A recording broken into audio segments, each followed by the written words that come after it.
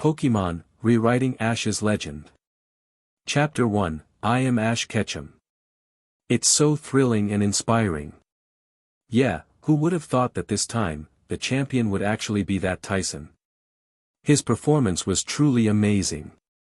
Exactly. I should be training my Pokémon more seriously too. When I get back, I need to dedicate myself to training them.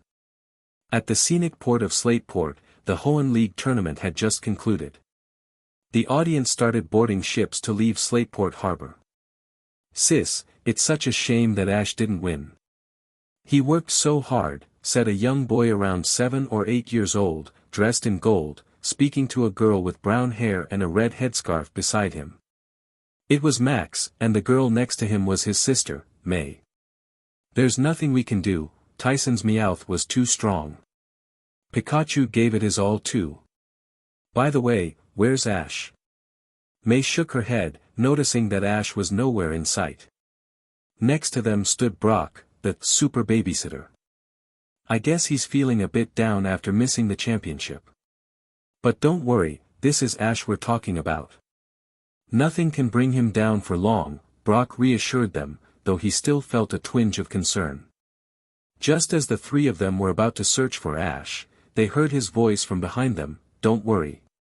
Even though I only made it to the top 8 this time, it won't stop me from getting stronger. Let's get on the ship. Pika Pika. Pikachu's cheerful cry echoed. Ash looked revitalized, as if he'd been reborn, and he was the first to step onto the ship. Pikachu on his shoulder joyfully waved to the others. Brock, May, and Max glanced at each other and followed him onto the ship. There's something a little different about Ash this time, May observed admiringly. She respected his resilience. If it had been her, she'd have struggled to recover so quickly after failing to win the tournament despite collecting 8 badges. The 4 of them soon boarded the ship, leaving Slateport Harbor behind. Ash, though perhaps now it would be more fitting to call him the strong-willed Ash, was ready to move forward. As Ash stood on the deck, an excited gleam remained in his eyes. Who would have thought that in this parallel world of Pokémon, would actually become Ash? Enzo, an orphan from Earth, never imagined he would be transported into the world of Pokémon. And a bit of an airhead, eternally 10 years old, was somehow his parallel self. Now that I'm here, I won't let those things happen again. Enzo had already fully embraced his role as Ash. Actually, he was Ash, this was simply another version of himself from a parallel world. In this world, however, the journey didn't begin at 10 years old, it started at 16, meaning Ash was now 18 and had been on his journey for 2 years. Just then, a notification echoed in his mind, congratulations, host. System successfully installed. As expected of a traveler from another world, he now had a system, a phenomenon that, although it might be delayed, never failed to appear. Notice, Pokémon sign-in system has been activated. The host can view system details in the mind. Notice, Pokémon sign-in system is active. Current location detected as Slateport City, within the Hoenn League tournament area. First check-in available. Notice, first check-in at Slateport City successful. System starter package unlocked. Rewards distributing. The new Ash was visibly excited. A Pokémon sign-in system? Let's see what you can do. Pika. Pikachu, perched on Ash's shoulder, sensed the excitement and looked at him curiously, not quite catching what he'd said. Oh, Pikachu, it's nothing. I was just thinking that although our Hoenn League journey has ended, our adventure is far from over. Pika Pika.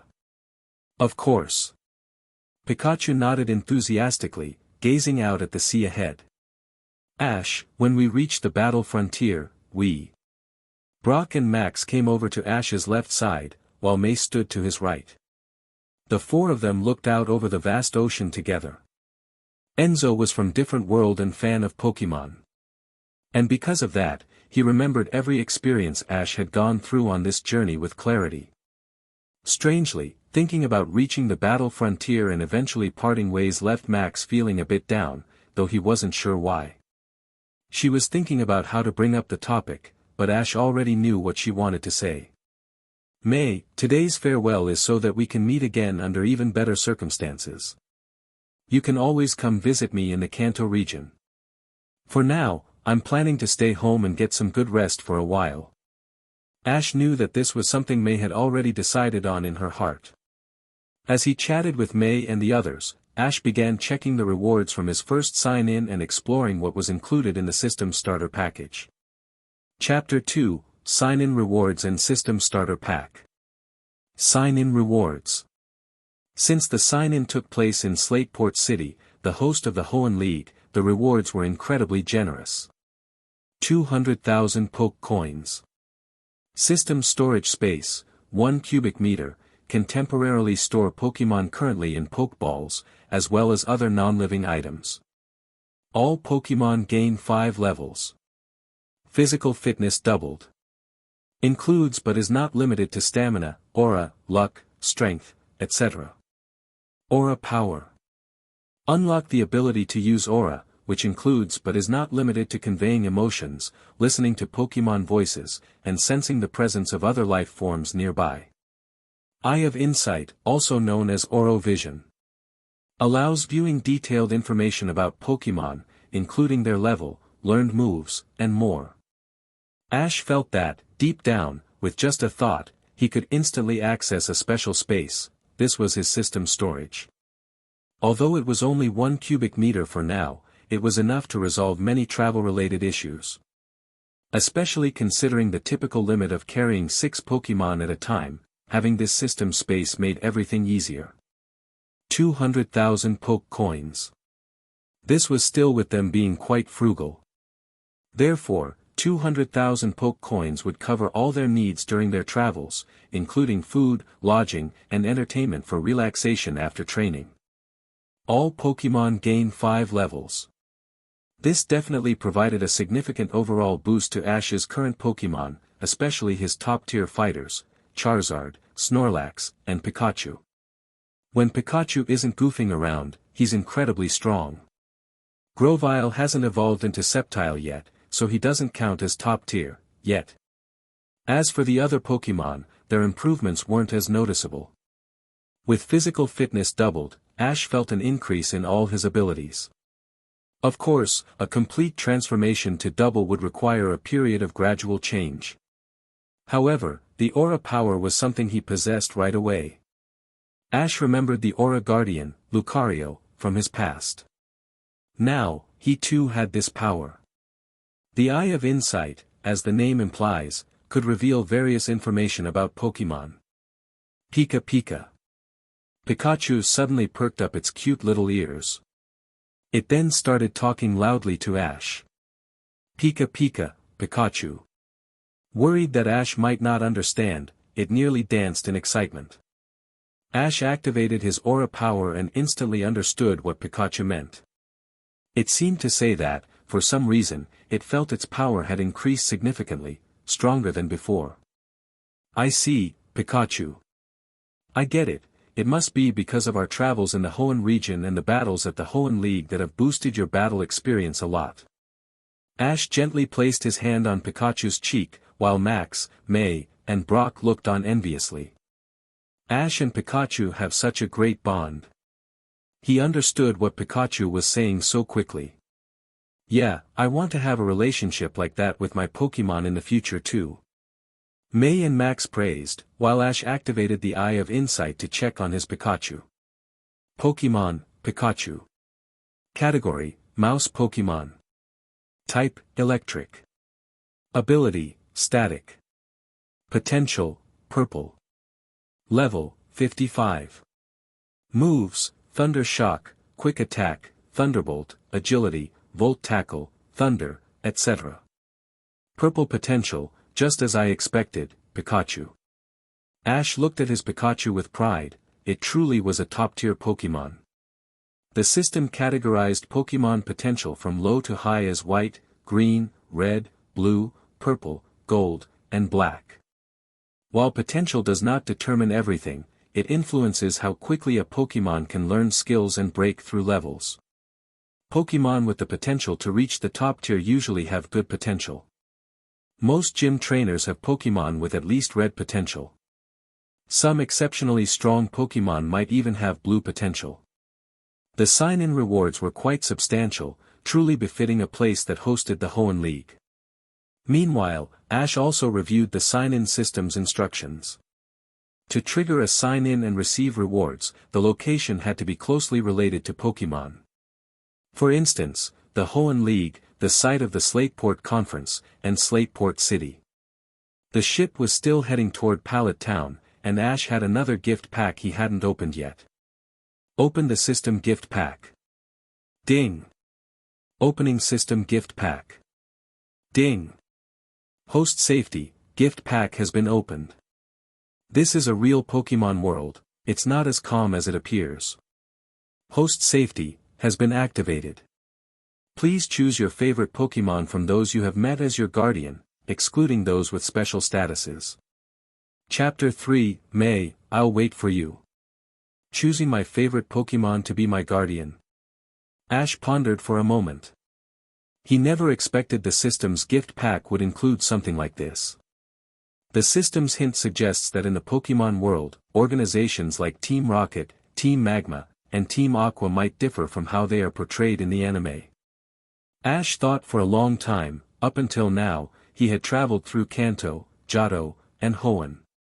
Among those with special status, there should be Groudon, Kyogre, Lugia, Ho-Oh, and Mew, which is also considered to have a special status as the ancestor of all Pokémon.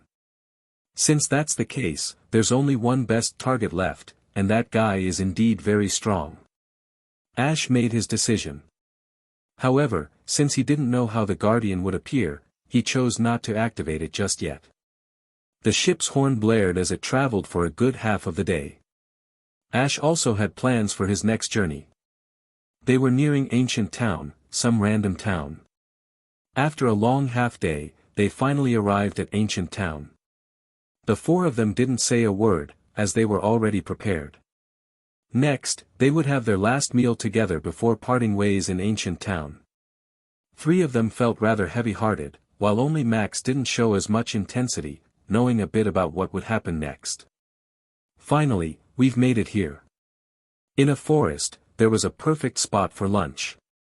Ash saw it and immediately thought they would choose to start preparing lunch there. Let's have lunch over there in the clearing. Sure enough, they quickly got busy. Super Nanny, Brock also began to show off his culinary skills. Ash felt a surge of excitement. It was said that Brock was a fantastic cook, and this time, he really looked forward to it. Half an hour later, everything was ready. A delicious aroma wafted through the air. Max and May were ready to dig in, while Ash stayed alert. If he remembered correctly, the next moment, May's Munchlax would suddenly appear and try to steal food. Sure enough, just as Brock brought over the prepared rice balls, a Pokeball opened nearby, and a shadow lunged toward Brock's food. Munchlax. Munchlax had indeed appeared. Ah! Munchlax is out. Max clearly understood what Munchlax was after. May frantically tried to recall Munchlax but found it had already pounced on the rice balls. Ash had already moved the rice balls out of the way. Good thing I reacted quickly, Max, I think Munchlax is hungry too, hurry and get it some food. At that moment, Munchlax's stomach let out a loud rumble. Ash burst into laughter.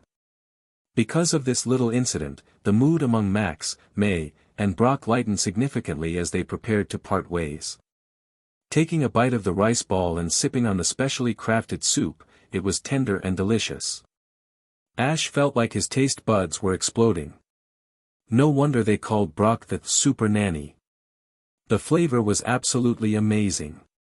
After lunch, they cleaned up, and ahead of them was a fork in the road, the moment of parting. To the left was the path that May and Max would take to return home, while Ash and Brock would head to the right. May, being a lovely girl, was already battling her feelings internally. Ash had come to know many things about her. Her feelings for him were special.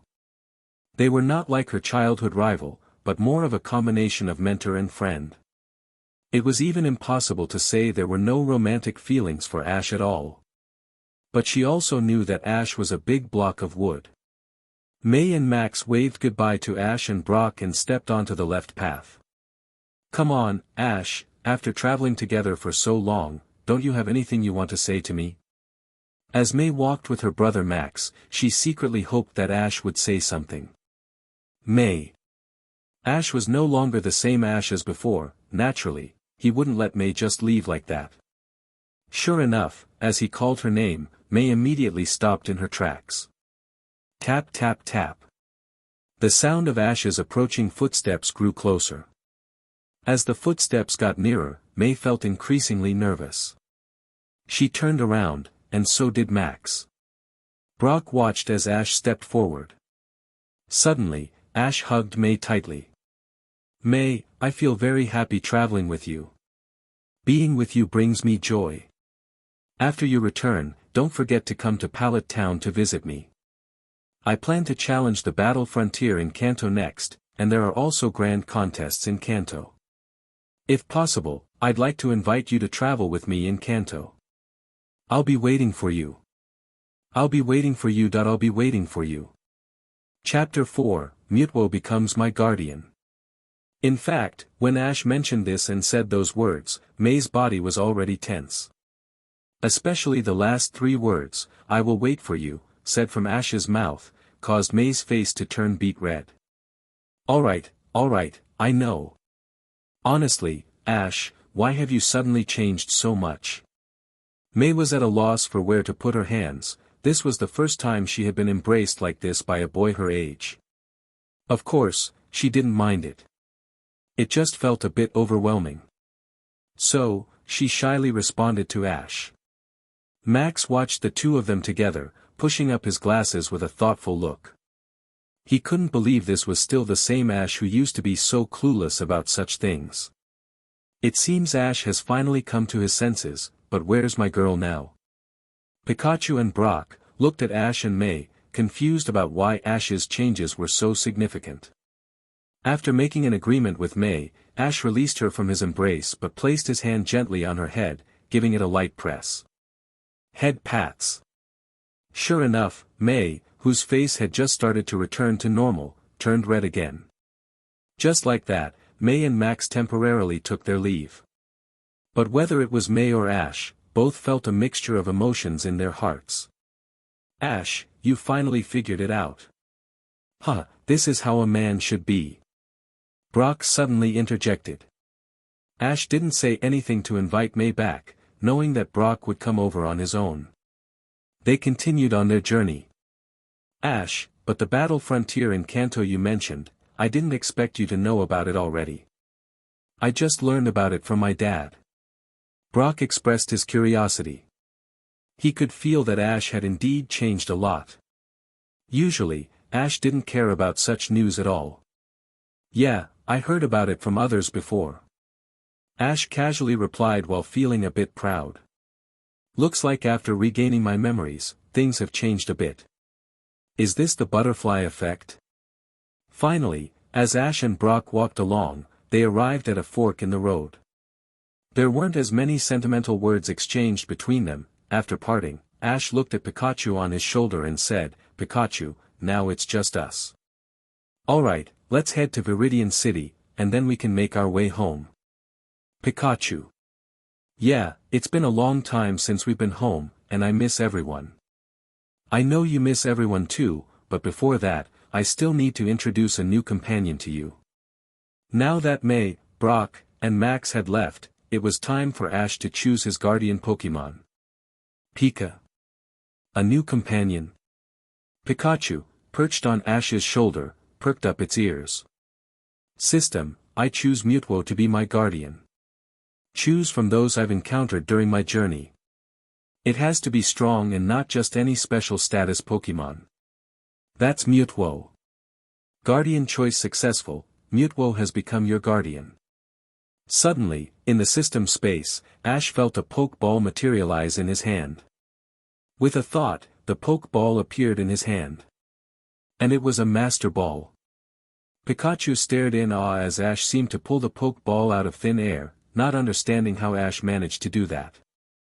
But that wasn't important, what mattered was that Ash opened the Pokeball. "Come out, Mutwo." In the next instant, as Mutwo appeared, Ash took all the Pokemon he was carrying. "Everyone, come out. Glalie. Torkoal. Corpshi. Grovyle. Swellow.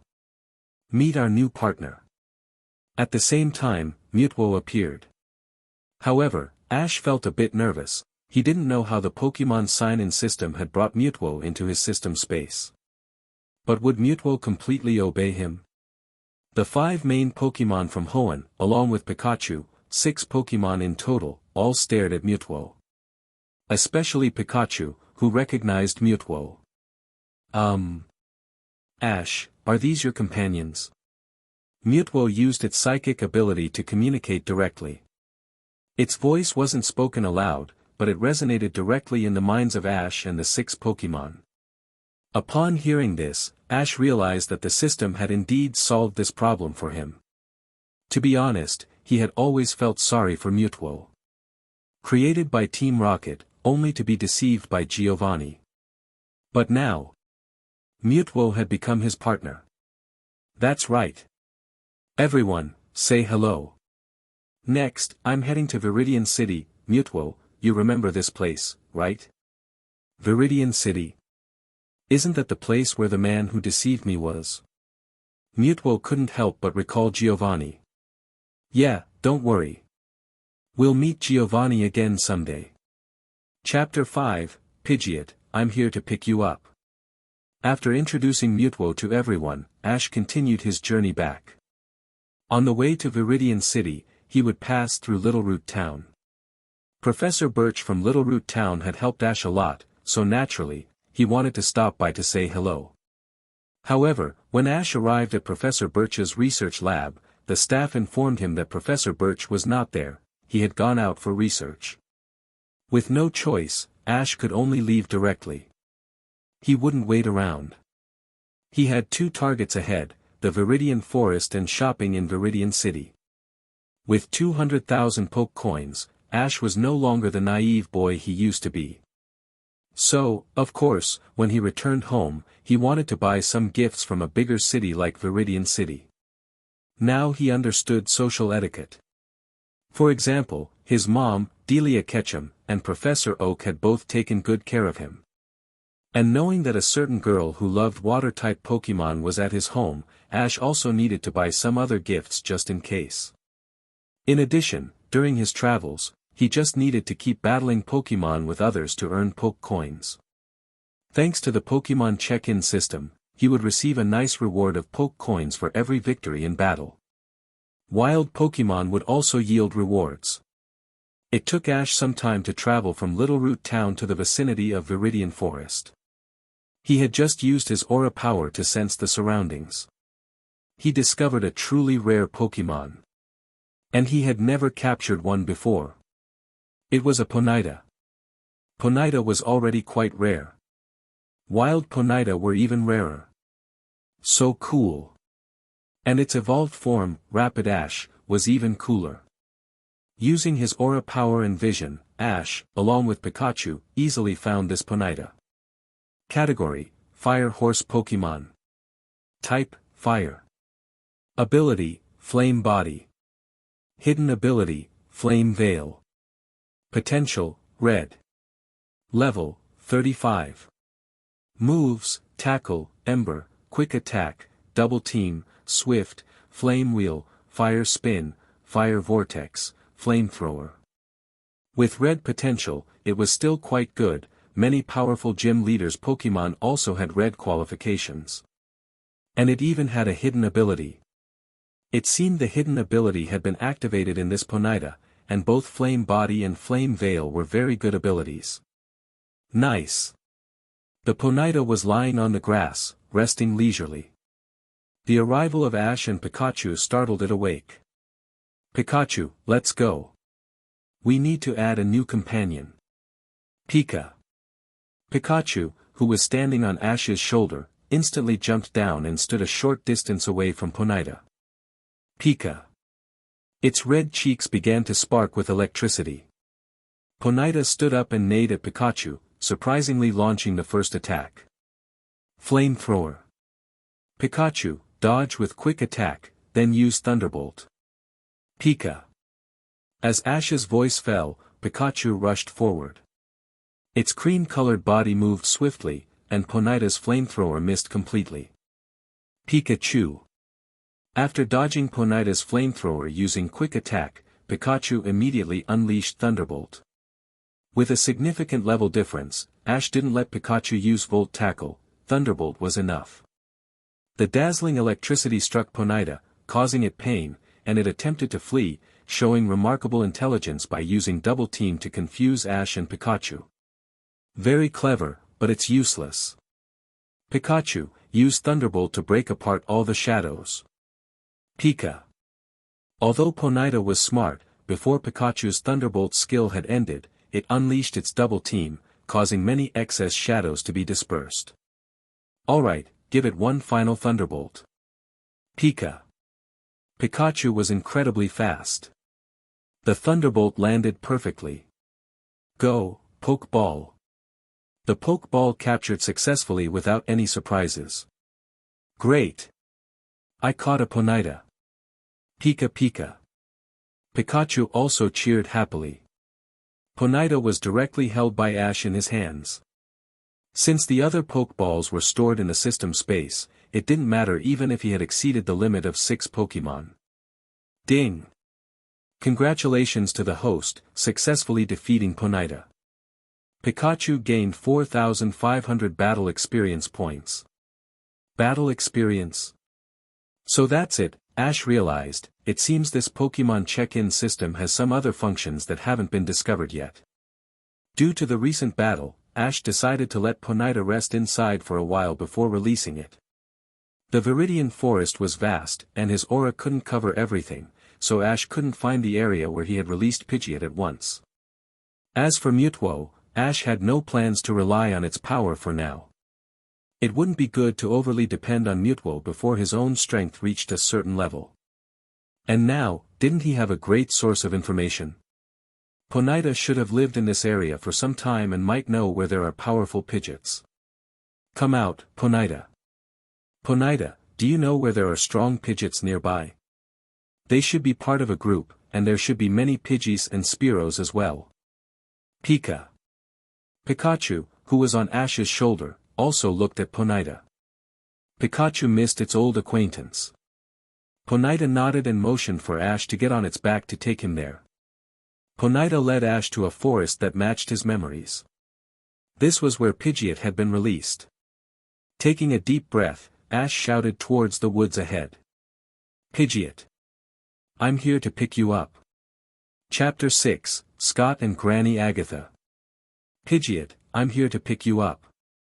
Ash's voice echoed loudly through the area. Pikachu. Pikachu, standing on his shoulder, also shouted Pidgeot's name excitedly. Suddenly, there was movement in the woods ahead. 3 Fearow flew out, leading a large flock of Spearow. Ash's loud call had startled this group of Fearow and Spearow. It's you guys again, those Fearow and Spearow. Back when I first started my journey, it was you who attacked me and Pikachu. I didn't expect we'd meet again here. But Ash wasn't afraid at all now. Pikachu had already reached level 55. As for these Fearow, he had just checked their levels with his Eye of Insight, and the highest was only level 37. Nothing to worry about. Pika. Pikachu clearly remembered this group of Fearow and Spearow too. But just as it stepped forward, from the other side of the forest, a particularly large Pidgeot darted toward them at lightning speed. Pidge. A fierce hurricane swept towards the Fearow flock that was charging at Ash and Pikachu. The surrounding trees shook wildly under the force of the storm. What a powerful hurricane. That's right. Pidgeot heard my voice and came over. This particularly large Pidgeot was the one Ash had released back in the day. And it seemed to have been waiting all along for him to come back. The Fearow, seeing Pidgeot charging at them, showed clear signs of fear and quickly turned around to flee. Pidgeot landed in front of Ash, its gaze meeting his. That familiar feeling was still there. Ash rushed forward and hugged Pidgeot. Pidgeot, I'm sorry I'm late. I promised back then that I'd come visit you. Pidge. Pidgeot shook its head and affectionately nuzzled Ash's face. Ash checked Pidgeot's stats. Pokémon, Pidgeot. Category, Bird Pokémon. Type, Normal, Flying. Ability, Keen Eye. Potential, Red. Level, 45. Moves, Quick Attack, Double Team, Agility, Hurricane, Mimic, Wing Attack, Steel Wing, Air Slash, Brave Bird. With a red potential, not bad at all. So, Pidgeot, if you leave with me, will your group be okay? Pidge. Pidge. Hearing Pidgeot's response, Ash understood that there were now 2 other Pidgeots in its flock, so they could handle the Fiero without any problem. And with that, Ash took Pidgeot back with him, fulfilling a long-standing wish. After all, now he had a Pokémon capable of Mega Evolution, and there were only a few. After leaving the Viridian Forest, Ash returned to Viridian City. Just as he arrived, he saw that the Viridian Gym had been completely renovated. Suddenly, Mutwo's Pokeball started to shake. Ash quickly used his aura to communicate with it. The Viridian Gym was no longer controlled by Team Rocket but had been taken over by the Kanto Region Pokémon League, with a new gym leader appointed. Mutwo's Pokeball then calmed down. A car slowly drove up. It stopped, and a man got out. It was a large man. This man was Scott, the one responsible for the battle frontier in the entire Kanto region. Ah, seeing Pikachu on your shoulder, you must be a Pokémon trainer, right? Well, how about it? The Kanto region has recently established the battle frontier, which is even tougher than the gyms. Are you interested in challenging it? The battle frontier. Ash's eyes sparkled. Of course he'd participate. After all, the frontier brains at the battle frontier have Pokémon with strength just below the Elite Four but above regular gym leaders. Pika. Pikachu's fighting spirit was also ignited. Oh dear. Just then, they heard an elderly groan from behind. Ash and Scott turned to see an old woman, who had been pushing her bike along the street to do some shopping, had fallen. But this wasn't just any old lady, it was Agatha. One of the Kanto region's Elite Four, Granny Agatha. Chapter 7, Ash's Elite Battle. After some discussion, it was time for Ash to engage in a Pokémon battle with Granny Agatha. He wanted to see how far he had come compared to the Elite Four. Oh dear, I really can't stand you youngsters. We've just met, and you want to have a Pokémon battle already? Is this the fiery passion of a Pokémon trainer? Now you've got me all fired up too. Scott served as the referee for the battle between Agatha and Ash. Let's go, Pikachu. Pika Pika. Pikachu leaped off Ash's shoulder and dashed straight into the battleground. Ah, so your partner is this Pikachu. It looks quite impressive, Agatha remarked, her sharp eyes immediately recognizing Pikachu's potential.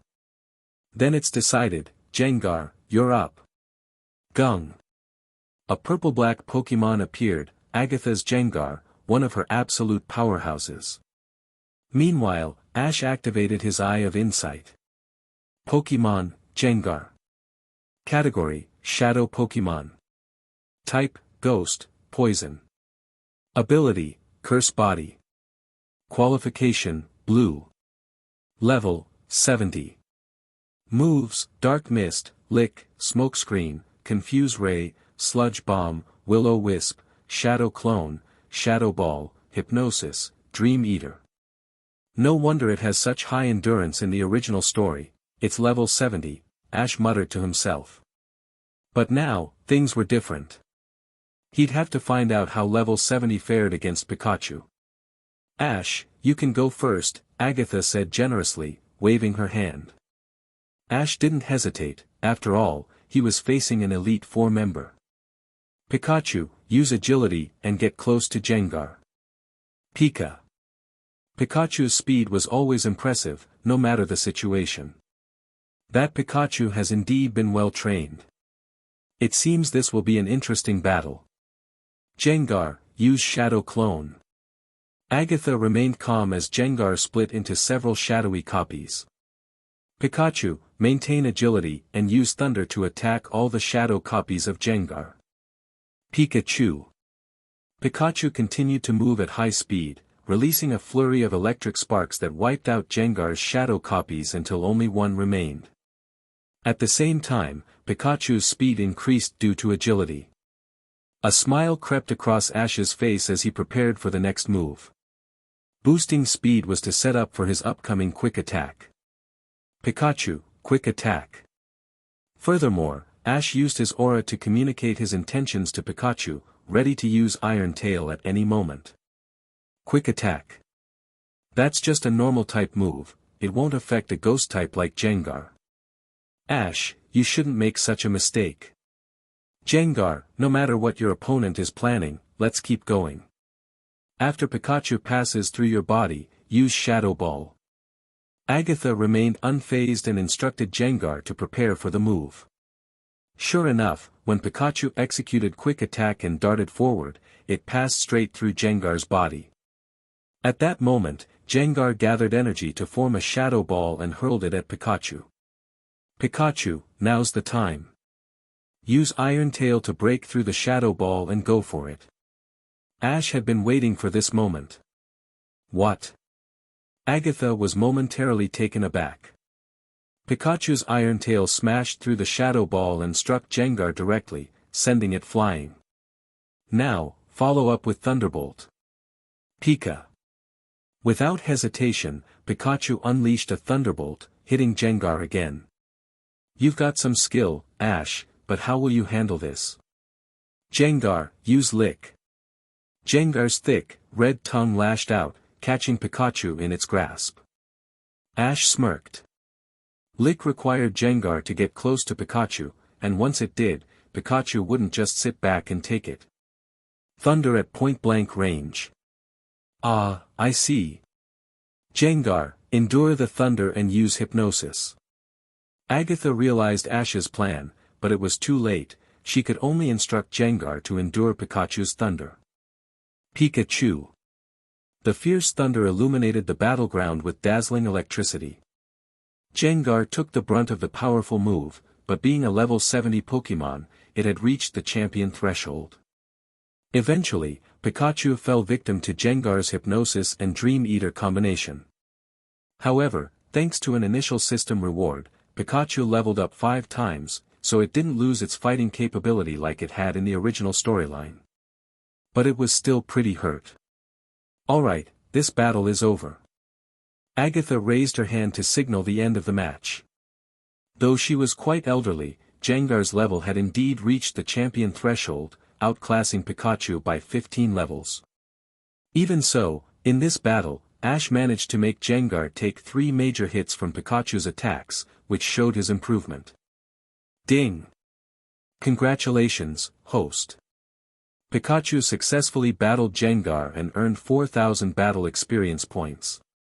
The system's voice echoed in Ash's mind once again. So this is how one gains battle experience. But it still wasn't as much as the experience from defeating Ponyta, that must be because he didn't win this battle. T/N, qualification only affects leveling speed and skill mastery speed, not anything else. Just to clarify. From lowest to highest, white, green, red, blue, purple, gold, black. Purple is generally considered the qualification of legendary Pokémon. Chapter 8, Going Home, Signing in Again. After leaving the Viridian Gym, Ash had already made plans with his friend to head to the Kanto region's battle frontier and challenge the Frontier Brains.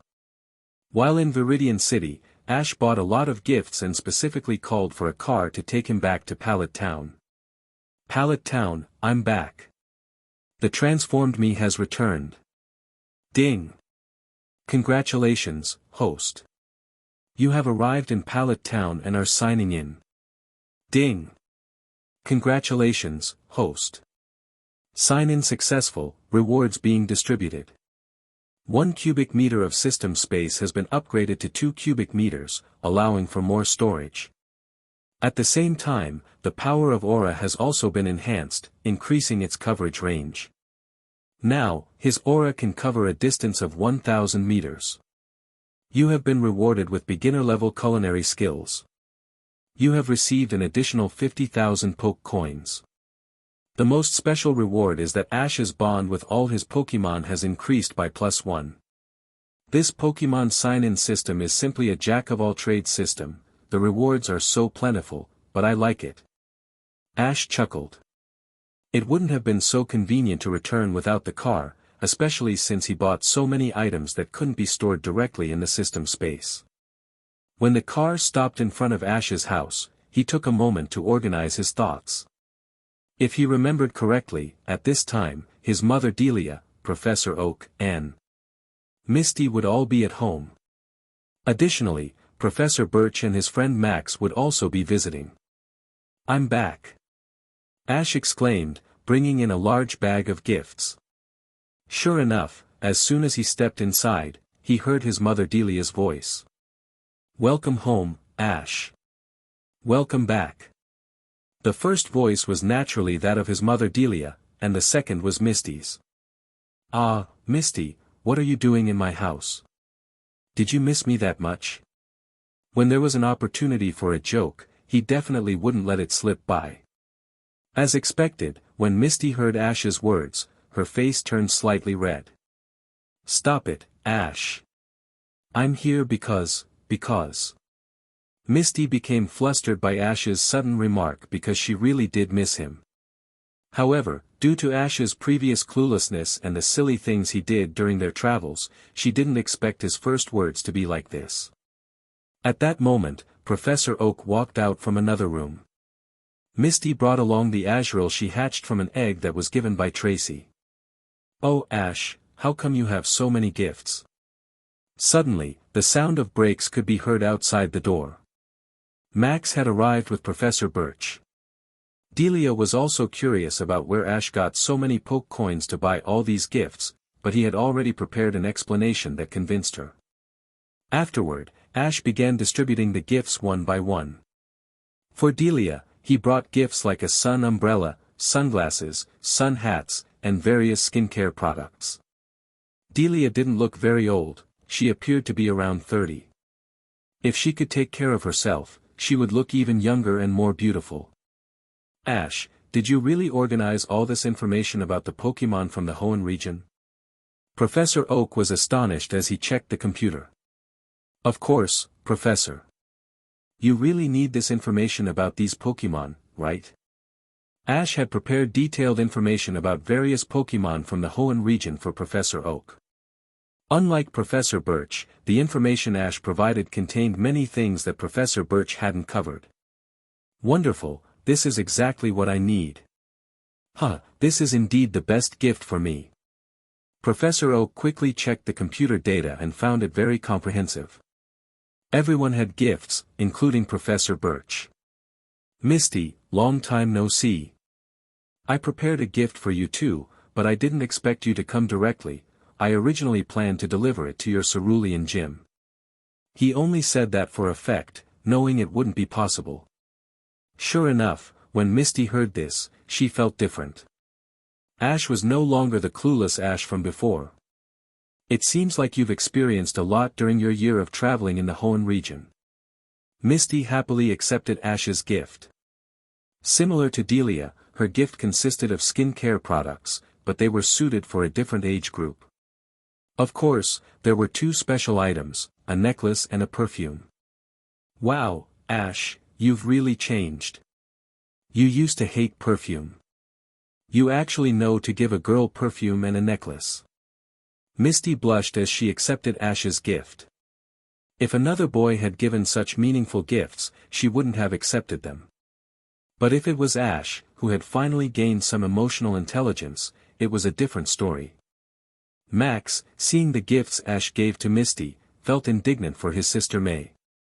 "Ash, that's not fair. My sister has been traveling with you all this time. The last time you parted, you just hugged her once and didn't give her anything.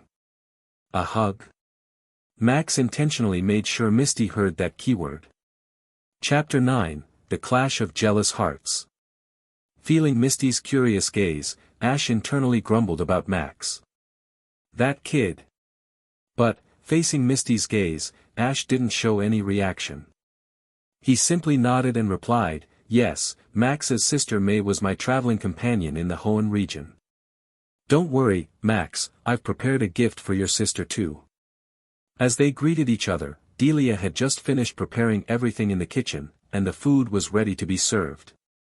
It was just in time for dinner. All right, let's eat first, and we can talk afterward. I've prepared many of your favorite dishes, Ash. Try them and see if my cooking has improved. Saved. Ash thought. Everyone took their seats, Ash first, followed by Max, Professor Birch, Professor Oak, and Delia. Max's sister. For some reason, Misty suddenly felt a bit down. After all, she wasn't traveling with Ash anymore. After sitting down, Misty didn't say much else. As Ash began eating, he wondered how he could get Misty and May to get along. It seemed like things were getting a little complicated. He also thought about Team Rocket. If they showed up while both Misty and May were here, it could be a convenient distraction. Ash suspected that May was probably waiting for him at Professor Oak's lab, but just as he was about to slip away, Professor Oak insisted he come along. As expected, when they arrived at Oak's lab, Tracy was there sketching. Max immediately took a liking to Tracy's drawings. And, as anticipated, May and Misty met. Max, what are you doing here? May was surprised to see her brother at Professor Oak's lab. Hee, sis, you left me at home alone.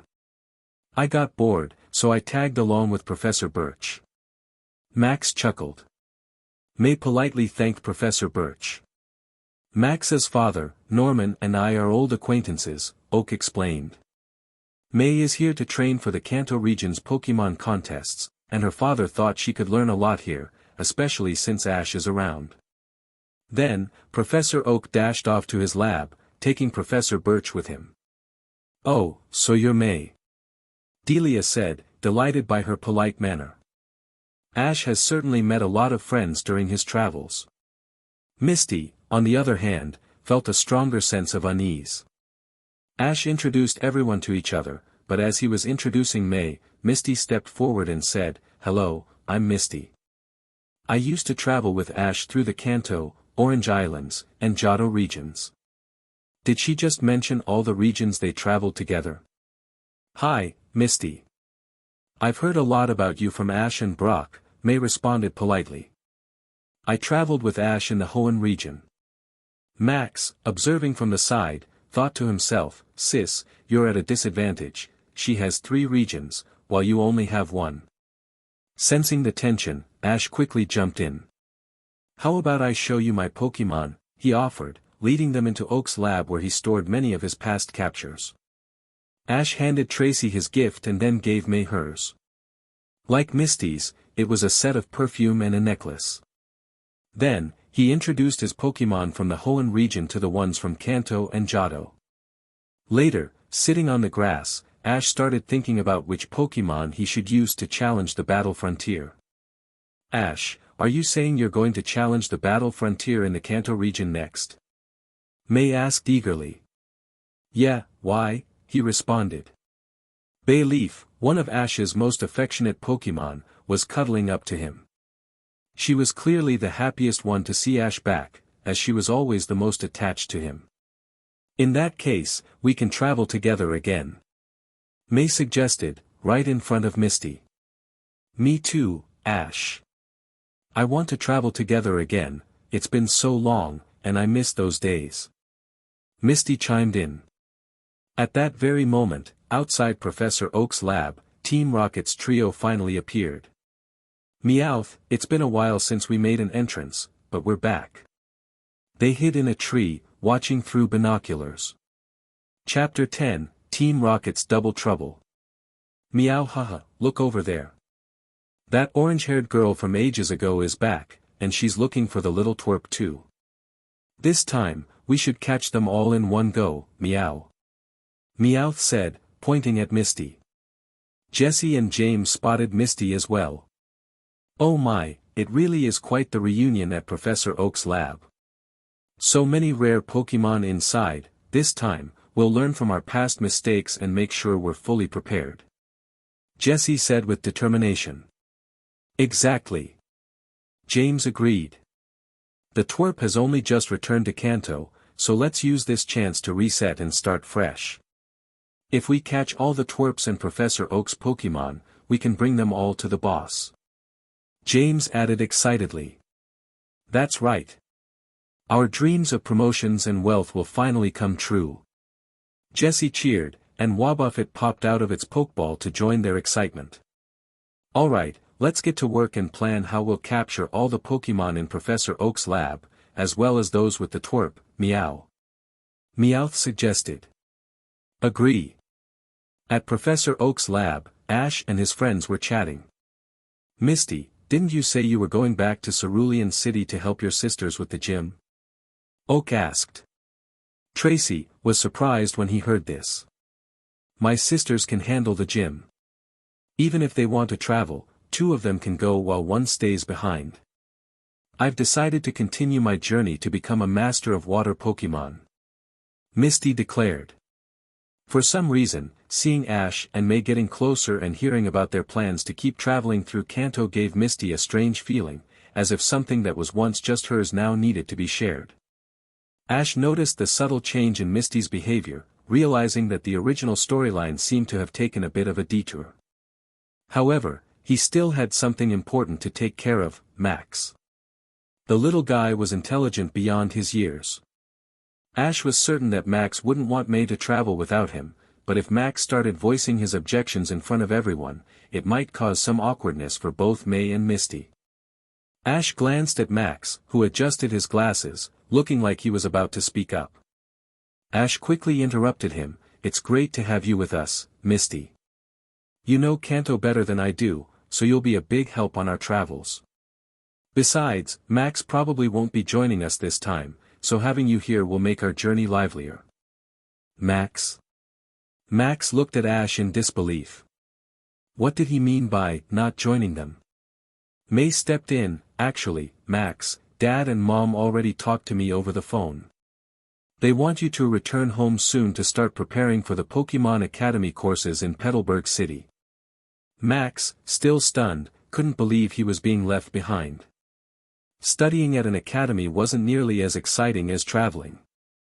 Ash knew that in the original storyline, he would have helped Max persuade his father Norman. But this time, he was actually relieved that Max wouldn't be joining them on this journey. Alright, let's go. I'll show you my new Pokémon. Ash said, leading Misty and May to see the Pokémon he'd caught during his previous adventures in Kanto. He also introduced them to the Pokémon he'd caught in Hoenn. Meanwhile, Tracy and Max didn't join them. Instead, Max stayed back to learn more about sketching Pokémon with Tracy, something he was interested in. As Ash, Misty, and May stepped out of Professor Oak's lab, Ash sensed a familiar presence using his aura powers. Team Rocket was coming, as dramatic as ever. They're here, Ash thought, pretending not to notice. Let's see if Team Rocket lives up to their reputation as eternal assists this time. Team Rocket's first custom-built robot burst onto the scene. The loud crash came from a net-launching cannon designed to capture Pokémon without any risk of electric shocks.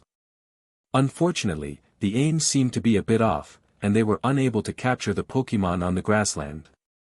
But no worries, Team Rocket had prepared for a second entrance with new lines for their debut. Chapter 11, Ash saves Misty and May. Ugh, what's with this explosion? Misty and May coughed due to the smoke from the explosion. At that moment, a voice came from the robot in the distance. Since you sincerely asked, we'll be merciful enough to answer you. You 2 blockheads, no, wait, that's not right. We prepared new lines for our entrance, Meowth. Meowth swatted Jessie and James with his claws. Ouch. Alright, got it. We're just getting used to it. Jesse and James quickly came back to their senses. Ash felt speechless, but he was still a bit excited. Was he finally about to see Team Rocket, the eternal sidekicks? I hear the sound of a commotion. From beyond the horizon. From the other side of the thunderclouds. A voice is calling us. We've kept you waiting, meow. These are our brand new lines, meow. From inside the robot, Jesse, James, and Meowth's voices echoed. Misty and Ash exchanged glances, then Ash looked at May, and they all shared a look of helplessness. Team Rocket never learns, do they? The evil flower that blooms bravely. A strong yet sweet villain. Jesse. James. I'm Meowth, that's right. Enough, Team Rocket. It's you guys again with another outdated robot. What evil plan do you have this time? Misty decisively interrupted Team Rocket's lines. Hey, hey, hey. Blondie, we finally have new lines, and you just cut us off. That's too disrespectful. Jesse was furious at being interrupted. Hearing the words, Blondie, Misty immediately got angry too. Hey, don't waste words on them, meow. This time, we've built this robot specifically to capture Pikachu and other Pokémon. Just surrender to us, meow. Meowth sat in the center of the robot's control room. James and Jesse stood beside him. That's right, that's right. We've named it Invincible No. 1. The Invincible No. 1 robot had numerous tentacle-like arms, designed to capture Pokémon. Stop wasting time, capture them. Roger, meow. Meowth pressed the start button. Suddenly, dozens of tentacles sprang into action from the Invincible No. 1 robot. The primary target was Pikachu, who was perched on Ash's shoulder. Pika. Pikachu moved swiftly, dodging the tentacles with a leap. Ash's eyes narrowed. He could stop Team Rocket right now, but he intended to use their interference to help resolve the tension between Misty and May. Azurill. Ah, Azurill. Misty's Azurill was caught by the robot's tentacle, and Misty herself was also grabbed. On the other side, May's Squirtle, who had been following her from Professor Oak's lab, was similarly grabbed. May held on to Squirtle tightly as she was lifted into the air. Now was the moment. Ash's physical capabilities, enhanced thanks to his training, were on full display. He charged toward Team Rocket's Invincible No. 1 robot. Inside the robot's control room, Team Rocket hadn't yet noticed anything unusual. They were absorbed in the joy of capturing Pokémon. Capture, capture, capture, meow. Huh, this time, our Invincible No. 1 robot seems to be working perfectly, meow. Team Rocket, let Misty and May go. Ash's voice echoed. He had already climbed onto the robot's arm. The robot was extremely tall. If he were to fall from that height. Of course, Ash knew he'd be fine even if he fell. But Misty and May didn't know that. Seeing Ash risk his life for them, Misty and May's hearts began to race. That's dangerous, Ash. Get down from there. It's too risky. We're fine, please, just get down. Azurill. Squirtle. Azurill and Squirtle also cried out. Their big eyes sparkled with worry. Pika Pika, Pikachu. Pikachu, who hadn't climbed up, was held back by the robot's tentacles, watching Ash with concern. Don't worry, I'll be fine. You're all important to me. I'll get you out of here. Hearing Ash's words, Misty and May felt a strange warmth in their hearts. Snorlax. Ash's Snorlax, sensing the situation, approached. Perfect timing. Snorlax, use Hyper Beam on that robot. Snorlaw. Snorlax nodded, firing a Hyper Beam that hit the Invincible No. 1 robot. Meowth, do something. Why did the twerp Snorlax manage to use Hyper Beam so fast? Jesse and James panicked as they saw the Hyper Beam coming. Meow. I can't help it, meow. We only had so much budget. I'm lucky it's insulated against electricity, meow. Boom.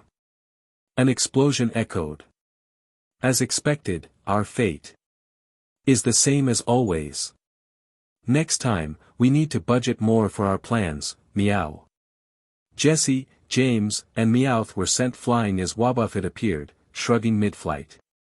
Such a dreadful feeling. With Team Rocket's final cry, they were launched into the sky. Pidgeot, Swellow, go catch Misty and May. Pidgeot. Swellow. Pidgeot and Swellow each caught Misty and May, but Ash had no support and fell straight down from the high altitude. Ash. Chapter 12, Training Triumphs and a New Journey Begins. Misty and May were extremely anxious. If Ash fell from such a high place, he would definitely end up with broken bones. Of course, Ash wouldn't let himself be in danger. Mutwo, right before I hit the ground, use your psychic powers to hold me and gently place me down. Okay. Yes, Ash's trump card was Mutwo's presence. Mutwo was so powerful that even while inside its Master Ball, it could still use its psychic abilities. So, Ash's crisis was naturally averted. Misty and May, not worrying about anything else, quickly walked over, each of them supporting Ash on one side. Seeing this scene, Ash knew his plan had succeeded. Time flowed by slowly. In the blink of an eye, 2 months had passed. Bayleaf, Bulbasaur, use Razor Leaf on that rock in front of you. Bulba. Bayleaf and Bulbasaur were practicing Razor Leaf. Pikachu, you and Grovyle use Quick Attack. Race each other to see who can reach the 500-meter mark first. Pika. Grovyle. 2 figures shot out with 2 sharp sounds, speeding forward in an instant. This was Ash, training his Pokémon with various skills in the back mountains of Pallet Town. Ash has really gotten the hang of training his Pokémon. At this moment, Misty and May had just finished their own training with their Pokémon. Ash had especially created custom training plans for each of them. At this point, 2 months had already passed. Ash naturally wasn't going to rush off on a new journey right after returning like he used to. He stayed home to spend quality time with his mom, Delia. It's worth mentioning that Misty and May were also invited by Delia to stay as guests at their home. Even more noteworthy, both of them agreed. As for Max, without Ash's persuasion, Norman had already insisted that Max return to Petalburg City to attend the Pokémon Academy. Yes, with the training plan Ash made for us, has really improved our results. Misty and May now had a harmonious relationship. Because of Team Rocket's intervention and Ash's desperate rescue of them both, they understood each other's place in Ash's heart. Since there was no way to replace the other, they could only accept each other's existence. Totodile. Totodile had now evolved into Croconaw. Its level had already reached the requirement for evolution.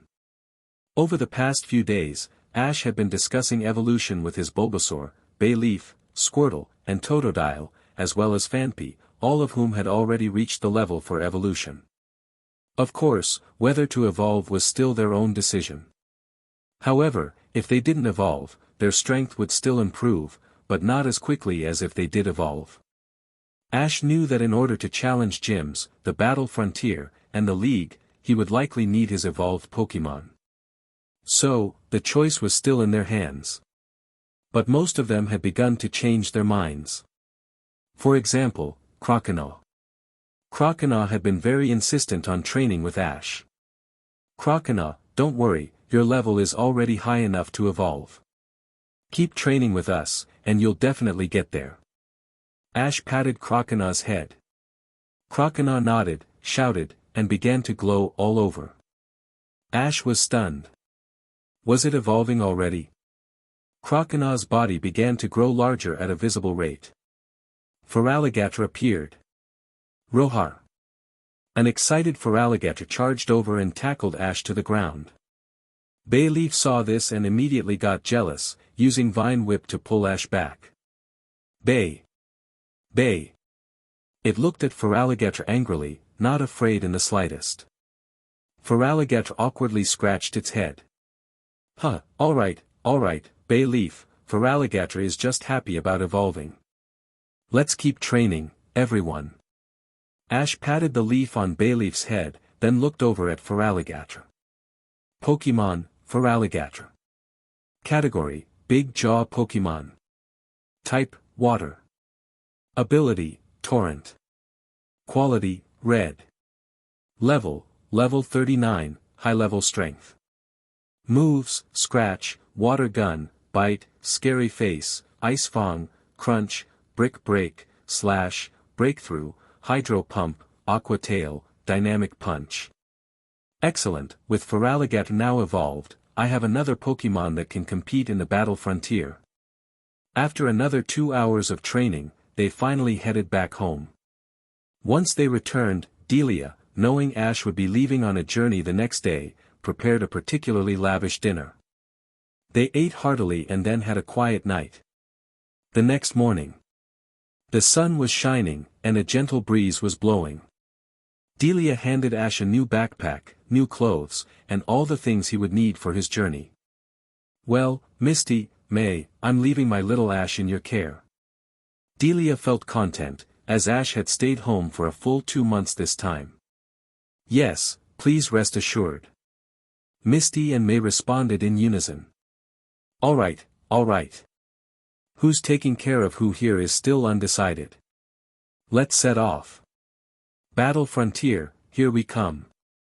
Chapter 13, The Swarm of Beedrill vs. Fusion of Wind, Fire, and Thunder. Everyone. Did you forget about me?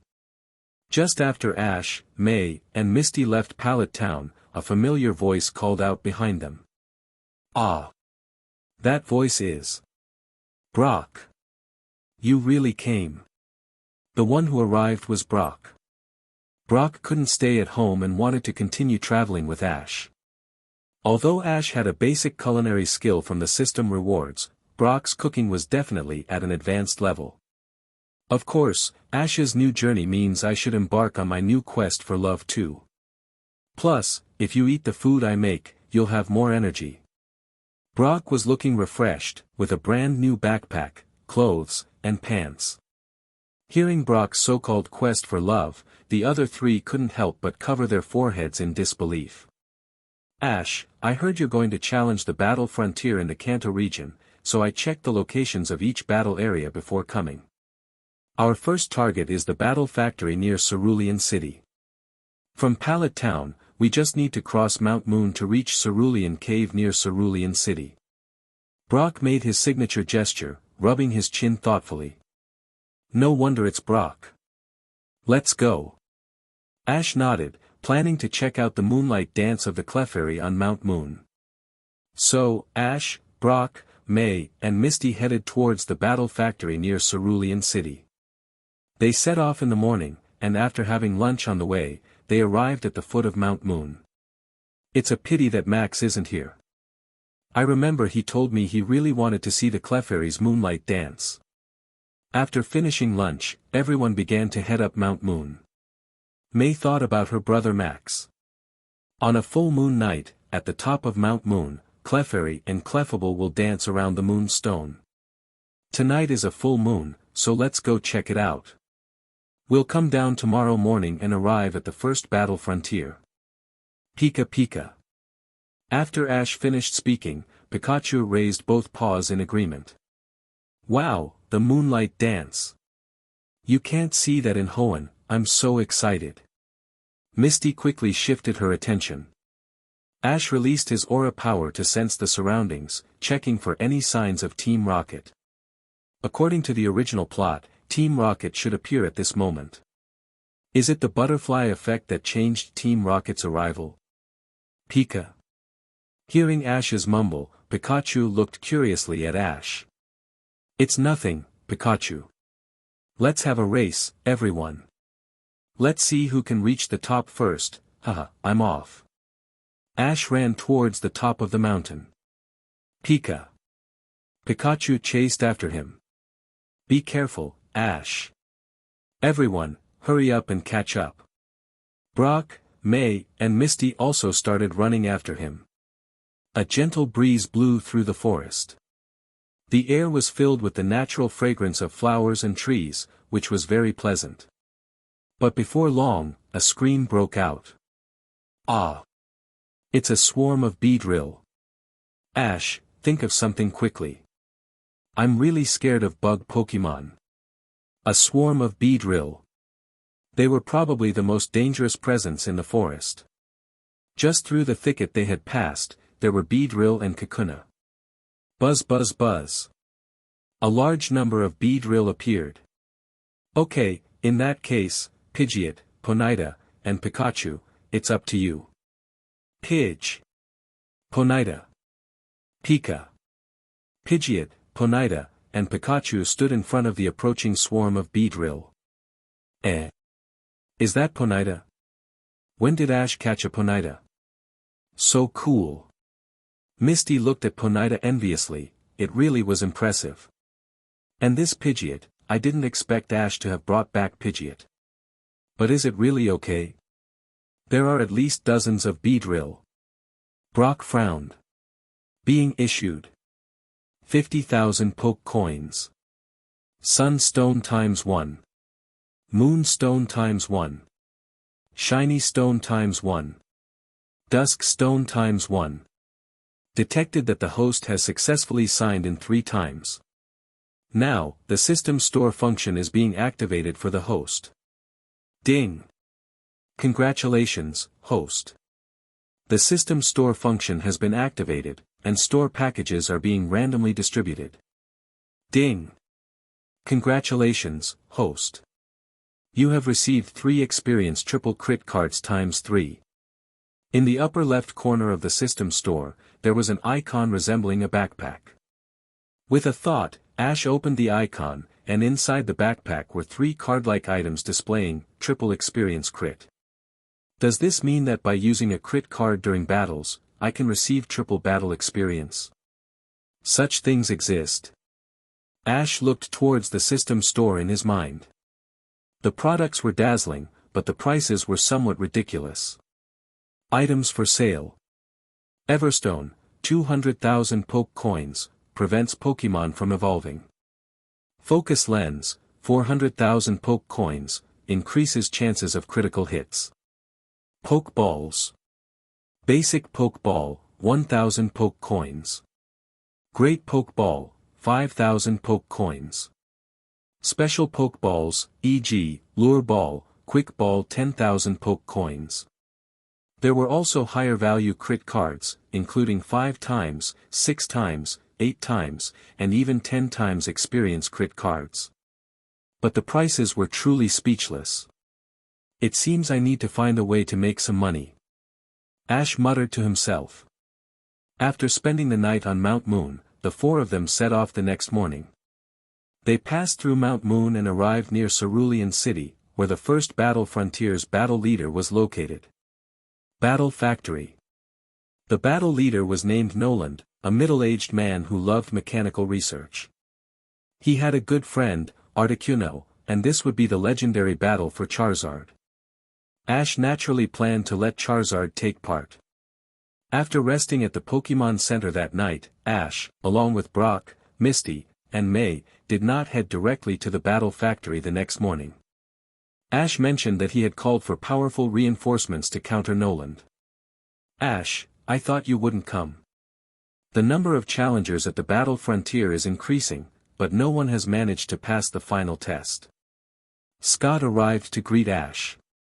Mr. Scott, let me be the first to dominate the Battle Frontier. Ash was full of confidence.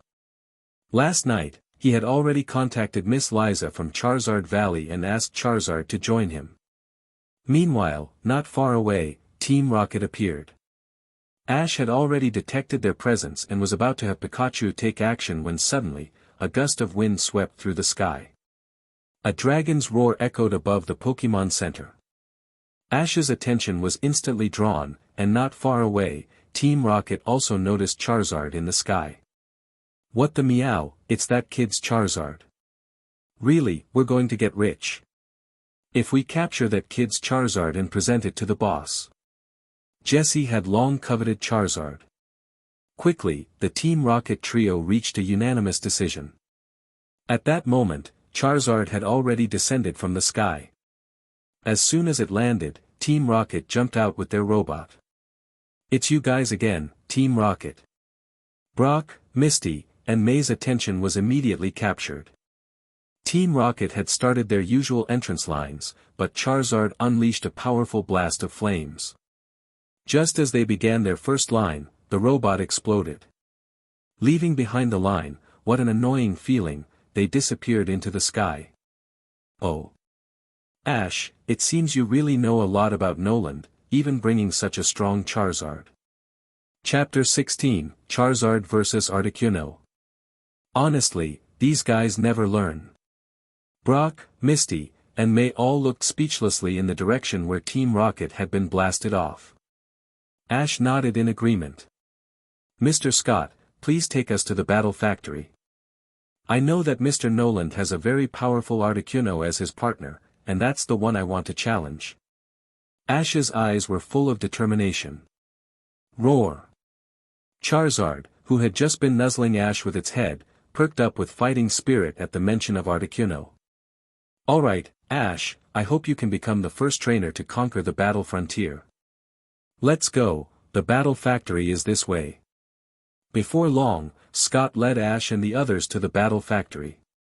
Scott had already informed them ahead of time, so Noland was waiting there for them. "So, you're Ash. Scott seems to think highly of you. Well, our battle will begin shortly, and Articuno just returned." Noland was full of energy.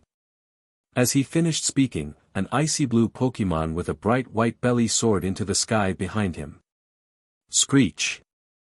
With a crisp cry, the ice blue Pokémon revealed itself to be Articuno. One of the 3 legendary birds of Kanto, Articuno.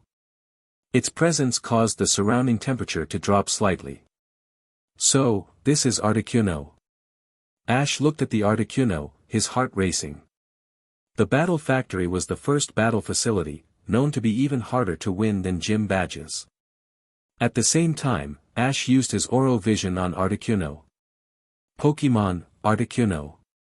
Category, Freeze Pokémon. Type, Ice, Flying. Ability, Snow Cloak.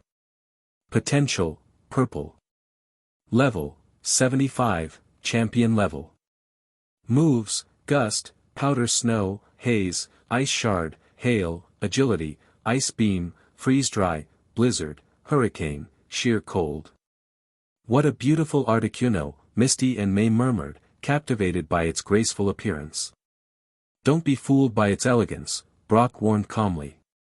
"Articuno is still a legendary Pokémon. If you're careless, it will definitely be a painful lesson." On the other side, Noland's apprentice, Suga, stepped forward to act as the referee for this battle. "So, Ash, which Pokémon will you use to challenge my Articuno?" Noland asked, looking at Ash. "Charizard, it's time to fight alongside you again." Charizard appeared and let out a mighty roar. Its voice echoed powerfully. Roar! Ash's Charizard was now at level 68, giving it the strength of an average elite-level Pokémon. "Oh. So it's Charizard." Noland observed its aura and build, recognizing the training it had gone through. "I'm looking forward to this battle, Ash. Come at me." The moment Charizard appeared, Noland knew it was no ordinary Pokémon, but he believed that he and Articuno were even stronger. Now, the one-on-one challenge battle between Master Noland and Challenger Ash begins. No specific rules. "The battle starts," declared Suga. The ceiling above the battlefield slowly opened up. "Both Pokémon have the flying type, so I'll activate the aerial battlefield. The entire sky above the arena is within the battle area. You attack first." It began, my first battle frontier battle. Charizard, take to the sky and use your powerful flamethrower to greet the opponent. We'll use Ice Beam. Both Pokémon quickly ascended, with Charizard launching flamethrower. Noland's Articuno countered with Ice Beam. The two moves clashed. Since Ice Beam is an Ice-type move and Flamethrower is a Fire-type move, Flamethrower directly melted through Ice Beam and hit Articuno. Articuno, an Ice and Flying type, took double damage from the Fire-type move. Flamethrower hit Articuno directly, but Ash didn't relax. He knew Nolan's Articuno had extraordinary endurance. Charizard, ascend rapidly. Chapter 17, Charizard's battle to become a legend. Why is Ash holding back? He should be pressing the attack. Articuno just took Charizard's Flamethrower head-on. Misty looked on, puzzled by Ash's approach. No, it's not that simple, Brock replied. After all, we're up against a legendary Pokémon here. Its stamina is not to be underestimated. Before Brock could finish, Nolan's Articuno quickly ascended, its movements showing no signs of delay from the recent Flamethrower. What? Misty and May were both taken aback. Nearby, Scott nodded, commenting, "This is shaping up to be quite the battle. Ash truly deserves to be someone who made it to the top 8 in the Evergrande Conference. Articuno, use Haze. Here it comes." The moment Nolan issued the command, Ash's heart skipped a beat. In the original story, when Ash challenged the Battle Factory, his opponent used Haze to disrupt Charizard's view, gaining the upper hand. But Ash was prepared. As Articuno created a haze, Charizard remained in place. Ash's senses had improved significantly, including his hearing. Listening closely to the sound of Articuno flying, Ash began to form his strategy. Closer. Even closer. A faint sound of Articuno reached his ears. Now. Charizard, use Fire Blast, and make it explode above the haze. Roar. Nolan's Articuno used Haze, cloaking both itself and Charizard in mist in the air. Nolan was confident in Articuno's strength and hadn't expected Ash to counter this way. Boom. Fire Blast exploded just above the haze, releasing a wave of fiery energy. Articuno finally reacted with a cry of pain, feeling the impact this time. What? Articuno, get out of the haze. Don't let it escape, Charizard. Flamethrower. Articuno, use Hurricane to deflect Flamethrower. Nolan managed to help Articuno distance itself from Charizard. However, after taking the Fire Blast, Articuno's stamina was significantly depleted, even if the move didn't land directly. Fire Blast, a powerful fire-type move that does double damage against an ice/flying type like Articuno, was not so easy to shake off. Nolan hadn't anticipated Ash and his Charizard would be so relentless. If this kept up, he'd need a way to immobilize Charizard before attempting a decisive strike with sheer cold. Nolan began formulating his next steps.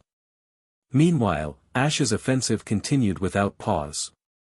While Nolan considered sheer cold, Ash was planning to use Seismic Toss to settle the battle. To do that, he needed to close in.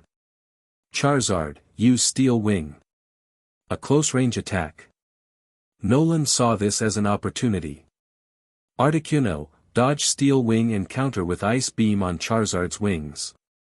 Articuno swiftly evaded Charizard's Steel Wing and moved behind it. Now, Articuno. Ice Beam landed directly on Charizard's wings. Though ice is strong against flying types, fire resists ice, resulting in neutral damage for Charizard. Misty and May both held their breath, feeling tense as they watched Charizard struggle against the attack. Nice. Articuno, follow up with Water Pulse and Ice Beam for a double attack. Nolan believed Ash's choice to bring Charizard close was a mistake and, as Ash predicted, combined Water Pulse and Ice Beam into a powerful move. Articuno's combined move was formidable.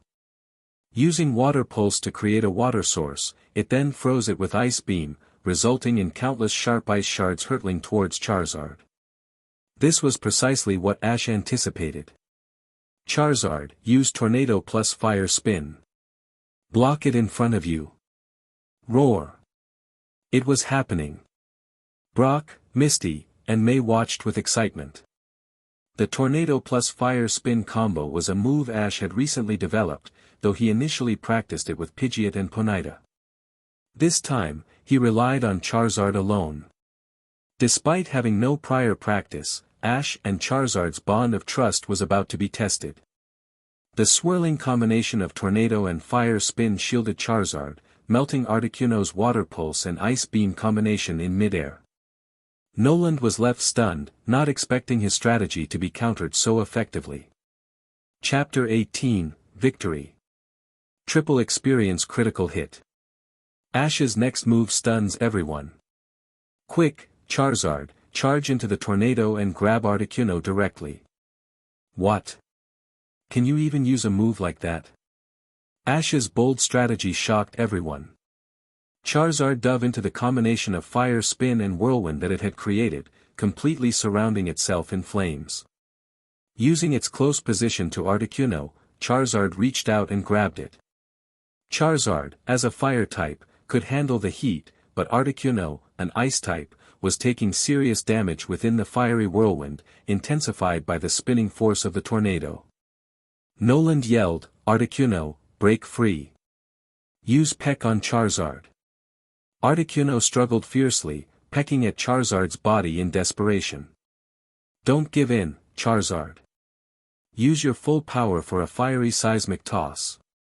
With a mighty roar, Charizard performed the powerful seismic toss once more, bringing back a move it hadn't used since battling Claire's Dragonair in the Johto League.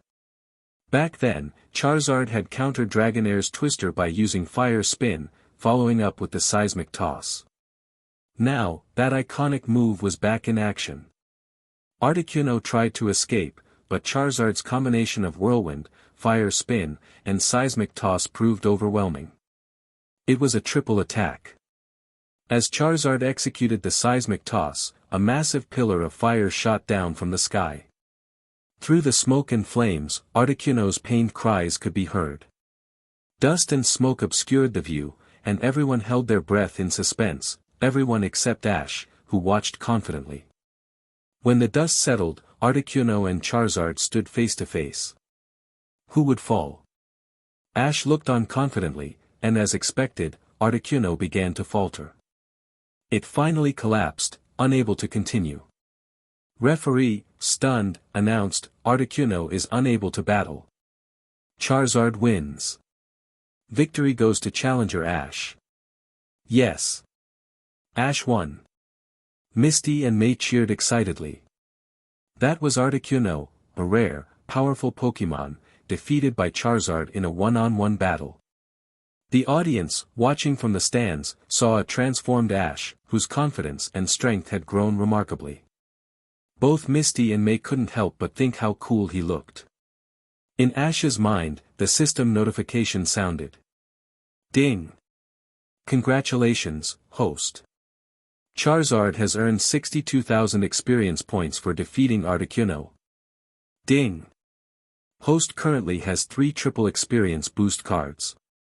Would you like to use one? Ash had been waiting for this and immediately chose yes.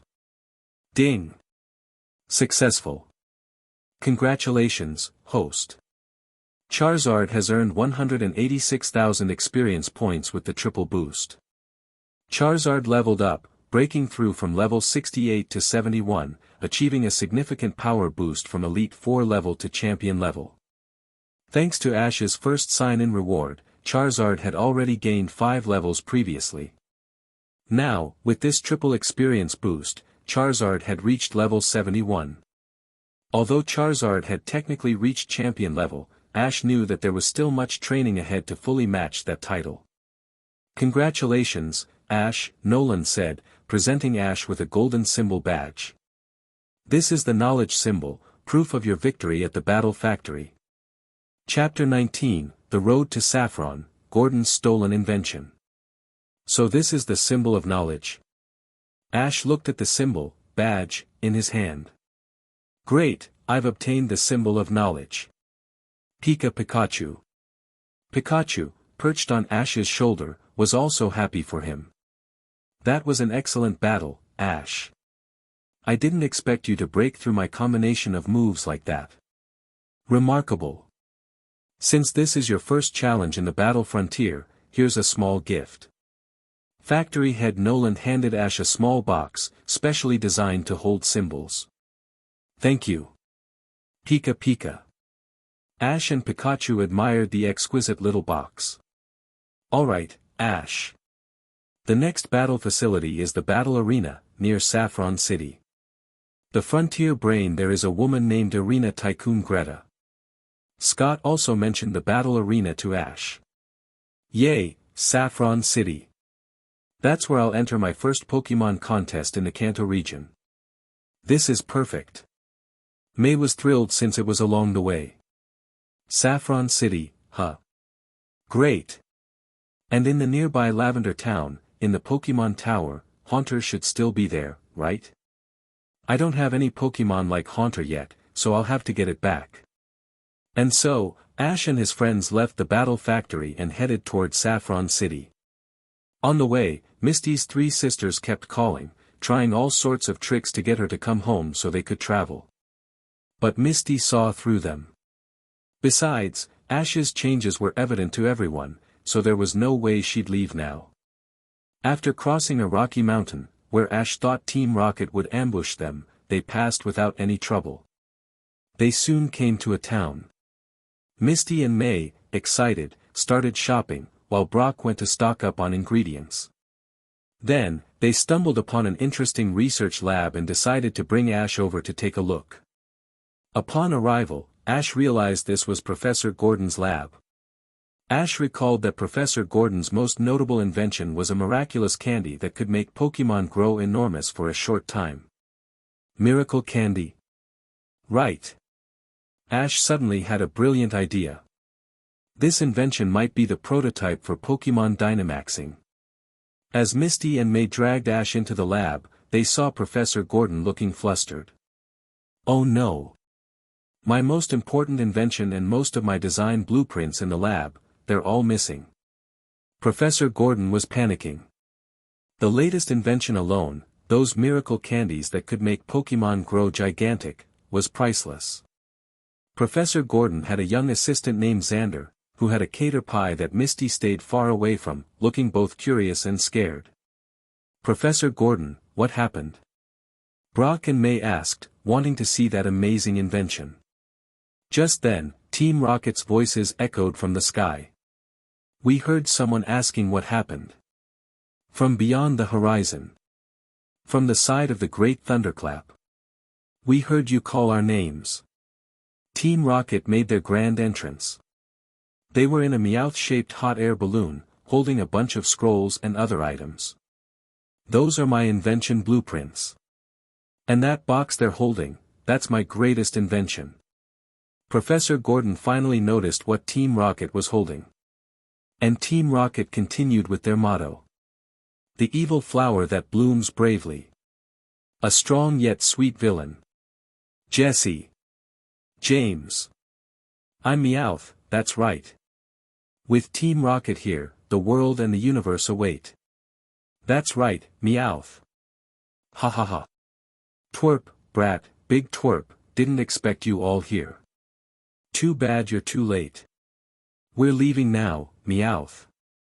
Meowth laughed, just as a Pidgeot swooped in with blinding speed. Aerial Ace. The Meowth balloon was torn apart. Alright, Pikachu, use Thunderbolt. Pidgeot, grab the invention blueprints and the box. Chapter 20, Miracle Candy and a Giant Cater Pie. As a result, Team Rocket's final fate was, once again, to be blasted off into the sky, shouting, what a bad feeling. Geez, we should have guessed that Team Rocket was the one who stole it, Misty said with a sigh, looking toward the spot where Team Rocket had disappeared. That was amazing, Ash. You reacted so quickly and even managed to chase them off. Professor Gordon's invention designs are safe. May looked at Ash admiringly, and Ash just chuckled. This is just standard procedure. Alright, let's check out that miraculous invention. He then turned to Misty, saying, you know, bug-type Pokémon aren't really that scary. After all this time, you still haven't overcome your fear, huh? Ugh, it's not that easy to overcome. Water-type Pokémon are way cuter. Misty replied, eyeing Xander's Caterpie with trepidation, fearing it might suddenly approach her. This Caterpie had been friends with Xander since they were young. Professor Gordon then cleared his throat. Ahem, alright, now let me show you what my miraculous candy is all about. Prepare to be amazed. With that, he opened a box, revealing 9 small, bright blue spheres. Behold! My greatest invention, unbelievable miracle candies. Just one bite, and... Wait! No, don't eat that, Caterpie. Just as Professor Gordon was about to explain proudly, Xander's curious Caterpie had already grabbed a candy and swallowed it. Ash covered his forehead, realizing it was too late to stop Caterpie from eating the candy. He glanced at Misty, thinking, if she's afraid of regular bug types, what will she do when she sees a giant Caterpie? Caterpie gulped it down. Oh no! Caterpie ate my miraculous candy. Professor Gordon grabbed his hair in distress.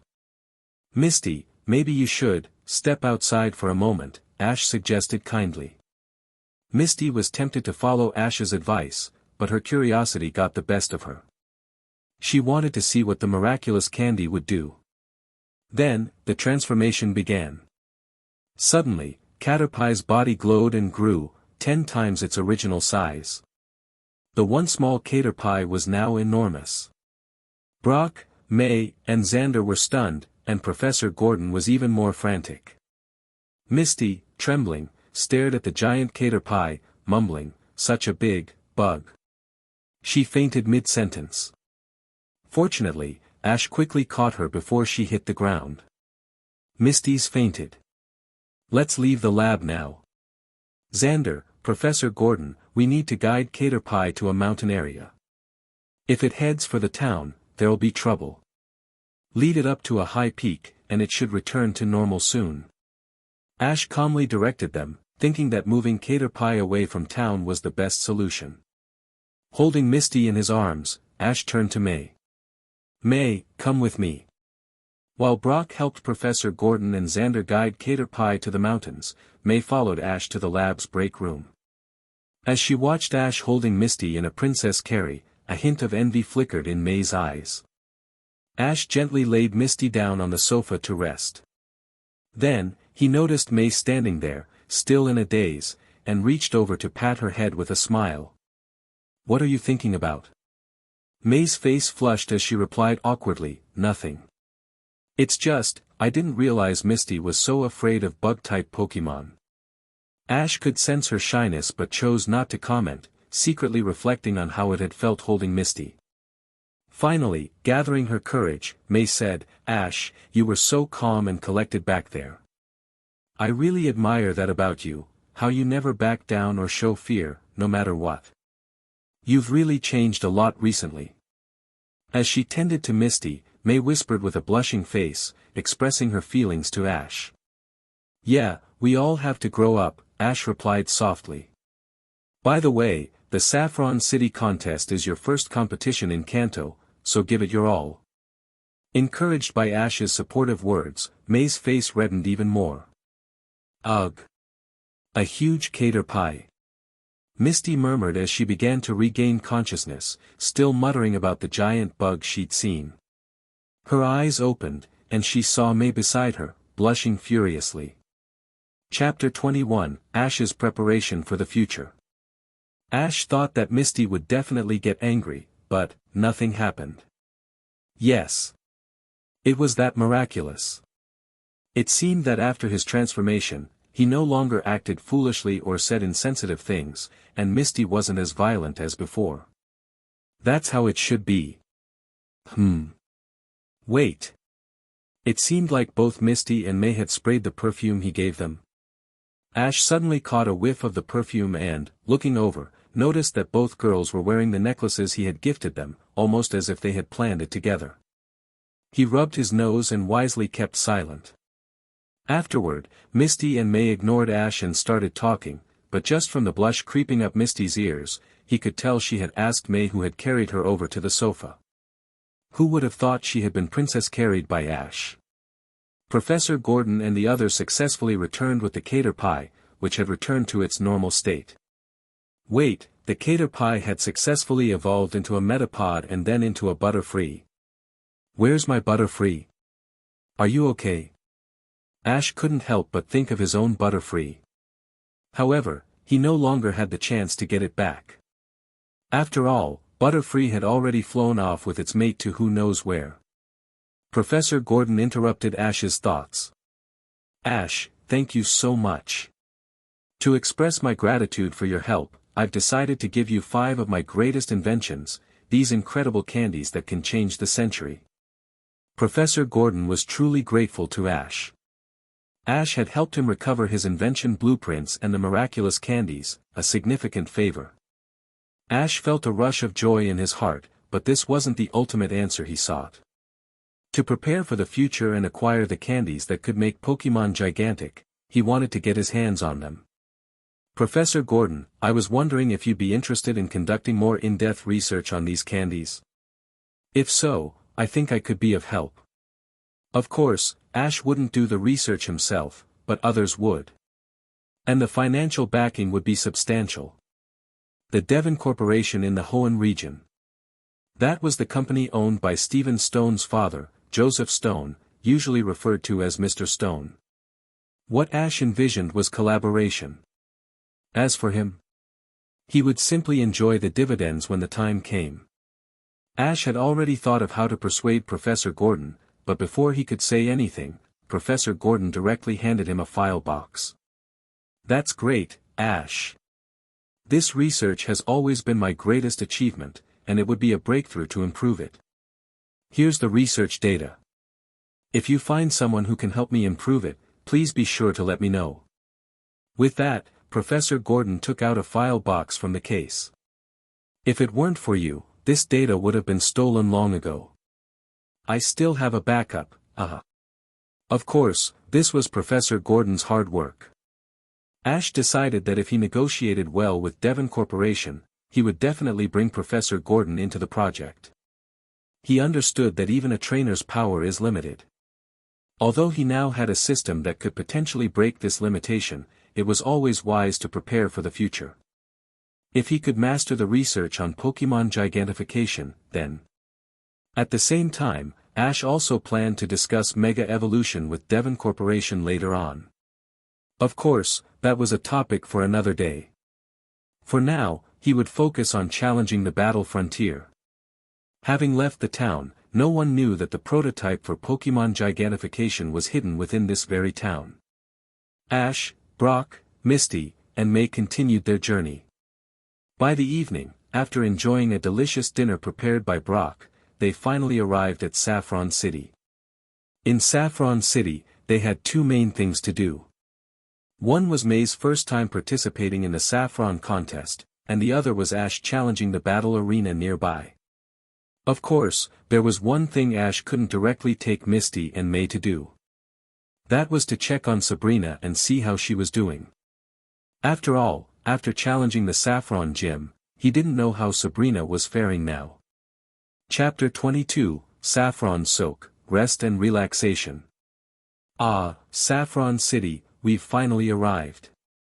By the time they successfully reached Saffron City, it was already past evening. May stretched lazily, her charming curves catching Ash's eye completely. Not only that, but Misty also noticed. Brock, the ever-dedicated caretaker, was busy searching for interesting places to visit and didn't pay attention. At just over 17 years old, May indeed had a great figure. As Misty saw Ash staring at a certain spot on May, she subconsciously looked down at herself. I'm not doing too bad either. What did you say, Misty? Ash asked, having overheard and understood Misty's implication, and he deliberately asked. It's nothing, nothing. Let's go, let's go. We need to check into the Pokémon Center, we still have a distance to walk. Misty laughed awkwardly. May nodded in agreement. On the surface, they seemed calm, but inside, they were both feeling flustered. Because just now, May had already sensed Ash's gaze on her. Oh no, I'm too shy. Brock, somewhat confused, glanced at his three companions, not sure what was happening. However, he said, I've looked up everything in Saffron City, and there aren't any newly built, particularly significant places. I think we should go check into the Pokémon Center first. Tomorrow morning, we can go to the Saffron Gym. No. Saffron City is a very big city. Today, I'll take you to have some fun, let's go to a hot spring. Pika. Hearing about the hot spring, Pikachu also perked up. In a place like Saffron City, hot springs are usually only available in the most luxurious hotels, right? Our travel budget is a bit tight. Many girls love hot springs, the warm feeling is very comfortable. But, funding was a problem. Ash, of course, had no shortage of funds. He waved his hand confidently. Let's go. It's also a great opportunity for our Pokémon to relax in the hot spring and relieve their fatigue. Balancing work and rest is beneficial for improving our bond with them. Don't worry about the budget, just follow me. Ash was right. For the Alliance currency he possessed, he casually brushed off any concerns. Staying at the most luxurious hotel, the facilities and amenities were indeed top-notch.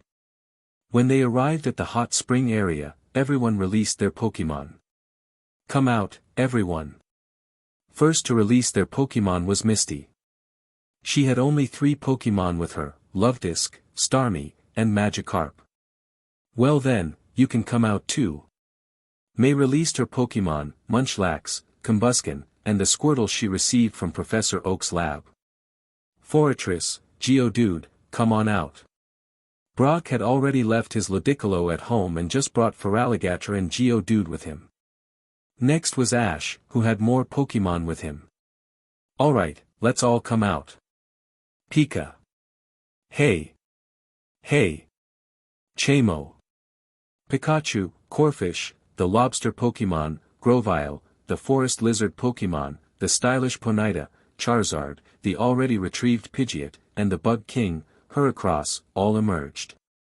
Ash initially planned to bring his Bayleaf because he knew that Grovyle liked grass-type Pokémon, and Bayleaf would evolve into Meganium. It just so happened that his Bayleaf was female. However, fearing that Grovyle wouldn't be interested in Bayleaf in its current form, he decided against it. Snorlax was another Pokémon he wished to bring along for long travels but couldn't because it ate too much. Feraligatr was strongly requested by Misty to be brought along. As for Charizard, Ash decided to keep it by his side instead of sending it back to the Cherasific Valley for now. Alright, everyone, next, my partner who you should not have seen before, Misty and May, let's welcome Mutwo. Mutwo appeared. Pika. Pikachu was the first to greet Mutwo. Soon after, the other Pokémon that had already met Mutwo also greeted it. Everyone, this is Mutwo. That's right, Brock, Misty, don't be so shocked. This is the Mutwo we encountered back then. Due to some special reasons, it's now one of our partners. It's incredibly strong. Welcome, everyone.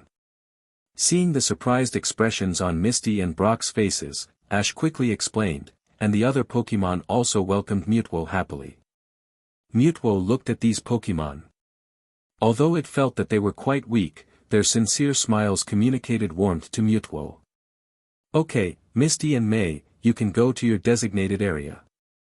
Brock and I, along with the Pokémon, will be in another area. Charizard, be careful that the flame on your tail doesn't get extinguished by the spring water. Ponyta and Geodude, you can enjoy a sand bath beside the hot spring, and Combusken, with its weaker constitution, can also try a sand bath. Chapter 23, Ash's Insight, Legendary Power. With Ash's meticulous arrangements, both Misty and May felt at ease letting their Pokémon follow Ash's lead. The Pokémon, noticing that their trainers had no objections, happily began to relax. Strange, I didn't trigger any sign-in rewards when I arrived in Saffron City this time. Ash mused to himself, but he didn't think too much about it.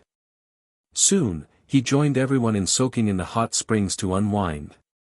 Afterward, he and Brock took care of Charizard, Pikachu, and Grovyle, giving them a good wash with tools.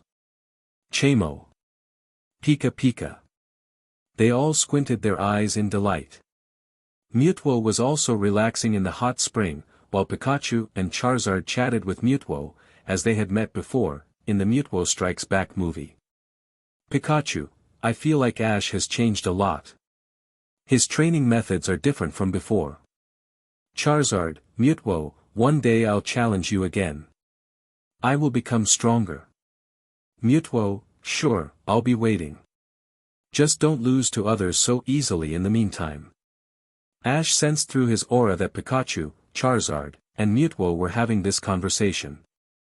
At the same time, he looked at Mutwo. Pokémon, Mutwo. Category, Genetic Pokémon. Type, Psychic. Ability, Pressure. Potential, Black. Level, 99. Skills, Psywave, Hypnosis, Dream Eater, Telekinesis, Mystical Shield, Hyper Beam, Aura Sphere, Future Sight, Self-Suggestion, Miracle Eye, Psycho Cut, Self-Recovery, Barrier, Light Screen, Psychic. Ash rubbed his eyes. Black Potential. This Mutwo was likely a clone created by Team Rocket after they obtained Mew's eyelash fossil. Mew is truly regarded as the source of all things. The clone Mutwo had black potential, the highest potential. After parting ways with Ash and his group, Mutwo probably wasn't at level 99 back then. Now, it had reached level 99, at the peak of a level 2 deity, ready to break through to a level 1 deity at any moment. Ash remained calm and didn't question Mutwo. Instead, he began to ponder. Given that Mutwo's strength is only level 99, he could infer what level the other legendary Pokémon might be. For example, Ho-Oh, Dialga, and Palkia should be level 1 deities. Groudon, Kyogre, ordinary Rayquaza, and Deoxys, etc., should be stronger than Ho-Oh and the like, but it was uncertain whether they had broken through to reach the super deity level, which is level 110. The most powerful Rayquaza must have reached the super deity level, mainly because Rayquaza can mega evolve. Aside from that, there's also the unique Arceus and the Ultra Beasts from the Alola region, which have uncertain specific levels. As for Gigantamax Pokémon, they haven't been revealed yet. Entei, Raikou, Suicune, and the 3 legendary birds. The strongest of them could potentially surpass a champion in strength. Exciting. Thrilling. Just thinking about the many legendary Pokémon he would encounter in the future made Ash incredibly excited. After spending a night in the luxurious hotel, Ash woke up early the next morning. He took Charizard, Grovyle, and Pikachu to start their morning exercise. He knew he would need a stronger body for the future, otherwise, he might struggle to keep up. As the sun began to rise, after having breakfast, it was another beautiful day. Ah! I can sign up today. Tomorrow is the start of the Saffron City Pokémon contest. Everything is perfectly timed, I can't wait. May exclaimed happily. Misty cheered for May. Seeing the unexpectedly good bond between the two, Ash felt relieved, and the group headed towards the Saffron Conference Center. It wasn't far. Upon arriving at the Saffron Contest Conference Center, the coordinators had already started arriving in droves. Wow, there are so many people. Are all these here for the Pokémon contest? We didn't have such competitions in the Kanto region before. This is really exciting. Misty thought of the flow of people at her family's cerulean gym. In that case, let's go in. Although the Pokémon contest and the cerulean gym's water ballet are both performances, they are different. Let's go sign up with May first. Aha, let's hurry.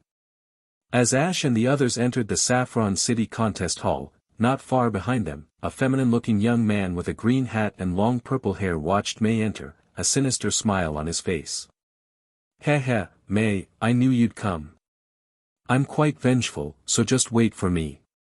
Chapter 24, Harley's green hat. Ash looked around, deciding not to activate his aura powers for now. With so many people around, activating it would only make the incoming sensations too chaotic. The crowd was thick, so the group decided to head to the Pokémon Center and wait until it thinned out a bit before returning. Once they arrived at the Pokémon Center, Ash muttered to himself, "That green-hatted guy hasn't shown up yet? I've been waiting for him." The green-hatted guy had upset May in the past, leaving her sad for quite a while. Ash had no intention of letting him off easily. Every time he saw May, this guy would always try to grab her hand. But Ash was no longer the clueless boy he once was, he was determined to make his stance clear this time. He remembered that Harley might have already gained Nurse Joy's trust here, possibly waiting around to prevent May from signing up for the Saffron City contest. With no sign of Harley for now, Ash decided to play it cool.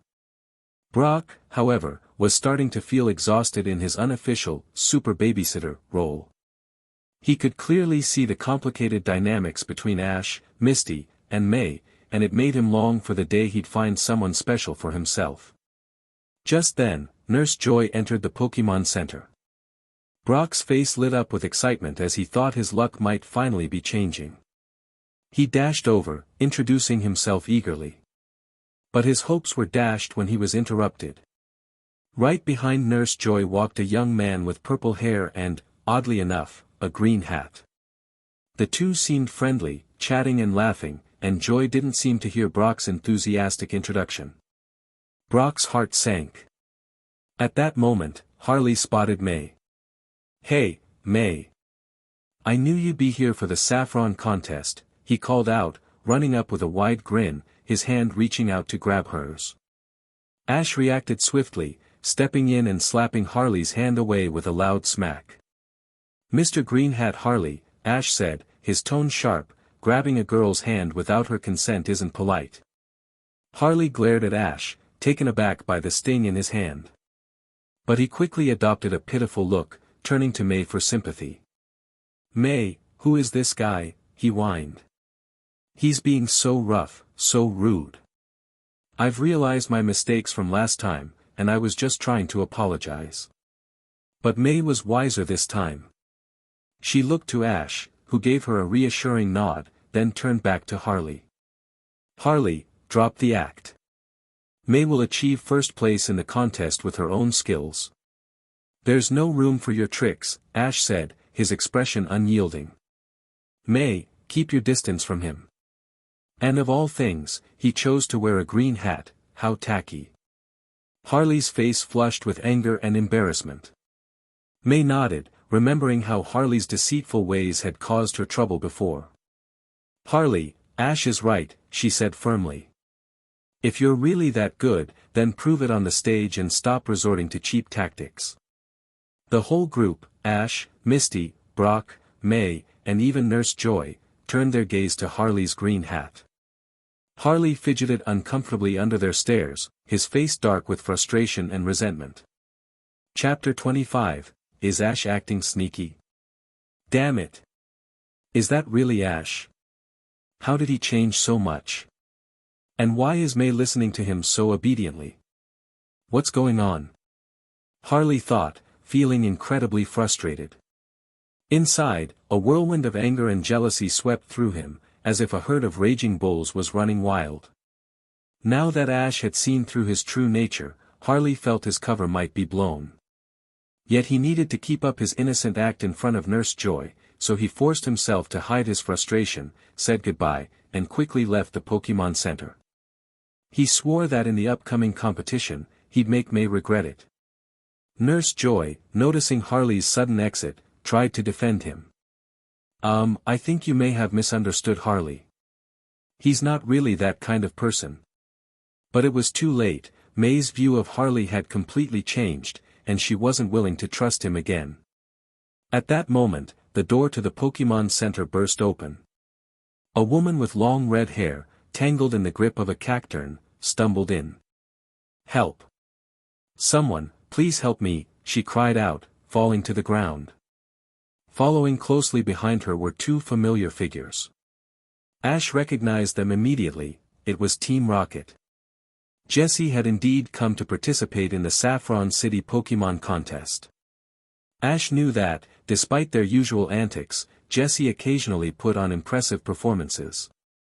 But he also suspected that, once she fixed her hair, Team Rocket would go back to disrupting other trainers and stealing their Pokémon.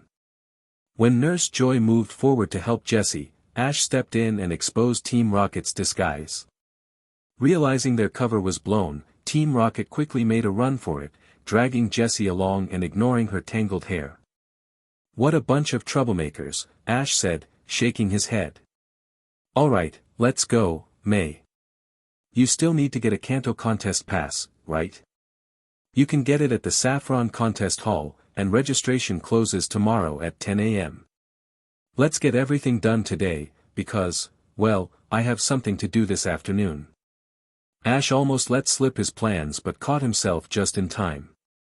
May's contest was set for tomorrow afternoon, and he planned to visit Sabrina at the Saffron Gym later today. Misty and May shared a glance, both a bit suspicious. Something seemed off about Ash's behavior. Fortunately, there weren't too many people at the contest hall now.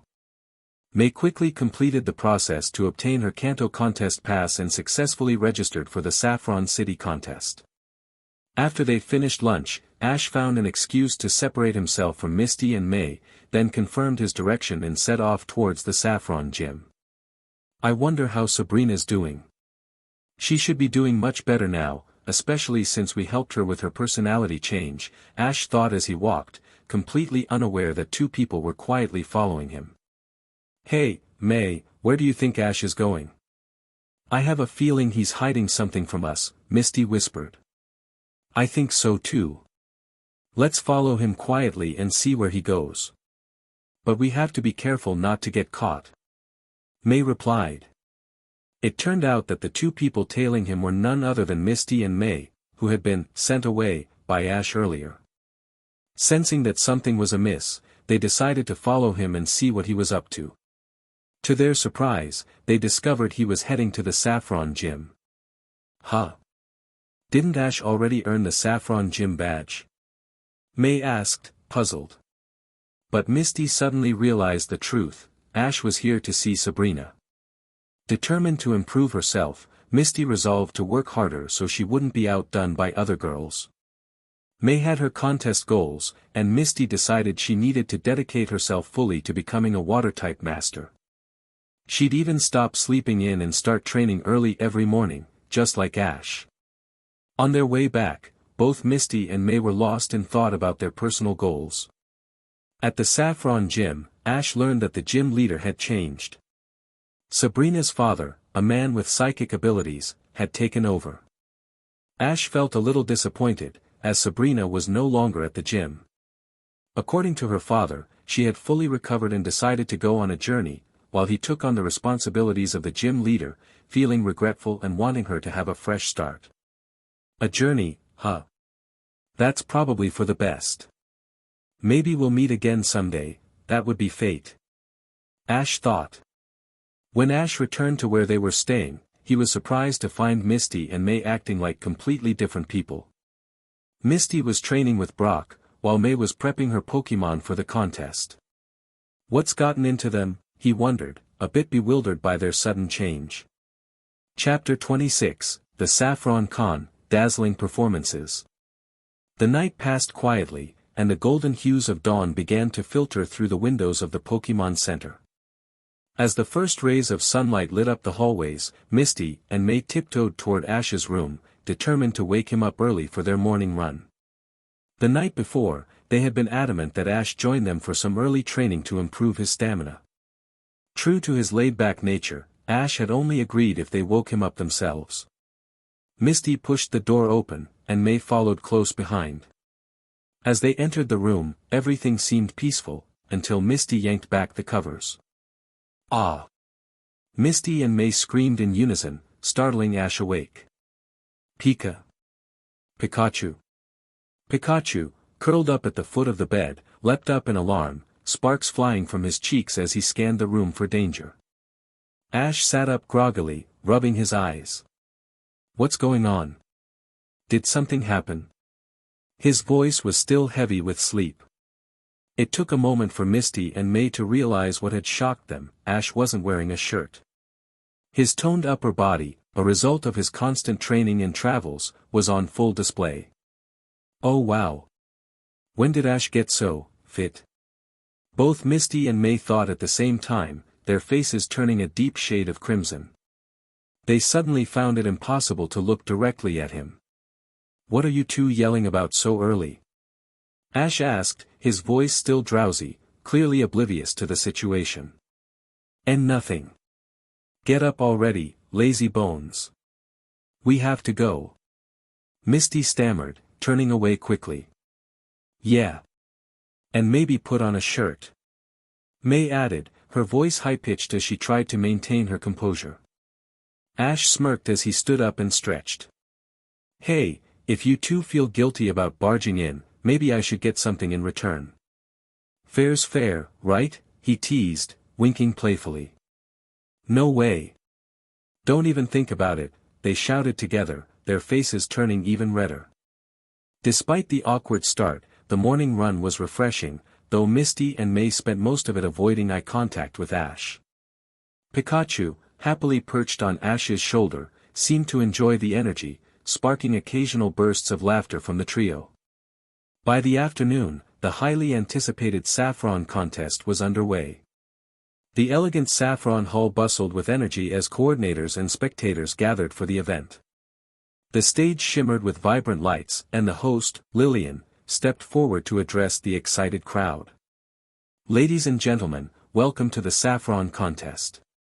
Today's competition promises thrilling performances and dazzling displays of Pokémon talent. Are you ready?" Lillian's enthusiastic voice drew cheers from the audience. Ash, Brock, Misty, and Pikachu had taken their seats near the front, ready to cheer May on. "And now, let's welcome our first contestant to the stage. Here we go." The first to perform was Harley, who strode onto the stage with his signature smirk. "May, I'll show you just how much better I am," he thought bitterly. Harley sent out his Cacturne, the dark and eerie grass/dark-type Pokémon. With dramatic flair, he commanded, "Cacturne, use Cotton Spore. Follow it up with Needle Arm." Cacturne released a flurry of glowing cotton spores that floated gently in the air, creating an ominous yet mesmerizing atmosphere. Then, with a sudden burst of speed, Cacturne used Needle Arm to strike the spores, causing them to burst into shimmering particles that cascaded like fireworks. The audience erupted into applause, impressed by Harley's coordination and precision. Ash leaned forward. "He's good, but May's got this." "I know it." As more coordinators took the stage, each displayed their unique talents. Some thrilled the audience with breathtaking combinations, while others faltered under the pressure. May, watching from backstage, clutched her Squirtle tightly. "It's okay, Squirtle," May whispered, sensing her partner's nervousness. "You're not up until the second round. For now, it's just me and Combusken. We've practiced for this. We've got this." Squirtle. Squirtle nodded, its resolve bolstered by May's confidence. Finally, Lillian announced the last contestant of the first round. "And now, our final performer, please welcome May." The crowd erupted into cheers as May took the stage, her heart pounding. She glanced at Ash and the others, who were cheering her on enthusiastically. Taking a deep breath, she gave a confident smile and began her performance. "Combusken, let's show them what we've got. Use Fire Spin." May called out. Combusken released a controlled spiral of flames, creating a fiery vortex that swirled dramatically around the stage. May took off her red bandana and tossed it into the spinning flames, where it hovered without burning. The crowd gasped, captivated by the precision and elegance of the move. "Now, Combusken, jump through the fire spin and use Sky Uppercut." Combusken leapt gracefully through the flames, its claws glowing as it delivered an upward punch. The impact folded the bandana into a neat hat-like shape, and with a final flick, Combusken sent it flying toward May. May caught the bandana mid-air, placing it back on her head with a flourish as she struck a confident pose. The audience erupted into applause, their cheers echoing through the hall. Incredible! What a display of coordination and creativity! Let's hear it for May! Lillian exclaimed. Back in the crowd, Ash jumped up, pumping his fist in the air. That was amazing, May. You're going to crush this contest. She's come such a long way, Brock said, smiling proudly. May's really growing as a coordinator, isn't she? Misty added, her admiration clear. May's unique performance captivated the audience, and her friends applauded with pride and excitement. She had truly given her best, and the crowd's cheers left her beaming. Chapter 27, Red Bandana May vs. Green Hat Harley. When the bandana hat successfully landed on May's head, it meant that May's performance with Combusken was over. Great! Wonderful, that Combusken is really good. May looks great too, her performance was amazing. The audience cheered excitedly. Seeing the reactions of the audience, May and Combusken both felt relieved. I should have passed the first round, right? Harley, I will definitely defeat you head-on. Thank you very much, Miss May and Combusken, for your excellent performance, that was fantastic. Now, all contestants have finished their performances, and after the judges' discussion, we now have the results of the first round. Lillian started announcing the contestants who passed the first round of evaluation. Actually, May had drawn a rather disadvantageous performance number, being the last contestant. Many had already performed before her, so it was hard to leave a fresh impression. All contestants held their breath, eyes fixed on Lillian. Everyone, please look at the big screen. Lillian raised her hand and pointed to the big screen. The audience, including the contestants, all looked toward the big screen. Ding! The list is out.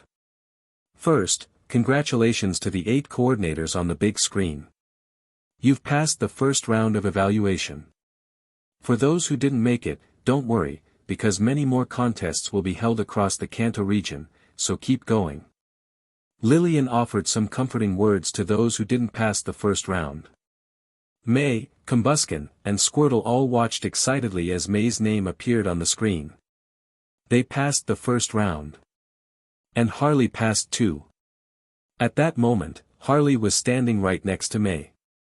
Humph, you may have passed, but I'll definitely be the winner of the Saffron Pokémon contest. Don't cry when I defeat you. Harley sneered. Harley, be polite when talking to May, or I won't hesitate to disqualify you from the second round. Ash's voice came from behind. Pika Pika. Pikachu, perched on Ash's shoulder, clenched its tiny fists and warned Harley.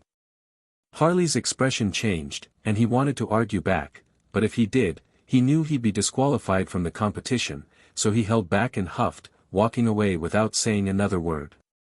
Thanks, Ash, I will defeat Harley. May said, smiling at Ash. Ash gently placed his hand on May's head, rubbing her red bandana through the fabric. Good luck. It's almost time for the next round. May realized that she had come to like the affectionate gesture from Ash. It felt warm. Soon, the second round of battles began. In this round, not only did the contestants have to battle, but they also had to use their skills to deduct points from their opponents. The second round started. First up was Harley vs. Drew, using Ariados vs. Rosalia. As expected, Harley didn't dare to attack, and Rosalia couldn't attack either. They ended up arguing on stage and were given a yellow card. In the end, Harley came up with an idea. Ariados didn't have to use offensive moves. So, he had Ariados use its web-spinning technique, and Rosalia's counterattack and mirror coat couldn't reflect the webs, causing Rosalia's score to be completely deducted. May's first opponent was a coordinator who used Zubat. May easily defeated him using Squirtle. Next, Harley faced another opponent, and Ariados defeated a Seal to advance to the finals. May also defeated her opponent and made it to the finals. The long-awaited finals are finally here. The two contestants who have successfully made it to the finals are Mr. Harley and Miss May. What kind of exciting performances will they bring us next? Lillian's words echoed the excitement of the audience at that moment. Harley, I will definitely defeat you. Go, Squirtle. May declared confidently. Squirtle. Squirtle responded. So, you're still using Squirtle? I bet its level is low. Let's see how you win against my cold-hearted king, Ariados. Harley sneered as he called out Ariados. Chapter 28, May's First Kanto Ribbon. Aria. As soon as Ariados appeared, its large fanged mouth started clicking menacingly as it stared at Squirtle, looking as if it wanted to tear it apart. Squirtle, don't be afraid, we can win this. Squirtle, use Ice Beam. Ice Beam was the strongest move Squirtle had recently mastered, showing that May's Squirtle was indeed of high potential. I know your Squirtle has learned Ice Beam, so how could I not be prepared? Ariados, use String Shot and trip Squirtle. Just as Squirtle launched Ice Beam, Ariados used String Shot, tripping Squirtle. As a result, Ice Beam missed Ariados and instead added some sparkle to its appearance. May's score was deducted. Heh, Ariados, don't let Squirtle get away. Keep using String Shot and cover the entire stage. Aria. Ariados kept shooting webs, and soon, the whole stage resembled a web-covered lair. May's score was deducted once more. Because Squirtle had been tripped and had web tangled around its legs, it couldn't free itself. Squirtle, follow the web on your legs and use Ice Beam again, this time, it's sure to hit. Go for it. May didn't panic, she was completely immersed in the battle. And with Ash's recent training, Squirtle had improved a lot. This time, Ice Beam successfully hit Ariados, and Harley's score began to drop. Aria. Oh. Ariados is completely frozen by the direct hit from Ice Beam. Squirtle, thanks to the Ice Beam, has also freed itself from the webs. The situation has completely reversed. Lillian was also stunned. What would Harley do now? This is our chance. Squirtle, keep using Ice Beam on Ariados. May issued a command that shocked everyone except Ash. Even though Ariados was already frozen, she ordered another Ice Beam. This was something Ash had taught May during their training sessions.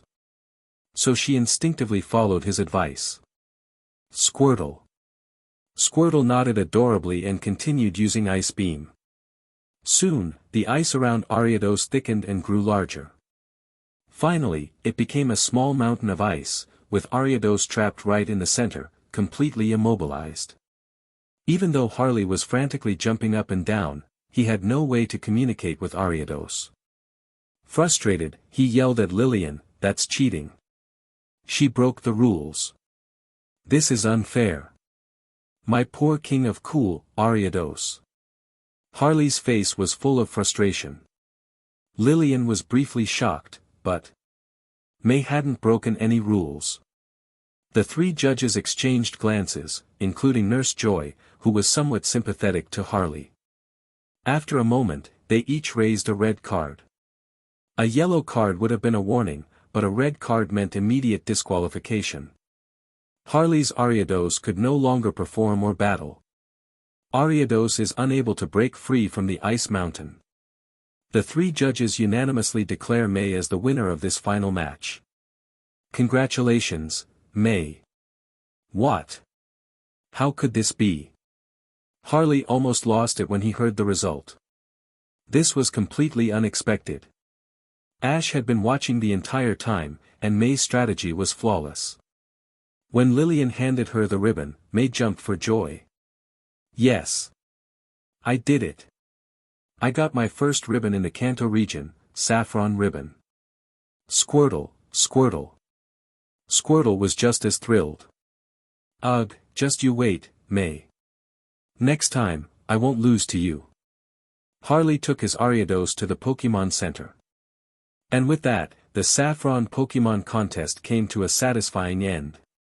Since it was still early, Ash and his friends decided to head toward Lavender Town, which wasn't far from Saffron City. Ash wanted to visit the Pokémon Tower in Lavender Town to see if his old friend Haunter was still there. However, it was already night by the time they arrived due to the long journey. Along the way, Misty had explained the unique history of Lavender Town to May.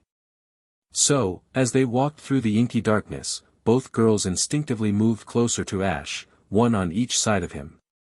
Chapter 29, Haunter of the Ghost Tower. The Babysitter. Brock stood a bit behind, looking at Ash with a sense of despair, as well as at the two girls moving closer to him. Brock's heart was breaking. He felt that Ash had grown up really fast. Going on another journey with Ash and watching them show affection along the way was definitely a wrong decision. Maybe I should give myself a chance to train and travel independently. Brock thought. When you have companions, you often rely on them. If he were alone, he would solve many things himself and gain better training. Of course, Brock felt that his other main reason was to find his own kind and gentle beautiful girl. Ash, maybe we shouldn't go after all. That Haunter might not even be in the Pokémon Tower anymore. May said, as most girls are often afraid of the dark. Beside him, May unconsciously held tightly to Ash's arm. Don't worry, I'm here. The Pokémon Tower is simply a place for the people of Lavender Town to mourn their Pokémon, and there are indeed ghost-type Pokémon living inside. Don't be afraid. Alright, Ponyta, come out, Ash said, comforting the two girls. Ponyta, can you help us light up the path ahead with your flames? Pikachu. Ash gently rubbed Ponyta's head, and Pikachu greeted Ponyta as well. Ponyta nodded and affectionately nudged Ash, showing its fondness for him. With Ponyta's flames lighting the way, some of Misty and May's fear of the dark subsided. Soon, the grand shadow of the Pokémon Tower appeared before the four of them. For some reason, the closer they got, the more Misty and May felt a chilly wind surrounding them. Hoo hoo hoo. At this moment, several hoot-hoot flew around the tower's top, hooting in the darkness. Misty could no longer hold back and gripped Ash's arm tightly. May, even more frightened, closed her eyes, practically clinging to Ash. Feeling the two girls clinging tightly on each side, Ash found their fear amusing. Were they really that scared? How about you two wait outside the tower? Brock and I can go in alone. Pikachu. Pikachu, too, seemed somewhat resigned. No. We're going in with you. They both replied in unison. So the two girls ignored Ash's opinion. They stepped into the Pokémon Tower. Thankfully, with Ponyta there, the visibility wasn't too low. Haunter, are you here? I'm back. Ash called out as he activated his aura to search. However, since the Pokémon Tower was quite large, he couldn't immediately locate Haunter. Both Misty and May clung tightly to Ash, their soft touch making him feel a bit strange. Still, seeing how scared they were, he thought he'd better find Haunter quickly and leave the tower. Suddenly, a strange and eerie sound echoed from afar, chilling them to the bone. Ash, however, was delighted, certain it was Haunter. Haunter probably wanted to scare them, but Ash had already guessed it. Ghastly, Gengar, Haunter, come out. I know it's you. Do you remember me? I'm back. Pikachu. Pikachu joined Ash in greeting them. Realizing they'd been noticed, the ghost Pokémon seemed disappointed, as if annoyed they hadn't scared Ash. Ash recalled a particular event when Haunter had the power to pull the souls of him and Pikachu from their bodies. Back then, during his first visit, Ash and Pikachu were knocked out, and Haunter literally extracted their souls from their bodies. It must be some special ability. Ash looked at Haunter and noticed. Pokémon, Haunter. Category, Gas Pokémon. Type, Ghost, Poison. Ability, Levitate. Mutation trait, Soul Hands, possesses a limited ability to interact with souls, unable to evolve due to energy absorbed by soul hands. Note, to evolve, Haunter needs power from a very strong Pokémon of the same type. Potential, blue, potential currently restricted, will increase significantly upon evolution. Level, 48. Moves, Shadow Punch, Hypnosis, Dream Eater, Lick, Mean Look, Confuse Ray, Sucker Punch, Payback, Shadow Ball, Dark Pulse. What a strong Haunter. When Ash first challenged Sabrina, Haunter only knew how to make people laugh, but now it has a mutation trait, and the blue potential isn't even its limit. Blue is already the highest potential for ordinary Pokémon, while purple is usually reserved for legendary ones. Chapter 30, Catching Haunter, the Deserted Ghost Town. Haha, no need to be upset, we're here to keep you company. Misty, May, Brock, don't worry, they're just playful Pokémon who enjoy having fun. Since no one has come to the Pokémon Tower for a long time, they just want some company, Ash said as he looked affectionately at Haunter and the others. These ghost Pokémon might be mischievous and sometimes enjoy scaring people, but they're not truly bad-natured. Oh, really? Misty and May opened their eyes hesitantly, and immediately, Haunter and Gengar started making funny faces. It's true. They're so playful. I'm actually not that scared anymore. No way. The fear of ghost-type Pokémon isn't something that can disappear instantly, but Brock adapted quickly and wasn't afraid anymore. Ash and Brock spent some time playing with Ghastly, Haunter, and Gengar, and the Pokémon were thrilled. It had been ages since anyone played with them. They even had a special room in the Pokémon Tower just for games, and now everyone was resting in that room. Ash was teasing Haunter, saying, "Haunter, it must be so boring for you in the Pokémon Tower. You wouldn't seek company otherwise, right? How about traveling with me? We'll encounter many interesting things on our journey, and I think you've noticed that there's something different about your body compared to Ghastly and Gengar. I think I can help you resolve it." Ash already had a plan in mind to help Haunter with its limited power. He remembered the haunted port where a Ghastly, over 1,000 years old, lived, a Pokémon of immense strength. That Ghastly might be able to solve Haunter's issue. Haunter was momentarily stunned, trying to process what Ash was saying. "Well, think about it," Ash said. Ghastly and Gengar came over to discuss with Haunter. The three of them had been friends since they were young, so Ash didn't intrude and instead watched Misty and May having fun. These two, who were previously so scared, had completely warmed up to the playful ghost Pokémon. Haunter indeed seemed fond of Ash's company, so things should go well. Pikachu. Pikachu, perched on Ash's shoulder, seemed to be asking if Ash planned to reunite with more of his old companions. Ash looked at Pikachu in surprise, gently pinching its cute little face. "Huh, Pikachu, you're right, that's exactly what I plan to do. You really understand me." Pika. Pikachu responded proudly, "Of course." Finally, Haunter agreed to Ash's invitation. Ghastly and Gengar also encouraged Haunter to go out and see more of the world. Since Haunter had only been helping Ash before, Ash hadn't officially caught it. He used a heal ball from his system inventory to capture Haunter. The heal ball shook briefly and then clicked shut, capture successful. "Yes. I caught Haunter." Pikachu. Pikachu cheered happily, thrilled to have a new friend.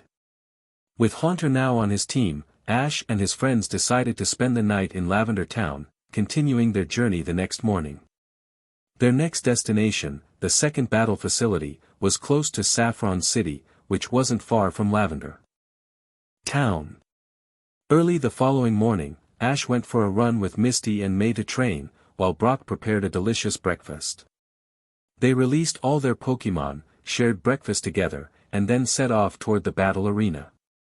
The journey was calm, though Haunter occasionally escaped from the heal ball to give Misty and May little scares, which they soon got used to. As they continued, they came upon an unusual town, a town with empty buildings but no people. It was what's commonly known as Oldale Town. As night fell, Brock sighed, "Looks like we'll have to stay here overnight."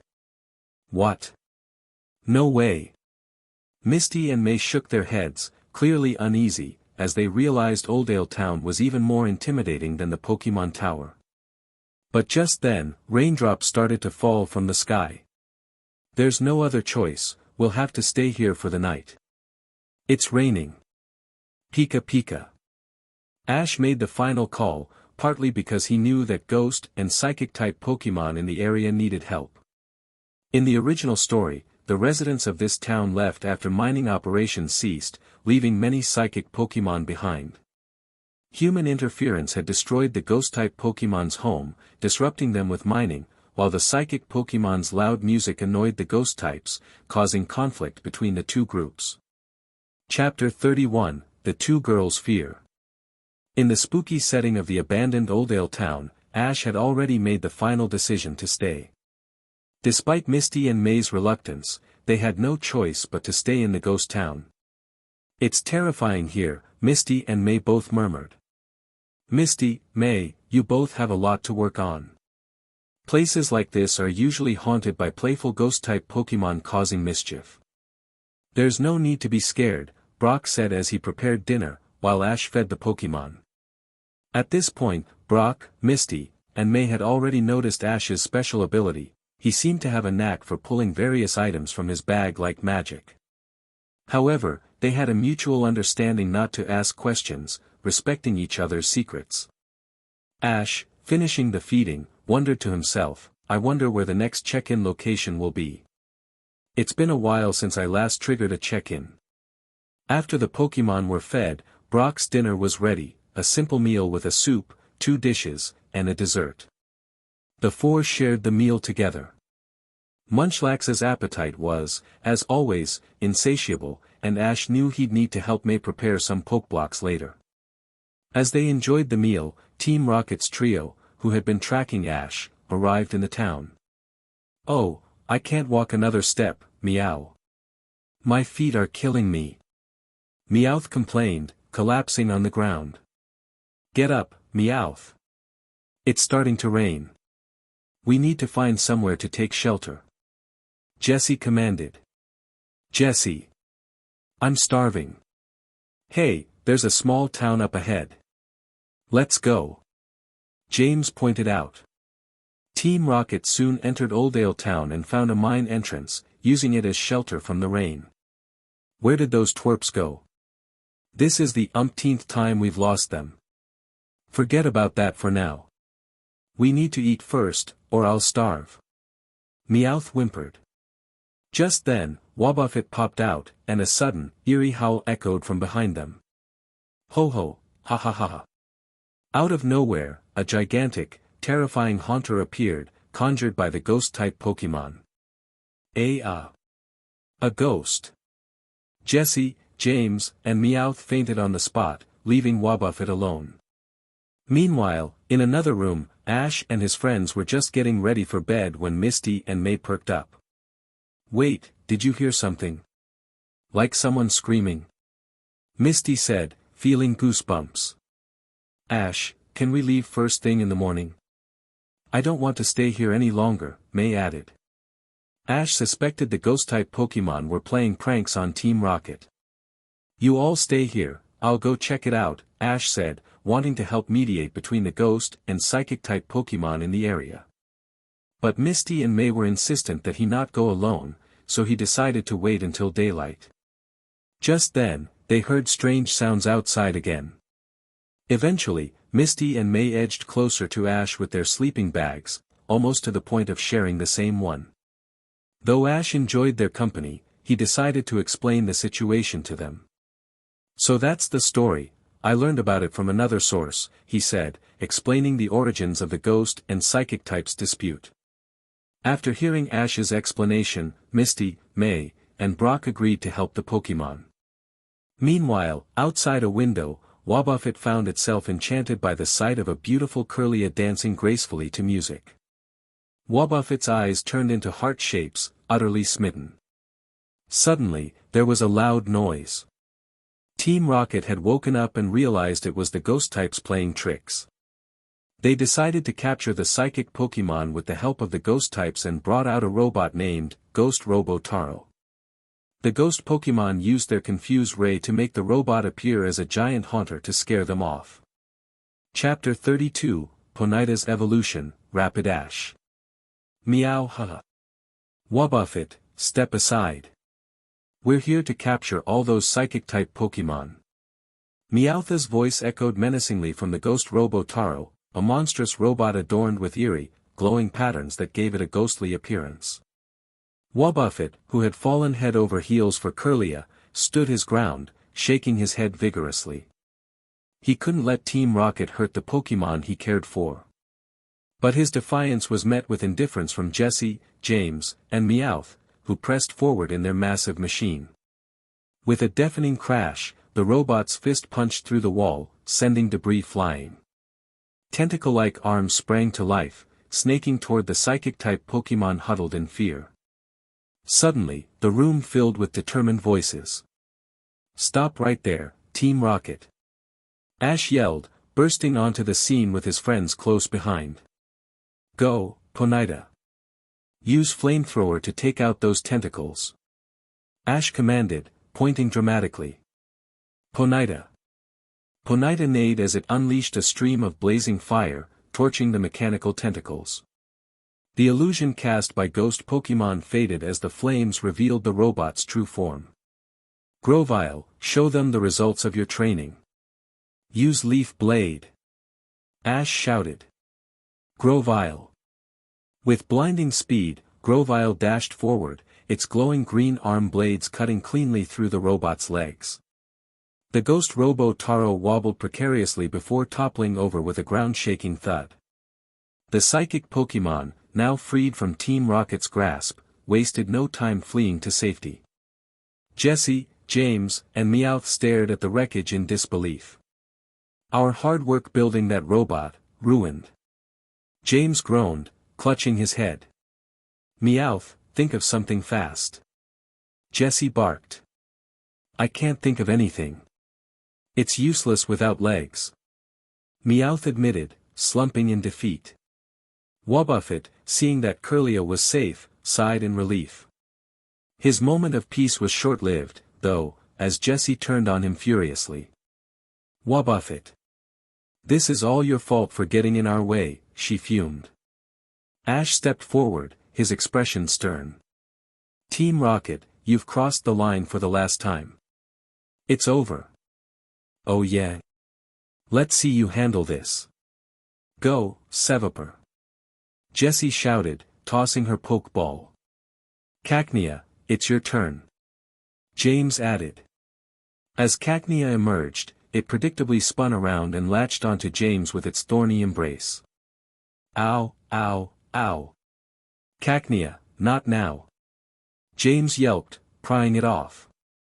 "Seviper, use Poison Tail," Jessie commanded. "Cacnea, Pin Missile," James called. Ash remained calm. "Grovyle, stand back and let Ponyta handle this.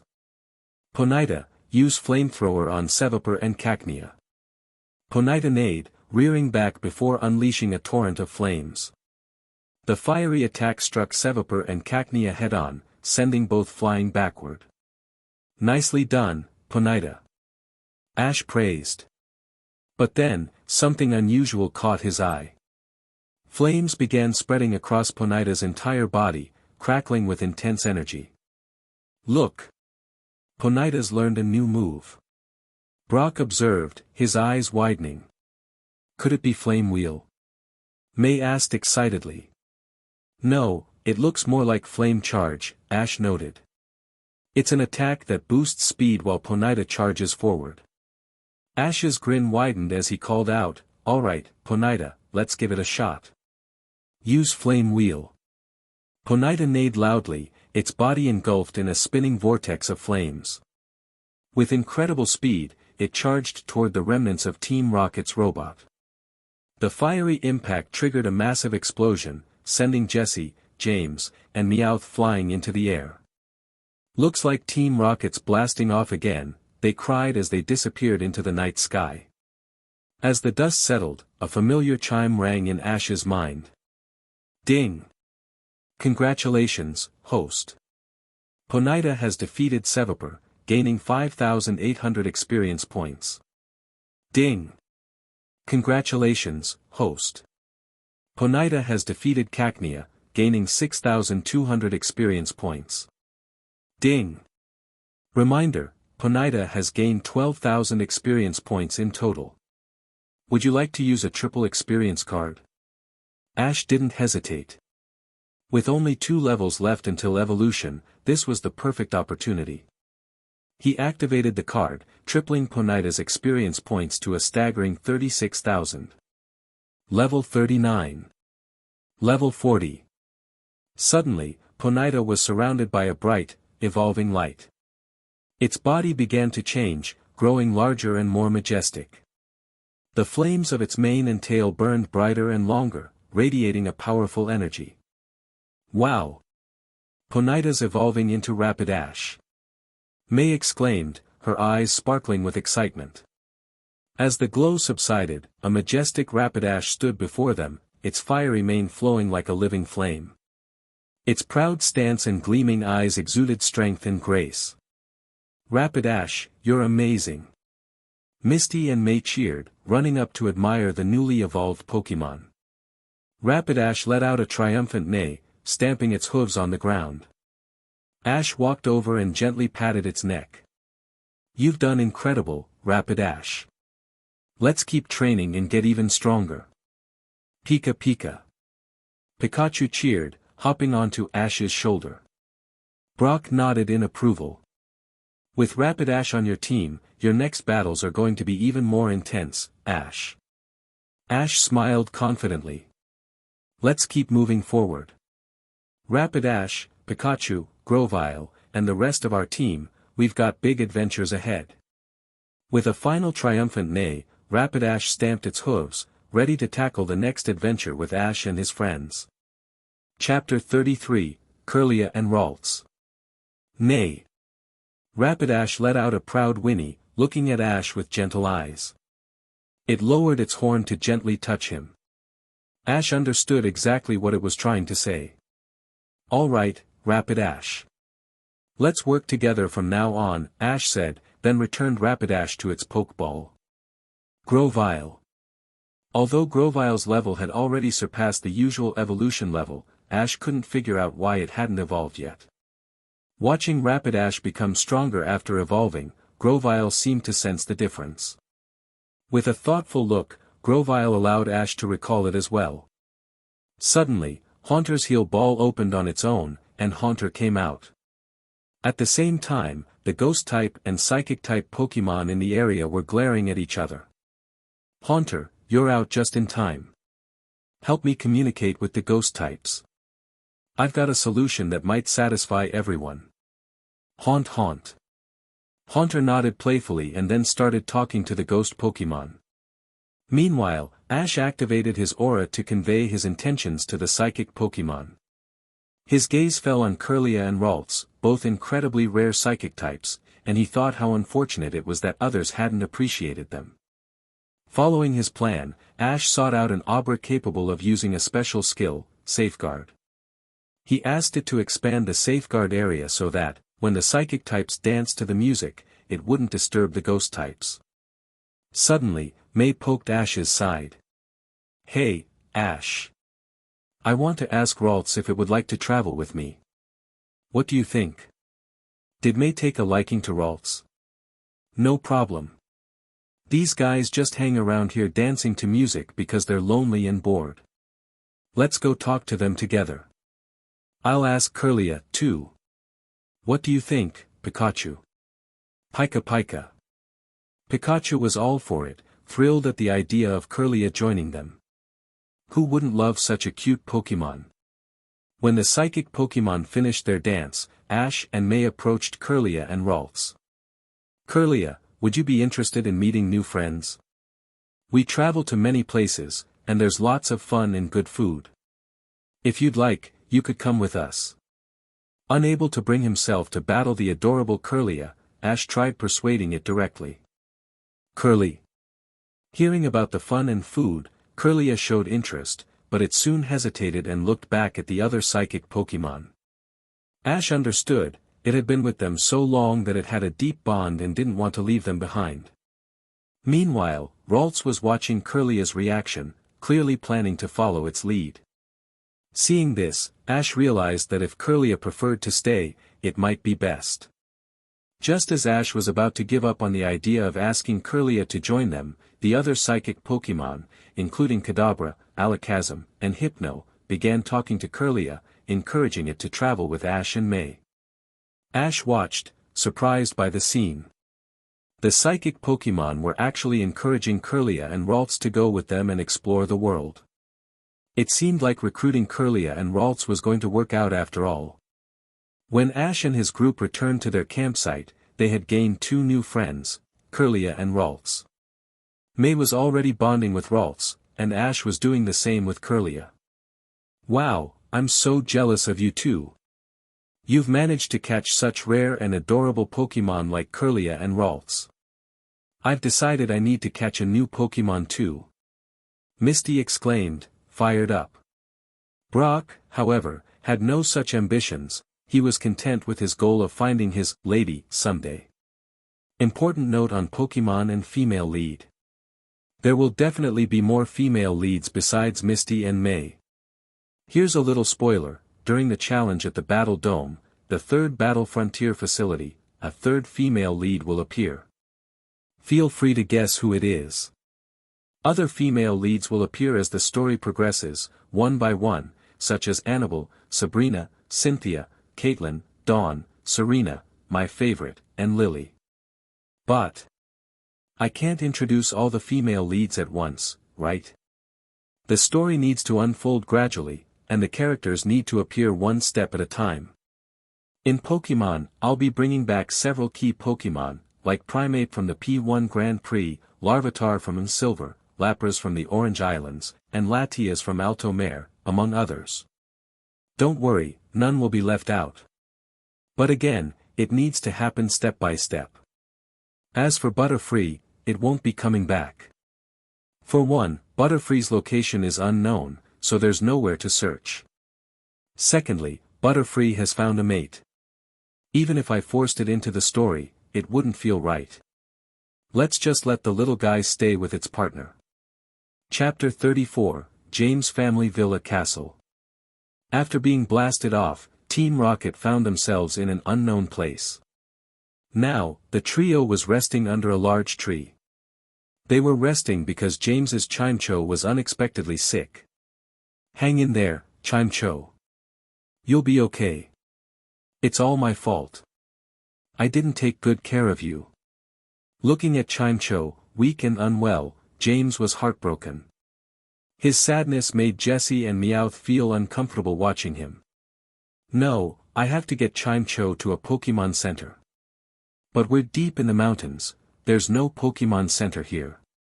"Why now, of all times?" James carefully picked up his sick Chimecho, who looked pitiful. Suddenly, James's gaze fell on a grand mansion in the distance. "Could it be one of my family's villas?" "That's right. The caretakers there are excellent at taking care of sick Pokémon. Chimecho is saved." Without hesitation, James ran toward the distant villa with Chimecho in his arms. Jessie and Meowth, confused, could only follow him. Inside the mansion, James handed Chimecho over to the caretakers. Only then did he explain the situation to Jessie and Meowth. "I never expected James's family to have a property in the middle of these mountains. This place is so huge, I thought it was a castle, not a villa." Meowth looked at James in surprise. "Yeah, James, I didn't know your family was so rich. And with such kind caretakers." "You're so lucky," Jessie said, looking at James with envy. James then shared his childhood experiences with his two companions. At that moment, the door to the room opened, and someone entered. To their shock, it was Ash and his friends. "You little brats. Fancy running into you here, just perfect." Jessie sneered. "Wait. Jessie, this is one of the caretaker's favorite places, and I won't let anyone cause trouble here. Let's call a truce with the twerps today. My Chimecho is sick, and I'm in no mood to fight." James quickly stopped Jessie. As the two groups talked, they realized that May's Munchlax was also sick and being cared for by the villa's caretakers. But Ash suspected that once night fell, Jessie and Meowth would be unable to resist sneaking around to capture the Pokémon in the villa. And sure enough, as soon as Ash and his friends left, Jessie and Meowth exchanged a wicked grin. Later that night, May, unable to sleep due to worry about Munchlax, decided to check on her Pokémon. As she passed Ash's room, she noticed the door was open, and Ash wasn't inside. Where did Ash go, she wondered. Following her curiosity, May approached Munchlax's room, only to find Ash facing off against Jessie and Meowth. "Jessie, Meowth. James is your teammate. How could you betray him like this? It's disgraceful." In the anime, Ash thinks that James isn't truly bad at heart. He joined Team Rocket to escape a stifling life and gain freedom, though his nature prevents him from ever fully embracing a life of wrongdoing. Jessie, on the other hand, is sometimes innocent but often exasperatingly hopeless. Humph. How could we be Team Rocket if we didn't do bad things? We're destined to be future high-ranking members. Sevaper, give that twerp a good lesson. Sevaper, hiss.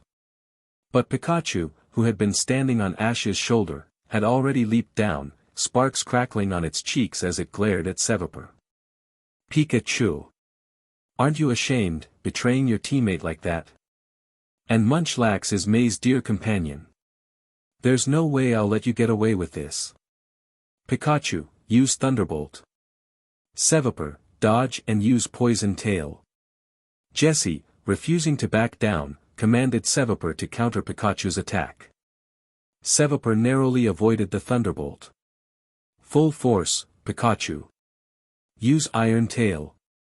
Poison Tail and Iron Tail clashed, but Poison Tail was no match.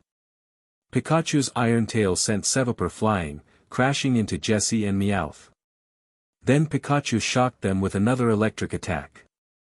Jessie and Meowth, covered in soot, fled in defeat. This Sevaper from Team Rocket didn't yield any battle experience, possibly due to the large level difference or being defeated too many times. Ash shook his head and prepared to leave, but then he noticed May standing nearby, gazing at him with wide eyes. Suddenly, she stepped forward and hugged him. "Ash, thank you." Had she not been worried about Munchlax, she wouldn't have known Ash had done this for her. "Pika. Pika." Pikachu quickly turned its head, not wanting to see anything it shouldn't. Chapter 35, Sign-In Battle Arena. The next morning, since Chimecho was still not fully recovered, James reluctantly had to leave as Jessie and Meowth dragged him away. However, a Mime Jr. took Chimecho's place, deciding to travel with James. As for Ash and his friends, they also left since Munchlax had recovered. During their time at the villa, May's feelings for Ash grew rapidly. Now, as they walked, May would glance at Ash occasionally, with a sweet smile on her face. James didn't want the caretakers at the villa to know he had joined Team Rocket, but their uniforms had already given them away. The elderly couple was already aware. The elderly, kind-hearted couple stood on the villa's balcony, gazing into the distance. "Dear, young Master James hasn't changed much. I just didn't expect him to join Team Rocket, the notorious underground organization in the Kanto region." "Yes, dear, but does it really matter? No matter what, James's nature has always been the same, he's still the kind-hearted boy he used to be.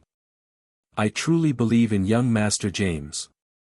With their gentle muttering, the villa returned to its usual tranquility. After leaving the villa, Ash and his friends came across a place called the Pokémon Herbal Medicine Shop, where they learned about some mysterious remedies and met the shop owner. They purchased some special medicines, and soon they were near the battle arena. Brock had also arranged for his parents at Pewter Gym to send over his Mudkip. After a battle with Ash's Grovyle, Mudkip evolved into Marshtomp. The group of four was in high spirits. Upon reaching the Pokémon Center near the battle arena, they found Scott waiting for Ash. "Hey, Ash. You finally made it. The frontier brain of the battle arena, Greta, is a master of fighting-type Pokémon. You'd better have a strategy ready, Scott said in his usual laid-back manner. Scott then drove Ash and his friends to the battle arena. In the original story, Ash used Grovyle and Snorlax for this battle, but Grovyle lost. This time, Ash decided to stick with the same Pokémon, aiming to redeem Grovyle's defeat to Greta's Hariyama. The battle arena was essentially a fighting dojo, led by Greta, with dozens of martial artists training inside. To earn the battle arena symbol, challengers had to defeat Greta in a Pokémon battle. As they walked into the arena, it was clear that Scott had notified everyone in advance, as everyone sat up straight. Wow, this is incredible. I've never seen such a formal battle arena. Misty and May looked around in awe, while Brock observed his surroundings carefully. Greta, this is today's challenger. Let's see what kind of exciting battle you two can bring us.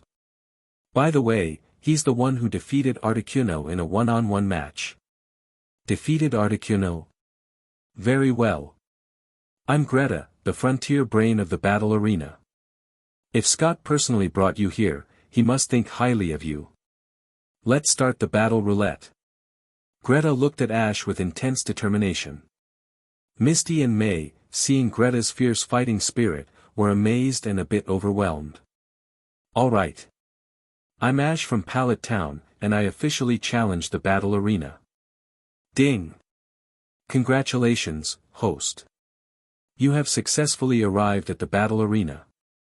Sign in progress. As the battle roulette began, a system notification sounded in Ash's mind. Ding! Congratulations, host. Sign in complete. Rewards distributed. Rewards: 50,000 Pokémon Poke Coins, Intermediate Cooking Mastery, Intermediate Martial Arts Skills, Expansion of System Storage Space to 3 cubic meters, Aura Enhancement, Current Range, 2,000 meters, plus 1 Emotional Bond with all Pokémon. 6 rewards in total. Since this was the battle arena, martial arts skills were rewarded as well.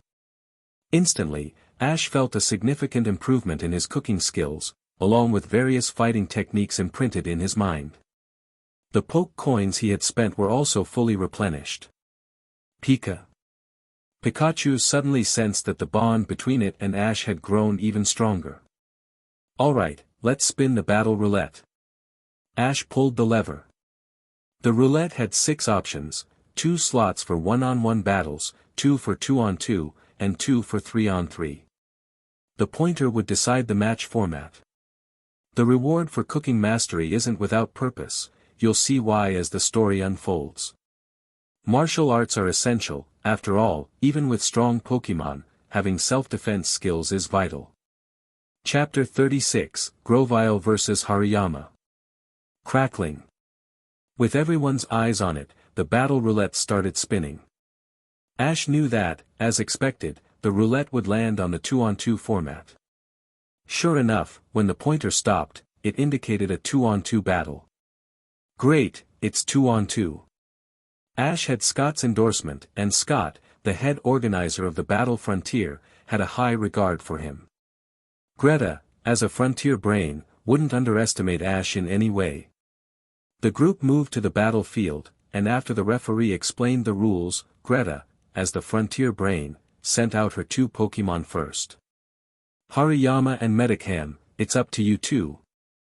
In the battle arena, challengers must present both of their Pokémon up front, unlike in other facilities. My choice is these 2, let's go. Ash stuck with his original choices, Grovyle and Snorlax. What? Ash is using Snorlax? Misty and May were puzzled. What's strange about that?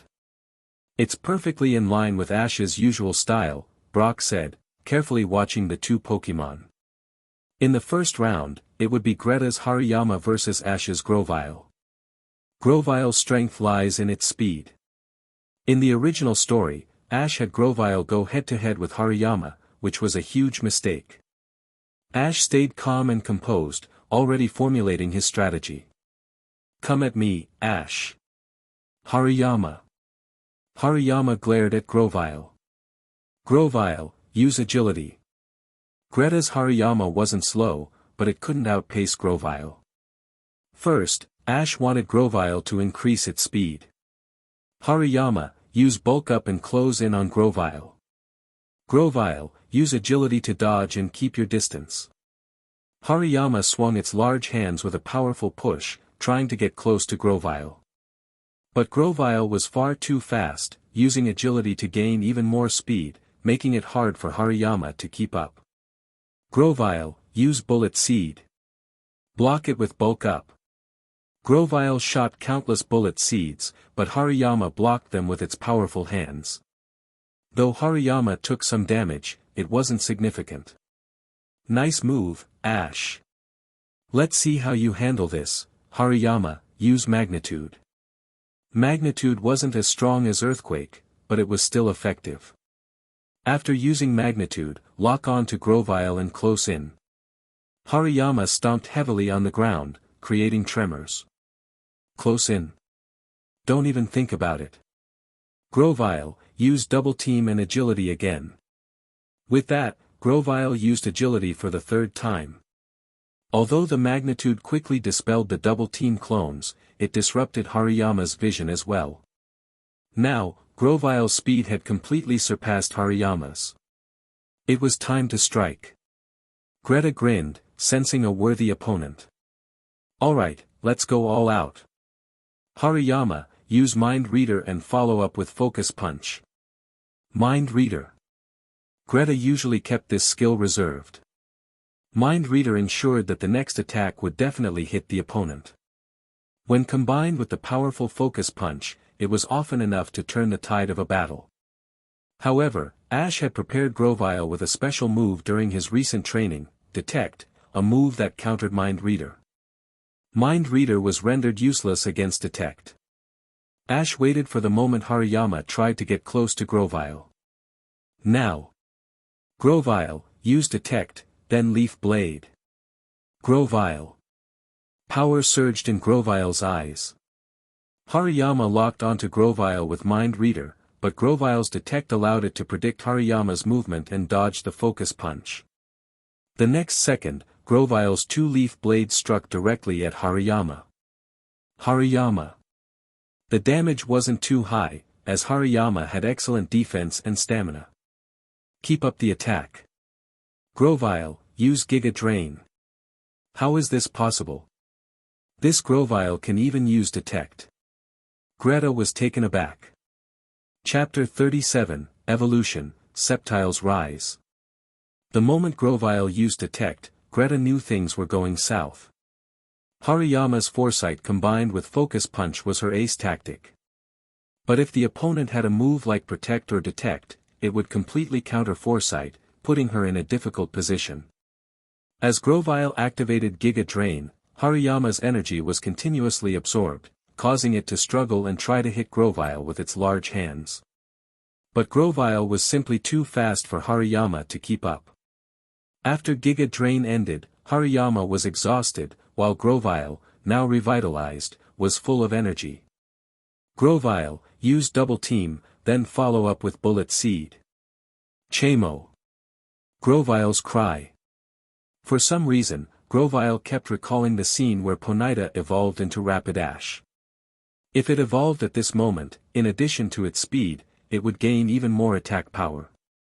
Then it could stand up to this Hariyama without hesitation. Looking back at Ash, Grovyle saw that his gaze was still firmly on it. As its partner, even without evolving, Ash had helped train it to make the most of its strengths through tactical strategies. Their bond was undeniable. Grovyle was resolute, letting out a shout as it used Double Team. While it did, its body started to glow, and intense grass-type energy began to surge. Ash was taken aback, it hadn't been expecting Grovyle to evolve now.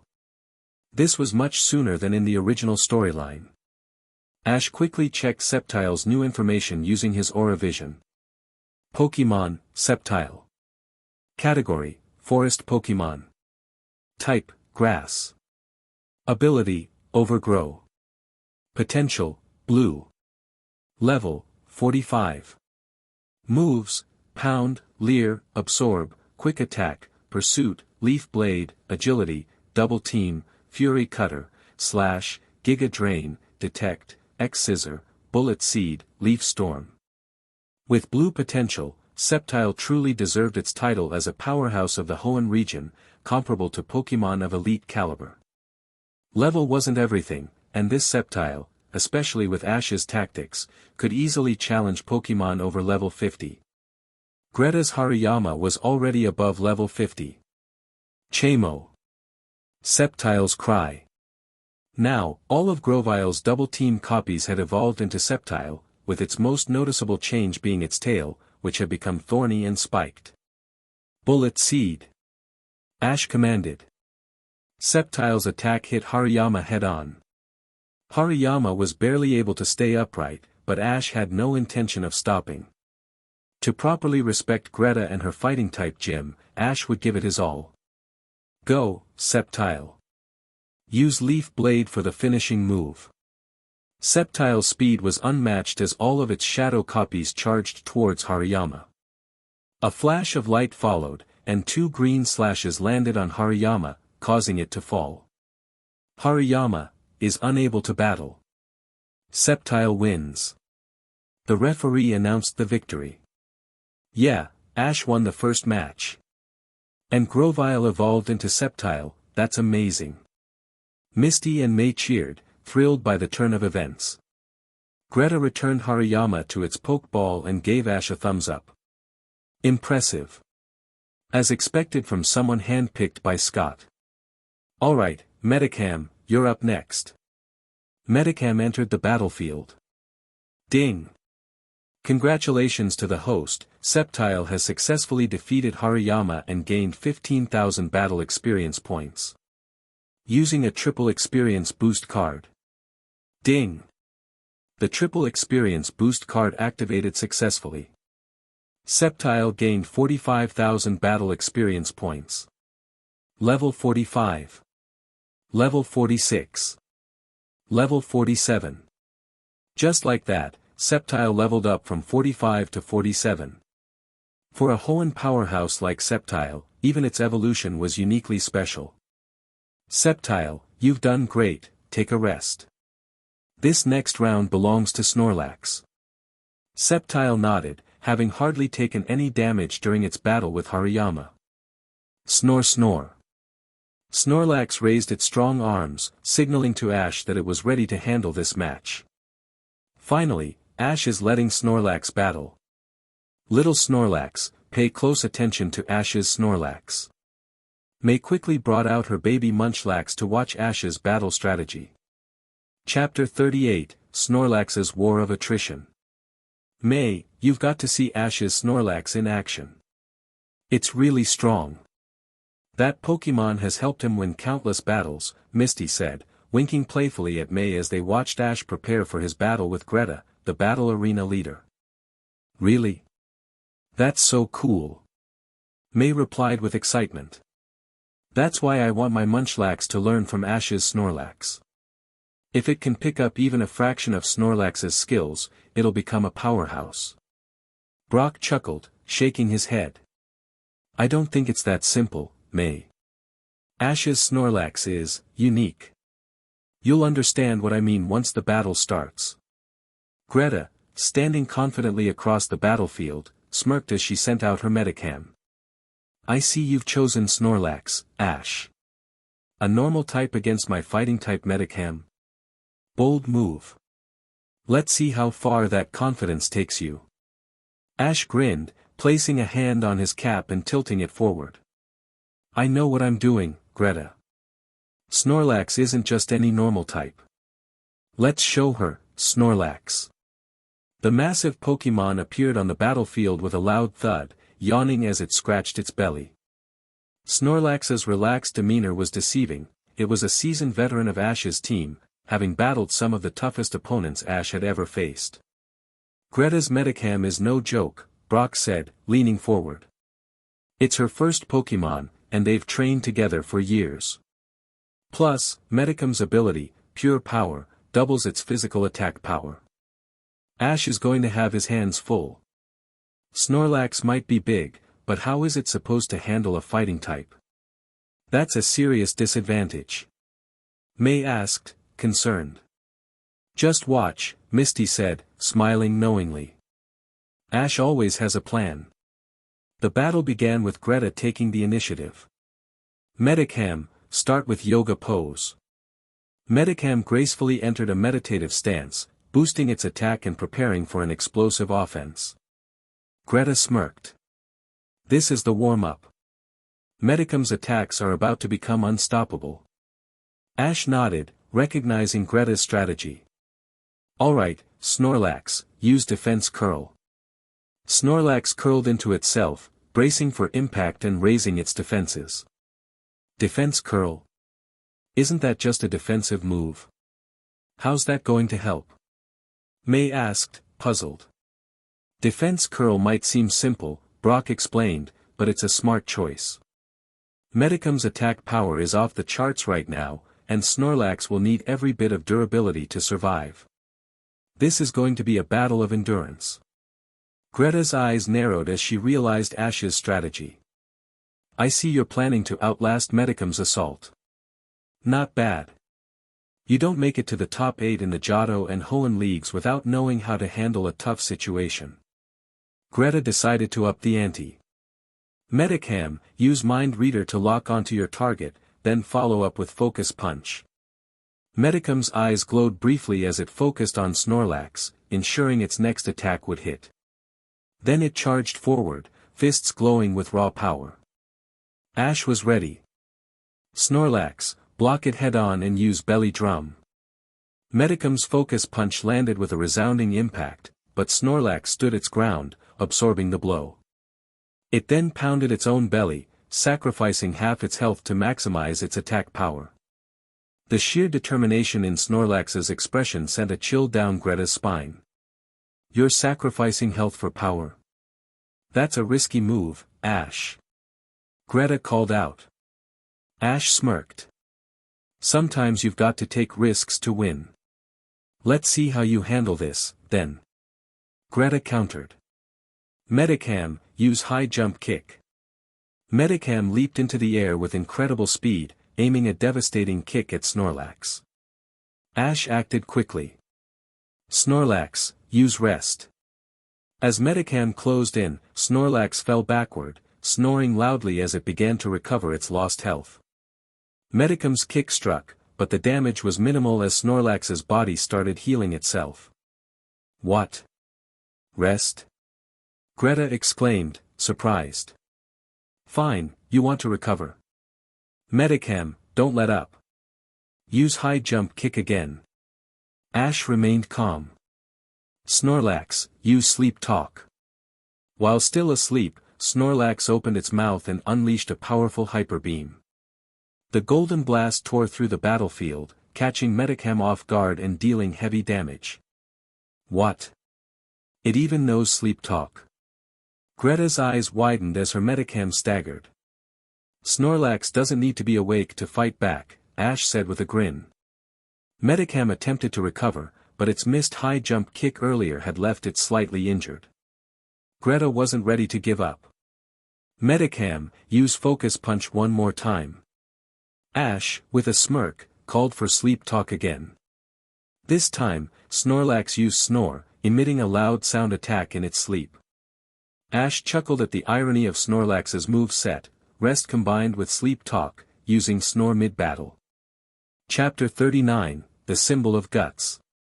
The intense noise from Snorlax's battle cries not only affected Medicam but also everyone nearby. What a powerful noise! Brock exclaimed, his voice barely audible over the uproar. Ash's strategy to use Snorlax's incredible endurance in a battle of attrition is brilliant. No wonder he's been using moves like Defense Curl to raise its defenses early on. And with the Sleep and Sleep Talk combo, not to mention Belly Drum to maximize attack power, it's remarkable. He struggled to cover his ears, though the booming echoes made it nearly impossible to block out completely. Beside him, Misty, May, and Scott pressed their hands tightly over their ears, grimacing against the onslaught of sound. The other fighters in the dojo, spectators eagerly watching the intense showdown, did the same. Some tried to shield themselves with their jackets, while others simply flinched, wincing at each deafening cry.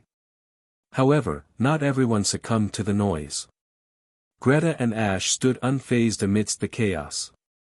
Greta, a seasoned and disciplined fighter, relied on her training to withstand the discomfort. Using special breathing techniques she had honed over years of martial arts, she minimized the impact of the sound. "Control your breathing, control your focus," she whispered to herself, her calm demeanor unwavering. Ash, on the other hand, relied on sheer determination and resilience. His own bond with Snorlax fueled his ability to endure, as he was wholly immersed in the battle. To Ash, the noise wasn't a distraction but a declaration of their teamwork and resolve. Then it happened, Snorlax woke up. Its eyes snapped open, and a fiery determination burned within them. 2 rounds of rest had done wonders for its stamina, restoring much of the energy it had sacrificed earlier with Belly Drum. The timing couldn't have been more perfect. Snorlax was now free from the recharge delay of its devastating Hyper Beam, and it was ready to strike again. Ash grinned, recognizing the perfect opportunity. "Snorlax, keep up the sound attack and show them your power with rollout." "Snorlax." Snorlax roared, its voice reverberating through the dojo like an earthquake. Without hesitation, it curled into a massive, rolling sphere of momentum and power, launching itself at Metacam with astonishing speed. "Metacam, quickly get out of the way and use foresight," Greta commanded, her voice sharp and urgent. Metacam immediately tried to leap to the side, but the pain from its injured knee, the result of the failed high jump kick earlier, slowed its movements. Despite its best efforts, the sharp sting of its injury was too much to overcome. "Metacam." Greta's eyes widened in alarm as the inevitable unfolded before her. Snorlax's rollout struck Metacam with thunderous force, sending it hurtling across the dojo. The impact was so strong that the walls themselves seemed to shudder under the weight of Metacam's crash. Dust and debris fell from the ceiling as Metacam slumped to the ground, completely knocked out. The referee stepped forward, raising his hand to signal the end of the match. "Metacam is unable to battle. Snorlax wins, making the challenger, Ash from Pallet Town, the victor." A brief silence hung in the air as the announcement sank in, followed by an eruption of cheers. Ash had won. "Snorlax." Snorlax bellowed triumphantly, unrolling from its spherical form and leaping toward Ash in excitement. Its massive frame loomed over the young trainer, and for a moment, Ash's eyes widened in alarm. With Snorlax's boosted power from Belly Drum, even a playful hug could be overwhelming. But Snorlax surprised everyone with its gentleness. Instead of crashing into Ash, it scooped him up carefully and placed him on its broad shoulder. The crowd roared with approval as Snorlax raised its arm in victory, proudly celebrating its triumph alongside its trainer. Ash couldn't help but laugh, patting Snorlax's head. "You were amazing, Snorlax. I couldn't have done it without you." Greta approached them, a gracious smile on her face despite her defeat. "Congratulations, Ash," she said warmly. "Your strategy was brilliant, and your Snorlax's endurance and strength are truly remarkable. To know moves like Belly Drum and Rollout speaks to its incredible potential, and to your skill as a trainer." She held out a gleaming gold badge, shaped like a pair of strong, flexed arms. "This is the Gold Gut symbol, awarded to those who conquer my battle arena." Ash accepted the badge with both hands, his expression glowing with pride. "This is the symbol of guts," he declared, holding it up high for everyone to see. "It represents the teamwork and determination of me and my Pokémon. Pika Pika." Pikachu cheered from Ash's shoulder, its voice filled with joy.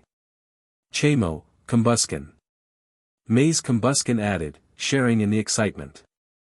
"Snorlax." Snorlax bellowed again, raising Ash even higher on its shoulder as if to proclaim their victory to the world. "That was an incredible battle, Ash," Scott exclaimed, clapping enthusiastically. "Your strength and strategy really shine through." It's no surprise you've made such progress in the battle frontier. Greta nodded in agreement. Your next challenge will be at the Battle Dome, where you'll face Tucker. He's a famous Pokémon battle star from Kanto, known for his dramatic double battles. It'll be a different kind of challenge, but I'm sure you're up for it. Ash's thoughts briefly turned to the Battle Dome and the fierce competition that awaited him. He pictured Tucker, a performer as much as a trainer, dazzling the crowd with his charisma and skill. Then his mind wandered further, recalling another performer, a beautiful, talented girl who had chosen a different path as a Pokémon coordinator. For a moment, he wondered how she was doing and what new heights she might have reached in her contests. But Ash quickly snapped back to the present, his gaze returning to his team and the crowd cheering around him. We'll take on whatever comes next, he declared, his voice full of determination. Right, guys? Pika. Snore. The excitement in the dojo was palpable as Ash and his Pokémon celebrated another hard-earned victory, ready to face the next challenge in their journey. Chapter 40, The Pokémon Breeding Center. Leaving the battle arena. Ash and his friends set off toward the Battle Dome. However, they decided to take a detour rather than passing through Lavender Town again, as the Battle Dome lies in a city south of Lavender Town, and they had already visited it once. Taking another route, they figured they could explore some new places along the way. Wow, look ahead. There's a farm. Should we go check it out? May said excitedly, spotting a large farm in the distance. It was around noon, and after lunch and a short rest, everyone was ready to continue their journey. Sure, let's go take a look, Ash agreed. After speaking to some people, they learned that the farm owner, named Christopher, ran the place with his wife, Jeannie. They were Pokémon caretakers, and their farm was dedicated to raising Pokémon. Christopher and Jeannie had a daughter named Nicolette, who dreamed of becoming a Pokémon coordinator. However, the couple was troubled because, no matter how much they encouraged her, Nicolette refused to go on a journey. If you wouldn't mind, could you please share some fun stories about traveling with my daughter, Nicolette? Christopher asked sincerely. Misty, May, and Brock all looked to Ash, as they were used to letting him take the lead. Of course, we'd be happy to help. And, if possible, could we also take a look at the Pokémon eggs you're raising? Ash replied. Pokémon eggs are left with caretakers to hatch, who then take care of the young Pokémon until their trainers come to collect them. Christopher readily agreed and told them they were lucky, as one of the eggs was expected to hatch that evening. They might even witness a Pokémon breaking out of its egg for the first time. Christopher asked his wife, Jeannie, to prepare dinner, wanting to properly host Ash and his friends. I really hope we get to see a Pokémon hatch right before our eyes. Misty said excitedly. Me too. Let's go find Nicolette and tell her about the fun of traveling. May said, pulling Misty along. Brock, always eager to help, volunteered to assist with dinner preparations. I'll help with the cooking, he said. Ash, meanwhile, offered to take care of everyone's Pokémon and brought them out of their Pokeballs to enjoy a meal. Even Mutwo, who had become well acquainted with everyone over time, joined in. Feeding them the food Brock had prepared, Ash headed over to where May and Misty were with Nicolette. As he arrived, he could see that May's Munchlax had just soundly defeated Nicolette's Vileplume in a practice battle. Nicolette seemed disheartened by the outcome. May was worried. Ash, you're just in time. I hope I didn't go overboard, I didn't mean to upset Nicolette, she said, feeling guilty. Misty gently pulled May aside, hinting that Ash could handle the situation. So, did you feel the excitement of battling with Pokémon once the match started? Ash asked Nicolette. She thought for a moment, realizing that she did feel that thrill during the match. May has only been on her journey for less than a year. When she first started, she didn't even know what to do with her Pokémon. But by traveling, she has seen and learned so much, enriching herself along the way. So, if you truly love Pokémon, Nicolette, take your Vileplume and go on a journey. You'll make friends, participate in the contests you love, and experience a life far beyond what you could at home. With that, Ash walked away, knowing his words, along with the recent battle experience, would likely motivate Nicolette if she truly loved Pokémon. After Ash left, Nicolette turned to Misty and May. Ash really is charming, isn't he? Enough to make two beautiful girls fall for him.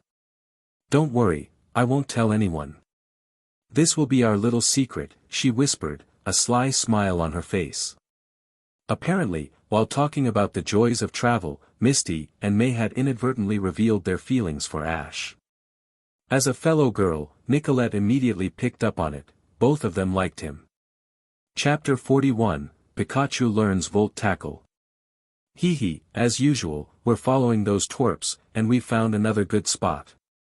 Under a large tree outside the farm, Team Rocket's trio appeared, the ever-present assist team. Jessie, munching on a rice ball, mumbled with her mouth full. That's right. This farm belongs to Pokémon caretakers, which means it's not just filled with Pokémon, but with Pokémon eggs they're raising. James added, also eating a rice ball. Ah, I get it, meow. What we need to do is take Pikachu and all the Pokémon and eggs from this farm to give to the boss.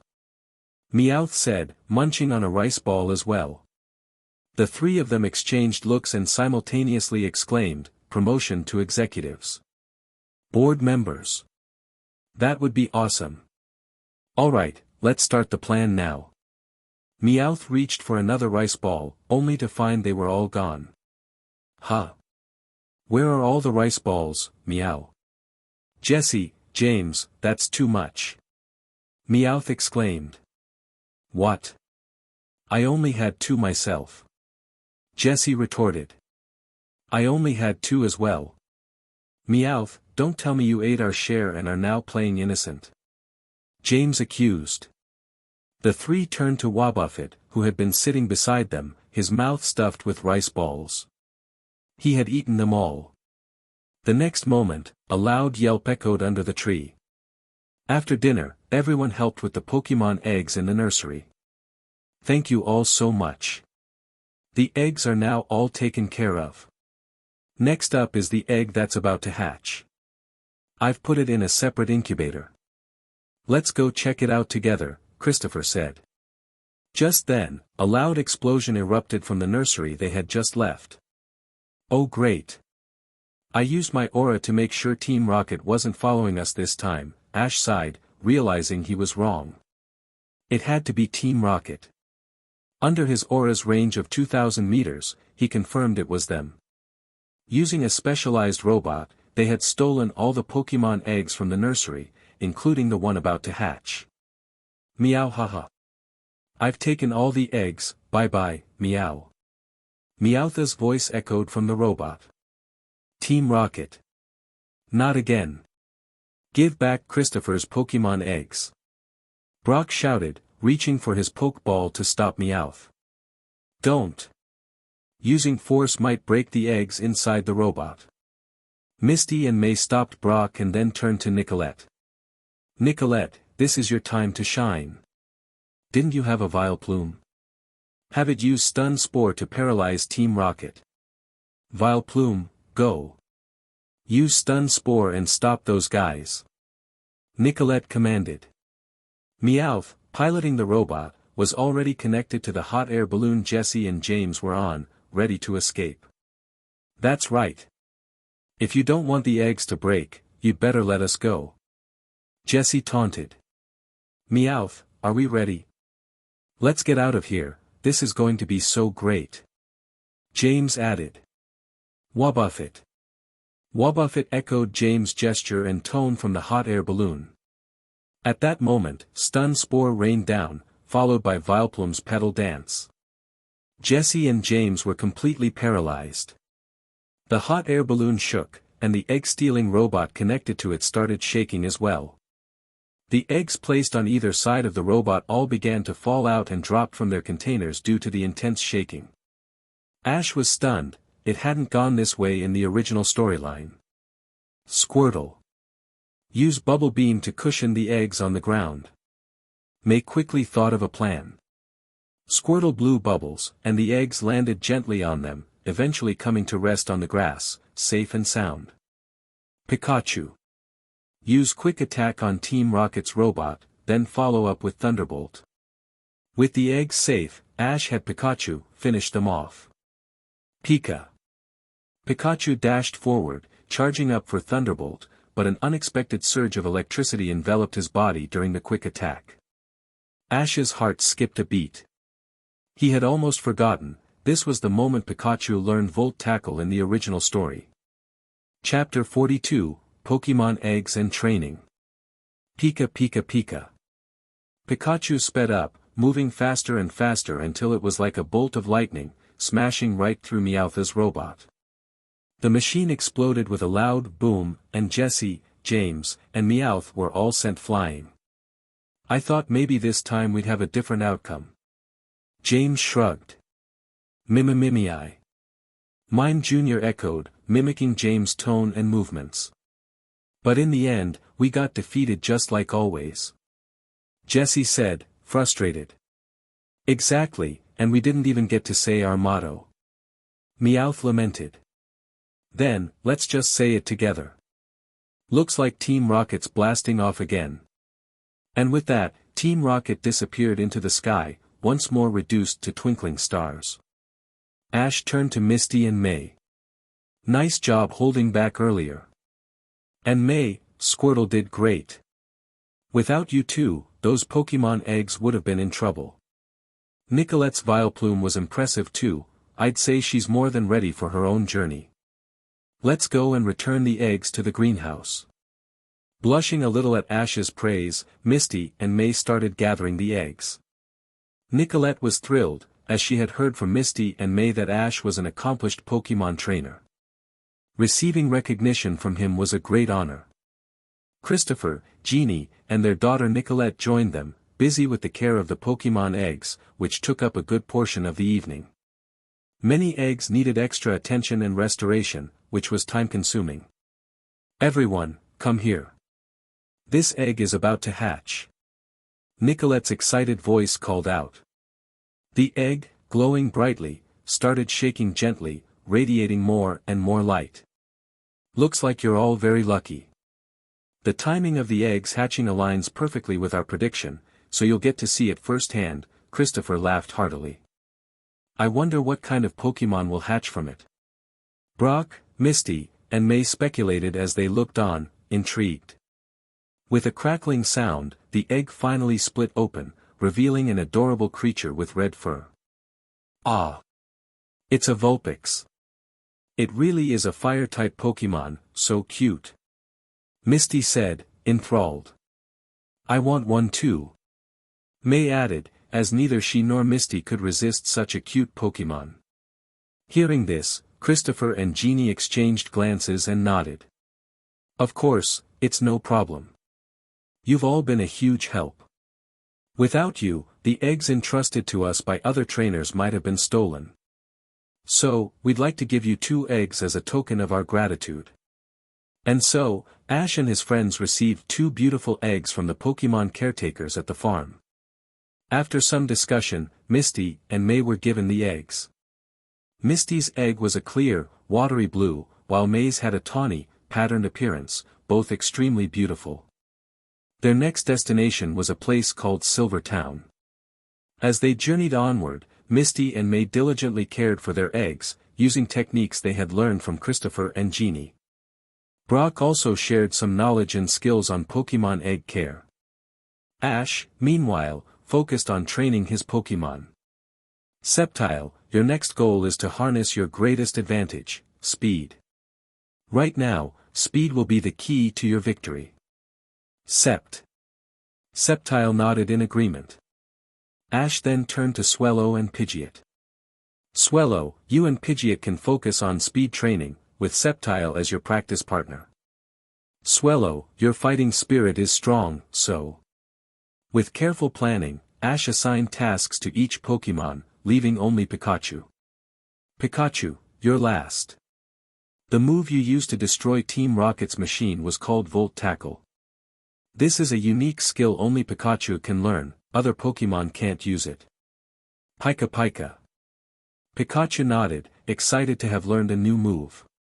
But you're still not used to it. Volt Tackle causes a little recoil damage to you, so you'll need more practice. Do you see that large rock over there? Use Volt Tackle on it and try to shatter it. Pika. Volt Tackle can be thought of as a combination of Quick Attack and Thunderbolt. Pikachu dashed forward, beginning to practice the move. Ash went into the nearby forest to search for herbs that would help Pokémon recover quickly from injuries. Skill training often led to minor injuries, so having medicinal herbs would be handy. And if he could develop his aura abilities further, he could even gain some healing power of his own. Chapter 43, The Silver Town Contest. Ash quickly found the medicinal herbs he needed, then crushed them all. After crushing the herbs, he stored the juice in a small glass bottle. While it was possible to buy potions from the system shop, there was something special about personally collecting herbs and making healing potions for his Pokémon. That experience couldn't be matched by simply purchasing potions from the shop. The Pokémon had been training for a long time, and while they rested, Ash applied the juice he had made onto their bodies. Meanwhile, Mutwo was lazily lying on the grass, basking in the sun. Seeing this, Ash lay down beside it. Ash, what do you think that man, Giovanni from Team Rocket, is doing right now? Mutwo communicated through telepathy to Ash. Don't worry about it, Mutwo. Sooner or later, we'll have a confrontation with Team Rocket. Let's see whether your power or their technology is stronger. I'm really looking forward to it. Ash replied, excited. Mutwo hummed softly and turned its head away. Even if human technology is powerful, it can't compare to someone of my level. However, during the time I was tricked by Giovanni and wore the sealing armor, I felt the presence of someone with tremendous power. I look forward to meeting that person. Mutwo said proudly. Indeed, Mutwo's power surpassed that of most legendary Pokémon. After chatting some more, Ash had the Pokémon train a bit longer before they set off again. When they arrived at Silver Town, May rushed to sign up for the local competition. After signing up, the competition would take place the next day, so Ash decided to let the Pokémon rest overnight at the Pokémon Center. The next day, the Pokémon contest in Silver Town was about to begin. The host was still Miss Lillian, and there were 3 judges. 2 of the judges were the same, but the third, Nurse Joy, was replaced by the Nurse Joy from Silver Town. Today's audience is as enthusiastic as ever. However, Miss Lillian has an apology to make. It seems that there was a small issue with the production team, and a participant named Jeremy has not yet arrived. Jeremy, did you mistakenly sit in the audience section? Lillian said, soothing the crowd. When no one stepped forward, Lillian was about to announce Jeremy disqualification if he didn't show up soon. Finally, Jeremy, an office worker, arrived late and caused a stir when he made a mistake, leading to the audience's laughter. Then, the coordinators began showcasing the charm of their Pokémon. Silver Town's Pokémon contest was a small-scale event compared to the previous Saffron City contest, with only about 20 participants. The format was simple. After all the performances, only 4 contestants would advance to the second round of judging. Pokémon showed off their unique charm and the synergy with their coordinators. Finally, it was May's turn to perform. Go, May. Pikachu. Good luck, May. Ash, Misty, Brock, and Pikachu cheered her on. May nodded firmly, looking at her friends. Squirtle, take the stage with charm. Squirtle. May threw the Pokeball, and Squirtle emerged, immediately using a light ice beam. Its small, cute body spun in the air, and the beam formed a misty, icy glow around Squirtle. Squirtle landed elegantly and gave a polite bow to the audience, earning applause. Wow, this Squirtle is so cute. This girl is so beautiful, and her partner is amazing. I can't wait to see more. Squirtle, use a powerful bubble attack. Squirtle. Squirtle released many bubbles, with one large bubble in the center. It climbed onto the large bubble, standing proudly. Now for the final touch. Squirtle, use Ice Beam to pop all the bubbles. May said confidently. The bubbles shattered as Squirtle's Ice Beam hit them, scattering an icy glow that sparkled under the lights. Finally, Squirtle broke the largest bubble in the center. The shards of the bubble formed an icy lotus shape in the air. Squirtle landed perfectly in the middle of the icy lotus, finishing the performance. The audience erupted into thunderous applause. Chapter 44, The Roaring Youth and the Silver Ribbon. Alright, next up, it's Mr. Jeremy's performance, announced Lillian. As soon as she finished speaking, the stage lights shifted dramatically. Mr. Jeremy stepped onto the stage dressed like a rock musician, surprising everyone. It turns out that Mr. Jeremy was once a rock musician. Butterfree, let's dazzle everyone with your unique charm, he announced. Use poison powder, then stun spore. Butterfree gently released both moves, astonishing the audience by using its left wing to emit poison powder and its right wing to release stun spore. Positioned between the two powders, Butterfree's charm radiated through the mix of purple poison powder and golden stun spore. Good. Now use Silver Wind to swirl the powders into our unique, Silver Powder Twister, combination move. Just as everyone thought the performance was nearing its end, two people suddenly appeared in the audience, Mr. Jeremy's wife and son. The performance was forced to stop. Dad, aren't you too old to be dressing like this? I'm embarrassed for you, his son complained. Jeremy, instead of coming home after work, you're here in this outfit? Do you know how much the neighbors laugh at us? Let's go home, his wife added, clearly unable to understand his actions.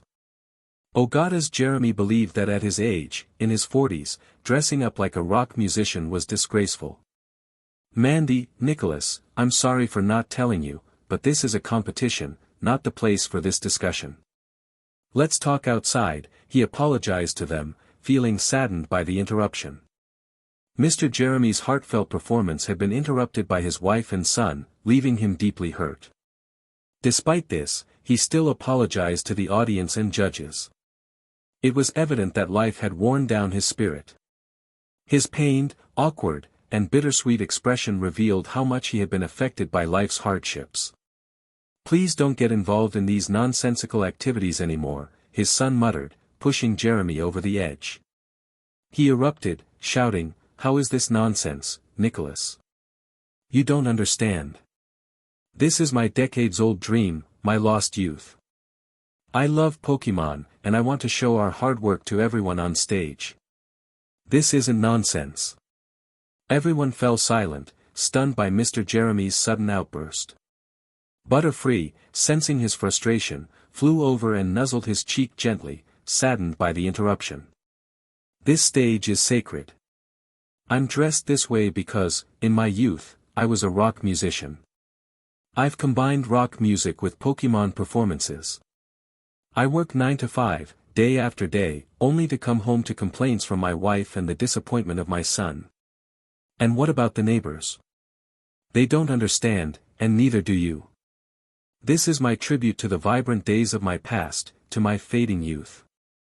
Mr. Jeremy poured out years of pent-up frustration, toward his boss, his wife, and his son. Clap, clap, clap. An elderly man in the audience began clapping. Soon, applause echoed throughout the hall. Mr. Jeremy regained his composure, exhausted from expressing himself like this for the first time.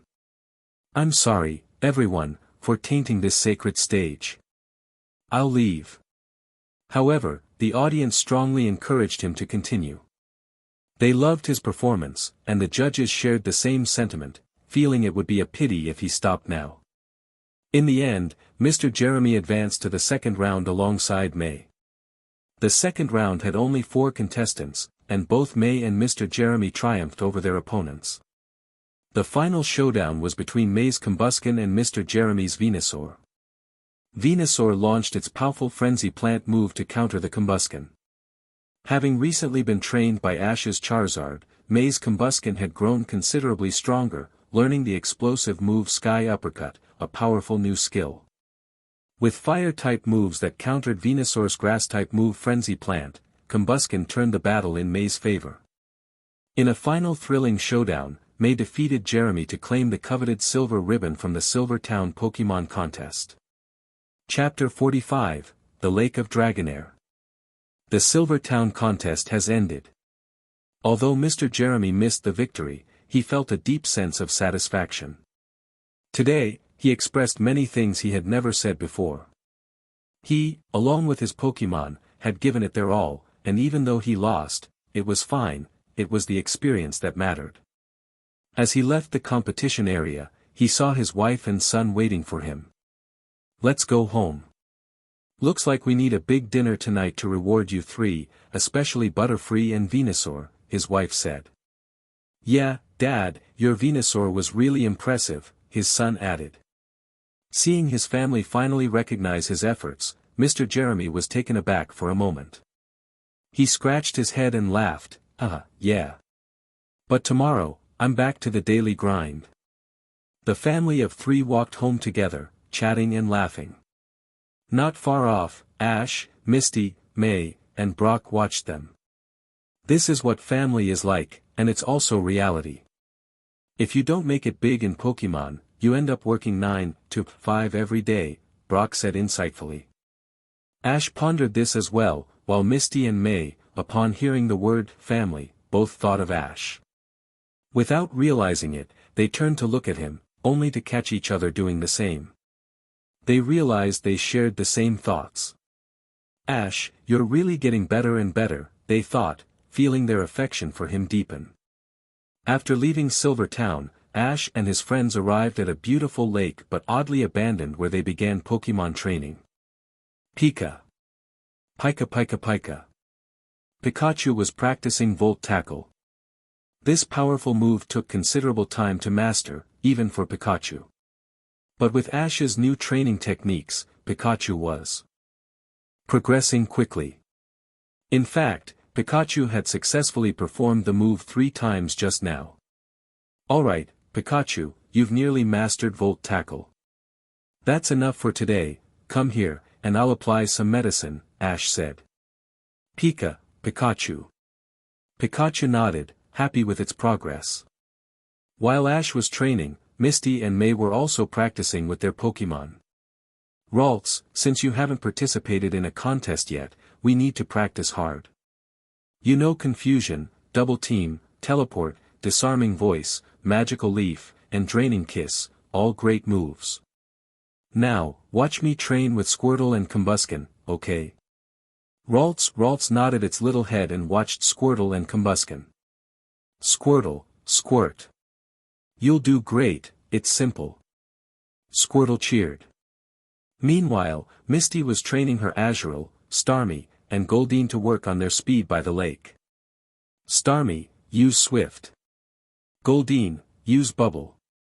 Misty held Azurill in her arms as she trained the others. Brock, in the meantime, was reading about the lake and caring for 2 Pokémon eggs. "Ah, I found info on this lake," Brock exclaimed, gathering Ash, Misty, and May. "This lake is called the Lake of Dragonair. It's said to be protected by a Dragonair that guards the water Pokémon here, giving the lake its name.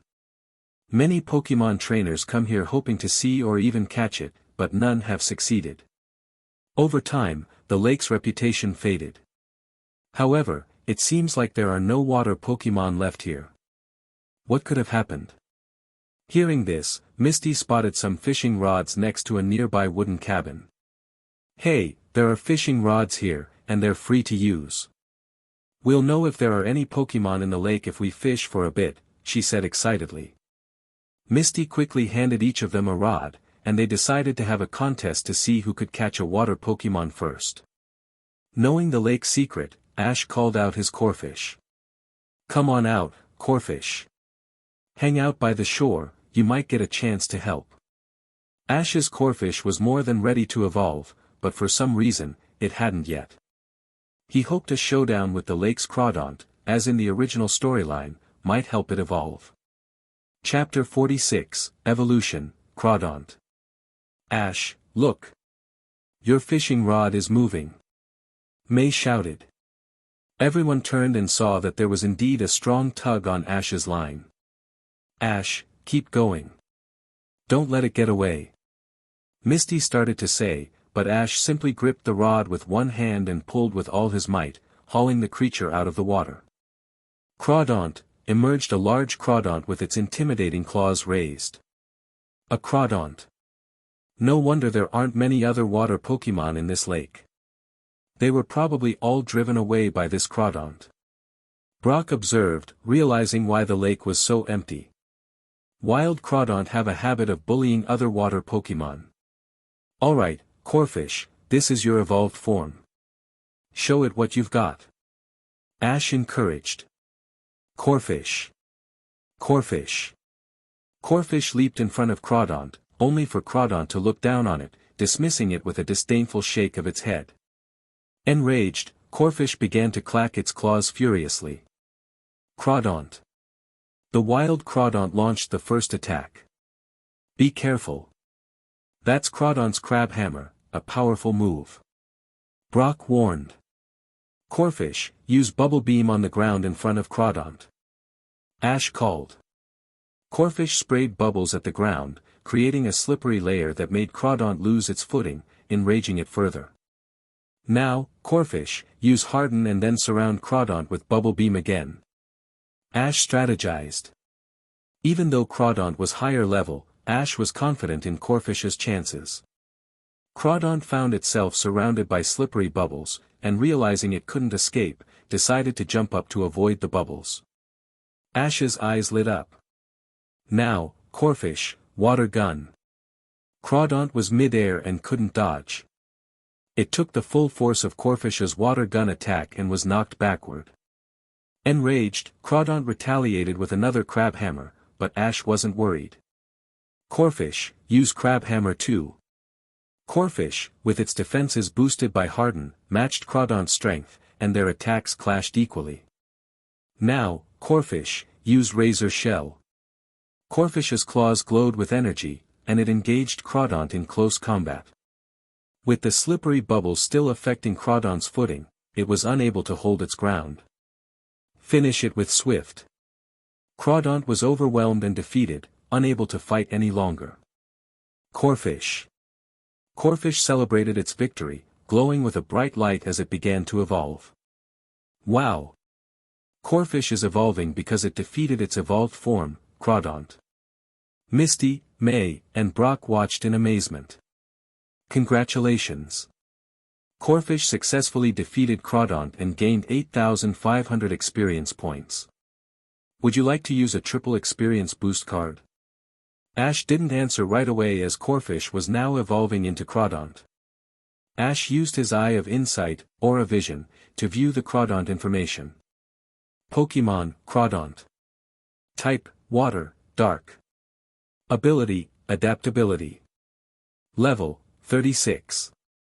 Moves, Bubble, Harden, Leer, Bubble Beam, Water Gun, Water Pulse, Protect, Knock Off, Razor Shell, Swords Dance, Crunch, Crab Hammer. Ash realized, just like with Grovyle, his Crawdaunt had delayed its evolution until it was the right moment. Did you guys really defeat the Crawdaunt in this lake?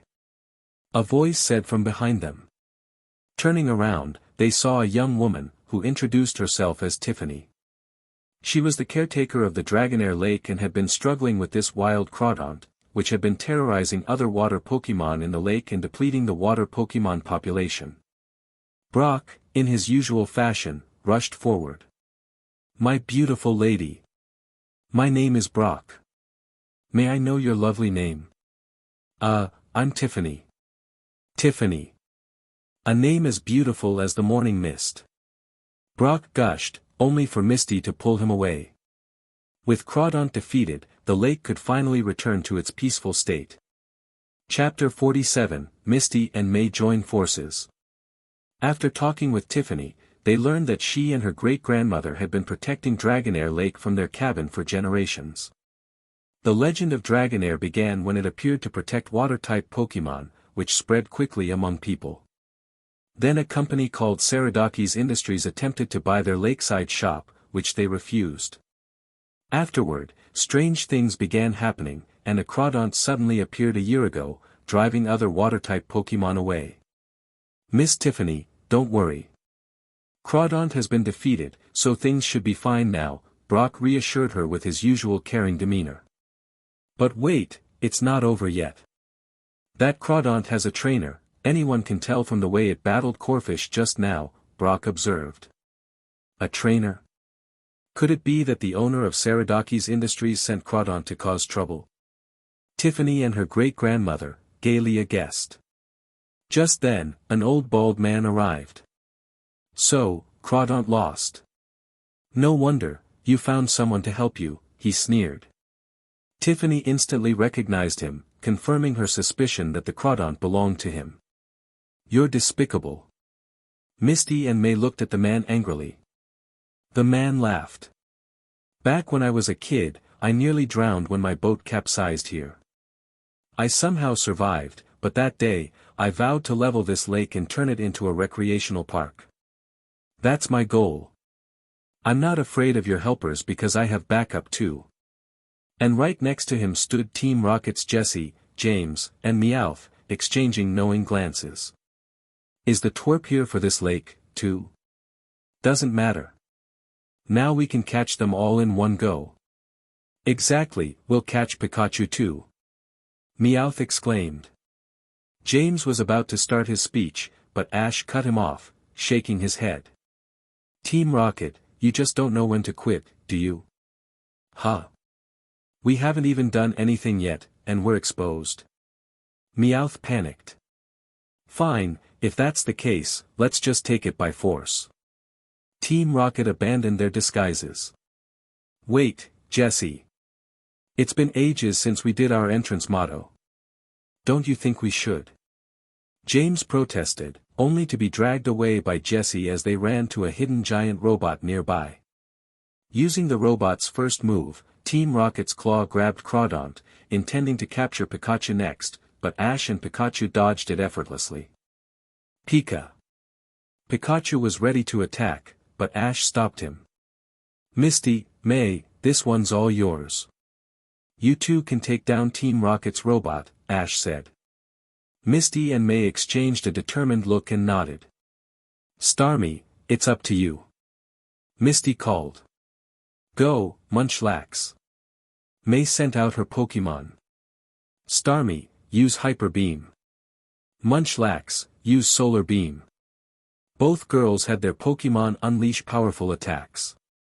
Ash silently hoped Team Rocket would somehow survive.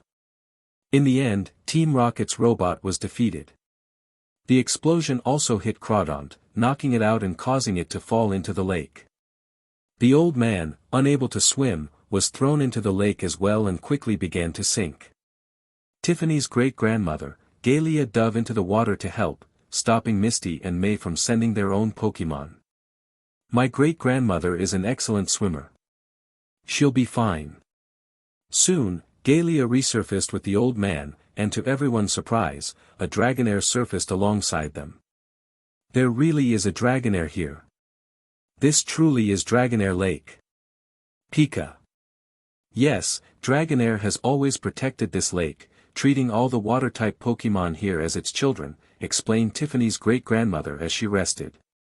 The old man finally realized something. So it was you. That familiar presence. You're the one who saved me back then.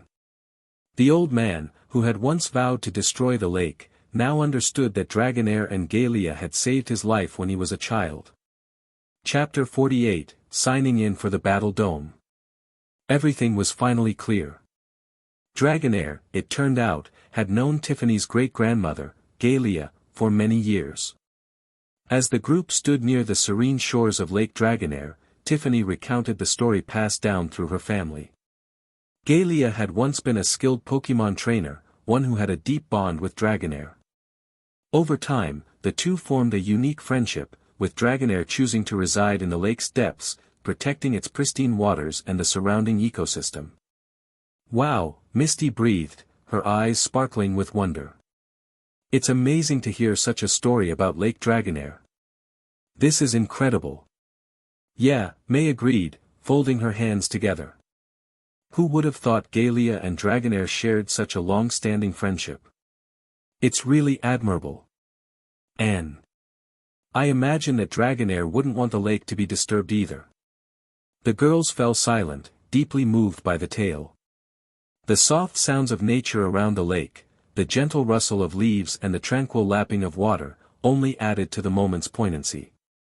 Saradakis, the old man who had sent Crawdon to the lake, stepped forward with a somber expression. His earlier demeanor of brash arrogance had been replaced with quiet remorse. I understand now. I was wrong to disturb the peace of this lake, he said, bowing his head. From now on, Crawdon and I will join in protecting this lake and its beauty. Together, we'll stand as guardians, honoring Galea's legacy and Dragonair's trust. I owe that much to my saviors, who rescued me twice. His Crawdon chirped in agreement, standing resolutely beside its trainer. With the matter resolved, Ash and his friends bid farewell to Tiffany, Saradakis, and the tranquil Lake Dragonair. They set off on their next destination, the Battle Dome. The journey wasn't long, and soon, the towering, oval-shaped arena came into view, its futuristic design gleaming under the sunlight. Before heading inside, the group stopped at a nearby Pokémon Center to rest and prepare. As they approached the counter, they were greeted by a familiar figure sipping coffee casually in the lounge. Mr. Scott. Ash exclaimed, grinning. You always manage to get here before us. Scott chuckled, lifting his cup in greeting. Hey, Ash. I've been waiting here for 2 or 3 days, actually. I figured you'd arrive soon, especially since the Battle Dome is next on your list. 2 or 3 days? May asked incredulously. Don't you ever get bored waiting around like that? Not at all. Scott replied, smiling mischievously. Watching trainers like Ash grow and overcome challenges is what I live for. Speaking of which. He leaned in, his expression suddenly serious. Ash, you've done your homework on the Battle Dome, right? Of course.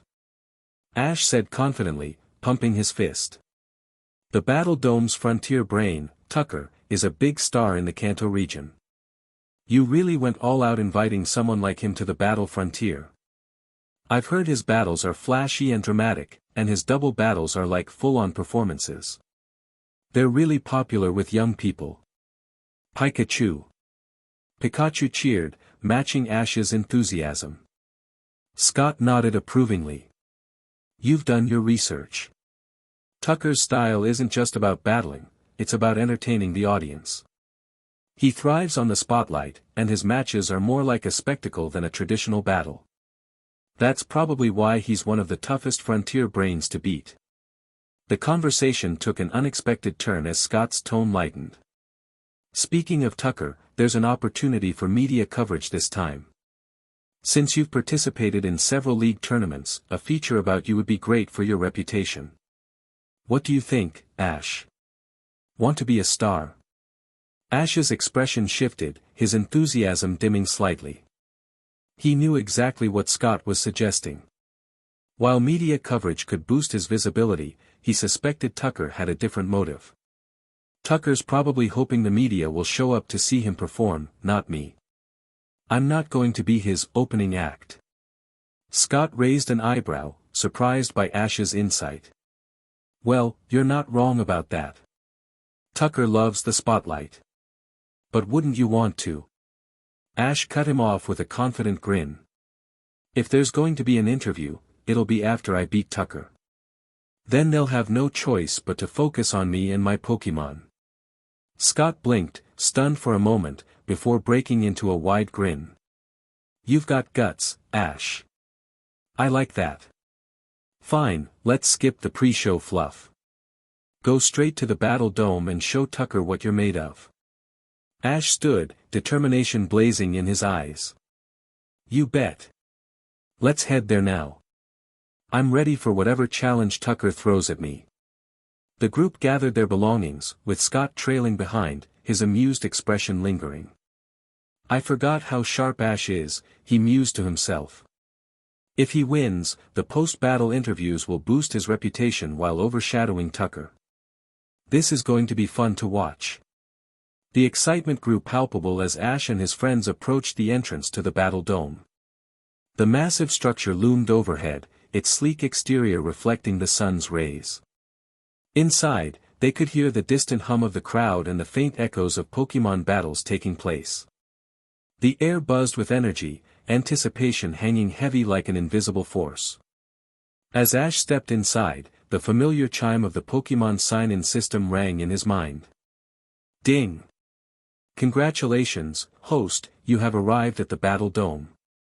Sign-in starting. Ash took a deep breath, his fists clenching in determination. The stage was set, and he was ready to face whatever challenges lay ahead. This wasn't just about another frontier symbol, it was about proving to himself, his friends, and the world that he and his Pokémon could rise to any occasion. With Pikachu perched confidently on his shoulder, Ash took his first steps toward the battle that awaited. Chapter 49, First Encounter with Alessa. Ding! Congratulations, host, you've successfully reached the battle dome. Sign-in starting. Ash paused mid-step as the familiar chime resonated in his mind. He'd grown used to the mysterious system's sudden announcements, but each time it brought a thrill of excitement. Ding! Congratulations, host, sign-in successful. Reward distribution beginning. 100,000 Poke Coins. System storage space upgraded to 5 cubic meters. Aura power detection range increased to 5,000 meters. Advanced culinary skills mastery. Advanced martial arts mastery. Charisma plus 10. Increased bond level plus 1 with all Pokémon. 1 fire stone, 1 water stone, 1 thunder stone, 1 leaf stone, and 1 ice stone. Ash's eyes widened as he mentally took in the list of rewards. It was a massive reward drop. The Poke Coins alone would be a huge help for supplies, but the upgrades to his skills and tools left him buzzing with excitement. With nearly every evolution stone obtained, he was more prepared than ever to help his Pokémon evolve if needed. The charisma boost, though invisible, added an extra air of confidence to his demeanor, and the newfound mastery in cooking and martial arts made him feel stronger and more capable. His Pokémon bond strengthening was the cherry on top, deepening the trust and synergy he already shared with his team. Feeling a renewed sense of vigor, Ash couldn't help but grin. Ash, why do you seem a bit different from before? May asked, her brows furrowing as she noticed his subtle shift in aura. Misty glanced over, curiosity piqued.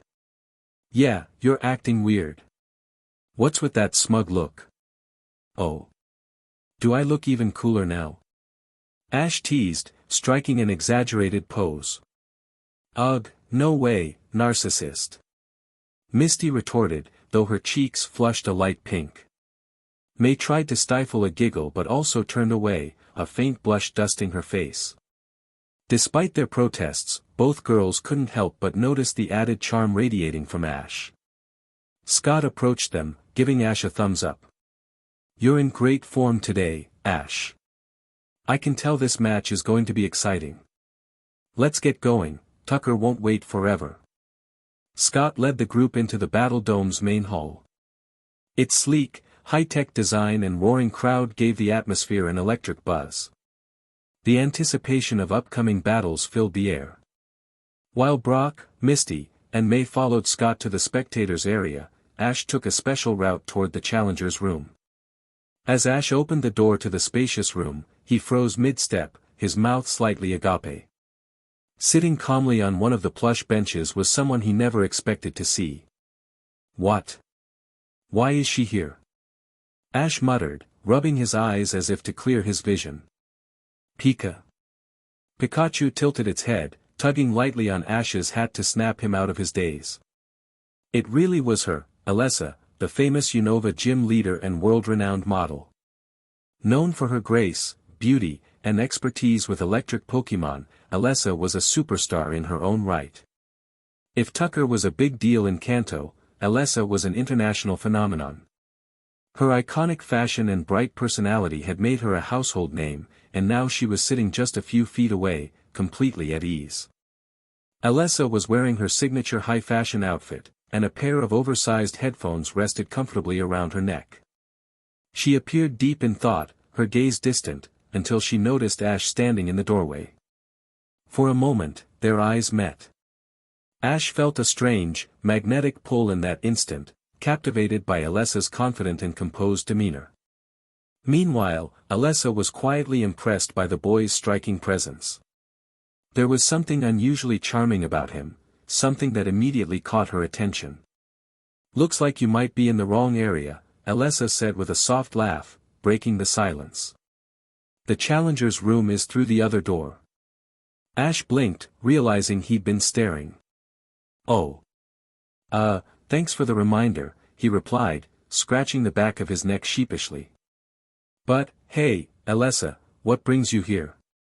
I didn't expect to see you in Kanto." Alessa raised an eyebrow, intrigued. "You know me?" she asked, tilting her head slightly. "I didn't think I was that well known in Kanto." Ash grinned. "Of course I know you. You're Alessa, the Nimbasa City gym leader and famous model. Who doesn't know you?" Pikachu nodded in agreement, offering a cheerful Pika. Alessa chuckled, her curiosity piqued further. "Well, aren't you full of surprises?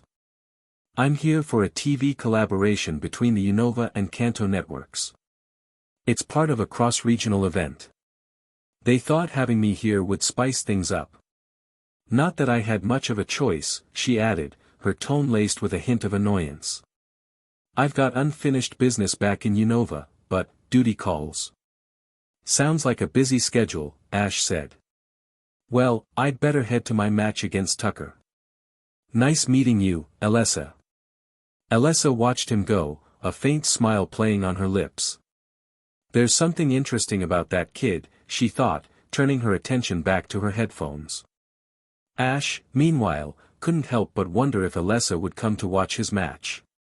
The idea of showcasing his newly refined skills in front of such a famous personality gave him an extra boost of determination. "Let's show them what we're made of, Pikachu," he declared. "Pikachu!" Pikachu cheered enthusiastically, as they headed toward the battle arena. With the roar of the crowd echoing in the distance, Ash felt the familiar thrill of battle rising within him. This wasn't just about earning a frontier symbol, it was a chance to prove himself on an even grander stage. Whatever Tucker had in store, Ash was ready. Chapter 50, The Battle with Tucker. Ash's guess was correct, Alessa was indeed interested in watching his match against Tucker. Originally, she had planned to leave with the television crew after her business concluded, but now, watching this battle seemed like a worthwhile detour. Good looks can make a positive impression anywhere, and when paired with natural charisma, the effect is even stronger. Ash steadied himself and opened the other door. At this moment, Brock, Misty, and May were already seated with Scott on a special viewing platform, ready to watch the battle. This area provided a full view of the battle arena. Alessa had also arrived, though she was in a different area from Scott and the others. The announcer was fully prepared to kick off this exciting match. With a loud boom, the music began, and countless spotlights suddenly focused on Ash's entrance. A shadow stretched across the floor. "Finally, the man of the hour is here," the announcer's voice rang out as the audience fell silent, captivated by the moment. He was once the champion of the Orange League in the Orange Islands of the Southern Seas. He has challenged and defeated many powerful Pokémon gyms. He achieved high rankings in the Kanto League's Indigo Conference, the Johto League's Silver Conference, and the Hoenn League's Evergrande Conference. Driven by an indomitable spirit, he's here from Pallet Town, bringing a storm to the battle frontier. This determined challenger's name is Ash. Ash entered with a smile but didn't wave enthusiastically to the audience like he might have in the past. He was here for one reason, to challenge the Battle Dome as part of his quest to conquer the battle frontier. He simply smiled and introduced himself with a calm, "I'm Ash." But that was enough. In Tucker's fan base, young women were the majority, and while they admired his graceful battling style and flashy moves, his looks couldn't compare to Ash's youthful charm. Tucker's fans loved him for his style and techniques, not just his appearance. Ash thought to himself, today, I'll show everyone whose moves are more dazzling, whose techniques are bolder. In the crowd, voices could be heard saying, "This challenger is so handsome. He's too charming. I hope Ash can hold his own against Tucker for a while. I can't wait to see this battle." Ash was taken aback by the audience's reaction. Did that +10 to charm really work this well? Even Tucker hadn't drawn such enthusiasm when he entered. The spotlight operator, noticing Ash's popularity, decided not to cut the lights on him just yet. Now it was Tucker's turn to make his grand entrance. Pokémon battles are like fleeting flowers. As the Battle Dome's artful warrior, I invite you all to lose yourselves in the beauty of elegant techniques and brilliant strategies. Presenting the star of the Battle Dome, Tucker. Tucker's entrance stirred excitement from the audience as well. "Beautiful people, welcome to the Battle Dome," Tucker announced with flair. "Today, please join me in enjoying a truly spectacular match." But Alessa wasn't particularly impressed by Tucker's dramatic entrance. She knew he was strong but thought his entrance style was a bit over the top. Her eyes stayed on Ash, wondering what kind of battle he would deliver. "Now, let's invite Tucker to introduce the Pokémon he'll use today. Ash, I heard about you from Scott. Your spirit is admirable, so today, I've chosen a theme for this battle, fiery yet cool, the union of fire and water." Tucker then revealed his Pokémon, Swampert and Arcanine, just as in the original storyline. Ash quickly checked their levels, both Pokémon were at level 50, proving they were indeed powerful opponents. The announcer asked Ash if he wanted to have his own Pokémon transported in, but Ash declined. Ash had already prepared the perfect strategy for battling Tucker. Earlier, he had sent for his Heracross from the Pokémon Center. Facing off against Swampert's Protect, he was ready to counter with Feint Attack. Chapter 51, Fusion of Fire and Water vs Earth Storm. Facing Tucker's Swampert and Arcanine, Ash made his choice. "Swellow, Heracross, it's up to you." Ash didn't have many Pokémon who knew the move Feint Attack. Swellow's level was around 40, while Heracross, an experienced member of Ash's team, was nearing level 50. Now, let the match begin. Swellow, use Agility. Heracross, use Pin Missile on both Swampert and Arcanine to disrupt their positioning. The battle kicked off with Swellow and Heracross both using their moves. Excellent, simply beautiful. That Swellow has such wonderful speed. Swampert, use Mud Shot to block the Pin Missiles, and Arcanine, use Flamethrower on Heracross. Tucker exclaimed, his characteristic phrase, simply beautiful, echoing through the arena. All four Pokémon were actively engaged in releasing their moves. Heracross, dodge Flamethrower by flying up, and keep using Pin Missile to disrupt both opponents. Swellow, use Agility again. Despite Ash's Pokémon having a level disadvantage, he felt confident. He knew Tucker's defensive skills and the Pokémon he was up against. Tucker laughed, catching on to Ash's strategy. "So, Ash, you're using Heracross as a shield to increase Swellow's speed. It's a wonderful strategy, but I'll counter it. Arcanine, use Extreme Speed, then Aerial Ace to keep up with Swellow. Swampert, aim a Mud Bomb at that Swellow." Ash smiled. Tucker had fallen into his trap as expected. Swellow, dodge Arcanine with Quick Attack and use Aerial Ace on Swampert. The match intensified, with the crowd cheering louder with every move. Arcanine closed in on Swellow with extreme speed, moving like a flash. But with Swellow's double agility and quick attack, it dodged Arcanine even though Aerial Ace is known for its accuracy. Arcanine missed its target and found itself airborne with no footing. On the other side, Swellow's Aerial Ace neutralized the Mud Bomb, even affecting Swampert. Not good. Swampert, support Arcanine quickly and use Protect. Tucker, as a frontier brain, quickly realized how dangerous Arcanine's situation was. But it was too late. Ash had intentionally raised Swellow's speed, anticipating Tucker would try to outpace it with Arcanine. This pattern was typical of Tucker's style, pushing his challengers to extraordinary performances, only to counter them with his own power. Realizing he'd been tricked, Tucker still wore a smile, acknowledging Ash's strategy. Swellow, use Hurricane to lift both Swampert and Arcanine higher. Heracross, use Feint to break through Protect. Feint, a perfect counter to Protect, successfully broke Swampert's shield. Then, Hurricane swept both Swampert and Arcanine even higher. The violent winds disoriented the two Pokémon, making it impossible for Arcanine to use Aerial Ace due to its lack of footing. Swellow, Brave Bird. Heracross, Mega Horn. The flying and bug-type attacks hit Swampert and Arcanine with great force, inflicting significant damage. Tucker was visibly shocked but remained composed, revealing his ultimate combo. Well done, Ash. Even I was fooled. But how will you deal with this combo? Swampert's tail rose, drawing in water molecules from the air. Tucker caught Ash's intention to let him go all out, knowing he wanted to show Ash the extent of his own power. I see, Ash. Let's see you counter this. Swampert, with all the water absorbed, use Water Pulse and Aqua Tail at full power. Arcanine, use your strongest Fire Blast. Let's go, fusion of fire and water. Aqua Tail and Water Pulse combined, unleashing a powerful water-type force that merged with the blazing Fire Blast, creating a fiery water tornado covering most of the battlefield, hurtling towards Swellow and Heracross. So this is the fusion of fire and water.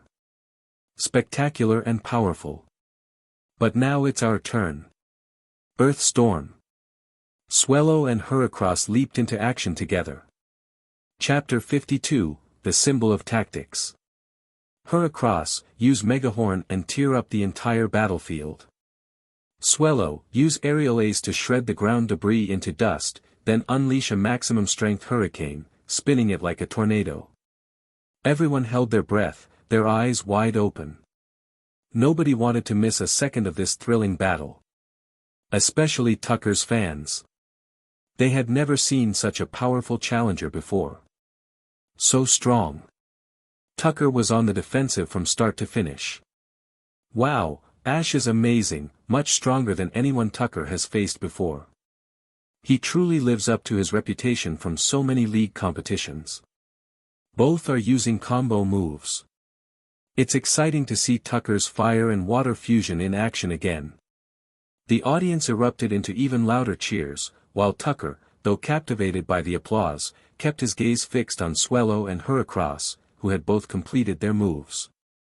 Tucker's gaze froze in shock. Suddenly, a massive, ash-brown tornado appeared, seemingly ready to engulf the entire battle dome. This is my combo move with my Pokémon, I call it the Earth Storm. Go, Earth Storm! Ash shouted. Using Heracross's tremendous strength, they ripped up chunks of the battlefield. Swellow's Aerial Ace shattered the debris into dust, which was then swept up by Swellow's full-power hurricane, creating the brown tornado before them. This combination move was Ash's counter to Tucker's fusion move, and he had designed it to overwhelm the opponent entirely. The Earth Storm. The only downside was that Swellow hadn't yet learned the tornado move, so they had to use Hurricane instead, slightly limiting its potential power. Fire and Water Fusion vs Earth Storm. The fusion attack was instantly countered as the debris nullified the fire and water combination. A perfect counter. To Tucker's utter shock, his powerful fusion technique was completely neutralized and wiped out so easily. After annihilating Tucker's fire and water fusion attack, Earthstorm continued its assault on Swampert and Arcanine. Nobody could see clearly. After the whirlwind died down, the entire battlefield was shocking. The field was left in utter disarray, with pits and holes everywhere. No, it couldn't even be called a battlefield anymore, because it had been destroyed. The ground was littered with craters. While Swampert and Arcanine lay defeated. At the same time, Ash heard a notification from the system in his mind. Swampert and Arcanine have lost the ability to continue battling, so the winner is the challenger Ash from Pallet Town. The announcer regained their composure and declared the result, with the crowd erupting into thunderous applause. Tucker, acknowledging this was still a match, accepted the outcome. He personally handed Ash the Symbol of Tactics badge. Great, I've earned the gold tactics symbol. Pikachu. Swellow. Heracross. Pikachu, Swellow, and Heracross all celebrated together. Afterward, Ash allowed Scott to inform the media that they could start the interviews. During the press conference, Ash brought Misty, May, and Brock along to be interviewed. He introduced them, and soon many people following the tournament learned about this, getting to know the group. Ash's mom, Delia, called right away to congratulate him, saying he was amazing and now even being interviewed on TV. The neighbors were all so proud, and Delia was overjoyed. Professor Oak also sent a congratulatory message. Surprisingly, Ash also received a call from his first rival, Gary. But by now, the two had long since buried the hatchet and were true friends. As Ash and his friends were about to leave the battle dome, they found someone waiting for them. "Hello, my beautiful lady. The name's Brock, and my goal is to become the world's greatest, huh?" But Brock's enthusiasm deflated as the woman ignored him, her gaze fixed instead on Ash. Brock's inner world crumbled. "Ash, congratulations. If you have time, you should visit the Unova region. There are Pokémon there that you've never seen before. When you come, you can challenge my gym. I won't go easy on you." This was the first time that Alessa had ever spoken so much in one go. "Of course, I'll definitely challenge Nimbasa Gym." Ash replied with a radiant smile, a glint of determination in his eyes. Alessa instinctively avoided Ash's gaze, unable to resist his charm. Chapter 53, Ash's electrifying encounter with Elekid. Misty and May looked at Ash, and as expected, he was becoming more exceptional, always drawing the admiration of talented young women wherever he went. This only strengthened their resolve to work harder themselves. However, Ash's thoughts were elsewhere. Although Alessa was a top model, she knew more than just Pokémon showcases. Ash thought he could collaborate with her on a big project to earn profits. Since Misty and May were around, he didn't ask for her contact info directly. So, after leaving, he privately sought out Scott to explain his idea. Scott gave him a knowing look as if he understood everything, leaving Ash confused. "You understand?" "Understand what?" But he decided he'd need to find the right opportunity for his plan. Leaving the battle dome, Ash and his friends arrived in a forest frequently struck by thunderstorms. Ash had a strange feeling, if he remembered correctly, this was where that Elekid was. Because of the frequent lightning, this forest often experienced powerful strikes.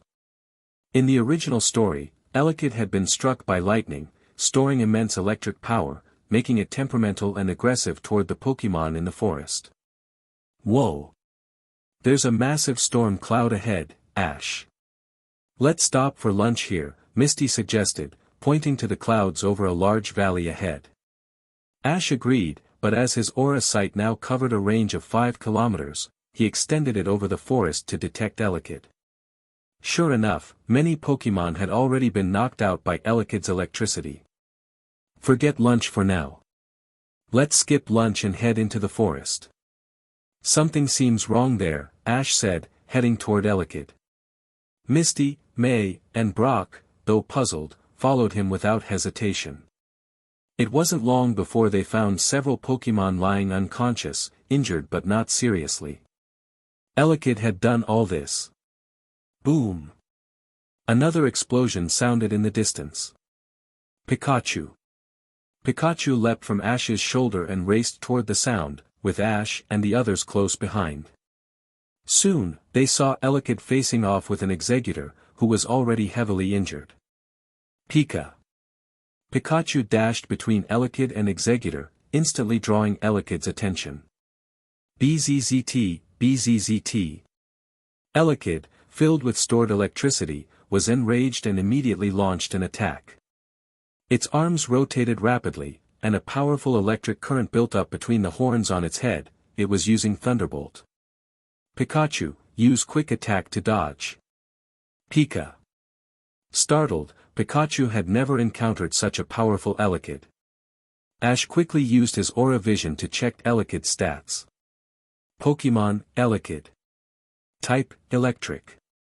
Ability, Static. Potential, Blue. Level, 30. Moves, Quick Attack, Thunder Shock, Shock Wave, Swift, Electro Ball, Light Screen, Thunder Punch, Discharge, Thunderbolt, Thunder. Elekid was indeed strong, with its blue potential and impressive array of moves, even though it hadn't yet evolved. Pikachu, use agility to confuse it. Pikachu moved swiftly, throwing Elekid off. But its rage continued as it suddenly aimed a thunderbolt at Ash and the others. Watch out, that's dangerous. In a rush, Ash kicked Brock out of the way, then grabbed Misty and May, leaping back with surprising strength. Still holding both of them, he tightened his arms around their waists mid-air, ensuring they were safe as they landed. The powerful thunderbolt struck a tree instead, charring it instantly. Relieved, Misty and May realized how close they had been to getting hurt, if not for Ash. And then they noticed that his arms were still around their waists. Stay still, Ash said in a steady tone. This Elekid is dangerously volatile, and I'd better keep you close in case it strikes again. Both girls blushed but didn't resist. Pika Pie. Pikachu worriedly glanced back. We're fine, Pikachu. Now's your chance. Use Volt Tackle. Pikachu charged Elekid, slamming into it and sending it flying. Pikachu took some damage from the recoil, but Elekid was also weakened. Good, now hit it with Iron Tail. With the speed boost from agility, Pikachu was faster, hitting Elekid mid-air with Iron Tail. Alright, Heal Ball, go. Ash threw a Heal Ball to capture Elekid. Chapter 54, Purchasing Items, the Soothe Bell. Ash purchased a Heal Ball from the system store and skillfully captured the Elekid, whose sparking body had been causing quite a stir. Wow, Ash, so you really wanted to capture this Elekid. Brock remarked, watching the Heal Ball in Ash's hand finally stop shaking. But it doesn't seem to be in a good state right now. Are you sure it's alright? Ash examined the ball closely before nodding. Yeah, you're right, Brock. Elekid's condition isn't great, but I've dealt with this before. Its erratic behavior is because of an excess of stored electricity in its body. Once we help it release that extra energy, it should stabilize. Misty tilted her head, intrigued. That's really impressive, Ash. You've been paying attention in Professor Oak's classes, haven't you? Ash chuckled sheepishly, scratching the back of his head. Let's just say traveling with Pikachu has taught me a thing or two about electric types. The group watched as Ash stored the Heal Ball on his belt but didn't immediately release Elekid. Instead, he opened the system shop again, scanning through the items with a determined look. He was searching for something specific, something to help soothe Elekid's agitated emotions once it was released. Found it, Ash muttered, his eyes lighting up as he selected the item. On the screen, the shimmering icon of a Soothe Bell appeared. It was priced at an eye-watering 200,000 poke coins. Though expensive, Ash didn't hesitate. He'd earned a hefty balance from recent system rewards, and this was exactly the kind of situation that justified spending it. A moment later, Ash reached into his backpack and pretended to pull out the Soothe Bell. The small, silver bell gleamed faintly in the sunlight as Ash held it up.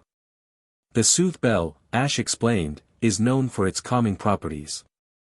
By ringing it gently, it produces a sound that relaxes Pokémon and helps ease their emotions. Brock's jaw dropped. Ash, is that really a Soothe Bell? I remember seeing one in a Pokemart once, but it was ridiculously expensive. Ash gave a casual shrug, smirking. Actually, I found this one discarded on the road. It was broken, but I tinkered with it a bit, and it works fine now. Misty raised an eyebrow skeptically but decided not to press the matter. Well, if it works, it works. Let's see how Elekid reacts. With everyone watching curiously, Ash released Elekid from its heal ball. Come on out, Elekid. In a flash of light, the small electric Pokémon emerged, sparks flying wildly from its horns. BZZT. BZZZT. Elekid's frustration was evident, and it was ready to release its pent-up energy on anything nearby. Ash quickly stepped forward, holding up the soothe bell. Calm down, Elekid.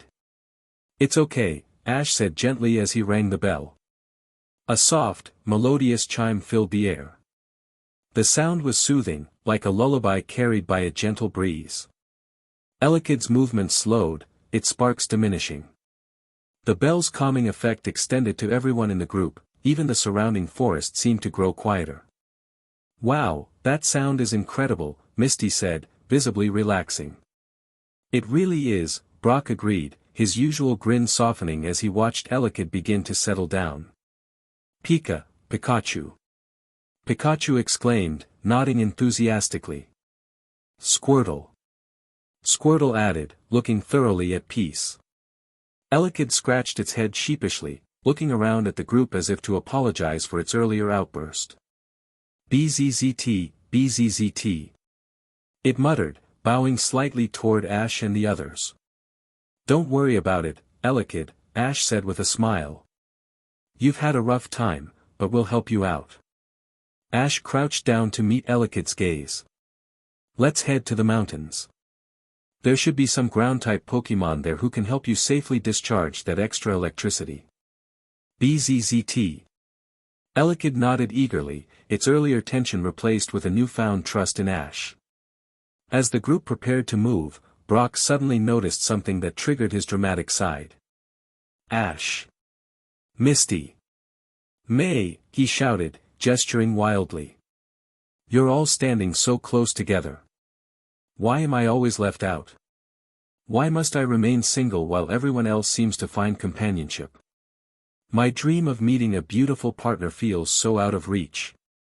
Misty and May blushed furiously, quickly pulling away from Ash, who couldn't help but laugh at Brock's antics. Alright, Brock, we get it. Let's keep moving, Ash said, shaking his head. The group began their journey toward the mountains, keeping an eye out for any Pokémon in need of help along the way. Their path led them through a dense forest where Pikachu suddenly froze, its ears twitching. Pika Pi. Pikachu pointed toward a nearby clearing. What is it, Pikachu? Ash asked, following its gaze. In the clearing, they found a Scyther with a deep gash on its side. The bug-type Pokémon looked weak, its wings trembling as it tried to stand. Scyther. Brock exclaimed, rushing forward. This is serious. We need to treat it right away. With practiced hands, Brock pulled out a first aid kit from his backpack. He cleaned the wound, applied a potion, and carefully bandaged the injury while the others watched in admiration. There you go, buddy, Brock said softly as Scyther gave a grateful nod before retreating into the forest. As evening approached, the group finally reached the mountain valley. The area was teeming with ground-type Pokémon, including Geodude, Sandshrew, and Diglett. Alright, Elekid, this is your chance, Ash said. These ground types won't be affected by your electricity, so let it all out. Elekid stepped forward, its body sparking furiously as it prepared to release the excess energy. With a loud cry, it discharged a massive burst of electricity into the valley, lighting up the area like a thunderstorm. The ground-type Pokémon remained unbothered, continuing their activities as if nothing had happened. By the time Elekid's energy levels returned to normal, the sun was setting. The group cheered, proud of their teamwork and Elekid's resilience. Great job, Elekid. Ash said, patting the Pokémon on the head. Pikachu joined in with an enthusiastic cheer. Pika Pika. BZZT. Elekid grinned, clearly feeling much better. Chapter 55, Scyther and the Surprise Hatching. Elekid spun its arms excitedly, creating a bright glow that lit up the surrounding area. Pika. Pikachu tilted its head curiously, watching Elekid with wide eyes. What's happening? Misty asked, shielding her eyes from the glow. Elekid's too excited, is it evolving? May gasped, clutching the container holding her Pokémon egg. No way. Could this be it? Is Elekid really evolving? Ash nodded, his expression calm but excited. Elekid already reached the level it needs to evolve, level 30. It just needed to be happy and confident in itself. After solving its issues, it seems like the time has finally come. Elekid's glow intensified until its entire body was engulfed in light. Moments later, its small frame expanded and changed shape. When the light faded, Elekid had transformed into an Electabuzz, now resembling a tiger with sleek, yellow fur marked by bold black stripes and plug-like horns on its head. Buzz, the newly evolved Electabuzz exclaimed, flexing its arms. Wow, Ash! Elekid evolved so quickly. May exclaimed, admiration clear in her voice. Misty nodded, her eyes bright with amazement. Electabuzz looks so strong now. As if on cue, the Pokémon eggs that Misty and May were carrying began to glow softly. Buzz. Electabuzz tilted its head, its electrical energy seemingly affecting the eggs. Misty, May. Your eggs are about to hatch. Brock said excitedly. Quick, take them out of their containers. The girls hurriedly removed their eggs, holding them carefully as they began to shake and crack. This is so exciting. Both eggs are hatching at the same time. May said, her voice trembling with anticipation. Yes. Misty agreed, cradling her blue egg gently. I can't believe this is finally happening. The eggs cracked open bit by bit, radiating bright light. Everyone watched, barely breathing as new lives prepared to emerge. Pikachu and Electabuzz leaned in closer, their eyes glued to the scene. The first to hatch was May's egg, revealing a super cute Pokémon. It was a small fox-like creature with soft, yellowish-brown fur, a fluffy cream-colored collar, and a bushy tail tipped in white. Eevee, the Pokémon cried softly, looking up at May with wide, trusting eyes. An Eevee. I got an Eevee. It's so adorable. May exclaimed, her heart practically melting at the sight. She picked up the tiny Pokémon, who nuzzled her hand affectionately. Meanwhile, Misty's egg cracked open fully, revealing a small, white water-type Pokémon with a rounded body, a pair of flippers, and a small horn on its head. A seal. It really is a water-type Pokémon. Misty said, her face lighting up with joy. I've wanted one for so long. Now I have my very own seal. Both Pokémon blinked up at their new trainers, forming an immediate bond. Brock clapped his hands together. Congratulations, both of you.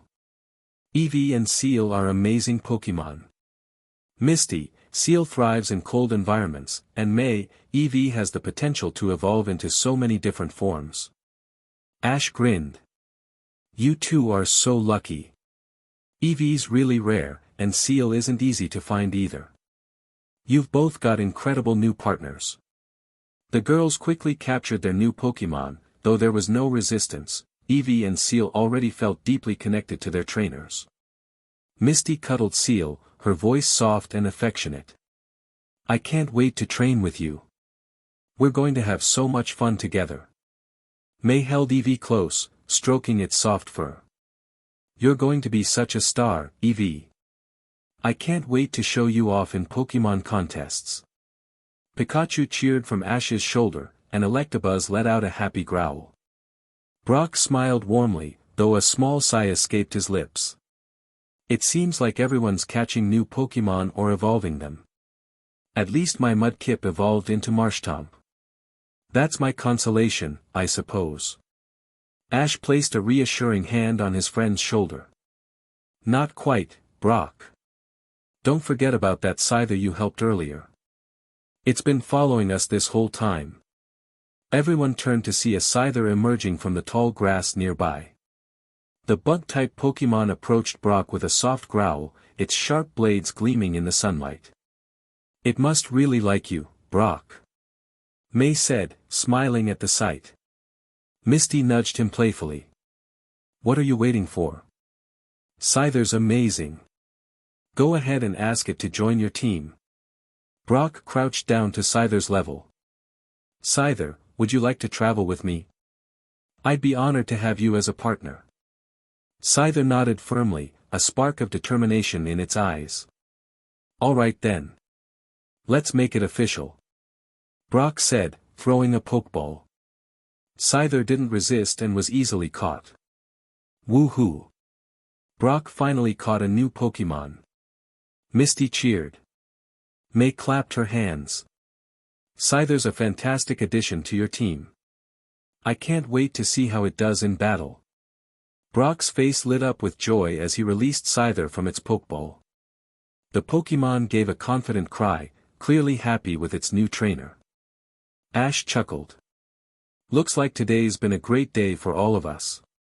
New evolutions, hatches, and captures, our team just keeps getting stronger." The group shared a moment of celebration, their Pokémon joining in with cries of excitement and happiness. It was a day they wouldn't soon forget, and it marked another step forward in their journey. Chapter 56, A Call from Ash.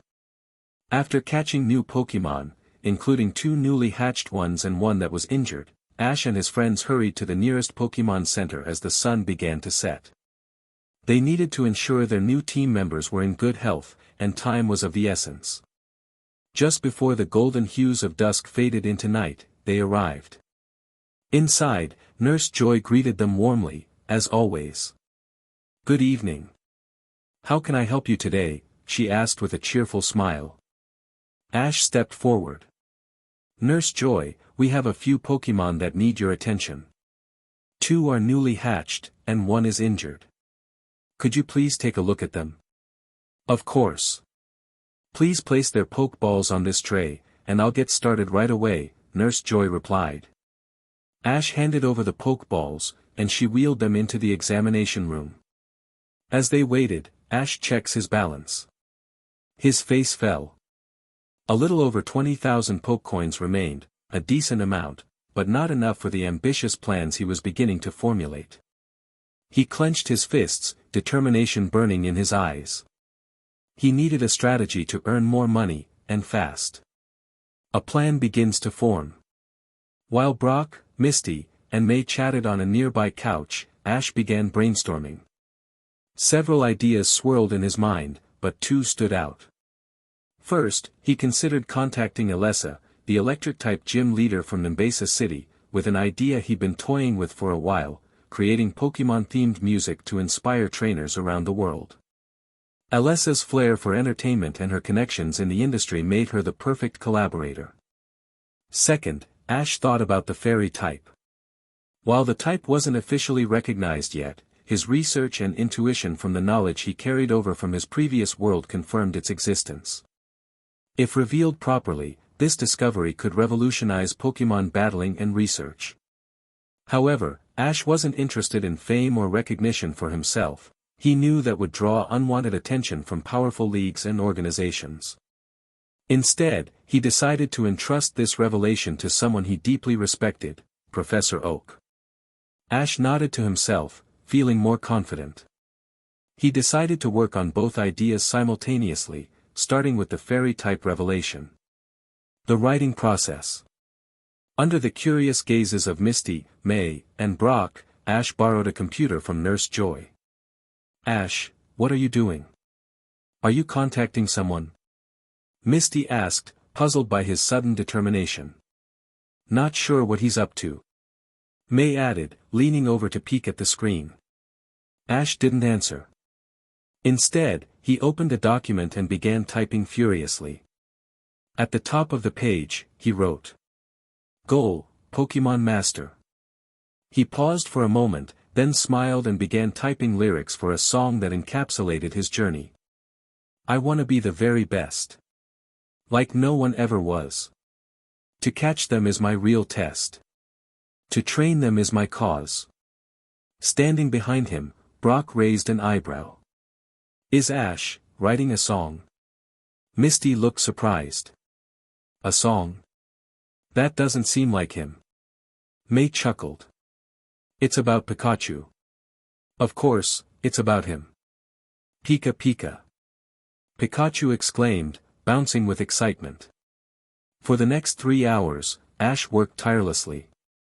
Drawing on his memories from his past world, he composed lyrics, added musical notations, and even sketched out ideas for a melody. When he finally finished, he leaned back with a satisfied grin. He turned to his friends and explained, I'm planning to collaborate with Alessa on this. Pokémon-themed music could inspire trainers everywhere. Misty blinked in surprise. Ash, I never knew you were into music. Yeah, and it's actually pretty good. May added, giving him a thumbs up. Ash grinned. Thanks.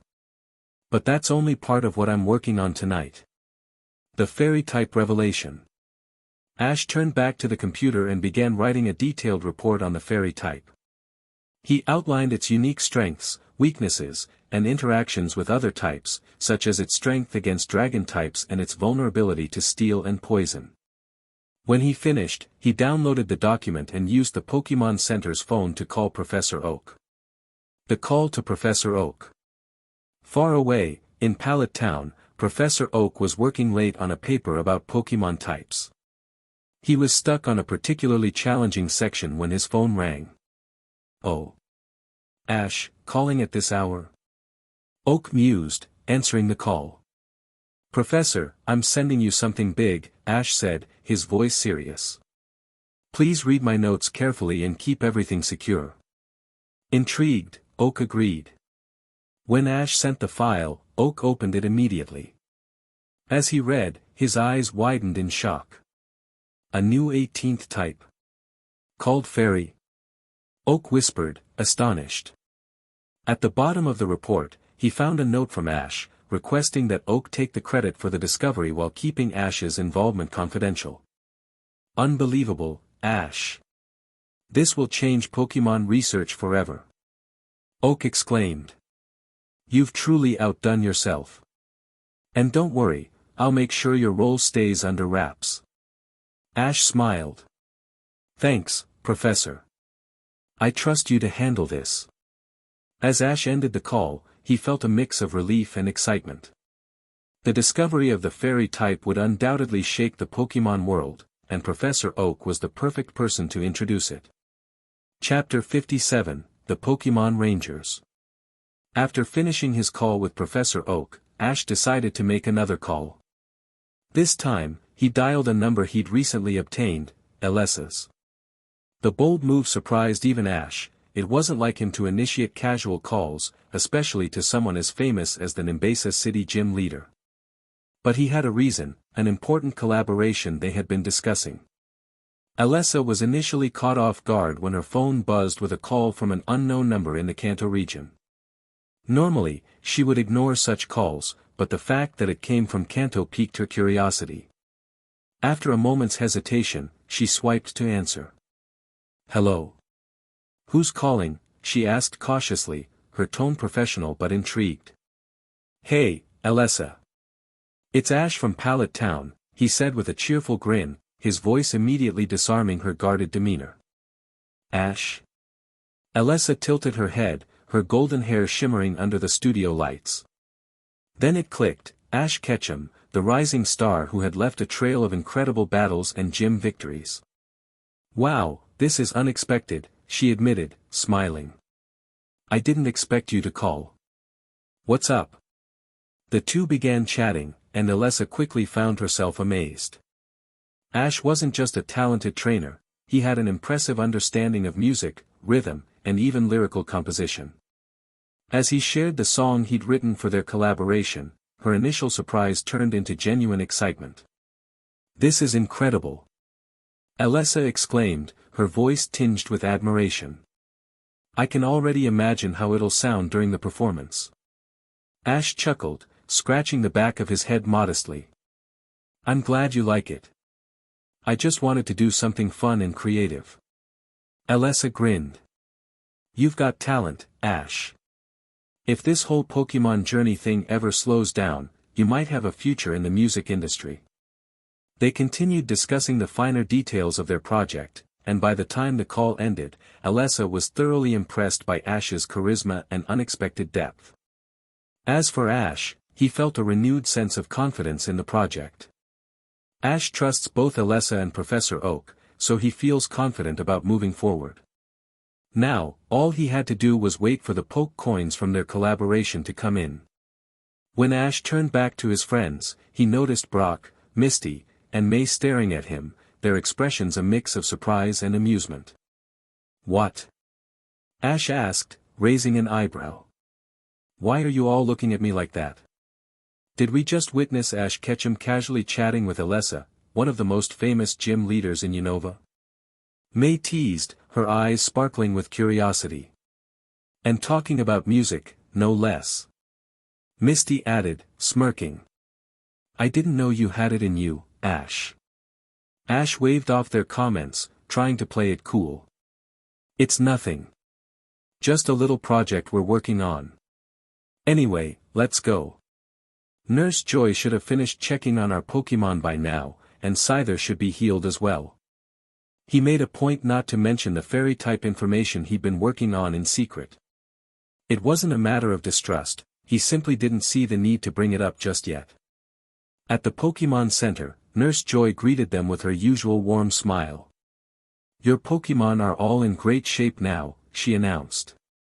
Seal and Eevee are healthy, and Scyther has fully recovered from its injuries. Thank you, Nurse Joy. Misty and May chorused, bowing politely.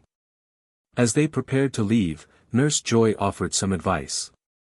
I noticed you came from the direction of Cycling Road. The main entrance is currently closed, so if you're heading that way, you'll need to take the side path. Lately, a lot of trainers have been using Cycling Road for the Battle Pike Challenge. Ash's eyes widened slightly as he remembered an important detail from the past. Shalebi. Known as the Guardian of the Forest, the elusive Pokémon was said to appear in this region. A rare encounter with Shalebi would be a moment he couldn't pass up. As they left the Pokémon Center, Brock unfolded a map to locate the side path. Looks like it's this way, he said, pointing to a narrow trail. But Ash, tapping into his aura powers, sensed something unusual. Expanding his range to a 5-kilometer radius, he scanned the area for any sign of Shalebi. While he didn't sense the mythical Pokémon, a strange energy emanated from a specific direction. Pikachu. Pikachu suddenly perked up on Ash's shoulder, gesturing excitedly toward the source of the energy. Ash sighed, already sensing the familiar rhythm of events. Idea. As Team Rocket schemed, Ash, Brock, Misty, and Solana finally arrived at the clearing, led by Pikachu's cries. Shalebi. Solana gasped, recognizing the mythical Pokémon instantly. Don't be afraid. We're here to help you. Wow, it really is Shalebi. Misty exclaimed, her voice filled with wonder. Do you remember us? I'm Misty. And I'm Brock. The two recalled their previous encounter with Shalebi and smiled warmly, hoping to reassure the injured Pokémon. Ash stepped forward, his expression serious. Now's not the time for introductions. Shalebi's hurt and poisoned. Let's treat it quickly. He noticed the Pecha berries in front of Shalebi and glanced at Pikachu with a proud smile. Nice work, Pikachu, Ash said, patting his partner gently. Pikachu's cheeks sparked happily in response. To soothe Shalebi further, Ash reached into his bag and pulled out a soothing bell, a small trinket he had picked up during his travels. He shook it gently, letting its soft chime fill the air. Shalebi's tense body relaxed slightly at the calming sound. Meanwhile, Solana and Brock carefully examined Shalebi's injuries. We need more than Pecha berries to heal it completely, Brock noted. It looks like it's dehydrated, and those wounds could use some herbal treatment. Then let's find what we need, Ash said decisively. May, Misty, let's search the area for any useful berries or herbs. Sceptile, Charizard, and Scyther continued to clear away the remaining thorns, ensuring the path remained open in case of an emergency. Linoone, still under Solana's command, sniffed the ground, searching for useful plants. But lurking in the shadows, Team Rocket prepared to strike. "Now's our chance," Jessie whispered, her grin widening. "Let's grab Celebi and Pikachu while they're distracted." Would they succeed in their plan, or would Ash and his friends once again thwart their schemes? The forest held its breath as the next chapter of this adventure unfolded. Chapter 59, True Friendship. The group worked tirelessly to nurse Celebi back to health. Under Brock's guidance, they carefully applied herbal treatments to its injuries while Solana monitored its condition. Pikachu stayed by Celebi's side, its eyes full of concern, while Sceptile, Charizard, and Scyther helped guard the area. Misty's Starmie and May's Beautifly fluttered nearby, providing gentle encouragement. As Celebi began to regain its strength, it looked around with its large, sparkling eyes, taking in the sight of its caretakers. Despite its weakened state, Celebi's expression brightened with gratitude, and it let out a soft, melodic chirp. "It's overjoyed to see everyone caring for it," Brock noted with a smile as he finished treating Celebi's wounds. "That should do it," Solana said, wiping her brow. "With a night of rest, Celebi should be fully healed." Brock nodded thoughtfully. "Yes, that's wonderful. Once Celebi recovers, the thorns around here should return to normal. I suspect Celebi grew them instinctively to protect itself from danger." As night fell, the temperature dropped noticeably. The group decided to set up camp in the clearing to keep watch over Celebi. Ash and Brock gathered wood for a campfire while Misty and May laid out their sleeping bags. Solana, accustomed to the wilderness as a Pokémon ranger, prepared a protective perimeter using Linoone to ensure no wild Pokémon would disturb them during the night. When it came time to rest, Ash noticed Misty and May shivering slightly, despite their sleeping bags. Without a second thought, he handed over his own sleeping bag to them. "Here, take mine," he said casually. "I'll be fine without it." Misty and May exchanged surprised glances. "But Ash..." "No buts," Ash interrupted with a grin. "I've slept through colder nights on the road with just Pikachu. You two need it more than I do." Solana, sitting nearby, chuckled. "You're as tough as they come, Ash. But don't push yourself too hard." Brock, unbothered by the cold, merely shrugged. "It's not a big deal. Guys can handle this kind of stuff." Ash set up a small campfire and sat beside it, cradling Pikachu in his lap. The warm glow of the fire reflected in his thoughtful eyes. Misty and May, though grateful for Ash's gesture, felt conflicted. They couldn't shake the guilt of seeing him give up his comfort for their sake. Ash, you should come in and sleep too." A soft voice called out. Ash's enhanced hearing caught the murmur, and he glanced over.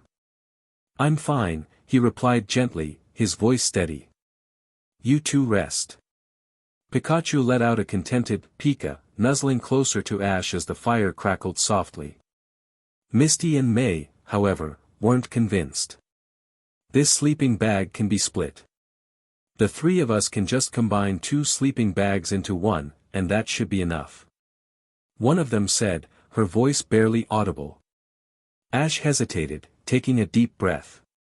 He knew their concern was genuine, but his stubbornness made him reluctant to accept. Finally, after a long pause, he relented. "All right, but only because you won't let me hear the end of it," he muttered, a faint smile tugging at his lips. The trio arranged the sleeping bags to share their warmth, and the night passed in relative peace. By morning, the first rays of sunlight pierced through the canopy, illuminating the clearing. Ash woke early, as usual, and ventured into the forest to gather berries for breakfast. When he returned, he noticed Misty and May sitting near the fire, their faces a little flushed. They avoided his gaze, clearly embarrassed by their insistence the previous night. Ash, oblivious to their awkwardness, simply smiled. Morning, guys. I found some berries. Let's eat before we check on Shalebi. Brock, noticing their reactions, smirked knowingly but said nothing. Bii, Shalebi. The melodic cry drew everyone's attention. Shalebi had opened its eyes, its body glowing with vitality. It floated above the ground, its aura radiating warmth and joy. Shalebi's finally healed. Solana exclaimed, her face lighting up with relief. Now the forest can return to normal, Brock added. Shalebi's power is amazing, it should be able to undo the damage caused by those thorns. As everyone celebrated Shalebi's recovery, Ash suddenly tensed, his aura senses flaring. He turned sharply toward the trees. Charizard, flamethrower. Aim to the front left, he commanded instinctively. With a fierce roar, Charizard unleashed a searing flamethrower in the indicated direction. The flame struck a metallic claw emerging from the shadows, reducing it to a pile of smoldering scrap. Team Rocket. Ash growled as Jesse, James, and Meowth emerged from the foliage, their expressions a mix of shock and frustration. Looks like we've been spotted. Meowth muttered. Spotted? We've been roasted. James exclaimed, pointing at the wreckage of their robotic claw. Charizard, finish it with Blast Burn. Ash commanded. Charizard's massive flames erupted with explosive force, sending Team Rocket flying into the sky.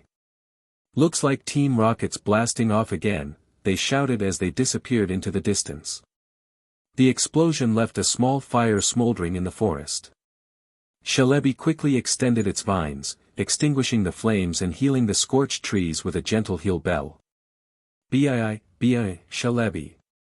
Shalebi circled Ash, expressing its gratitude. Ash smiled warmly and reached into his bag, pulling out a spare Pokeball. Stringing it onto a cord, he handed it to Shalebi. Here. Take this as a memento of our time together, Ash said. Shalebi accepted the gift, placing it around its neck. It hovered close to Ash for a moment, its eyes shimmering with affection. Though its duty to guard the forest called it back, Shalebi promised to return if Ash ever needed help. As Shalebi vanished into the light of time travel, Ash stood silently, his heart full. This bond, forged through trust and kindness, was timeless and unbreakable, a friendship that transcended space and time. Chapter 60, Time Warp Heals All Wounds, Part 1. With Shalebi's recovery and farewell, the group felt a renewed sense of purpose. The massive thorns that once blocked the cycling road had vanished, thanks to Shalebi's powers, leaving the alternate path open and unobstructed. Looks like the way ahead is clear, Ash remarked, his eyes glinting with determination. About time. I've been wanting to ride my bike again, May chimed in with excitement. At the next town, they rented 4 bicycles from a shop, each picking one to match their personality. Ash chose a sturdy red one, Misty a sleek blue, Brock a practical green, and May a playful pink. Riding along the cycling road, they raced each other, the wind rushing through their hair as they laughed and cheered. Hey, no fair. You got a head start. May called out as Ash sped ahead. Catch me if you can. Ash shouted back, grinning. The scenic ride led them through a forest where they stumbled upon a Pokémon Academy nestled among the trees. Intrigued, they decided to take a quick tour. The academy was bustling with young trainers eager to learn the art of raising Pokémon. This place reminds me of Professor Oak's lab, Ash said, watching the students engage in Pokémon battles and care routines. Yeah, but with more books and less chaos, Brock added with a chuckle. Their brief visit proved to be fruitful for Brock, who ventured into the nearby forest and encountered a crybaby Bonesley. After a comical chase and a heartfelt moment, Brock managed to capture the Bonesley, adding another new companion to his team alongside his recently caught Scyther. Looks like you're on a roll, Brock. Misty teased as Brock cradled the Bonesley in his arms. By evening, the group reached a small town near Fuchsia City. Tired from their day of adventures, they headed straight to the Pokémon Center. Nurse Joy greeted them warmly and took their Pokémon for treatment. Your Pokémon will be good as new in no time, she assured them with a smile. While waiting, May's Squirtle suddenly darted out of the Pokémon Center. Ah, Squirtle! Where are you going? Come back! May shouted, rushing after it. Misty and Brock were about to follow when Ash stopped them. Don't worry. May and Squirtle will be fine. I'll go instead. You two stay here, Ash said, his tone calm yet firm. Trusting Ash's judgment, Misty and Brock nodded and stayed behind. Squirtle raced through the town, weaving between streets with an urgency that puzzled May. What's gotten into you? She muttered, chasing after it with Ash close behind. The little water type led them to an abandoned train station on the edge of town. The old structure, with its weathered wood and faded paint, seemed frozen in time. Squirtle stopped at a bench where an elderly lady sat, her gentle smile framed by silvery hair. There you are. May sighed in relief, scooping up Squirtle. But why here? Ash placed a reassuring hand on May's shoulder. Looks like Squirtle had a reason. Let's find out. As they approached, the elderly lady looked up, her eyes twinkling. Oh, this adorable Squirtle belongs to you too. What a handsome little fellow. And you two make such a lovely pair, she said warmly. May's cheeks flushed crimson. Thank you, she stammered, her heart racing. Lovely pair. She glanced at Ash, who seemed oblivious to the comment. Ash smiled politely. Hello, ma'am. I'm Ash, and this is Pikachu. Pika Pika. Pikachu greeted with a cheerful wave. My name's May, and this is Squirtle, May added, her voice still a little shaky. Nice to meet you both. You can call me Grandma Edna, the lady replied. What brings you here by yourself, Grandma Edna?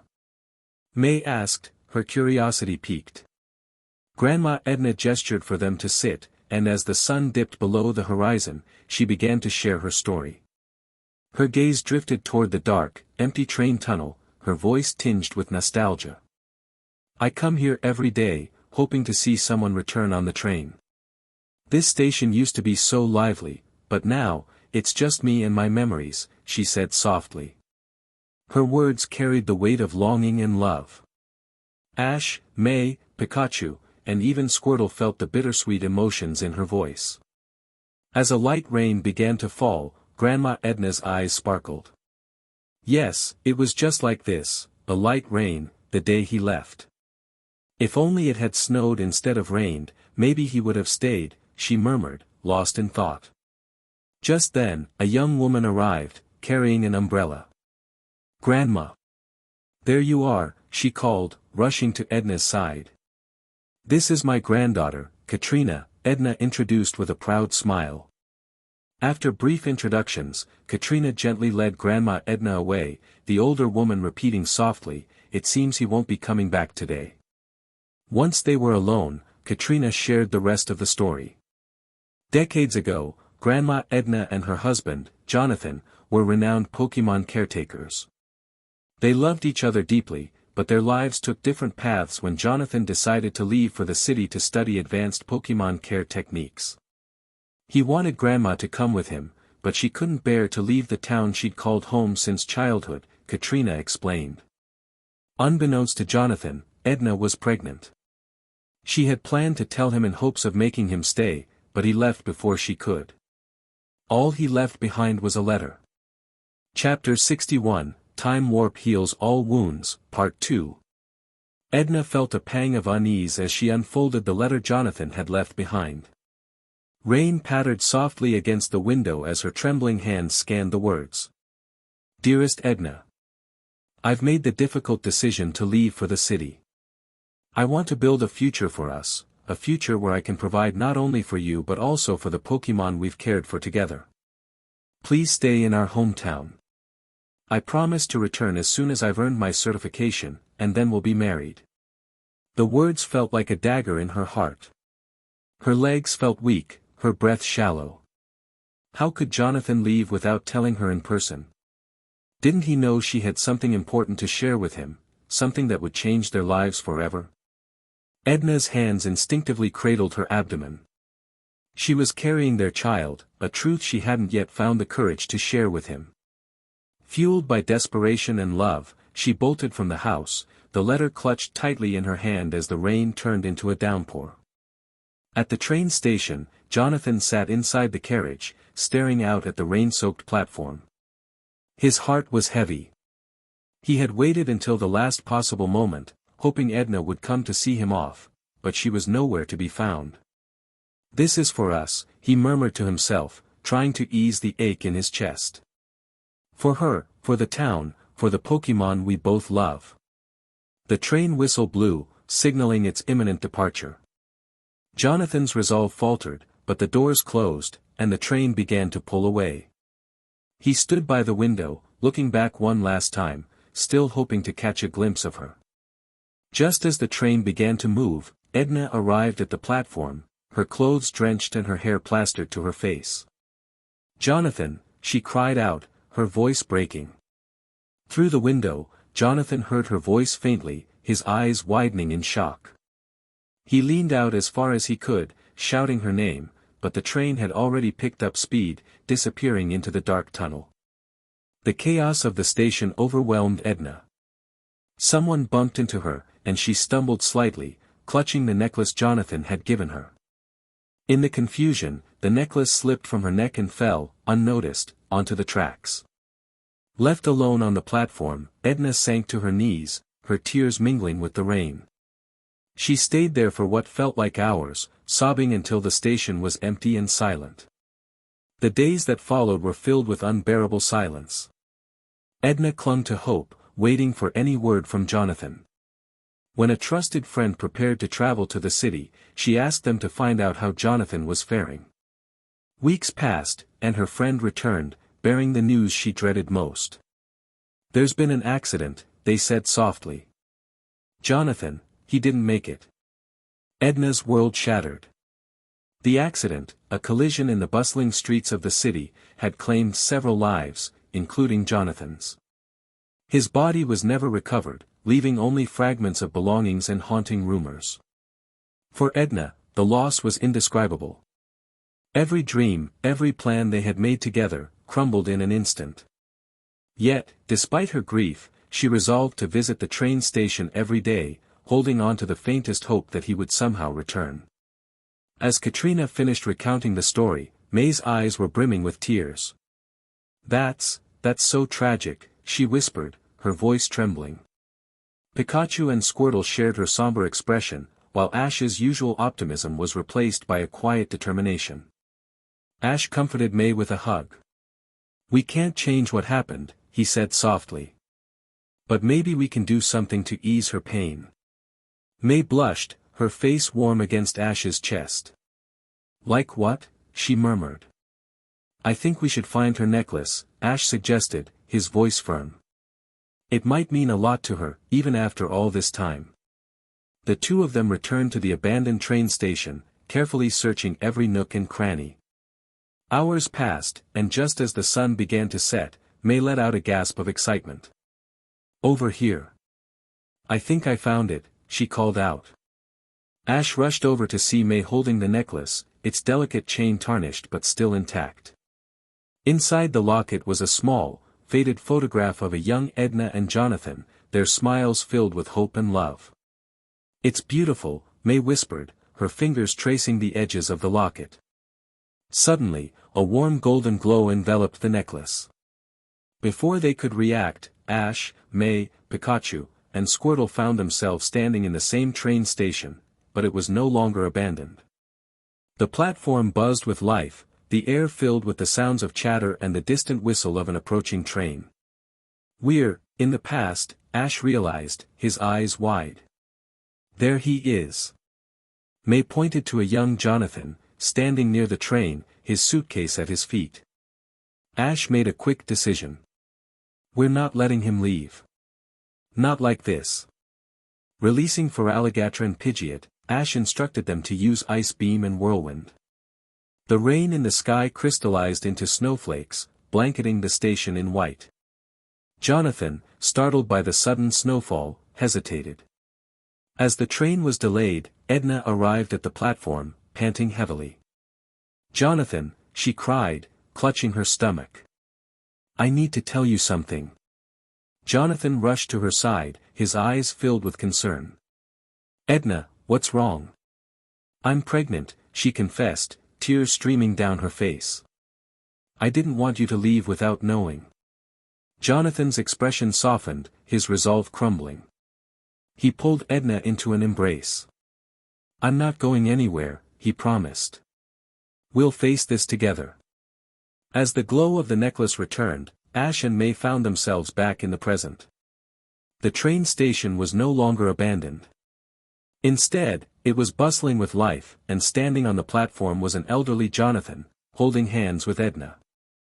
"They made it," May whispered. Ash smiled, his heart swelling with pride. "Yeah. They did."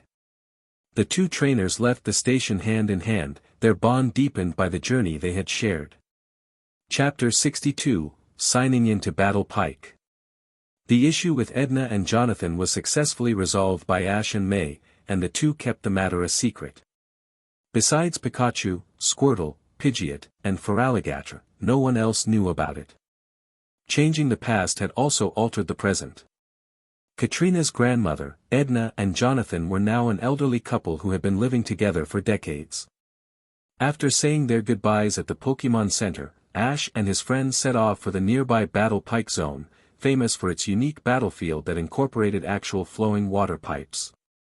However, because May wanted to take Ralts and Eevee to see the ocean, everyone decided to head to the beach for a bit of relaxation.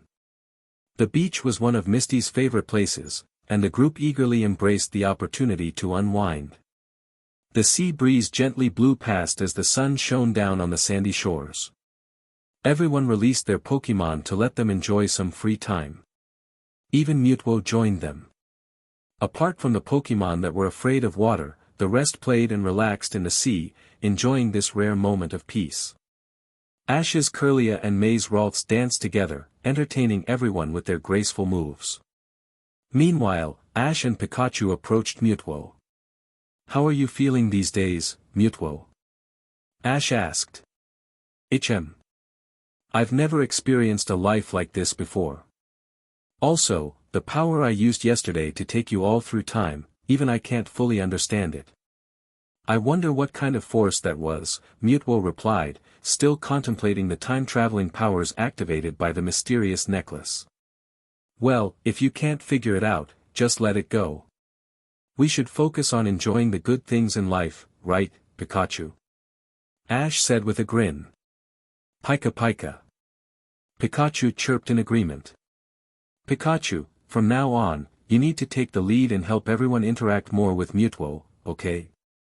Ash suggested. "Pika." Pikachu nodded enthusiastically. Ash, those two Psychic-type Pokémon of yours, I can help train them. At the very least, I can guide them in mastering Psychic-type moves," Mutwo offered. Ash was naturally thrilled by the offer. With Mutwo's guidance, Kirlia and Ralts would surely grow stronger. Ash suddenly remembered his plan to find the old Ghastly from the Maiden's Peak. "Mutwo, I might need your help soon." I plan to find a 1,000-year-old Ghastly and use its power to help my Haunter evolve," Ash explained, sharing the details about Haunter's restricted potential and the legend of the ancient Ghastly. Mutwo seemed intrigued by the idea. That sounds interesting. A 1,000-year-old Ghastly? I'm looking forward to seeing that." After resting at the beach for a while, the group resumed their journey to the Battle Pike. Upon arriving, they saw Scott waiting at the entrance as usual. At the same time, Ash heard a notification from the system. "Ding! Congratulations, host.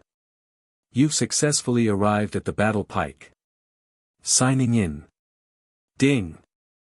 Sign-in successful. Rewards are being issued. 100,000 Poke Coins. Triple Experience Boost Card ×3. Quintuple Experience Boost Card ×3. Bug-type item, Silver Powder ×1. Steel-type item, Metal Coat ×1. Ground-type item, soft sand ×1. Rock-type item, hard stone ×1. Special item, dragon scale ×1. Special item, light ball ×1. Emotional bond +1 with all Pokémon. Such incredible rewards. The quintuple experience boost cards alone were extremely valuable in the system store. Additionally, the items provided were worth tens of thousands of poke coins each, especially the soothing bell. The light ball was immediately useful for Pikachu, doubling the power of all its attacks. Ash discreetly retrieved the light ball from his system storage and applied it to Pikachu. Pika.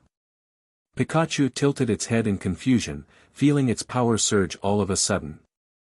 "Alright, Ash," Scott said, motioning to the door. "This is the Battle Pike Zone. These young ladies are the apprentices of the Frontier Brain here and will guide you to your challenge." "Today is our day off," complained a chatty girl named Barbara. "If Mr. Scott hadn't notified us personally, we wouldn't have opened the doors for you." "Enough, Barbara," another voice interrupted. "I've told you many times to be respectful to our guests." The doors to the Battle Pike opened, and a tall, elegant woman with long hair stepped out. Brock, the moment he saw her, was instantly smitten and dashed toward her with hearts in his eyes. Chapter 63, Battle Pike Showdown. "Miss Lucy, I fell in love with you at first sight. You are so beautiful." Brock felt a surge of emotion stronger than he had ever experienced before. It surpassed any feelings he had for any other girl he admired in the past. He couldn't contain himself any longer. Next to him, May and Misty both shook their heads, ready to step in and pull Brock away. But to their surprise, Lucy blushed and shyly looked at Brock. "Wait, what? What was going on? How dare you, you rude boy? Let go of Queen Lucy's hand right now." Seeing a random guy rush forward, confess his feelings outright, and even grab the hand of her most respected Queen Lucy, Lucy's assistant, Barbara, could no longer hold back. However, before Barbara could intervene, Lucy stopped her. "Barbara, I've told you before not to be rude to our guests." Barbara was stunned. What was going on? When had their Lady Lucy ever allowed a man to hold her hand like this? It was unbelievable. Could it be? Recalling the guy's words about falling for Queen Lucy at first sight, she dared not think any further. Brock's excitement reached its peak. This beautiful long-haired woman hadn't rejected him. Oh my gosh! Could it be that Brock's youth was finally about to flourish? Only Brock knew how tough it had been for him lately. With Misty and May both having developed feelings for Ash and the subtle glances they exchanged daily, Brock was about to lose his mind. Everyone, how about we start the battle now?" Spencer, the referee, finally stepped in when he saw Brock and Lucy still holding hands. Lucy snapped back to her senses, her face turning even redder. For the first time, she felt her heart race like this for a guy. "Yes. Well, everyone, please follow me." Lucy quickly led the group into the Battle Pike. The battleground of the Battle Pike combined both land and water environments. Now, the match between Battle Pike Queen Lucy and Challenger Ash will begin. Each side can use 2 Pokémon. The battle ends when all of one side's Pokémon are unable to battle. Both sides, please send out your Pokémon. As the referee finished speaking, Ash and Lucy both released their Pokémon. "Seviper, you're up." "Feraligatr, I choose you." Lucy sent out her Seviper, while Ash sent out his Feraligatr. "Huh. Ash is using Feraligatr. I can't wait to see how he uses such a strong water-type Pokémon." Misty, holding her Azurill in her arms, watched the battlefield with anticipation. "Ash, let me see how you handle Lucy.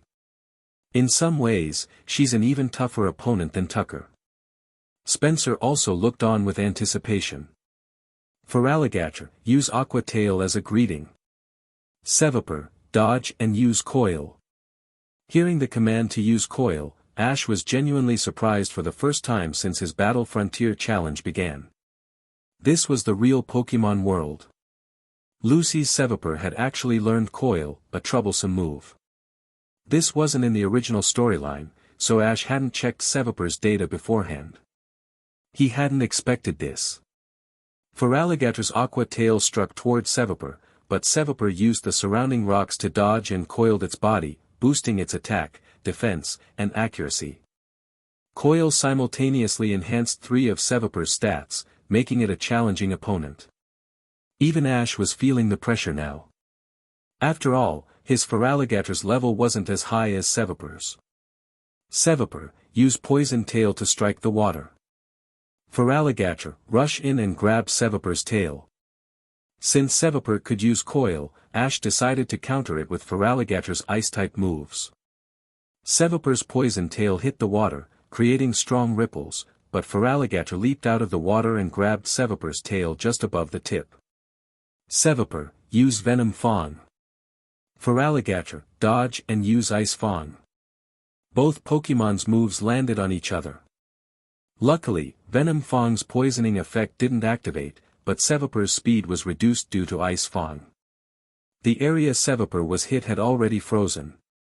Impressive, Ash. Seviper, Coil again. Feraligator, use Agility and follow it up with Sand Tomb. Seviper coiled again, further boosting its attack, defense, and accuracy. You're trying to use Sand Tomb to restrict our movements. Don't forget, this battle facility has water. Seviper, use Poison Tail to strike the water and disperse the Sand Tomb. Lucy cleverly used the battlefield's water to her advantage. As expected of the 4th Battle Frontier brain, Lucy was indeed formidable. But Ash's Sand Tomb had a dual purpose. Whether Lucy defended or not wouldn't affect Ash's next move. Lucy chose to disperse the sand with water, which was exactly what Ash wanted. Seviper had used Poison Tail to hit the water twice, leaving large puddles across the ground. This was the perfect setup for a decisive move. Now's the time. Feraligator, use Ice Beam. Chapter 64, Pikachu enters the pike. As Ash commanded Ice Beam, a flicker of realization crossed Lucy's face. She immediately understood that this was part of Ash's strategy. Yet, she didn't flinch. Why should she? For Lucy, battles were all about pressing forward with relentless offense. In her mind, defense was a concept for trainers who lacked the confidence to attack head-on. Lucy, known as the Queen of the Battle Pike, lived and breathed the philosophy, the best defense is a good offense. Her every move, even Coil, was designed to augment her assault. For her, it wasn't about stalling or evading, it was about ensuring her Pokémon could hit harder and faster. Seviper, use Flamethrower, she called out confidently. Ash raised an eyebrow. Instead of countering or dodging Ice Beam, she was directly retaliating with Flamethrower. Was she betting on a lucky outcome? She's hoping for a burn, Ash murmured, quickly piecing together her intent. In an instant, Ice Beam and Flamethrower collided, both hitting their marks. Seviper froze solid, encased in a shimmering layer of ice. However, Lucy's gamble paid off as Feraligator recoiled, steam rising from its scales, it was burned. Lucy smirked. That's just how I battle. All-out attack. From the stands, Scott leaned toward Misty and May. This is classic Lucy. Her battle strategy is offense in its purest form. Defense doesn't exist in her dictionary. While Misty and May nodded in understanding, Brock was completely entranced. Miss Lucy, your skills in battle are as dazzling as your beauty. Brock declared, standing dramatically. In the dictionary of my love life, there's only offense and no defense either. Let us unite to form the ultimate couple of love and strategy, Miss Lucy. Misty and May groaned in unison, covering their faces in embarrassment. Lucy, blushing slightly at Brock's outburst, tried to ignore him. Seviper, use Flamethrower to melt the ice. The battle resumed with renewed vigor. While Seviper thawed itself out with Flamethrower, the burn inflicted on Feraligatr continued to sap its strength. It was a precarious situation for Ash. Seviper, Poison Tail. Go all out. Lucy commanded. Feraligatr, use Slash to counter. Ash responded swiftly. The two Pokémon collided in the middle of the battlefield, their attacks striking simultaneously. Sparks flew as the force of their clash echoed through the arena. Seviper, another Poison Tail. Dodge it, Feraligatr. Use Hydro Pump. Feraligatr managed to evade Seviper's strike and retaliated with a powerful stream of water. Despite its level disadvantage, Feraligatr's determination shone through. After a grueling exchange of blows, Seviper finally faltered. The referee raised his flag. Seviper is unable to battle. Feraligatr wins. Ash exhaled a breath he didn't realize he'd been holding. Feraligatr had barely managed to pull through, its exhaustion evident. From the sidelines, Misty clasped her hands together, her concern evident. That was so close. I can't believe how much Ash struggled. The queen of the battle pike is no joke. May nodded thoughtfully. It's because Seviper's level was much higher than Feraligatr's. Winning even by a narrow margin was a huge accomplishment. I wonder how strong her next Pokémon will be. Lucy smiled as she retrieved Seviper's Pokeball. You did great, Seviper. Rest now. Let's show them what real beauty looks like. She threw her next Pokeball into the battlefield, revealing a Milotic. The crowd gasped in awe. Milotic, renowned for its elegance, seemed to radiate an almost divine beauty. Even Misty, a water Pokémon enthusiast, couldn't help but gush. It's gorgeous. I wish I had one. Misty exclaimed, her eyes sparkling with admiration. Ash, however, remained focused. Her second Pokémon is Milotic. Better check its stats before making a move. While Ash scanned Milotic with his Pokédex, Pikachu tugged at his pant leg. Pika Pika. The electric mouse was practically bouncing with excitement, eager to enter the fray. Ash smiled, recalling Feraligatr. Alright, Pikachu, it's your turn. Pikachu leapt onto the field with a determined cry, sparks crackling from its cheeks. Lucy glanced at Milotic and grinned. Let's show them how strong you are. Ash quickly analyzed Milotic's capabilities. It had learned Coil, a move that could drastically boost its stats. Without a counter like Haze, dealing with Coil would be a challenge. Milotic's level is 58, Ash noted. That's higher than Pikachu's, but we've got an edge. Pikachu, let's start strong. Use Thunderbolt. Pikachu. Pikachu unleashed a powerful surge of electricity, the arena lighting up with a blinding flash. Lucy narrowed her eyes.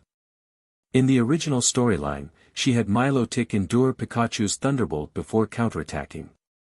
But this time, would she follow the same strategy? Milotic, brace yourself and prepare to retaliate. Lucy commanded, confirming her decision to trust in Milotic's resilience. The battle was far from over, and the next clash promised to be even more intense.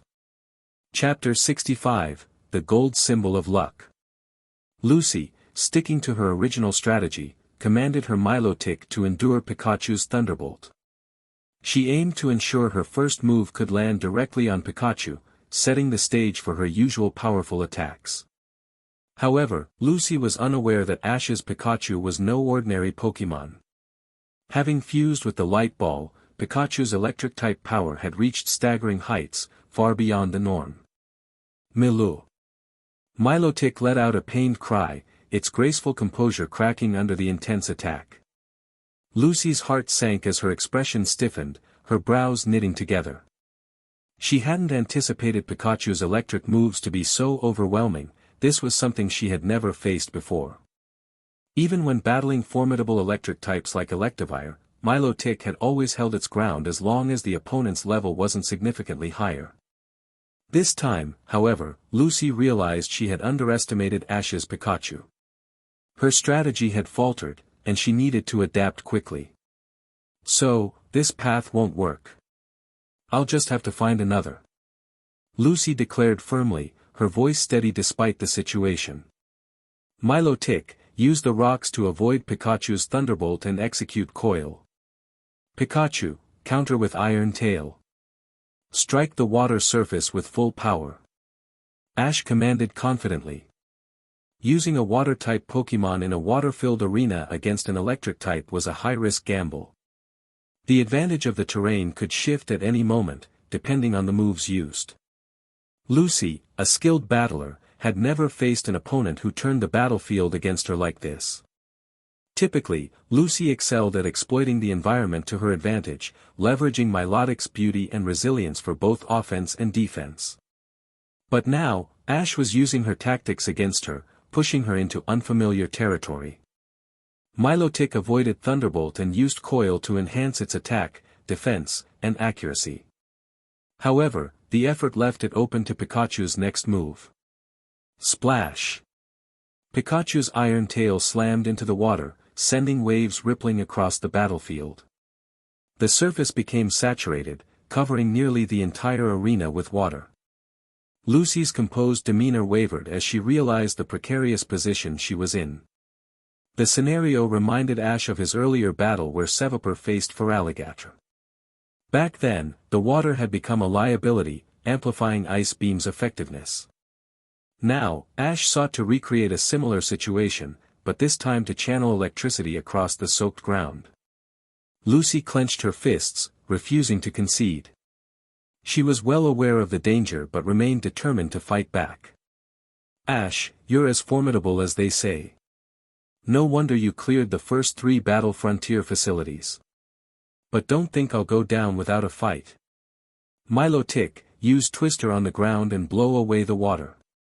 Ash's eyes gleamed sharply, this was the opportunity he had been waiting for. Pikachu, now. Rush in and use Thunder.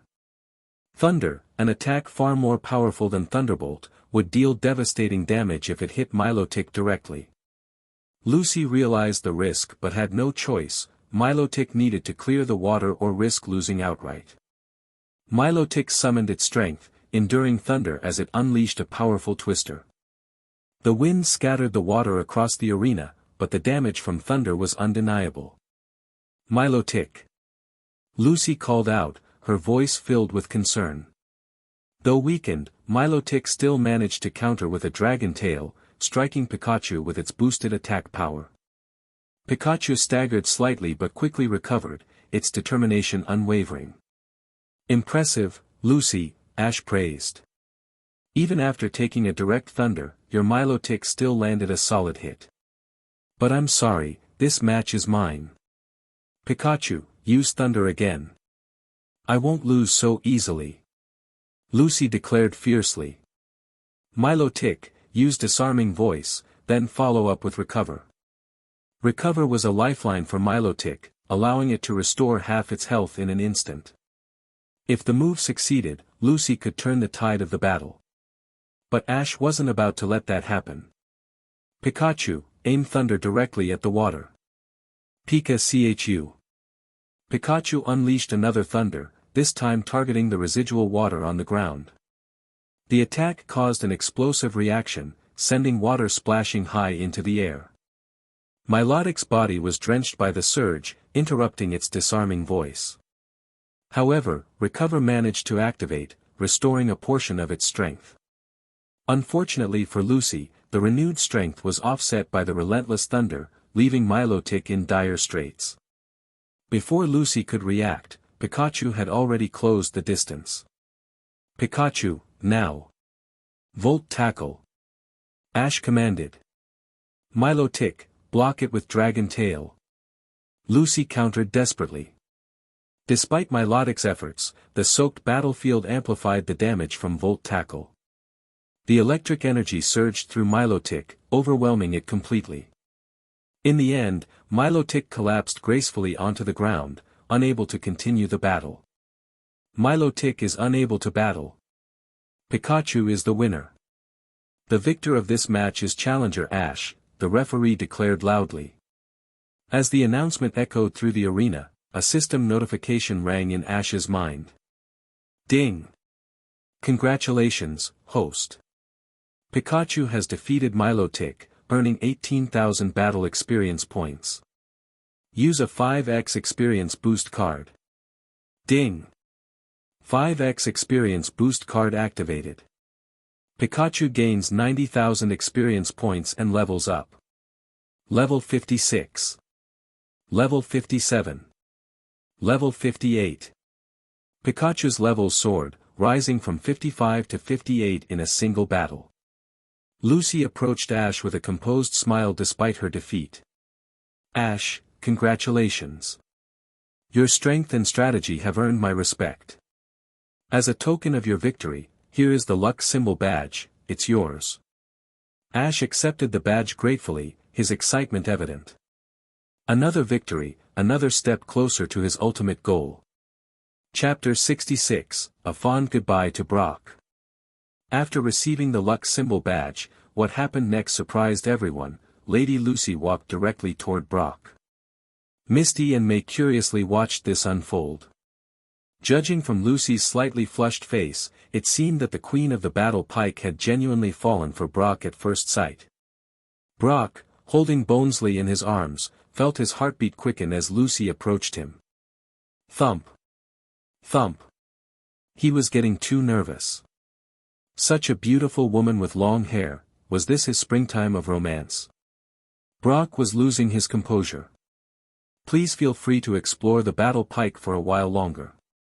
My apprentices will guide you around, Lucy said as she inadvertently glanced at Brock. For Brock's happiness, Ash naturally agreed. Misty and May immediately became nosy, running over to Ash to get the scoop. Hey, where's Brock? I feel like Lucy has a special interest in him. You could tell just by the way she looked at him, Misty said, holding Azrael while already imagining Brock and Lucy as a couple. Brock? He left with Lucy just a moment ago, Ash replied with a chuckle. Huh, you two are something else. We all deserve happiness, don't we? Brock has always dreamed of a beautiful and polite figure. I think Lucy suits him perfectly. If they end up together, that would be amazing. Pikachu. Ash and Pikachu laughed, while Misty and May blushed, sharing a moment of mutual understanding. Then they suddenly realized something. Wait. We all deserve happiness. Ugh.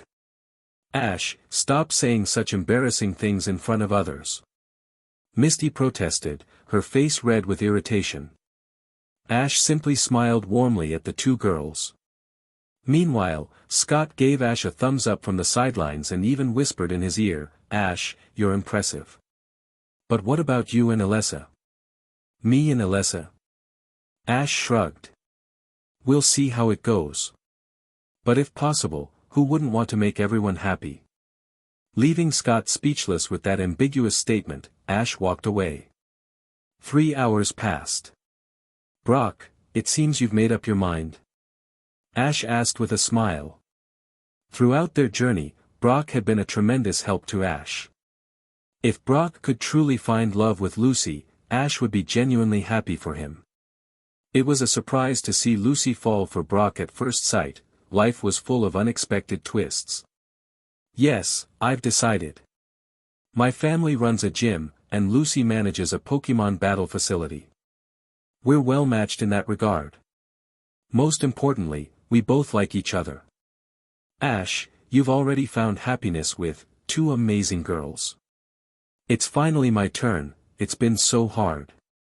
And if I'm not around, you 3 can travel without a third will like me. Brock's mock self-pity drew laughter from the girls and left Misty and May blushing.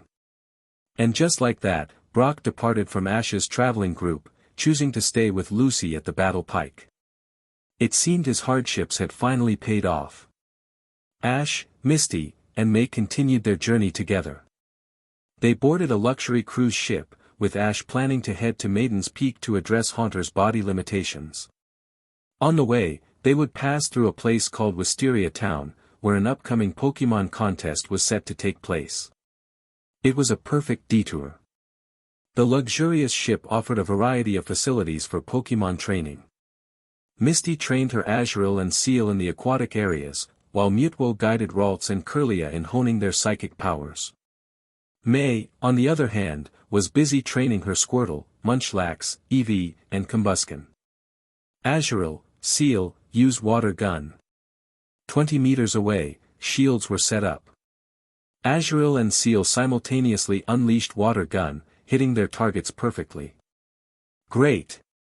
Move the shields a bit further next time, Misty encouraged, full of energy. Munchlax, use focus punch on this disc. Munchlax. Squirtle, follow up with ice beam once Munchlax breaks the disc and freeze it. Squirtle. Combusken, use fire spin to melt the ice on the disc without breaking it. As for Ash, he and Pikachu were resting nearby. Training required a balance of hard work and relaxation. Constant tension wasn't sustainable. Charizard, Sceptile, Swellow, Pidgeot, Snorlax, and the rest of Ash's team were all napping peacefully. Dear passengers on the luxury cruise ship, we are about to arrive at the port of Wisteria Town. We've arrived at Wisteria Town. Chapter 67, The Wisteria Pokémon Contest. The Wisteria Town Pokémon Contest is here. Excellent. This time, I'll win my 3rd ribbon badge. May declared with bright enthusiasm. Her determination shone like a beacon, her heart set on securing another victory to edge closer to her dream of competing in the grand festival. After disembarking from the luxury liner, the group, Ash, May and Misty, set their sights on the contest hall, known as the Wisteria Pavilion. The walk was pleasant, with the town bustling in preparation for the contest. May couldn't help but admire the banners, stalls, and trainers chatting eagerly about their Pokémon skills. Upon arriving at the contest hall, May quickly registered her name. The receptionist handed her a card confirming her participation. She clutched it tightly, her resolve growing with each step. That evening, the group rested at a nearby Pokémon Center, ensuring May and her Pokémon were well prepared for the big day. Early the next morning, Ash noticed May's nerves as she polished her Pokeballs. Taking the opportunity to bolster her confidence, he offered some strategic advice. May, remember to use Munchlax's stockpile. Belly Drum is a great move to boost attack power, but timing is key. If you train Munchlax right, it can be your ace in any battle. Ash's insight came not just from his experience as a trainer but also from his knowledge of Harley's tricks. He had a strong suspicion that Harley, the green-hatted flamboyant rival, would show up to challenge May again.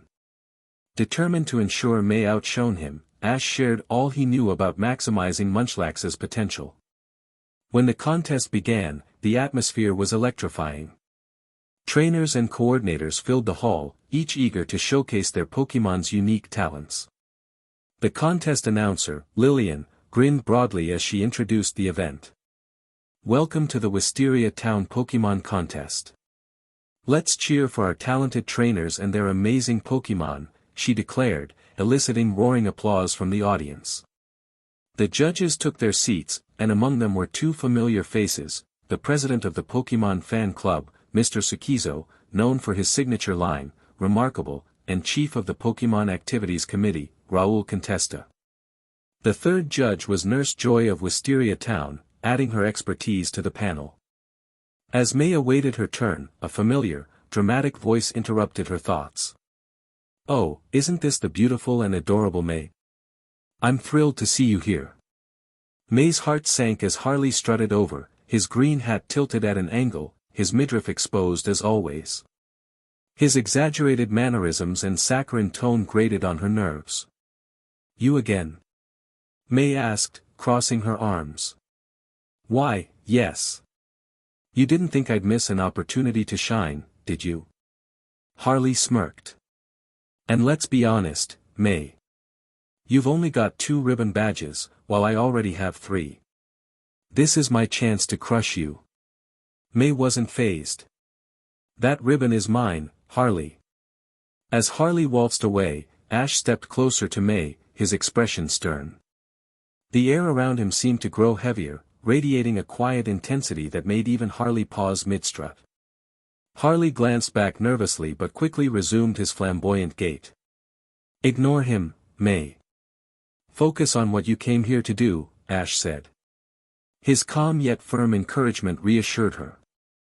When May's name was called, the crowd cheered. She stepped onto the stage with a confident smile, her nerves now replaced by excitement. "Squirtle, take the stage and use rapid spin," she called as she threw her Pokeball. Squirtle emerged spinning at high speed, creating a gust of wind that rustled the audience's hair. "Now, Squirtle, use Bubble Beam while spinning." Bubbles streamed from Squirtle's shell, sparkling under the stage lights. The swirling bubbles formed a dazzling display, mesmerizing the audience. "Wow! May's Squirtle is combining speed and beauty in an incredible way," Lillian exclaimed.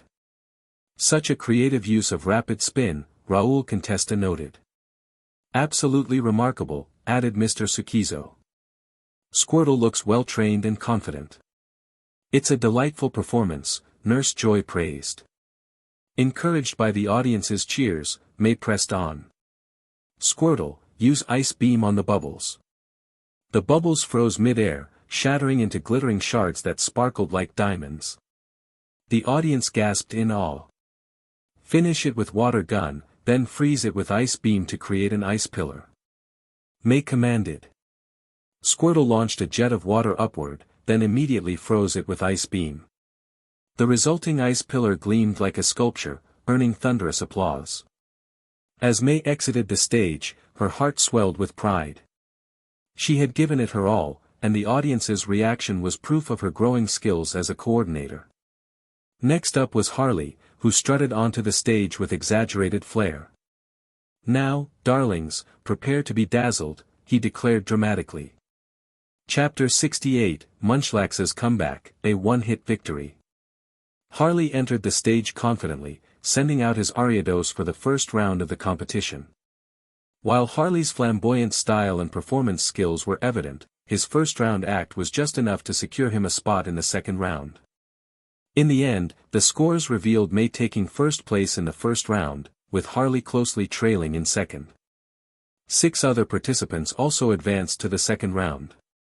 "Predictable," Ash said confidently, observing Harley's ranking. "Even though he's annoying, Harley's skills in these kinds of contests can't be underestimated. But if he thinks he can beat May, he's got another thing coming." Ash had provided May with a clear strategy to utilize her Munchlax's strengths in battle. With this guidance, she was confident that no matter what Pokémon Harley sent out, she could counter it effectively. Pikachu, perched on Ash's shoulder, excitedly cheered for May, adding its enthusiastic cries to the bustling atmosphere of the competition. As the second round commenced, May and Harley avoided facing each other, progressing instead by defeating their respective opponents. It was as if fate had deliberately arranged for their inevitable showdown in the finals. Finally, after intense battles and impressive performances, the stage was set for the climactic match between May and Harley. "It's happening. The final match is finally here." The announcer, Lillian, hyped up the crowd as the arena roared with anticipation. "Who will claim victory in this Wisteria Town Pokémon contest? Ladies and gentlemen, let us welcome our 2 finalists as they prepare to deliver their most dazzling performances." May and Harley stepped forward, each clutching their Pokeballs with determination. The crowd's cheers reached a crescendo as the battle began. "Go, Munchlax!" May called out, releasing her powerhouse Pokémon. Harley smirked, sending out an Octillery. "Heh, May, this time, I won't lose. I'll get my revenge for what happened in Saffron City's contest."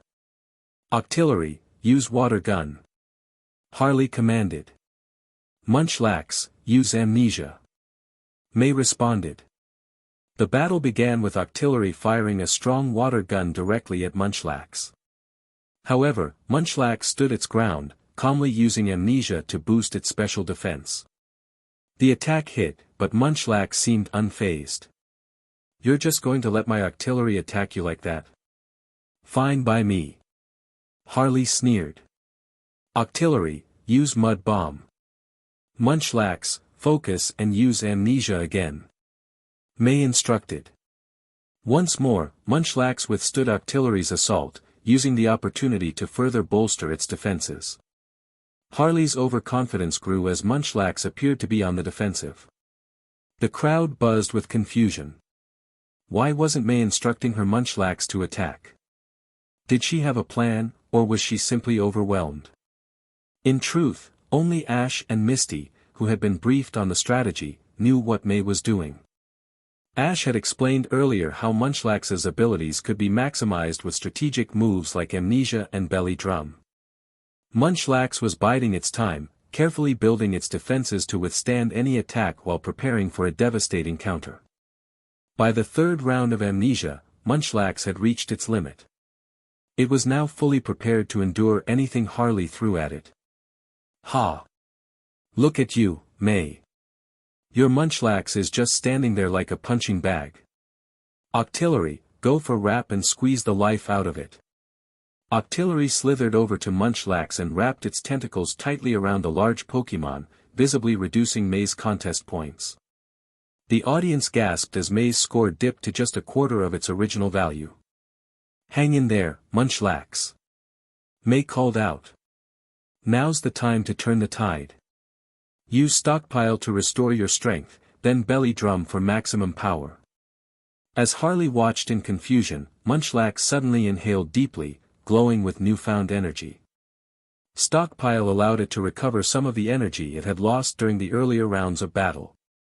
Then, with a resounding roar, Munchlax pounded its belly, activating Belly Drum to reach its full offensive potential.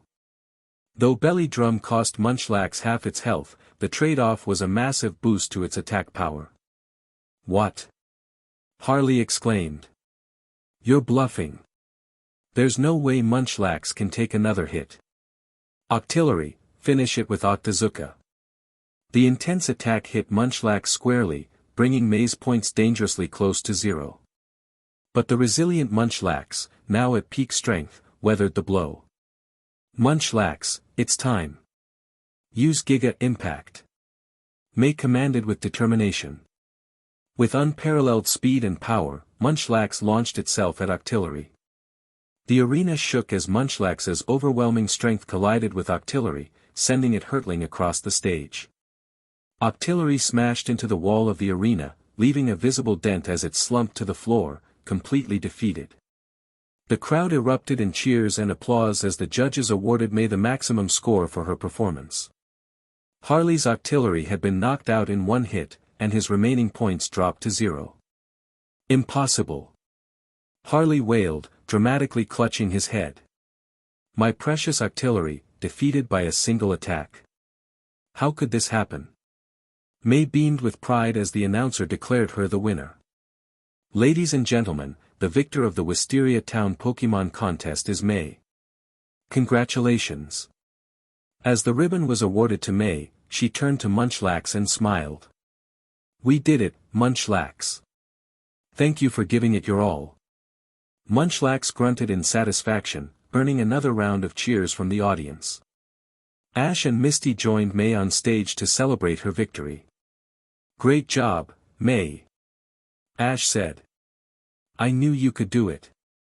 You've come such a long way, Misty added. This win was well deserved. Chapter 69, A Ghastly Challenge at Maiden's Peak. Harley, I told you, this time, the winner of the Pokémon contest will definitely be me. Munchlax. May pumped her fist in triumph, directing her confident declaration at Harley, who wore his signature green hat. He glared back at her, his frustration boiling over. But there was nothing he could do, he had lost once again. Begrudgingly, he recalled his Octillery back into its Pokeball. The Pokémon contest in Wisteria Town had officially come to an end, and May had emerged victorious. Now, let's give the warmest applause to the Pokémon coordinators and their wonderful Pokémon for bringing us such incredible performances. Lillian announced enthusiastically. This Wisteria ribbon goes to you, Miss May. Lillian handed the Wisteria ribbon to May, who beamed with pride. The contest's conclusion marked a significant milestone for May. This was her third ribbon. She was now halfway to qualifying for the Grand Festival. Departure from Wisteria Town. After leaving the Wisteria Town, Ash, May, and Misty boarded a passenger ship to continue their journey. Their next destination was Maiden's Peak, known for its mystique and rich legends. Aboard the ship, Ash decided it was time to share his plans. Ash, are you seriously planning to confront that 1,000-year-old Ghastly? Misty asked, her face showing a mix of concern and disbelief. Isn't that too dangerous? Misty had encountered the Ghastly before, and the memory was fresh in her mind. It was a powerful and ancient ghost-type Pokémon, known for its ability to hypnotize and protect the spirit of a maiden it had been guarding for centuries. Don't worry, Misty, Ash replied, feeding Pikachu a treat. My other Pokémon might not stand a chance against it, but I have one that can handle the situation. Misty and May exchanged curious glances before exclaiming in unison, Mutwo. Ash nodded. That's right. Mutwo. It's incredibly powerful and has been looking for ways to stay busy.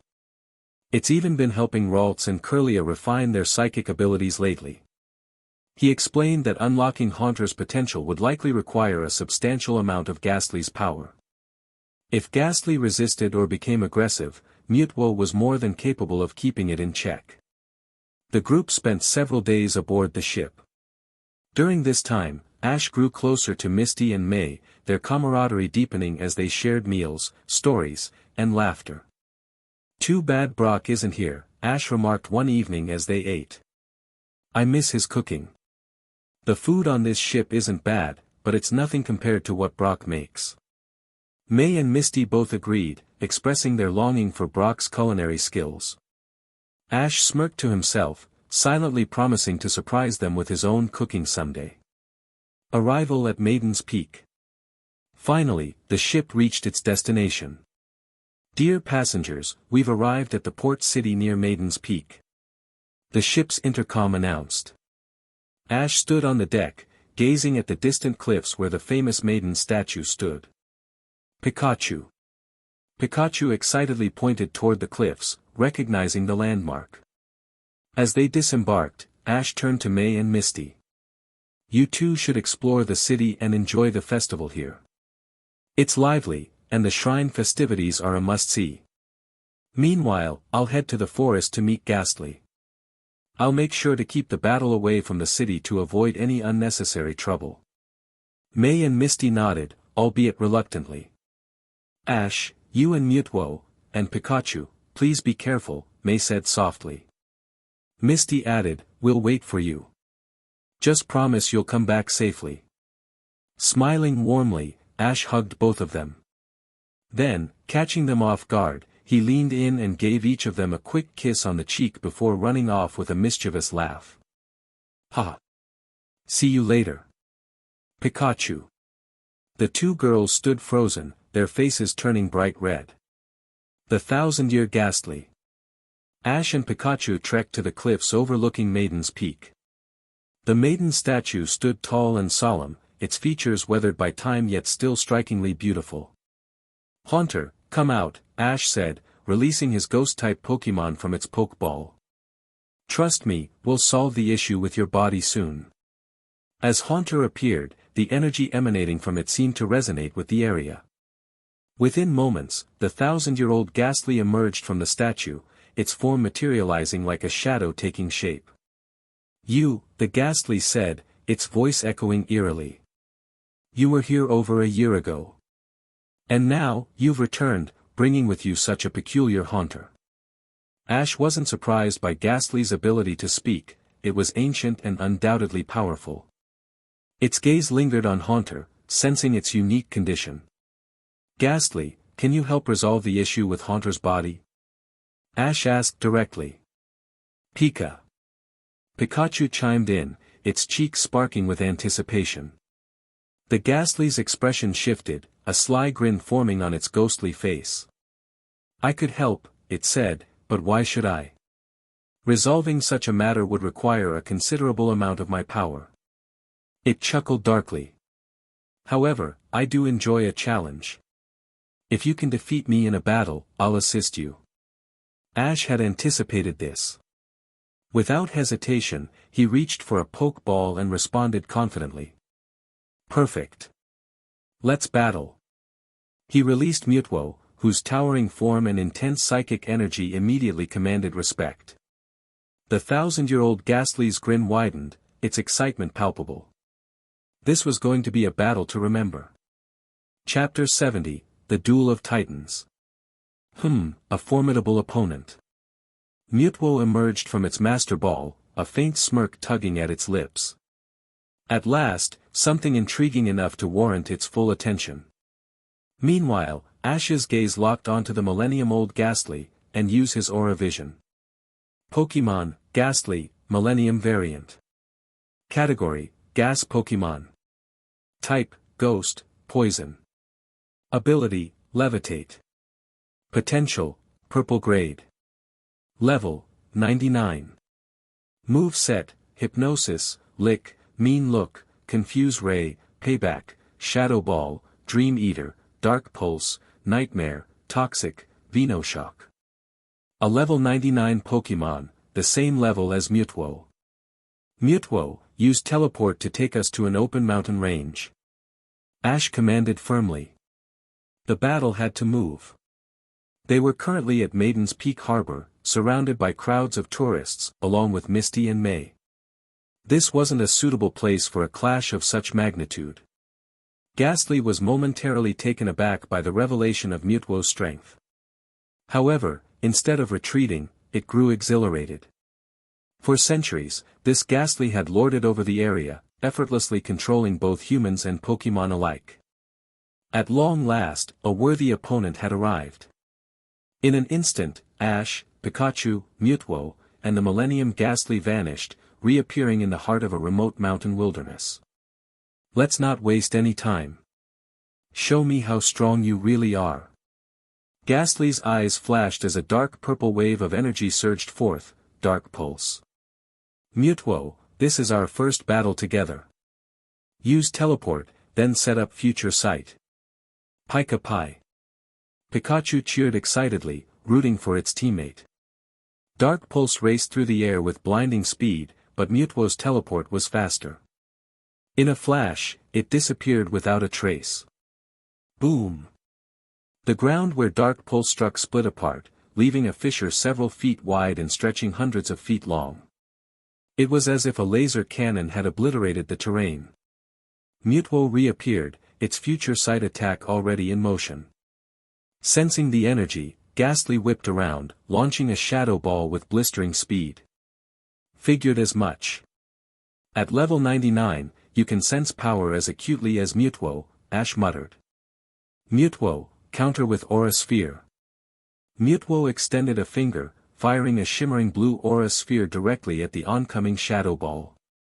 The collision triggered a massive explosion, sending shockwaves rippling through the area. The blast shattered boulders and fractured the ground beneath them, scattering the Pokémon of the surrounding wilderness in terror. Now, use Psystrike. Ash commanded. This battle was a test of Ash's knowledge of Pokémon moves and strategy. He needed to discern and counter the Millennium Ghastly's attacks while maintaining Mutwo's advantage. Mutwo's hands glowed as it conjured invisible psychic energy, forming a sharp, spear-like force aimed directly at Ghastly. Well played. Ghastly chuckled. Rather than defend, it capitalized on the mushroom cloud of the earlier explosion, casting Hypnosis under the veil of smoke. But Ash was prepared.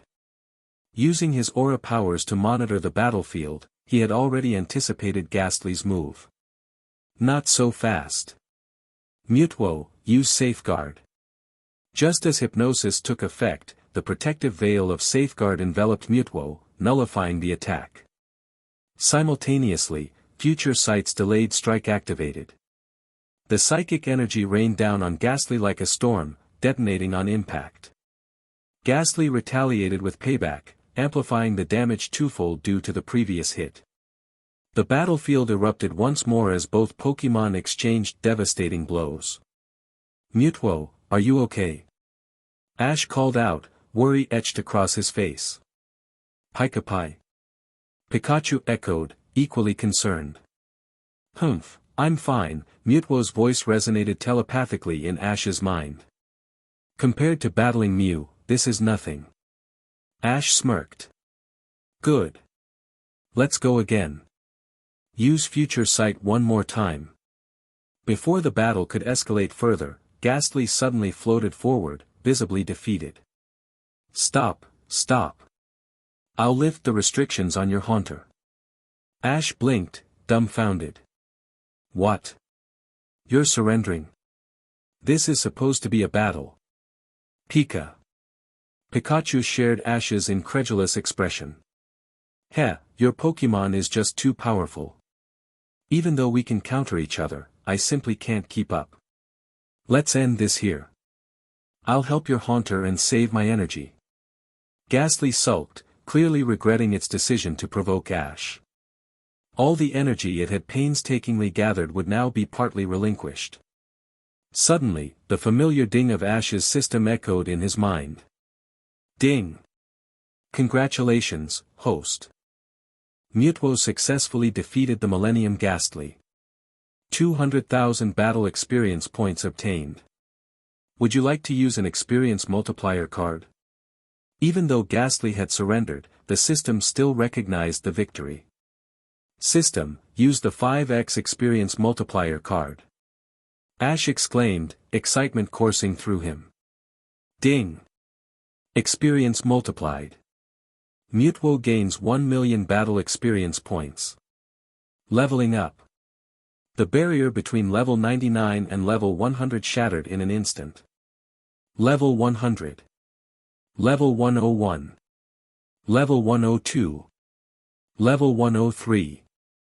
Mewtwo's body pulsed with newfound energy, its power surging exponentially. Unbelievable. Ash, I've broken through. My power has reached the domain of a legendary god. Ash beamed, pride evident in his expression. I told you I'd help you break past your limits. As Mewtwo ascended to new heights, Ash couldn't help but marvel at what lay ahead. With this victory, the road to becoming the ultimate Pokémon Master felt closer than ever. Chapter 71, The Awakening of Haunter. That's right, you've broken through. I keep my word. Now, could you use your psychic powers to restore the damage here as much as possible? Ash patted Mewtwo on the shoulder, while the nearby Ghastly was inwardly shaken. It just had the feeling that this Mewtwo guy seemed several times stronger than before. Mewtwo nodded. It had been a long time since it felt the sensation of growing stronger. This trainer seemed to be something special. Using its psychic powers, Mewtwo restored the area that had been destroyed during the battle. Then, with a single teleport, it brought them back to Maiden's Peak. At the Maiden statue on the cliff, Ghastly begrudgingly transferred a portion of its power to Ash's Haunter. Since they were the same species, the power transfer from the millennia-old Ghastly directly shattered the limits of Haunter's mutated condition. Haunter, infused with this energy, immediately began to level up. Level 49. Level 50. Evolution initiated. The power granted by the ancient Ghastly caused Haunter to evolve on the spot. Fantastic. Haunter, no, Gengar, your condition has finally been resolved. Ash exclaimed, turning his gaze to his newly evolved Pokémon. Pokémon, Gengar, classification, Shadow Pokémon. Type, Ghost/Poison. Ability, Cursed Body. Mutated trait, Spirit Hands, possesses certain spiritual abilities. Status, Trait activated. Potential, Purple. Level, 50, Ace Trainer. Moves, Shadow Punch, Hypnosis, Dream Eater, Lick, Mean Look, Confuse Ray, Sucker Punch, Payback, Shadow Ball, Dark Pulse. As expected, its trait had been activated. Gengar's level increased by 2, and its potential rose from blue to purple. Apart from Mewtwo, Gengar became Ash's second Pokémon with purple potential. Considering Gengar's unique ability to influence human souls, Ash felt it was no surprise. The Pokémon world was indeed full of wonders, even non-legendary Pokémon could possess extraordinary powers. His first purple potential Pokémon had been Pikachu. But soon, that order would change. With Haunter evolved into Gengar, the system delivered another notification. Ding! Congratulations, host. Defeating your first Tier 2 deity and resolving Haunter's condition has earned you the following rewards. System space upgraded to 10 cubic meters. Poke coins, 100,000. Potential boost cards times 6. The highlight was undoubtedly the potential boost cards. Why 6? Ash speculated. It seemed tied to the full battle format, where 6 Pokémon were used. Curious, he quickly checked the system shop. What? There's no option to buy more potential boost cards. Pikachu noticed Ash's unusual reaction. Oh, it's nothing. Let's go, Pikachu. Time to find Misty and May. Unable to figure it out for now, Ash immediately used one of the potential boost cards on Pikachu. Through his insight ability, he could see Pikachu's potential rise from purple to gold. White, green, red, blue, purple, gold, black. Purple was already considered legendary tier potential. With Pikachu at gold level now, it could grow stronger and level up even faster. Pikachu tilted its head in confusion, scratching its head adorably with its tiny paw.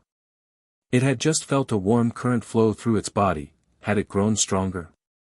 After returning Mutwo to its Master Ball, Ash and Pikachu made their way back to the Maiden's Peak port city. He had plans to shop and stock up, as his expanded 10 cubic meter system space could hold plenty of supplies. Hey, Misty, May, we're back. Ash called out. Pika. Pikachu joined in enthusiastically. Finally spotting Misty and May among the bustling festival crowd, Ash's Pokegear suddenly rang. It was a gift from Alessa after their last interaction, a Pokegear that allowed him to check maps, search data, and contact others. Seeing Ash and Pikachu return safely, Misty and May immediately approached with smiles, clearly relieved. Standing on either side of Ash, the two girls watched curiously as he answered the call. Hello. Ash, great news. Alessa's voice came through. Let me guess, those 2 Pokémon songs I gave you are gaining popularity, right? Ash asked with a knowing smile. His heart warmed. Professor Oak was still finalizing the 18th type discovery paper, but the songs he had given Alessa could now bring significant revenue from the Pokémon Alliance. That's right. Both songs have exploded in popularity across the Unova region. I'm now working to expand into Kanto, Johto, Hoenn, Sinnoh, and Kalos. Soon, there'll be hits everywhere. I've already sent the first batch of Alliance currency to your account. I've also delivered the finished versions of the songs, sung by yours truly. Check your inbox. Gotta go, a challenger is waiting. Bye-bye. True to Alessa's style, the call ended quickly. She didn't need money but valued the increased exposure these songs could bring to her gym across multiple regions. As for the revenue after covering production costs, Alessa gave the rest entirely to Ash. Hanging up the call, Ash noticed Misty and May watching him intently. He took a deep breath. Misty, May, I. Before he could finish, May interjected, Ash, were those the songs you mentioned? We haven't heard the finished versions yet. Yeah, Ash. Send them to us, we want to listen. Misty chimed in. Relieved they weren't jealous, Ash smiled and handed each girl a gift, a brand new Pokegear. Each device cost a hefty 10,000 Poke coins but came with numerous useful functions. I'm sending the songs to you both now. You'll also find my contact info saved in the Pokegear. Feel free to play around with it. Overjoyed with their gifts, Misty and May exchanged glances before pulling out their own presents for Ash, items they'd picked up at the festival just for him. Chapter 72, Battle Palace beckons, Mutwo's shadow looms. Ash held the gifts Misty and May had given him as the trio boarded a passenger ship bound for their next destination, Metallica Island, home of the Battle Palace. Misty had prepared 3 tailored outfits for Ash, while May's gift was a collection of decorative Pokeball stickers. In their cabin, Ash tried on the clothes Misty had picked. They fit perfectly. How did you know my exact measurements? Ash asked, curious. Misty blushed, pretending not to hear as she quickly dragged May to listen to the 2 songs Ash had written, Aim to be a Pokémon Master, and Adventure Awaits. Misty preferred the first song, while May loved the second. Pika Pika. Pikachu chuckled, hopping onto Ash's shoulder. Whispering into Ash's ear, Pikachu revealed the mystery of how Misty had taken his measurements. Ash's eyes widened in disbelief. No way. That's how. Watching Misty and May engrossed in the music, Ash thought to himself, looks like there's no doubt about their feelings. It might be time to take the next step. Meanwhile, Ash contemplated how best to use the remaining 5 aptitude boost cards. Fully aware that top-tier battles like the ones in the Sinnoh, Unova, and Kalos leagues required 6 Pokémon teams, Ash decided to build the strongest squad possible. Leaving the cabin with Pikachu, Ash headed to the ship's training grounds. Come on out, everyone. One by one, Ash released his Pokémon, Charizard, Sceptile, Feraligatr, Swellow, Pidgeot, Snorlax, Crawdaunt, Rapidash, Electabuzz, Heracross, Gengar, and Kirlia. Including Pikachu, Ash now had 13 Pokémon with him. However, he knew it was essential to narrow down his team to 6 for full battles.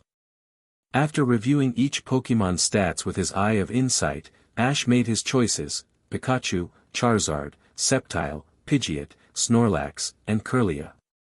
The deciding factors. Pikachu was already at Gold Tier Aptitude, the highest level possible. Charizard, Sceptile, and Kirlia each had strong potential, with Kirlia being an unexpected surprise due to its Blue Tier Aptitude. Using the 5 remaining Aptitude boost cards, Ash raised the aptitudes of Charizard, Sceptile, and Kirlia to Purple Tier, equivalent to Legendary Pokémon. Meanwhile, Snorlax and Pidgeot were boosted to Blue Tier, significantly enhancing their capabilities.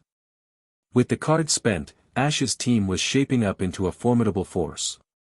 His next goal, train these Pokémon for peak performance. After days aboard the ship, they finally reached Metallica Island, home of the Battle Palace, led by the Palace Maven Spencer. Meanwhile, in the shadows. Far from the peaceful seas, deep in a remote forest, the earth bore scars of immense destruction. Giant stones had been pulverized to dust, and the ground was riddled with massive cracks. Amid the wreckage, a group clad in Team Rocket uniforms was busy scanning the area with advanced devices. All their tools fed data back to a central computer, monitored by a silver-haired man. Anything yet? He asked, his voice steady but commanding. Suddenly, one of the scanners emitted a sharp beep. Captain. We've detected a trace of energy matching data from the headquarters classified archives. The silver-haired man's expression hardened. He immediately reported the findings to his superior. Sir, I'm requesting access to the classified database for confirmation. Granted. Report back the moment you have results, replied a deep voice on the other end of the line. The team worked quickly, and the data analysis began. 20%. 30%. 50%. 70%. Match found. The silver-haired man's heart raced as the computer screen displayed the results. It's confirmed, sir. The energy signature matches. Mutwo. A long silence followed before his superior spoke again. Excellent. After all this time, we found it. Mobilize immediately. Search every inch within a 100-mile radius and bring me its exact location. Yes, sir. The silver-haired man's determination burned brighter than ever. Mutwo's reappearance was no mere coincidence, and this time, they wouldn't let it escape. Chapter 73, Signing in to Battle Palace. The call ended with a decisive click. At the heart of Rocket headquarters, Giovanni leaned back in his leather chair, a sinister smirk playing on his face. He had spent years pursuing his ambitions, and every piece of his master plan was falling into place. In his hand, a glass of red wine swirled, reflecting the fiery determination in his eyes. The voice on the other end had just delivered the news he had been waiting for. Mutuo had resurfaced. The creature Giovanni had once controlled, and then lost, was now within reach. Ha ha ha. Mutuo, I've finally located you, Giovanni murmured to himself, his voice filled with triumph. But there's no need to rush. I have all the patience in the world. Once those two are in my grasp. He trailed off, his eyes narrowing as he envisioned the chaos he would unleash. He stood abruptly, his imposing figure framed by the sunlight streaming through the massive floor-to-ceiling windows behind him. With Kanto, Giotto, and Hoenn under Team Rocket's control, no one will dare stand against us. His laughter rang out, echoing in the expansive office. At his feet, a Persian purred, rubbing its sleek body against Giovanni's leg. The red jewel on its forehead sparkled in the sunlight, matching the glint of arrogance in Giovanni's eyes. Unbeknownst to Ash, Team Rocket had tracked Mutuo's energy signature left behind from its battle with the ancient Ghastly. Meanwhile, Ash, Misty, and May were following Scott through the dense forests of Metallica Island. Ash, the guardian of the Battle Palace, is Mr. Spencer. He often sleeps under the open sky, believing that nature is the best home for Pokémon trainers. Right now, he's likely somewhere in the forest outside the Battle Palace, Scott explained as he led the group, distributing insect repellent spray to everyone. The Battle Palace is deep within the forest, and this is the season when Kakuna evolve into Beedrill. Beedrill will fiercely attack intruders to protect the Kakuna. The repellent will help keep them at bay. Scott sprayed the repellent on everyone before leading the way. Misty clung tightly to Ash's arm, trembling. She was terrified of bugs. As they walked deeper into the forest, a plume of smoke caught Scott's attention. Look over there. That's probably where Mr. Spencer is. The Battle Palace should be nearby. Let's hurry. Elsewhere in the forest, Team Rocket's infamous trio was in a tight spot. They had been wandering aimlessly for hours, their usual scheming thwarted by the maze-like woods. This is a terrible idea, James said, clutching Mime Jr. protectively. We're surrounded by Kakuna, and if even one of them evolves. I know. Stop reminding me. Jessie snapped, her patience wearing thin. She glared at Meowth. This is all your fault, Meowth. Look where you've led us. How is this my fault, Naya? It's Jessie's rushing that got us lost. Meowth retorted, only to be silenced as Jessie picked him up and threw him into a nearby bush. Unfortunately, the bush was teeming with Kakuna. A low buzzing sound grew louder as a swarm of Beedrill emerged, their sharp stingers glinting menacingly. Meow. Meowth wailed as he scrambled back to the group. Run for your lives. James shouted, clutching Mime Jr. tightly as the trio bolted. As they rounded a bend in the path, they collided with Ash and his friends. Out of the way, twerp. Jessie yelled, her voice shrill with panic. We don't have time for you. Ash quickly sized up the situation. The Beedrill were closing in fast, and Team Rocket's usual antics were the least of his concerns. Pikachu, Thunderbolt, he commanded. Pikachu. Pikachu unleashed a surge of electricity, halting the Beedrill in their tracks and zapping Team Rocket for good measure. More Beedrill are coming. May shouted, pointing to an even larger swarm approaching. Charizard, Dragon Breath. Ash called. Charizard roared as it unleashed a powerful stream of flames, dispersing the Beedrill swarm and clearing the path. Take care of Team Rocket too, Ash added. Charizard's tail swiped the trio, launching them skyward. We haven't even done anything yet. James protested as they disappeared into the sky. Mime Jr. Looks like Team Rocket's blasting off again. With the Beedrill threat neutralized, the group breathed a sigh of relief. Just then, an elderly man riding a Venusaur emerged from the forest. His face was weathered but kind, and his eyes sparkled with wisdom. "Scott, I saw the commotion and thought you might need help," the man said, smiling warmly. "It seems you've already handled it. Mr. Spencer." "You're just in time," Scott said, gesturing to Ash. "This is today's challenger, Ash, and his friends, Misty and May." Spencer dismounted from Venusaur and extended a hand to Ash. "Scott tells me you're one of the most promising trainers to ever take on the battle frontier. I look forward to our battle, Ash. Show me the strength that got you this far." Ash shook Spencer's hand firmly, his confidence unwavering. "I won't hold back." As the group approached the Battle Palace, a familiar notification echoed in Ash's mind. Ding! "Congratulations, host. You have arrived at the Battle Palace. Signing in." Ding! "Sign-in successful. Rewards are being issued." Ash smiled to himself. The real challenge was about to begin. Chapter 74, vs Spencer, Jungle Battle. Ding! "Congratulations, host. Successful sign-in. Rewards are being issued. 200,000 poke coins. Beginner level power of transcendence. Shared battle experience. Emotional bond +1 with all Pokémon." Though there were only 4 rewards, each one was impressive. The power of transcendence allowed heart-to-heart communication with Pokémon, similar to Annabelle's psychic abilities. The 200,000 poke coins were a massive boost. Combined with the previous 200,000 coins and the 2 million wired from Alessa, Ash now had a total of 2.4 million poke coins. He could exchange these coins for some excellent items in the system store. Alessa's funds would continue to arrive, and Professor Oak's rewards for revealing the fairy type would also be substantial. Ash was far from lacking money now.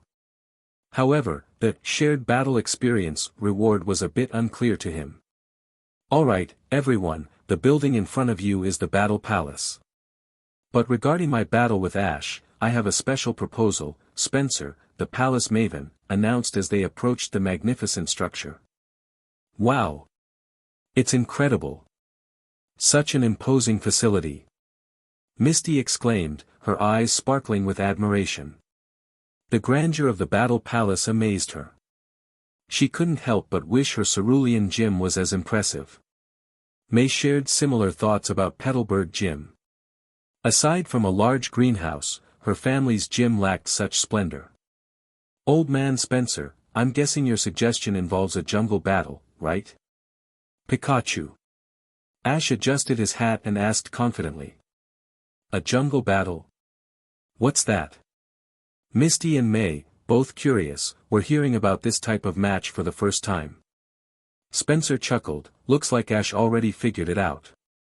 "That's correct. With such great weather and bright sunlight, it's perfect for a jungle battle. The entire forest will serve as the battlefield." Spencer's love for nature made this approach ideal. With the decision made, they moved on to the battle rules. Ash and Spencer headed to the jungle battlefield while Scott, Misty, and May observed from a hot air balloon. "This is going to be another thrilling Pokémon battle. I'm so excited," Scott said while steering the balloon.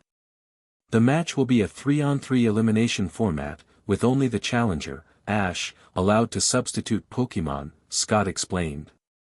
"But Mr. Scott, won't the dense trees block our view from up here?" Misty asked, clearly eager to watch Ash's battle. "No need to worry. See that small robot over there? That's the Battle Palace's tracking camera.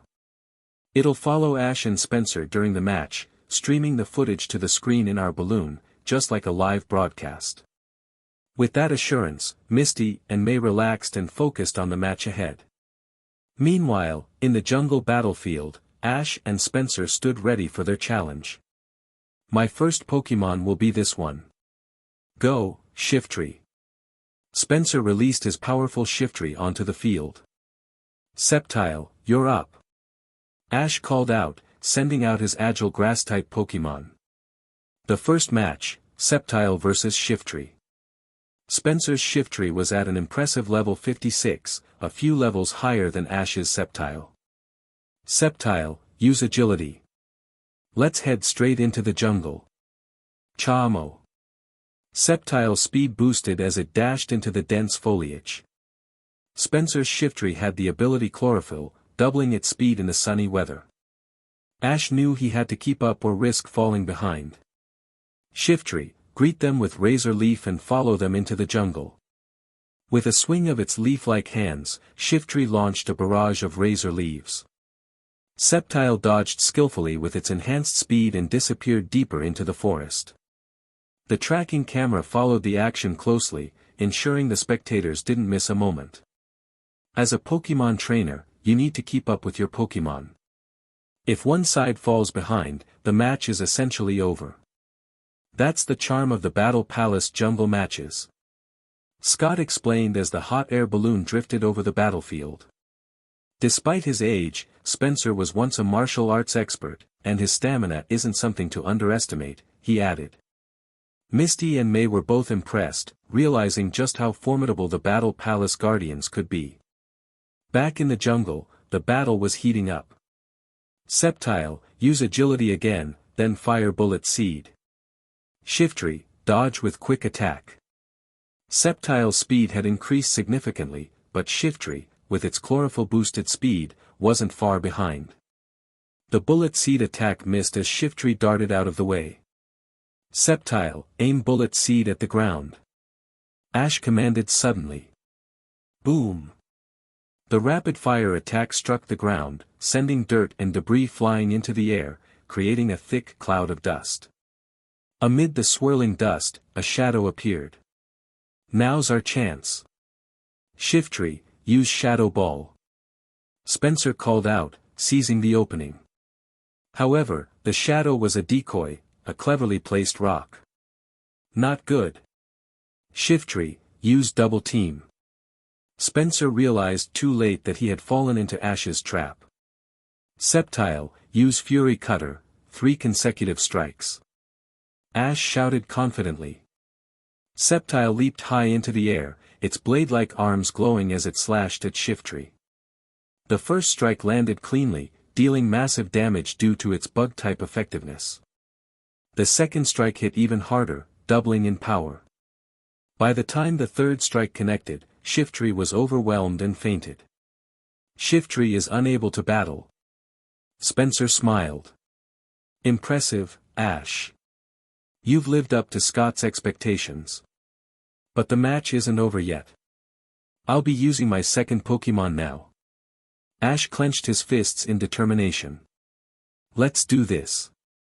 Chapter 75, Intense Battle. Synced Experience. As Ash wondered why Sceptile didn't gain battle experience after defeating Shiftry, Spencer had already sent out his second Pokémon, Venusaur. Ash decided to recall Sceptile and send Pidgeot into battle instead. Pidgeot. Pidgeot was thrilled to be chosen for this match. In the original storyline, Ash used Swellow in this battle. However, as he was now focusing on training Pidgeot, this was its time to shine. On board the hot air balloon, Misty and May were elated by Ash's victory in the first round, especially since Sceptile managed to secure the win without taking any damage. Ash is using Pidgeot, and Spencer is using Venusaur. Based on type advantages, Ash has a significant edge here, Misty said excitedly. That's true. This is so thrilling to watch, May added. Both girls clasped their hands nervously, rooting for Ash's success. Don't get too complacent, Scott cautioned. Let's watch and see how this plays out. Scott maneuvered the balloon closer to the battlefield as he continued to comment on the action. The battle begins. Spencer pointed his staff toward the battlefield. Venusaur, greet them with Razor Leaf. Venusaur's massive flower emitted a flurry of razor-sharp leaves. Pidgeot, use Air Slash. The Air Slash not only cut through the Razor Leaf but also carried enough force to strike Venusaur. Venusaur, use Frenzy Plant. Pidgeot, dodge with agility. Crack. The ground split apart as enormous, thorn-like vines erupted toward Pidgeot. Thanks to its incredible speed, Pidgeot narrowly evaded the attack. Pidgeot, unleash a powerful hurricane. Venusaur, counter with Leaf Storm. A massive collision of energy erupted as the two moves clashed. While Venusaur held the upper hand in level, Pidgeot's type advantage proved critical. A change in terrain. Ash, this battlefield is too dense for Pidgeot to use its full potential. Let's move toward the coastline. Ash called to his Pokémon as he ran toward the sea. Oh no, you don't. Spencer exclaimed. Venusaur, use sleep powder. Pidgeot, ascend and blow it away with hurricane. Venusaur, follow up with Leaf Storm. Pidgeot, use quick attack to create distance. Both trainers sprinted through the jungle alongside their Pokémon. A coastal showdown. You're quite fit, Ash, Spencer remarked. It's been a long time since I've faced such an energetic challenger. The last one was a young trainer from another region. Not at all, Ash replied. You're incredibly fit for your age, Spencer. But now that we're by the coastline, Pidgeot's speed will shine. Pika. Pikachu cheered from Ash's shoulder. Pidgeot. The sun shone brightly overhead as Spencer prepared his next move. Venusaur, let's end this with Solar Beam. The strong sunlight allowed Venusaur to charge its solar beam much faster. Pidgeot, use Aerial Ace. Pidgeot sped toward Venusaur at blinding speed. Spencer was confident Venusaur could withstand the attack and fire off its solar beam. But just then, dark clouds rolled in, blocking the sunlight. What? Spencer exclaimed. Without the sunlight, solar beam's charge time increased significantly. Now's our chance. Pidgeot, another Aerial Ace. Ash commanded. Pidgeot struck Venusaur once again, sending it reeling. Finish it with Hurricane. Pidgeot flapped its wings furiously, creating a massive gale. Venusaur was lifted off the ground and slammed into a large boulder, which shattered under the impact. Venusaur was unable to battle. Ash secured his second win in the match. Ding! Battle experience synchronized. Congratulations, host. Sceptile and Pidgeot gained 18,000 experience points for defeating Shiftry and 19,500 experience points for defeating Venusaur. The system's explanation clarified the reward. Battle experience synchronization meant that both Pokémon would share experience points from all defeated opponents. Ash decided to use a 5-fold experience multiplier card. Ding! 5-fold experience multiplier activated. Sceptile and Pidgeot gained 187,500 experience points each. Both Pokémon leveled up significantly. Sceptile, level 47 level 53. Pidgeot, level 47 level 53. Their power skyrocketed to near Elite 4 levels. Though the experience synchronization had a limit of 2 Pokémon, it was still an incredible advantage for training. Impressive, Spencer admitted. I didn't expect such a strong challenger today. But this isn't over yet. Let's see how you handle my final Pokémon, Claydol. Claydol? Ash said, observing the dual-type Pokémon. Its ground and psychic typing, combined with powerful moves like Hyper Beam, made it a formidable opponent. This Pokémon thrives in nature, Spencer explained. It utilizes the environment to maximize the power of its attacks. What's your next Pokémon, Ash? Ash smiled confidently and called back Pidgeot. Time for Sceptile to take the stage again. Chapter 76, The Gold Symbol of Spirits. Sceptile, it's your turn again. Cha-mo. Sceptile, having consumed little energy in its earlier battle with Shiftry, was in peak condition, especially now, with its power having skyrocketed after leveling up. Spencer furrowed his brows as he studied Ash's Sceptile. For some reason, he felt that this Sceptile was significantly stronger than during its match with Shiftry. Was it just his imagination? Sceptile, use agility. Swish, so fast. At level 53, Sceptile's speed had increased tremendously. Spencer was startled. Claydol, use teleport to create some distance, then follow up with rapid spin. Sceptile, agility again. Stay on Claydol's tail. Sceptile moved at lightning speed, closing the gap immediately. Before Claydol could even begin spinning, Sceptile stomped heavily on the ground, instantly catching up. Too fast to shake off. Claydol, jump into the water and use rapid spin. If Claydol spun rapidly in the water, the swirling currents would create a natural barrier, making it nearly impossible for Sceptile to approach without getting hit. Sceptile, seed machine gun. Cha-mo. Sceptile launched a barrage of seeds at Claydol, but its spinning created a watery shield, deflecting the attack. Claydol, maintain rapid spin and charge at Sceptile. Spencer commanded with determination. But where was Sceptile? Spencer's heart sank. Claydol, use teleport to leave the water, hurry. Too late. Ash snapped his fingers, and Sceptile suddenly emerged from the water. Leaf Blade. Two sharp blades of energy sliced through the water barrier, hitting Claydol squarely. Follow up, Sceptile. Use Leaf Storm. Cha-mo. Leaf Storm struck Claydol with devastating force. Claydol, don't give up. Counter with Hyper Beam. Even as Claydol was flung back by the Leaf Storm, it managed to muster a powerful Hyper Beam. Ash, however, was already prepared. Sceptile, Solar Beam. With the bright sun overhead, Sceptile's energy orbs absorbed sunlight instantly, unleashing a solar beam that collided with Claydol's Hyper Beam in a massive explosion. A mushroom cloud rose from the impact. One more solar beam, Sceptile. Claydol, having already hit its limit after the Hyper Beam, was defenseless. Sceptile's solar beam struck Claydol directly. Claydol. Spencer called out, shocked to see it fall. Claydol is unable to battle.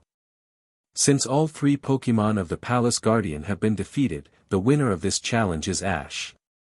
The announcement echoed from the recording equipment, declaring Ash's hard-fought victory.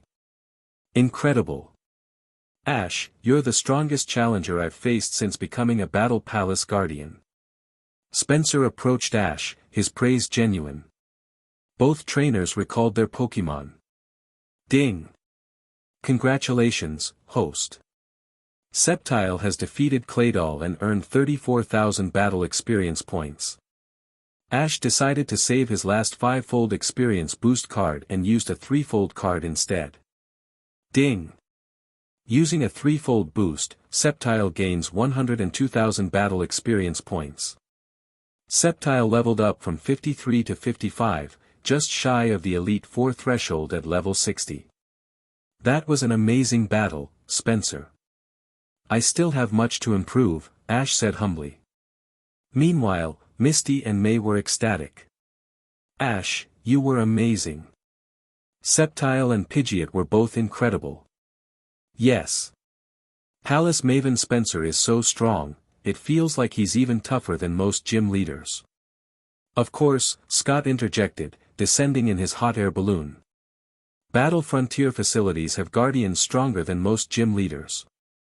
Every challenger here is top-notch, and Ash, your performance is one of the most impressive I've seen. Your next opponent is Annabelle at the Battle Tower, located on a small island near Metallica Island. I'll meet you in Vermilion City to prepare, Scott said, his eyes full of admiration. Spencer then presented Ash with the spirit symbol, the badge signifying his victory at the Battle Palace. I did it. I've earned the gold spirit symbol. Pikachu.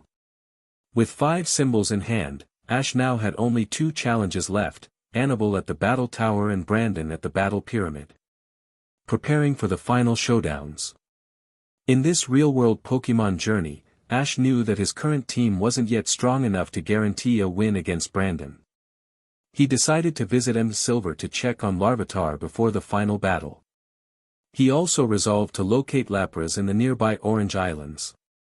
Taking a deep breath, Ash steeled his resolve, ready for the challenges ahead. Chapter 77, Lapras, Long Time No See. A reunion on the waves. Ash, Misty, and May had bid farewell to Spencer's Battle Palace and set sail from Metallica Island toward the Orange Islands. Their destination lay deep within the southern seas, where the warm breezes and shimmering waters hinted at the adventures yet to come. The blazing sun reached its zenith by noon, casting a golden glow over the trio as they prepared lunch on a small, secluded island nestled in the Orange Islands. Pikachu lounged nearby, its ears twitching as the salty breeze carried the sound of rustling waves. Ash, standing confidently among an array of ingredients, was focused on his task. "Are you sure about this, Ash?"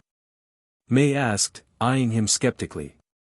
"I've never seen you cook lunch before."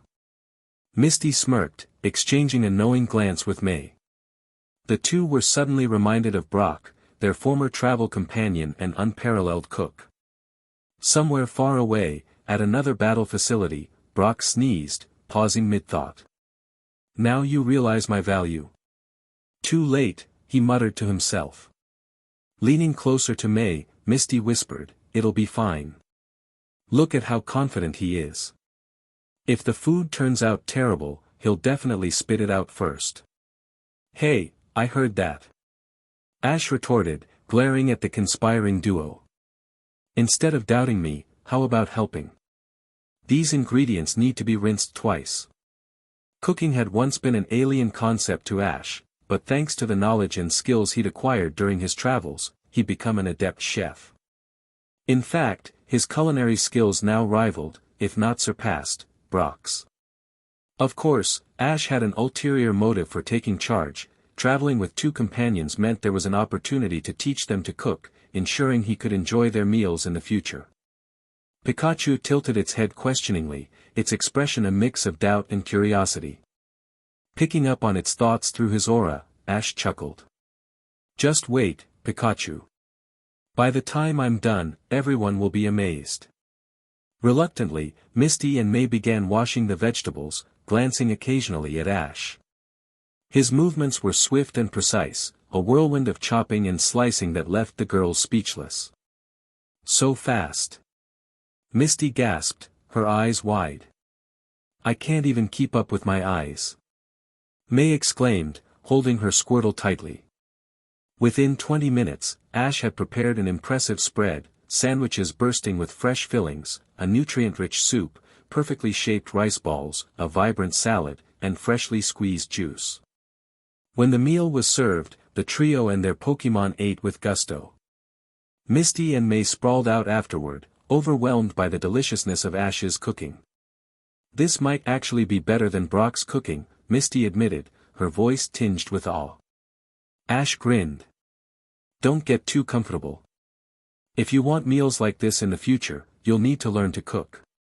Starting tomorrow, I'll teach you both." Though his tone was serious, it was clear Ash had ulterior motives. After the meal, they fed their Pokémon and spent time relaxing by the island's shoreline. The sun sparkled on the gentle waves, and the rhythmic sound of the sea created a peaceful atmosphere. Pikachu's ears suddenly twitched, breaking the calm. Pikachu," it cried, pointing toward the water. A group of Lapras was approaching the island, their elegant forms gliding effortlessly through the waves. One Lapras swam ahead of the others, its movements purposeful and filled with familiarity. Misty gasped. Could it be? Ash's heart raced. Cupping his hands around his mouth, he shouted, "Hey, Lapras! Is that you?" The lead Lapras froze mid-swim, then surged forward, its joyful cries echoing across the water. It swam faster, its voice filled with emotion as it approached the shore. "It's responding. It's really Lapras from our journey." Misty cheered, her eyes sparkling with excitement. The Lapras dove beneath the surface and leaped into the air, creating a mighty splash before landing gracefully just offshore. Unable to contain his excitement, Ash waded into the water with Pikachu to greet his old friend. "Long time no see, Lapras." Ash laughed, reaching out to pat its smooth, cool skin. Lapra's cry was filled with joy, its blue eyes glistening with tears. The other Lapras soon joined, surrounding Ash and his friends. The reunion was a heartwarming spectacle of loyalty and connection. "Let's join them, May," Misty said, releasing her water Pokémon, Azurill, Goldeen, Starmie, and Seal. "Squirtle, let's go," May added, diving into the water with her Pokémon. The group played with the Lapras pod, their laughter blending with the gentle waves. Misty shared stories of her journey with Lapras, and Ash introduced May to his old companion. The Lapras pod, trusting and playful, splashed and swam with the trainers and their Pokémon, creating an unforgettable memory. As the sun began to set, painting the sky in hues of orange and pink, Ash, Misty, and May sat on the shore, watching the Lapras pod rest in the shallows. Misty's thoughts drifted to their past adventures in the Orange Islands. The trio and their Pokémon spent the evening enjoying the serene beauty of the island, their bond with Lapras and each other growing stronger under the starry sky. Chapter 78, The Red Lightning of Commerce City. After their playful reunion, Ash turned to Lapras with a warm smile and asked, "Lapras, how is your pod doing these days?" His tone carried both curiosity and concern. Ash knew the decision to take Lapras back on his journey would be complicated if there wasn't another capable leader in its group. Lapras, understanding Ash's intentions, leaned forward and nuzzled his head gently, letting out soft, melodic cries. Ash closed his eyes, his aura connecting to Lapras' emotions, allowing him to understand its thoughts clearly. He nodded and smiled, patting Lapras' smooth, cool head. I see. That's great to hear," he said reassuringly. "Pikachu." Pikachu chirped excitedly, leaping onto Lapras' back. Through his aura communication, Ash discovered that a new leader had already emerged in the Lapras pod. This eased his concern, and he chuckled softly. "Then, Lapras, say goodbye to your companions. Don't worry, we'll visit Tangelo Island from time to time so you can meet them again." Lapras cried happily, its large eyes glistening. It turned to its pod, swimming toward the group. From within the pod, another Lapras emerged, displaying a confident and protective demeanor. This was the successor Lapras had mentioned. The two exchanged a series of harmonious cries, a farewell filled with mutual respect and understanding. Ash and his friends watched the touching scene unfold. Misty sighed, her heart warmed by the display. "They're saying their goodbyes. It's so heartwarming to see," she said, glancing at her water Pokémon, who had also bonded with Lapras during their time on the island. May nodded, holding her Squirtle. "It's moments like this that make me love being a trainer even more." Ash swapped Lapras' original Pokeball for a Heal Ball, carefully recalling it. With Lapras officially back on his team, they boarded a passenger ferry departing Tangelo Island, heading toward the Kanto mainland. During the journey, Ash decided to make use of the time by teaching Misty and May some basic cooking skills. "If you want to eat delicious meals like the ones I made yesterday, you'll need to learn to cook," he teased. Though initially hesitant, the girls eventually joined in. They chopped vegetables under Ash's supervision, occasionally bursting into laughter at each other's mistakes. Pikachu watched from the side, offering enthusiastic encouragement. As the ferry cruised toward their destination, the hours flew by. By evening, they arrived at Commerce City, a bustling metropolis teeming with life. Once docked, May's eyes sparkled at the sight of the city's many shops and Pokémon stores. She dragged Misty off for a shopping spree, leaving Ash to handle the Pokémon Center visit alone. Meanwhile, Ash headed to the Pokémon Center to have Nurse Joy check his Pokémon's health. Midway, Brock called via video. He appeared on screen alongside Pike Queen Lucy, both looking content. After some casual conversation, Ash learned that both sets of parents already knew about their relationship. "Lightning fast, huh? Ash, you better get moving too. Misty, May, and Alessa are all great options. As for me and Lucy, we've decided to take some time off to travel again as Pokémon breeders. Who knows? We might even join you on your journey. Oh, by the way, Lucy said that the Pyramid King Brandon is a terrifyingly strong trainer, even tougher than an average Elite Four member. Good luck conquering the battle frontier. The call ended, leaving Ash genuinely happy for Brock. While Nurse Joy checked his Pokémon, Ash overheard commotion near the entrance. 3 kids, around his age, burst in, their expressions filled with frustration. Nurse Joy. The red lightning showed up again. It challenged me, and my Poliwag lost, one boy exclaimed, cradling his graffiti-covered Pokémon. Ash blinked, then chuckled softly. The red lightning? Let me guess, Sizer in a red cloak, he said aloud, recalling a similar incident from the original series. The kids stared at him incredulously. Sizer? No way. The red lightning is a legend here, they protested. That red lightning Sizer belonged to a girl named Luna, whose parents were brilliant inventors and researchers. Thinking about Mega Evolution and Dynamax, Ash decided it was worth meeting Luna. Ash shrugged, leaving the kids to their argument. He stepped outside just in time to see Misty and May rushing toward him, their faces red with anger. Ash. Misty fumed. Look at what happened to Starmie. She pointed to her Pokémon, whose elegant gem had been defaced with crude doodles. Squirtle too. May wailed, holding her equally defaced Pokémon. Ash held back laughter, then explained his theory about the red lightning being a disguised Sizer. Upon hearing this, Misty and May immediately volunteered to join him in finding and confronting the culprit. Let's handle this quickly, Ash said, releasing Charizard from its Pokeball. The fiery Pokémon roared, eager for action. Ash patted its head. Charizard, hold back a bit, okay? No knocking it out in one shot. Charizard snorted, exhaling a plume of smoke. It didn't take long to find their target. Near a park, a red-cloaked figure floated briefly on a strong gust of wind between 2 buildings, landing gracefully on the street below. There it is. May exclaimed, pointing. Red lightning, huh? More like Sizer playing dress-up, Ash said, smirking. The figure tilted its head, clearly taken aback. What did you say? Sizer. I'm the legendary Red Lightning, it retorted, its voice amplified through a hidden speaker. Ash stepped forward, crossing his arms. If you're so legendary, prove it. Let's battle. Charizard roared in agreement, spreading its wings wide. The red lightning hesitated but then issued a command. Hyper Beam, now. Meanwhile, on a nearby rooftop, a young girl Luna watched the scene unfold on her laptop, visibly annoyed.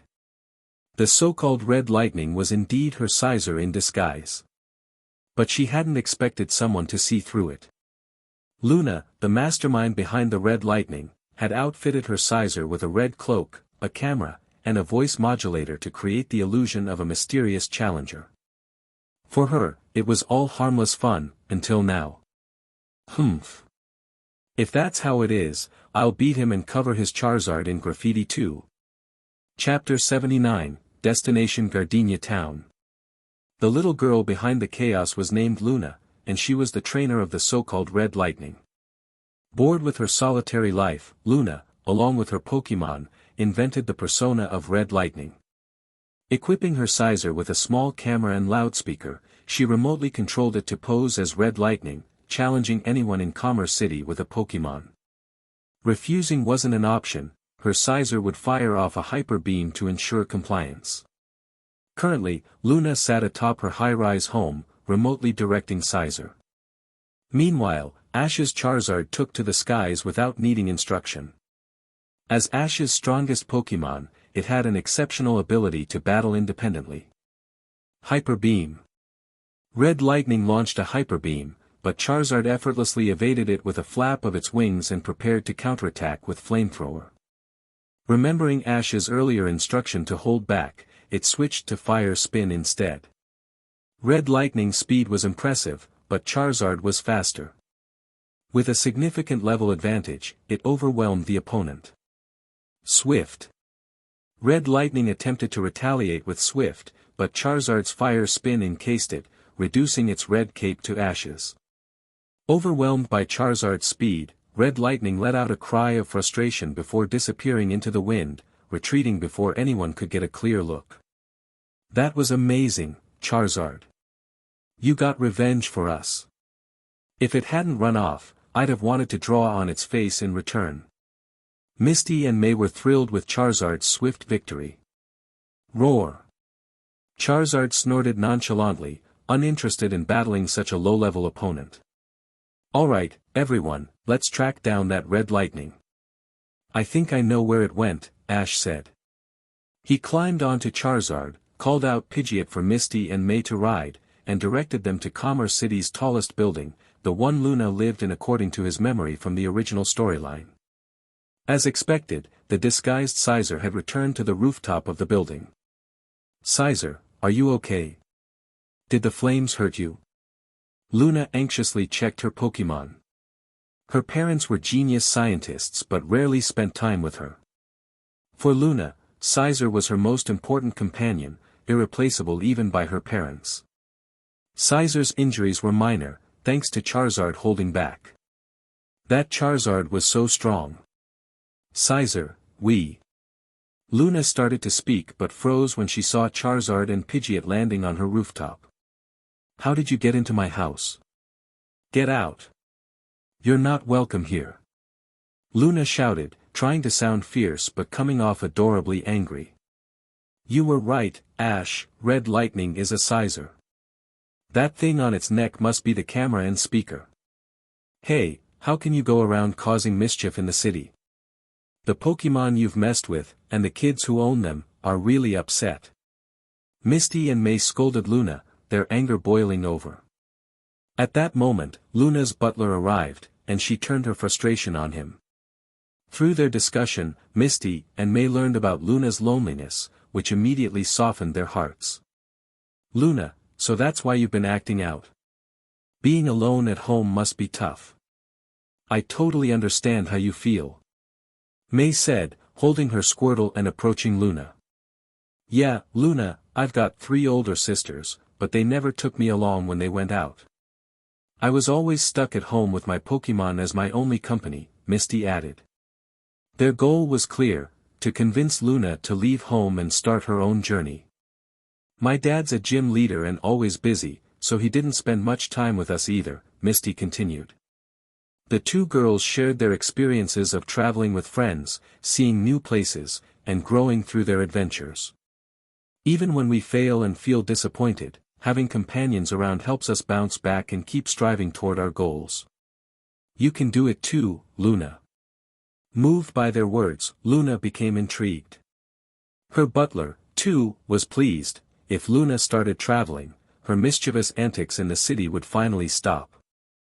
After introducing himself, Ash explained that he might need her parents' help in the future and asked for her support. Luna readily agreed, her parents were always indulgent with her requests. Before leaving, the butler informed them that a Pokémon contest would be held in Gardenia Town in 2 days, just ahead of Commerce City. Excited by the news, the group set off, gaining Luna's support for Ash's upcoming research on Mega Evolution and Dynamax. Chapter 80, A Pleasant Surprise, Ralts Evolves. Ash and his friends arrived at Gardenia Town, a lively spot just before their destination, Cremini Town. As they stepped into the bustling streets, they were immediately greeted by colorful posters and banners plastered everywhere, advertising the local Pokémon contest. The festive atmosphere was contagious, drawing their attention. Wow, look at this place. Misty said, spinning around to take in the sights. I didn't expect Gardenia Town to be so big. May, you think you've got what it takes to win this one?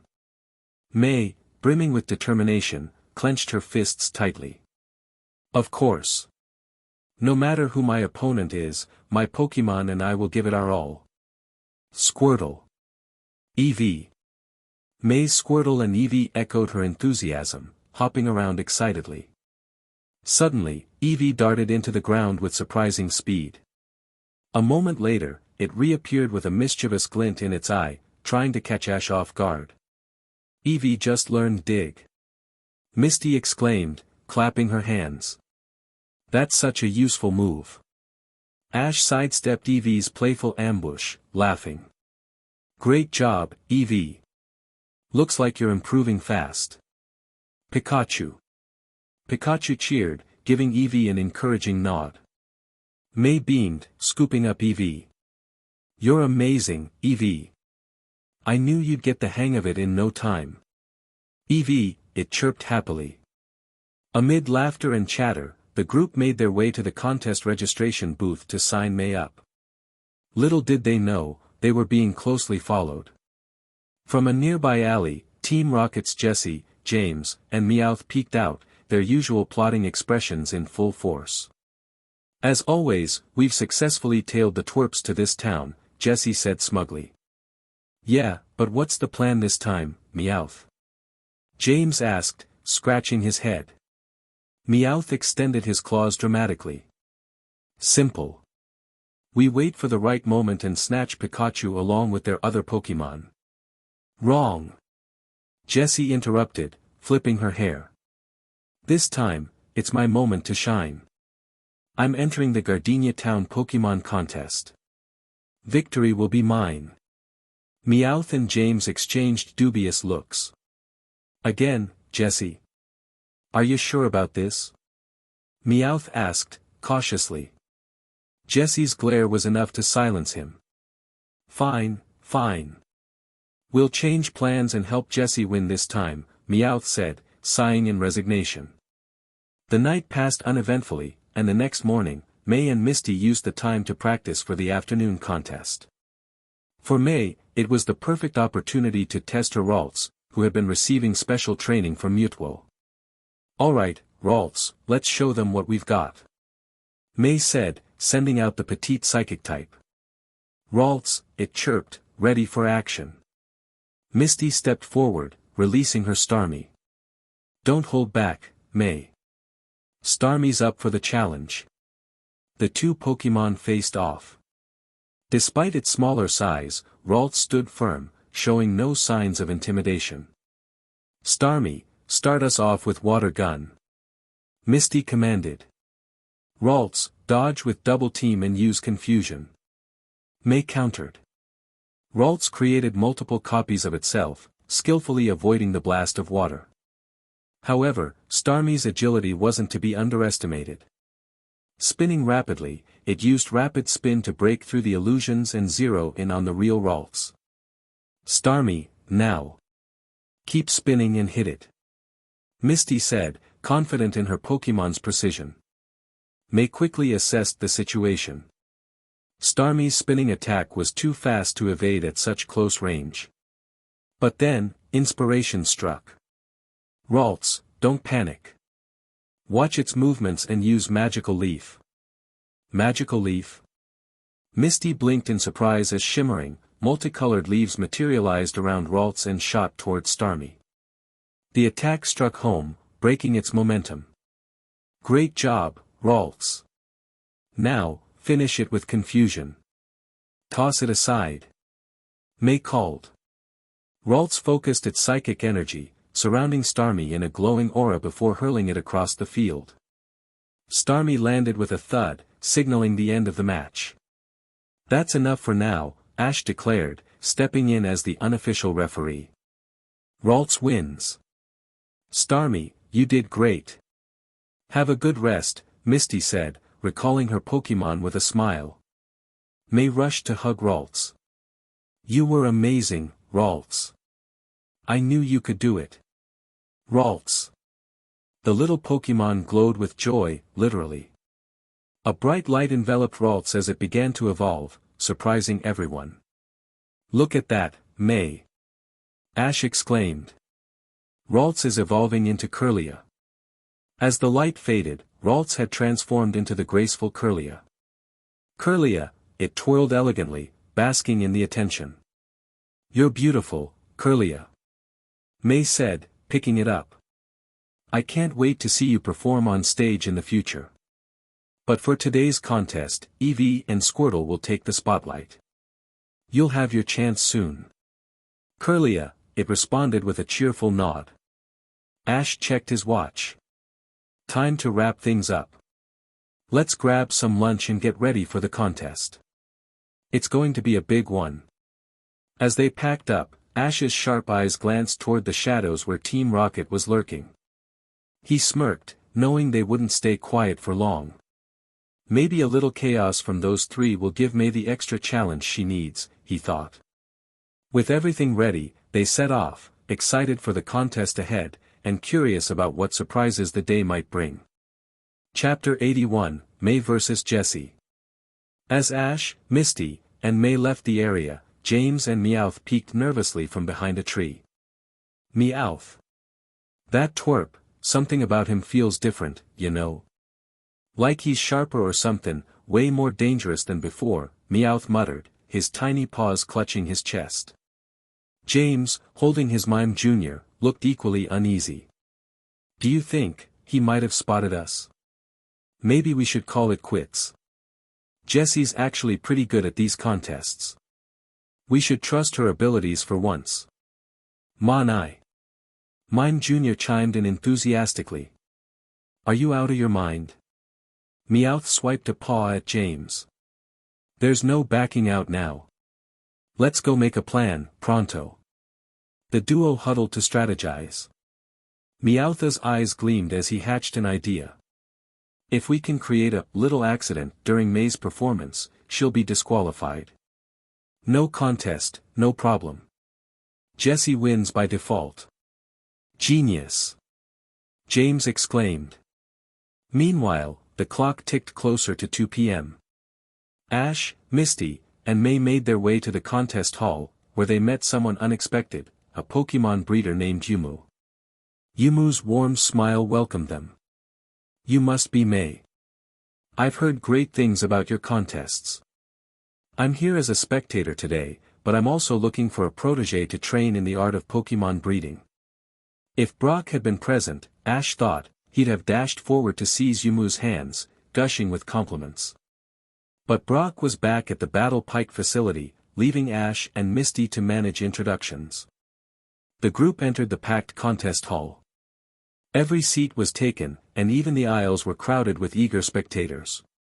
Hello, everyone, the host, Lillian, greeted the audience. I'm your host, Lillian, back again to guide you through another dazzling Pokémon contest. Are you ready for some stunning performances? Cheers erupted as May headed to the contestant lounge. A large screen displayed the live performances on stage, allowing contestants to watch their competitors. Let's begin with our first contestant. Lillian announced. The first participant, a young girl, showcased her Raticate's mastery by having it bite a wooden log into intricate carvings with its hyper fang. The crowd clapped politely. Then it was May's turn.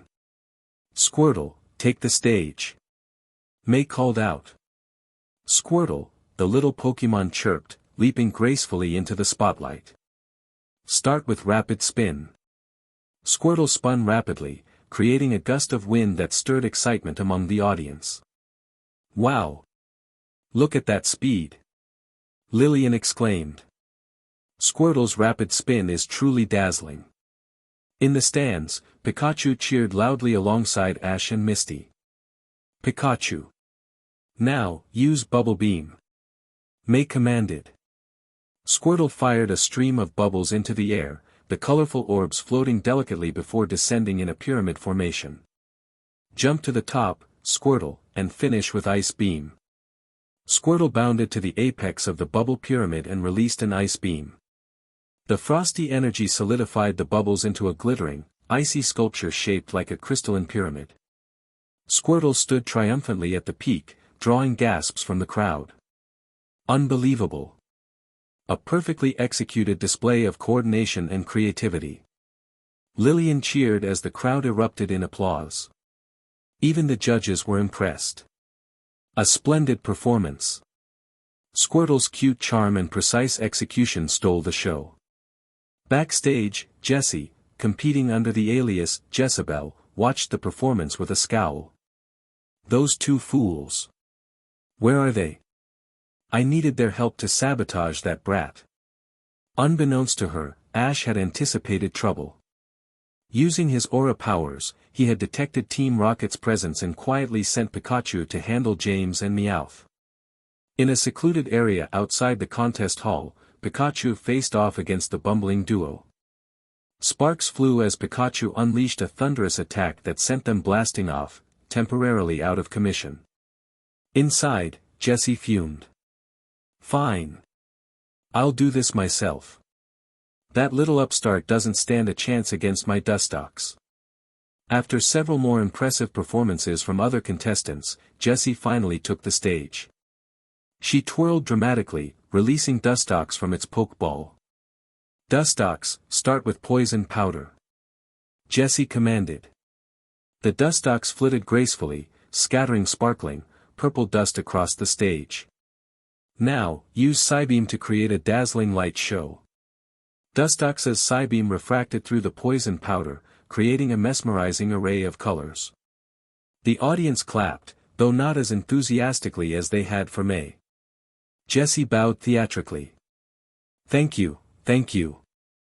I'll be here all week." As the first round concluded, Lillian announced the results. The giant screen displayed the names of those advancing to the second round: May, Jessie, and several other coordinators. "Here are your matchups for the next round," Lillian said. The screen revealed the pairings. May's opponent was none other than Jessie. Back in the lounge, Jessie smirked. "Time to end your contest journey, little girl." May met Jessie's gaze with determination. "We'll see about that. Eevee and I are ready for you." Ash, watching from the stands, smiled to himself. This contest was about to get even more interesting. Chapter 82, The Gardenia Ribbon. The stage for the second round of the Gardenia Town Pokémon contest was set. However, before May and Jessie's battle, two other contestants took the stage. The first match pitted a Wartortle against a Furret. The latter triumphed, weaving through attacks with impressive agility and clinching the victory. The second battle saw a Bayleaf face off against an Aipom. Utilizing its vines and leaf blade to perfection, Bayleaf emerged victorious. Finally, the third match arrived, the one the audience had been waiting for: May vs. Jessie. Thank you to our previous contestants for their dazzling displays. Now, let's welcome our next pair, May and Jessie. "Ha! The moment I've been waiting for," Jessie declared, her eyes narrowing. "I'll show everyone that I'm the true star of this competition." Taking her spot on stage, Jessie revealed her Pokémon, the shimmering Dustox. Its wings glimmered in shades of purple and green, a perfect choice for an elegant display. May wasn't fazed. She gripped her Pokeball tightly, a smile tugging at her lips. "This is it, Eevee. Your debut on the contest stage." From the glowing red light emerged May's Eevee, its fur gleaming in the arena lights. Jessie raised an eyebrow. "Eevee? That fluff ball is supposed to compete with my Dustox? Let's finish this quickly. Dustox, use Poison Sting." The moth-like Pokémon flapped its wings, unleashing a barrage of glowing purple needles toward Eevee. "Eevee, counter with Shadow Ball," May commanded confidently. Eevee stood its ground, a dark sphere of energy forming rapidly in front of it before shooting toward the incoming attack. The Shadow Ball collided with the Poison Sting, overpowering it and continuing toward Dustox. "Dustox, dodge!" Jessie yelled. But it was too late. The sphere struck Dustox head-on, sending it spiraling back. Jessie's score took a visible hit on the display board. Grinding her teeth, Jessie forced a smile, hiding her frustration. "Not bad, but let's see how you handle this. Dustox, use Psybeam." A kaleidoscopic ray shot toward Eevee. "Eevee, another Shadow Ball. Don't hold back." The two attacks clashed in midair, creating a burst of shimmering energy that momentarily filled the arena. Residual fragments of the clash floated down like glitter, drawing applause from the crowd. But May's precision began to show. "Eevee, quick, use Dig." With a swift motion, Eevee disappeared into the ground, leaving Dustox hovering aimlessly above.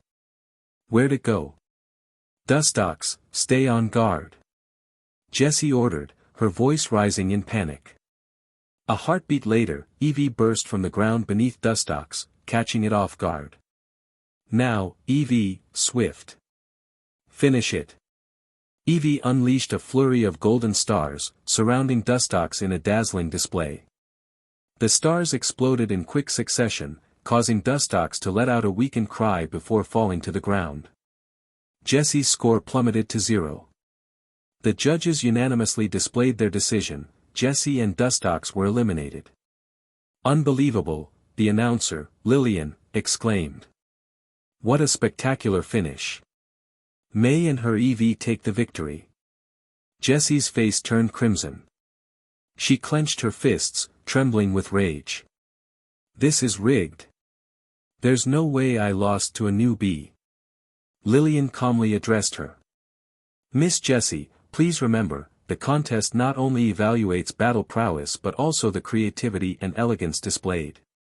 May and Eevee excelled in both areas. Jessie was silenced by the crowd's chorus of boos. Muttering under her breath, she stormed off the stage, vowing to vent her frustration on James and Meowth later. With Jessie out of the way, May faced little resistance in the subsequent rounds. Using her Eevee and other Pokémon strategically, she captivated both the audience and judges. In the final match, May's skilled use of combination moves earned her the highest score of the competition. The applause was deafening as Lillian stepped forward to announce the winner. After a day filled with remarkable performances, the winner of the Gardenia Pokémon contest is May. May stepped forward to receive her ribbon, her fourth in the journey to the Grand Festival. Holding the ribbon high, she declared, "This is just the beginning.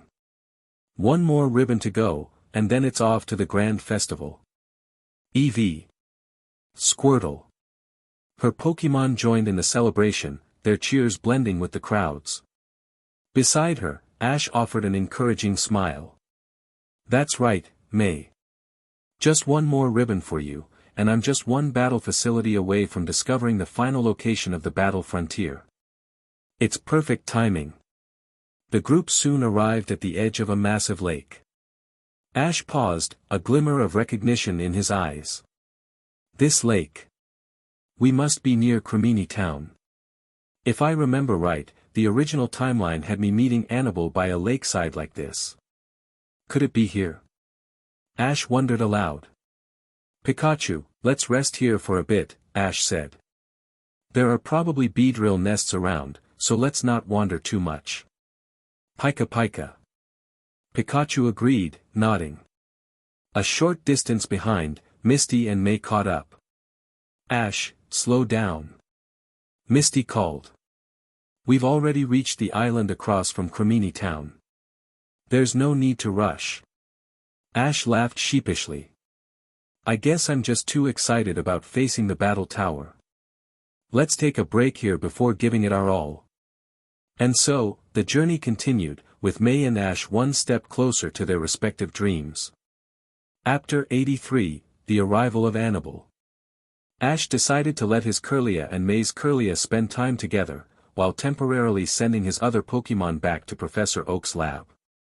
With his goal of conquering the battle frontier drawing closer, Ash planned to eventually return home to spend quality time with Delia and the rest of his Pokémon.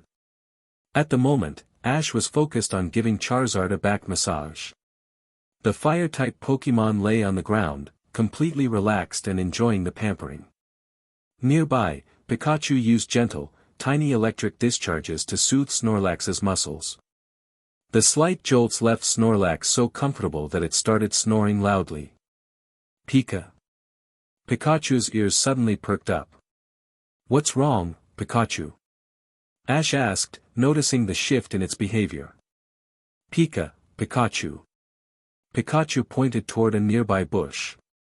Following its gaze, Ash, Misty, and May saw someone step out, a woman in a gray and white outfit. Ash's eyes lit up as he recognized her.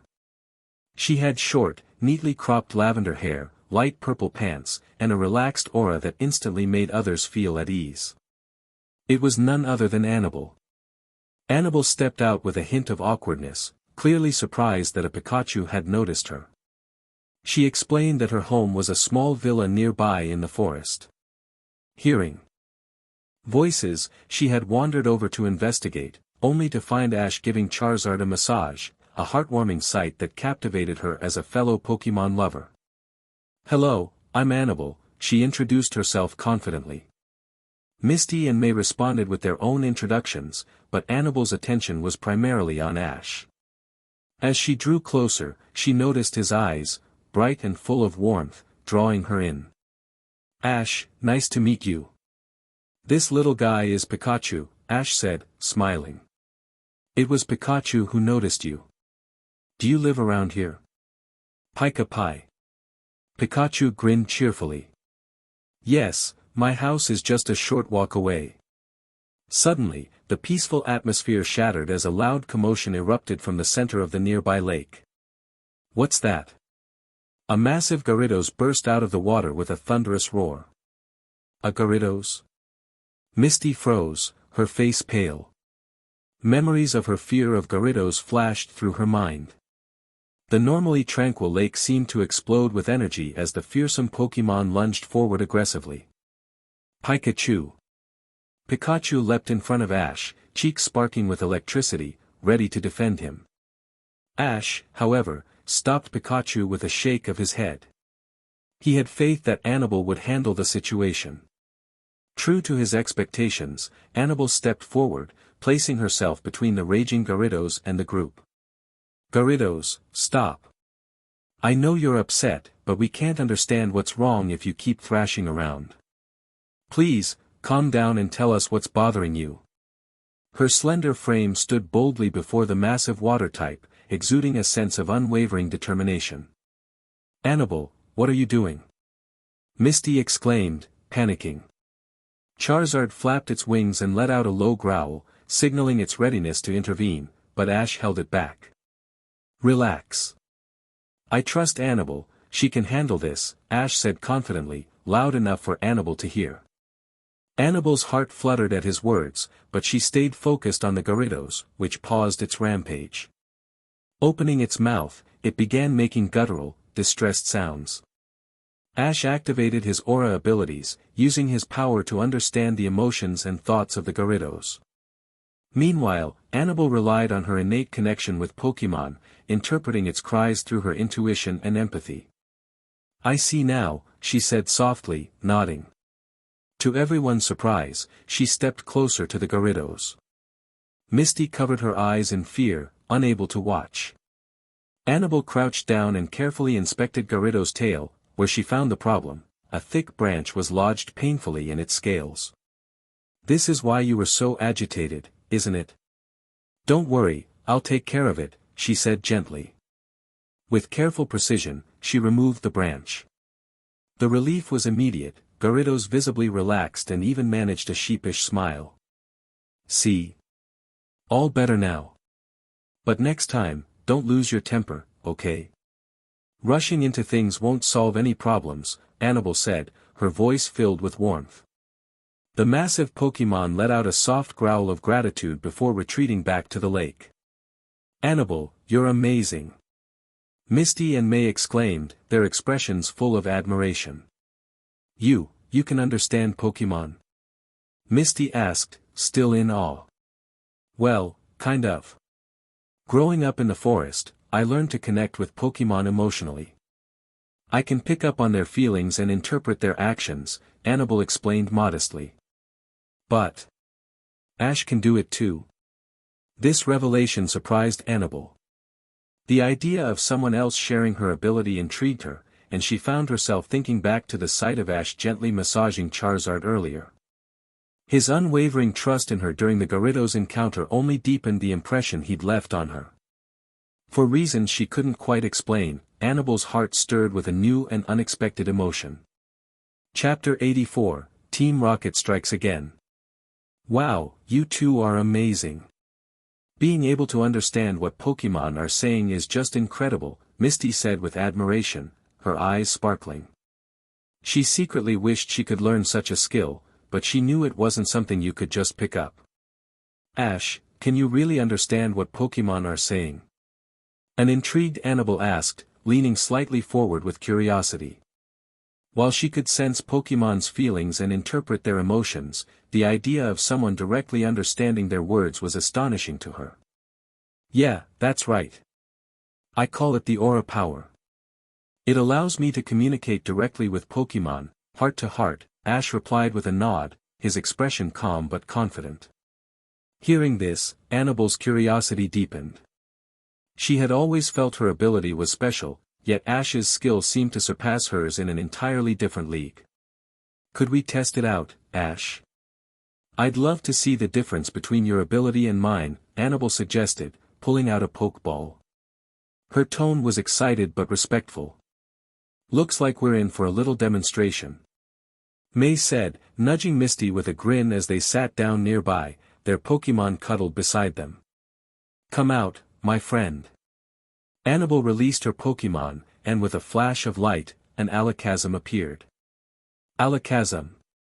Okay, Ash, let's see what you can do, Annabelle said, her eyes lighting up with anticipation. Ash activated his aura power, his gaze meeting Alakazam's as a blue glow surrounded him.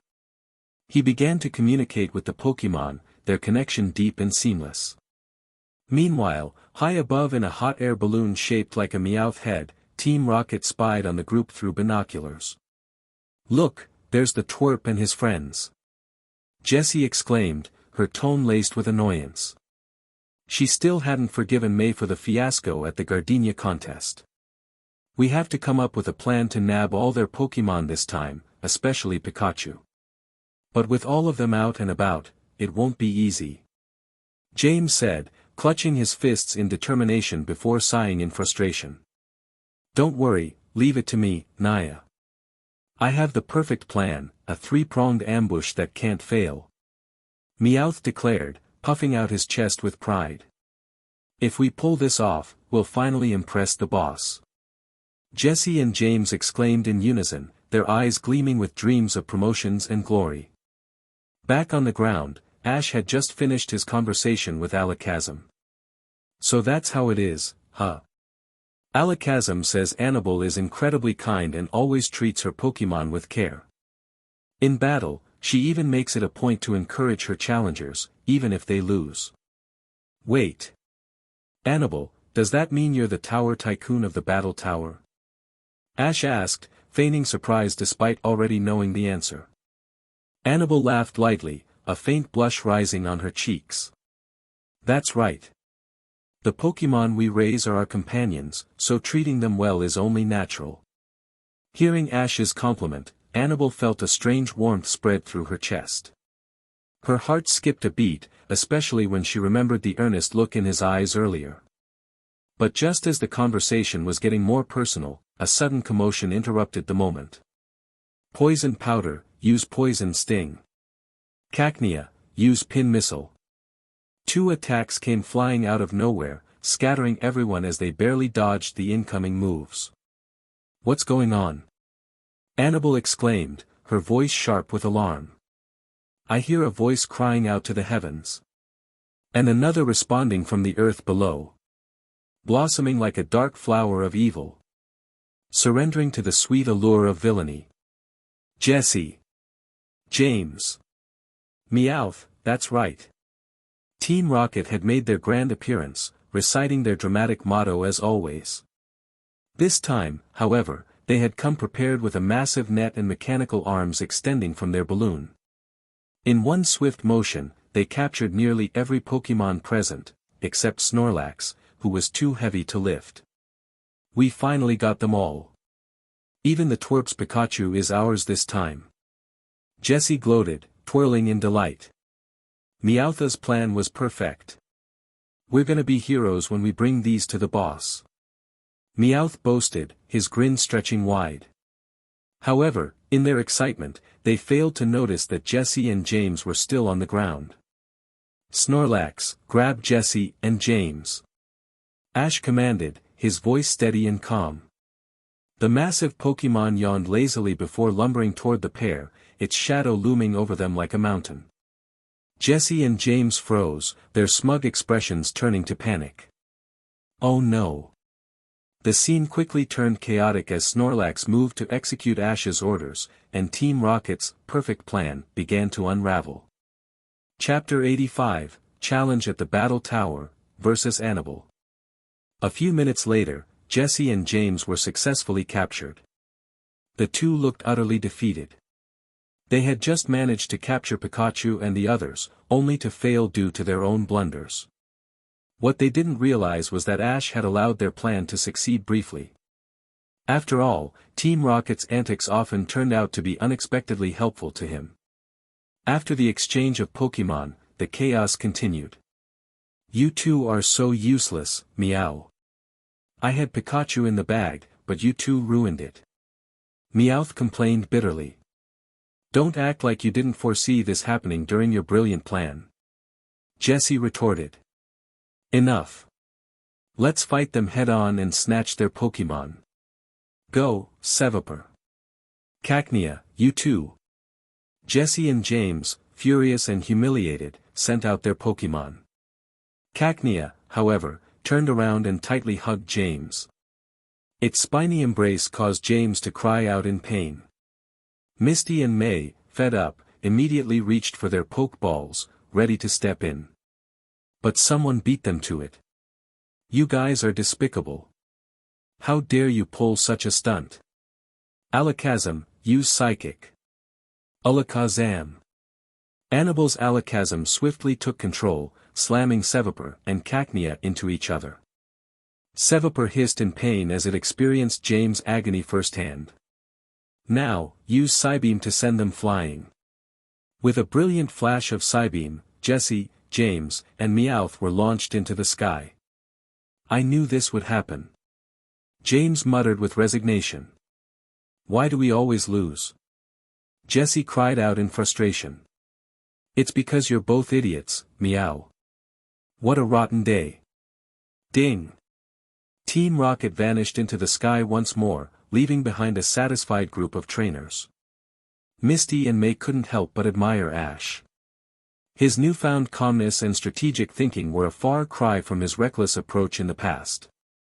Annabelle, too, found herself increasingly impressed by Ash.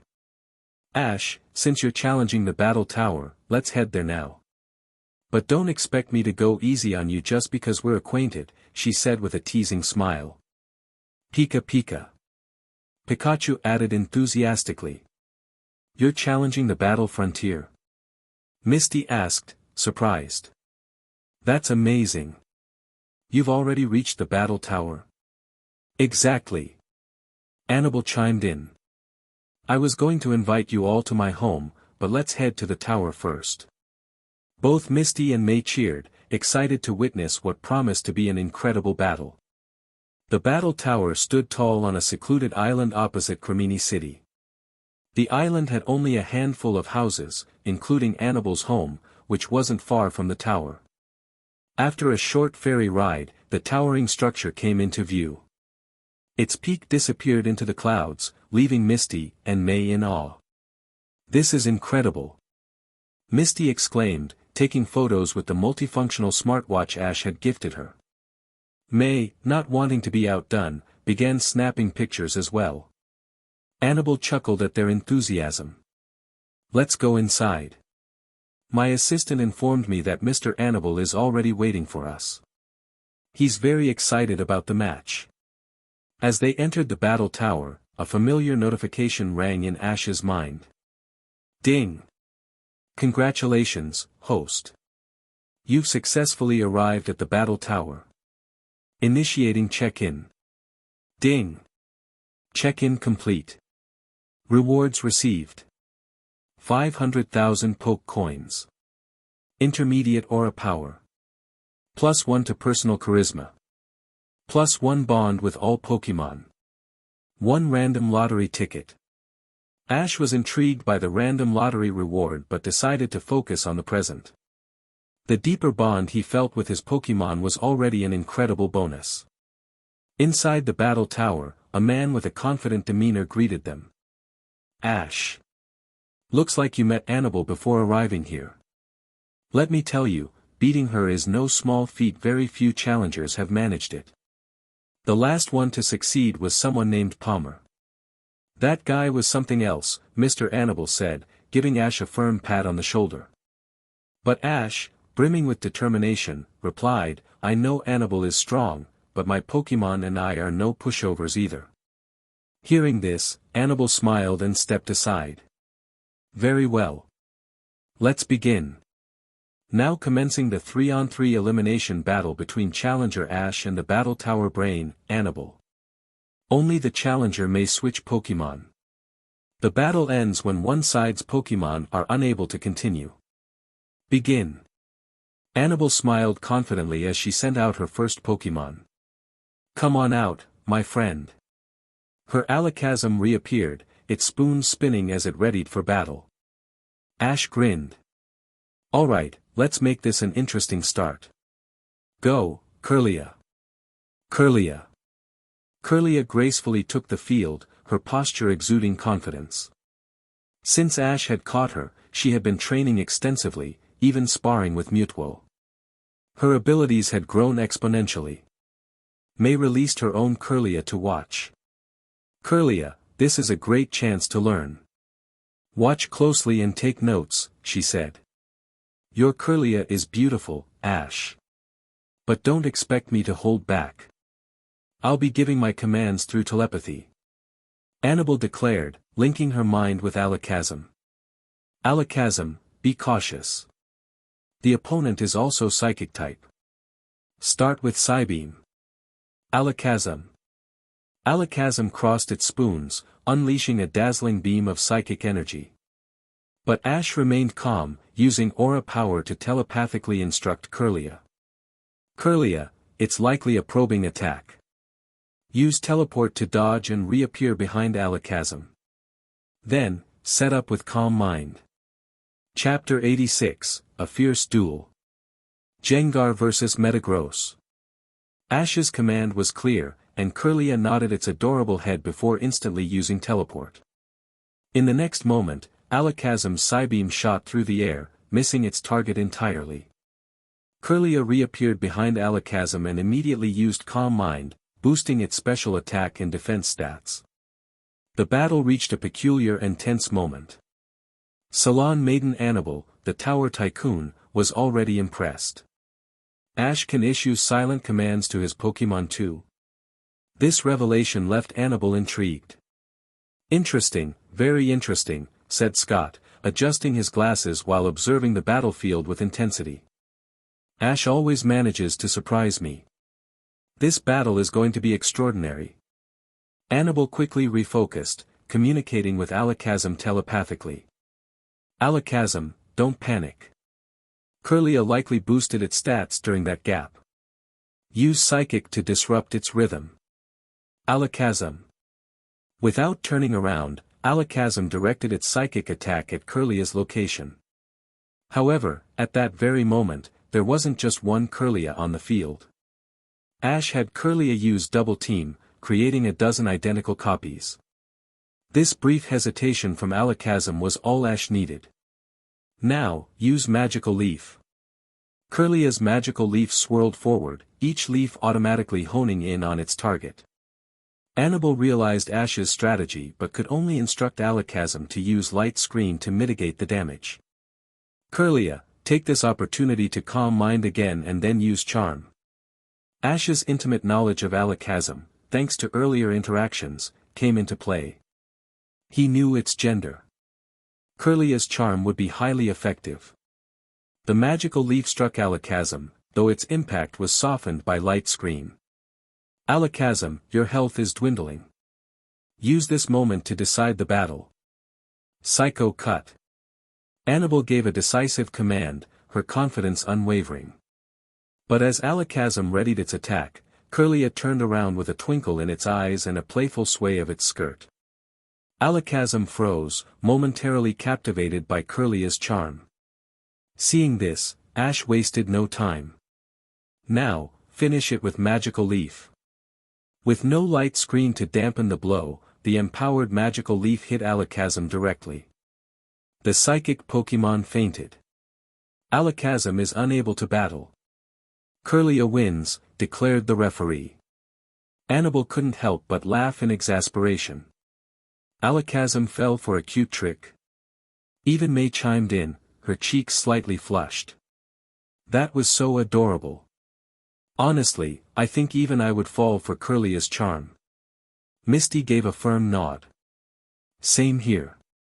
Scott adjusted his glasses and commented, no skill is off limits in a battle.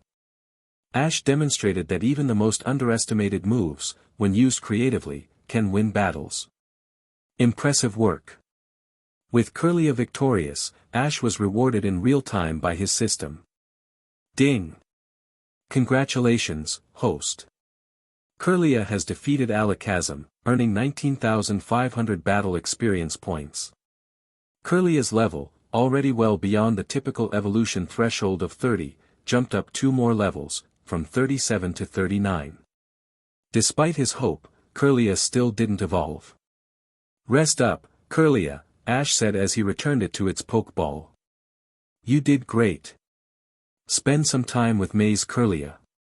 Kirlia nuzzled Ash affectionately before teleporting to the spectator area, joining May's Kirlia. Annabelle smiled as she sent out her second Pokémon. You're the first person to make me this excited about what's next. Alright, here's my second Pokémon, Metagross. Metagross landed with a powerful thud, its intimidating form drawing gasps from the audience. Ash quickly scanned its stats. As expected, Annabelle's Pokémon were on par with elite 4-level trainers. Ash grinned and chose his next combatant. Gengar, it's your time to shine. Gengar emerged with its signature mischievous grin, pulling exaggerated faces and stretching its features for comic effect. Even Annabelle chuckled. This Gengar is something else. Alright, let's see what you've got. Alright, Gengar, no time for jokes. Start with Shadow Ball. Gengar immediately dropped its antics, forming a pulsating shadow ball between its hands. Annabelle's calm demeanor didn't waver. Metagross, you know the risks. Endure the attack and retaliate with Psychic. The battle intensified. As Shadow Ball connected, Metagross weathered the hit and countered with Psychic, targeting Gengar's poison typing. Ash anticipated this. Gengar, double team, and look for an opening to use Hypnosis. Annabelle countered telepathically, Metagross, disrupt its rhythm with agility, then use confusion to locate the real Gengar. The clash was fierce, each trainer leveraging their connection with their Pokémon and pushing them to their limits. Chapter 87, The Symbol of Ability Badge. Gengar, have you locked onto its movements yet? Ash asked, his voice steady, transmitted through the bond of aura. This was no ordinary Gengar, it bore the unique mutation, Soul Hand. A trait Ash had spent countless hours studying during his travels. While Gengar couldn't use this ability to physically harm others, it excelled at tracking movements, rendering techniques like double team and agility ineffective. Gengar nodded with a mischievous grin, its wide eyes glinting with confidence. Use Hypnosis. Ash commanded. Gengar's eyes emitted a hypnotic wave of energy, catching Annabelle off guard. Hypnosis. That won't work while Metagross is using agility. Annabelle declared. Her confidence faltered as Metagross suddenly slammed its heavy claws into the ground, immobilizing itself with a loud crack that fractured the battlefield. What? Annabelle gasped, utterly baffled by Metagross's unexpected reaction. Follow up with Nightmare. Ash instructed, seizing the moment. Gengar's sinister grin widened as dark energy enveloped Metagross. The powerful Pokémon, trapped in a relentless slumber, began to lose energy rapidly. Despite Annabelle's desperate attempts to call it awake, Metagross couldn't shake off the oppressive force. Finally, the Steel Titan twitched, sensing danger as its instincts flared. It began to stir. Gengar, finish it with Shadow Ball. Ash's voice rang out. The nightmare dissipated, but Gengar wasted no time. A purple-black orb of energy formed between its hands and shot toward the groggy Metagross, striking it with explosive precision. The battlefield erupted in a flash of dark energy. When the dust settled, Metagross lay motionless.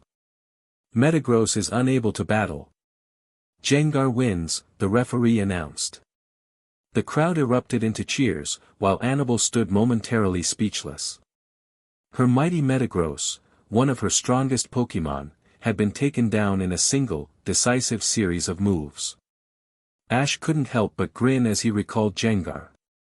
Great job, Gengar. That was our first real battle together, and we nailed it. Gengar, it cheered, giving a playful wave before vanishing back into its Pokeball. Annabelle composed herself and sent out her final Pokémon. Alright, you've impressed me, Ash. But let's see how you handle this. Go, Espeon. The sleek psychic type emerged gracefully, its fur shimmering under the lights. Ash looked determined. Pikachu, it's your turn. Pika. Pikachu leapt onto the battlefield, its cheeks sparking with electricity. This is the first time we're combining aura with battle strategies, Pikachu. Are you ready? Pika, it affirmed, brimming with energy. Espeon, use double team and prepare to fire Zap Cannon. Annabelle commanded. In an instant, Espeon multiplied, creating several illusory copies of itself. The real Espeon, hidden among them, began charging a powerful electric attack. Pikachu, counter with Thunderbolt and clear the clones. Ash instructed.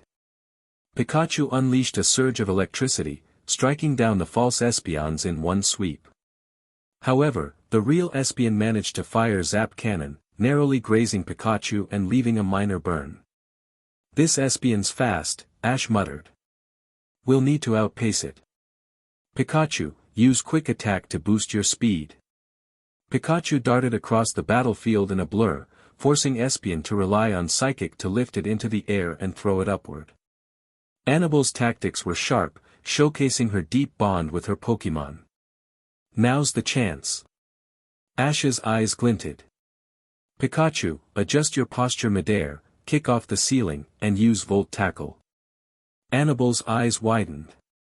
What? Pikachu rebounded from the ceiling with incredible speed, hurtling straight at Espeon in an electric streak. Before Espeon could react, Pikachu struck it head-on, closing the gap between them. Now, use Thunder. The arena lit up as Pikachu summoned a massive bolt of electricity, amplified by the light ball it carried. Espeon cried out, its body trembling as it endured the overwhelming power. Finish it with Iron Tail. Ash declared. Pikachu. Pikachu's tail gleamed with steel energy as it spun midair, slamming into Espeon with a force that sent it flying across the battlefield, where it crashed into the wall. The crowd gasped as the battle reached its climax, their cheers growing louder. Annabelle's tactical brilliance and Ash's innovative use of aura-based strategies had made the match an unforgettable spectacle. Espeon is unable to battle. Pikachu wins. The victor is challenger Ash, the referee declared.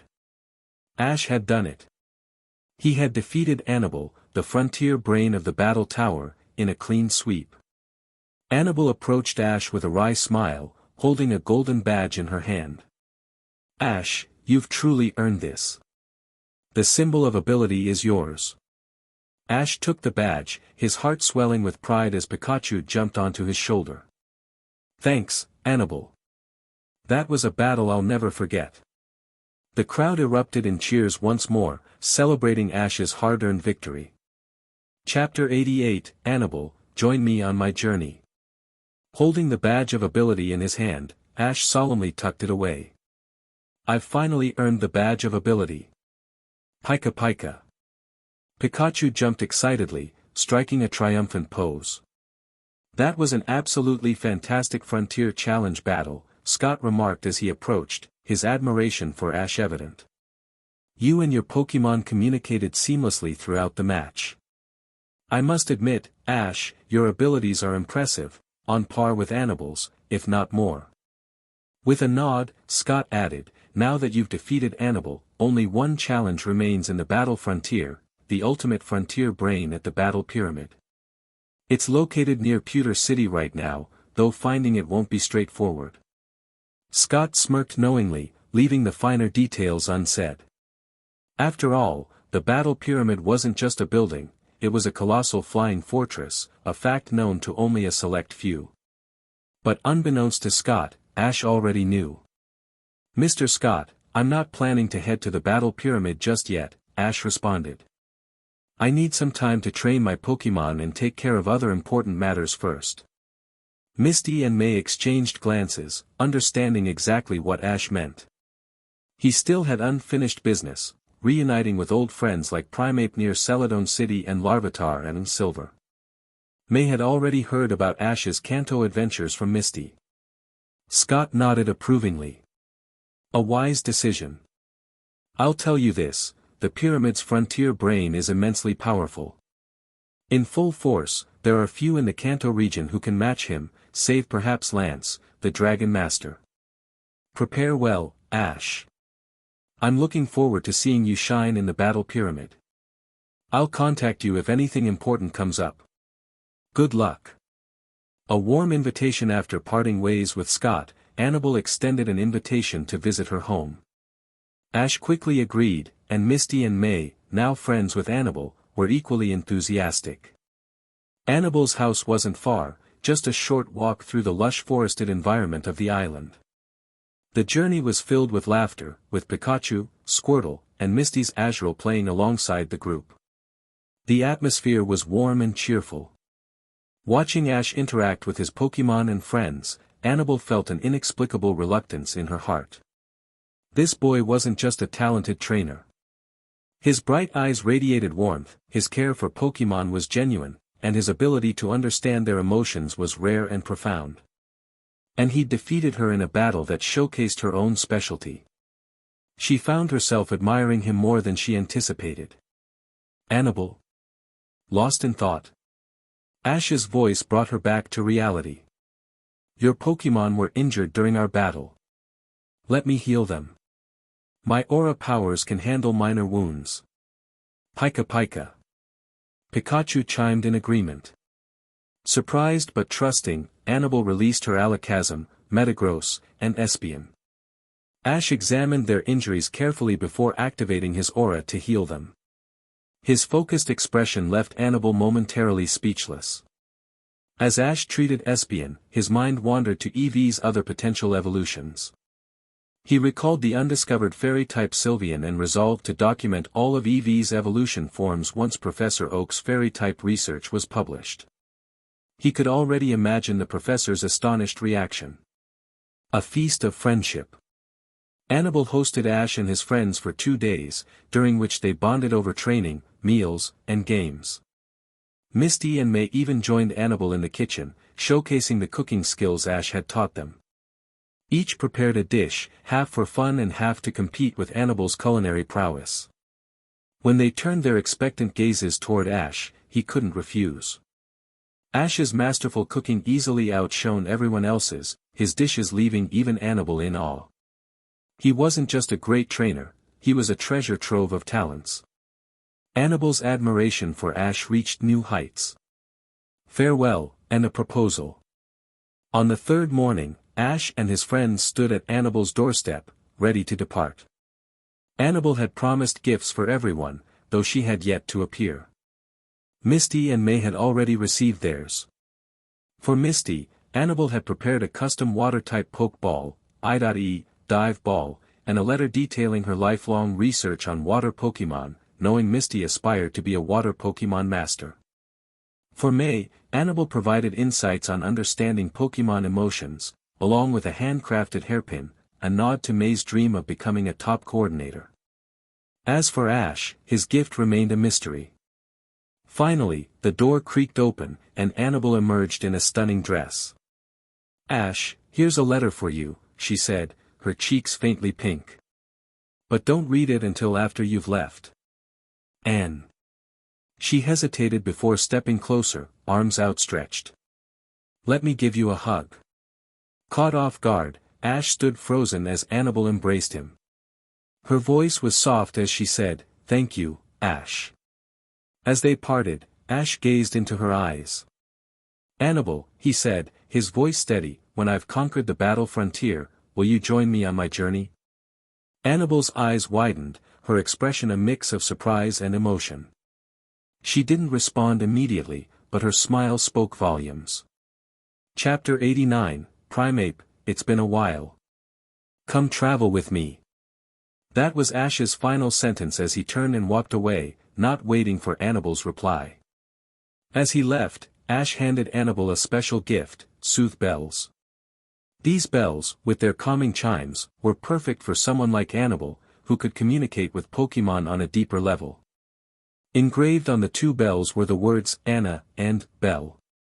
Annabelle chuckled softly as she held the bells, warmth spreading in her chest. She waved enthusiastically at Ash's retreating figure. "All right, once you've conquered the battle pyramid, I'll join you on your travels, Ash."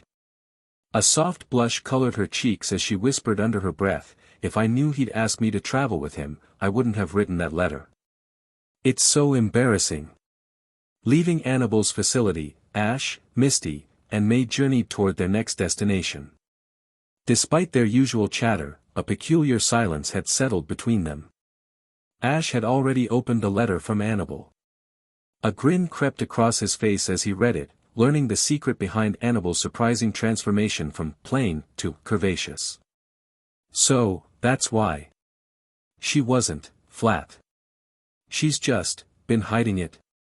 The letter wasn't just about her physical details, it revealed her growing feelings for Ash. Annabelle admired his ability to connect with Pokémon and, subtly, she shared her heart. Of course I understood, Ash thought, smiling softly. That's why I asked her to come with me. Breaking the silence, Misty spoke up.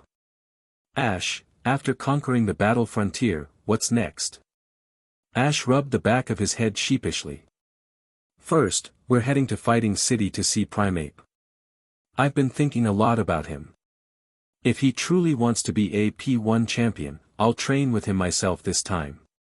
Leaving him in someone else's care wasn't fair. I don't know what I was thinking back then. Pika Pika. Pikachu chimed in, agreeing wholeheartedly. Ash clenched his fist. I'll bring Primeape back and make things right. The journey to Fighting City wasn't without its moments. Along the way, Ash worked on improving Misty and May's culinary skills. Alright, May, you've got to chop the vegetables evenly. Misty, the sauce needs more stirring, keep it smooth, Ash instructed, his eyes focused on the portable cooking station. Pikachu sat nearby, happily nibbling on a berry as it watched the training unfold. You're like Brock sometimes, May muttered under her breath, though there was a hint of pride in her voice as she stirred the pot more carefully. 3 days later, the group arrived at Fighting City, greeted by the vibrant energy of trainers and Pokémon alike. As they approached Anthony's dojo, the unmistakable sound of a battle echoed through the air. Inside, Anthony was training 3 Pokémon, Hitmonchan, Hitmonlee, and Hitmontop, against a single formidable opponent, Primeape. Hitmonchan, use Fire Punch. Hitmonlee, go with Blaze Kick. Hitmontop, strike with Triple Kick. The 3 Pokémon launched their attacks in perfect synchronization. Primeape, however, was unfazed. With an explosive burst of energy, white and purple spirals surrounded its body, a devastating Giga impact. Primeape charged directly at the trio, overpowering them in an instant. Boom! All 3 Pokémon were sent flying, defeated by a single move. Anthony's expression was a mixture of awe and despair. Primeape, you've become unstoppable. But I can't enter the P1 Grand Prix with you anymore. He sighed, slumping to the ground. The P1 Grand Prix had raised its standards, only registered elite trainers were allowed to participate. I'm just a martial artist, not a Pokémon trainer. I don't meet their criteria. Anthony muttered. As Anthony lamented, the dojo doors creaked open. Primeape, it's been a while. I'm back. Primeape froze mid-celebration, turning sharply at the familiar voice. Pooh-ha. Eyes wide, Primeape's tough demeanor crumbled. In an instant, it dashed across the dojo, tackling Ash to the ground in excitement. Ash laughed as Primeape hopped and spun with glee. I've missed you too, buddy. Let's train together and win the P1 championship, together this time. Chapter 90, Primeape's first battle, Fairy type revealed. Ash, so it's you. I'm really sorry. I couldn't fulfill our promise, Anthony said, scratching the back of his head awkwardly. Ash had entrusted Primeape to him with a goal, to make Primeape a true contender for the P1 Grand Prix Championship. Yet. Mr. Anthony, it's not your fault. Primeape has become incredibly strong under your care. From now on, I'll take him with me to challenge even tougher opponents. Pooh-ha. Primeape nodded energetically. And so, Ash and Anthony made a new promise. If given the chance, Ash would personally lead Primeape to compete in the Grand Prix. After spending some time in Fighting City and challenging many fighting-type Pokémon, Ash and his friends continued their journey. Pokémon information, Primeape. Category, Pig-Monkey Pokémon. Type, Fighting.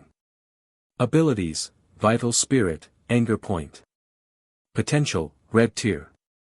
Level, 45. Moves, Rage, Scratch, Leer, Focus Energy, Fury Swipes, Karate Chop, Pursuit, Seismic Toss, Cross Chop, Low Kick, Close Combat, Dynamic Punch, Brick Break, Stomp, Focus Punch, and more. Anthony had trained Primeape diligently. Despite having red tier potential, equivalent to most top-tier gym Pokémon, Primeape's level had grown significantly. That day, Ash and his friends found themselves in a dense forest near Silver. Crossing the forest would bring them closer to their destination. Primeape, be careful. This Ariados isn't a weak opponent. Pooh-ha. Earlier, while Ash was feeding their Pokémon and Misty and May prepared lunch, a swarm of Ariados had been drawn to their food. Even Pokémon food wasn't safe. Primeape, eager to fight as the newest addition to Ash's team, immediately stepped up to the challenge. Despite a fourfold disadvantage to Ariados' bug/poison type moves, Primeape easily defeated most of the swarm. Now, only the leader, the largest Ariados, remained. Primeape, use the boulders around you and go for a seismic toss. The Ariados relied on its sticky threads and nearby trees for support, making the terrain advantageous. However, the forest was also filled with rocks, plenty of ammunition for Primeape. With impressive speed, Primeape picked up a boulder and hurled it at Ariados. Area. Ariados quickly spun a web, stopping the boulder in midair. Annoyed, Primeape grabbed an even larger boulder and threw it with all its might. Ariados, using its webbing tethered to the trees, swung out of harm's way. Primeape, use Focus Energy. Primeape calmed itself, sharpening its attacks and boosting its determination. This Ariados was clever, no wonder it was the leader. But that was as far as it would go. Stomp on that tree, Primeape. With a powerful stomp, Primeape cracked the ground and broke the tree in half. The collapsing tree forced Ariados back onto the ground. Perfect. Now, stomp again. Avoiding fighting-type moves, which Ariados could resist, Ash instructed Primeape to use its ground-type move. The shockwave from Stomp injured Ariados and destabilized the terrain, leaving it unable to retreat using its web. Taking advantage of the moment, Primeape closed in and finished the battle with a decisive brick break. Ding! Congratulations, host. Primeape has defeated Ariados, earning 7,500 battle experience points. After defeating the leader and its swarm, Primeape leveled up twice, reaching level 47.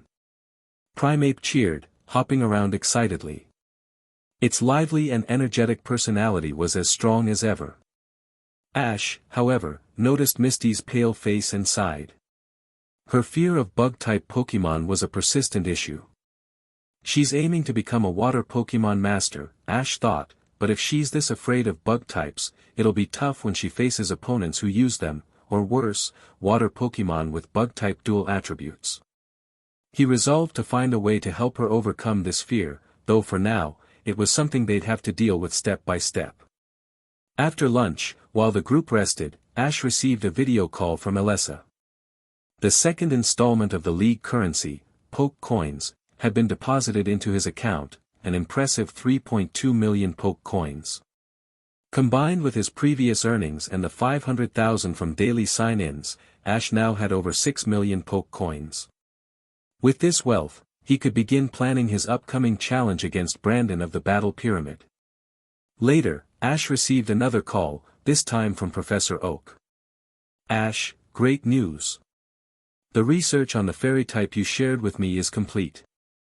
I've submitted it for review by the Pokémon League, and it should be officially announced worldwide soon. This will be a milestone in Pokémon research. I'm sure the League won't hold back on funding this time. The professor, as usual, was enjoying instant noodles at his desk. Thanks, Professor Oak. By the way, I've sent over additional research, this time about Eevee's other potential evolutions. Check your inbox and give it a try.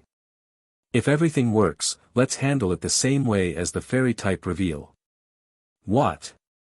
New Eevee evolutions. Before Ash could say more, the professor ended the call abruptly to dive into the documents Ash had sent. Smiling, Ash turned back to his group. It was time to start his rigorous training regimen, for both himself and his Pokémon. With everything prepared, Ash, Misty, and May resumed their journey toward Silver. A few hours after they left, their previous campsite was visited by two figures in emblazoned uniforms, a woman with long orange hair and a man with slick green hair parted down the middle. Team Rocket had arrived. Chapter 91, Arrival at Mount Silver, The Poacher's Scheme. Dr. Namba's tracking device could only lead us this far. Damn it, who could it be? The green-haired man glared at the now useless tracker in his hand, visibly frustrated. That signal's completely gone now, the orange-haired woman sighed, inspecting her own device. But judging by the signs, someone was definitely camping here. Let's hurry, Botch. How many times do I have to tell you? It's Butch. Not Botch. Butch, he erupted in frustration. Honestly, Cassidy, after all this time, even you can't get my name right? Alright, Butch, Cassidy awkwardly brushed past his anger. We need to focus on catching up. Butch and Cassidy adjusted their jetpacks and followed the faint traces of footprints. Meanwhile, deep in a different section of the forest, the familiar Team Rocket trio was lost. Again. Where did those brats go this time? I'm sure the path ahead leads to Mount Silver. But why would they head there? James groaned, his back aching from their repeated failures. Jesse, somehow still energized, smirked. Pull yourself together, James. If we run into Cassidy and Butch, do you really want to look like a failure? As usual, she had no idea what she was talking about. Enough meowing around, you two. Meowth interrupted. Don't you remember? Mount Silver is home to a Tyranitar and its kid. If we can snatch both of them and give M to the boss, we'll be back on top. Jesse and James's eyes lit up. Promotions. Recognition. Finally, climbing the corporate ladder, they chanted in unison. However, their dreams were interrupted by the sudden arrival of Cassidy and Butch. Damn it. Cassidy spat, landing nearby. It's just Jesse and James. We've been following the wrong trail. And with that wind earlier, we've lost the original tracks. Butch scowled. You morons. What are you two skulking around here for? Jessie quickly masked her surprise with a glare. What's it to you? Meowth, however, let the cat out of the bag. It's none of your business we're planning to catch that Tyranitar and its kid. Oh no. I said too much. On the other side of the forest, Ash and his friends arrived at Mount Silver. Ding! Congratulations, host. You've successfully reached Mount Silver. Beginning sign-in process. Ash blinked as the system's notification echoed in his mind. Ding! Sign-in successful. Rewards are being distributed. The rewards began appearing in his mind: 500,000 poke coins, an advanced aura upgrade, and a collection of rare items.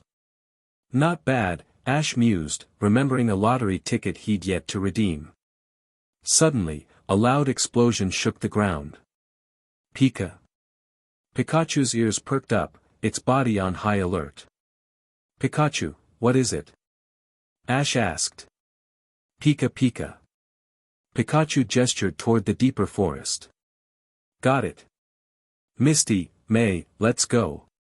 That explosion sounded like a bomb. Poachers might be targeting Mount Silver. At the mention of poachers, Misty's expression darkened. Memories of the terrified Larvitar they'd saved earlier resurfaced. We can't let them get away with this.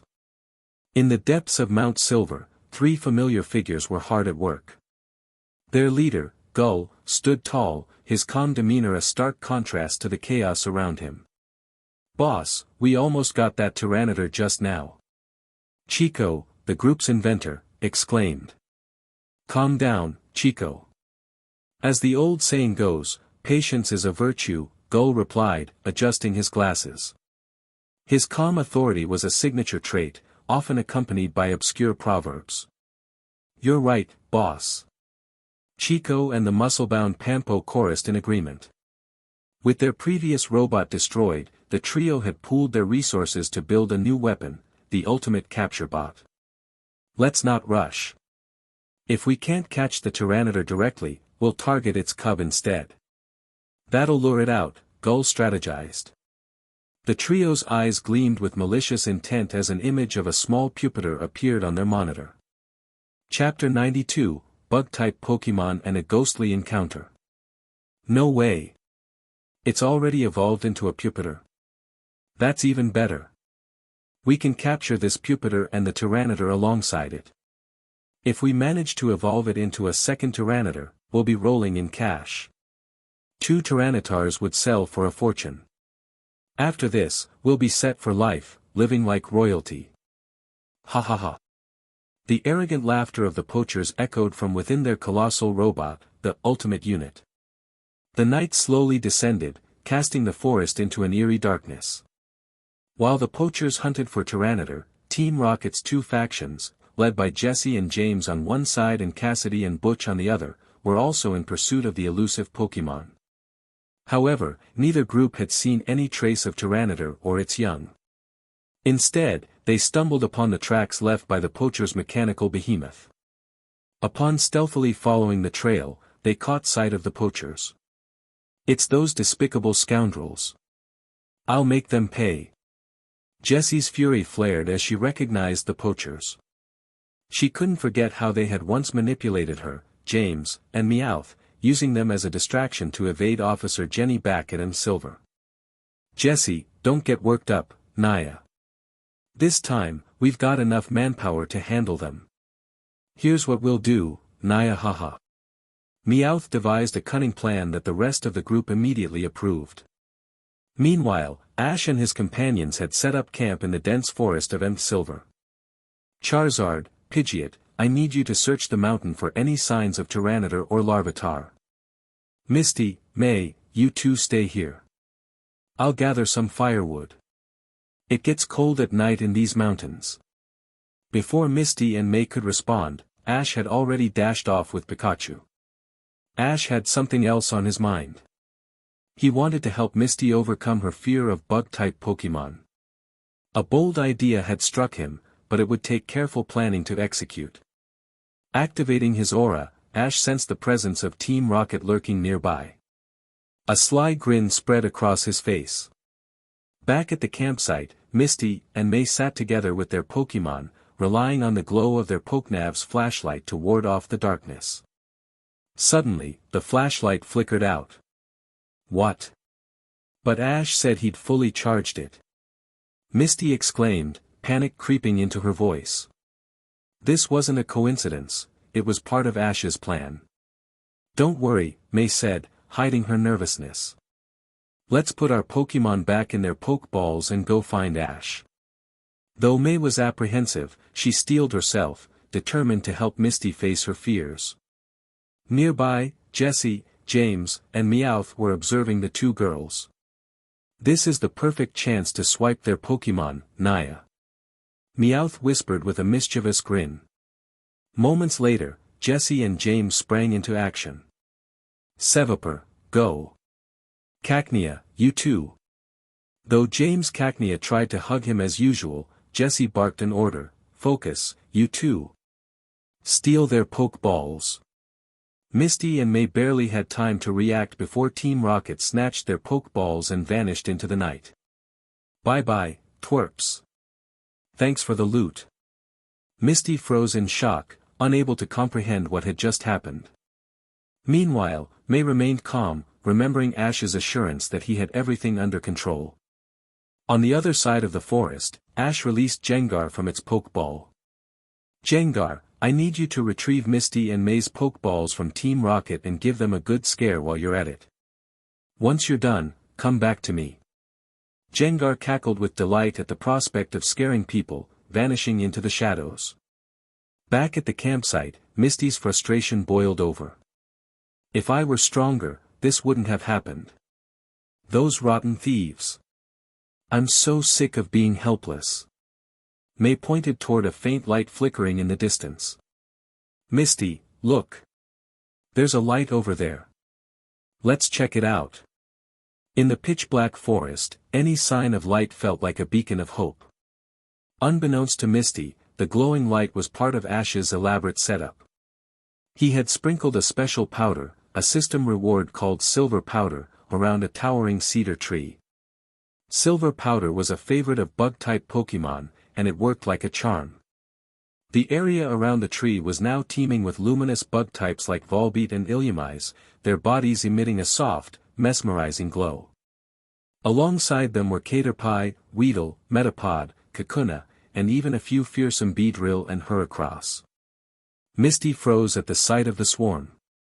May, let's not go over there. I hate bug types. Just then, Gengar, still invisible, began to play its part in Ash's plan. It exhaled a chilly breath that sent shivers down Misty's spine. Her imagination ran wild, conjuring images of ghostly figures and eerie tales she had heard as a child. To escalate the tension, Gengar began emitting a faint, eerie laugh, growing louder and closer with each passing second. Aw! Misty screamed, grabbing May's arm as they bolted through the forest. At that moment, bug types didn't seem nearly as terrifying as whatever ghostly presence was following them. Chapter 93, The Dance of Volbeat and Illumise. As Misty dragged May forward in a panic, her heart raced with the lingering echo of the eerie laughter that had spooked her moments ago. Behind them, Gengar emerged from the shadows, its mischievous grin wide with satisfaction. It had executed Ash's plan perfectly and couldn't wait to see the results. Faster, May. That creepy laughter is getting closer, we need to reach the light. Misty cried out, clutching May's arm tightly as they dashed toward the glowing illumination ahead. The so-called light wasn't what Misty thought, it was the gentle radiance emitted by a cluster of Volbeat and Illumise, dancing gracefully around the grand cedar tree that Ash had prepared earlier. Finally reaching the glow, Misty allowed herself a moment of relief. But as her breathing steadied, her gaze swept over the surrounding Pokémon, and her body tensed once more. Every bug-type Pokémon nearby had paused to observe the two girls. Their curious gazes sent a shiver down Misty's spine. May, let's leave. I don't think we should stay here, Misty stammered, gripping May's hand to pull her away. Just then, that unsettling laughter echoed again, faint at first but growing louder. Misty froze in place, her fear intensifying. At that very moment, Pidgeot, waiting atop the cedar tree, shook the remaining silver powder from its wings. The glimmering dust scattered over the area, drawing the attention of all the bug-type Pokémon away from the girls and toward the tree's peak. Volbeat and Illumise, captivated by the powder's allure, began using their flash move, bathing the area in dazzling light. The cedar tree transformed into a radiant beacon, as if daylight had suddenly pierced the night. Energized by the silver powder, the Pokémon grew playful. Volbeat and Illumise started performing their mesmerizing dances, weaving through the air like stars in a celestial ballet. "Look, Misty! It's Volbeat's courtship dance and Illumise's graceful display," May exclaimed, her voice brimming with excitement. Misty's fear faltered as her eyes locked onto the enchanting performance. Around them, other bug-type Pokémon joined the celebration. Kricketot strummed their antennas to produce a melodious rhythm, creating an orchestral backdrop for the ethereal dances. The harmony of glowing lights and delicate music under the moonlight was breathtaking. At that moment, Ash emerged from the shadows. "There you two are," he called out, a playful grin on his face. "Sorry for leaving you earlier. I spotted Team Rocket sneaking around and realized they'd stolen your Pokeballs while I was away. Don't worry, though, I got them back." Ash handed the Pokeballs to Misty and May, who sighed in relief. "Every Pokémon has its unique charm, Misty," Ash began as he watched the display with a serene smile. "This, right here, is the beauty of bug types. I used to be afraid of them too, but when I learned to appreciate their grace and wonder, that fear disappeared. Now, I admire them." "Pika." Pikachu added enthusiastically, nodding in agreement. "Wait, you were scared of bug types?" Misty asked in disbelief. Ash nodded. "Yep, just like you. But you know what? Tonight, you've already taken the most important step. You're standing here, surrounded by them, without fainting or running away. That's progress." Misty glanced around at the bug Pokémon. Although she still felt uneasy, the fear wasn't as overwhelming as before. She realized that, in her darkest moment, it was the light of the Volbeat and Illumise that had calmed her. For the first time, she felt a glimmer of gratitude toward these creatures she once feared. As realization dawned, Misty's eyes softened. She turned to Ash, her heart swelling with emotion. She understood now, this was all part of his plan to help her. "Thank you, Ash," Misty thought silently. Her resolve grew stronger. "I'll overcome this fear, for you and for myself." As the night deepened, Charizard and Pidgeot returned from their scouting mission. They reported signs of a skirmish near the poacher's location. Ash recalled his Pokémon, letting them rest. The trio settled in to watch the sunrise, savoring a peaceful breakfast as they prepared for the challenges ahead. When the first rays of dawn broke the horizon, Ash stood, determination gleaming in his eyes. "Let's go. Charizard and Pidgeot found the poacher's trail last night. I think." A deafening explosion interrupted him, echoing across the forest. "Not good. They might have already found Tyranitar. Let's move." "Pika!" Pikachu cried, leaping onto Ash's shoulder as the three raced toward the source of the blast. Unbeknownst to them, the poachers had clashed with Team Rocket in a chaotic showdown. What began as a quiet heist escalated into a full-blown battle when Team Rocket's greed led them to attempt stealing the poacher's ultimate robot. As a result, Jesse, James, and Meowth, along with their backup, Butch and Cassidy, ended up captured in specialized Pokémon-proof nets. The poacher's leader, Gur, sneered at his captives. "You fools can stay there until we've caught Tyranitar and Pupitar. Then, we'll deal with you." But just as Gur was about to issue further orders, his subordinate burst in. "Boss! We've located Tyranitar." With a wicked grin, Gur climbed into his robot. "Let's catch it and make our fortune." Their first strike, a missile, landed squarely on Tyranitar. But before they could launch another, a commanding voice cut through the chaos. "Stop right there." Ash and his friends arrived just in time. "Pikachu, use Thunderbolt to disable that robot." "Charizard, use Flamethrower." "Pika Pika. Roar."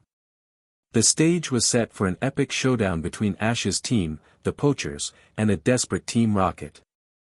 Chapter 94, Larvitar, Long Time No See. A flash of thunderbolt illuminated the scene, accompanied by the fiery blaze of flamethrower. Both attacks collided with the massive ultimate mecha, a mechanical marvel operated by the notorious poachers. Ha ha ha. Our ultimate mecha is indestructible. Gur, the leader of the poachers, boasted from inside the colossal machine. No matter what you throw at us, this masterpiece won't budge. His subordinates, Chico and Fatbo, chimed in with sycophantic praises, further inflating Gur's ego. Don't waste time on those kids. Once we capture Tyranitar and its pup, we'll settle the score. Gur commanded, steering the mecha toward their prey, a towering Tyranitar and its companion Pupitar. A strategic response. A Pupitar, you've evolved, haven't you? Ash said, his tone a mix of surprise and admiration. Alright, Charizard, make sure they don't escape. And Snorlax, it's your time to shine. Ash released his Snorlax from its pokeball, its imposing figure landing with a resounding thud.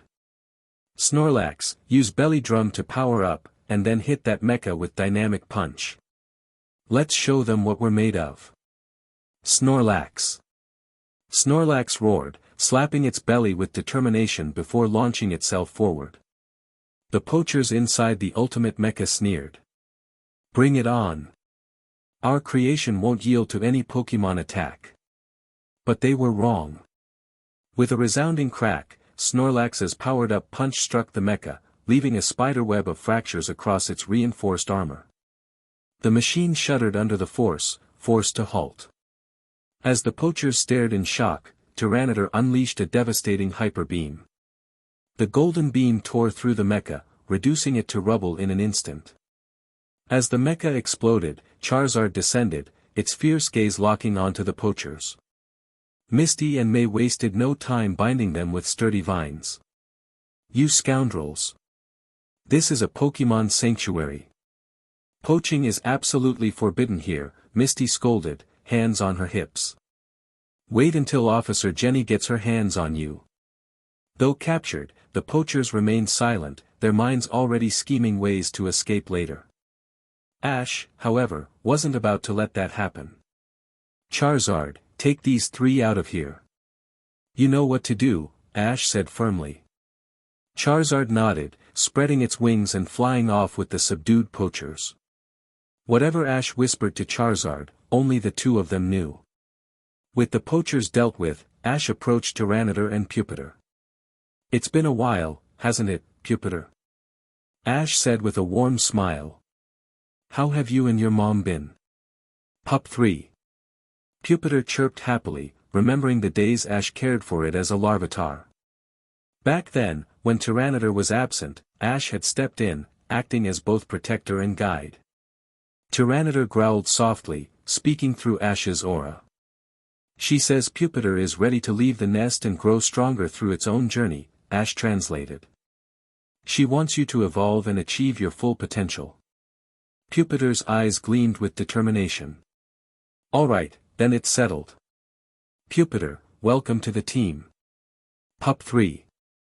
Pupitar cheered as it officially rejoined Ash's party. A new training ground. With the poachers gone, the group contacted Officer Jenny to handle the captured criminals. Meanwhile, Tyranitar led Ash and his friends to a perfect training ground on the far side of Silver. The area was ideal, a flowing stream, dense forests, rocky cliffs, and an abundance of wild Pokémon. This is amazing. May said, already brimming with ideas for her contest training. I'm going to push past my limits, Misty declared, steeling herself to overcome her fears and grow stronger. Ash looked at his team, his resolve matching theirs.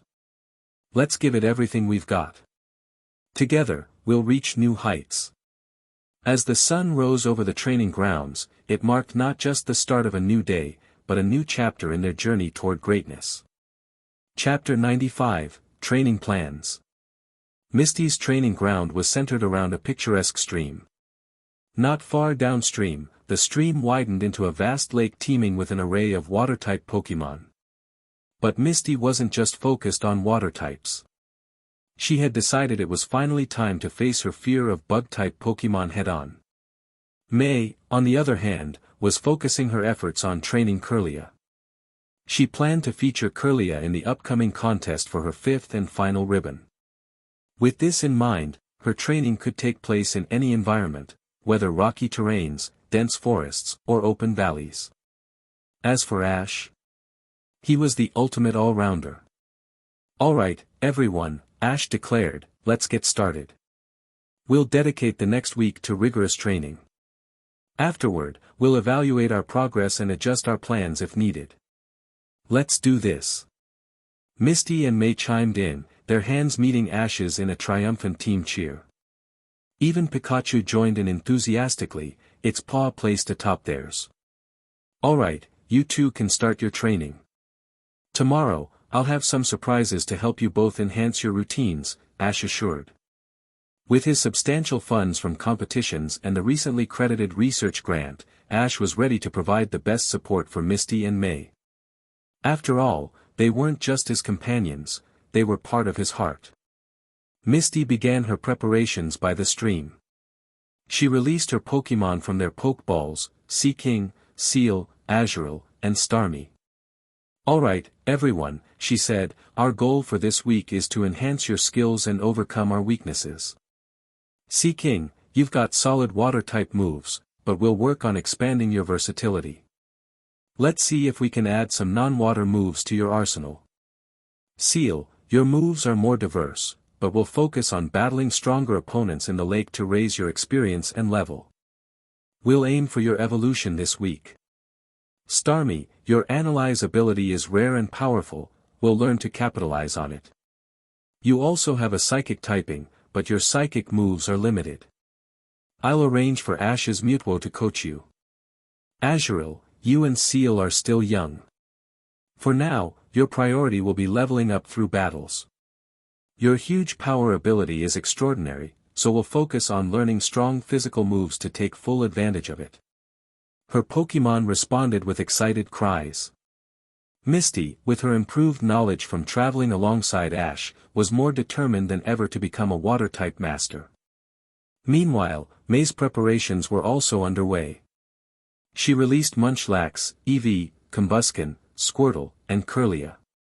"Listen up, team. We're focusing on teamwork and technique, especially for Kirlia's contest performance.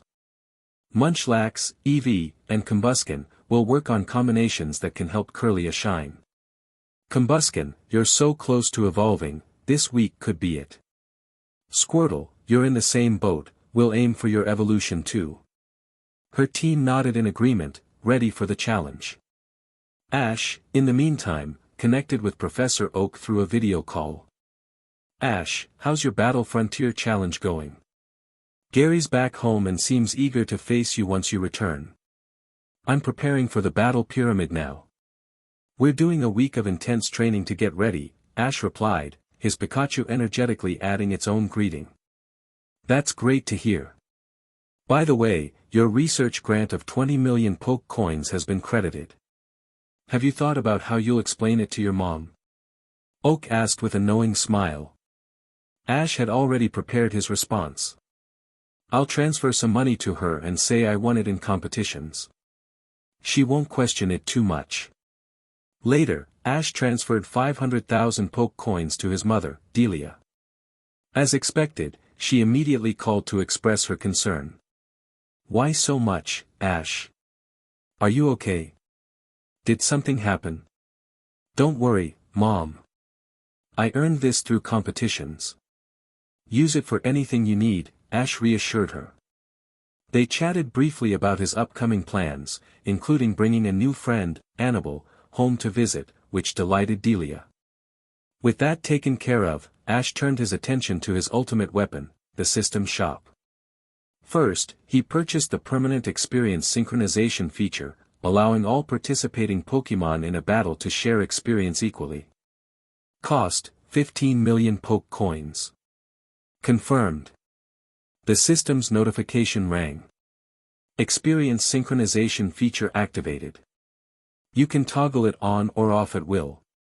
Next, Ash invested in experience multiplier cards, including triple, quintuple, and sextuple boosts. He also browsed items that could enhance a Pokémon's innate abilities, such as type-boosting items. Lastly, Ash considered what gifts would benefit Misty and May. After all, helping his friends grow stronger was as important to him as his own progress. With resources secured and his team united in determination, the week of training promised to be transformative for everyone involved. Chapter 96, Level Grinding, Kirlia Evolves. Ash couldn't help but reminisce about Misty's journey in the original timeline. If things followed that trajectory, she'd eventually catch a Gyarados. Among her current roster, Starmie's psychic abilities stood out, while Little Azuril's huge power trait showed immense potential. If it evolved into Azumarill, there was even a chance it could awaken its hidden ability, Sap Sipper, further boosting its versatility. With these thoughts in mind, Ash decided to support Misty's training efforts. He redeemed 2 Mystic Waters to enhance Water-type moves and a Twisted Spoon to boost Psychic-type abilities. For May, the imminent evolution of her Combusken into Blaziken and the strength of her Munchlax as a normal type were key considerations. Ash selected a Silk Scarf to amplify normal-type attacks, Charcoal for fire types, and a Miracle Seed for her promising Bulbasaur. After finalizing his gifts, Ash turned his attention to outfitting his own Pokémon team. His primary objective was clear: elevate the levels of his main roster to at least level 60, ensuring they could compete at Elite Four standards. Charizard, your speed needs improvement. Competing against Pidgeot's agility should push you to the limit. Pidgeot, while your ranged moves are solid, you need to enhance your close combat tactics. Work with Charizard to refine these areas. Pikachu, focus on condensing your electricity into a ball at the tip of your tail before launching it as an attack. Think of it as practicing for the Electro Ball move. Charizard and Pidgeot took to the skies, their competitive spirits igniting as they raced. Charizard, already Ash's strongest Pokémon at champion level, roared with determination, while Pidgeot relied on its relentless training in the forest to hold its ground. Meanwhile, Pikachu diligently worked on channeling its electrical power, sparks flying as it experimented with forming an orb of energy at its tail's tip. Ash moved on to his Snorlax.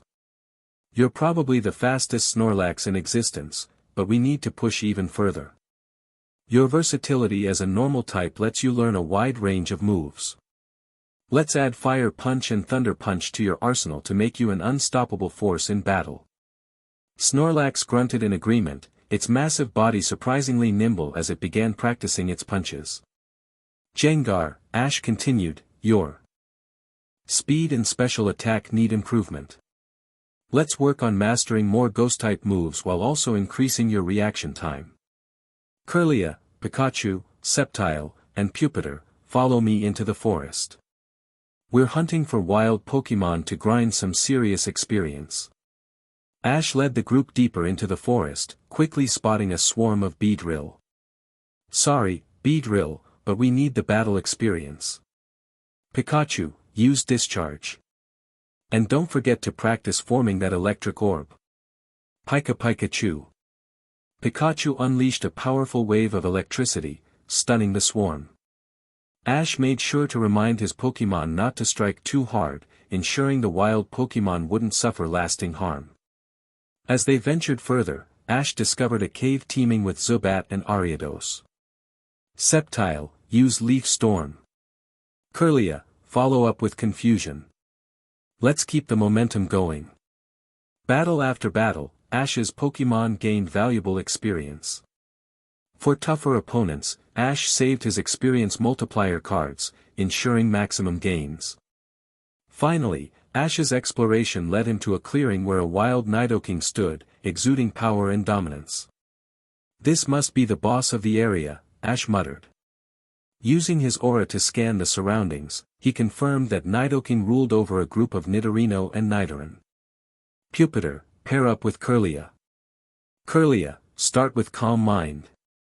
Pupitar, hit it with Dark Pulse. Pupitar growled in response, its energy surging as it launched a shadowy wave. Kirlia began to glow faintly as it concentrated, bolstering its mental and physical strength. The Nidoking roared in fury and charged forward with a devastating megahorn. Even after taking a direct hit from Pupitar's Dark Pulse, it pressed on, showcasing its resilience. Pupitar, aim Dark Pulse at the ground to disrupt its charge. Kirlia, keep using Calm Mind.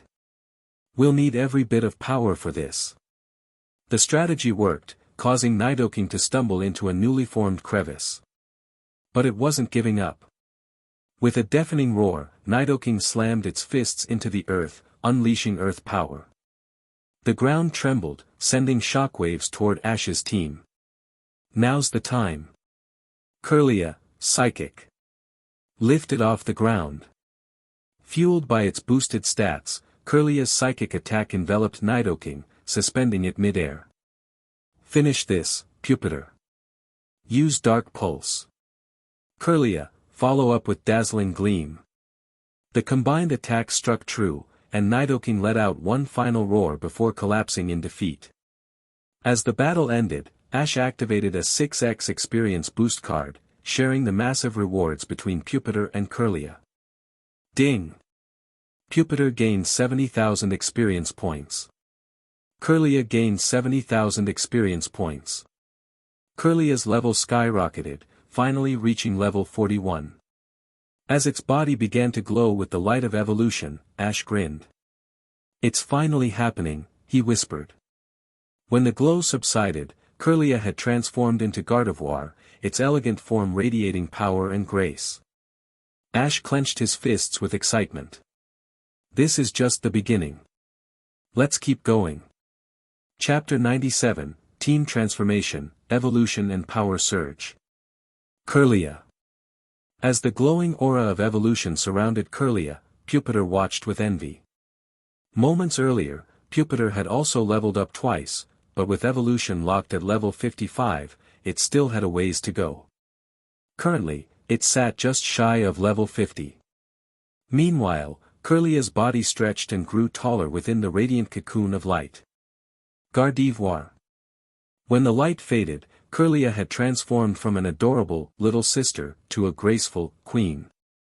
This was Gardevoir, the psychic queen of the Pokémon world. Reaching level 40 for evolution was an achievement, though Ash noted how unique his Pokémon team seemed to be. Bulbasaur, Squirtle, Cyndaquil, several of his partners had delayed evolutions, each for their own reasons. After the transformation, Ash reviewed Gardevoir's stats. Pokémon, Gardevoir. Type, Psychic/Fairy.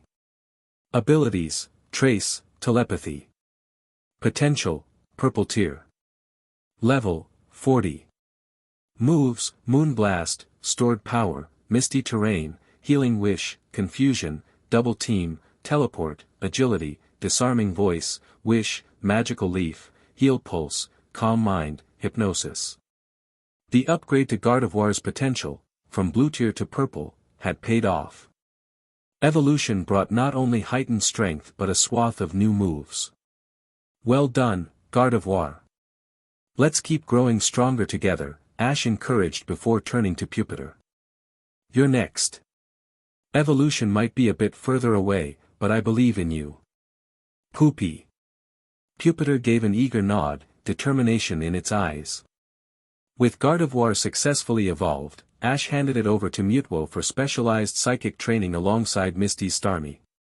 Next, Ash brought out Primeape, whose level was already 45. It joined the rotation for a bit of battle-focused leveling. The day passed quickly as Ash, Misty, and May threw themselves into intense training sessions. Breaks were rare, save for necessary rest, and even then, their Pokémon were often sharpening skills under Mutwo's guidance. As night fell, Ash, inspired by everyone's hard work, cooked a feast.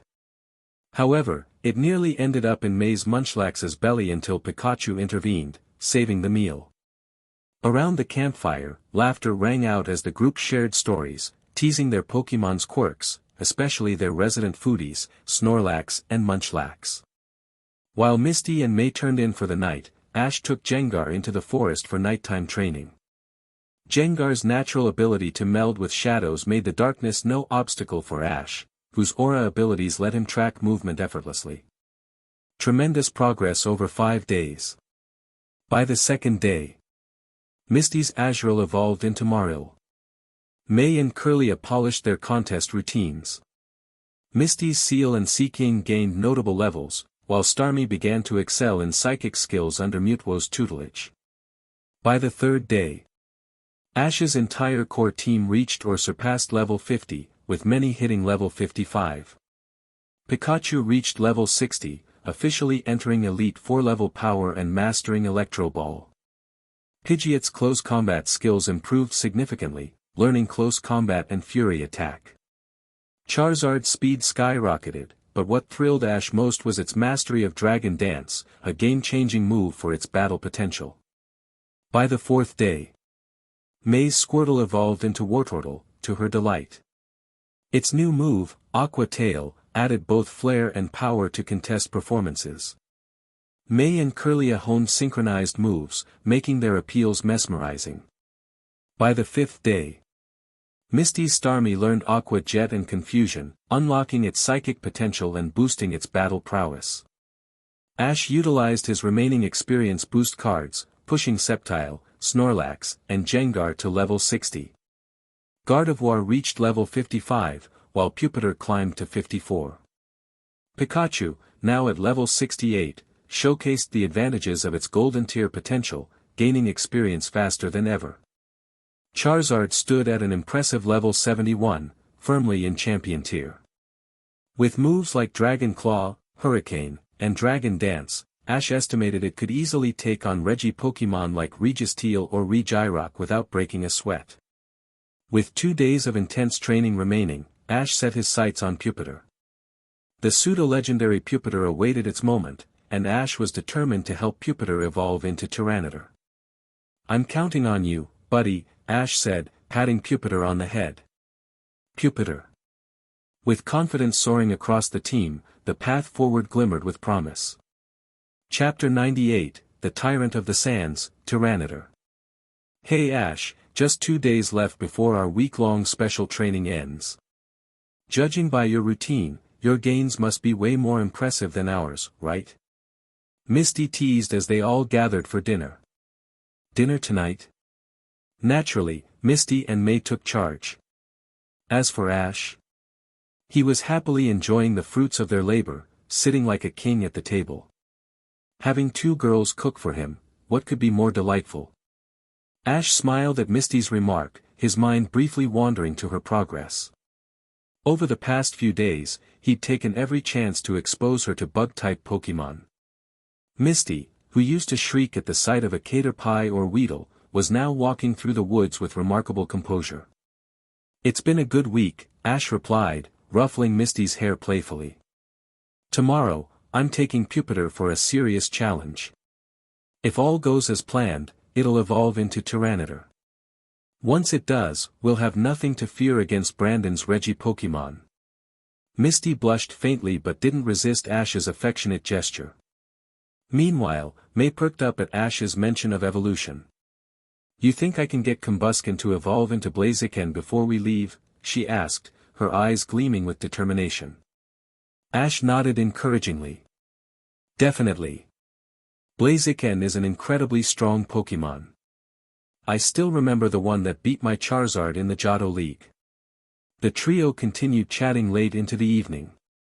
As the night grew colder on Silver, Misty and May instinctively snuggled closer to Ash in their sleeping bags. For a fleeting moment, Ash felt the warmth on either side, his heart stirring. "Not now. After I clear the battle pyramid, there'll be time."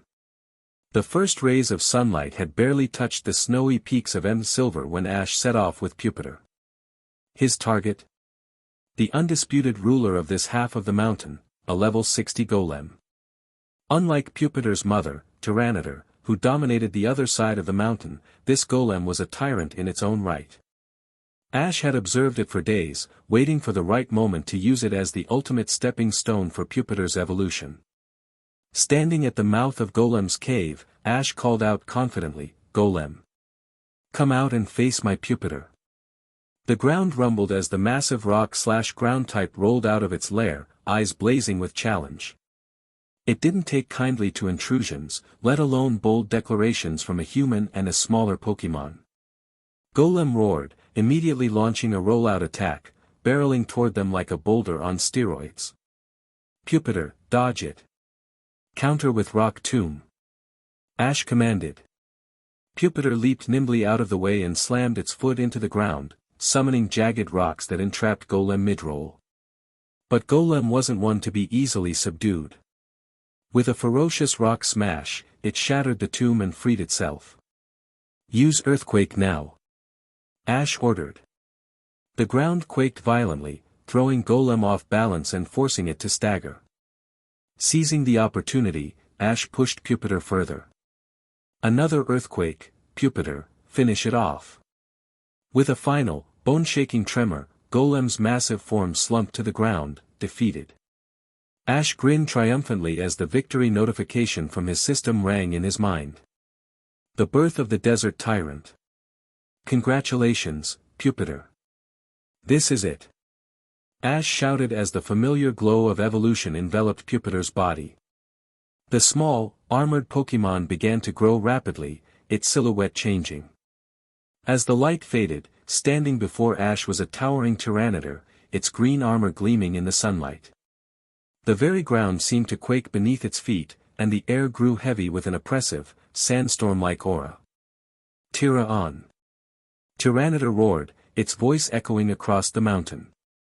Ash stared at his newly evolved Pokémon in awe. You've grown so strong, Tyranitar. Let's see your stats. Pokémon, Tyranitar. Category, Armor Pokémon.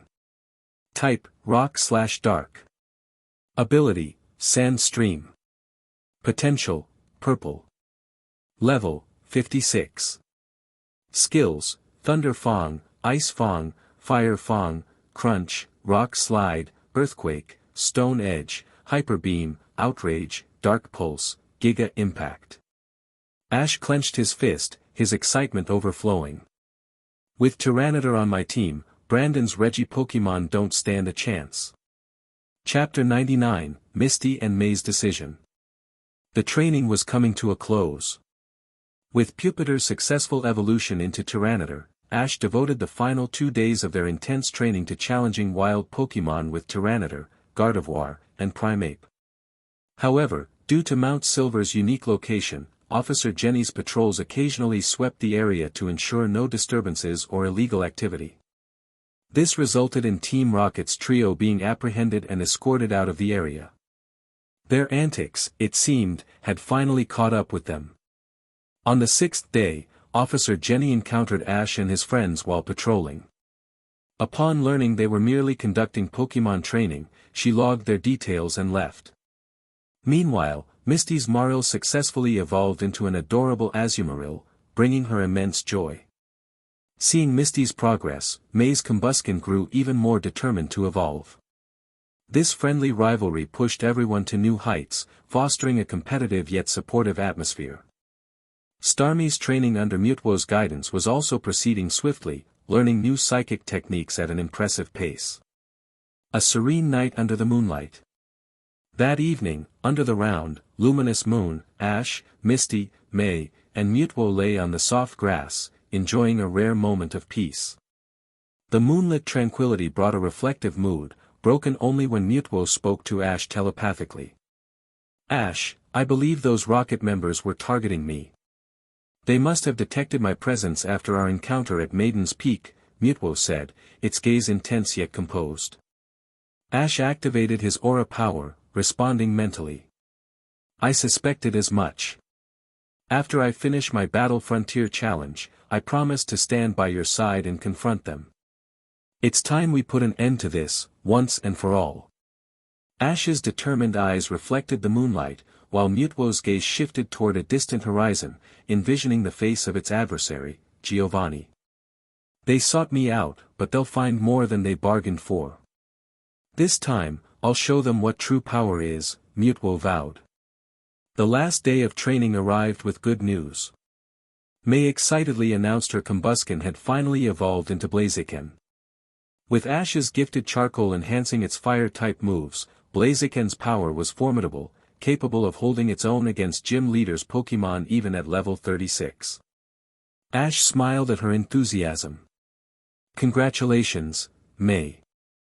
After this training ends, we'll head to Mulberry City for your next Pokémon contest. You've waited long enough for this. May's face lit up. Thanks, Ash. I promise to give it my all. With Blaziken and Kirlia, I'm ready to win this one. Ash patted her head with a smile before heading off to train Tyranitar and Gardevoir further. Unfortunately, the local wild Pokémon, wary of the relentless trainer, had started hiding. Nevertheless, Ash pushed forward, determined to reach his goals. Meanwhile, Misty and May stayed back, their training paused as they shared a heartfelt conversation. Misty, have you thought about what comes next? After Ash completes the battle frontier, he'll likely return to Pallet Town. My parents want me home after the grand festival, so May's voice trailed off, sadness evident. Misty was taken aback. You're leaving too? She sighed.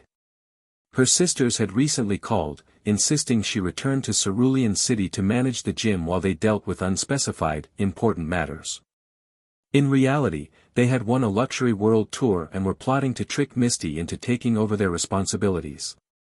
Seems like we're all being pulled back to our old lives, Misty murmured. May hesitated, then blushed. Misty, you like Ash, don't you? Caught off guard, Misty smiled wryly. Well, it's not surprising. He's grown into someone special, someone many would fall for. May, face red, couldn't deny it. Misty sighed, her voice tinged with acceptance. A guy like Ash is bound to capture many hearts. The two girls exchanged a look, an unspoken understanding passing between them. Finally, Misty broke the silence. If we're leaving, shouldn't we do something meaningful? I have an idea. The two girls leaned closer, whispering their plans. By the end of their discussion, their faces were flushed, but their resolve was clear. They nodded in unison. It's decided. When Ash returned that evening, the aroma of a delicious dinner greeted him. Misty and May had prepared a meal with special care, their expressions warm and welcoming. It was as if they were waiting for something, or someone, special. Unbeknownst to Ash, their hearts had made a choice. What lay ahead would forever remain a cherished memory in their lives. To be continued. Chapter 100, A Special Night and Arrival at Mulberry City. Ash's Pokémon lineup after their intense training now looks like this. Charizard, level 72, Champion Tier. Sceptile, level 62, Elite 4 Tier. Tyranitar, level 60. Snorlax, level 61. Pidgeot, level 62. Gardevoir, level 60. Pikachu, level 68. Gengar, level 65. Primeape, level 55. Primeape, despite being the lowest level, shows promise with its potential and hard work. Since Ash doesn't currently have another fighting-type Pokémon, he decided to include Primeape in his primary team for training. Fortunately, with the system's spatial storage, Ash can carry more Pokémon than typically allowed, which gives him flexibility in managing his team. As the evening settled after an intense day of training, Misty and May approached Ash. Ash, didn't you prepare some fruit wine for special occasions? Since our training is done, let's celebrate. Misty suggested with an innocent grin. Fruit wine. Without suspecting anything, Ash brought out the drinks. Little did he know, the girls had their own plans for the evening. Pikachu chirped cheerfully, distributing homemade cookies that May had prepared earlier. As the evening unfolded, Misty and May's faces grew flushed, not from exhaustion, but from the fruit wine. Watching the scene, Ash couldn't help but smile wryly. By now, he had pieced together their intentions. These two had planned this all along. While Ash hadn't initially planned for things to progress so quickly, the conditions were now perfect. Of course, he wasn't going to reject their feelings. Good thing I prepared my system space for situations like this, he thought, retrieving an unexpected item, a luxurious, fully enclosed pink tent. The tent was beautifully set up, soft pink fur carpets, sparkling star-shaped lights, and plenty of room for comfort. This was something Ash had prepared long ago but never used, as it would have been hard to explain its presence. Gathering all the Pokémon back into their Pokeballs and using his aura powers to ensure the area was secure, Ash prepared for a night he wouldn't forget. The next morning. The first rays of sunlight illuminated the camp as Misty and May woke up, radiating a newfound feminine charm. They didn't mention the events of the previous night, and neither did Ash. However, from this day on, his care and attentiveness toward them grew even more. Pokémon World physiques were extraordinary, and by the second day, Misty and May were walking almost as usual, though there was a slight awkwardness in their gait. Pikachu. Let's say goodbye to Tyranitar's mother and head to Mulberry City. Ash said with renewed energy. Pika Pika. Saying their goodbyes, the group set off toward Mulberry City, located just beyond Silver. May was particularly focused, brainstorming strategies for the upcoming Mulberry City contest, the last chance to earn a ribbon before the Grand Festival. Ash, although not a contestant, offered invaluable advice on how to highlight her Pokémon's unique strengths and captivate the judges. With his help, May's confidence soared. After 5 days of traveling and training, they finally arrived in Mulberry City, heading straight to the Pokémon Center. Nurse Joy checked over their Pokémon, confirming they were in perfect condition. The contest antics begin. With the contest's prestige and proximity to the Grand Festival, competition was fiercer than ever. Don't worry, May, Misty encouraged her. You'll win this ribbon for sure. Believe in yourself. Ash surveyed the Pokémon Center and spotted a familiar, flamboyant figure, Drew Harry, aka Green Hat Harry, striding over with his characteristic dramatic flair. Hello, May. And Ash, Misty, what a delightful surprise to see you all here. Truly, it must be fate. Harry exclaimed, twirling his wrist with exaggerated elegance. May immediately scowled, recognizing her rival. Harry. You're here too? Fine. Listen up, I'm going to win the Mulberry City contest. No way I'm letting you take this ribbon. Harry smirked condescendingly. Oh, my dear May. I'd love to let you win, but I'm afraid it's impossible. You see, I've already collected my 5 ribbons and qualified for the Grand Festival. He dramatically, accidentally, dropped a small bundle from his pocket, a ribbon case containing his 5 ribbons. In the original storyline, this was where May, out of kindness, would have picked up the bundle and realized her rival's superiority, spurring her determination. But things were different now. As Harry's case hit the floor, Ash noticed the act immediately. Pikachu, Misty, let's head to the contest hall to register, he said, standing up nonchalantly. Pika Pi. Sure. Misty replied, following him. Harry's inner monologue gleefully played out. Perfect. May will pick up my ribbons, see how far ahead I am, and, wait, what? No. To Harry's horror, Ash's foot was already coming down hard on the bundle. Crunch. The sound was deliberate, Ash's way of sending a message. Though he didn't actually damage the ribbons, Harry certainly believed otherwise. Calmly, Ash slid the case under the nearby sofa with his foot, leaving Harry frozen in shock. May, distracted by Ash's sudden movement, hadn't even noticed the case at all. Watching the trio leave, Harry trembled in anger. Scrambling to retrieve his case, he realized the sofa was bolted to the floor. No amount of pulling would free it. Curse you, Ash. Chapter 101, A New Alliance, Harley and Team Rocket. Harley was on the verge of losing it. He paced back and forth in his hotel room, his frustration bubbling over with every passing second. Why? Why had Ash Ketchum changed so drastically? Ever since that fateful day, Ash seemed like a completely different person. He was sharper, more focused, and, worst of all, utterly unpredictable. The schemes Harley had meticulously crafted to embarrass May or throw her off her game had all failed miserably, unraveling as if Ash had seen right through them. Frustrated beyond measure, Harley's gaze fell upon the immovable sofa in his room. His growing irritation culminated in a swift kick to one of its iron legs. The action didn't alleviate his frustration, but it did leave his foot throbbing painfully, making him curse under his breath. Meanwhile, outside, Ash, May, and Misty were strolling toward the contest hall of Mulberry City. The atmosphere was electric, as the final ribbon contest before the Grand Festival had drawn an impressive crowd of coordinators and spectators. The city itself was alive with energy, its central plaza adorned with banners and posters celebrating the contest. After completing May's registration, the group found a quiet corner to strategize and prepare for her performance. May was visibly nervous, clutching her pokeballs tightly. "You've got this, May," Ash said reassuringly. "Just focus on your strengths.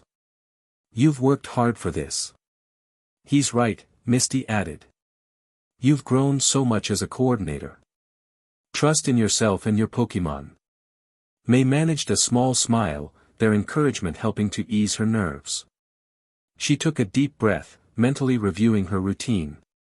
Unbeknownst to them, they weren't the only ones in Mulberry City with plans. Team Rocket, Jessie, James, and Meowth had also arrived, ready to cause their usual brand of mischief. This time, however, Jessie had a personal goal in mind, earning her 5th ribbon to qualify for the Grand Festival. "Listen up, you two," Jessie declared dramatically, her sequined Jessica persona on full display. Her outfit sparkled under the sunlight, dazzling enough to make anyone squint. "Today is the day. The fabulous Jessica will dazzle the stage, and the audience will fall at my feet." James, holding a bag filled with their remaining supplies, exchanged a weary glance with Meowth. "Jessie, your fabulous outfit just drained my entire collection fund," James groaned, clutching his prized bottle caps protectively. "That's right, Naya." Meowth chimed in, crossing his arms. "All this sparkle cost us a fortune. We're broke." Jessie waved dismissively. "Oh, don't be such drama queens. What's a little sacrifice in the name of glory? Now, let's get to work." At that moment, Harley, still fuming from his earlier debacle at the Pokémon Center, stumbled across the trio. His eyes narrowed as a sly grin crept across his face. This was the opportunity he'd been waiting for. Well, if it isn't Jessica." Harley crooned, his voice dripping with mock sweetness. My, the world-famous coordinator graces us with her presence." Jessie, instantly flattered, straightened her posture and flipped her hair. "Of course, darling. The crowd always expects the best from me," she said, basking in the unexpected adoration. "Exactly why I must ask a favor," Harley continued, clasping Jessie's hands dramatically. "That little twerp, May, she's competing in this contest, isn't she?" Jessie's expression soured at the mention of May. "Ugh, that brat. Don't remind me." "Perfect," Harley purred, producing 2 Pokeballs from his bag. "Here are my Pokémon, Banette and Cacturne. Use them. Teach her a lesson she'll never forget." James and Meowth exchanged nervous glances, sensing trouble brewing, while Jessie's eyes gleamed with intrigue. "And what's in it for me?" Jessie asked, her tone calculating. "Victory, my dear," Harley replied with a wicked grin. "And the satisfaction of seeing her lose." Jessie's vanity got the better of her. She shook Harley's hand with gusto. "Deal. The contest begins." The next day, the Mulberry City Contest Hall was packed to capacity. The air buzzed with excitement as coordinators and spectators alike filled the seats, eagerly awaiting the performances. "Ladies and gentlemen," the charismatic MC Lillian called out, her voice amplified by the stadium's sound system. "Welcome to the final ribbon contest before the Grand Festival. Are you ready for some dazzling performances?" The crowd erupted in cheers. Lillian introduced the panel of judges, including Mr. Contesta, Mr. Sukizo, and Nurse Joy, and the contest officially began. The first few participants showcased their Pokémon's unique skills. A Feraligator's hydro pump created an impressive water vortex, a Pikachu wowed the crowd with its agility and charm, and an Altaria's dragon dance painted streaks of light across the stage, earning thunderous applause. Wonderful performances from all our contestants so far, Lillian announced. And now, let's welcome our next competitor, Jessica. Jessie strutted onto the stage with Harley's Banette by her side, her confidence radiating as she basked in the spotlight. She held her head high, every movement deliberate and dramatic. Banette, use Shadow Sneak to create a swirling veil of darkness, Jessie commanded. Banette's shadow extended and danced across the stage, creating an eerie yet mesmerizing effect. The audience gasped, their attention fully captured. Now, add an Will-O-Wisp for a dazzling ghostly light show, Jessie continued. The ghostly flames floated through the darkness, their ethereal glow eliciting odd murmurs from the crowd. Jessie wasn't done yet. Finish with Psychic to control the flames and make them explode like fireworks, she declared with a flourish. Banette's psychic energy detonated the flames into bursts of blue light, showering the stage in an otherworldly glow. The audience erupted into cheers and applause, thoroughly impressed by the performance. Backstage, May watched the spectacle unfold, her fists clenched. The display was undeniably impressive, but she knew she couldn't let it rattle her. Don't let it get to you, May, Ash said, placing a reassuring hand on her shoulder. Stay focused. Your performance will shine in its own way. May nodded, taking a deep breath to steady herself. She glanced at her Pokeballs, reminding herself of the bond she shared with her team. And now, Lillian's voice boomed, our next contestant, May. Chapter 102, Cursed Doll vs. Blaziken. As Lillian's lively voice announced the next participant, May gracefully stepped onto the stage. Watching from the stands, Harley smirked with confidence. His plan, crafted with Team Rocket, was supposed to ensure May would fail spectacularly. May, you're in for it this time. Even if I can't participate, my Pokémon, Cacturne and Banette, are more than enough to crush your chances, he muttered, gripping his earpiece. James, Meowth, are you ready? She's about to start. From the other end, James's hesitant voice replied, no worries, everything's set. Harley's grin widened. Good. May's humiliation is just moments away. On stage, May decided to debut a new Pokémon for the appeal round, her adorable and graceful Kirlia. Kirlia, let's make this performance unforgettable. Use Psychic to lift these discs into the air and make them dance. With a flick of her wrist, May tossed several round discs into the air. Kirlia's eyes gleamed blue as its psychic power activated, suspending the discs in midair. The discs spun and twirled rhythmically as Kirlia began a graceful dance, moving in perfect harmony with the floating objects. Kirlia, now use Charm. Kirlia tilted its head, its expressive eyes sparkling as it radiated pure adorableness. The crowd gasped in unison. Ah, how precious. I want a Kirlia now. It's so elegant and cute. The audience erupted into cheers, their excitement filling the stadium. Even Harley, watching from the stands, was momentarily stunned.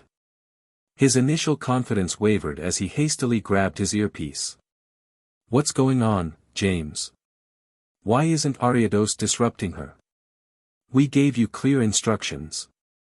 Instead of James's voice, Harley heard a calm, familiar tone, Ash's. Sorry to interrupt your plans, Harley. Looks like your tricks won't be working today. Harley's face twisted in fury.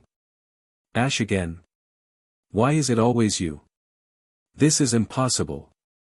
In a fit of rage, Harley crushed his earpiece. Back on stage, May's performance continued flawlessly. Kirlia, use Swift. Golden stars spiraled from Kirlia, forming intricate circles in midair. Finish it with Magical Leaf. Kirlia gracefully swung its arms, releasing a flurry of shimmering green leaves. The magical leaf attack merged beautifully with the golden circles, creating an explosion of gold and green that lit up the stage like a dazzling fireworks display. The audience roared in appreciation, their applause echoing throughout the arena. An extraordinary performance by May and her Kirlia. Lillian exclaimed. The elegance, the coordination, and the final burst of magical leaf with Swift were simply stunning. Let's see what the judges decide. As the scores for the appeal round appeared on the big screen, May's performance ranked first.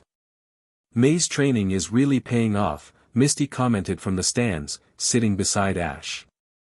Yeah, she's becoming a real pro at this, Ash agreed, his Pikachu cheering enthusiastically beside him. With the appeal round complete, the competition moved to the battle round.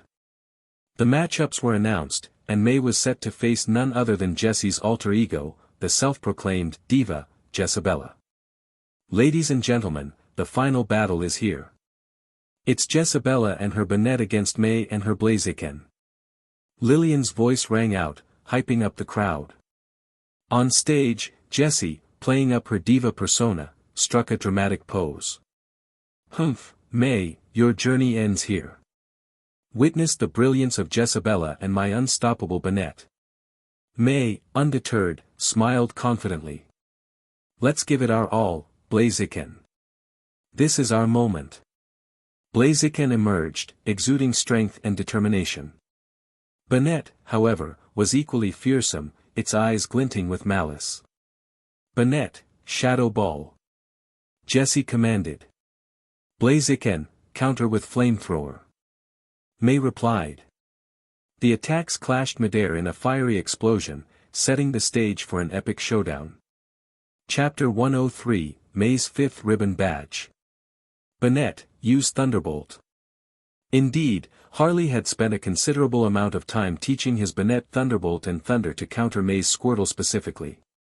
While Jessie felt a pang of disappointment that May hadn't chosen Squirtle, she quickly realized that Thunderbolt could work just as well against her Blaziken. Blaziken, let's show them your jumping ability. Jump high into the air and use Blaze Kick. Blotsy. Banette unleashed a powerful Thunderbolt, its crackling energy impressive. But Blaziken's greatest strength lay in its extraordinary jumping power and leg strength. As soon as Blaziken leaped into the air, flames engulfed its legs, blazing with intense heat. There it is. Blaziken's signature high jump. Look at that height, unbelievable. Can Jessie's Banette find a way to avoid Blaziken's Blaze Kick? Even Lillian, the announcer, was awestruck by Blaziken's incredible leap. What's going on? How can it jump so high? That's got to be against the rules. Banette, dodge. Dodge now. Jessie, caught completely off guard, panicked. In Pokémon contests, a trainer's coordination with their Pokémon is crucial. Unfortunately, Jessie's coordination with Banette was non-existent. After all, Banette belonged to Harley, not her. Jessie was merely issuing commands. As Jessie fumbled, Banette became confused, acting on pure instinct. In a desperate attempt to evade the incoming Blaze Kick, Banette lunged sideways. But Blaziken adjusted midair, delivering a swift sideways kick. Direct hit. Banette was sent flying, and Jessie's score began to plummet. The results of May and Blaziken's intense training were now on full display. Counterattack, Banette. If close combat won't work, attack from a distance. Use Will-O-Wisp, now. Jessie shouted. Harley, watching from the stands, seethed with frustration. May's Blaziken wasn't just any ordinary Pokémon, it had been equipped with charcoal, enhancing the power of its fire-type moves to a whole new level. May's voice rang out confidently. Blaziken, let's show them what real fire-type moves look like. Use Fire Spin. Blotsy. Banette released a ghostly array of blue flames, but Blaziken's powerful fire spin spiraled forth, enveloping the ghostly will-o-wisps. Instead of dispersing, the will-o-wisps became part of the fire spin, adding an ethereal blue glow to its fiery brilliance. The audience gasped in amazement at the mesmerizing display. This is what makes Pokémon contests so exciting. Blaziken has turned its opponent's attack into an enhancement for its own move. Lillian exclaimed. Banette's score dropped further. In contests, the more dazzling your performance, the more your opponent's score declines, even without a direct hit. Unbelievable. That idiot Jessie is ruining everything. Harley muttered furiously. He had never anticipated May's Combusken would have evolved into a Blaziken. Banette was in a dire situation. Blaziken's overwhelming power and speed left it with little chance to recover. Banette, use Thunder. Give it everything you've got. Jessie yelled. Though Banette managed to break free from the fiery vortex with Thunder, it was too late. Blaziken had already closed the distance. A flaming fist descended, fire punch. Banette was struck with tremendous force and sent flying across the stage. The judges' buzzers rang out as Banette hit the ground, completely incapacitated. And that's it. Banette is unable to battle. Lillian announced the results, her voice echoing throughout the arena. What a rare outcome in a contest. Jessie's Pokémon is out of commission before the score reaches 0. With the match over, Jessie stood frozen in disbelief. Ladies and gentlemen, the winner of the Mulberry City Pokémon contest and the recipient of their 5th ribbon badge is May. Thunderous applause erupted, filling the arena with deafening cheers. The crowd's excitement reverberated in waves, celebrating May's hard-earned victory. Jessie slunk off stage, devastated. Even with such a powerful Pokémon at her disposal, her opponent had been far stronger. From the stands, James and Meowth exchanged a look. They knew Harley would undoubtedly vent his frustrations on Jessie later, but as good teammates, they resolved to comfort her first. Harley, meanwhile, stormed out of the venue in a fit of rage. Back on stage, the 3 contest judges applauded May's extraordinary performance. Congratulations, May. With this ribbon, you've secured your place in the Grand Festival. I can't wait to see how you'll shine on the grand stage, said Mr. Contesta, chairman of the Pokémon fan club. Nurse Joy added with a warm smile, May, the Grand Festival will be held at the Indigo Plateau in 1 month. I won't be able to attend, but I know you'll do great. Thank you all. I'll do my best. May replied, her voice brimming with gratitude. As she received her 5th ribbon, May's heart swelled with pride and excitement. Her next challenge awaited, the Grand Festival at the Indigo Plateau. Chapter 104, Brock and Lucy at Pewter Gym. La la la hee hee, I'm so happy. I finally got my 5th contest ribbon. Winning the Mulberry City Pokémon contest means I can participate in the Grand Festival being held in Indigo Plateau next month. This listing is of the ribbons May has obtained in the Kanto region: Saffron Ribbon, Silver Ribbon, Wisteria Town, Gardenia Ribbon, Mulberry Ribbon. Today, Ash, Misty, and May strolled along the road, sharing in May's uncontainable joy. May, you're amazing. Competing in the Pokémon Grand Festival is a huge deal, and it's happening at Indigo Plateau. Misty exclaimed, her eyes wide with admiration. Pikachu. Pikachu perked up its ears at the mention of Indigo Plateau, its excitement unmistakable. See that? Even Pikachu got excited when it heard Indigo Plateau. Misty giggled as she turned to Ash. May, don't you remember? Ash's very first big tournament was at the Indigo Plateau, his Indigo League journey. Oh, that's right. May's eyes lit up in recognition. It's incredible to think I'll be competing at the same place Ash and his Pokémon fought so hard. Pika Pie. Pikachu cheered, raising its paws in excitement. The group was on their way to Pewter City after celebrating May's victory. Ash had already confirmed with Scott that the Battle Pyramid was still stationed near Pewter City. To save time, they decided to hire a private car to take them there. As they entered the city, the air was filled with cheerful melodies resonating from every corner. I caught a Pokémon, oh yeah. In the Ash paused mid-step, recognizing the song instantly. Of course. It seemed Alessa had successfully introduced these tracks to Kanto, and now they were being played everywhere. These songs are so catchy, a passerby commented. I heard they're originally from the Unova region, but they're a huge hit here now. Totally. My friend in Hoenn recommended them. That one, Adventure Ahead, really gets me pumped. And the singer, her voice is amazing. Hearing this, Ash couldn't help but smile.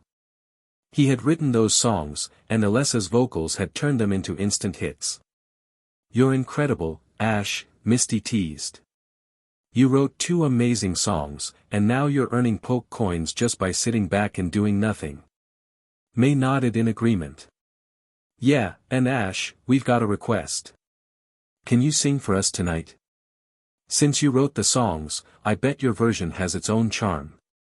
Ash laughed at their enthusiasm. Alright, I'll sing tonight, but only after we reach Pewter City. Deal? Deal. By the time they arrived in Pewter City, it was already nighttime. Almost as soon as they stepped out of the car, Brock's video call came through. Hey, Ash, Misty, May. Where are you now? Lucy and I have been sprucing up Pewter Gym all day, getting everything ready for your visit. Lucy appeared on the screen, smiling warmly as she waved. Ash could see how happy Brock looked. His friend seemed to have found his happiness.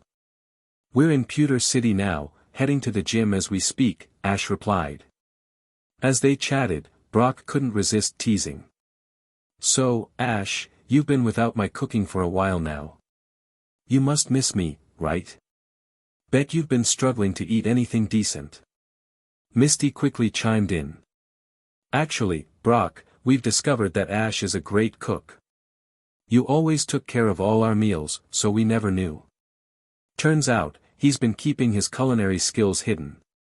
This banter continued until they finally reached Pewter Gym. However, what greeted them was unusual. The gym looked completely different, decorated in an eccentric and almost unrecognizable style. What happened here? Misty asked, wide-eyed. Brock sighed. Don't even get me started. Team Rocket convinced my parents that Pewter Gym had the worst reputation among all league-certified gyms in Kanto. They somehow talked them into redecorating it, and then booked my parents tickets for a South Sea vacation. Now they're off exploring the world while I'm stuck fixing this mess. Team Rocket never learns, huh? May said, shaking her head. Don't worry, Brock. After Ash's battle at the Battle Pyramid, we'll help you restore the gym to its former glory, Misty offered. After dinner, Brock clapped a hand on Ash's shoulder. You'd better get some rest tonight. The Pyramid King, Brandon, is no joke, he's known for being one of the toughest frontier brains. I'll be ready, Ash said confidently. The battle frontier will be mine. Later that evening, while Misty, May, and Lucy were busy watching TV with Brock's younger siblings, Brock pulled Ash aside. With a sly grin, he asked, So, Ash, how are things going? Without me around as the third wheel, have you made any progress with Misty or May? Come on, spill the beans. Who's the lucky one? Ash paused, caught off guard by the question. Who to choose? That was the real question. But why choose at all? Ash chuckled to himself. Oh, Brock, if only you knew. Brock looked puzzled, but before he could ask more, Ash simply smiled and changed the subject. Chapter 105, Brandon, the Battle Pyramid awaits. So, when Brock teased Ash with some light-hearted gossip, Ash responded with a calm smile, turning to pat Brock's shoulder in a meaningful way. Brock, why choose? Brock blinked, quickly catching the hidden meaning behind Ash's words. Don't choose. Take them all. Without saying another word, Brock gave Ash a thumbs up. Well played. Very strong. Later, Brock took Ash to see some of his old Pokémon, including his Steelix. It had evolved from Onix, the same Pokémon Ash had battled during his first gym challenge at the Kanto. Now, Steelix looked even more formidable. As night fell, Brock and Lucy arranged for Ash, Misty, and May to have separate rooms since they weren't sure about the current status of their relationships. Once Brock's siblings were all asleep, the group prepared to rest. Brock and Lucy, being a bit shy about their own relationship status, stayed in separate rooms. As for Ash. "Alright, time for bed. But you two, don't forget what you promised me earlier today." Hearing this, Misty and May turned bright red. And so, the night passed without much sleep. The next morning, Brock and Lucy joined Ash's group as they prepared to head to the Battle Pyramid, which wasn't far from Pewter City. With the city's nearby Rocky Mountain ranges, Brock had already scouted out the pyramid's location. As they approached, they spotted a man training his Pokémon nearby. The man seemed surprised to see such a large group headed in his direction. "Wait. Are all of you here to challenge the Battle Pyramid?" Soon, introductions were made. The man was Reggie, a trainer from the Sinnoh region who had traveled to Kanto to challenge the Battle Pyramid.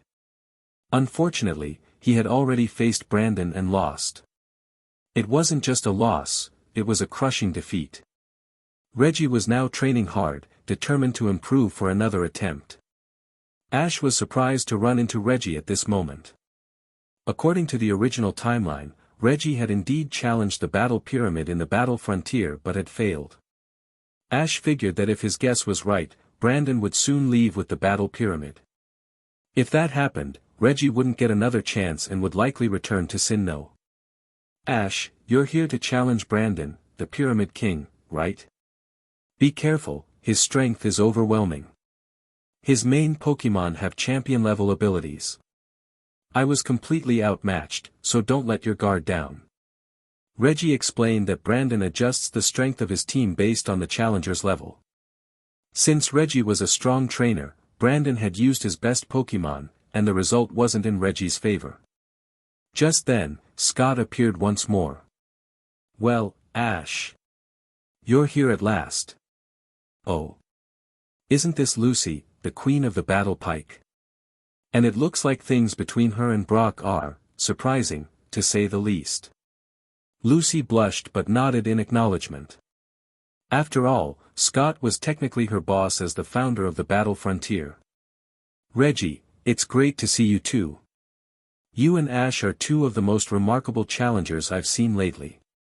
Your loss against Brandon was unfortunate, but now you'll have a chance to watch Ash's match." Reggie nodded, though Scott's tone suggested he had high hopes for Ash. "Ash, it seems you arrived just in time. If you had been any later, Brandon might have already left with the pyramid. I've informed him of your arrival, and he's free to take on your challenge. Follow me, I'll lead the way. I can't wait to see a match even more thrilling than any before." Scott was brimming with excitement, and Ash's confidence matched his enthusiasm. Pika Pika. Pikachu was just as eager. The group headed toward the Battle Pyramid, its structure resembling an ancient monument from afar. Once inside, the interior resembled a massive, ancient ruin. Ash, Misty, May, and Brock were all awestruck by the grandeur of the place. Ding! Congratulations, host. You have successfully arrived at the Battle Pyramid. Signing in. Ding! Sign-in complete. Rewards are being distributed. Ash had officially signed in at the final location of the Battle Frontier. Surely, the rewards this time would be significant. The system quickly delivered the prizes. 1 million Poke Coins. System storage expanded to 20 cubic meters. 3 Master Balls. That was it, just 3 rewards. But the most valuable items were undoubtedly the storage upgrade and the Master Balls. With the Master Balls in hand, Ash could now fulfill a promise to himself. "Latias of Alto Mare, also known as the City of Water, how have you been?" Ash remembered the last time they parted, when Latias had transformed into a girl to kiss him goodbye. To take on Sinnoh's Tobias and his Darkrai, Ash needed to build a special team. The team would require at least pseudo-legendary Pokémon. Tyranitar was already a solid choice. Latias would join the roster as well, alongside Pikachu. That left 3 more slots. Infernape was a must, especially since Sinnoh was its home turf, though right now it was still just a Chimchar whose whereabouts were unknown. Then there was Gible. But first, Ash needed to conquer the battle pyramid and complete the battle frontier. Mr. Scott, once I dominate the battle frontier, I might have something that will interest you greatly. Ash, walking alongside Scott into the pyramid, spoke with confidence. Scott, a wealthy entrepreneur who had founded the battle frontier, immediately perked up. Ash was planning to use this connection to delve into research on Mega Evolution and Dynamax phenomena. Confident as ever, aren't you, Ash? Well, here we are. Ahead lies the final battle frontier brain, Pyramid King Brandon. Scott gestured forward. The room ahead was dark until one by one, ancient stone lamps ignited, casting a flickering light. At the far end of the room stood a broad-shouldered man with thick eyebrows. The Pyramid King, Brandon. Chapter 106, Ash vs. Brandon, the clash begins. You must be Ash. Scott has told me a lot about you, and I've done some research myself. I am Brandon, the Pyramid King of the battle frontier. This is where your ultimate challenge begins, come at me with everything you've got. The tension was palpable as Ash stepped onto the battlefield. It turned out this vast chamber wasn't just an ancient ruin, it was a battle arena. Scott had already informed Brandon of Ash's arrival. Unbelievable. Ash's challenge is so important that even Brandon himself waited for him. Scott really sees Ash as the greatest contender to conquer the battle frontier. Reggie's astonishment was evident. He had spoken with Scott earlier, and from their conversation, he learned that Ash wasn't just an ordinary challenger. Scott believed Ash had the potential to truly dominate the battle frontier, the first to ever do so. The emphasis here wasn't just on winning but on dominating, conquering Brandon while he used his strongest Pokémon. Ash felt his heart race. This was it, the final battle of the battle frontier. Taking a deep breath, Ash stepped forward, coming face to face with Brandon. Between them was the battlefield. Scott volunteered to serve as the referee for this monumental match. Meanwhile, Misty, May, Brock, and Reggie moved to the spectators' area, brimming with excitement and anticipation. I've decided, Mr. Brandon, I want to challenge you at your strongest, with your most powerful Pokémon. Pika Pika. Pikachu's determined gaze mirrored Ash's resolve as they both locked eyes with Brandon. Excellent. I admire your courage. As you wish, we'll have a 3-on-3 elimination battle. The match ends when one side's Pokémon are all unable to fight. Brandon's voice boomed with authority as he revealed his first Pokeball. It was clear he would use his legendary Reggie trio, the ultimate challenge for any trainer. Registeel. Regice. Regirock. Ash, do you accept the terms of this 3-on-3 battle? Scott asked as the referee. Ash nodded without hesitation. No problem. Very well, then. The final challenge of the battle frontier is about to begin. Challenger Ash will face Pyramid King Brandon in a 3-on-3 elimination match. The first side to lose all their Pokémon will be defeated. Only the challenger is allowed to switch Pokémon. The battle begins now. Scott's announcement echoed through the arena as the match officially commenced. This is it, the final battle. Misty exclaimed, her voice tinged with nervous excitement. Trust him. If it's Ash, he'll pull through. May replied, her confidence unwavering. Go, Regice. And I choose you, Charizard. Ash's first Pokémon was none other than Charizard, his trusted powerhouse. Roarar. Charizard roared as it took the field, unleashing a burst of flames. Ash's gaze sharpened as he analyzed the opponent. Pokémon, Regice, Iceberg Pokémon. Type, Ice. Ability, Clear Body. Hidden ability, Ice Body, activated. Level, 75, champion level. Moves, Icy Wind, Charge Beam, Stomp, Ancient Power, Ice Beam, Hammer Arm, Lock On, Zap Cannon, Blizzard, Hail, Freeze Dry. A champion level Pokémon, just as Ash had expected. Turning his cap backward, Ash felt the weight of the challenge before him. But that only fueled his determination. Charizard, take to the skies and use Dragon Dance. Dragon Dance, one of Charizard's newly mastered moves during their intense training sessions. It boosted both attack and speed, a perfect opening strategy. Impressive. But don't think having a type advantage guarantees you victory. Regice, use Hail. Regi, Ice. As Charizard soared higher, boosting its stats with Dragon Dance, Regice summoned a raging hailstorm. The entire arena's weather changed, with icy hail raining down relentlessly. Above the battle pyramid, the roof had retracted, exposing the battlefield to the open sky. The harsh hailstorm now engulfed both Pokémon. Charizard, Flamethrower. Regice, Zap Cannon. The two attacks collided mid-air with a thunderous explosion. Boom! Ash, your Charizard is strong, but it seems my Regice is stronger. Brandon declared as the Zap Cannon overpowered Flamethrower, pushing it back toward Charizard. The difference in level and power was evident. Regice was a formidable opponent, enhanced further by its never-melt ice, just as Charizard held its charcoal. Strength isn't everything. Charizard, fly higher and use Dragon Dance again. Ash's command was swift. He knew Charizard couldn't afford to take a direct hit from Zap Cannon. Don't let it escape. Regice, Ice Beam. Brandon's experience as a trainer shone through. Ice Beam was nearly impossible to dodge in the current conditions. But Charizard moved with precision, its wings creating an unexpected gust as it accelerated, narrowly avoiding the Ice Beam. Perfect, 2 Dragon Dances successfully executed.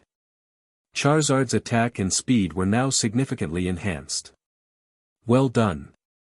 I don't know how you managed to avoid that Ice Beam, but don't forget, Hail is still affecting Charizard. Regice, unleash Blizzard. The entire battlefield was engulfed by a powerful blizzard, leaving no room to hide. This blizzard is incredible. Even from the spectator area, we can feel the cold. Brock exclaimed, shivering as the icy wind reached them. Charge through it, Charizard. Use Flare Blitz. With its boosted stats, Charizard charged straight into the heart of the blizzard, cloaked in flames. The intense fire and determination from Charizard's Flare Blitz began cutting through the storm. Ash's strategy was clear, close the distance and strike Regice head-on. This was only the beginning of the ultimate clash between Ash and Brandon. Chapter 107, Charizard Victorious, Snorlax vs Regirock. Charizard fearlessly charged forward, its entire body ablaze with explosive flames, heading straight for Regice. The fiery aura around the fire/flying type burned brighter with every flap of its wings, its sheer intensity melting the icy shards of hail pelting the battlefield. Despite the raging blizzard emanating from Regice, Charizard's unstoppable momentum turned the freezing storm into nothing more than a misty vapor. Brandon stood calm and composed, his years of experience evident in his demeanor. Regice, use Ice Beam, he commanded with precision. The glacial titan's crystalline body shimmered as it gathered freezing energy. With a sharp cry, it unleashed a concentrated beam of icy power straight toward the advancing Charizard. The attack shot forward like a spear of ice, its speed almost too fast for the eye to follow. Brandon's confidence soared, surely, this attack would land. Ash, however, was unshaken. Push through, he yelled. What? Brandon exclaimed, caught off guard by Ash's bold command. In the stands, Brock leaned forward, analyzing the situation. That's it. Ash's strategy is to mitigate Ice Beam's power using Charizard's flames. The intense heat surrounding Charizard will weaken the cold impact before it can deal significant damage. Charizard roared in defiance, its fiery shield clashing with the Ice Beam. Though the freezing energy slowed its advance and reduced the potency of its flare blitz, Charizard's unrelenting determination kept it moving forward. The battlefield became a warzone of fire and ice, steam hissing and rising into the sky. "Hang in there, Charizard. You've got this." Ash encouraged, his voice ringing with unwavering confidence. With a deafening roar, Charizard's flare blitz finally collided with Regice. The impact was nothing short of catastrophic. Even though the power of the move had been slightly diminished, the two dragon dances Charizard had executed earlier amplified its strength to devastating levels. Regice staggered backward, visibly struggling to remain upright. "You're quite resourceful, Ash," Brandon acknowledged, his respect for the young trainer growing. "Regice, use Lock On." The Ice Titan's eyes glowed as it locked its sights on Charizard. This move would guarantee its next attack would hit, leaving Ash with no room for evasion. Ash seized the opportunity. "Charizard, Steel Wing." Charizard's tail shimmered with a metallic glow as it swung with precision, striking Regice with incredible force. The blow sent Regice reeling, and although it succeeded in locking onto Charizard, the damage from Steel Wing left it visibly shaken. Brandon wasted no time. "Fire the Zap Cannon." A massive sphere of crackling electric energy formed in front of Regice before shooting toward Charizard with unerring accuracy. The battlefield seemed to pause as the electrified attack bore down on the already weary Charizard. Ash's voice cut through the tension. "Charizard, show me the iron will you mastered in the Cherisific Valley. Take the hit and counter with Flamethrower." Charizard roared defiantly as Zap Cannon struck, sparks exploding across its body. It gritted its teeth, enduring the electric onslaught through sheer determination and the bond it shared with Ash. Summoning every ounce of its remaining strength, Charizard unleashed a massive flamethrower. The scorching flames roared across the battlefield, cutting through the icy remnants of blizzard and engulfing Regice in a fiery inferno. The impact was decisive. When the flames subsided, Regice collapsed to the ground, unable to continue the battle. Regice is unable to battle. Charizard wins. Scott, the referee, announced. The crowd erupted in cheers, their excitement filling the arena. Ash's friends in the stands were on their feet, clapping and shouting their support. "Ash's bond with Charizard is incredible," Misty said, her voice tinged with admiration. "They overcame so many obstacles to earn this victory." Brock nodded. "That was a hard-fought win. But Ash isn't done yet. Brandon's remaining Regi are just as powerful." On the battlefield, Ash quickly activated his system's experience sync. He had spent countless hours earning poke coins through battles and challenges, and now he used them to purchase an 8-fold and 5-fold experience boost. As the energy from the victory flowed into Charizard, Ash smiled. Though expensive, the investment was worth every coin to ensure Charizard's growth. Brandon recalled his fallen Regice. "Well done, Regice. Take a rest." Turning back to Ash, he gave a nod of approval. "You've impressed me, Ash. But let's see how you handle this. Regirock, go." The ground trembled as Regirock emerged, its massive form exuding an aura of unyielding power. The Rock Titan's sheer presence made the crowd fall silent in awe. Ash, recognizing Charizard's limits, made a quick decision. "Charizard, return." He held up another Pokeball. "Snorlax, I'm counting on you."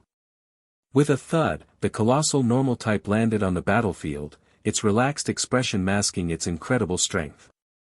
"Snorlax is one of Ash's strongest Pokémon," Brock remarked. "But this is Regirock we're talking about. Ash needs to be very careful." May and Misty nodded nervously, sensing the mounting tension. Even Brandon's composed expression betrayed a hint of approval. "Interesting choice, Ash. You plan to face my Regirock head-on?" "Fine." Regirock, Stone Edge. Sharp stones materialized around Regirock, flying toward Snorlax with incredible speed and force. The attack aimed to overwhelm Snorlax right from the start. Snorlax, dodge and use defense curl. Ash commanded. With surprising agility, Snorlax rolled to the side, evading the sharp rocks. Then, it curled into a defensive position, bracing itself for the clash ahead. The battle between the mighty Snorlax and the unyielding Regirock had begun. Chapter 108, Snorlax crushes the Rock Titan. Let's see just how unique your Snorlax is compared to the others. Even though Snorlax had a reputation for being immensely powerful, its drawbacks were equally famous. It was heavy, sluggish, perpetually lazy, and had an insatiable appetite.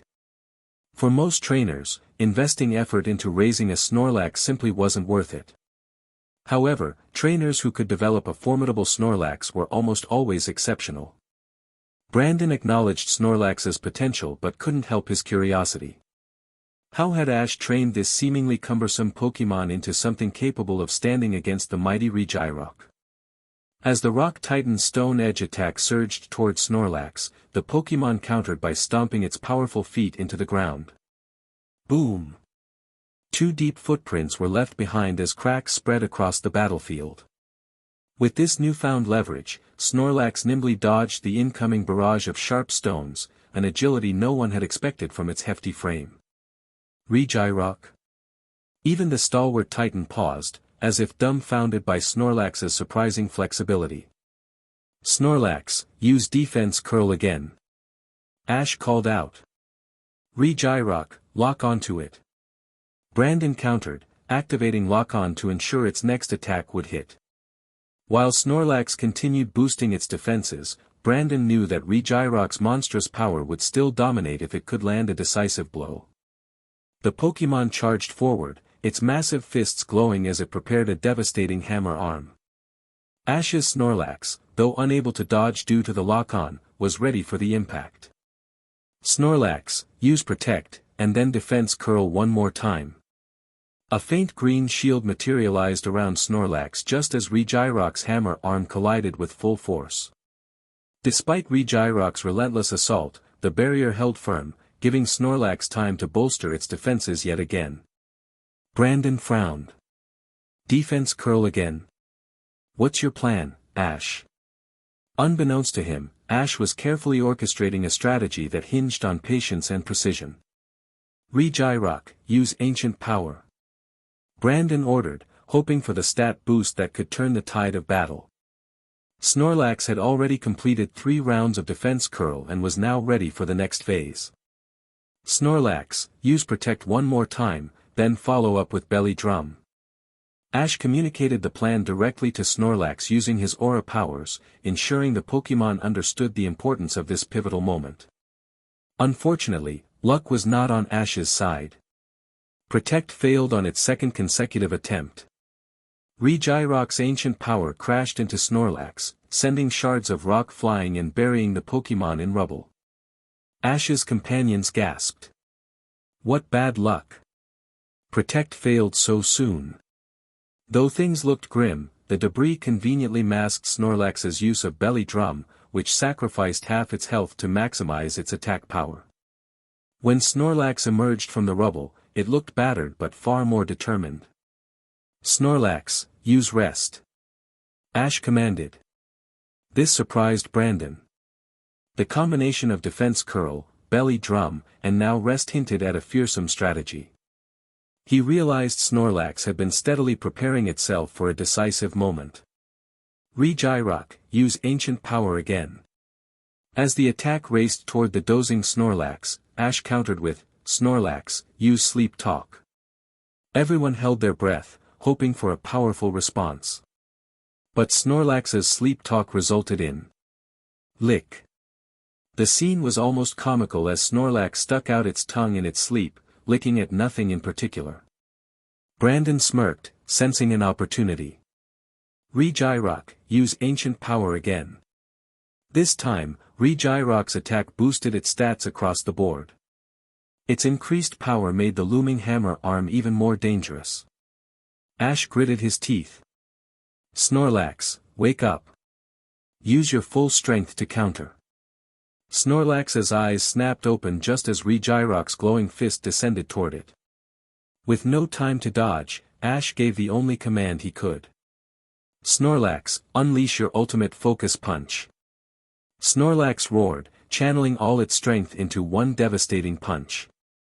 The battlefield shook as the two titans collided, their fists connecting with earth-shattering force.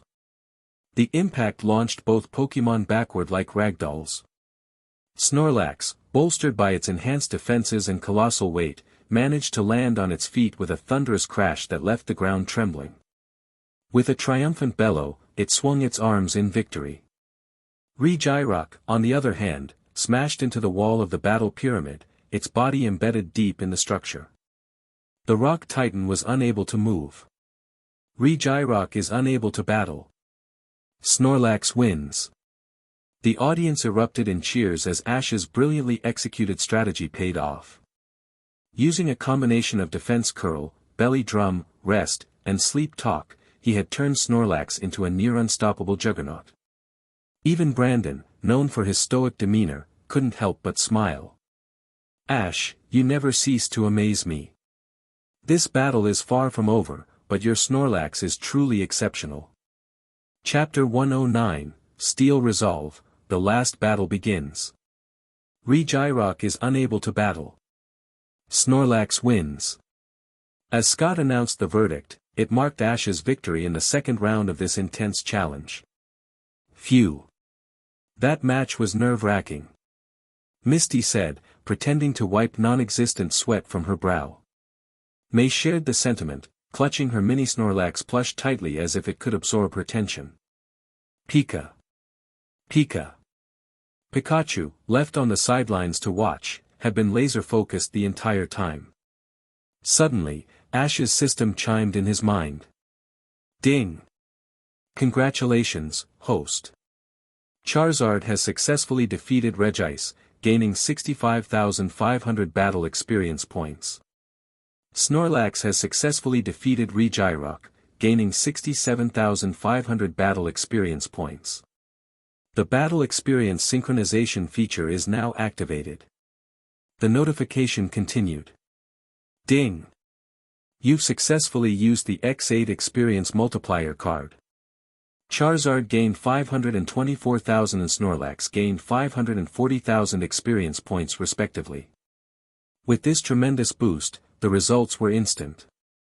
Charizard's level skyrocketed from 72 to 77, advancing deep into the champion tier strength bracket.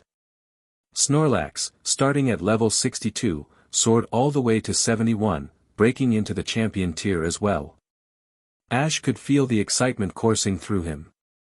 His Pokémon weren't just strong, they were evolving into forces to be reckoned with, capable of taking on even the strongest trainers and Pokémon in the world. As the battlefield settled, Brandon's keen eyes landed on Snorlax.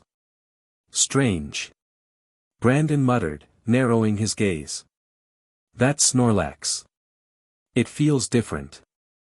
Stronger, somehow. Almost as if it broke through a barrier. Though he shook the thought away, dismissing it as a trick of his imagination, the reality was far from it. Well done, Ash. Your Snorlax truly sets itself apart. But now comes the final challenge. If you can defeat my ace, you'll have conquered the battle frontier. Brandon retrieved a Pokeball from his belt, his voice carrying a mix of pride and anticipation. Go, Registeel. The steel-clad titan emerged with a commanding presence, its metallic body gleaming under the stadium lights. Regis. Ash immediately used his system to analyze its level. 79. A champion-tier Pokémon at its peak. No wonder Registeel had proven nearly invincible in the past. Snorlax, can you keep going? Ash asked with determination. Snore. Snorlax growled, shaking the ground as it stomped forward. Very well, then. Brandon declared. Registeel, use Lock On. Ash wasn't fazed. Snorlax, don't let it scare you. Charge forward with Focus Punch. Snorlax roared and launched itself at Registeel, its massive fist glowing with power. Registeel countered by crossing its arms to block the blow. The impact sent shockwaves across the arena, yet the Steel Titan managed to absorb most of the attack's force. Excellent, Registeel. Hold its arm and use Zap Cannon. Regis. At point-blank range, the electrified blast struck Snorlax squarely. Its bulk softened the blow, but the paralysis began to set in. Snorlax, fight through it. Use close combat. Despite the pain and paralysis, Snorlax powered through, its relentless punches raining down on Registeel. Registeel, Sandstorm. As the battlefield turned into a swirling maelstrom of sand and dust, Ash realized the danger. Wait, Snorlax, stop. But it was too late. Snorlax had already charged up a hyper beam and unleashed it blindly into the storm. The attack missed its mark, and Registeel capitalized on the opening. Now, Registeel, use Hammer Arm. With precision and force, Registeel struck Snorlax's massive frame, sending it flying backward. Even as Snorlax tried to counter with an ice punch, Registeel's overwhelming strength left it unable to continue the fight. Snorlax is unable to battle. Registeel wins. Ash recalled his Snorlax, his voice calm and steady. You've done enough, buddy. Rest up, you've earned it. Though Snorlax had fallen, its efforts were far from futile. Registeel was visibly exhausted, its breathing heavy and movement slower after enduring Snorlax's relentless attacks. Brandon smirked. Your Snorlax is truly exceptional, Ash. But this isn't over yet. What's your next move? Ash's gaze hardened. Let's go, Tyranitar. The ground trembled as the massive rock/dark Pokémon emerged with a roar, ready to take the stage. The final clash was about to begin. Chapter 110, Conquering the Battle Frontier. Ban! With a thunderous roar, Tyranitar made its entrance. The roar seemed to pierce the skies, shaking the very air itself. Known as the Desert Tyrant, Tyranitar brought with it a ferocious sandstorm that engulfed the battlefield, intensifying to the point where it felt like a genuine desert had materialized. Impressive. Tyranitar is truly a formidable Pokémon, Brandon remarked, his eyes gleaming with excitement. Ash, I didn't expect you to have captured such a powerful Pokémon. Its very presence speaks of its high level. The two Pokémon locked eyes, their competitive spirits igniting. The sandstorm roared between them, amplifying the tension. Amazing! Tyranitar's sandstorm has completely overpowered the one created by Registeel, exclaimed Misty, shielding her eyes from the swirling sand. Brandon smiled, a glint of nostalgia flickering in his eyes. It's been a long time since I've felt this alive in battle. Ash, let's give it everything we've got. Gladly. Ash replied, his own determination flaring. Clash of Titans, Tyranitar vs Registeel. Start us off, Tyranitar. Use Earthquake. Registeel, counter with Earthquake. Brandon shouted. Both Pokémon stomped the ground simultaneously, their combined force causing the battlefield to crack and shake violently. The sheer power of their clash created a deep fissure in the center of the arena. Registeel, Stone Edge. Tyranitar, Rock Tomb. Ash's strategy proved faster, as massive boulders erupted from beneath Registeel, trapping it within a rocky prison before it could unleash its Stone Edge. Now, Tyranitar. Use Brick Break. Ash commanded, his voice tinged with the supernatural clarity of his aura abilities. With a single devastating punch, Tyranitar's Brick Break shattered the boulders, sending shockwaves through the battlefield. Registeel barely managed to brace itself, activating Iron Defense just in time to mitigate the damage.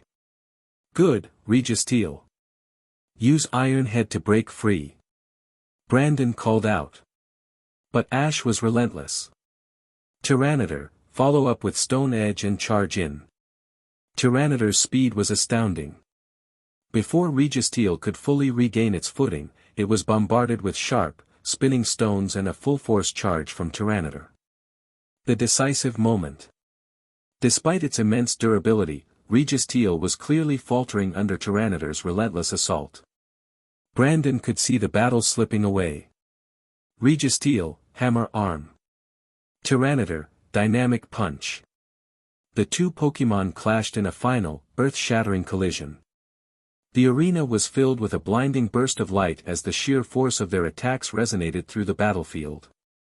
When the dust settled, Registeel collapsed to the ground, its strength finally depleted. Registeel is unable to battle. Tyranitar wins. The victor of this challenge is the challenger, Ash. Brandon's announcement echoed through the arena. Ash exhaled deeply, relief washing over him. "We did it," he whispered, looking at Tyranitar with pride. "Congratulations, Ash," Brandon said as he approached, holding a badge in his hand.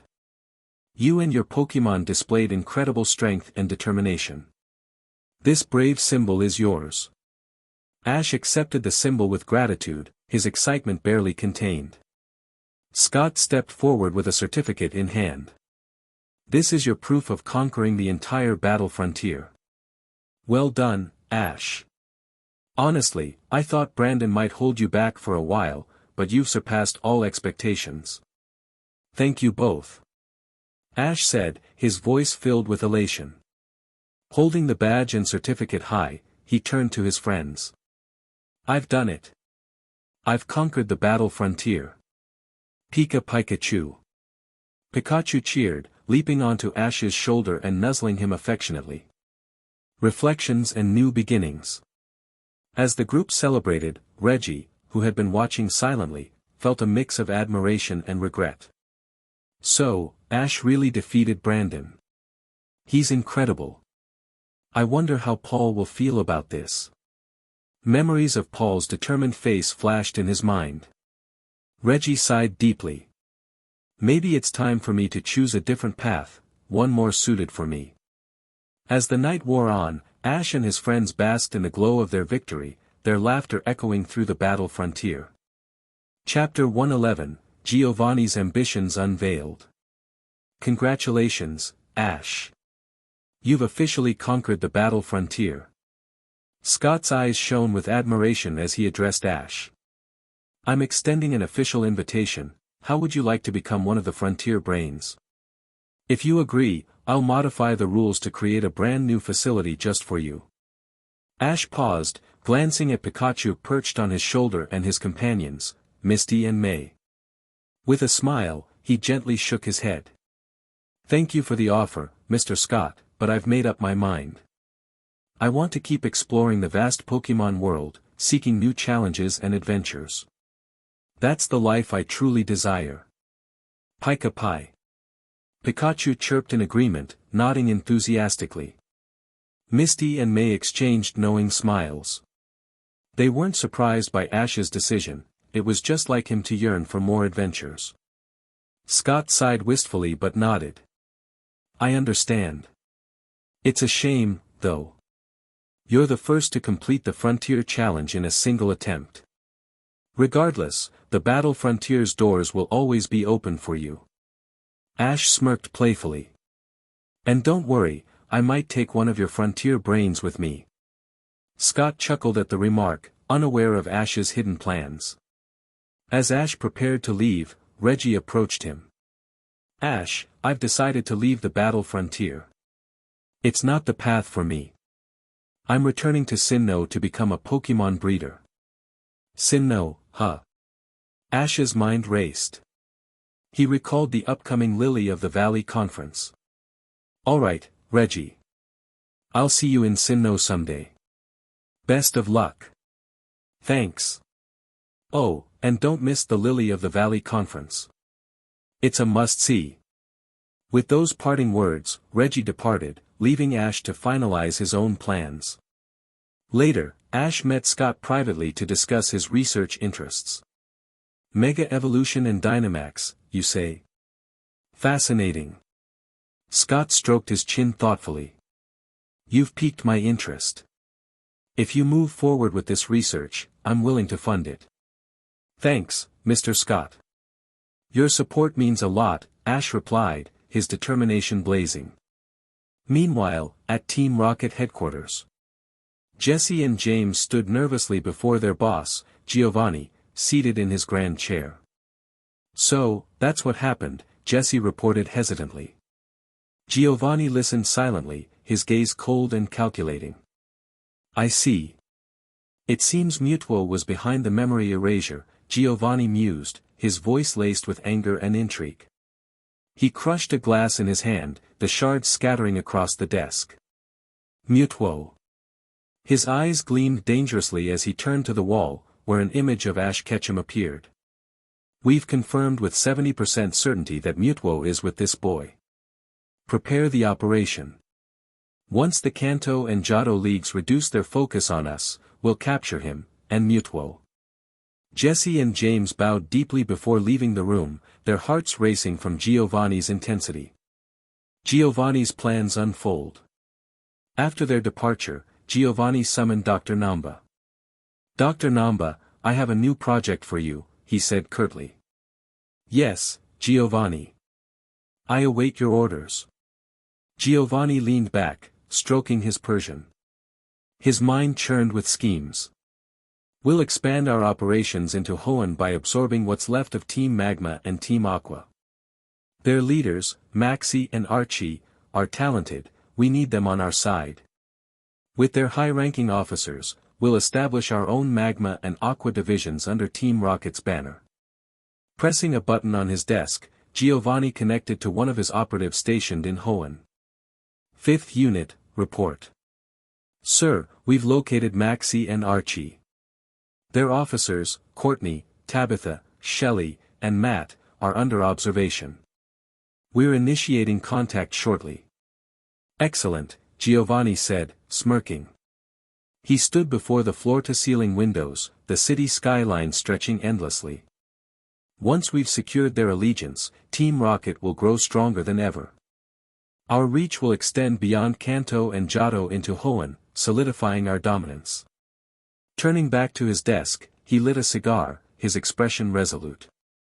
"Mutuo. Ash Ketchum. Soon, both of you will belong to Team Rocket. And when that day comes, the Pokémon League will tremble before me." His laugh echoed ominously as he gazed into the distance, plotting his next move. Chapter 112, Return to the Indigo Plateau. Over the next week, Ash and his friends stayed at Pewter Gym, helping Brock and Lucy restore the gym to its former glory. Brock and Lucy had made several upgrades to the gym, ensuring it remained strong for the future. While Lucy had no plans to leave his duties as a Battle Pike Queen, Brock also had no intention of abandoning Pewter Gym, especially since his father was still in good health and could continue managing the gym for many years. During this time, Ash took advantage of the gym's battle arena to train alongside Misty and May, honing their skills for upcoming challenges. For May, the Indigo Plateau's Grand Pokémon Festival was a monumental event. Her ultimate goal was victory. Ash also made a video call to Annabelle, who was staying on a small island across from Hoenn's southeastern sea. He proudly informed her that he had conquered the battle frontier and also told her about his next plans. After competing at the Indigo Plateau's Pokémon Grand Festival, he would head to Battle Tower to meet her. However, Annabelle revealed that she had already wrapped up her other commitments and was simply waiting for Scott to arrange her successor as the Battle Tower's frontier brain. Since it would take some time for Scott to finalize the handover, Ash wouldn't need to make a special trip to her. Once Annabelle completed her transition, she would head straight to Indigo Plateau. After all, she and May had become good friends, and she wanted to be there to cheer for her at the Grand Festival. One could only imagine Scott's reaction when he found out. Not only had he failed to recruit Ash as a frontier brain, but Ash had also stolen one of his own. Finally, after a full week of effort, Ash and his friends restored Pewter Gym to a state that looked as if it had been completely renovated. With heartfelt goodbyes to Brock and Lucy, Ash, Misty, and May set off toward Indigo Plateau, their next destination. A familiar view, Indigo Plateau. After a week of travel, the group finally arrived near Indigo Plateau. "So this is it," Ash said, standing atop a mountain ridge, gazing down at the legendary battlefield of the Pokémon League. This place brings back memories, doesn't it, Pikachu? Pika. Pikachu cried out excitedly, sharing Ash's nostalgia. Excitedly, Ash sprinted ahead, rushing toward the mountain's peak for a better view. Wait up, Ash. Misty called after him. May giggled, shaking her head. Geez, anyone would think he's the one competing in the grand festival. Misty chuckled.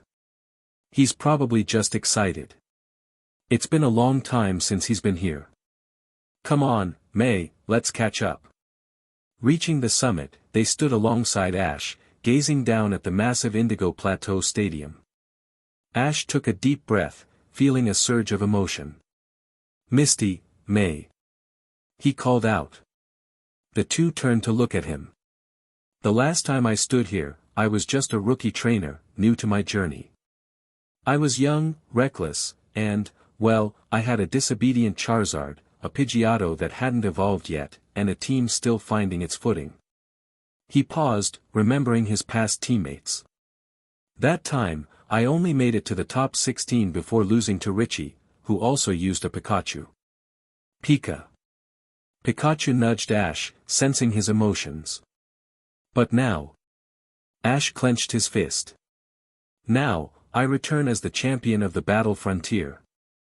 No longer just a rookie, this time, I won't lose again.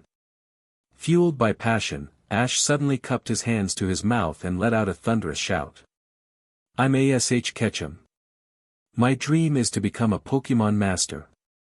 His voice echoed across the valley, carried by the wind. Pikachu, not wanting to be left out, stood proudly on Ash's shoulder and mimicked him. Pika. Pika Pie. Misty and May stared, wide-eyed. Come on, you two try it. Ash grinned. It's a great stress reliever, especially you, May. Shout out your goal, loud and clear. Huh? Us? May hesitated. Misty and May exchanged glances, then nodded in determination. Climbing onto a large rock, Misty took a deep breath and yelled. I'm Misty. The world's most beautiful girl, and I will become a water-type Pokémon Master. Her voice rang out, fading into the mountains. May clenched her fists. She was nervous. The Indigo Plateau Grand Festival was the biggest Pokémon contest in all of Kanto. If she could win, she would be recognized as a top-tier coordinator. But, was she ready? Could she really compete against the best of the best? May closed her eyes, summoning all her courage, then shouted with all her might. I'm May. I swear, in this grand festival, I'll give it everything I've got, no regrets. The words rang out, bold and powerful. As her voice faded, May took a deep breath, then blinked in surprise. Whoa! That actually felt really good. Ash laughed, patting her head. Told you, this was a great way to release stress. Misty smiled. Alright, let's head down. First stop, registering May for the Grand Festival. Right. Preparation for the Grand Festival. Descending from the mountain, they officially arrived at Indigo Plateau's contest hall. May successfully registered for the competition and received detailed information on her rivals. By the time they finished, the sun was setting. After dropping off their Pokémon for a checkup at the Pokémon Center, the group finally sat down for dinner. Ash turned to May, his expression serious. May, just remember one thing, give it everything you've got. Winning isn't the most important part, it's knowing you did your best. May nodded, understanding his words. However, Ash knew that this tournament wouldn't be easy. Among the contestants, was Soledad, a top coordinator already recognized as one of the best. May's road to victory would be a tough one. Chapter 113, The Grand Festival begins. Time was running short, only one day remained before the start of the Kanto Grand Festival. The anticipation was electric. That evening, Ash and his friends received some unexpected guests. Annabelle, Brock, and Lucy had all arrived to support May in her biggest competition yet. Brock and Lucy had rushed over as soon as they settled their responsibilities at Pewter Gym and the Battle Pike. As loyal friends, they wouldn't miss the chance to cheer May on in person. Even Max, May's little brother back in Hoenn, had sent his support through a call, relayed via their mother, Caroline. May was a little disappointed that her parents couldn't be there in person, but she understood. Norman had his gym leader duties to attend to. Annabelle, now free from her duties as the tower tycoon, gave Ash an amused look. "Ash, at this point, I've run out of words, you're just too amazing," she teased, flashing him a knowing smile. Brock, ever the ladies' man, immediately caught the subtle shift in Annabelle's expression. This girl's got it bad for Ash. Ash only smirked and shot Brock a look that said, "You get it." Before they could continue their conversation, a familiar green-haired boy approached their table. May immediately tensed. Drew.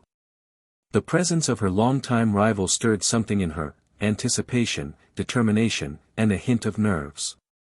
"You actually came, May," Drew said coolly, flicking his signature green locks aside. May clenched her fists, standing her ground. "Of course. And this time, I won't lose to you." Drew smirked. "I wouldn't expect anything less. But don't think it'll be easy to beat me." With that, he turned and left just as swiftly as he had appeared. A dark presence. Just as the group thought they could relax, a single black rose fell onto their table. Ash's reflexes kicked in instantly. He caught the flower, only to discover it was rigged with a cheap prank mechanism, a coiled spring meant to startle them. His sharp gaze immediately scanned the area. He didn't need to guess. "All right, Green Hat, stop hiding," Ash called out, his tone laced with boredom. "Pika." Pikachu narrowed its eyes and followed Ash's gaze. A cloaked figure hesitated, then stepped forward. Harley. Even in disguise, his dramatic, over-the-top presence was impossible to miss. Harley had been hoping to rattle May before the competition, but his plans were falling apart fast. Before he could even open his mouth, Ash stood up, his eyes gleaming with quiet authority. "Listen, Harley. If you show up tomorrow dressed like that, I guarantee you'll regret it." Harley's smug expression wavered. There was something in Ash's voice, an unmistakable confidence backed by overwhelming strength. Ash wasn't just a trainer anymore. He was a champion-level powerhouse. Harley shuddered involuntarily. "Why you? You're such a bully, Ash Ketchum," he muttered before spinning on his heel and storming away. Brock sighed. "Man, that guy never changes." Just then, another unexpected guest arrived. Soledad. Brock blinked in surprise. Soledad, the top-ranked coordinating ace, had arrived. Her presence alone sent a ripple through the group. Ash studied her carefully, she was a true top-tier coordinator. Even with all of May's growth, Ash knew this would be her biggest challenge yet. May, however, didn't shrink back. Instead, a fire lit in her eyes. She knew this tournament wouldn't be easy. But she was ready. The night passed in anticipation. And then the day arrived. The Kanto Grand Festival at Indigo Plateau had begun. The Grand Stadium was packed to capacity, a sea of eager spectators, buzzing with excitement. The lights dimmed. The stage lit up. And in the center stood the ever-enthusiastic Lillian. "Good morning, everyone, both here at Indigo Plateau and those watching from home. I'm Lillian, your host for today." The crowd erupted in cheers. Ash, Misty, Brock, Lucy, and Annabelle all took their seats in the stands, ready to watch May take the stage. Lillian continued. "This year's Grand Festival has a total of 270 contestants. But only 64 will advance past the first round. The first test. A solo performance round. Each coordinator's Pokémon would get just one move to showcase their mastery. The top 64 scorers will move on to the tournament rounds." The camera zoomed in on the dazzling Grand Festival ribbon trophy, its golden glow shimmering under the lights. And now, let's get started. Coordinators and Pokémon, show us your brilliance. The competition had officially begun. Chapter 114, the first round, Performance Review. The first contestant stepped onto the grand stage of the Kanto Pokémon Contest Festival, sending a wave of excitement through the audience.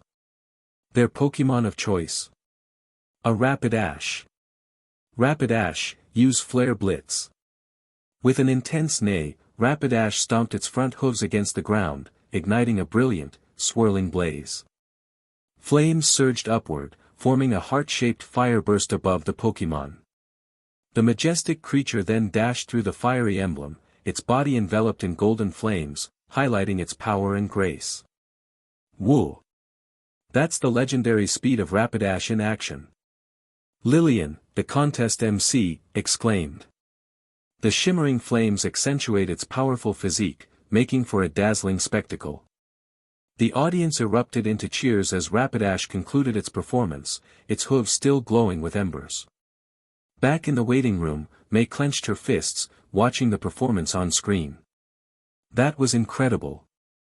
Kicking things off with such a strong performance puts a lot of pressure on the next contestants. Soledad, standing beside her, smiled reassuringly. Just relax, May. Treat this like any other Pokémon contest. May took a deep breath. Thank you, Soledad.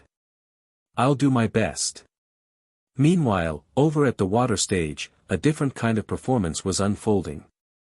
A trainer had chosen Sea King for their act, showcasing dazzling water-based moves. Unlike the main stage, the water arena had a different host, none other than Team Rocket in disguise. James and Meowth played their roles professionally, while Jessie, introducing herself as Jessalina, enthusiastically commented on the performances. Ash, watching from the stands, smirked. Those guys again, huh? Despite their past as troublemakers, Team Rocket had, in many ways, become part of the journey, unintended comedic relief and, occasionally, even helpful allies. But soon, the time arrived for a highly anticipated contestant to take the stage. Our next performer is a promising young coordinator from Hoenn, May. The camera zoomed in on May as she ran onto the stage. Go, Blaziken! With a powerful cry, the fully evolved fire type landed gracefully in the center of the stage. May's Blaziken has evolved. This should be interesting, Drew remarked from the waiting room. He crossed his arms, keenly observing May's performance. The contest was about showcasing a Pokémon's natural beauty and abilities, not just raw strength. And when it came to Blaziken, its defining feature was its powerful legs, the very foundation of its incredible combat prowess. May held up a frisbee. Taking a running start, she hurled it high into the air. The crowd followed its ascent, watching as it reached the very top of the contest hall. Now, Blaziken, jump and show them your power. With a single leap, Blaziken shot into the air, soaring dozens of meters with incredible agility. Use Blaze Kick. Blaziken's leg ignited in roaring flames as it executed a powerful downward kick, striking the frisbee midair. The impact sent Blaziken into a perfect freefall, its body elegantly cutting through the air. The flames surrounding its leg flickered dramatically as it landed in a crouch, sending a small burst of dust into the air. For a brief moment, there was silence, and then thunderous applause. That was fantastic. The power. The precision. What an impact. Amazing work from May and her Blaziken. The judges shared enthusiastic comments, and it was clear May had impressed them. But the competition wasn't over yet. The next contestant took the water stage, and it was none other than Soledad. Come forth, Lapras. Soledad tossed her Pokeball high, allowing her Lapras to descend from the air, landing exactly in the center of the pool. A massive splash erupted, sending water soaring in all directions. The airborne droplets glistened under the contest hall's lights, creating a breathtaking scene. And then, Lapras, use sheer cold. A chilling wave of energy burst from Lapra's body. The airborne water froze instantly, forming crystalline arcs of ice that extended outward from the center of the pool. A mesmerizing, shimmering ice sculpture spread through the air, sending a cool, crisp breeze over the entire stadium. The entire contest hall fell silent in awe. Even the other contestants stood frozen, both literally and figuratively, as they watched the magnificent display unfold. Ash leaned back in his seat, nodding slightly. May has grown a lot, but Soledad is on another level. As an elite coordinator, Soledad's skills weren't just about performing beautiful moves, she combined strategy, timing, and environmental influence into a single, awe-inspiring display. Even in traditional Pokémon battles, she had the strength of a top-tier gym leader. May clenched her fists again, but this time, it wasn't from nerves, it was from determination. She was ready. And this was only the beginning of the contest. Chapter 115, Fate's Design, a Rivalry Reignited. The way that Absolute Zero froze the cascading water, forming crystalline ice alongside Lapra's elegant white and blue colors. It truly brought out Lapra's full charm. This performance was absolutely stunning. Even Jessalina, the Rocket Trio's latest alias, was momentarily left speechless as she marveled at Soledad's breathtaking performance.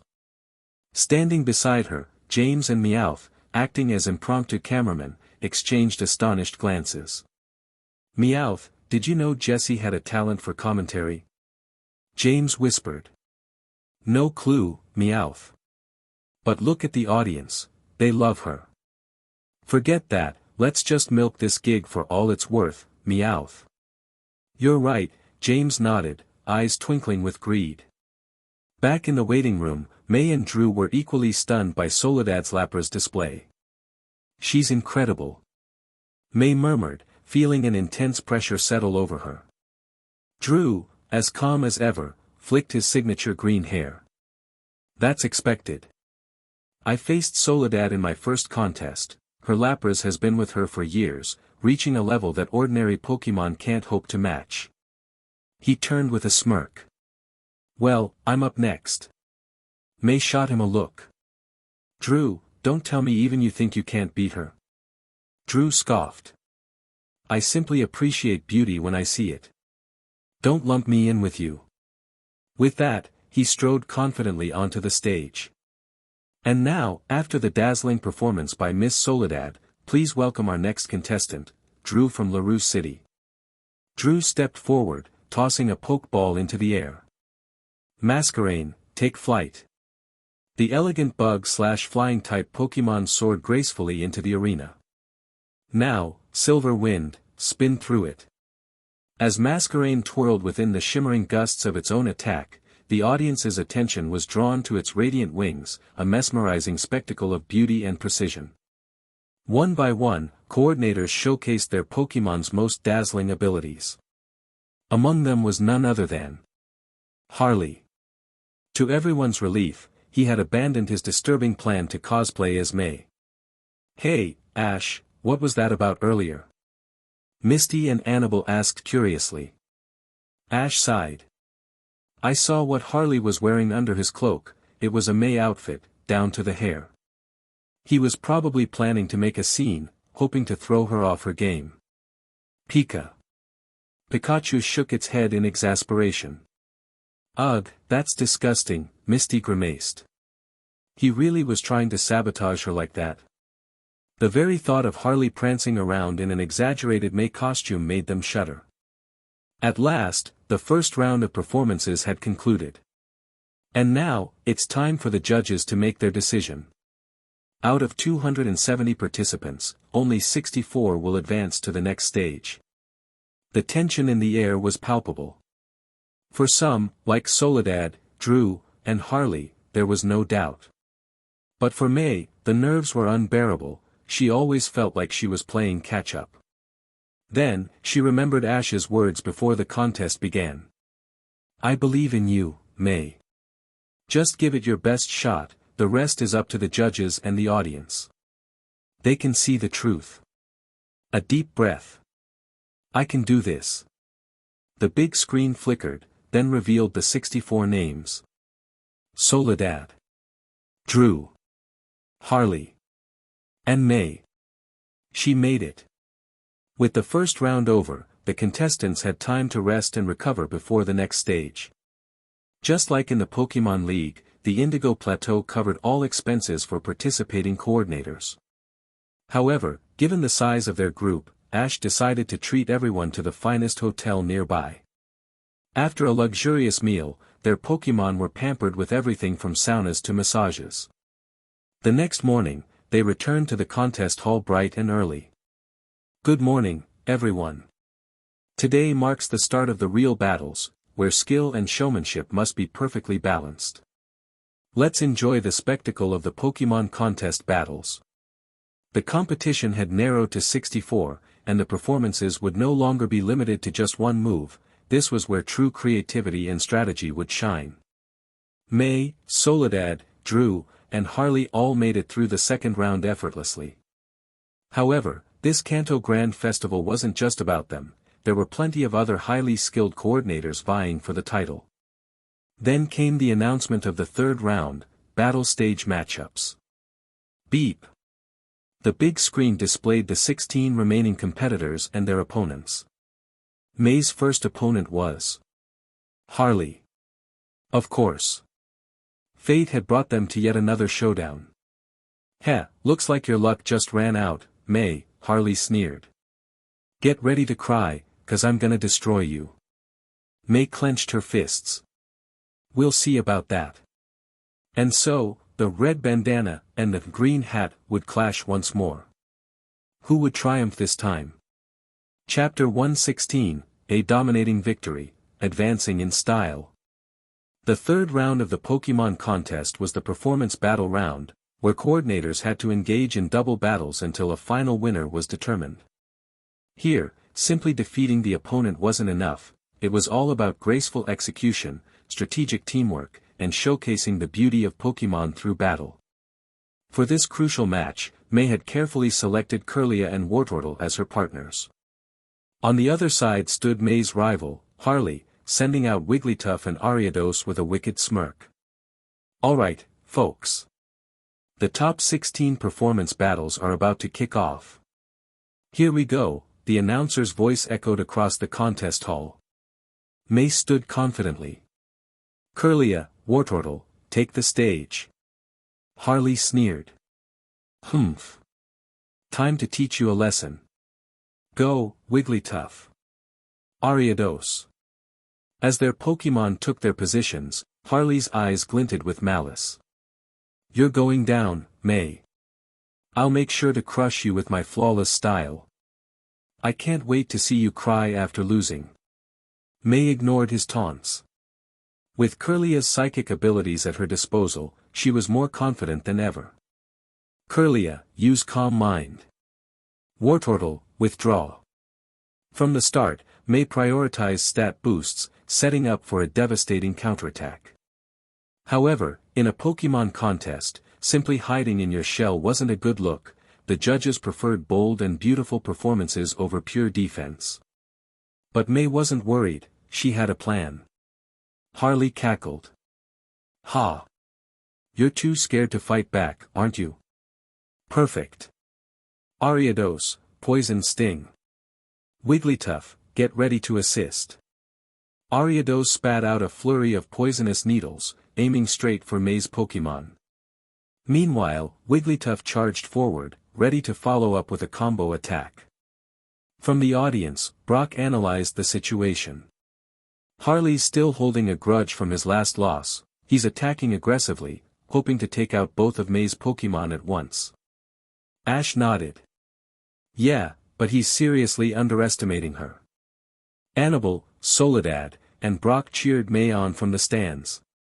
Annabelle, watching the vibrant battle atmosphere, smiled to herself. Traveling with Ash was the best decision I ever made. Meanwhile, May remained calm and collected. Wartortle, withdraw again. Get in front of Kirlia and block the attack. Kirlia, keep using Calm Mind. May wasn't rushing in, she was waiting for the perfect moment. Harley's grin twisted. You think I'm just gonna sit back and let you power up?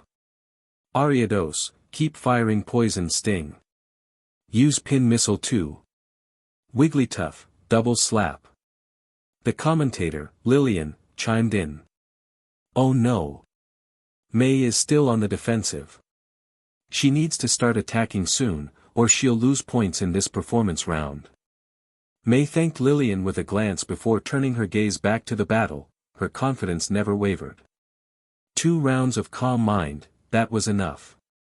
Now, she just needed Harley's Pokémon to get a little closer. Almost there. Now. Wartortle, Aqua Tail on Ariados. Kirlia, Psychic, grab Wigglytuff. Bam! Before Ariados could react, Wartortle's water-coated tail smashed into it, sending it flying.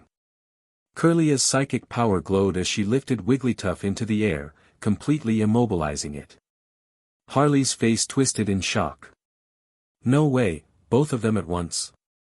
As a coordinator, Harley was skilled at performances, but his battle strategy paled in comparison to May's. May had treated this battle like a real double battle, rather than just a contest match. Her goal. Total domination. Wigglytuff struggled, but Kirlia's enhanced psychic strength was too much to escape. Ariados, having grass typing, resisted water attacks, but Wartortle's powerful Aqua Tail still stopped its attack mid-air. With Ariados helplessly flailing, May went in for the finishing blow. Wartortle, water gun, now. A powerful jet of water blasted both opponents backwards. May's eyes gleamed with determination. Kirlia, slam Wigglytuff into Ariados.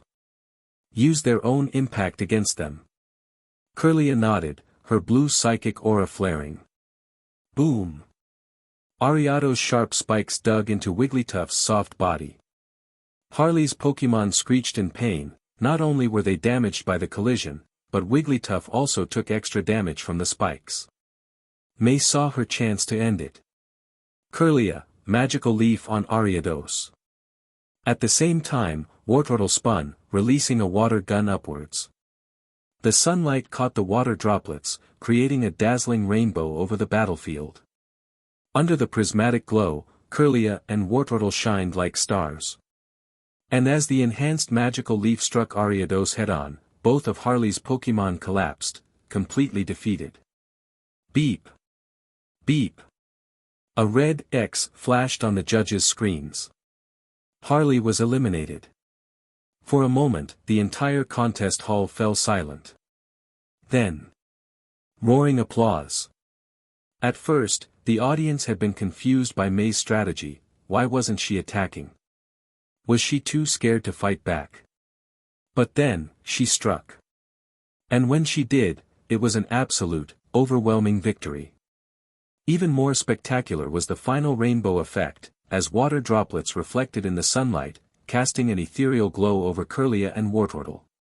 It was flawless. A masterpiece of both strategy and style. Unbelievable. May has completely dominated this match. Lillian announced. Harley stood frozen in shock, completely outclassed. May, meanwhile, smiled with pride. This was just the beginning. Her real battle would be against Drew and Soledad. But for now, she had proven her strength. And she had done it in style. Chapter 117, Ash and Napalm. The battle is over. Since both of Harley's Pokémon are unable to continue, the winner of this contest battle is May. Lillian, momentarily stunned, quickly snapped back to reality and announced the result. Deep inside, she let out a sigh of relief. After all, she had always been particularly impressed with May and her dazzling performances in the Hoenn region. She truly enjoyed watching May's elegant and strategic approach to Pokémon contests. The giant screen shifted its focus to the panel of judges. There was no doubt about it, May and Harley's battle had been captivating from the start. The way May built her strategy, even allowing her score to drop initially, only to turn the tide at the last moment, was nothing short of spectacular. That was a truly brilliant performance battle, Despite being a double battle, May's defensive setup at the beginning wasn't just for show, it set the stage for a grand finish. Even when she lost points early on, she turned everything around in a single, decisive strike. And that final touch, Wartortle's hydro pump creating a rainbow in the sky, was simply breathtaking. In terms of battle tactics, Pokémon strength, and sheer visual appeal, this was a performance worth remembering. Oh my, I love this. Absolutely love it. You can tell that both Kirlia and Wartortle trust May completely. This was an amazing contest match, keep up the great work. The judges' feedback was overwhelmingly positive. Meanwhile, on the battlefield, Harley was frozen in disbelief. I lost again. Again. Dropping to a crouch, he buried his face in his hands, unable to accept reality. Losing to May once was humiliating enough, but twice. And at a prestigious Kanto Grand Festival event. No matter how much he hated it, the fact remained, he had lost. Contest waiting room. Drew and Soledad had been watching the entire battle from the waiting area. May and this Harley guy. They seem to have some kind of rivalry. Soledad asked, a hint of curiosity in her voice. Drew nodded. To be honest, he was starting to feel the pressure.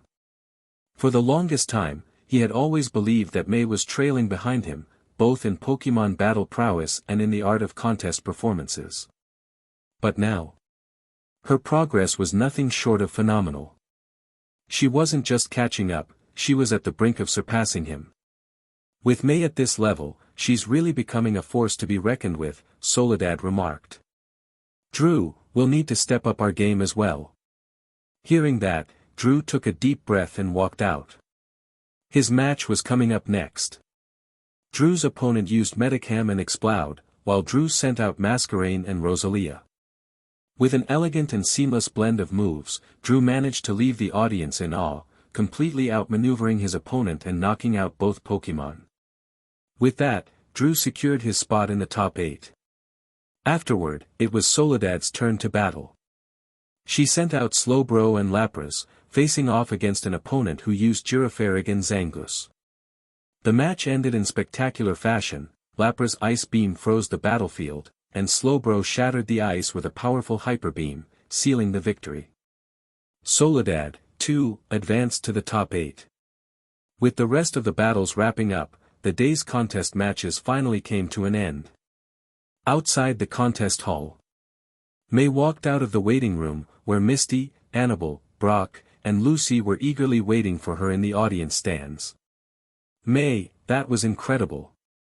You took down Harley like a pro. Yeah.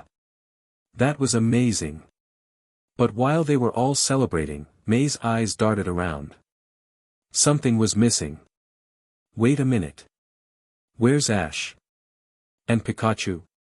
At the mention of Ash and Pikachu, the group suddenly remembered. Brock quickly explained, just as the contest battle started, an Aipom showed up out of nowhere and tried to steal Ash's hat. Ash caught it in time, but since your match had already ended, he and Pikachu went after it. Let's go find them. Hearing this, everyone nodded. However, Annabelle chuckled softly. You don't have to worry too much. That Aipom looked really excited watching the contest battles. I think it actually challenged Ash on its own. That made sense. Annabelle had the rare ability to understand Pokémon's emotions. Still, if a wild Pokémon had voluntarily challenged Ash to a battle, that was definitely something worth seeing. Outside the Indigo Plateau's contest hall. As they stepped outside, a large crowd had gathered near the entrance. People were cheering and watching something exciting unfold. Whoa! That was awesome. Yeah, perfect timing. That Aipom is pretty good. In the middle of the crowd, Ash and Pikachu were facing off against the Aipom. If you want to battle, then I won't hold back. Pikachu, let's do this. Pika. The wild Aipom was only at level 25, which was actually impressive for a wild Pokémon. Come to think of it, in the original timeline, this Aipom eventually followed Dawn because it loved Pokémon contests. Maybe this one would still do the same. Or maybe Dawn would meet a different Aipom altogether. That was something to think about later. For now, Ash quickly checked its potential. This Aipom had red tier talent, meaning it was strong enough to be on par with the main Pokémon of gym leaders. Pikachu, quick attack. Pika. With a flash of lightning speed, Pikachu rushed forward and struck Aipom before it could react. Wah! Aipom was sent flying but quickly retaliated, swinging its hand-like tail to launch a swift attack. Ash didn't order Pikachu to dodge, the level gap was simply too big. Pikachu took the swift attack with barely any damage. Alright, Pikachu, Thunderbolt. But tone it down a bit. Pai. Ka. Even though Pikachu held back, the difference in power was overwhelming. With a single jolt, Aipom collapsed, unable to battle. Ash wasted no time. He took out a Pokeball and tossed it. The ball barely wobbled before it clicked shut. Capture complete. Nice. I caught an Aipom. Pika Pikachu. The crowd erupted into cheers. As May and the others arrived, they smiled at the scene. Author's note. P.S. Rewatching the Pokémon Ranger and the Temple of the Sea movie. If you've forgotten the plot, feel free to rewatch it too. Chapter 118, The Power of Viridian. May vs. Drew. Before May and the others could say a word, a figure pushed through the excited crowd and rushed up to Ash, looking at him with concern. That Aipom from earlier seemed injured. I can heal it for you. That way, you won't have to wait in line at the Pokémon Center. Hearing this, Ash, May, and the rest turned toward the voice in surprise. Nurse Joy. No. She looked much younger, probably not even 18 yet. Ash nodded. He had originally planned to take Aipom to the Pokémon Center for a checkup, but if this young Nurse Joy could help, that would save time.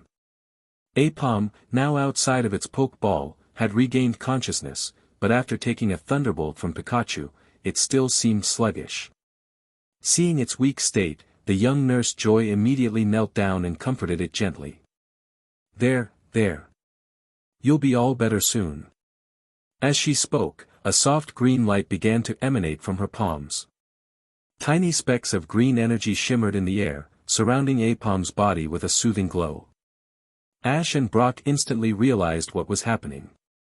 They exchanged glances, then coughed to signal Misty, May, Lucy, and Annabelle to surround them, blocking the view of the curious onlookers. The power of Viridian.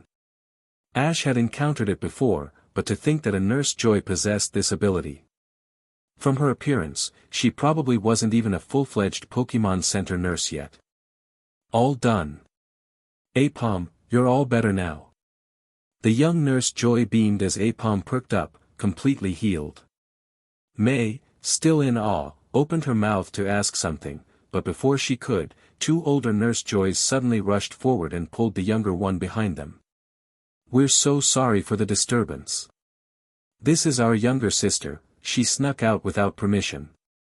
With the massive festival taking place at Indigo Plateau, many Nurse Joys from all over Kanto had gathered to assist.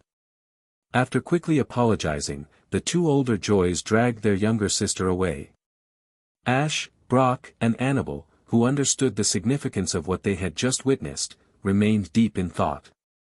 Meanwhile, as the younger Nurse Joy was being led away, she pouted in frustration. Big sis. I'm not a child anymore. I want to travel and help Pokémon, meet new friends. Why won't you let me? The older Joys sighed. Gina, your ability is far too rare and special. If word got out, it could be dangerous. We brought you here to train, not to wander off. When you're ready to stand on your own, we'll support you. But for now, you need to be careful. Gina looked down, clearly disappointed but unwilling to give up. Guess I'll just have to convince Mom then. Back at their luxurious hotel, Ash explained everything to the group. I never expected this. Aside from aura, Ash's overcome ability, and Annabelle's ability to understand Pokemon's emotions, the power of Viridian is just as incredible, Misty marveled. She had been to Viridian Forest before but never knew of its legendary power. A healing ability like that. It was truly special. But thinking about all the strange powers Ash had already encountered, they weren't too shocked. Alright, it's getting late. We should all get some rest, Ash suggested. Brock and Lucy left first, leaving Misty, May, and Annabelle behind. Annabelle, now without her usual tight outfit, looked even more stunning. Ash had to admit, it was a bit of a distraction. Well, Ash, we'll be heading to our rooms too, Annabelle said, blushing slightly. But before she could leave, she noticed that Misty and May hadn't moved. Huh? You two aren't coming? Misty and May exchanged nervous glances, both blushing. Annabelle, you go ahead. We need to, discuss battle strategies with Ash, May said awkwardly. Yeah. Just some tactical discussion. Misty added. Annabelle tilted her head in confusion. Battle strategy? Wait. Her face suddenly turned crimson as she realized the double meaning in Ash's words. Oh. Ash just smirked.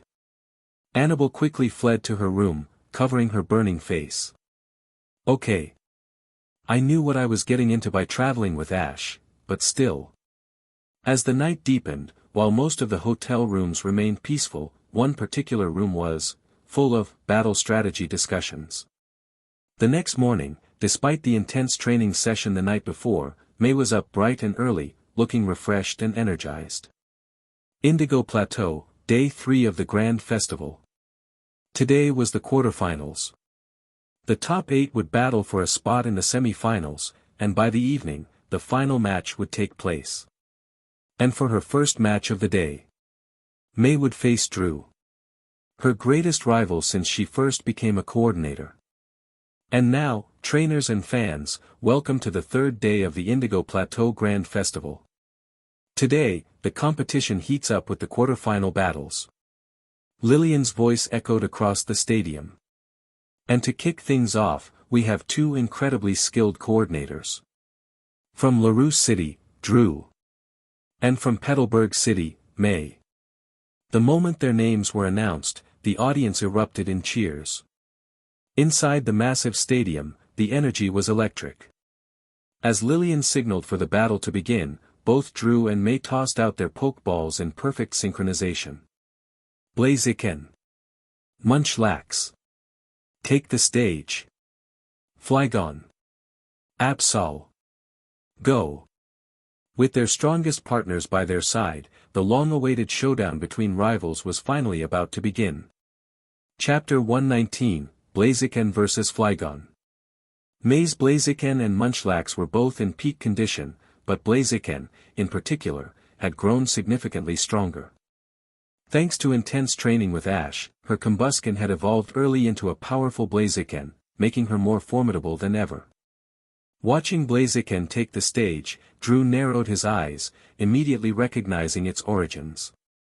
So, your Combusken has fully evolved. Interesting. I suppose I should take this seriously. May smirked confidently. That's right. And you'd better be ready, Drew. Blaziken, use bulk up. Munchlax, use stockpile. She knew that against Drew, she had only a small window at the beginning of the battle to boost her Pokemon's abilities. If she missed this chance, he wouldn't give her another. Oh. May has her Pokemon powering up right away. The energetic announcer, Lillian, hyped up the crowd.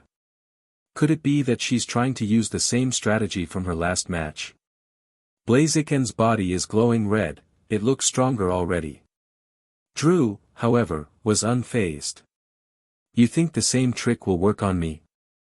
Absol, use air cutter. Flygon, whip up a sandstorm. Absol's scythe-like horn glowed before launching crescent-shaped blades of wind. At the same time, Flygon flapped its wings furiously, summoning a swirling sandstorm.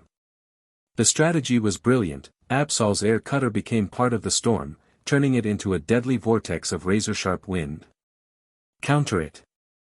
Munchlax, use solar beam. Blaziken, fire spin. Blaziken launched a spiraling inferno of flames, and thanks to the bright sun overhead, Munchlax's solar beam charged instantly, following the fire attack in quick succession. The two attacks collided with Drew's combined offensive, creating a massive explosion. Smoke blanketed the battlefield, shrouding everything from view.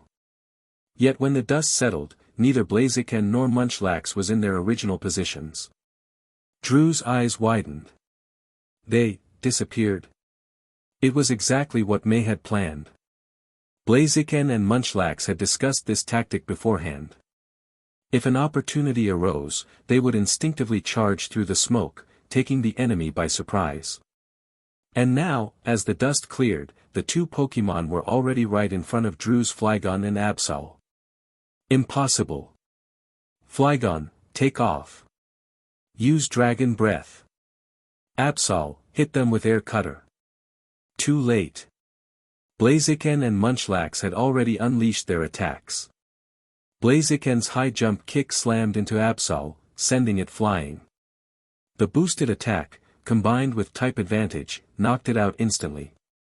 However, Absol had still managed to launch Air Cutter at the last second, striking Munchlax and sending it hurtling backward, straight into Flygon's Dragon Breath.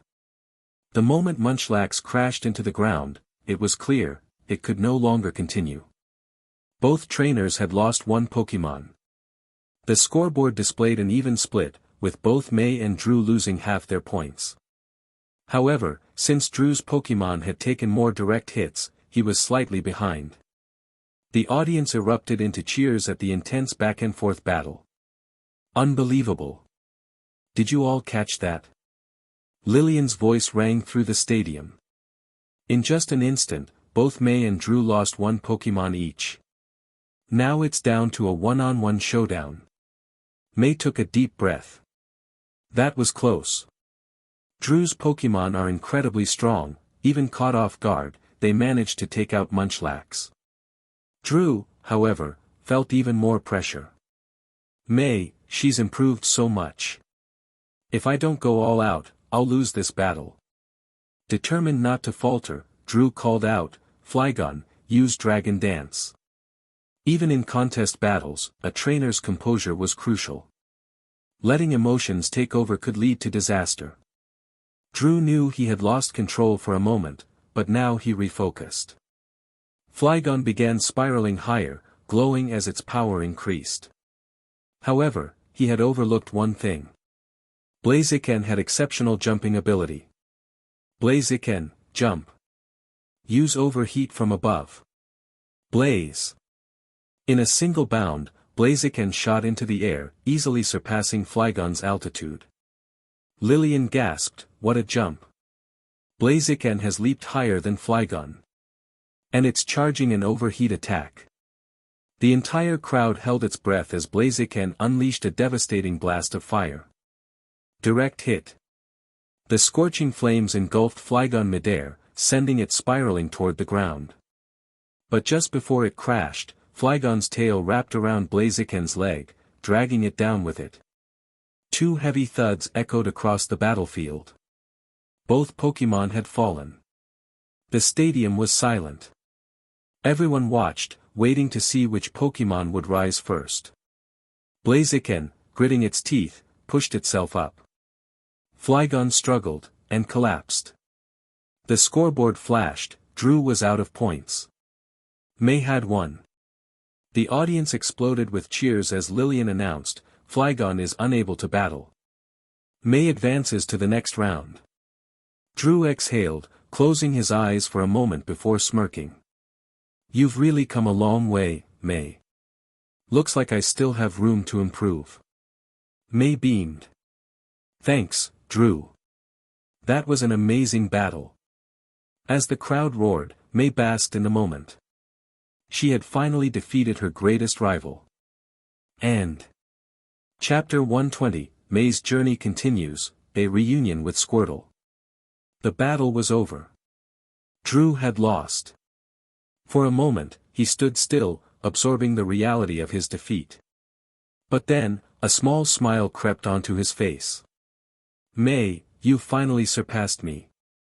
On the other side of the battlefield, May stood in stunned silence, struggling to process her victory. She had just defeated her lifelong rival. The overwhelming joy she felt was akin to the moment Ash had triumphed over Gary in the Johto League's Silver Conference. Blaziken.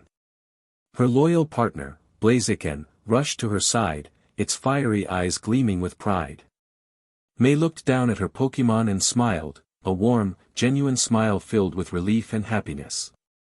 All the hard work, all the training, all the struggles, it had all paid off. She had done it. She had made it into the top 8 of the Grand Festival. The excitement in the crowd continued to build as more battles unfolded, showcasing the skills of the remaining coordinators. Back in the waiting room, May and Drew exchanged glances. Drew gave her a small nod of acknowledgement, a silent congratulations. Their attention soon turned to the large screen broadcasting the next match. It was Soledad's battle. And from the very first move, it became clear, she was in a league of her own. She dominated her opponent effortlessly, maintaining absolute control over the battlefield. Watching Soledad's calm and elegant performance, both May and Drew fell silent. She was on another level. As the tournament progressed, 8 contestants successfully advanced to the quarterfinals. By midday, the competition paused for a 2-hour intermission, giving everyone time to rest and recharge before the afternoon matches. Then, at exactly 2 p.m., the battles resumed. May and Soledad both secured victories, making it to the top 4 without facing each other. But fate was inevitable. In the semi-finals, May finally came face-to-face with Soledad. She gave it everything she had, fighting with all her strength, creativity, and strategy. But Soledad had years of experience and a level of elegance in battle that May had yet to reach. Her mastery of contests, her Pokémon synergy, and her dazzling performances were simply too much. Despite her best efforts, May lost. The moment the battle ended, Misty and Annabelle rushed to her side, offering words of comfort. But before May could react, she suddenly felt strong arms wrap around her. It was Ash. Holding her gently, he wiped away the tears that had begun to form at the corners of her eyes. "You lost this time," he said softly. "But don't be discouraged. You've improved so much. Soledad has been competing for over 5 years, while you've only been on this journey for 1. The fact that you've come this far, at this speed, is amazing." Hearing those words, May's heart felt warm. She looked at everyone surrounding her, their faces filled with support and admiration. She had given it her all. She had no regrets. And just like Ash had always done, she would stand up and keep moving forward. That evening, the Grand Festival finals took place. As expected, Soledad emerged victorious, claiming the title of champion. With the competition over, Brock and Ivy bid farewell to the group, as Brock's parents had returned home and he needed to head back. Now, it was just Ash, Misty, May, and Annabelle. 4 people. 4 different emotions. That night, none of them could sleep. A new journey begins. The next morning, the group gathered at the entrance of Indigo Plateau. Misty was the first to speak. Ash. Her voice was filled with hesitation. She didn't want to leave. But at the same time, she had no choice. Her 3 sisters had left her with way too many responsibilities back at Cerulean Gym. Ash understood immediately. "Misty," he said, smiling softly, "over the past few months, you've told me that I've changed a lot. But you've changed too. You're kinder, more understanding, and you've even taken steps to overcome your fear of bug-type Pokémon. Your training as a water-type specialist has improved so much. Right now, you're already amazing." As he spoke, he playfully ruffled her hair. Misty pouted but didn't argue. She had changed. Once, she used to get endlessly frustrated with Ash's reckless behavior. But now, she admired the way he had grown. A journey to Alto Mare. To celebrate Ash's victory at the battle frontier, and to make Misty's farewell happier, the group decided to take a trip to Alto Mare, the fabled city of water. It was an opportunity for Ash to meet Latias again, and for everyone to enjoy the legendary water chariot race. But before that, Ash had made special arrangements. 2 days earlier, he had contacted Officer Jenny, asking if she could bring his Squirtle to him. Unfortunately, Jenny had taken the entire Squirtle squad on a mission outside the region. However, she had promised to send Squirtle ahead to the Pokémon Center in Alto Mare. That meant Squirtle would be waiting for them when they arrived. Excited, the group set off. 1 week later, arrival in Alto Mare. After a week of traveling, Ash and his friends finally arrived in Alto Mare. They wasted no time heading straight to the Pokémon Center. Officer Jenny had already delivered Squirtle to Nurse Joy. Wow! Ash's Squirtle, huh? Misty grinned, pulling out a Pokeball. Good thing I asked my gym to send my Corsola over. May's eyes sparkled with excitement. I can't wait to see it. My Wartortle and I have been wanting to meet Ash's Squirtle for so long. She quickly released her Wartortle from its Pokeball. Wartortle. Just as they were about to enter the Pokémon Center, a familiar voice called out. Squirtle, Squirtle. A moment later, a tiny blue turtle wearing stylish sunglasses appeared, striking a dramatic pose. Ash's Squirtle had arrived. Chapter 121, Exploring the Water Capital. Squirtle, Squirtle. A familiar voice called out from behind Ash. Ash and Pikachu turned around in surprise. There, standing proudly on the Pokémon Center's counter, was Squirtle, wearing its signature cool sunglasses, looking as stylish as ever. The moment their eyes met, Squirtle leaped into the air, pulling off its sunglasses in the process. Ah! Squirtle! Pikachu! Ash opened his arms wide, catching Squirtle in a warm embrace. Pikachu, perched on Ash's shoulder, cheered happily. The two Pokémon had been through so much together, it was a heartwarming reunion. Wow! So this is Ash's Squirtle. It looks so cool. And it's even bigger than my Wartortle was when it was still a Squirtle. May remarked, holding her own Wartortle. Wartortle, Wartortle. Misty smiled as she watched the reunion. Of course. Squirtle used to be such a troublemaker, but now it's the leader of the Squirtle squad and a full-fledged firefighter. It's helped so many people in Pokémon. She then turned to Annabelle and nudged her. Looks like they have a lot to catch up on. Annabelle nodded, watching with admiration. They're sharing everything that's happened since they last met. Squirtle is telling Pikachu that it's been training hard while on duty and that battling fires is just another way of getting stronger.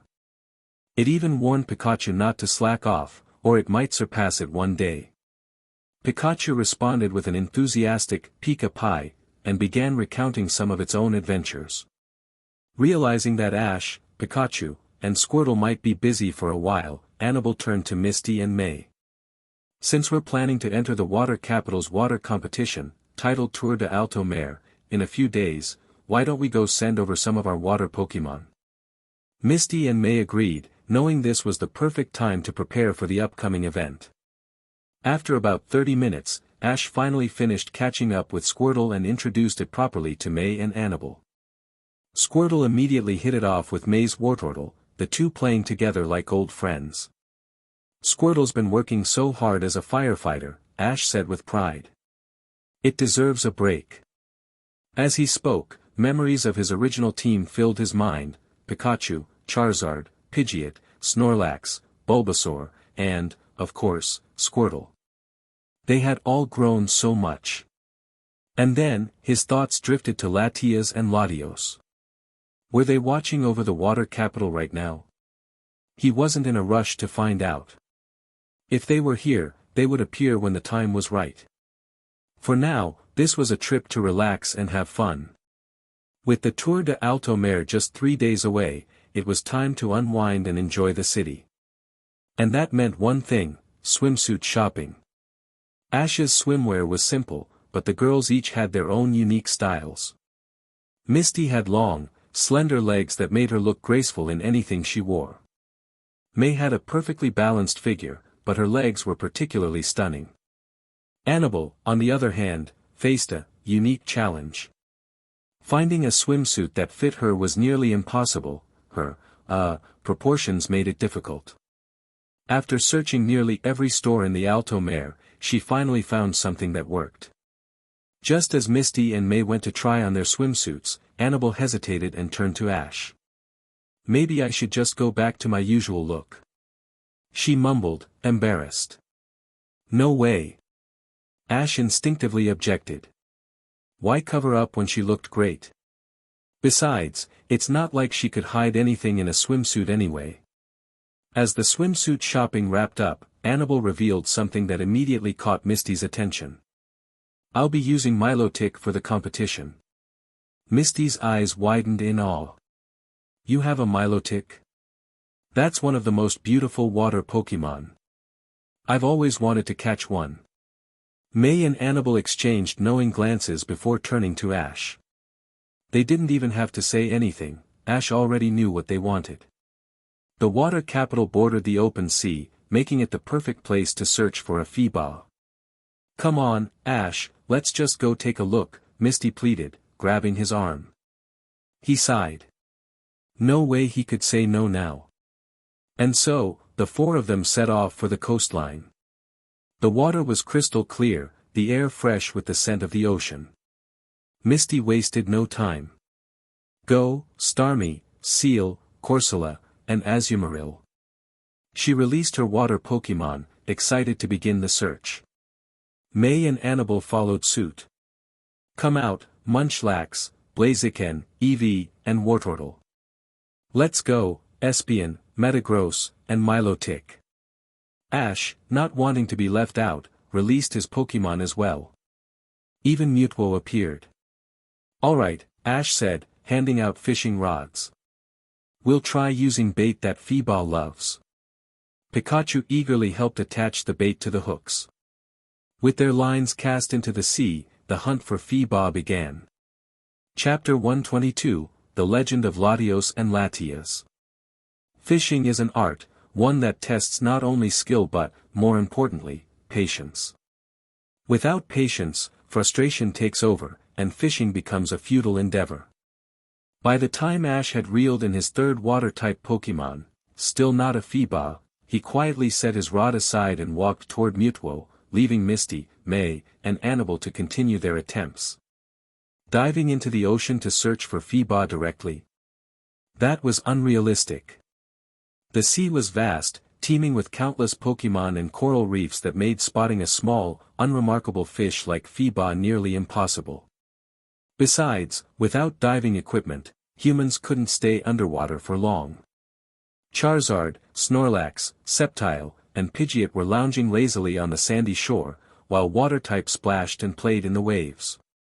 Ash approached Mutwo, who stood on a rocky outcrop gazing at the endless horizon. "Mutwo, how do you think this place compares to Pure Waters?" Pure Waters was the secluded sanctuary where Mutwo once lived with its cloned Pokémon, a place blessed with mystical springs that possessed extraordinary healing properties. "There is no comparison." Mutwo's voice was calm, yet there was an underlying longing. "I wonder how they are doing now," it mused, thinking about the cloned Pokémon it had once protected. Back then, Team Rocket had tried to use those very Pokémon against Mutwo, forcing it into submission. But after breaking free, Mutwo had scattered them across Kanto and Johto, ensuring their safety. Ash placed a hand on Mutwo's shoulder. "Don't worry. They may have been created differently, but they're real Pokémon now, just like you." "Pika." Pikachu added, nodding in agreement. "I am not worried," Mutwo replied, its gaze unwavering. "I simply want to return to Pure Waters and see it again." Ash understood.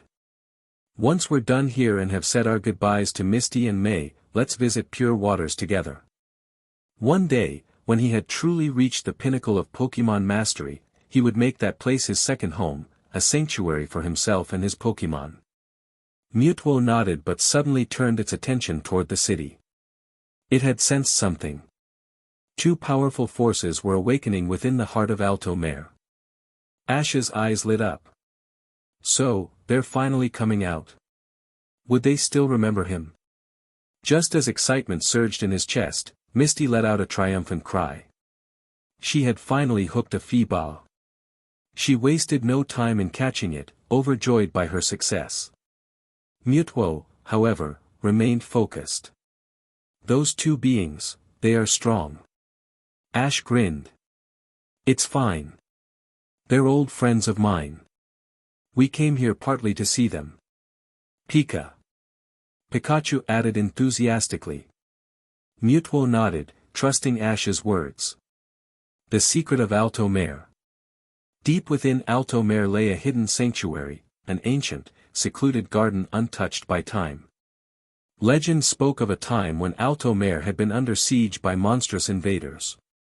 These creatures ravaged the city, leaving destruction in their wake. It was then that two powerful Pokémon appeared. Latios and Latias. They were not just any Latios and Latias, but the ancestors of their entire species. They led their kin into battle, fighting alongside humans to repel the monstrous threat. But humanity did not stand idly by. Combining their wisdom and ingenuity, they crafted a powerful artifact, the very first Soul Dew.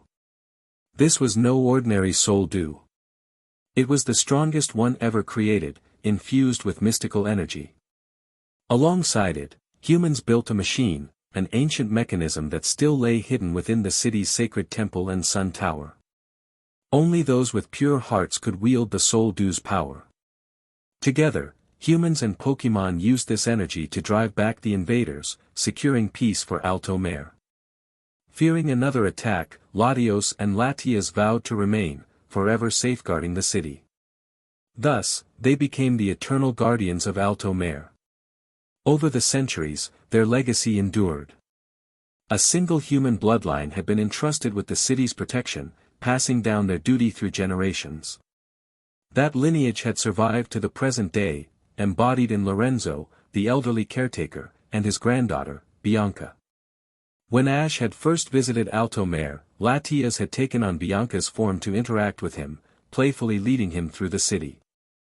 And just before he left, she had given him an unforgettable parting gift, a kiss. In the secret garden, Latios and Latias stirred from their peaceful slumber. They had sensed a familiar presence approaching. It had been a long time since they had ventured into the city. Occasionally, they would emerge unseen, invisibly watching over the people of Alto Mare. But today, something felt different. Today, they would reveal themselves. Mutwo felt it. Ash felt it. Pikachu, Ash said with a grin. We're about to see Latios and Latias again. Pika. Pikachu chirped, excitement sparking in its eyes. Ash turned to Mutwo. They're psychic types, just like you. Come on, let's go meet them. And while we're at it, let's check out that secret garden. Trust me, it's just as breathtaking as pure waters. Mutwo, intrigued, nodded. Hey! Ash called out to the others. Misty, May, Annabelle, are you all ready? We're heading into the city to meet some friends. Pika. Pikachu added, hopping onto Ash's shoulder. The timing couldn't have been better. Misty had just successfully caught her Feebaa and was now staring at its Pokeball with excitement. Yes. I finally caught a Feebaa. I wonder how long it'll take to evolve into a Milotic. I can't wait. She held the Pokeball close, beaming. Annabelle smirked knowingly. I bet Ash is taking us to see them. Misty glanced at her before realization struck. Them. May and Annabelle exchanged curious glances. Misty hadn't told them about the secrets of Alto Mare, but if Ash was bringing them along, it must mean he trusted them. May and Annabelle had no idea what to expect. But one thing was certain. The moment they laid eyes on Latios and Latias, their reactions would be priceless. And Misty couldn't wait to see them. Chapter 123, A Reunion in the Water Capital, Latia's Longing. Misty, it looks like you've successfully caught Feebas. But if you want it to evolve, you're still missing something important. The ocean surrounding the water capital is seamlessly connected to the city's waterways, making it easy to leave and just as easy to return. I know, I need a prism scale, Misty replied confidently. Feebas can only evolve into the elegant Milotic when exposed to a prism scale. Actually, Misty, you don't need to worry about that, Annabelle interjected with a smile. Back when I was evolving my own Feebas, I collected 3 prism scales. I used one for myself, gave another to a friend, and I still have one left. Looks like it's finally going to be useful. Ash was just about to exchange for a prism scale from his system store, but now that Annabelle had one, it was even better. After all, traveling with 3 girls, Misty, May, and Annabelle, he had to be considerate of their feelings. Misty was stunned for a moment when Annabelle pulled out the shimmering prism scale. This is too valuable. She hesitated. Take it, Misty, Ash encouraged. This is Annabelle's way of showing kindness. We're all like family now, so don't be shy, Annabelle said with a slight blush. Misty finally accepted the prism scale but didn't plan to use it immediately. Instead, she wanted to train Feebas first, ensuring it had a solid foundation before evolving. A Pokémon shouldn't evolve too hastily. Strength, battle skills, and experience were just as important. Meanwhile, somewhere in the water capital, 2 invisible Pokémon roamed freely through the city. One had a streamlined blue and white body, resembling a cross between a jet and a bird, with triangular red markings on its chest. With a flick of its wings, it could soar at astonishing speeds. This was Latios, one of the guardians of the water capital. The other, a red and white counterpart, looked nearly identical to Latios but had a gentler and more playful demeanor. This was Latias, his younger sister. The legendary sibling duo had left their secret garden, curious about the upcoming water race festival, I.E., Tour de Alto Mare. Each year, the water capital burst into life with festivities during this event, and although they usually remained hidden in their sanctuary, they loved sneaking out to observe the excitement. Floating invisibly atop 2 stone pillars, Latias scanned the crowd eagerly. But no matter how hard she searched, she couldn't find the familiar face she longed to see. Disappointed, she turned to her brother. Brother, do you think Ash will come to see us this time? Latios hesitated before responding, I don't know, but he promised he would visit. If he's not here for this festival, he'll surely come next time. But Latias wasn't convinced. She lowered her head, letting out a soft whimper. I miss him. Latios sighed, knowing his little sister's feelings ran deeper than she admitted. In truth, he had told her the same thing last year, that Ash might visit soon. But he never came.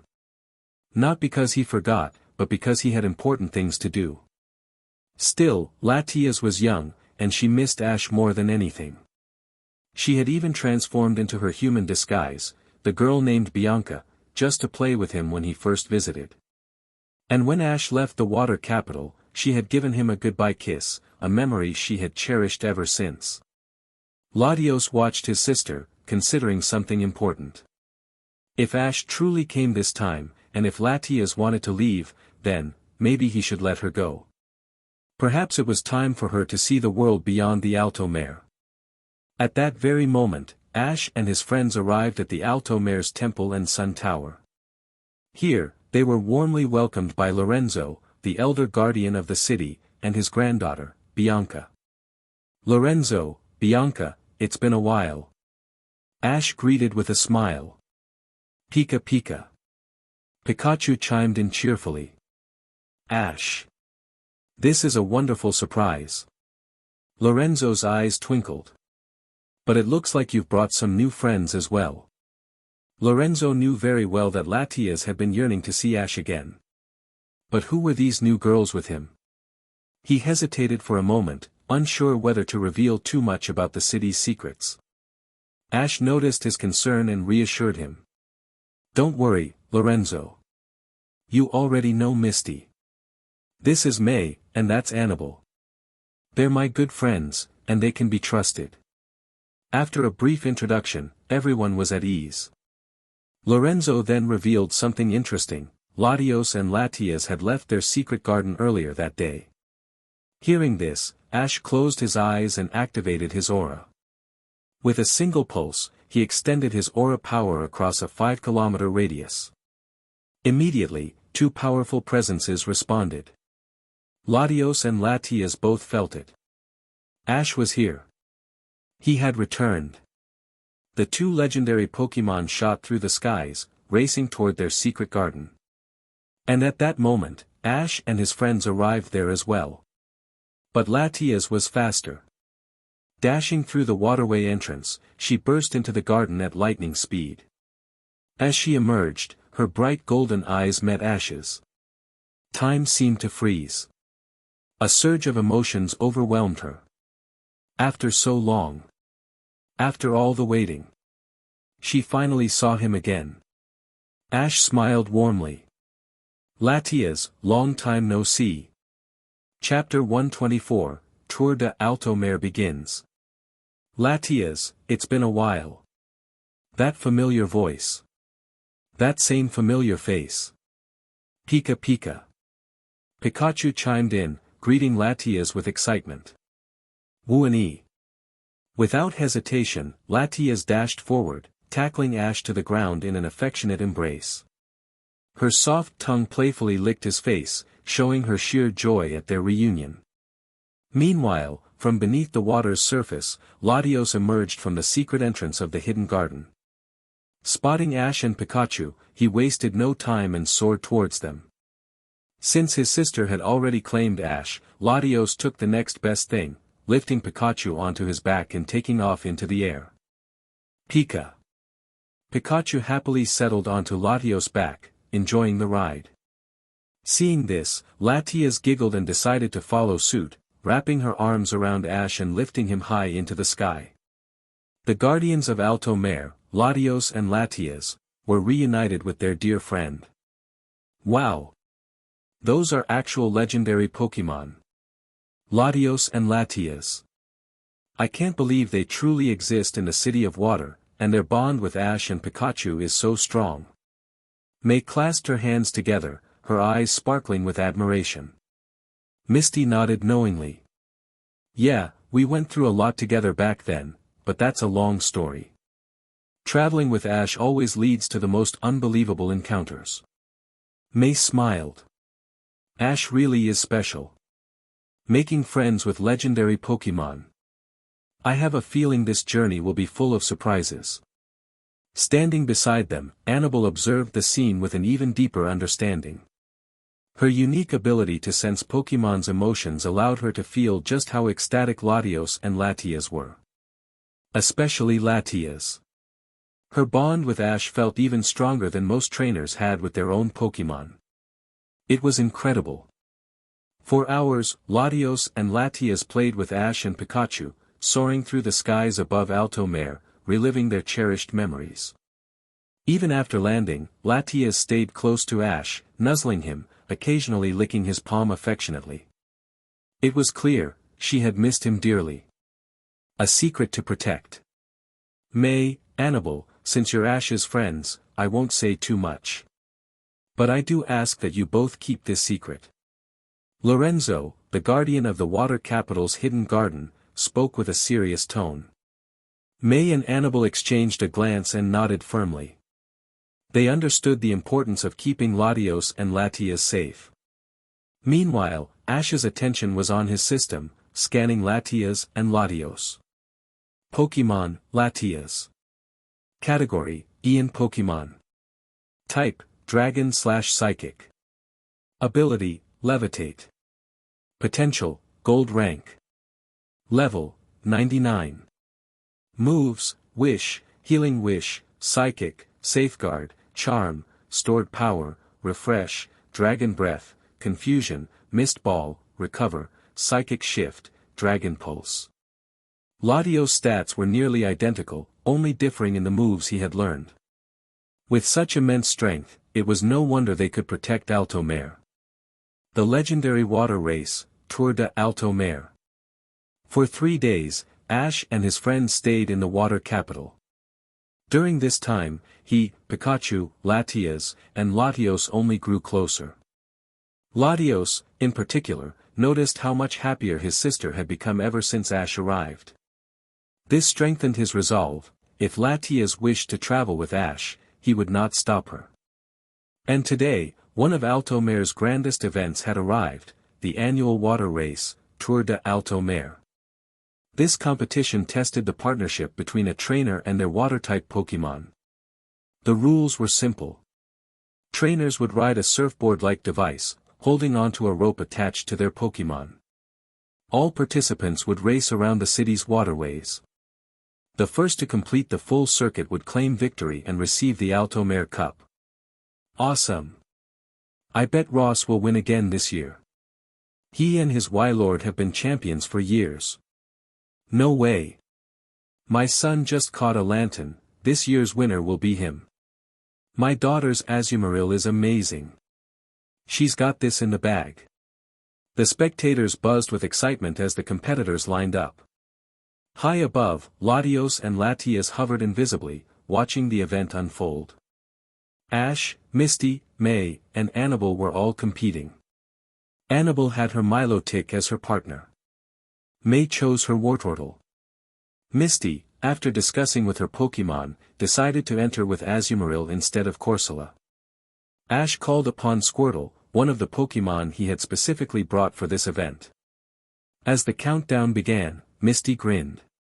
Ash, how about a friendly bet? Let's see which of us wins. The loser has to grant the winner one request. May and Annabelle immediately joined in. I'm in. Me too. Ash smirked. Sounds good to me. Get ready to lose. As the countdown hit 0, the race began. With a splash, the competitors launched forward, each riding the waves, aiming for victory. Author's note. As you all might remember from the movie, Latios sacrificed himself to become the new Soul Dew, protecting Alto Mare forever. However, in this story, I've decided to change that ending. From the very beginning of this novel, I wanted to rewrite Ash's journey in a way that removes past regrets. Whether it's the Pokémon he released or the relationships he left unresolved, I aim to give Ash the story he truly deserves.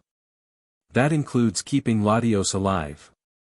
For those who've seen the movie, you might recall that there were actually other Latios and Latias in Alto Mare. So, keeping Latios around isn't as far-fetched as it seems. Alright, that's it for this update. Chapter 125, Parting Ways for a Greater Reunion. Go, Totodile. You got this. Don't lose, Marshtomp. Lombra, you're the best. The moment the water race began, the crowd on the shore erupted into cheers, passionately rooting for their favorite competitors. The event's host, armed with a microphone, enthusiastically narrated the action of this grand water capital competition, Tour de Alto Mare. Let's go, Azumarill. Don't lose to Ash's Squirtle. Azuma. With Misty aspiring to become a water-type Pokémon Master, all of her Pokémon had impressive swimming abilities. To her left was May, riding on her Wartortle, slightly trailing behind Misty's Azumarill. On Misty's right was Ash, his Squirtle propelling him forward with remarkable agility. Despite its small size, Squirtle's high level more than compensated for the difference in physique. Keep going, Squirtle. Squirtle, Squirtle. Pika Pika. Pikachu cheered from Ash's shoulder as Squirtle surged ahead. Next to Ash was Annabelle, partnered with her elegant Milotic. Thanks to its streamlined body and high level, Milotic held the lead alongside the previous water race champion, Ross and his powerful Whalemare. Latias, Latios, let's cheer them on. Floating invisibly above the race, Latias and Latios watched eagerly. After 3 days of bonding, they had grown fond of May and Annabelle, but Latias, in particular, was laser-focused on Ash. Noticing that Ash was slightly behind, Latias anxiously floated in circles. "Brother, let's help Ash. Nobody can see us anyway. I did it last time too." Latias excitedly recalled Ash's previous race. "You mean the time you got him disqualified by leading him the wrong way?" Latios chided, making Latias shrink back sheepishly. The race neared its final stretch. The cityscape blurred as the racers sped past, approaching the most challenging sections, sharp turns where many would be eliminated. "If you fall off, you're as good as out," the host exclaimed. "This is where the real test begins." The lead group had dwindled to 4, Misty's Azumarill, Ross's Whalemare, Annabelle's Milotic, and Ash's Squirtle. The broadcast camera tracked the intense showdown, showing the competition on a massive screen for the audience. Among them, Annabelle's Milotic started to widen the gap, edging out the others. May had fallen into the 4th tier of racers, while Misty and Ash remained neck and neck with Rossi. Pikachu continued cheering, but Annabelle made a calculated decision. She knew that Misty and May would soon be parting ways with Ash, while she would continue traveling with him. Wanting to give them a meaningful farewell gift, she mentally communicated with Milotic to ease up slightly. As a result, Misty and Azumarill surged ahead, clinching first place. Annabelle and Milotic followed in second, Ash and Squirtle in third, with Ross and Whalemare in fourth. May finished in fifth. Misty was elated to win another Altomare Cup champion medal, a momentous achievement. Back at the secret garden, Latias and Latios lay peacefully on the grass, sensing the emotional weight of the day. Misty retrieved both of her Altomare medals, one from this year and one from a past competition. With a determined look, she had Sceptile use Leaf Blade to slice the medal in half, evenly splitting it. Holding Annabelle and May's hands, Misty gave each of them a half. "This way, we all share a part of today's victory," she said with a bittersweet smile. "Annabelle, May and I won't be by Ash's side anymore, so take care of him for us." Though Misty said it playfully, her voice carried deep emotion. May felt the same. Latias and Latios, sensing the mood, quietly lay in the grass, refraining from their usual playful antics. Misty had already booked her ticket for a ferry back to Cerulean City. She didn't want Ash to see her off, fearing that if he did, she wouldn't have the strength to leave. She looked at everyone, her friends, their Pokémon, even Latias and Latios, and smiled. May and Annabelle smiled too. And so did Ash. "Misty," Ash said, stepping forward and embracing her, "today's farewell is just a step toward an even better reunion. Let's keep in touch through our Pokémon watches, and next time I visit, I hope to see an even stronger you." Misty nodded, holding back her emotions. "I'll overcome my fear of bug Pokémon," she thought to herself. "I'll train even harder. The next time we meet, I'll show you a different me." The next morning, Misty left quietly without waking anyone. If she had said goodbye in person, she wasn't sure she would have been able to go through with it. She had fallen in love with Ash. But life must go on. Meanwhile, Ash was also preparing to leave Altomare. Just as he was debating how to ask if Latias wanted to travel with him, Lorenzo and Bianca approached, except, there were 2 Biancas. One of them was an Latias in disguise. "Ash," Lorenzo said with a solemn expression. "I have a request. Could you take Latias with you, and show her the world beyond Altomare?" Author's note. Writing this chapter was emotionally complex. If there's someone you care about, don't hesitate, speak up. Sometimes, the only thing standing between you and happiness is waiting for someone to make the first move. Chapter 126, The Marina Group's Water Shows. "Ash, I have a request. Could you take Latias with you and let her see the outside world?" Mr. Lorenzo smiled as he looked at Ash. Latias instantly dropped her disguise of Bianca and reverted to her true form, excitedly rubbing her face against Ash's cheek. She even stuck out her little tongue and licked him, making Ash chuckle at the ticklish sensation. Actually, even if you hadn't asked, I was going to bring it up. If Latias truly wants to travel with me, then nothing would make me happier. Pikachu. Pikachu nodded in agreement. Nearby, Latios hovered beside his little sister, speaking to her in their secret language. Ash could tell that Latios was giving her some last-minute advice, reminding her not to be too playful and to listen to Ash. Then, Ash, I'll leave Latias in your care. And don't forget to keep in touch with us. Bianca smiled warmly as she bid farewell. Ash originally considered using a Master Ball to capture Latias, but since the system only rewarded him with 3 of those, he decided to conserve them. Instead, he spent 100,000 Poke Coins from the system to exchange for a Ultra Ball, a special Poke Ball designed to handle stronger Pokémon. With 0 resistance, Latias willingly entered the Poke Ball, officially becoming a part of Ash's team. Alright. Latias, you're with us now. Pika Pika. Pikachu cheered and jumped up in excitement. Ash promised to return to Alto Mare every now and then, allowing Latias to reunite with her brother while also enjoying time with their friends in the beautiful water capital. Lorenzo personally arranged for a ship to take Ash, Annabelle, and May to a large island near the Hoenn region. Along the way, Latias, now disguised as Bianca, stayed close to Ash, rarely returning to her Poke Ball, just like Pikachu. As for Squirtle, Ash had already checked with Officer Jenny about the Squirtle squad. The other Squirtless had grown strong and independent, so it was fine for Ash's Squirtle to stay with him for now.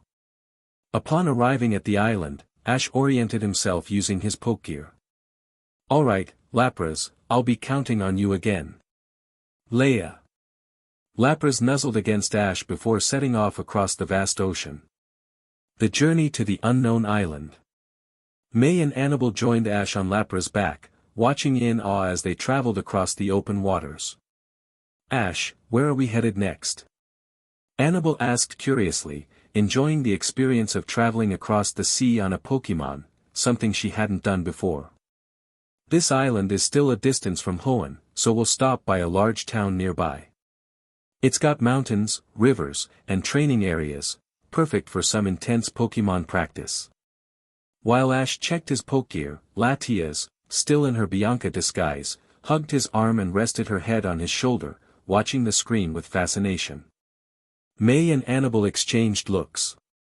There was something strange about this scene. Even Ash himself felt a bit weird about it. To change the topic, Annabelle called out her Espion and began discussing Pokémon training strategies with May. She shared how she had trained Espion back when it was still an EV and how she decided on its evolution path. May listened attentively, inspired by Annabelle's experiences. After some thought, she made a decision: she would evolve her EV into a Glaceon. Not only was Ice Beam a stunningly beautiful move for Pokémon contests, but Glaceon itself was elegant and powerful. Ash, overhearing this, remembered the research he had submitted to Professor Oak about Eevee's various evolution forms. He figured that by now, the results should be coming in soon. After traveling for half a day, the group finally arrived at a massive island, so large it resembled a miniature continent. It had towering mountains, flowing rivers, and a bustling town in the distance. Ash returned Lapras to its Pokeball and led the group toward the town to restock supplies. But along the way, they stumbled upon something unexpected: a Pokémon shows performing at the base of a mountain. Ash paused, feeling a sense of déjà vu. Ash! Look, look! It's a circus! And that tan girl over there, she's Lizabeth, the star performer. This must be the famous Marina Group's water shows. Annabelle was practically bouncing with excitement. She had always loved circus performances, so the sight of a live Pokémon act thrilled her. Grabbing both Ash and May's hands, along with Latias in her Bianca disguise, she eagerly dragged them toward the performance. A huge crowd had already gathered, marveling at the Pokémon tricks being performed on stage. Ash blinked. Wait a minute, this feels really familiar. Then it hit him. It was Marina Group's water shows, the one involved with Manafi's egg. His heart raced slightly as he glanced at May. She doesn't know yet, but soon, she's about to become a mom. Chapter 127, The Ocean Prince's Egg. Once again, we find ourselves here today. But as usual, we're still lost. Ugh, you two, stop whining already. We don't know where we are, but there must be humans around. Let's find them and get out of this place, meow. As per their usual routine, Team Rocket, Jessie, James, and Meowth were hopelessly lost. Well, to be more accurate, they had gotten lost while trying to follow Ash and his friends. Now, they found themselves on a massive island. Just then, faint cheers echoed from up ahead. The trio exchanged glances and rushed toward the sound. It's a circus. Perfect. We're out of water, so we can grab a drink there. Maybe we can even hitch a ride with them. James's eyes lit up, though from a distance, he couldn't quite make out what kind of circus it was. Who knows? They might even take us off this island. This is a stroke of luck. Jessie grinned. It seemed like fate was finally on their side. I'm going ahead, meow. I need to find them and get some water, meow. Meowth dashed down the hill without a second thought. Meowth, you're so sneaky. The trio hurried toward the circus, while Ash and his friends were also drawn to the area by Lizabeth, who had dragged them over to watch the show. The performance featured water-type Pokémon, with a Metacam and a Metatite using their psychic powers to manipulate water spouted by the Pokémon, creating enormous floating water orbs in the air. Inside these orbs, several water-type Pokémon swam freely, leaping from one orb to another to the delight of the audience. The crowd erupted in applause. Seeing such a unique Pokémon circus performance was a rare treat. Ash, look. Doesn't that Sea King look like Misty's? Wow. That love disc is so beautiful. It's stunning. May and Annabelle excitedly pointed out the Pokémon to Ash, while Latias, disguised as Bianca, watched the show with wide-eyed curiosity. In the City of Water, such circus performances were a rare sight. For Latias, everything about the show was new and fascinating. It clapped along with the audience, thoroughly enjoying itself. Meanwhile, Team Rocket had stealthily made their way to the back of the circus's caravan. As they approached, a thought struck them. With so many Pokémon in the circus, surely there must be something valuable inside the caravan. Hiding behind the vehicle, they peeked inside. What they saw was anything but ordinary. Lizabeth was carefully wiping a container holding an egg. The egg itself was a stunning sight, a deep blue with a faint red glow at its center. It was breathtakingly beautiful. Jessie couldn't contain her excitement. James quickly flipped through a treasured book he always carried, filled with information on rare and valuable items. He found a photo that matched the egg perfectly. We've hit the jackpot. This is the egg of the Prince of the Sea. Legend has it that the egg will hatch into the Prince of the Sea, and whoever possesses him will become the true King of the Sea. The Prince of the Sea. The King of the Sea. We have to get it, James. I want to be the Queen of the Sea. The girl just left, let's sneak in and take it now. Jessie was already itching to make her move. The trio slipped inside and found the egg exactly where the girl had been cleaning it. But the egg of the Prince of the Sea was no ordinary treasure, it punished those with impure hearts. The moment Jessie touched the egg, a bright red light erupted from the container. The trio was bathed in the crimson glow, and something strange began to happen. What just happened? The words left their mouths, and suddenly, everything went silent. Then, to their horror, they realized their voices had switched bodies. Jessie's body was speaking in James's voice, Meowth's body had Jessie's voice, and James was now speaking in Meowth's voice. It was as if their souls had been swapped. I don't know what's going on, but we need to get out of here, meow. Meowth's voice came from James's mouth. But as they tried to sneak out of the caravan, they found themselves surrounded. Of course, Ash had anticipated Team Rocket's return. Whenever he arrived in a new place, he used his aura abilities to scan the area and ensure the safety of his friends. He had let Team Rocket take the egg because he knew they would be punished for their greed. It was a bit of mischief on Ash's part, seeing them swap souls was just too good to pass up. You guys. Ash said someone might try to steal something, and he was right. Ash, May, Annabelle, and the circus performers, including the Kyle, his wife Meredith, their daughter Elizabeth, and even the Pokémon Ranger disguised as a clown, Jack Walker, had all gathered to confront the intruders. Sceptile, grab that thing. Chamo. In a flash, Sceptile snatched the egg from Jessie's hands. Hey! That's ours. You can't just take people's things like that. How rude. Yeah, meow. Give it back, meow. The trio shamelessly protested, but their complaints were met with Pikachu's Thunderbolt and Pidgeot's Gust. Looks like Team Rocket's blasting off again. Ding! And with that, they were sent flying into the sky, disappearing as tiny stars. Sceptile handed the egg to Ash, who passed it to Jack Walker, the clown. Mr. Jack Walker, right? Ms. Judy mentioned you to us. Ash asked directly, though Judy had never actually mentioned Jack Walker. But Jack Walker, hearing that Ash and his friends knew Judy, nodded without suspicion. It was human nature to trust someone who seemed familiar. Plus, Ash had just helped recover the egg. So you know Judy? Yes, I'm Jack Walker. I'm currently on a mission, and the Circus of the Sea is assisting me. Jack carefully placed the egg back in its container. My mission is to return this egg to its rightful place. Ash nodded. This was exactly the kind of adventure he had been hoping for. Chapter 128, The Pirate Phantom and the Birth of Manaphy. So, Mr. Jack, you've been protecting this egg all along. May's eyes gleamed with curiosity. She knew that Miss Judy had never mentioned Jack, but since Ash said it, she wasn't going to question it.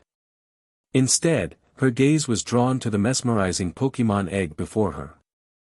Latias, too, stared at the egg, a rare sense of intrigue flickering in her golden eyes. As a level 99 Pokémon, she had a sharp intuition. Something about this egg felt extraordinary. Yes, that's correct, Jack said, now having shed his clown disguise. This Pokémon egg is incredibly precious. Since you know Judy, you must also be aware that Pokémon Rangers like us are often assigned unique missions. This one is no exception. In fact, this egg is one of the rarest of them all. Inside it lies the mythical Pokémon, Manaphy. Hearing this, May gasped in awe. The egg of Manaphy? That's amazing. Her eyes sparkled as she stared at the radiant blue egg, its surface shimmering with an almost hypnotic glow. As night fell, the circus performers, including Elizabeth's parents and grandfather, were delighted to learn that Ash and his companions were Pokémon trainers and acquaintances of a Pokémon Rangers. Hoping they might be able to help, they invited Ash and his friends to spend the night in their mobile home. That night, Latias remained by Ash's side, refusing to return to her Pokeball. As a result, she ended up sleeping beside Ash, right where May was supposed to be. The situation left both Ash and May at a loss, but they could only chuckle helplessly. Pikachu snuggled comfortably against Ash's chest and quickly drifted off. Meanwhile, Latias, nestled against Ash, nudged her head deeper into his embrace, purring contentedly even in her sleep. Seeing this, Ash sighed and simply let things be. May, on the other hand, had a peculiar dream that night. She found herself submerged in a vast, warm ocean, surrounded by countless water-type Pokémon swimming freely in the shimmering blue depths. The sea glowed with a mysterious radiance, illuminating the world beneath the waves. As May marveled at the beauty around her, a small, adorable Pokémon suddenly appeared before her, swimming toward her with a cheerful cry. Mana! Its voice was soft, sweet, and utterly endearing, melting May's heart instantly. The little Pokémon was a vibrant shade of blue, with large, expressive eyes that sparkled with intelligence. It turned and swam toward the deeper parts of the ocean.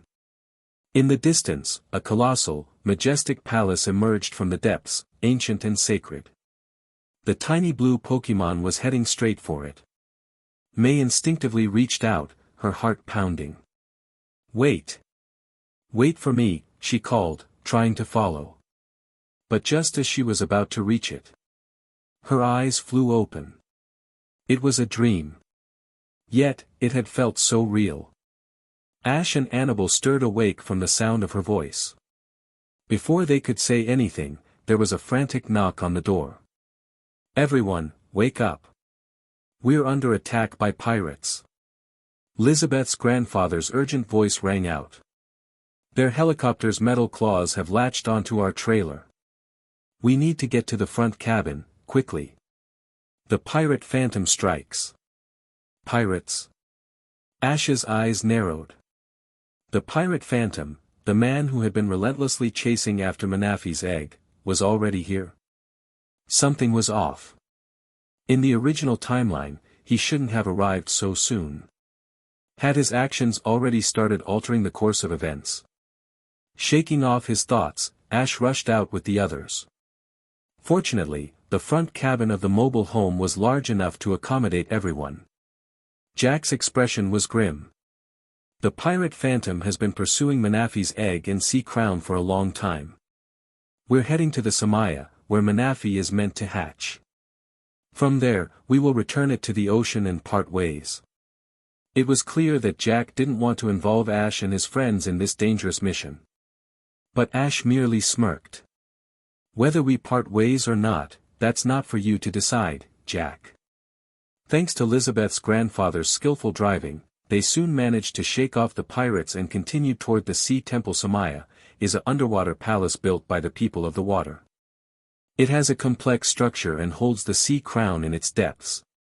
The Lizabeth family were direct descendants of the people of the sea, which was why Jack had sought their help in the first place. It was their duty and responsibility to ensure Manafi's safe return to its rightful home. At last, the Samaya came into view. But just as they arrived, a dark shadow loomed overhead. A massive airship had been waiting for them. What? Impossible. Jack's face paled. The pirate phantom had beaten them to the Sea Temple, Samaya. A deep, arrogant laughter echoed from the airship. Ha ha ha ha. There are two types of men in this world. The ones who chase others, and the ones who get chased. And I, Galen, is Captain Phantom's second-in-command, am the one who chases. The airship's hatch opened, and a burly man with a thick beard leaped down. His pirate outfit fluttered in the wind as he landed with a confident grin. With a flick of his wrist, he tossed two pokeballs into the air. A pincer and a parasect emerged, both snarling menacingly. May instinctively clutched Ash's hand. Ash understood, she didn't want Manafi's egg to fall into the wrong hands. As he reached for Charizard's pokeball, Annabelle had already stepped forward. Metagross, let's go. Her Metagross materialized, its steel body gleaming under the moonlight. Metagross, use Hyper Beam. A devastating beam of energy blasted forward. Boom! Phantom's pincer and parasect were obliterated the moment they appeared. Ash blinked. Whoa! Annabelle's savage. Having adored Pokémon since childhood, Annabelle despised those who would steal and exploit them. Damn it! You dare attack my Pokémon? Fine. I'll take that egg myself. Phantom bellowed, charging straight at AJ. His men were still aboard the airship, leaving him alone. His excitement had made him reckless. Jack had anticipated the attack and leaped aside. But in that instant, Phantom swung his cane, striking the container in Jack's arms. Crack! The lid burst open. The Manafi egg was flung into the air. A sinister grin spread across Phantom's face. But before his smile could fully form, bam! He was sent flying by a single powerful kick. Ash's foot had slammed straight into his gut. He hadn't even seen it coming. Before Phantom could recover, Ash launched himself forward, flipping midair. With a crushing heel stomp, he pinned Phantom to the ground. The pirate couldn't even move. Meanwhile, the Manaphy egg landed safely, right into May's arms. And at that moment, a brilliant red and blue glow burst forth. The egg was hatching. AJ's face turned pale. May. Quickly, give the egg to me. If Manaphy's first sight was of Jack, it would make things much easier for his mission. But fate had other plans. As the light engulfed May's arms, a newborn voice rang out. Mana. Manaphy had hatched, and the first thing it saw was May. Chapter 129, Manaphy Speaks. Mama. Maybe. Mana. The tiny creature emerged from its egg, blinking its big, bright eyes. The first thing it saw was May staring at it in shock. And then. Wah. Wah wah. The newborn Pokémon immediately burst into tears. May had never dealt with something like this before. She panicked, rocking the little Manaphy in her arms. Oh, there. Manaphy, don't cry. Perhaps her gentle voice had an effect. Manaphy sniffled and, just like that, stopped crying.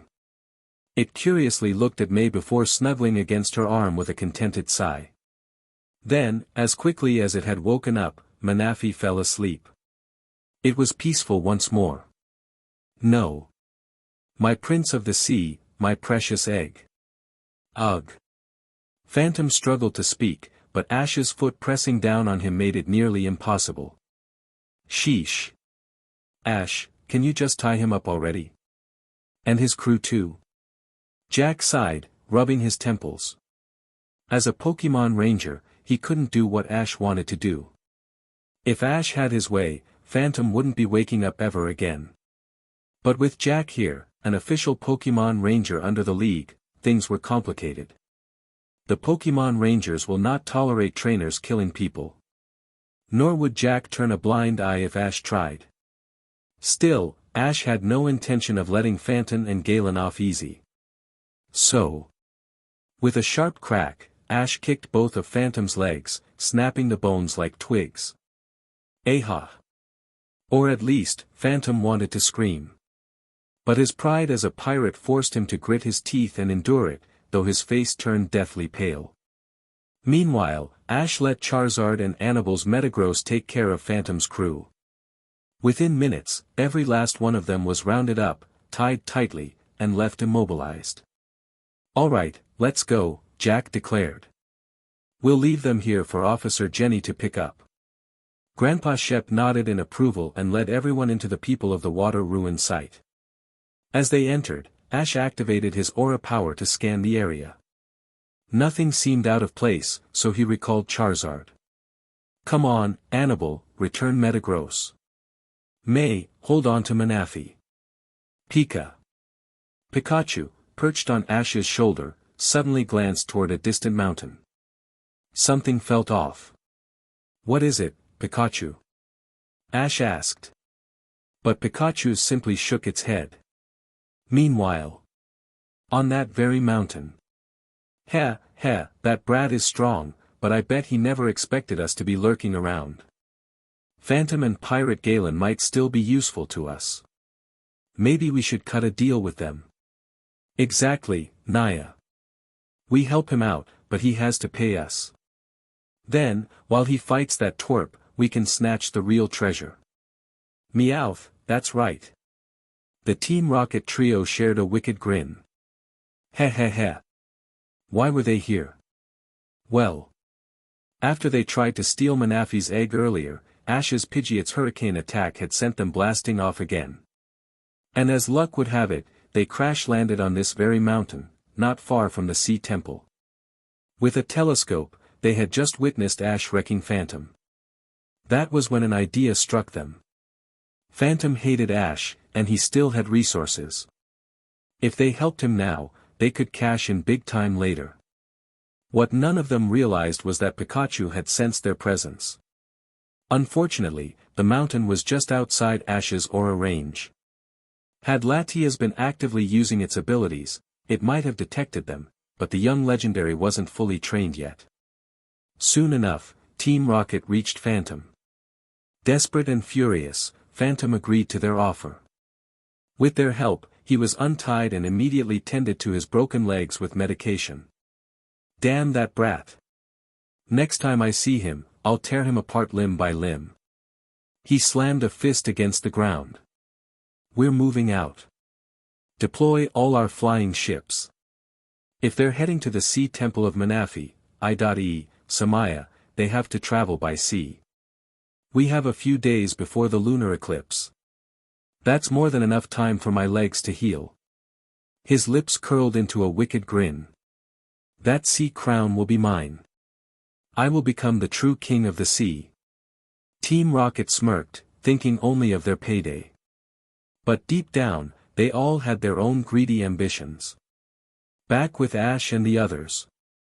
Shep led everyone to an ancient People of the Water ruin site and unlocked its entryway after solving a puzzle with his heritage blue stone bracelet. The hidden passage is leading to the Sea Temple, Samaya.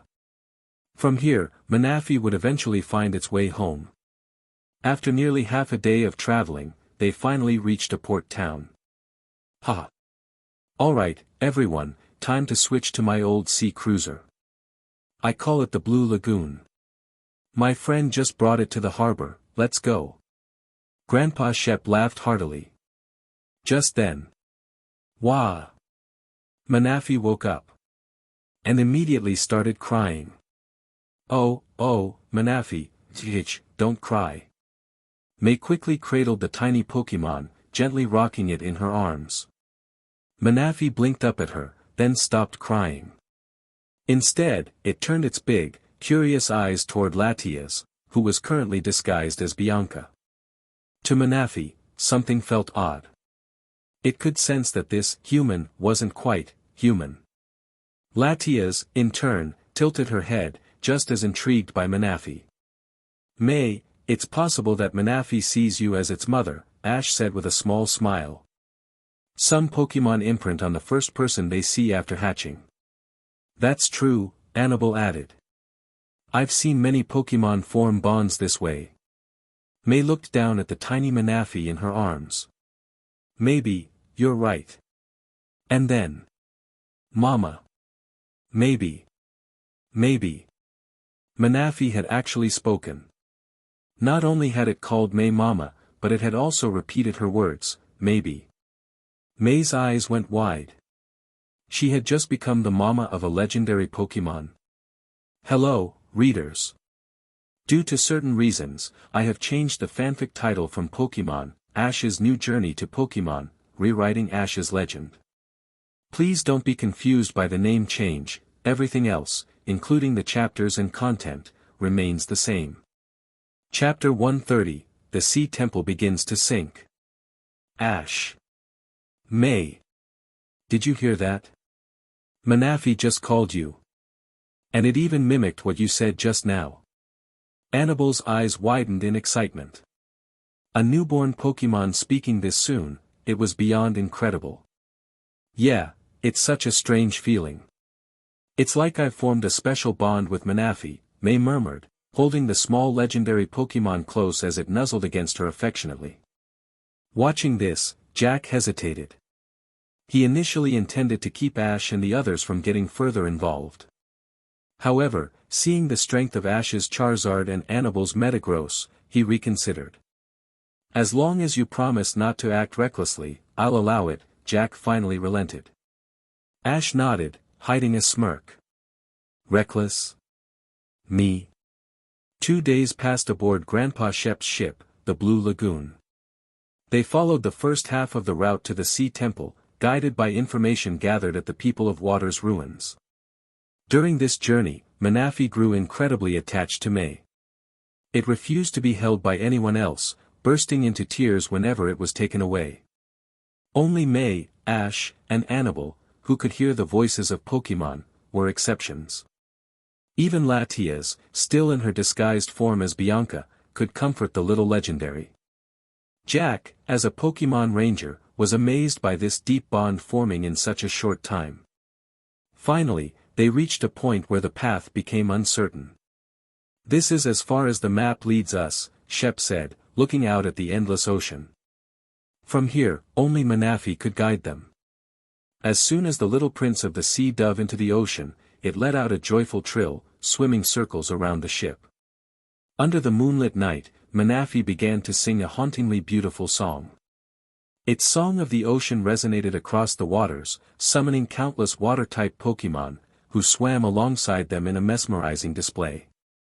Then, on the night of the lunar eclipse, a deep tremor rumbled beneath the sea. The sea temple, long hidden beneath the waves, began to rise. From the depths emerged a massive, ancient palace, its stone walls shimmering under the moonlight.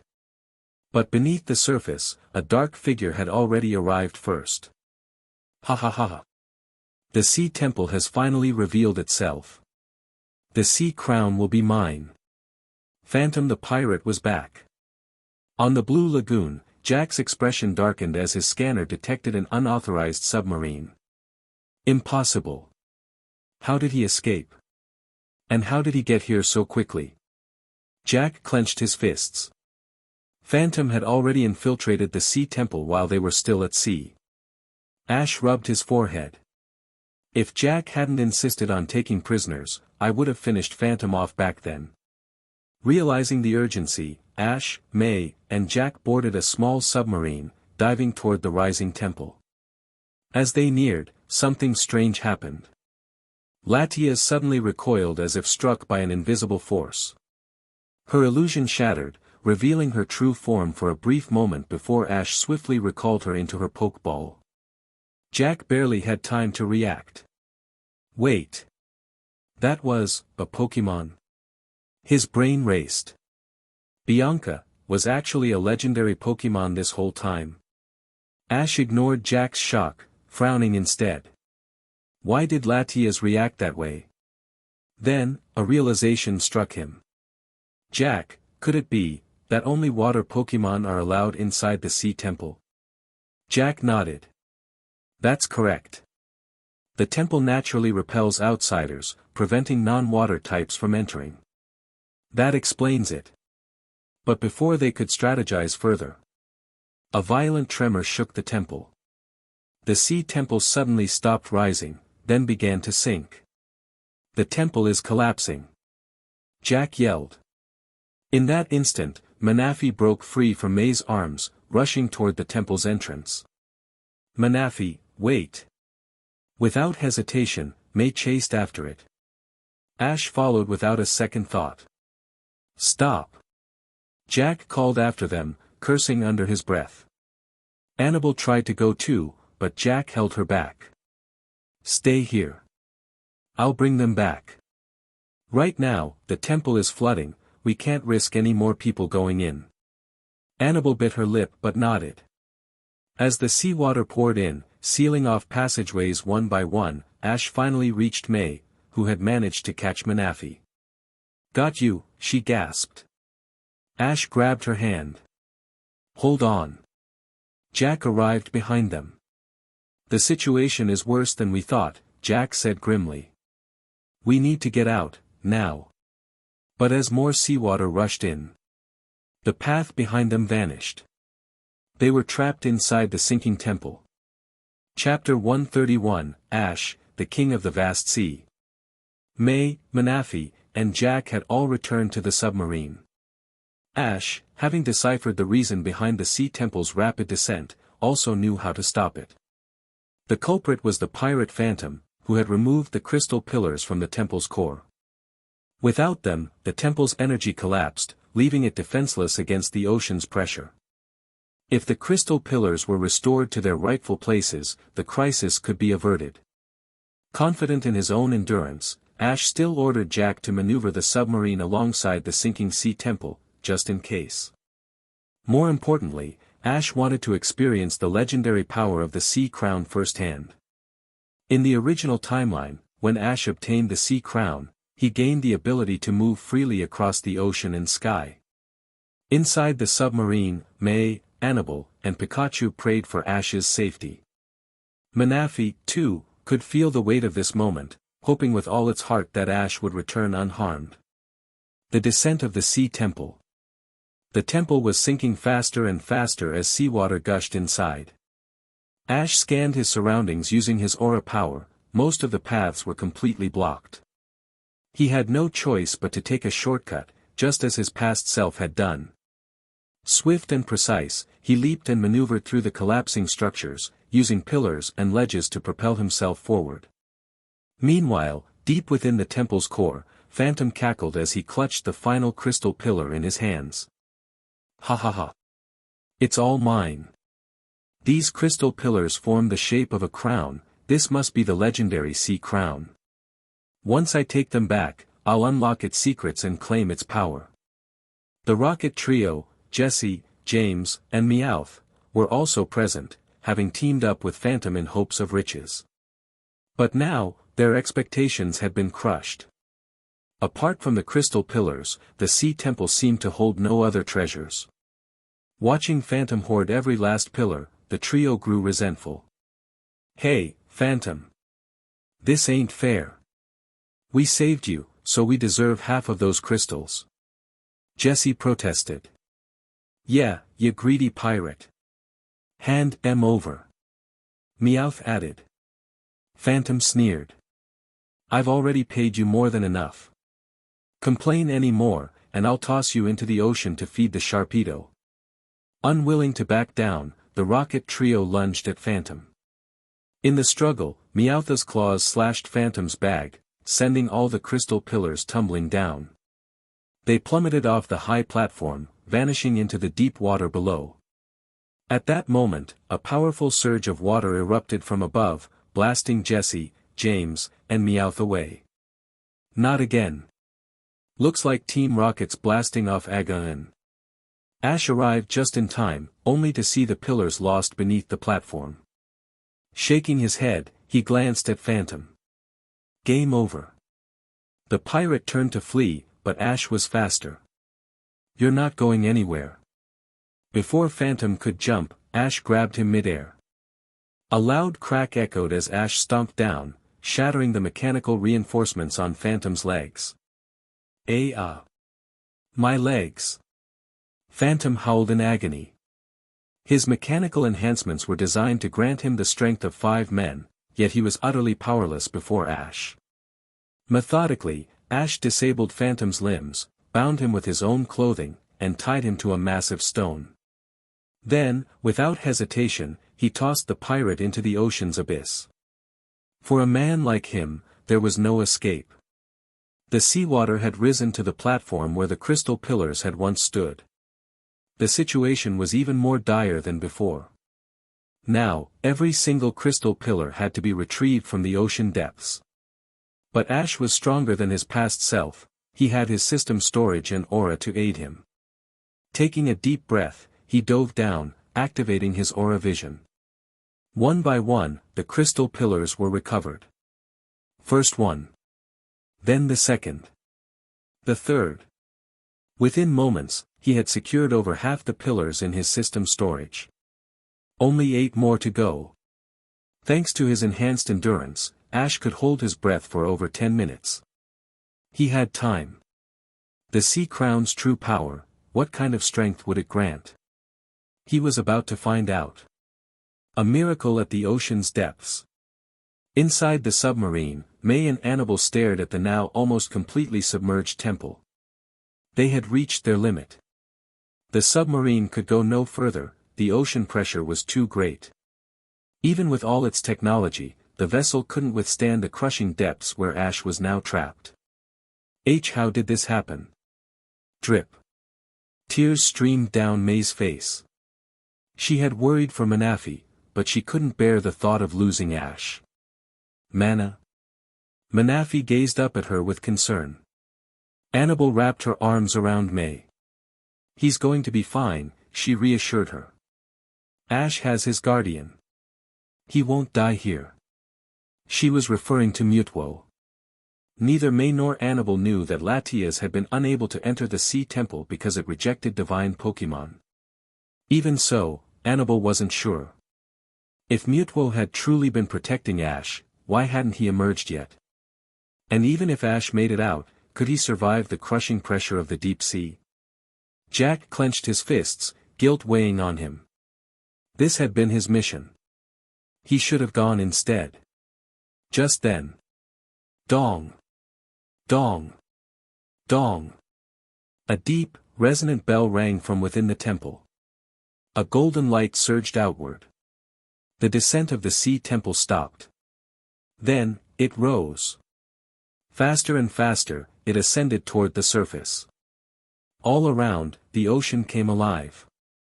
Massive Wylord, Gyarados, and countless other water-type Pokémon swam furiously toward the temple. Jack immediately steered the submarine upward. Finally, the temple broke through the surface. Golden radiance surrounded it, wrapping the entire structure in a divine glow. Above the temple, a magnificent crown of golden light took form. The Sea Crown. This was the true power of the Sea Temple. Only one recognized by the temple itself could claim its strength. The King of the Vast Sea. Within the golden light, a figure slowly emerged. It was Ash. He had been acknowledged by the Sea Temple. Just like in the past, golden energy surrounded him, lifting him high into the sky. At that moment, his system's voice echoed in his mind. Chapter 132, May's Farewell. Ding! Congratulations to the host for earning the recognition of the Sea Temple. Title awarded, King of the Sea. King of the Sea, allows unrestricted movement in any oceanic region. A permanent ability? Ash was momentarily stunned before sheer joy surged through him. Erupted as the attack shot forward at lightning speed. The sheer force of the blast uprooted trees, kicked up a massive dust storm, and in the blink of an eye. Boom! The boulder formation vanished. Not exploded. Not shattered. Just, erased. Luh! Overjoyed, Latias zoomed back, crashing into Ash, licking his face nonstop. Ugh, enough already. Ash laughed, pushing her off as she clung to him. Even Mutwo, watching from the sidelines, nodded in silent approval.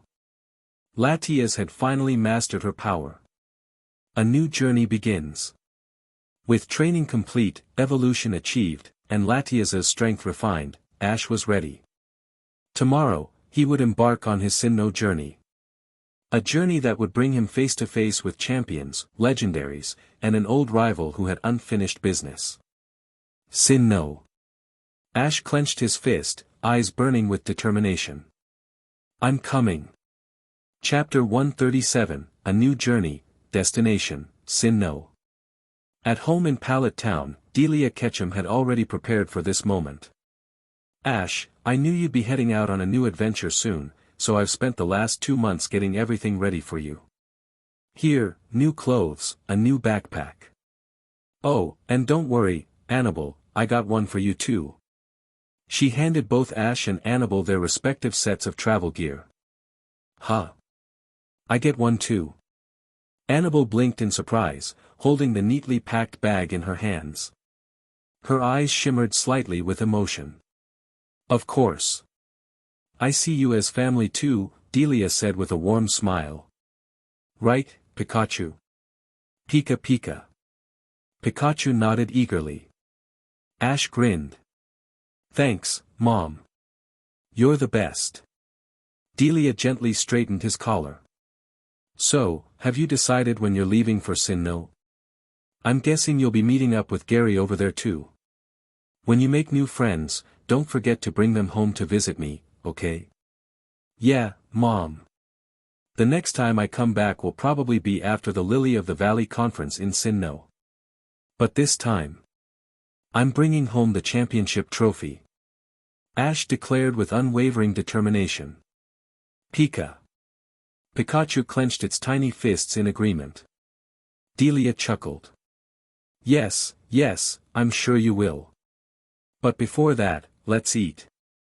You'll need a full stomach before heading to Professor Oak's lab to pick your team. Alright. Time to dig in. For the past 2 months, when Ash wasn't training at Top M Silver, he spent his time at home, keeping his mother company. Annabelle, too, had rediscovered the warmth of having a family. Delia never pried too much, she knew that some things were better left for Ash to figure out on his own. Misty, May, Annabelle. Who would he choose in the end? Ash, can't I just choose all of them? Flushed face. At Professor Oak's lab. After lunch, Ash and Annabelle made their way to Professor Oak's lab. Ah, Ash. Your Pokémon are all ready. Except for Wartortle, Officer Jenny came by yesterday to take it back to the Squirtle squad. The rest are waiting for you in the yard. Professor Oak barely looked up from his work. He was busy putting the finishing touches on Sinnoh's Pokédex, something he had completely forgotten about until today. Ash exchanged a glance with Annabelle before stepping into the yard. Char. Jengar. Snorlax. Ivy. The familiar calls of his Pokémon filled the air. Wow, Ash. Everyone seems so pumped. Annabelle observed happily. Ivysaur makes a great leader. Ash nodded. Yeah, but I can't take too many with me this time. Feeding them all would be a nightmare on the road. After careful consideration, he made his selection. Sceptile and Pidgeot, both capable of Mega Evolution. Jengar, his Shadow Hand ability could prove useful in the Space-Time Tower. Tyranitar, a powerhouse in battle. Latias, who had secretly been living at Ash's house, away from Professor Oak's curious eyes. Charizard, meanwhile, chose to stay behind. It had set its sights on defeating the strongest Charizard in the Cherisific Valley. Don't worry, Charizard will make a grand return later. This is just an opportunity for it to push past level 80 and become even stronger. Alright, everyone, Ash addressed the Pokémon remaining at the lab. Even if you're not coming with me this time, I've designed a special training plan for you. Follow it well and keep getting stronger. He turned to Ivysaur. You're in charge while I'm gone. If anyone slacks off, let me know, and I'll deal with them when I get back. Ivysaur. Ivysaur gave a determined nod. Bayleaf, you're close to evolving, keep up the good work. Bayleaf. Bayleaf pouted, clearly unhappy that Ash was leaving again.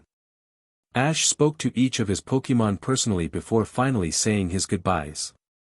Before he left, Tracy handed him a beautifully drawn sketch, a picture of Ash, Annabelle, and all of his Pokémon, standing together as a family. Ash smiled as he carefully stored it in his bag. And with that, it was time to go. Setting sail for Sinnoh. Toot. Toot. The ship's horn sounded as it departed from the harbor. Pika.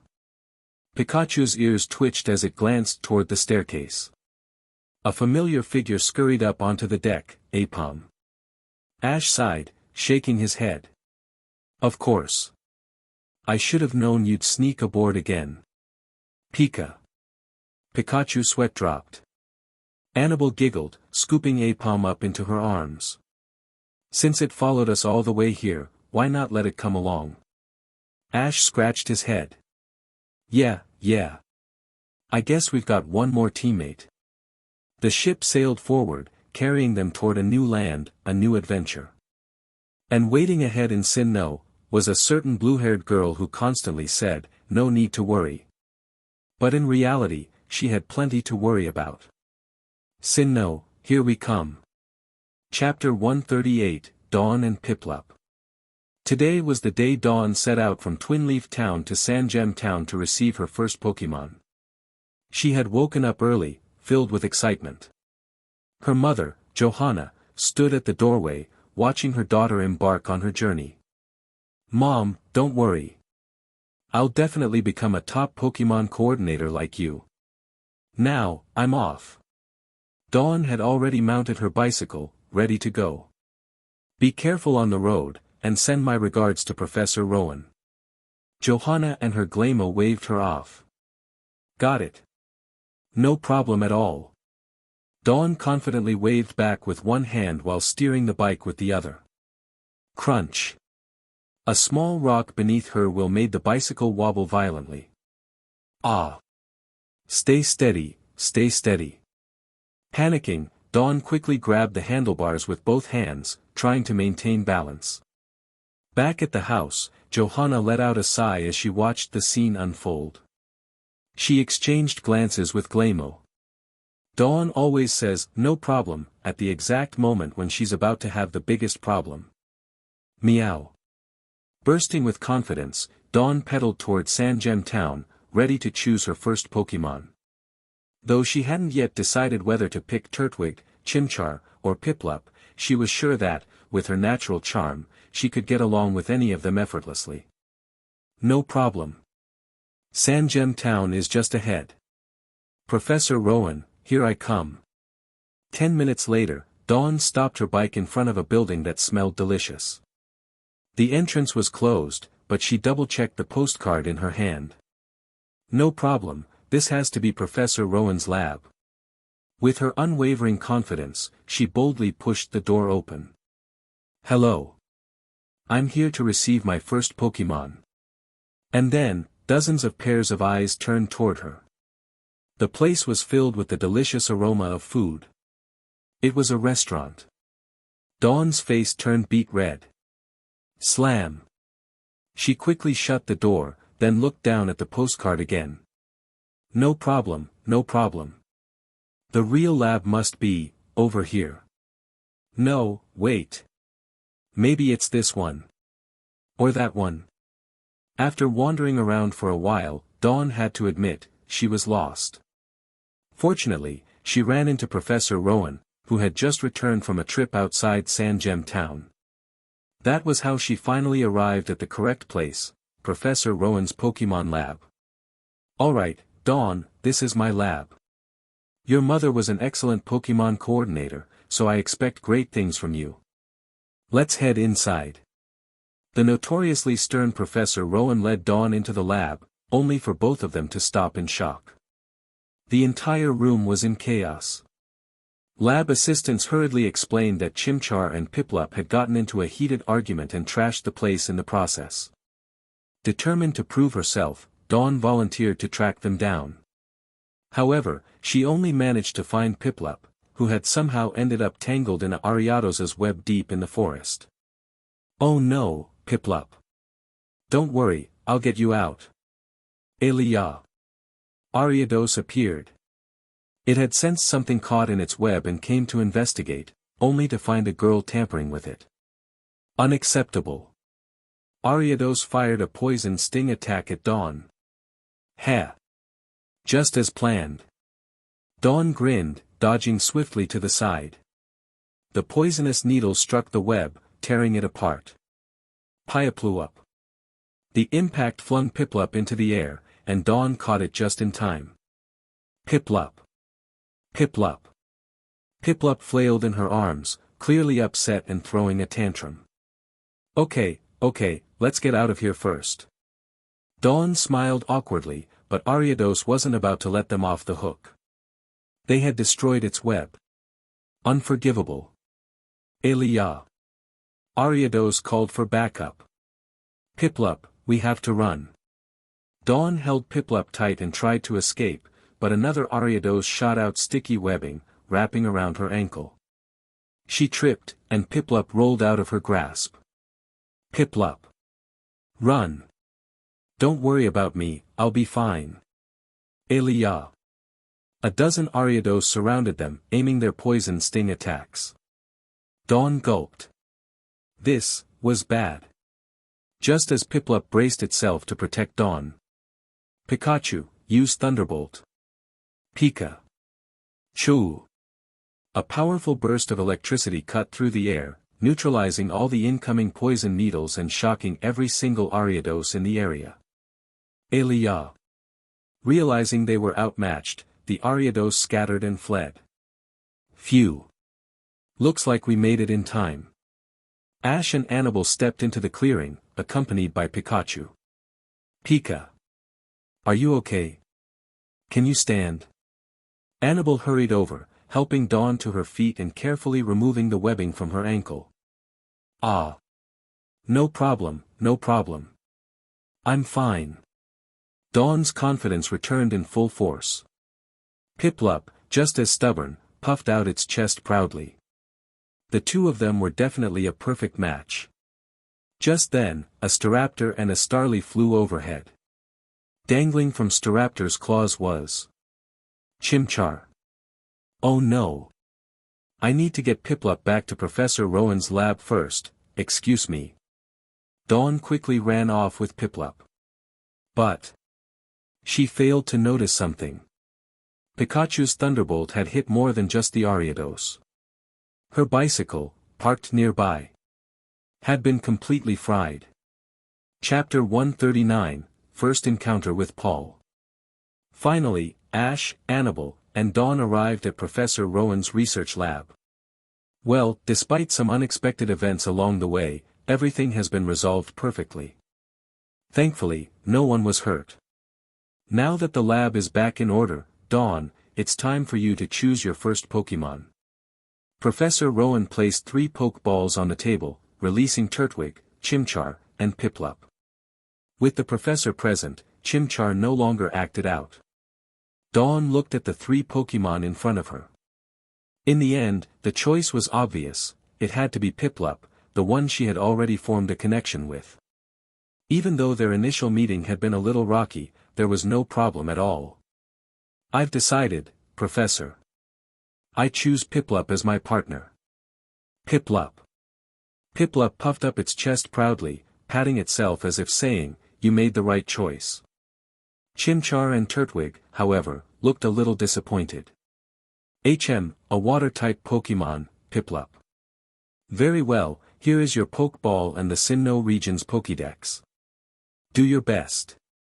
Professor Rowan handed Dawn her new belongings.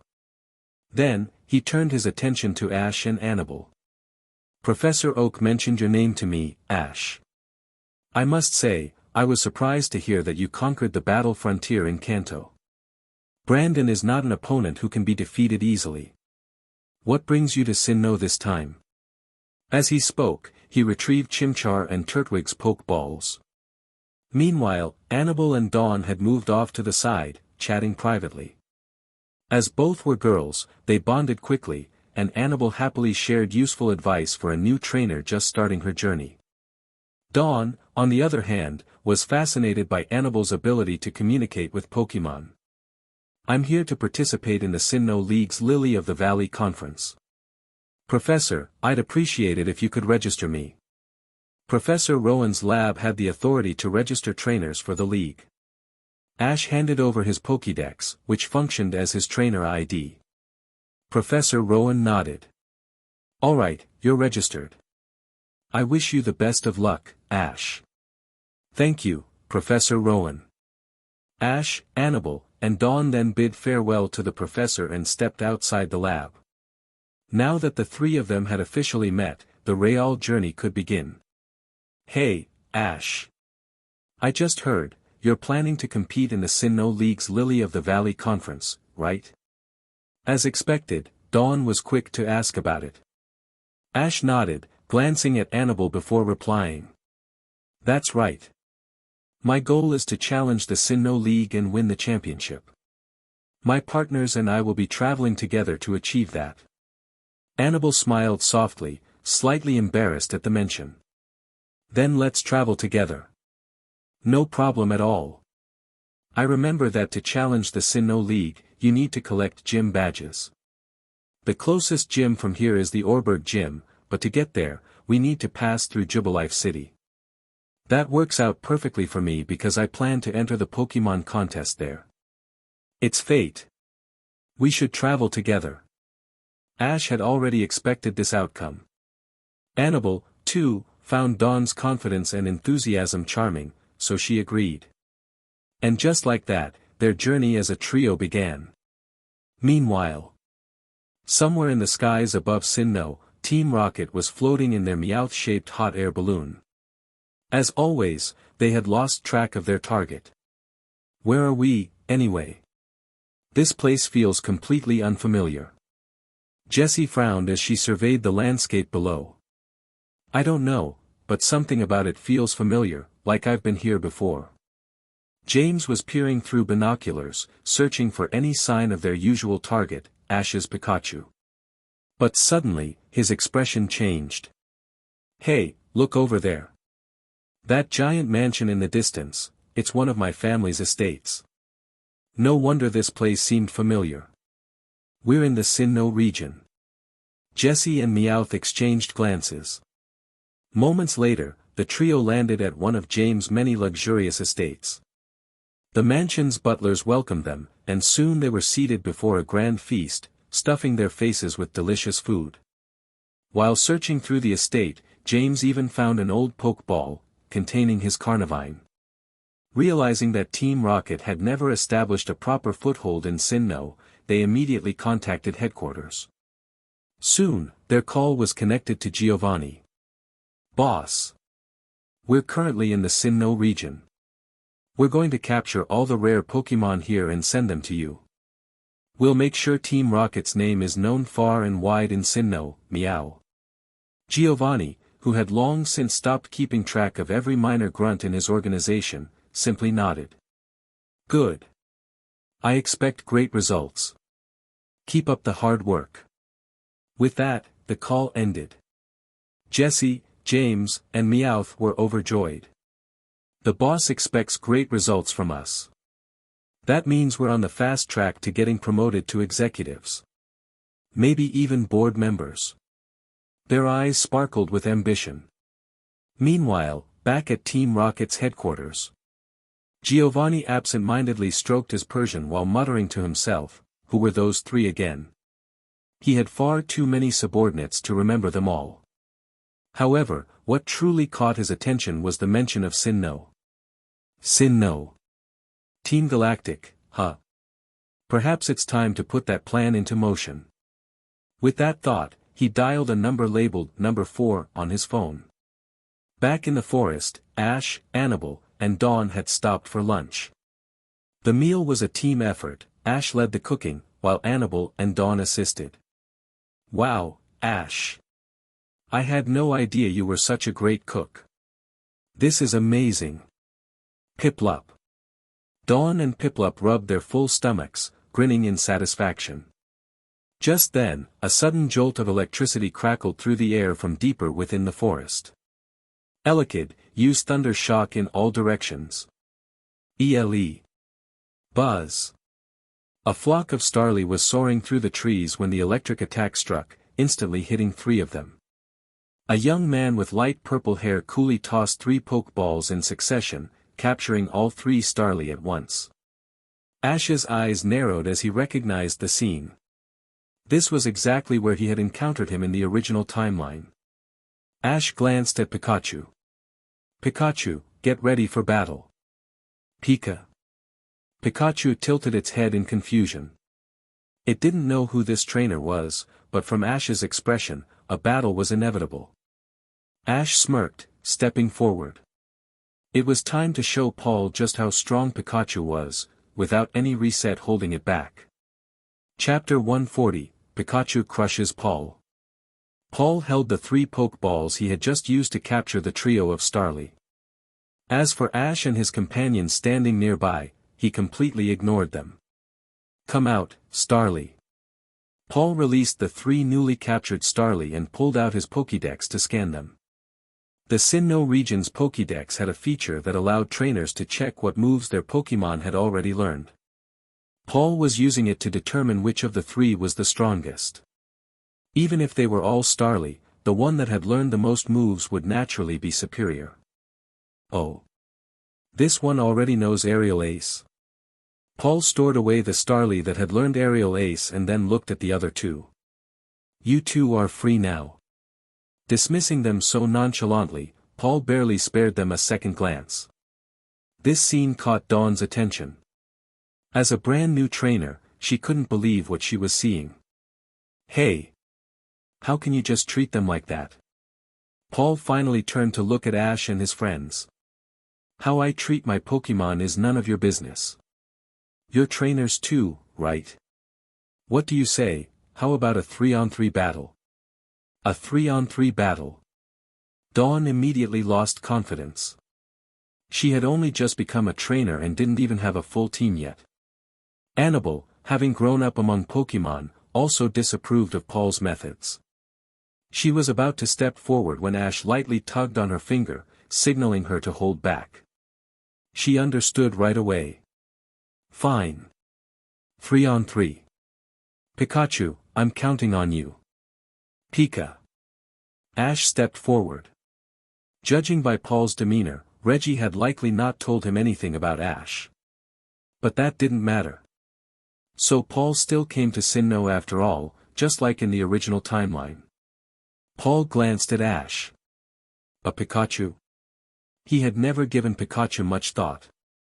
He believed its potential was too limited to be a serious contender. But since a challenge had been issued, he had no problem accepting. Annabelle took on the role of referee. Starly, come out and battle. Star. Paul's first choice was the newly captured Starly. You train a Pikachu? You can't be that strong of a trainer. Go ahead, make the first move. Paul spoke arrogantly, but Ash had already decided to teach him a lesson. Then I won't hold back. Pikachu, use Thun, no, use Discharge. Ash had originally intended to call for Thunderbolt but changed his mind. He figured that Paul would likely abandon Starly if it performed poorly, so there was no need to go all out. Starly, use Double Team and then Aerial Ace. Paul didn't understand why Ash changed his move, but that didn't stop him from giving orders. Star. Starly flapped its wings and instantly multiplied into several clones. Pikachu, control your power and use Discharge to wipe out all the clones. Pika. Paul thought Pikachu was weak. Well, now he was about to find out the truth. At over level 70, Pikachu could control its power with pinpoint accuracy. The moment the electric field expanded, all the clones vanished and Starly's real body was struck head-on. Star. Starly is unable to battle. Pikachu wins. Annabelle declared the result. Yes. Ash won the first round. That was amazing. This is the first real Pokémon battle I've ever seen. Dawn and Piplup cheered excitedly. Paul withdrew his fainted Starly. Your Pikachu can control its electricity so precisely. Impressive. However, there were no words of encouragement for Starly. Instead, Paul muttered coldly. Pathetic. He then took out another Pokeball. Chimchar, come out. Chimchar. Dawn immediately pulled out her Pokédex. Chimchar, the chimp Pokémon. It easily climbs cliffs and sleeps without its tail flame burning. Chimchar landed on the battlefield, ready for a fight. Ash looked at it closely. So here it was, Chimchar. He had no idea where Paul originally caught it, so he couldn't have intercepted it even if he wanted to. And truthfully, without Paul's harsh training and eventual abandonment, Chimchar might never have developed its overwhelming desire to prove itself and become the powerhouse that later evolved into Infernape. In a way, Paul was responsible for creating the legend of the senior brother of power.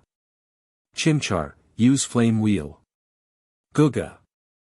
Chimchar had no idea who Ash was. All it knew was that Pikachu was its opponent. A blazing wheel of fire rushed toward Pikachu. Pikachu, Iron Tail. Fire may beat steel in type matchups, but the level difference was far too great.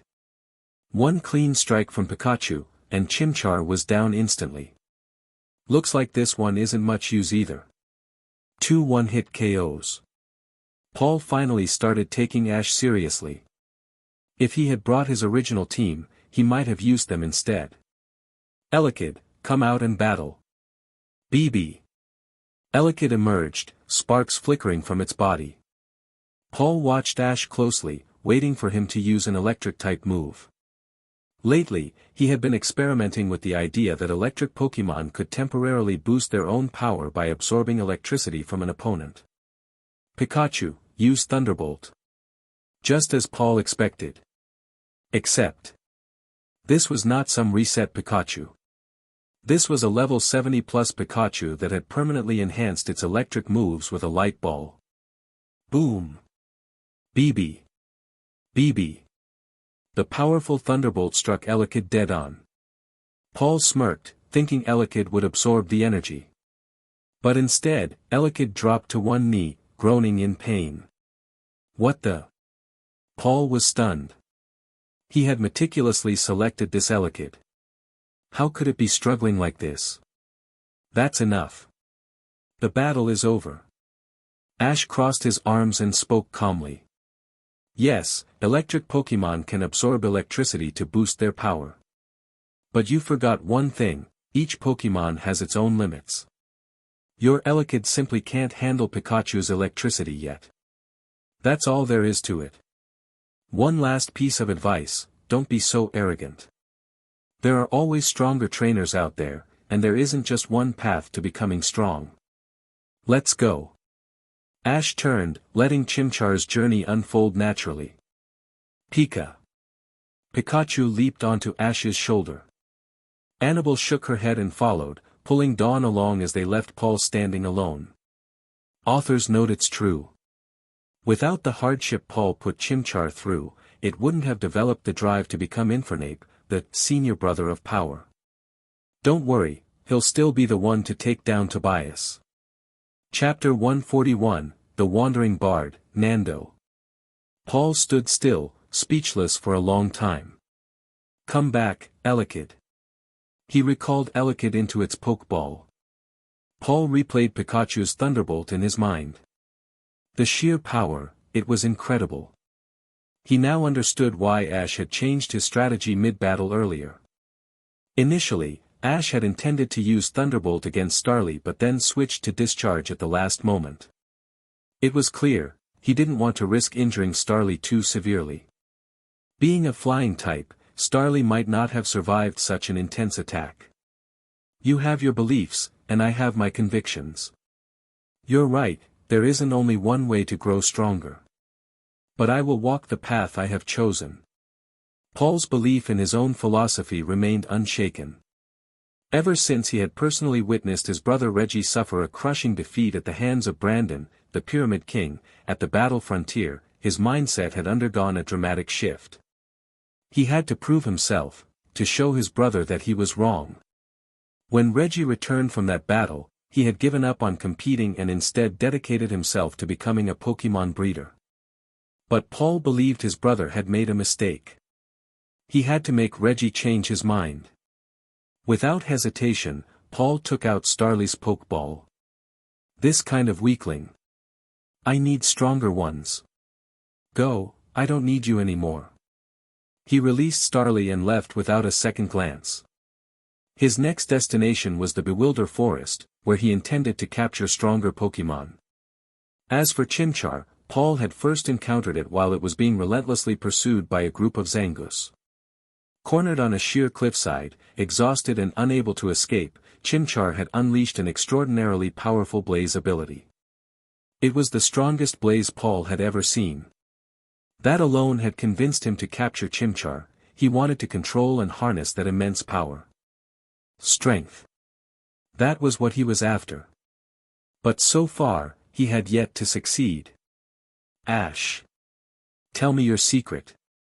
How did you get so strong? Piplup and I want to get stronger too. Piplup. Dawn and Piplup looked at Ash eagerly. Dawn, there's no shortcut to becoming strong. You have to keep training and steadily increase your level. However, if you can skillfully use your Pokémon's natural abilities and moves, along with strategic planning and factoring in the battlefield conditions, it can give you an edge. Annabelle smiled as she explained. Being personally invited by Palmer to become a frontier brain, she had a deep understanding of Pokémon battles, far beyond that of most trainers. I see. Then Piplup and I will definitely make it. If others can do it, so can we. Piplup. Dawn and Piplup thumped their chests with determination. Their personalities really were a perfect match. At this moment, Ash and the group were traveling toward the Bewilder Forest. They weren't far now. Suddenly, a Buniri hopped out of the bushes. Me. Ah. It's a Buniri. It's so cute. I'm catching it. Piplup. Dawn was instantly smitten with the adorable Buniri. Piplup quickly jumped forward, ready for battle. However, the Buniri merely glanced at them before hopping away. Dawn, still holding a Pokeball, had been prepared to throw it the moment Piplup won the battle. But the Pokeball hadn't even expanded yet, it was still in its compact form. It ran away. Piplup, who had already gotten into battle stance, looked disappointed as Buniri disappeared from sight. No worries. The next time I see it, I'll definitely catch it. Dawn quickly regained her confidence. Just then, a gentle melody drifted toward them from beneath a large tree up ahead. The sound caught Ash and the others' attention. A tall young man with long hair, wearing a hat, stood up while holding a small lyre in his hands. I apologize if I disturbed you. That was not my intention. Beside him stood an adorable Budu. This wandering bard was a man of exceptional manners. In the original storyline, the traveling bard Nando was one of Ash's favorite characters. Now, finally, Ash was meeting him in person. After a brief exchange, both sides got to know each other better. Mr. Nando, your lifestyle is amazing. Traveling freely with your Pokémon, visiting different places, and meeting all kinds of people, it sounds so cool. Not at all. In fact, I am much like you all. However, I am currently contemplating a choice. That is what I was pondering beneath the tree just now. Nando smiled gently, shaking his head. He carried a calm, almost philosophical demeanor, not swayed by material things, nor by personal emotions. Ash, you're aiming for the Sinnoh League. Dawn, you're competing in Pokémon contests. As for me, I'm trying to decide which path to take. Budu nodded in agreement. Mr. Nando, you should totally join Pokémon contests. Your Budu is absolutely beautiful, it would be perfect for the stage. Dawn was convinced that Budu would shine in a contest. The Sinnoh League is a great choice too, but contests have their own charm. It all depends on what you truly want, Mr. Nando. Ash added his perspective, and both Dawn and Nando nodded in understanding. Annabelle then made a suggestion, since Dawn is entering contests and Ash is competing in the Sinnoh League, why not have a battle to help you decide? It could also serve as Dawn's debut battle. Great idea. Let's do it. Mr. Nando, what do you say? Dawn instantly agreed. If you would not mind battling someone like me, then I would be honored. And so, Dawn's Piplup faced off against Nando's Budu. Piplup, use Peck. Despite it being her first battle, Dawn maintained a calm demeanor. Budu, please evade and use Sunny Day. Even when commanding his own Pokémon, Nando always spoke with the utmost politeness. Budu leaped high into the air to dodge, then cast Sunny Day. Suddenly, the temperature around them rose noticeably. Piplup, this is our chance. It's in midair and has nowhere to dodge, use Bubble Beam. Piplup. Piplup fired Bubble Beam, hitting Budu squarely. However, the attack seemed ineffective. Dawn, Budu is a grass type. Water type moves won't be very effective. Annabelle offered a gentle, sisterly reminder. Budu, please use Solar Beam. Nando strummed his lyre, his voice as calm as ever. Solar Beam takes time to charge. Piplup, charge in and use Peck. Please fire now. What? Already? Dawn was stunned. In an instant, Piplup was knocked out. Piplup, I'm so sorry.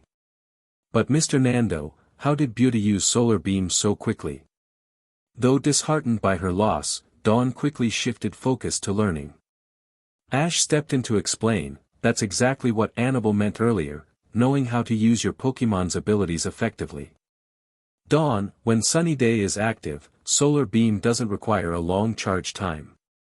With Ash's explanation, Dawn finally understood. Alright.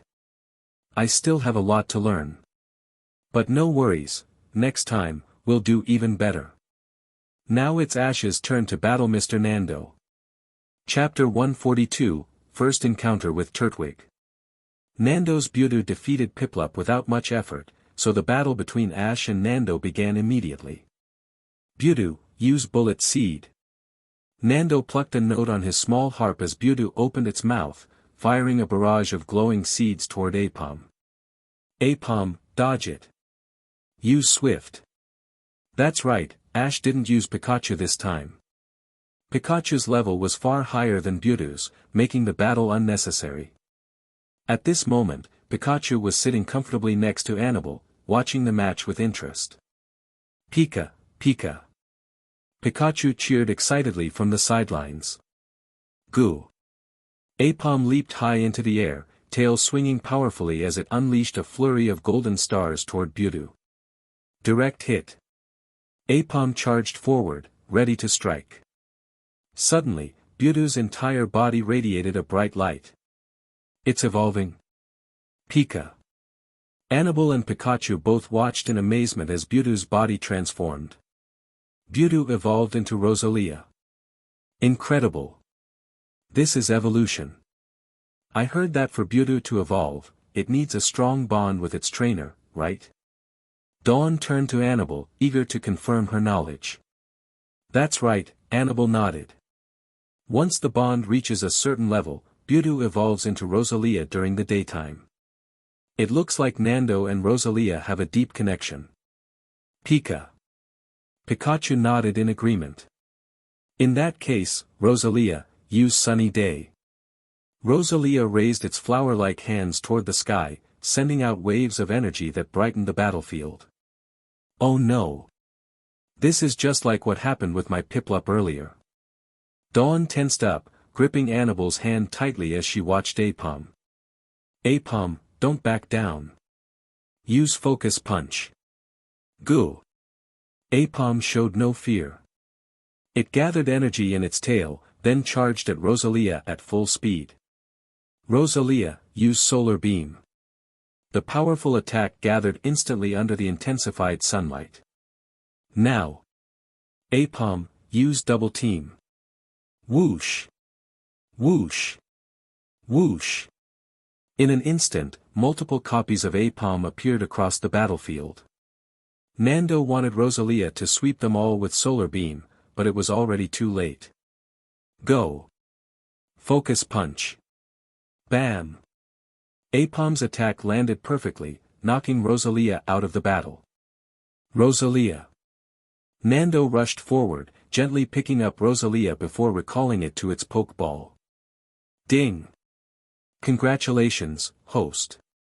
Apom defeated Rosalia and gained 5,500 battle experience. Apom leveled up. It had already been at level 36, now it was level 37. It was time to find an opportunity to teach Apom Double Hit. Once it learned the move, it could evolve into Ambipom. Previously, when Pikachu had taken down Paul's team in a 3-on-1 battle, it hadn't gained any experience. Thinking back, it was likely because Pikachu had reached level 70, defeating much lower-leveled opponents no longer provided experience. That made sense. Otherwise, if Ash simply had Pikachu's Zap Beedrill in the forest every day, its level would skyrocket unfairly. It looks like I lost this time. But thanks to this battle, I've made up my mind. I'll participate in both the Sinnoh League and the Sinnoh contests. Maybe this is the perfect path, one without regrets. Thank you, Ash. I hope we meet again.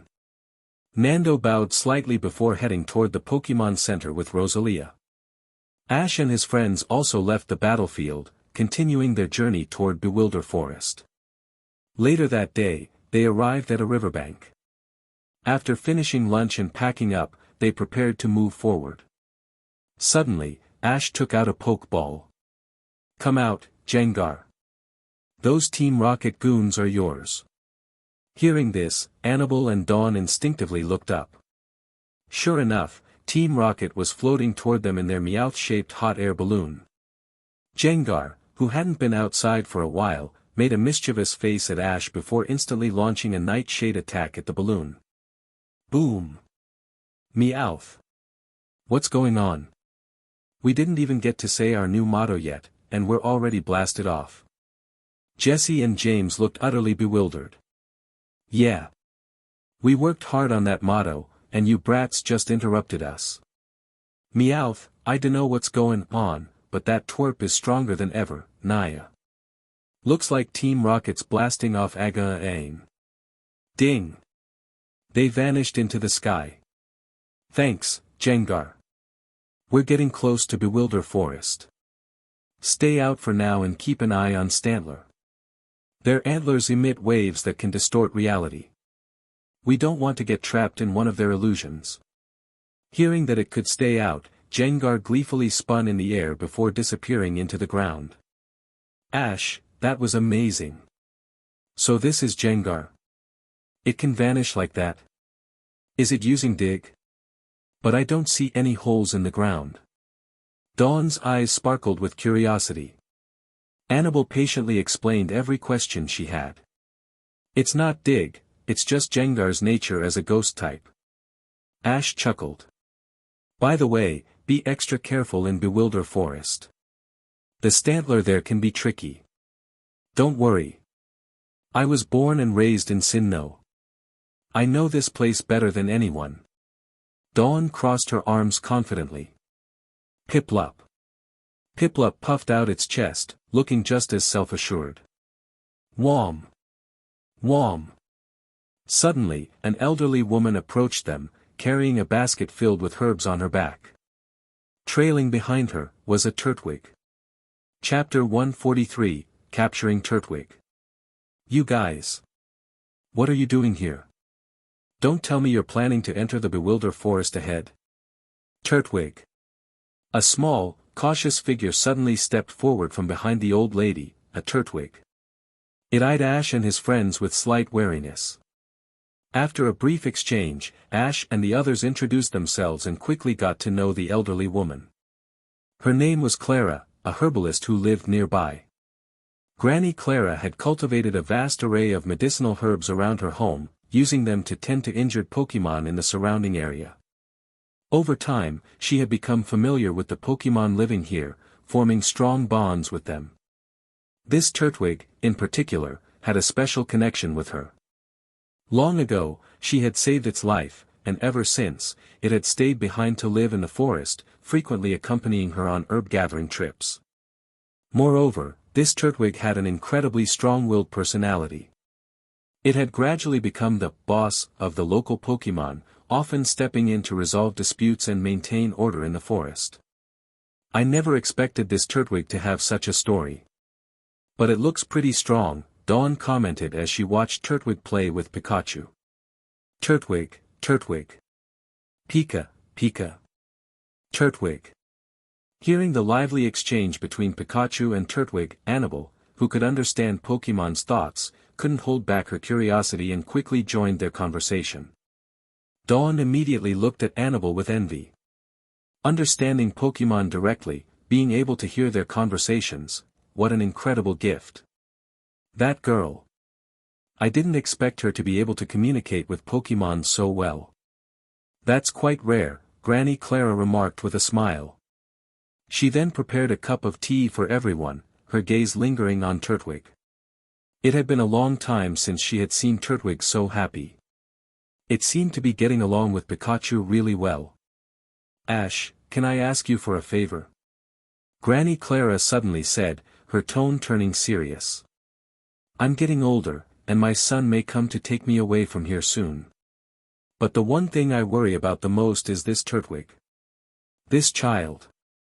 Although it enjoys taking care of others, it can be quite reckless at times. I hope you can take it on your journey. That way, I'll have peace of mind knowing it has a bright future ahead. She wanted to entrust Turtwig to Ash, believing that a new adventure would make its life even more fulfilling. Of course. You can count on me, Granny Clara.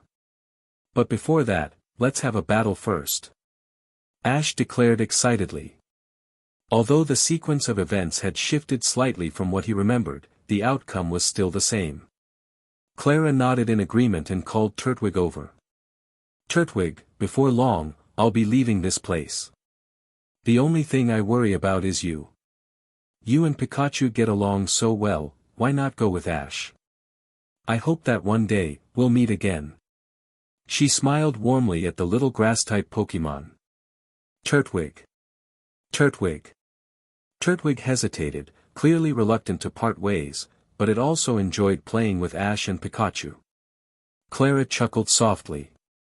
Looks like Turtwig is challenging you to a battle, Ash. Then let's do this. Ash grinned, sending out Apom. Alright, Apom, use Swift. Ipa. Apom, always eager for a fight, swung its long tail and released a barrage of golden stars. Turtwig, Turtwig. Turtwig quickly dodged, shaking its head from side to side before launching Razor Leaf. At the same time, it charged straight toward Apom, clearly preparing to use Bite. The timing was perfect. Swift and Razor Leaf collided in midair, triggering an explosion of smoke that momentarily obscured Turtwig from view. Ash's eyes sparkled. Impressive, this Turtwig knew how to take advantage of battlefield conditions. But that won't be enough. Apom, use Double Team. In an instant, Apom created over a dozen illusionary copies of itself. Turtwig had just emerged from the smoke, jaws wide open for bite, only to be met with an army of identical Apoms. The unexpected sight caused it to pause for a split second. However, its battle instincts were sharp. Without hesitation, it stopped its charge and prepared another Razor Leaf, attempting to break through Apom's illusions. You'll need to react even faster next time, Turtwig. Apom, Focus Punch. Ipa. Apom's tail glowed as it struck Turtwig hard, sending it skidding backward. At that moment, the two small green leaves on Turtwig's head began to glow. I know what this is. Annabelle, this must be synthesis, right? Dawn asked eagerly. Annabelle nodded. That's right. Now's our chance. Apom, one more focus punch to finish it. Apom, despite its small size, was incredibly fast. Before Turtwig could fully recover with synthesis, Apom struck again, this time with an even stronger blow. A familiar notification sounded in Ash's mind, Apom had gained battle experience. However, this time, it didn't level up. Alright. Here goes, Heal Ball. Ash retrieved a heal ball from his system inventory. He had prepared a few of these in advance for situations just like this. The special Pokeball encapsulated Turtwig, wobbled twice on the ground, and then locked shut. Got it. I've caught Turtwig. Pika Pika. Ipa Ipa. Pikachu and Apom both cheered, jumping excitedly. Ash, that heal ball. It's a special type of Pokeball, right? How is it different from a regular one? Dawn asked curiously, her Piplup beside her. Yeah, heal balls help Pokemon recover faster and can even cure status conditions. They're much better than normal Pokeballs. But if you try to buy one in the market, they're really expensive. Turtwig got hurt during our battle, but since it's inside a heal ball, it'll recover quickly. Of course, if the injuries were too severe, the heal ball wouldn't be enough to fully heal it. Dawn nodded in understanding. With that, Ash and his friends bid farewell to Granny Clara and left the forest behind. Ahead of them lay a vast area known as the Bewilder Forest. The forest was home to many Stantler. These Pokemon wouldn't cause any harm, unless someone made the mistake of looking directly at their antlers. Those who did would find themselves trapped in an illusion, wandering in circles and unable to escape the forest. Jengar, stay alert and keep an eye on the Stantler for us. We're heading in. Ash commanded. And with that, their journey continued into the unknown. Chapter 144, The Baby Stantler and the Rampaging Ursaring. The Bewilder Forest. My mom once told me that this forest is really strange. The Stantler living here seem to be guarding something.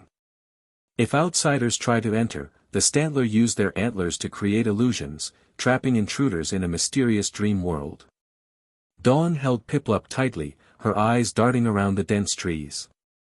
It felt like a Stantler could jump out at any second to drive them away. Meanwhile, a shadow flickered in and out of sight around them, Jengar. Ever since Ash had sent it out, Jengar showed no intention of returning to its Pokeball. Fortunately, the journey through the Bewilder Forest would take some time, giving Jengar plenty of space to play. Don't worry. Even if the Stantler do try to trap us in an illusion, Jengar can prevent it. Pika. As Ash spoke, the bushes ahead rustled. A Stantler emerged from the undergrowth. Dawn and Annabelle turned to look at Ash. He let out an awkward laugh. Well, guess our luck isn't that great. The Stantler let out a low cry, and a strange energy radiated from its antlers, distorting the space around them. Ash and the others immediately noticed the shimmering glow at the tips of its horns. But before anything could happen, Jengar, who had been floating around them the entire time, let out a mischievous "heh-heh," and casually reached out with its claw. It didn't even seem to grab anything, yet the illusionary energy Stantler had released instantly vanished. Stantler? The Stantler froze, completely dumbfounded. Woo! Huh! Both Ash and Annabelle exclaimed in surprise. Dawn blinked in confusion. What's wrong? That Stantler just told us not to go near its child. Ash's expression turned serious. That makes sense, Annabelle added. The Bewilder Forest is home to many Stantler. And right now, it's their breeding season. That's probably why it's being so defensive. No. It's not just that. Annabelle's gaze sharpened. This Stantler hadn't just been warning them about its young, it had been trying to keep them from heading deeper into the forest. It also said that there's a wild Ursaring in the forest, one that attacks other Pokémon without reason. If it hears any sounds, it'll come charging in. What? An Ursaring? That sounds terrifying. Piplup. Dawn clutched Piplup even tighter, both of them shivering at the thought. Woo! Roar! Just then, a furious roar echoed from deeper in the woods. The Stantler immediately panicked and bolted back the way it came.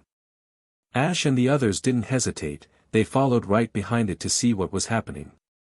When they arrived, they found an Ursaring locked in a tense standoff with several Stantler. Behind the group of Stantler was a baby Stantler, injured and trembling. It didn't take a genius to figure out what had happened. This Ursaring had attacked, injuring the baby, and now the adult Stantler were desperately trying to protect it. Roar! Ursaring suddenly reared up, charging a hyper beam. That's dangerous. Get out of the way. Boom! The golden blast tore through the air, heading straight for the Stantler. But before it could land, a burst of flames struck Ursaring from the side, interrupting the attack. Roar! Thrown off balance, Ursaring's hyper beam veered wildly off course. And it was now headed straight for Ash and the others. Ah! Ash, Annabelle, look out! Dawn's face went pale as she clung to Piplup in terror. At that moment, a shadow burst from the ground, Jengar. With a single movement, it conjured a glowing barrier. Protect! The hyper beam slammed into the shield and dissipated harmlessly. Ash and Pikachu immediately turned toward the source of the fire attack. A familiar figure stepped out of the trees, a purple-haired trainer, his Chimchar by his side. Paul. He had been tracking this Ursaring for some time now. But it was aggressive, and whenever it lost a battle, it ran off, taking its frustration out on the other Pokémon in the forest. That explained the Stantler's warning earlier, this Ursaring had been terrorizing the area. It's you. Paul's gaze locked onto Jengar, his eyes narrowing. This Jengar, the aura it gave off, was incredibly powerful. Not far off from Pikachu, even. So this guy had another ridiculously strong Pokémon. I don't think I need to answer that. Ash's response was cold. It was the exact same line Paul had once used on him. Now, Ash threw it back at him without hesitation. Paul scowled. Meanwhile, the Stantler had retreated behind Ash and the others. By now, they understood that Ash, Dawn, and Annabelle were trying to protect them. Their previous wariness began to fade. Oh no! This baby Stantler is badly hurt. Annabelle gasped in shock. She hurriedly dug into her bag and pulled out some medicinal herbs, the same ones Granny Clara had given her. She quickly got to work treating the baby's injuries. Paul watched all of this with an unreadable expression. For a moment, it reminded him of his brother, Reggie, always caring for wild Pokémon, always so soft. That memory alone was enough to irritate him. TCH, worrying about weaklings instead of catching a powerful Pokémon. What a waste of time. He turned back toward Ursaring. I've been tracking this thing for a while. If you're not going to catch it, then I will. Chimchar, Flamethrower. Guka. Chimchar had mastered Flamethrower by now, and it unleashed a powerful stream of fire at Ursaring. Roar. Ursaring thrashed as the flames engulfed it, then stumbled and fell. It had already taken damage from previous fights. Paul had simply finished the job. Chimchar, Flame Wheel. Guka. Guka. Chimchar spun forward, cloaked in fire, and struck Ursaring once more. Paul threw a Pokeball. The ball hit Ursaring, sucked it inside, and after a few shakes. Click. It was caught. Guka. Guka. Chimchar jumped up excitedly, thrilled by its victory. Paul, however, just scoffed. Celebrating over beating a weakened opponent? How pathetic. Chimchar's expression fell immediately. With an unimpressed look, Paul withdrew it into its Pokeball. He then checked Ursaring's Pokédex entry to review its moves. Not bad. I'll keep it. Then, his eyes snapped back to Ash. I want to battle your Gengar. His voice was sharp, filled with determination and anger. His previous loss to Ash had been humiliating. Now, he was here for revenge. But Ash barely even glanced at him. Right now, Paul was not worth his time. Bastard. You dare ignore me? Electabuzz, Thunderbolt. Let's see if you ignore me now, Ash Ketchum. Crackle. The air filled with electricity. And the battle was about to begin. Chapter 145, Pikachu's Little Fangirl. Electabuzz's Thunderbolt attack never reached Ash and the others. Because Gengar simply used Protect again, blocking the attack effortlessly. However, looking at the trajectory of the attack, it was clear that Paul had shown some restraint. He hadn't aimed directly at Ash and his friends, only at the ground near them. Of course, even if Paul had truly wanted to attack them, he wouldn't have succeeded. Fine, let's do this. Your Gengar can fight my Electabuzz. Electabuzz, Thunderbolt. Paul was practically forcing the battle to happen. Now that Elekid had evolved to Electabuzz, its electric energy had increased significantly. In that case, Gengar, Shadow Punch. Bam! The speed of Shadow Punch was unmatched. Electabuzz never even got the chance to land its Thunderbolt before getting slammed. One hit. Just one. And Electabuzz was down for the count. If I were you, I'd start reflecting on your own failures. Maybe your Pokémon wouldn't be so weak if they weren't trained by such a terrible trainer. Ash delivered the same exact words Paul had once used on him, now thrown back at Paul like a sharp blade. Paul was nothing more than a player-trainer, one who only sought power without understanding the essence of true training. If this were a game, Paul's methods would be fine, always discarding the weak and chasing only the strongest. But this wasn't a game. This was the real world. Pokémon had feelings, loyalty, and trust. There were no useless Pokémon, only useless trainers. Paul withdrew his fallen Electabuzz, his fury rising even further. He convinced himself that this loss was only because his main Pokémon weren't with him. That was all. Once they left the Bewilder Forest, Paul would have send over his strongest Pokémon. Then he would challenge Ash again. P.S. Giovanni once trained a Beedrill strong enough to challenge Lance's dragons, that speaks volumes. Meanwhile, Annabelle was busy tending to the injured baby Stantler. But its injuries were too severe. Ash, this won't work. We can use a heal ball to stabilize it for now, but we need to get it to a Pokémon Center as soon as possible. Hearing this, Ash made a quick decision. In that case, Annabelle, you should catch it. The other Stantler will understand. He handed her a heal ball. Annabelle explained the situation to the Stantler herd. They hesitated, reluctant to part with the baby, but ultimately, they agreed. They understood, letting the baby recover and explore the world outside was a good thing. The injured Stantler didn't even resist. It willingly entered the heal ball, and with a single shake. Click. Annabelle successfully caught it. With no time to lose, Ash, Dawn, and Annabelle rushed toward Jubilife City, where the nearest Pokémon Center was located. By the time they arrived, night had already fallen. Luckily, Jubilife's Pokémon Center was near the city entrance, so they didn't need to go deep into town. They handed the baby Stantler over to Nurse Joy, and finally, they could breathe a sigh of relief. Alright, now that that's settled, let's get dinner. My treat. Pika Pikachu. Piplup Piplup. At the mention of food, Pikachu and Piplup instantly lit up with excitement. They made their way to a luxurious hotel, where Ash ordered a feast, not just for themselves but also for their Pokémon. The grand table was filled with food, and their Pokémon enjoyed a premium meal.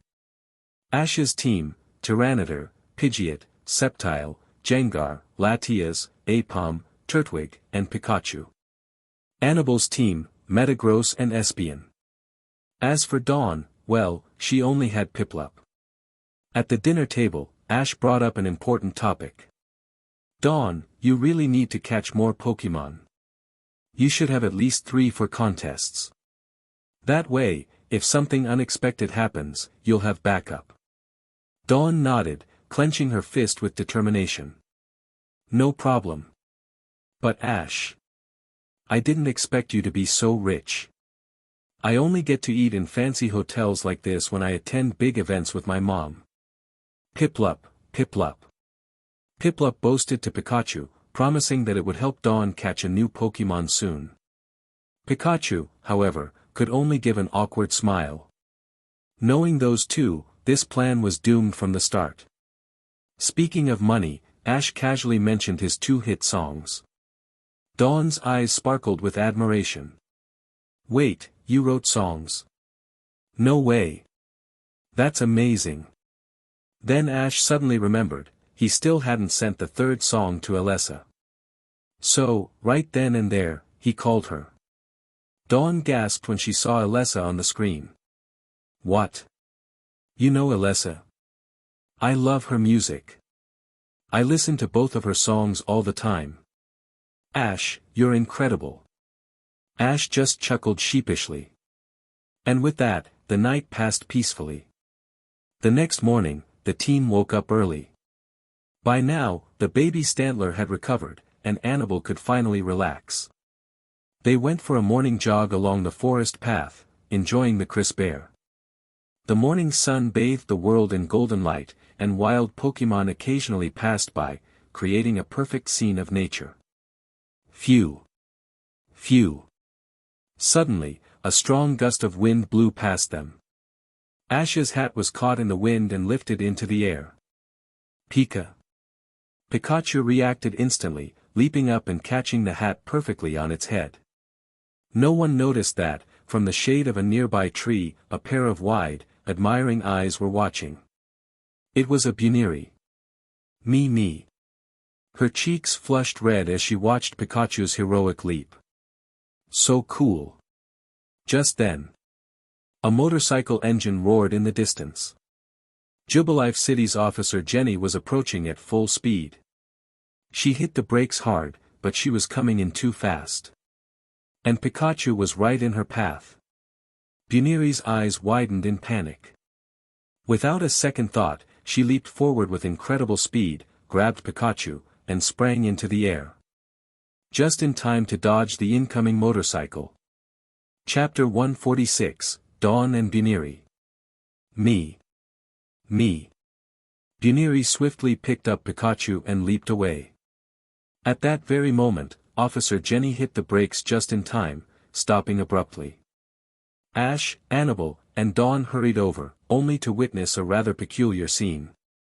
Pikachu, still wearing Ash's cap, was being gently placed on the ground by Buniri. Pikachu, looking slightly dazed, quickly smiled and chirped, "Pika Pika," thanking Buniri. However, Buniri, flustered, immediately covered its face with its fluffy fur, trying to hide its embarrassment. A faint pink blush spread across its little face. Wow! This Buniri is so adorable. Ash, Annabelle, look. It's so shy around Pikachu. Dawn's eyes sparkled with excitement as she observed the scene in fascination. Pikachu. Even Pikachu seemed a little lost on what to do and instinctively turned to Ash for help. But Ash? He wasn't about to ruin Pikachu's moment. Luckily, Buniri was just too shy to handle the situation. It kept pulling its fur over its face while nervously hopping backward. Then. Thud. It wasn't watching where it was going and crashed straight into a tree. It ran away. What a shame. That's another Buniri I failed to catch. Dawn pouted, realizing she had been too caught up in the moment to even think about capturing it. Piplup. Piplup shot her a look of pure disappointment, as if silently judging her slow reaction time.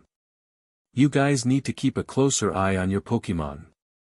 You can't just let them run across the road like that. Officer Jenny, still sitting on her motorcycle, scolded them sternly. After all, she had nearly run over Pikachu just now. Ash and the others quickly nodded in agreement, acknowledging their mistake. But that's weird. Why didn't Officer Jenny recognize me? Back in Sangem Town, we talked a few times. She even knows my mom. Dawn frowned as she watched Officer Jenny ride away. Ash and Annabelle exchanged knowing looks, barely holding back their laughter. Dawn. There are lots of Officer Jennys. They all look the same. Look, this is Kanto's Officer Jenny, this is Johto's, Hoen's, and here's Sinoa's. Annabelle pulled out her Pokenav and showed Dawn multiple identical images of Officer Jenny. Dawn blinked at the screen, her mind struggling to process it all. Okay. But how does anyone even tell them apart? Her helpless tone reminded Ash of a certain someone. Someone who could distinguish between every single Nurse Joy and Officer Jenny with pinpoint accuracy, Brock. But Brock already had someone special in his life now. He and Lucy were probably doing just fine together. By noon, Annabelle had returned from the Pokémon Center with the Stantler she had rescued. The little Pokémon's injuries were no longer serious, it just needed proper rest. Fortunately, its heal ball would continuously aid its recovery. As for Dawn, she practically dragged Ash and Annabelle along, insisting they find Buniri first before doing anything else, not even signing up for the Jubilife City Pokémon contest. Buniri was just too cute. She couldn't resist. Eventually, they found Buniri under a large tree. But it had been captured by Team Rocket's robot. To understand how things had gotten to this point, we need to rewind a bit. After Buniri had run off that morning, it had found a nice, quiet tree to nap under. That was when Team Rocket, who had been tailing Ash's group, spotted it. The moment Jessie laid eyes on the irresistibly adorable Buniri, she was enchanted. Without hesitation, they deployed a robot originally designed to capture Pikachu, except this time, it snatched up Buniri instead. Team Rocket. Ugh, it's you three again. Let go of Buniri. Can't you see it doesn't want to go with you? Dawn fumed, glaring at them. Ah, here it was, the moment they had been waiting for. Team Rocket's grand introduction. Listen, is that a voice I hear? It's speaking to me loud and clear. Floating on the wind. Past the stars. In your ear. Bringing chaos at a breakneck pace. Dashing hope, putting fear in its place. A rose by any other name is just as sweet. When everything's worse, our work is complete. Jesse. And it's James. Meowth, now that's a name. Putting the do-gooders in their place. Team Rocket. We're in your face. Woobuff it. Mime. Mime. Ah. It feels so good to say our intro properly again. Boom. Just as they finished their speech, Ash casually sent out Tyranitar. Before they could even react, Tyranitar blasted them sky high. The robot, which they had painstakingly built to capture Pikachu, couldn't even handle Buniri before it exploded. Buniri, caught in the blast's impact, was flung into the air. And Team Rocket? This can't be happening. Ding! They became a twinkling star in the sky. Well done, Tyranitar. Tyran. Me. Me. Me. Buniri, still dizzy from the explosion, tumbled downward. Buniri, watch out. Dawn didn't waste the opportunity, she dashed forward and caught Buniri just in time. There, you're safe now. She gently stroked Buniri's fur, smiling reassuringly. Buniri nodded, grateful. But then, its gaze shifted toward Pikachu once more. Without hesitation, it bounced over, playfully nudging Pikachu with its long, fluffy ears. Pikachu, however, seemed slightly overwhelmed by the attention. Awkwardly, it pushed Buniri away a little and shook its head. Pika Pika. Buniri's ears drooped. Had Pikachu rejected it? Tears welled up in its big, round eyes. Pikachu panicked, how had things gone south so quickly? Pika, Pika Pika, Pika Pikachu. Dawn, watching them, finally understood. She leaned close to Buniri's ear and whispered. Buniri, you really like Pikachu, don't you? Well, how about coming with me on my journey? That way, you'll always get to see Pikachu. Me. Wait. Was this even an option? Chapter 147, Dawn's first Pokémon contest. Me. Buniri nodded enthusiastically, agreeing without hesitation. Dawn was overjoyed, absolutely ecstatic. She had only been testing the waters, hoping but not truly expecting success. Yet, to her surprise, Buniri actually agreed. However, as a trainer, Dawn knew she couldn't just take in a Pokémon without a proper battle. Since Buniri was to be her first captured Pokémon alongside Piplup, she had to do things the right way. Buniri also seemed to understand what Dawn meant. Its adorable ears twitched before it gave a small nod. Then, without warning, it leaped high into the air. At the same time, it glanced over at Pikachu. Pika. Ash struggled to keep himself from laughing. This Buniri was totally smitten with Pikachu. Alright, let's do this, Piplup. Piplup. Piplup, use Bubble Beam. Piplup. Dawn may have been a rookie trainer, but the way she commanded Piplup in battle hardly made her seem like one. Piplup unleashed a stream of sparkling bubbles, all soaring toward Buniri. However, instead of dodging, Buniri countered with an unexpected move. An ice beam. This Buniri seems to have impressive potential. It's already learned Ice Beam, Annabelle remarked from the sidelines. Ash checked Buniri's stats using his system. It had a red tier potential, not bad at all. That was the standard qualification level for Pokémon trained by gym leaders. Buniri's Ice Beam froze all of Piplup's bubbles mid-air, turning them into floating ice spheres.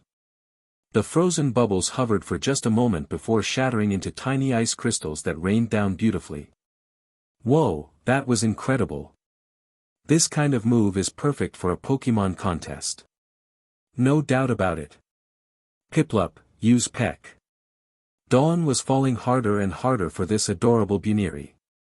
Piplup. Buniri jumped to dodge Piplup's attack, landing gracefully before preparing a counter. Its small ears glowed as it aimed an attack at Piplup. It was Dizzy Punch. If Dizzy Punch connected, Piplup would fall into confusion. Piplup, quick. Dodge it and then use Peck again. Dawn knew she couldn't afford to let Piplup get hit. Piplup. Me. Just in time, Piplup successfully dodged Dizzy Punch and landed a clean hit with Peck. Great. Now, follow up with Bubble Beam. Go. Piplup. Buniri took the full brunt of Bubble Beam. Dawn quickly pulled out a Pokeball and was just about to throw it. Wait, Dawn. Your Pokeball is still in its small form. You need to expand it first. Ash quickly reminded her. Dawn panicked for a second but swiftly pressed the button on the Pokeball, making it expand to full size. Alright, this time for sure, Pokeball, go. The Pokeball flew forward and successfully absorbed Buniri. The ball rocked back and forth on the ground, once, twice, thrice. Ding! The capture was a success. Yes. We did it, Piplup. We've got our first new teammate. Now we're ready for the Pokémon contest. Piplup. Pokémon, Ash. Dawn was surprised. Well, yeah, but a Pokémon's happiness matters too. My other teammates are more into gym battles or big tournaments. But if Apom's real dream is to compete in Pokémon contests, then it might be better for it to be with you. Let's see what Apom decides, then, Ash continued. For now, that's enough training. You and your Pokémon should get some rest, tomorrow's the big day. As Ash walked off, Dawn remained deep in thought. Considering a Pokémon's feelings. The next morning marked a big milestone for Dawn. The Jubilife City Pokémon contest was officially starting. Dawn had planned to wear a new contest outfit but was running late getting dressed. When Annabelle went to check on her, she found out why. Dawn's hairpin had gotten tangled in her hair. Another girl, who looked quite cool and confident, was helping Dawn fix it. That's when Dawn met Zoe. Zoe was also competing in the contest. Meanwhile, inside the contest hall, the stage was set. The host for Sinoa's Pokémon contests was Marion, while the judges included the Pokémon Fan Club president, a Pokémon Center nurse Joy, and a contest official. Good morning, everyone. Marion announced. Today, coordinators and their Pokémon partners will dazzle us with stunning performances. Who will steal the show with their breathtaking appeal? Let's find out. Now, let's welcome our first contestant, Zoe. The crowd erupted in cheers as the Jubilife Pokémon contest, Dawn's very first contest, officially began. Chapter 148, Dawn vs. Zoe. Misdreavus, take the stage. Zoe's choice for this round was Misdreavus. She had decided to showcase different Pokémon for her first and second performances. Misdreavus, use Double Team within the mist. The capsule seal attached to Misdreavus's Pokeball released a swirling mist as the ghost type appeared. Taking full advantage of the fog, Misdreavus swiftly executed Double Team, creating multiple illusions of itself. Then, with a dazzling flash, it followed up with Confuse Ray, the glowing orbs weaving eerily through the fog, adding an ethereal touch to the display. Finally, Zoe commanded Misdreavus to wrap up with a well-rehearsed move, Thunder Wave. The golden electrical waves crackled through the mist, illuminating Misdreavus's illusions in a mesmerizing spectacle. With 3 distinct techniques, Misdreavus delivered a captivating performance, earning unanimous praise from the judges. Dawn's turn. Backstage in the waiting room, Dawn watched Zoe's performance on the large screen. A tight knot of nerves twisted in her stomach. Zoe. She really is strong. No wonder she already has a ribbon. But she shook her head and clenched her fists. No. I can do this. Dawn, you've got this. Go for it. You're the best. Contestants took the stage one after another, each trying to outshine the others with their dazzling routines. Meanwhile, in the audience, Annabelle turned to Ash with a worried expression. Ash, I wonder how Dawn is feeling right now. It's her first contest, so she must be really nervous. Ash nodded, his eyes fixed on the stage. She's definitely nervous. That's just how it is the first few times. She'll get used to it after more contests. It's part of the process. But that Zoe girl you just met, her mischievous thunder wave was strong, and her performance style fits the judges' preferences really well. She's probably a top contender for the win. Dawn still has a lot to learn. I just hope she doesn't get too discouraged if things don't go her way. Pika Pika, Pikachu. Huh? Pikachu, are you saying this is just like when May entered her first contest? Pika. Pikachu nodded. Finally, it was Dawn's turn. You got this, Dawn. Go. Taking a deep breath, Dawn stepped forward as the curtain rose. Ash, Annabelle, Zoe, who had returned to the waiting room, and her mother, Johanna, watching from home, all had their eyes locked on her. So nervous. For a moment, doubt crept in. But she shook it off. Piplup, take the stage with style. Dawn had attached a bubble seal to Piplup's pokeball. As the small blue penguin emerged, shimmering bubbles floated around it, reflecting the stage lights beautifully. Piplup. Piplup swayed its tiny body cutely, and Dawn began her commands. Piplup, use bubble beam. Mix your bubbles with the ones from the capsule seal. Piplup. Piplup released a stream of bubbles that intertwined with the existing ones. The contrast between the capsule seal's crystal-clear bubbles and Piplup's deeper blue ones created a mesmerizing effect, making the display even more enchanting. Great! Now, use Peck, focus all your power into your beak. Piplup. Piplup's beak elongated, glowing with energy as it leaped into the air. Then. Pop. Pop. Pop. It pecked at the bubbles, bursting them one by one in a stunning chain reaction.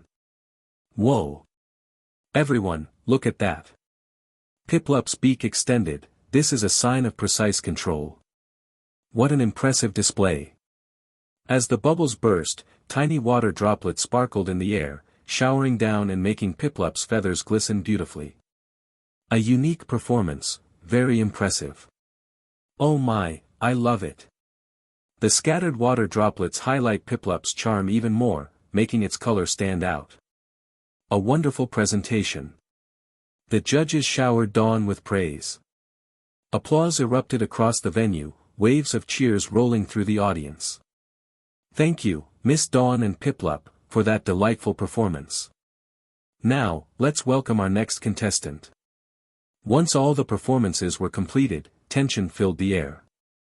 The judges now had to select the top 8 coordinators who would advance to the next round, the battle performances.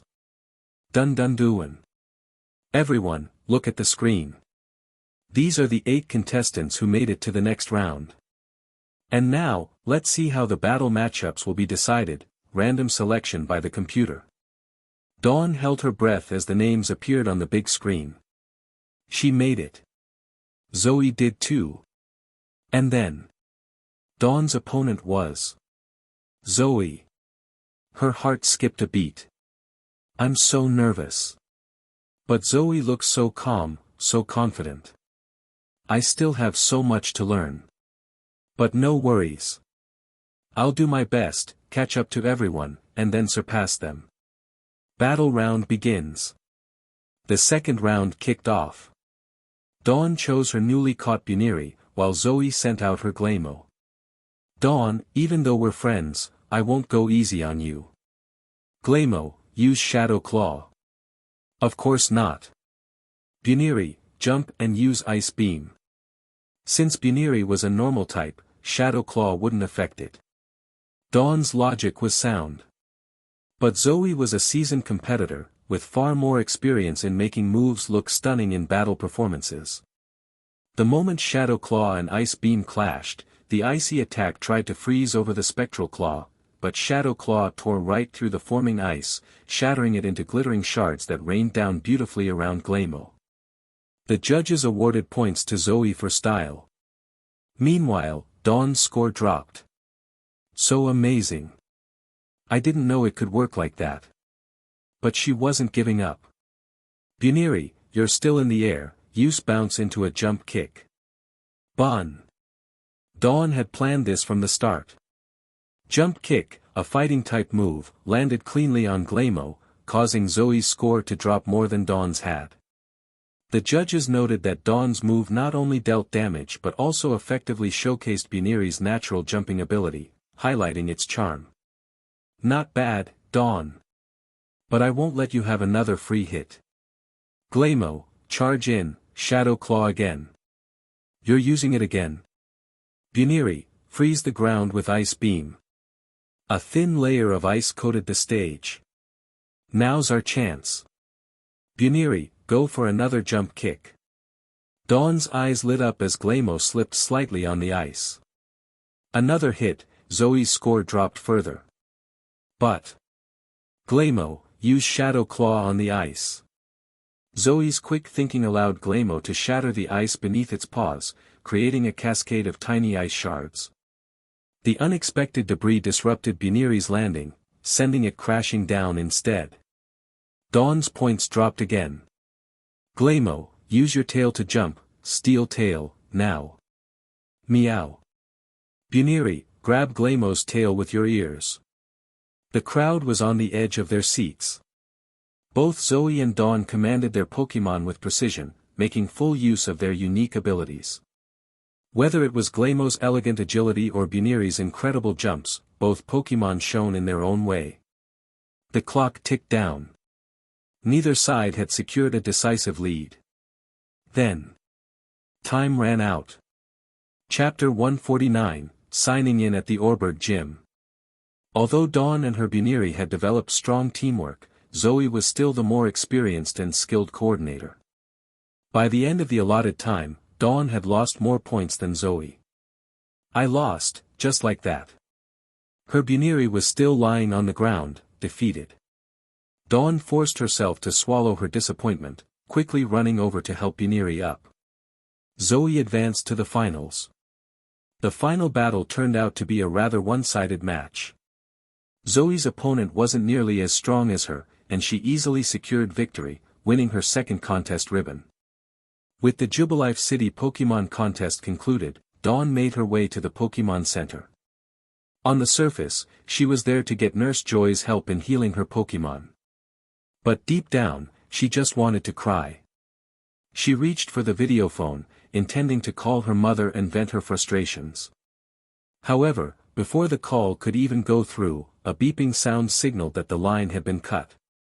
Dawn turned around in confusion, only to see Ash and Annabelle walking toward her. Ash. Annabelle.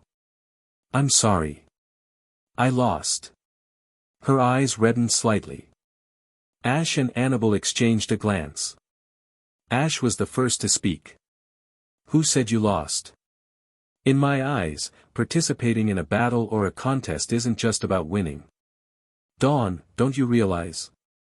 This was your very first Pokémon contest.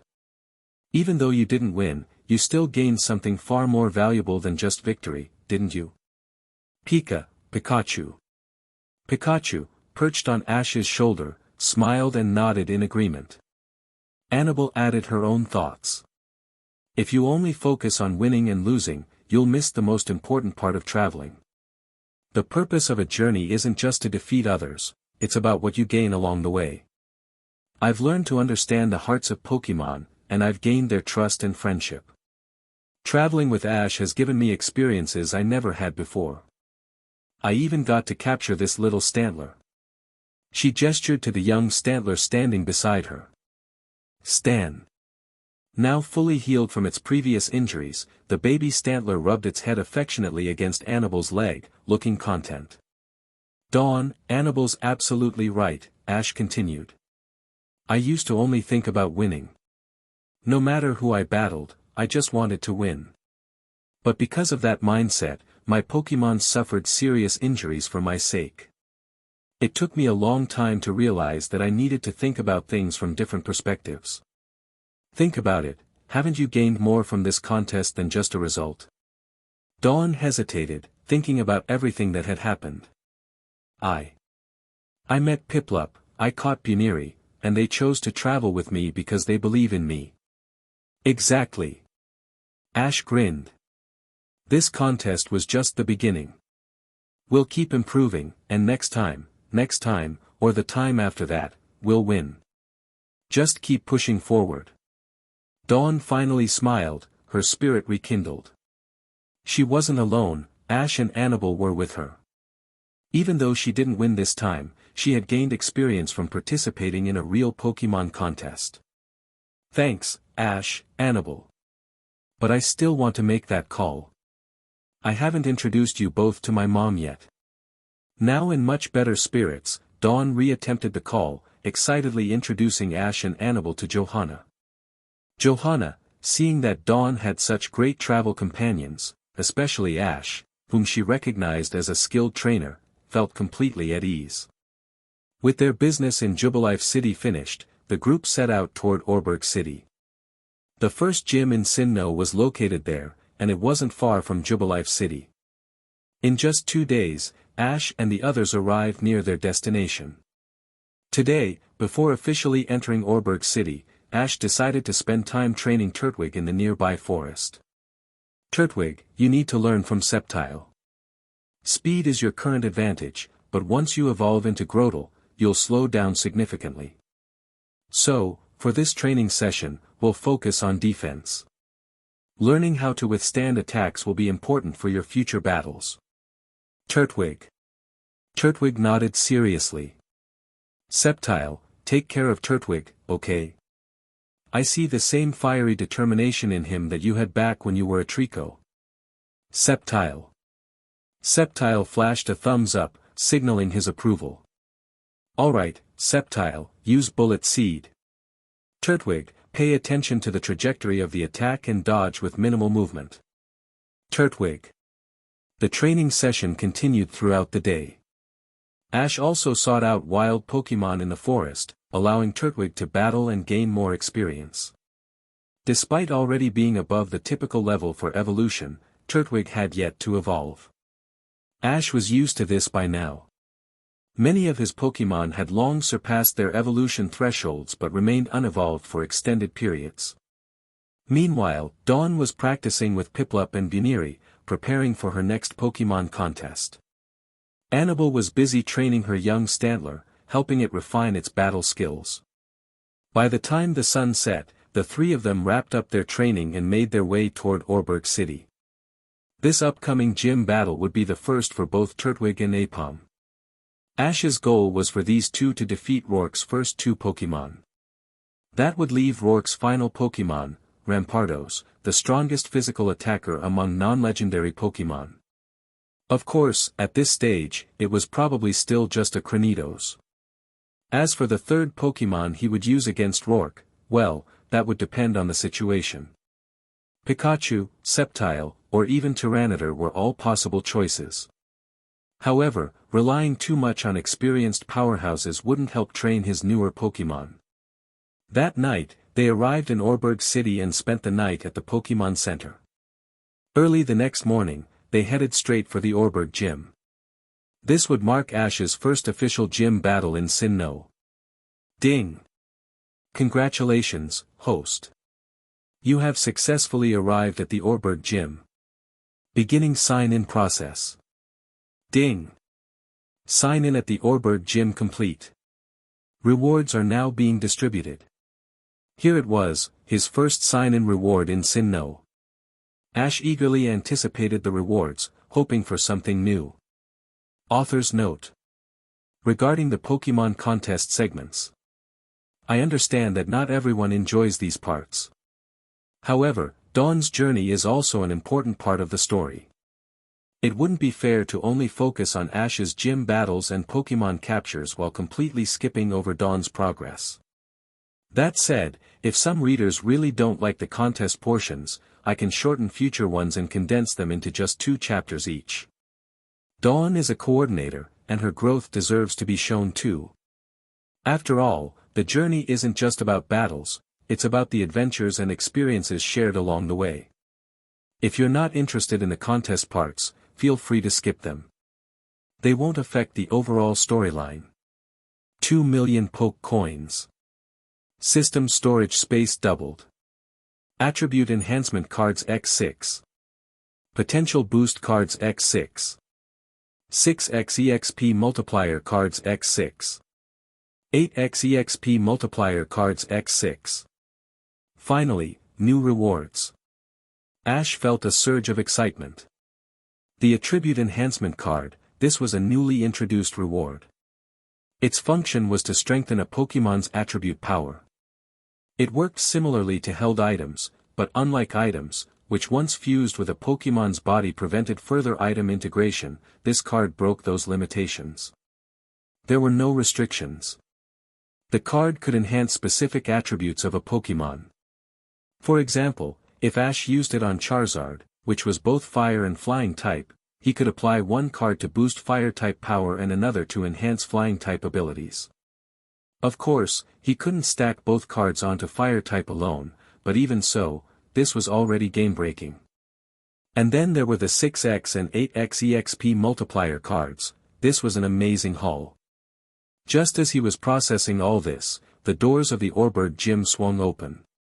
A tall man with long hair stepped out. Right behind him, a familiar figure followed, Paul. The moment Paul laid eyes on Ash, his gaze immediately sharpened. "How many gym badges do you have now?" Paul rarely asked questions like this, but something about Ash's Pokémon felt incredibly strong. He couldn't ignore it. Of course, Paul didn't expect an answer. But to his surprise, Ash actually replied. "This is my first." He answered casually, not even giving Paul another glance before turning to the long-haired man, the Orbird gym's referee. "Excuse me, is Rourke still inside the gym?" The man immediately realized Ash was another challenger. "Ah, you're here to battle as well?" "I'm afraid Rourke isn't available at the moment. He's leading a fossil excavation team at the Orbird mine. They've just discovered a new batch of Pokémon fossils, and he's currently supervising the dig. He won't be able to leave for now." "Orbird mine?" Ash nodded thoughtfully before turning to Dawn and Annabelle. "Let's go check it out. Orbird is famous for its fossils, and I'm sure Dawn hasn't seen any up close before." "Yes. Yes. That sounds awesome. I can't wait to see some fossils." "I agree. But, Ash, do you even know where the Orbird mine is?" Annabelle asked, raising an eyebrow. Ash nodded confidently. "It's simple. Judging by the geological formations around here, it's obvious where the mining site should be." Dawn and Annabelle both looked at him in admiration. Ash just seemed to know everything. Meanwhile, Paul clenched his jaw. Ash had barely acknowledged him, just thrown him a casual response before completely ignoring him again. Gritting his teeth, Paul followed. He was curious to see what kind of trainer Rourke was. Orbird mine. The Orbird mine was famous for its fossils, which were frequently unearthed here. Rourke was a fossil enthusiast, even going so far as to personally apply for the position of lead excavator. At this very moment, he had just emerged from the mine, cradling a newly discovered Omanite fossil in his hands. "Just look at this. A greeting from Pokémon of millions, even billions, of years ago. Isn't it incredible?" Rourke's eyes sparkled with fascination as he admired the fossil. Every fossil unearthed here was transported to the Orbird Fossil Research Museum, where they were carefully analyzed and, in some cases, revived using advanced technology. The revived Pokémon were then transferred to a special biome, designed to replicate prehistoric environments as closely as possible. Today was no different. As Rourke prepared to transport the fossils, his phone suddenly rang. "Hello, this is Rourke." A frantic voice came through the receiver. "Rourke. We have a serious problem. Someone stole one of our fossil revival machines. And there was a Pokémon inside, it was an Aerodactyl." Rourke's expression darkened. "What? Who did this?" "It's worse than that. The thieves are now attacking the museum. They're trying to steal more fossils." Rourke's grip on his Pokeball tightened. "Come on, Cranidos. We have to stop them." Saw Ka. Before he could take off. "Ha ha ha. No need to rush. We've already arrived." "That's right. We'll be taking that Cranidos, too. Leave it to Meow." It was Team Rocket. Jesse, James, and Meowth had successfully stolen one of the revival machines. Not only that, but they had converted it into a giant mecha, using it to shield the stolen machine inside. The revival chamber swung open. Emerging from within was a freshly revived Aerodactyl. Rayarark. Aerodactyl, a Pokémon known for its incredibly aggressive nature, immediately went berserk upon awakening. The moment it saw the crowd of humans, it charged at them in a rage. "Cranidos, use flamethrower. Stop that Aerodactyl." Rourke could see that the Aerodactyl was using Giga Impact. Cranidos unleashed a flamethrower, striking Aerodactyl head-on. It did nothing. "Damn it. That's not enough." Rourke gritted his teeth. "Come out, Onyx. Use Tackle to stop Team Rocket's mecha." Roar. Onyx slammed into Team Rocket's machine, successfully halting their advance. But Aerodactyl. It had barely been affected by Cranidos' attack. The prehistoric Pokémon swooped down, its Giga Impact completely overpowering Cranidos' defense. Cranidos tried to brace itself, pushing against the incoming attack. But it was being overpowered. Right at that moment, a blinding green blur shot forward. "Sceptile, use Leaf Blade." Sihimo. Splat. At that precise moment, just as Aerodactyl's momentum began to wane. Chapter 151, Battle against Rourke. Roar. Aerodactyl collapsed, completely losing its ability to battle. Sihimo.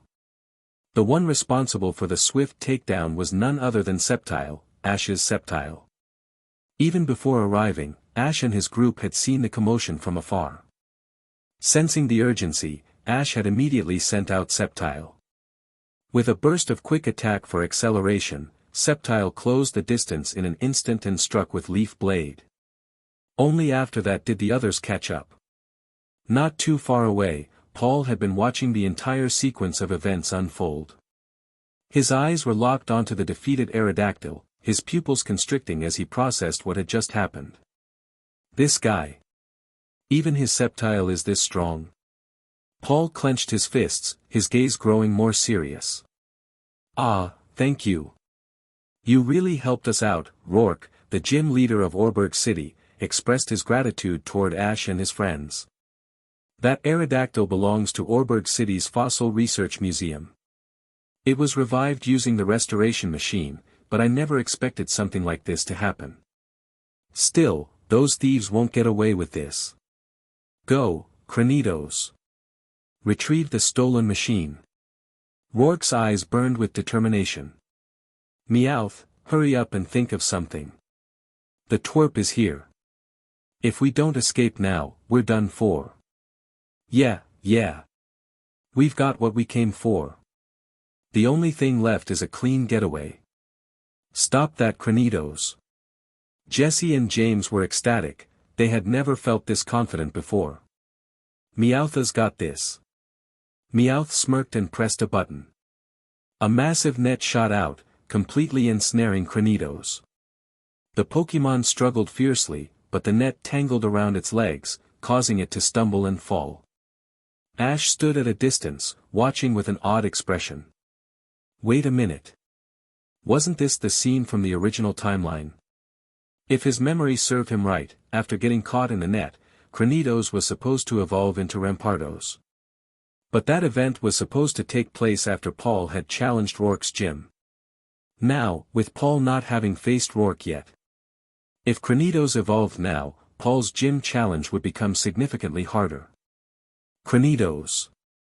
You can't lose to a bunch of thieves. Stand up.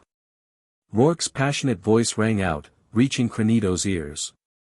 With a mighty roar, Cranidos erupted in blinding light. Whir.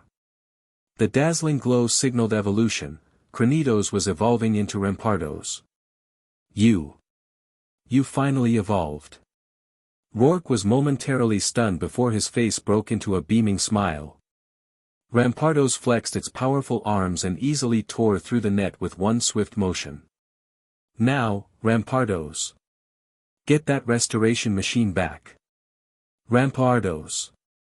Rampardos, now fully evolved, charged forward with astonishing speed. Paul, standing in the back, felt his heart sink. Cranidos had evolved. Which meant his strategy for the gym battle had just become obsolete. A fully evolved Rampardos meant greater power, greater speed, and a much tougher challenge. Paul clenched his fists. Damn it. This changes everything. Meanwhile, Team Rocket was in a complete panic. Wah! That thing is charging right at us. James, do something. I am doing something. I'm panicking.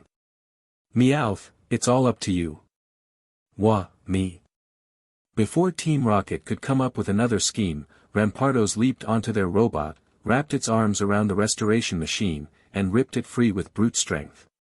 Nicely done, Rampardos. Now use Zen Headbutt. Rampardos. Boom. Rampardos' Zen Headbutt landed squarely on Team Rocket's machine, completely obliterating it. We're blasting off Agayan. Ding. And just like that, Team Rocket was sent flying once more, disappearing into the sky. The restoration machine was successfully recovered and safely transported back to the Fossil Research Museum. As a token of appreciation, Rourke personally invited Ash and his friends on an exclusive tour of the museum. Over here, this section replicates the prehistoric environment from millions of years ago. Inside, we have several revived fossil Pokémon, Kabutops, Armaldo, Omastar, and even Aerodactyl, once it's fully stable. Rourke's enthusiasm was contagious. Dawn, never having visited a place like this before, was absolutely fascinated. This is amazing. I've never seen so many fossil Pokémon in one place. Annabelle was equally intrigued. Unlike standard Pokémon training and battles, this was an entirely new side of the Pokémon world she had never explored. Pika. Piplup. Even Pikachu and Piplup were wide-eyed, marveling at the sights around them. Ash, Paul, you're both here to challenge the gym, correct? Rourke finally turned toward them, recalling what his gym assistant had informed him. Paul, you arrived first, so you'll battle me first. We'll schedule the match for this afternoon, just give me some time to wrap up my work. I sincerely apologize for the wait. Paul, however, shook his head. Rourke, let him go first. Rourke blinked in surprise. Him. Paul's gaze shifted to Ash. I want to observe his battle against you first. That's not a problem, is it? It was clear that Paul had reconsidered his battle strategy after witnessing Cranidos evolve into Rampardos. He needed to reassess his entire approach. And the best way to do that? Watch how Ash handled the battle. Paul firmly believed Ash would win, he just wanted to see how. After all, Ash's choice of Pokémon for this battle was puzzling. So far, he had only seen Ash use Apom, Turtwig, and an unknown Pokémon. Would Ash really use them in the gym match? Or would he pull out powerhouses like Sceptile and Gengar? Rourke considered Paul's request for a moment. I don't have any objections. Ash, what about you? Ash smirked slightly. I don't mind at all. Pika Pika. Ash had no issue letting Paul observe the battle. If anything, it would show Paul the massive gap between them. Dawn, however, pouted. Ash, why are you letting him watch your battle? That guy is awful. She still hadn't forgiven Paul for the way he treated his Pokémon. Ash chuckled, ruffling Dawn's hair. Caught off guard by the sudden gesture, Dawn's face turned slightly red. Why did you do that? Ash simply smiled without answering. The afternoon arrived swiftly. Inside the Orbird gym, the battle was about to begin. The gym battle between Orbird gym leader Rourke and the challenger from Pallet Town, Ash, is about to commence. Each side will use 3 Pokémon. The battle will end when all of one side's Pokémon are unable to battle. Only the challenger is allowed to switch Pokémon at will. Let the battle begin. Chapter 152, Turtwig's First Battle. Go, Geodude. It's your time to shine. Geo. Wow, so this is Geodude. Piplup, Buniri, we have to cheer for Ash properly. To show her support for Ash, Dawn had even dressed up as a cheerleader, along with Piplup and Buniri. As Geodude took its position on the battlefield, Dawn pulled out her Pokédex to learn more about it. Well then, Ash, what's your first Pokémon? Bring it out and let's see what you've got. Geo. Both Rourke and Geodude locked eyes with Ash, waiting for his choice. Alright, my first pick is, this little guy. Go. A Pokeball flew through the air, releasing Apom onto the battlefield. Apom, I'm counting on you for this battle. Apom. Apom landed gracefully, using its tail to grab onto a rock and balance itself. Seated in the stands, Paul observed Ash's choice and frowned. An Apom? This was the kind of Pokémon he never even considered capturing. Let's see how you handle it, Ash. You're using Apom even though normal-type moves won't be very effective against Geodude. Interesting. Alright then, show me what kind of battle you can bring. Rourke was eager to see how Ash planned to fight. Apom, use agility, then Shadow Clone. Get in close. Apom. Apom dashed forward at an incredible speed, leaving behind multiple afterimages as it rapidly approached Geodude. In an instant, dozens of identical Apom clones surrounded Geodude from all angles. Not bad. Geodude, use Rollout and kick up Sandstorm. Wipe them all out. Geodude spun rapidly, stirring up dirt and sand all over the battlefield, completely dispersing all the shadow clones. Rourke grinned. No more tricks, Ash. But Ash smirked. Too late, Rourke. Apom, Focus Punch. Apom had already closed the distance. Focus Punch, a move that required the user to charge up before attacking. It was hard to land, but if it connected, it packed a devastating blow. And right now, Apom was just a meter away from Geodude. Not so fast. Geodude, use Hidden Power. Geo. A sphere of golden energy instantly surrounded Geodude, glowing brilliantly before exploding outward in all directions. Paul narrowed his eyes from the stands. Hidden Power? That's unexpected. He had researched Rourke before, but this was new. Apom took a direct hit and disappeared. A shadow clone. That's it. Apom, Focus Punch, now. The real Apom appeared from behind, its tail glowing brightly as it struck Geodude head-on. Geodude was sent flying. Just to be safe, Ash commanded, finish it with Swift. Apom fired a flurry of glowing stars at the airborne Geodude, and though it tried to resist, the relentless barrage proved too much. Geodude is unable to battle. Apom wins. The referee made the call. At that moment, Ash's battle experience share activated, distributing the experience gained to his entire team. Rourke recalled Geodude and smiled. That was a brilliant strategy, Ash. You turned Apom's small size, what some would call a weakness, into an advantage and completely threw me off.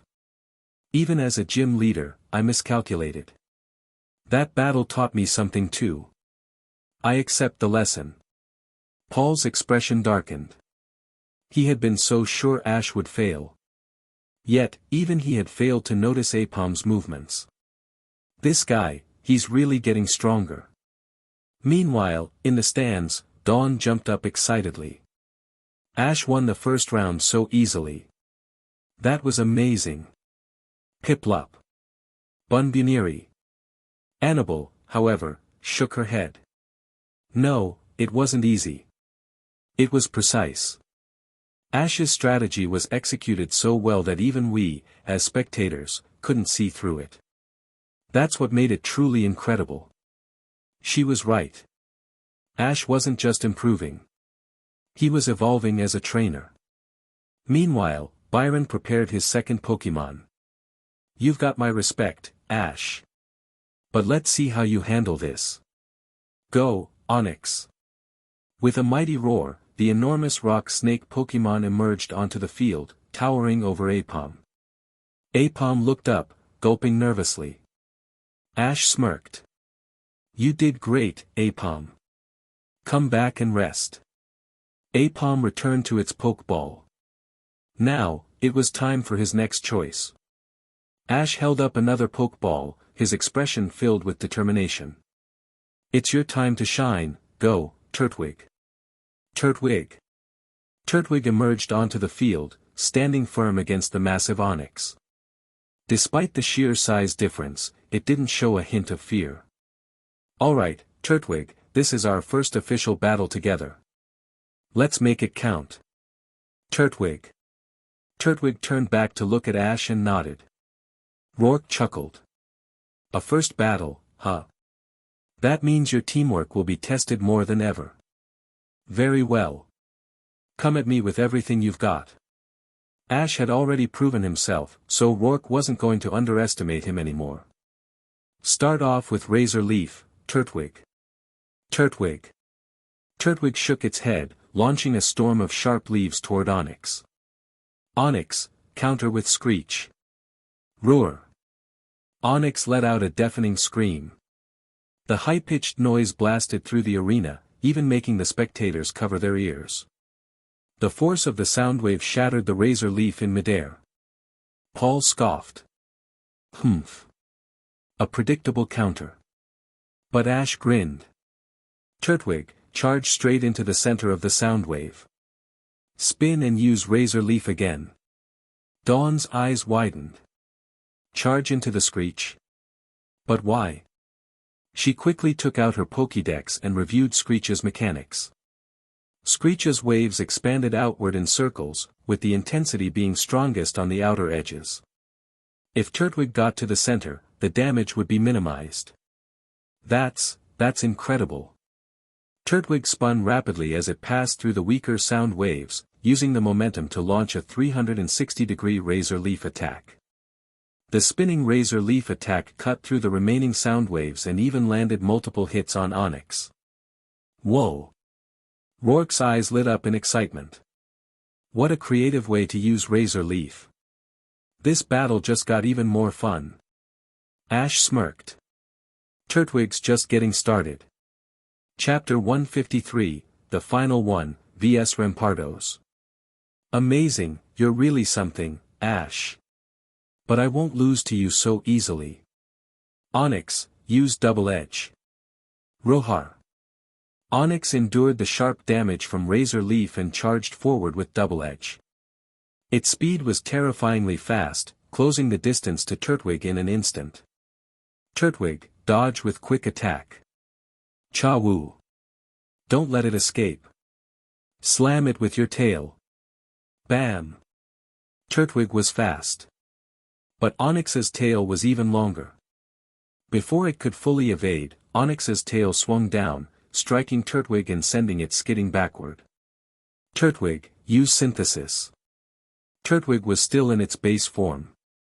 Taking such a heavy blow from a massive Pokémon like Onix was definitely pushing its limits.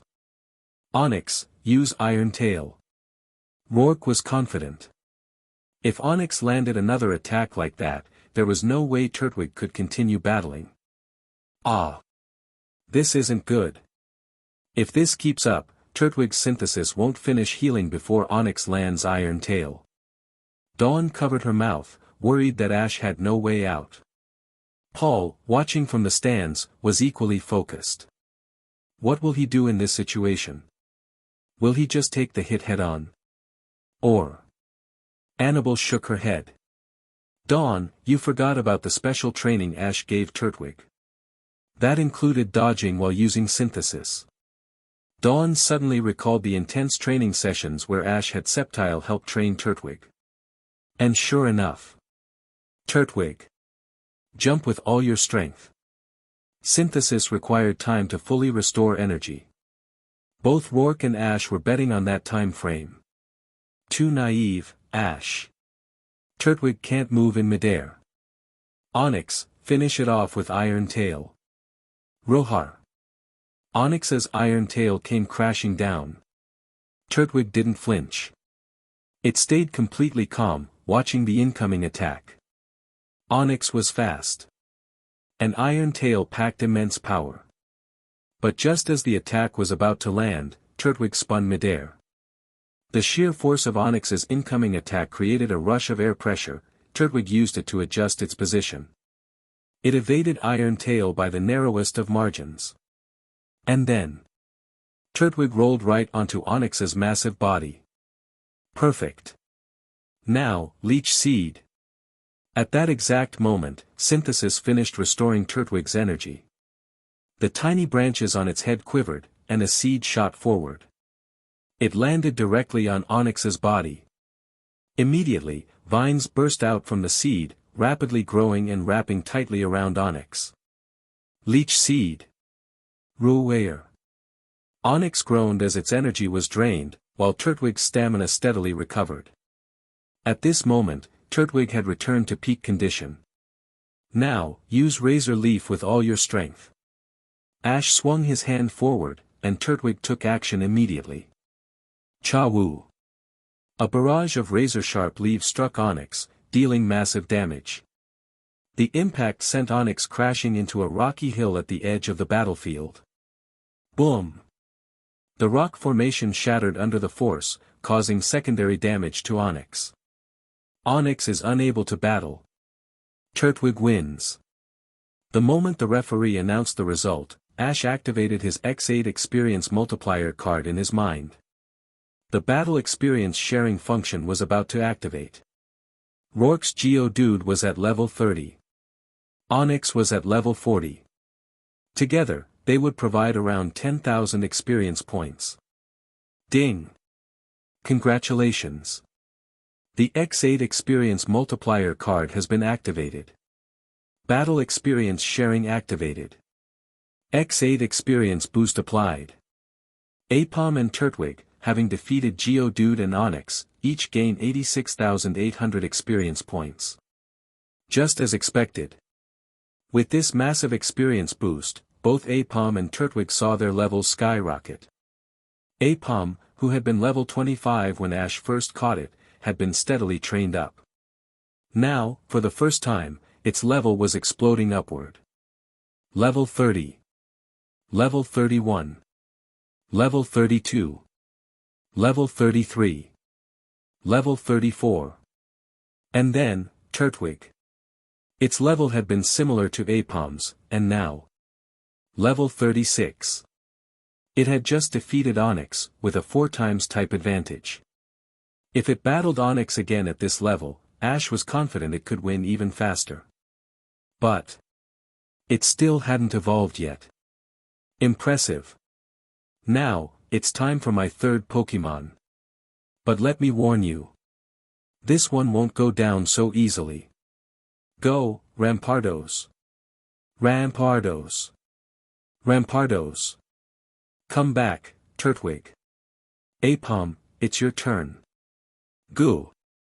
Apom, use agility. Ash recalled Turtwig, this Rampardos was at level 45.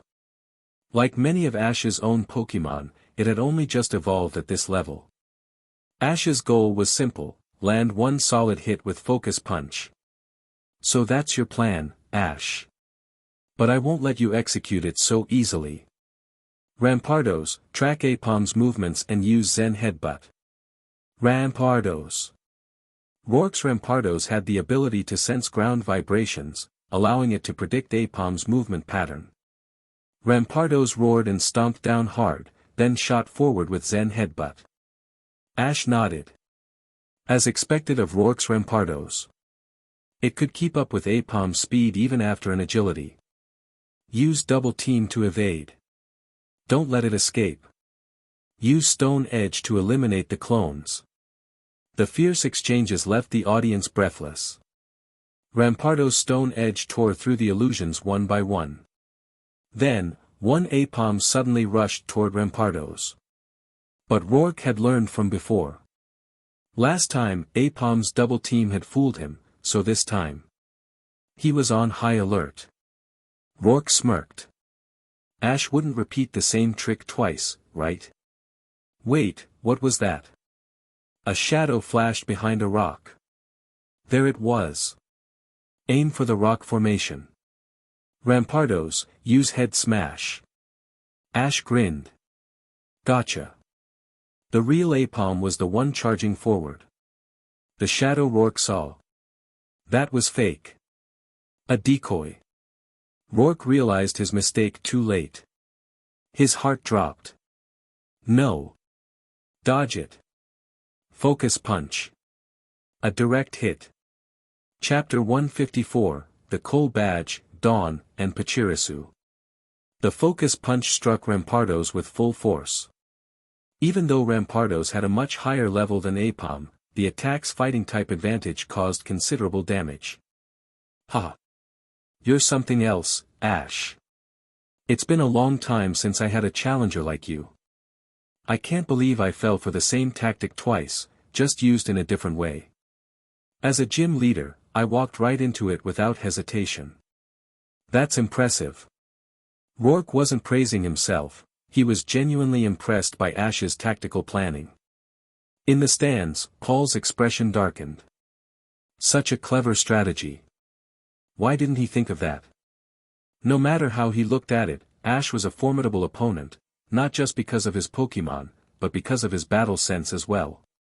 Paul clenched his fists but remained silent. That Aipom is decent, but this is the end of the line. Rampardos, use Zen Headbutt. Rampardos. Though Rampardos had taken the hit, its powerful physique allowed it to recover quickly. It charged forward, smashing into Aipom with Zen Headbutt.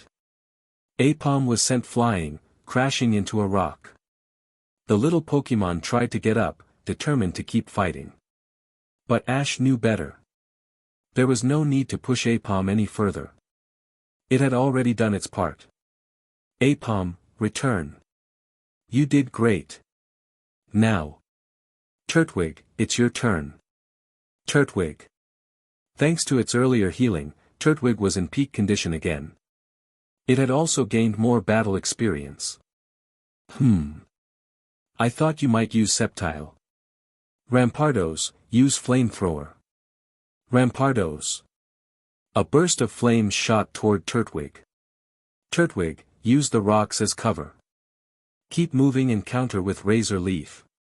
The battlefield was filled with rocky formations, providing the perfect advantage for Ash. Turtwig dashed between the rocks, dodging the flames effortlessly. Rampardos, if that's how you want to play. Use Earthquake. Rourke had anticipated this. Turtwig, quick attack. Cha! In an instant, Turtwig surged forward, closing the distance between them. What? That level of coordination. Rourke and Rampardos were caught off guard. Razor Leaf. Turtwig had already anticipated the move thanks to Ash's aura, their connection allowing for near-instant decision-making. Because of Rampardos' height, the attack struck directly at its stomach, one of its few weak spots. Ash remembered this from the original timeline. A barrage of leaves struck Rampardo's vulnerable spot, sending it flying into the air. With Earthquake unfinished, the attack was interrupted. Rampardo's came crashing down. Turtwig. Finish it with one last Razor Leaf. Rampardo's, hang in there. Use Flamethrower. Rampa. Rampardo's tried to retaliate, but the pain from the earlier attack was too intense. It flinched, leaving an opening. The Razor Leaf attack landed directly, sealing the battle's outcome. Rampardo's is unable to battle. Turtwig is the winner. That means the victory goes to the challenger, Ash from Pallet Town. Victory secured. And Ash's team hadn't lost a single Pokémon in the battle. Though the experience was shared between Aipom and Turtwig, Ash didn't use an experience multiplier card this time. After all, both Pokémon had already leveled up a fair amount. Rourke nodded with admiration, walking over with a badge in hand. Ash, whether it was Aipom's strategy or Turtwig's speed, you really took me by surprise.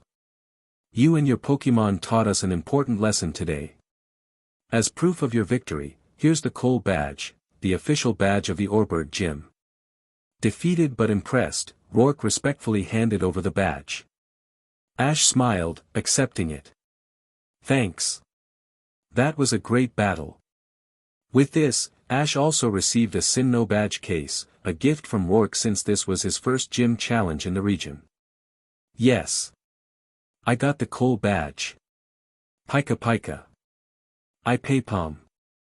Turtwig. Paul, who had been silently watching, clenched his jaw. This was just like his older brother, Reggie. For a moment, he froze, lost in thought. But then, his expression hardened once more. TCH. This guy.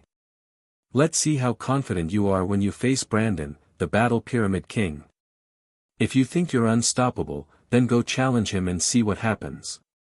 Paul turned and left, unaware that Ash had already defeated Brandon's strongest team long ago. __. After leaving Oreburgh City, Ash and his friends set their sights on Floaroma Town, their next destination.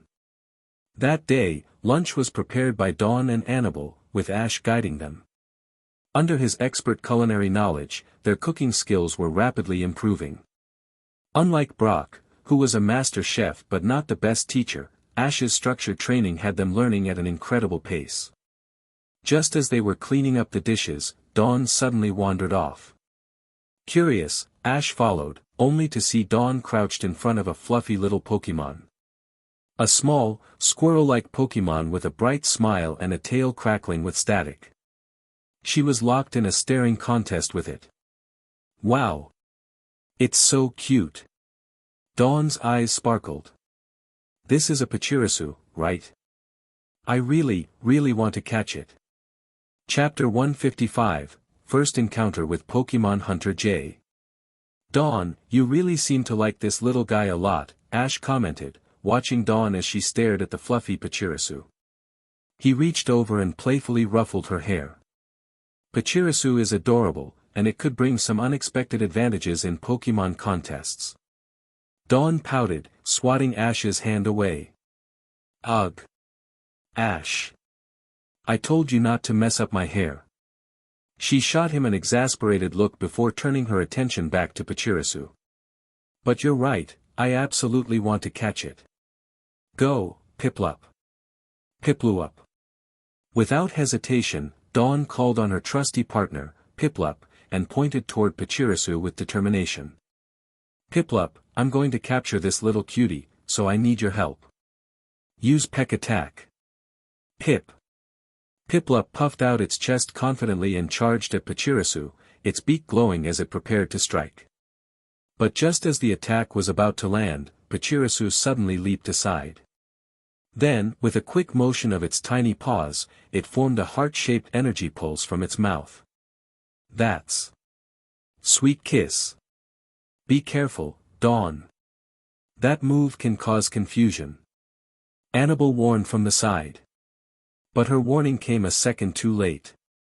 The glowing heart drifted toward Piplup, surrounding it before bursting in a pinkish light. Pip, look. Piplup's eyes swirled dizzily, it was completely confused. Oh no! What do I do now? Dawn panicked. Recall Piplup to its Pokeball, Ash advised. Once you send it out again, it won't be confused anymore. Dawn quickly nodded and withdrew Piplup. Then, she grabbed another Pokeball from her belt. Alright then. Buniri, I choose you. Bon. Buniri emerged with a bounce, landing gracefully before fluffing its ears. Buniri, let's win this. Use Dizzy Punch. With a determined twirl, Buniri rushed forward and aimed a glowing fist at Pachirisu. The punch connected, sending Pachirisu skidding backward. But the resilient little electric type wasn't done yet. It shook off the hit and suddenly lit up with crackling blue electricity. It was using Spark. The electric charge sent Buniri flying backward, dealing a significant amount of damage. Whoa! This Pachirisu is really strong. Ash observed with a grin. But that makes things even more exciting. Buniri, Ice Beam. Buniri fired a freezing beam of energy, but Pachirisu nimbly dodged, countering with a burst of electricity, Discharge. The attack struck Buniri, causing it to stagger back. However, Pachirisu itself was panting heavily now, it was starting to tire. This is my chance. Piplup, let's finish this. Dawn sent Piplup back out, and as soon as it emerged, she shouted, Bubble Beam, now. Piplup. A flurry of bubbles shot forward, enveloping Pachirisu and sending it rolling backward. Now's the time. Pokeball, go. She threw a Pokeball with perfect precision, and it hit Pachirisu, absorbing it inside. The ball wobbled once. Twice. Thrice. Click. The light on the Pokeball dimmed. Yes. I did it. Pachirisu is mine. Dawn cheered, holding up the Pokeball triumphantly. Piplup. Bon. Piplup and Buniri jumped up in celebration alongside their trainer. Dawn immediately released Pachirisu to greet it properly. Pachirisu, welcome to the team. Pachi. The little Pokemon blinked in confusion, looking up at Dawn. But then, as if sensing her sincerity, it chirped happily and leapt onto her shoulder. Dawn beamed, feeling a rush of warmth in her heart. Ash and Annabelle smiled at the scene. But before they could say anything, Ash suddenly turned his head, his expression sharpening. Alright, come on out, Team Rocket. You've been spying on us this whole time. Pika Pi. Pikachu sighed, shaking its head. From a nearby bush, 3 very familiar figures stumbled out. Wah! The twerp knew we were here the whole time.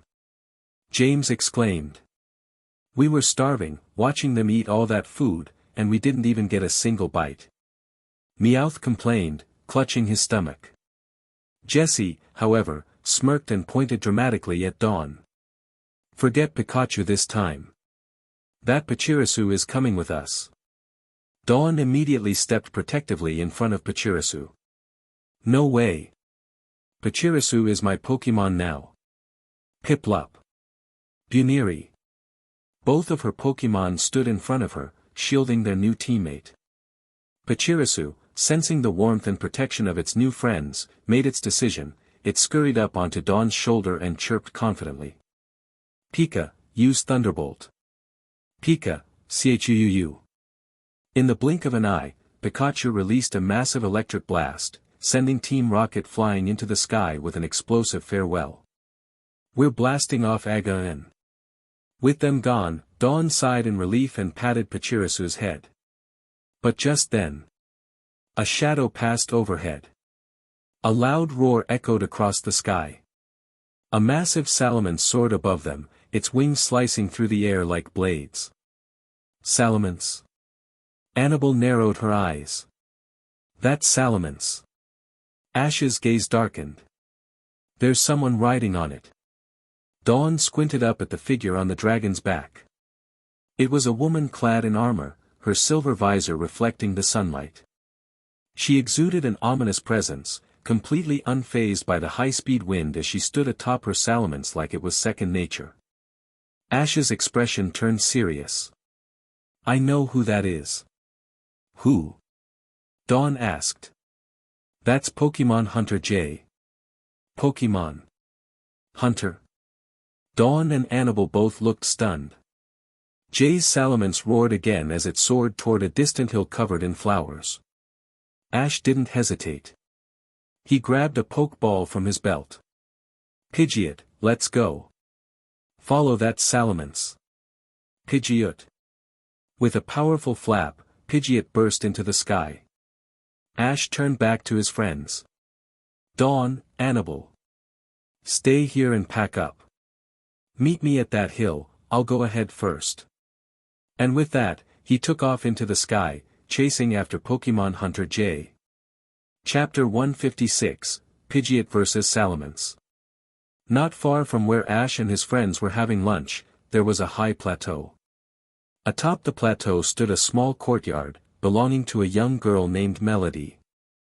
She had grown up alongside her two closest companions, Gardevoir and Curlia. Today, Melody was watering the flower fields with Gardevoir. "Gardevoir, seeing this garden thrive makes me so happy. It feels like these flowers are our family," she said warmly. Gardevoir. Gardevoir nodded with a gentle smile. Melody and Gardevoir both loved flowers, so they had cultivated a vast flower field near the courtyard. They tended to it daily, making sure each bloom flourished. At the same time, they also looked after the younger Curlia. However, today, their peaceful routine was about to be shattered. In the distance, a salamence was soaring toward the flower field. Perched atop its back, Pokémon Hunter J adjusted her specialized visor, a device equipped with various advanced functions. "Perfect, the location has been confirmed. This is the place. Salamence, descend. That Gardevoir is right there. Roar."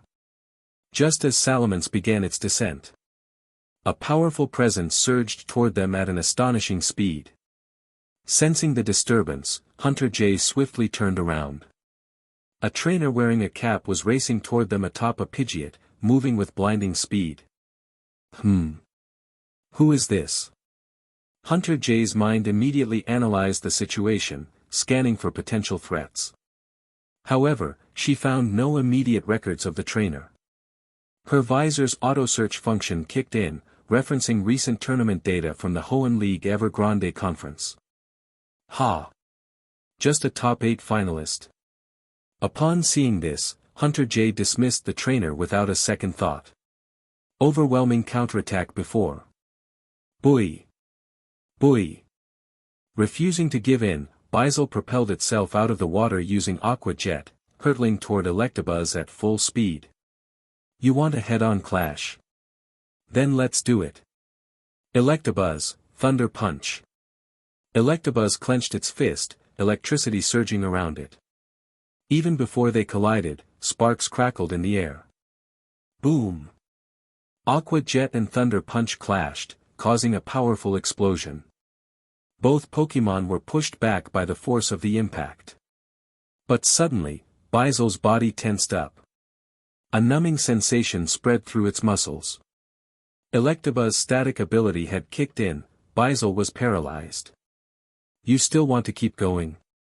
We'll battle as long as you want, but by now, you should understand the difference between us. So what do you say, will you join us?" Bizel gritted its teeth, forcing itself to stay upright. Even though Electabuzz was at a lower level, it had completely overpowered it. And Ash's Pikachu. Bizel could feel it. Pikachu was on a whole other level. Boy! At last, Bizel admitted defeat. It had met a trainer truly worthy of its strength. "Alright then, Pokeball, go." Ash tossed a heal ball, enveloping Bizel in a bright light. The ball landed on the ground, shaking twice before coming to a stop with a ding. Bizel was caught. "Yes. I caught Bizel. Pika Pikachu. Electabuzz. Pikachu and Electabuzz both cheered, thrilled with the victory. Chapter 162, The Elite Four, Lucian. Sigh, even though we were the ones who fished it up, we still got defeated. No excuses when we were outmatched, it's your win, Ash. Dawn held Piplup in her arms, making a playful remark. Dawn, I actually think that Bizel will be better off with Ash. Its battle style doesn't really fit our contest performances, Zoe added from the side, and Annabelle nodded in agreement. Ash gave a small nod before taking out Apom's Pokeball. Dawn, I've decided to let Apom go with you so it can participate in Pokemon contests. What do you think? This little one really loves contests. Every time you practice with your Pokemon, Apom is always watching from the sidelines, completely mesmerized. I even asked for its opinion, and it said it really likes you. Since I just caught the Bizel you fished up, I think it's a fair trade, Apom is in your hands now. And just like that, Apom ended up traveling with Dawn. Not to mention, since Ash had already raised Apom to a solid level, Dawn's overall strength had increased quite a bit thanks to this exchange. Besides, Dawn would eventually be family anyway, so it wasn't like he was giving Apom away to just anyone. Great, I think this worked out really well for everyone. But you guys are heading to Eterna City next, right? I'll be sticking around here a little longer. I want to see if I can catch another water-type Pokemon, Zoe said, adjusting her sunglasses coolly before waving them off. With that, Ash, Dawn, and Annabelle left the riverside and set off for Eterna City. Eterna City. A major metropolis, Eterna City was bustling with activity. The commercial districts here sold all kinds of Pokemon-related merchandise, ranging from Pokeballs to battle accessories, training gear, and even limited edition collectibles. Before doing anything else, the group decided to head straight to the Pokemon Center. Inside, a broadcast was playing footage of the Champion League Challenge matches, battles where the winners of regional Pokemon leagues were granted the right to challenge the region's officially recognized Elite Four. Each region had 4 Elite Four members, who were regarded as the strongest trainers below the champion. Beating all 4 granted the right to challenge the one person above them, the reigning Pokemon champion. This was a completely different concept from simply winning a Pokemon League tournament. On the screen, one of Sinnoh's Elite Four, Lucian, was shown taking on a challenger from the previous Lily of the Valley Conference. The challenger's Pokemon was Scizor, while Lucian was using Girafarig. Girafarig gracefully dodged Scizor's Fury Cutter before countering with Psychic, sending the bug-type flying and knocking it out. Whoa! So that's Lucian, one of Sinnoh's Elite Four. He's incredible. Dawn was in awe, watching how effortlessly Lucian's Girafarig had defeated the top-ranked trainer from Sinnoh's last tournament. Meanwhile, in another room. In a different part of the Pokemon Center, a tall and slender man with shoulder-length, light blue hair and glasses sat reading a book. He looked to be in his mid to late 20s, and the book in his hands was a research document discussing the discovery of the 18th Pokemon type, Fairy-type Pokemon. Then, Dawn suddenly brought up an interesting question. Ash, didn't you say that Pokemon Hunter J had the strength of an Elite Four member? But you still managed to beat her. So tell me, if you were to battle Lucian, who do you think would win? Hearing that, the man reading the book froze for a moment. It wasn't the question itself that surprised him, it was the name. He had to confirm something. Closing his book, he stood up and walked toward the room where the broadcast was playing. There, he saw Ash discussing the battle footage with Dawn and Annabelle. The most shocking part? Ash's analysis of Lucian's match was exactly the same as his own post-battle review. This young man was not ordinary. Curious, he stepped closer. That's why, in that battle, if Lucian's Girafarig had adjusted for the weaknesses I just pointed out, its performance would have been even more flawless. Pika. Pikachu raised its paw, nodding in agreement. Annabelle nodded thoughtfully, she understood Ash's analysis perfectly. Dawn, however, was still relatively new to serious battles, so she seemed a bit lost.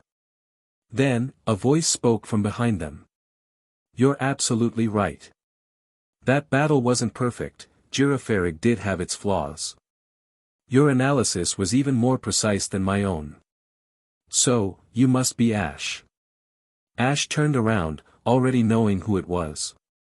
After all, the moment he stepped into the building, he had sensed him using aura. Eh? That Ash? What's that supposed to mean? Dawn was confused by the statement. Annabelle, however, glanced at the book in Lucian's hand before shifting her gaze to him. "Mr. Lucian." Lucian smiled. "Yes, as you can see, I am indeed Lucian. But please, just call me by my name. No need for formalities, I'm only a few years older than you all." He then turned to Ash, his gaze filled with interest. "Ash, I've been reading your research on fairy-type Pokémon, which you helped Professor Oak publish. It was truly fascinating." Lucian adjusted his glasses.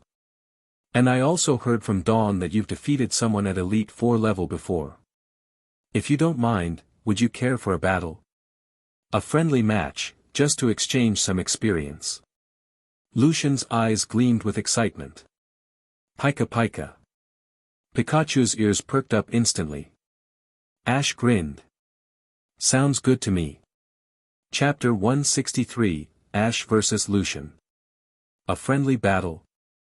Wait, hold on a second. Dawn suddenly reacted. "Ash, did Lucian just say that you helped Professor Oak with research on the 18th Pokémon type, the fairy type?" She was completely baffled. "What's going on here?" "Ash, you go ahead and battle Mr. Lucian," Annabelle said with a smile. "I'll explain everything to Dawn." Pika Pika. Ash and Pikachu waved, then followed Lucian to the battlefield outside the Pokémon Center. Of course, Dawn and Annabelle wouldn't miss such an exciting battle, so they quickly followed. However, as soon as they got outside, Dawn clung to Annabelle's arm, shaking it eagerly. "Come on, tell me. What's this about Ash helping with fairy-type research?" Annabelle chuckled. "It's exactly what it sounds like. You know Professor Oak, right? He's one of the most respected Pokémon researchers in the world. Recently, he published a groundbreaking research paper on the discovery and classification of fairy-type Pokémon, something that's been overlooked for years, and guess who played a key role in that research?" Dawn's eyes sparkled with excitement as she listened. Meanwhile, on the battlefield, Ash and Lucian were preparing for their match. "Ash, I'll be using this partner of mine, Bronzong, go." With a deep, metallic hum, the Steel/Psychic-type Pokémon floated onto the battlefield. "Bronzong." Ash nodded, unfazed. "Pikachu, you're up." "Pika." Pikachu leaped onto the battlefield, sparks crackling from its cheeks. Before starting, Ash tossed another Pokeball into the air. "Come out, Bizel. Watch this battle carefully, you might learn something from it." Bizel emerged from the Pokeball, landing gracefully beside Ash. It turned its gaze toward the battlefield, eyes locked onto Bronzong and Pikachu. "Boy! Boy! One day, I'll be that strong too." Ash smirked. "Of course you will." Lucian chuckled. "I see. That Bizel must be a new capture." Ash nodded. "Let's get started. Pikachu, use agility to close the distance. Bronzong, use Gyro Ball." Gyro Ball was a move that became more powerful the slower the user was compared to its opponent. Given Bronzong's naturally low speed, it was the perfect counter to Pikachu's agility. As Pikachu dashed toward its opponent, Bronzong spun rapidly, becoming a blur of metallic light. Pikachu, jump and spin to dodge it. Bronzong charged forward like a spinning top. Just before impact, Pikachu used its tail to propel itself upward, flipping over the Gyro Ball attack. Now, Iron Tail. Bronzong, use Iron Defense. Clang. Pikachu's glowing tail slammed down on Bronzong's armored body, creating a sharp metallic ringing that echoed across the battlefield. Dawn and Annabelle instinctively covered their ears at the piercing sound. Bizel, however, stared intently, as if trying to memorize every movement. It wanted battles like this, intense, direct confrontations where power and strategy clashed head-on. Bronzong, heavy slam. Pikachu, volt tackle. A thunderous collision followed as both Pokémon launched into their respective attacks. Dust and energy exploded outward, forcing the spectators to shield their eyes. As the dust cleared, both Pokémon panted slightly, showing signs of fatigue. Lucian narrowed his eyes. Ash. Your Pikachu's strength has already reached an Elite Four level. That's truly impressive. You've only been traveling for 3 years, right? Ash smirked. More or less. Then let's keep going. Pikachu, use Thunder. Bronzong, use Weather Ball. A massive bolt of lightning shot from Pikachu's body, colliding with Bronzong's charged Weather Ball attack. Sparks and energy crackled through the air as the two attacks clashed. But in the end, Thunder overpowered Weather Ball, striking Bronzong head-on. Brunzong. Lucian's expression remained calm, even as his Pokémon staggered backward from the powerful electric attack. Not bad at all. But let's see how you handle this. Bronzong, use Flash Cannon. Bronzong's massive mouth-like opening began charging a blinding sphere of energy. Ash's eyes sharpened. Pikachu, Volt Tackle, break through it. The moment Flash Cannon was fired, Pikachu cloaked itself in golden lightning and dashed straight toward the incoming blast. A deafening explosion erupted as the two attacks collided. Volt Tackle's sheer force overwhelmed Flash Cannon, sending the charged energy attack scattering in all directions. Impossible. Lucian had intended to follow up with Trick Room, a move that could completely flip the tide of battle by reversing speed priorities.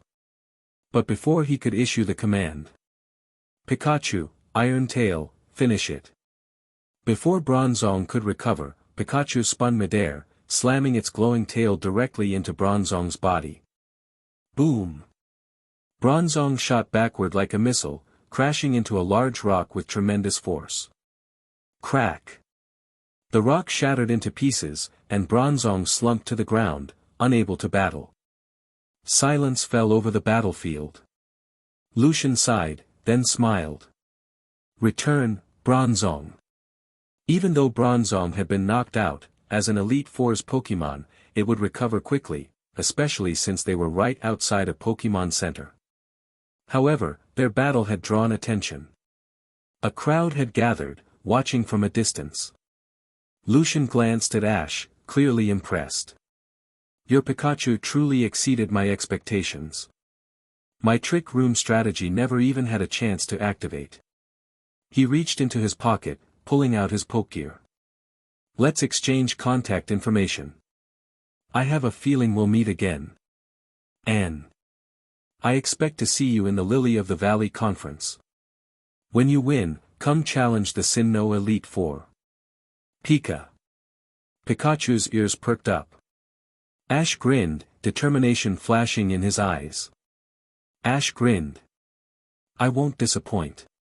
Chapter 164, The Legend of Sinnoh's Spacetime. Lucian had left. Meeting Lucian in Eterna City had been an unexpected twist in Ash's journey. But for Dawn, this encounter had completely changed the way she looked at Pikachu. Who could have ever imagined that, beneath Pikachu's adorable and innocent appearance, lay the power to defeat one of the Sinnoh Elite Four? And not just any Elite Four member, Lucian, the renowned Psychic-type master acknowledged by the Sinnoh Pokémon League as one of the strongest. Wow! Ash, you and Pikachu are amazing. I never knew you were this strong. Seriously, this is unbelievable.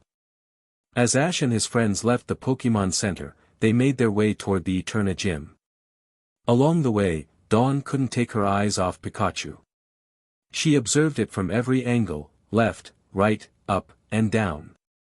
And every so often, she reached out to pinch Pikachu's chubby cheeks. Pika. Pikachu looked helplessly at Ash, unsure how to react. Dawn, I know I'm pretty amazing, but this is a bit much, don't you think? Look, Pikachu's really uncomfortable. Ash shook his head, exasperated. How is this too much? You just defeated an Elite Four member. Even my mom doesn't know you're this strong. If you're this amazing, then I can't afford to fall behind either. I have to push myself harder. I will push myself harder. I can do this. Dawn clenched her fists in determination, pumping herself up. All right. It's settled. I'll make my way to Alamo City and win the Pokémon contest there. She was bursting with energy, radiating pure enthusiasm. Ash, I think Dawn's officially made you one of her rivals now, Annabelle commented with a chuckle.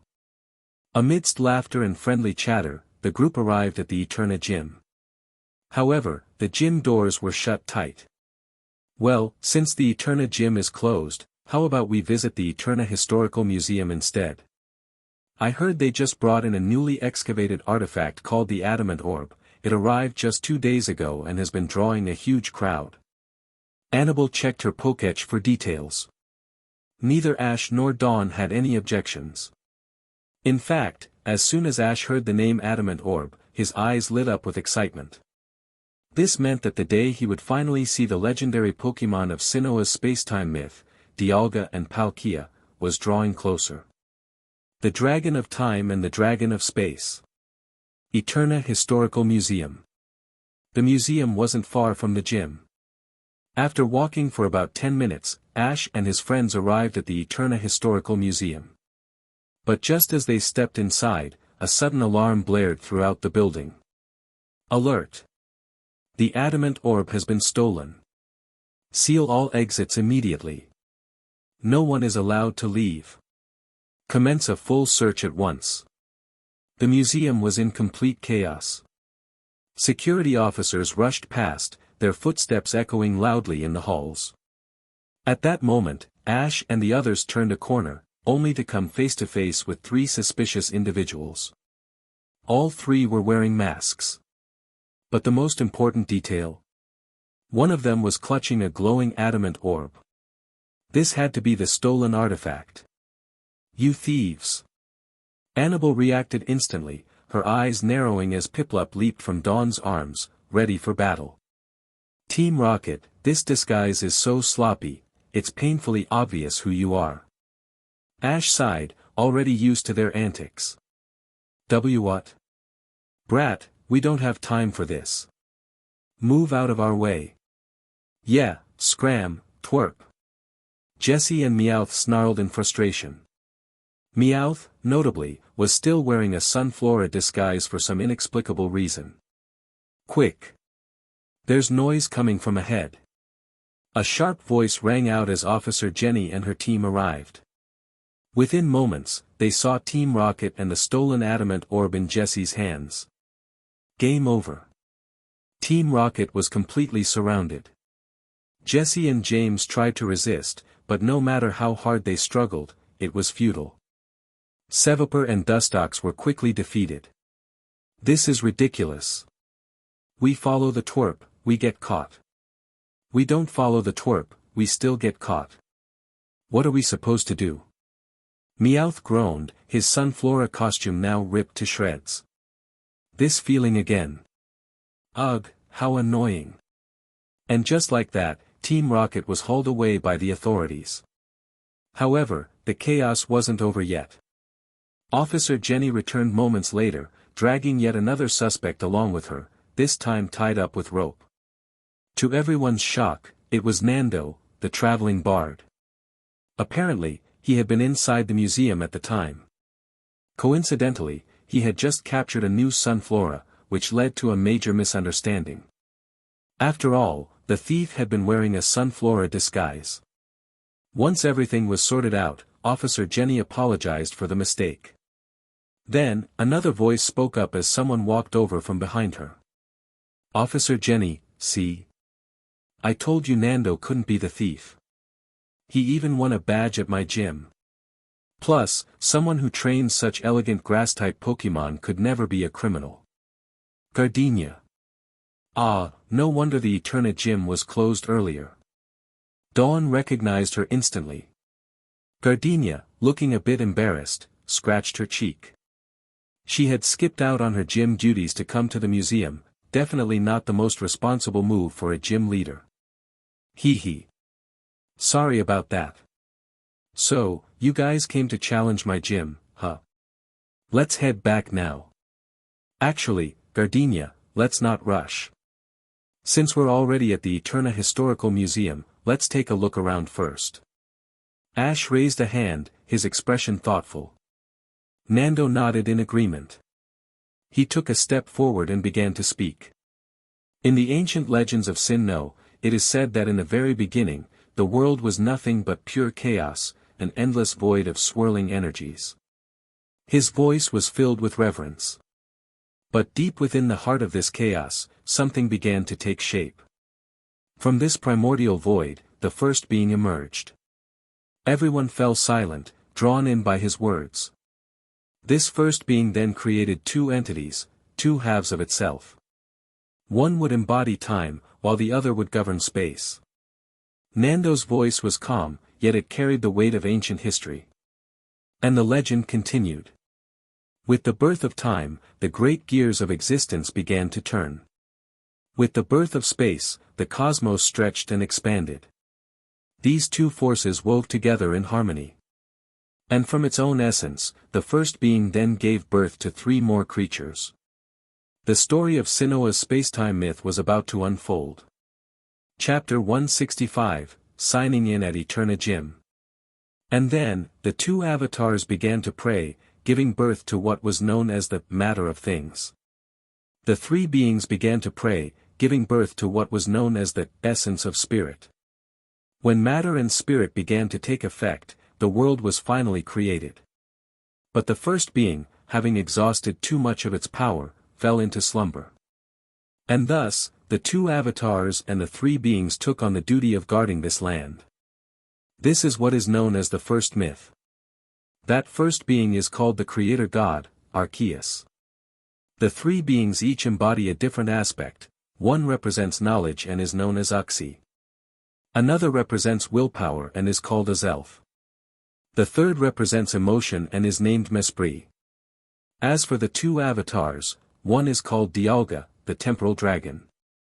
It is said that as long as Dialga's heart beats, time will continue to flow. The other is Palkia, the spatial dragon. It is said that with every breath Palkia takes, space becomes more stable. And right in front of the Eterna Historical Museum, these two statues depict the legendary Dialga and Palkia. Nando finished recounting the Sinnoh myth of time and space in one breath before shifting his gaze toward the two statues standing in front of the museum. Meanwhile, Ash found himself deeply pondering the connections between the myths of Hoenn and Sinnoh. According to legend, Groudon created the land, and Kyogre formed the seas. The earth and ocean exist within the world itself.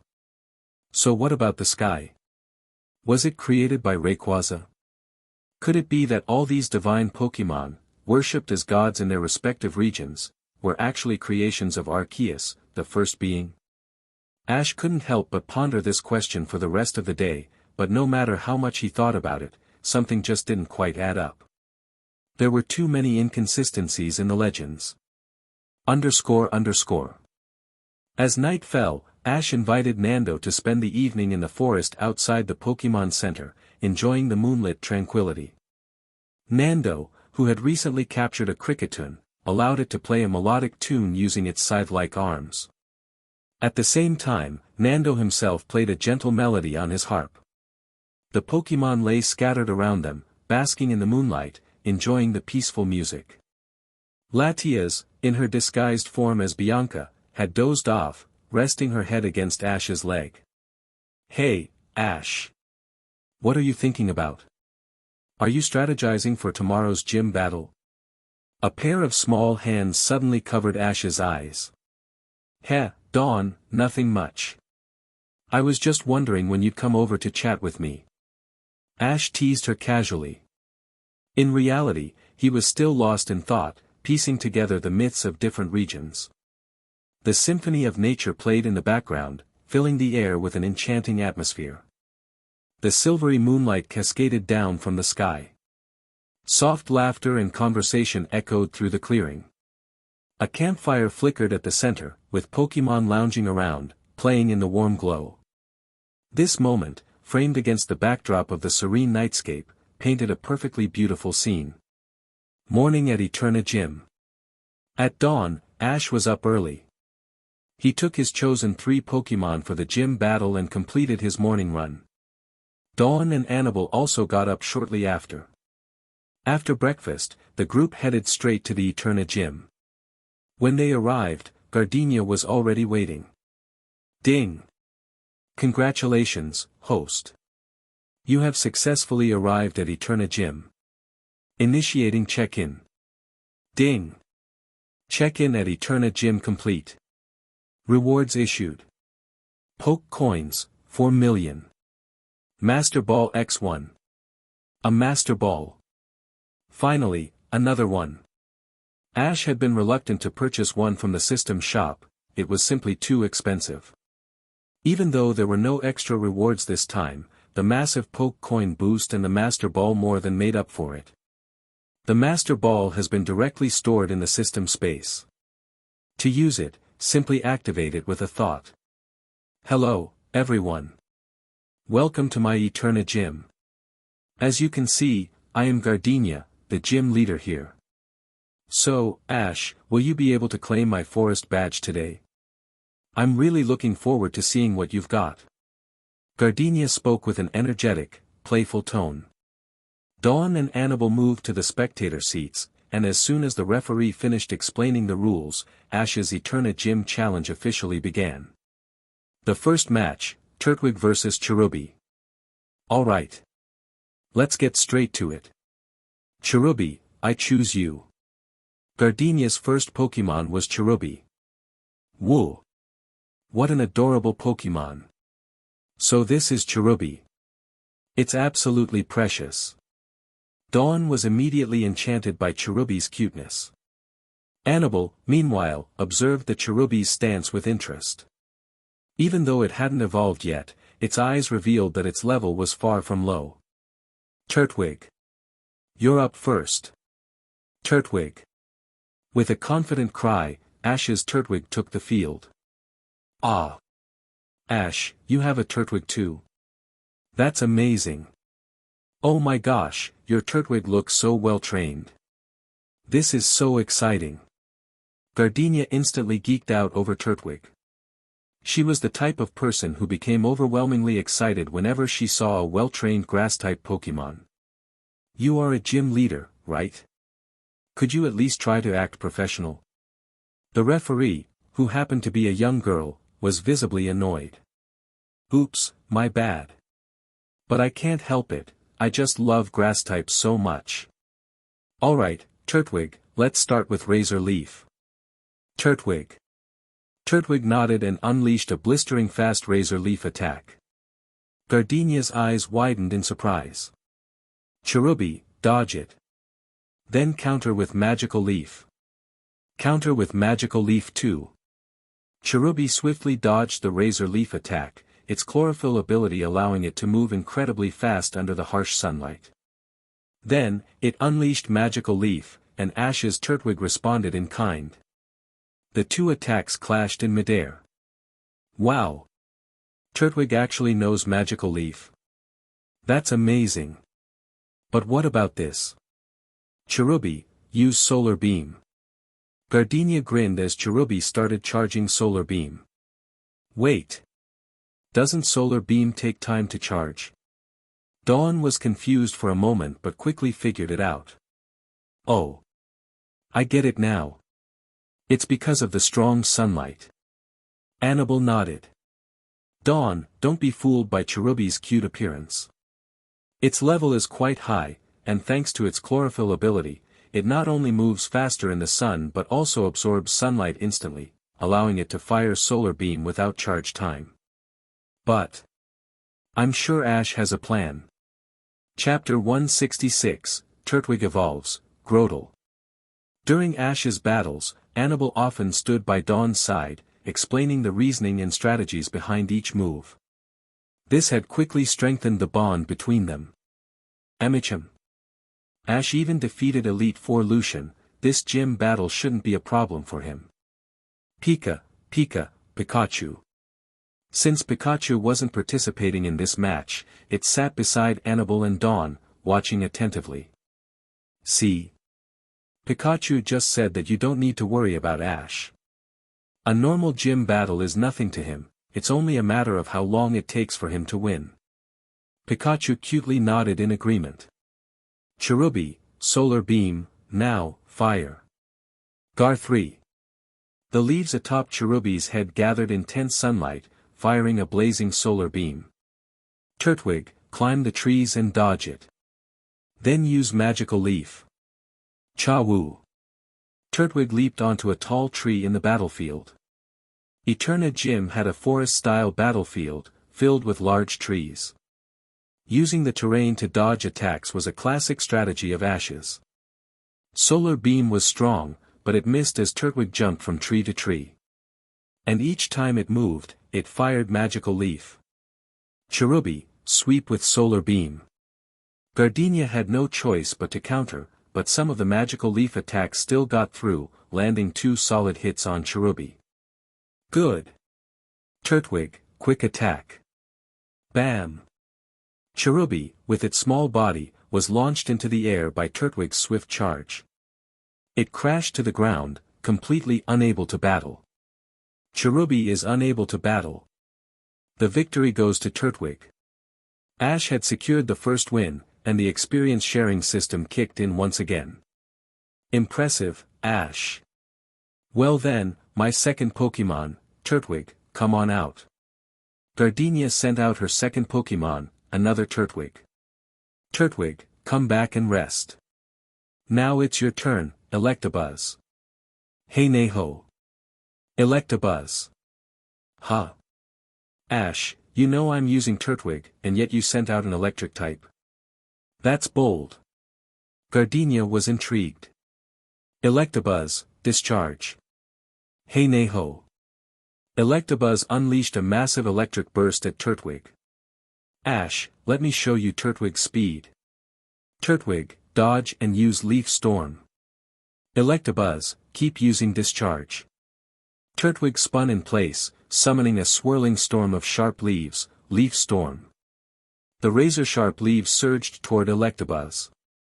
Electabuzz's electric attack wasn't strong enough to completely counter the Leaf Storm. However, Turtwig also didn't want to get hit by discharge, so it kept moving rapidly, dodging the attacks. Gardenia suddenly noticed that Electabuzz was subtly forcing her Turtwig toward a narrow tree fork. Then she realized, Ash was trying to trap her Turtwig. By getting stuck in the tree fork, Turtwig would lose its greatest advantage, its speed. But do you plan on tanking my Leaf Storm? You're underestimating us. Turtwig. Cha-Wu.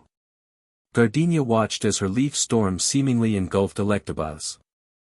No, something's wrong. Turtwig, don't retreat anymore. She suddenly sensed a problem.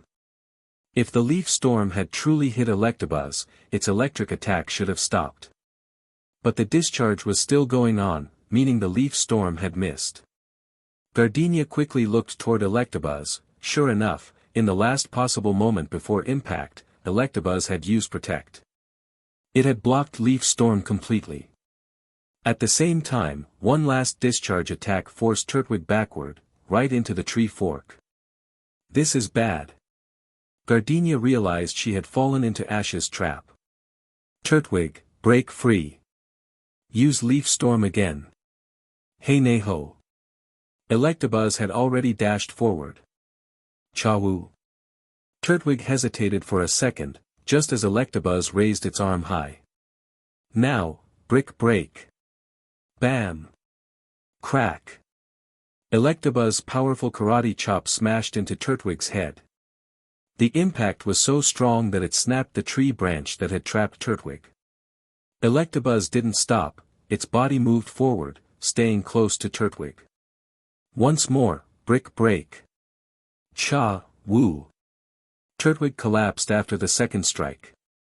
It was over. Turtwig is unable to battle.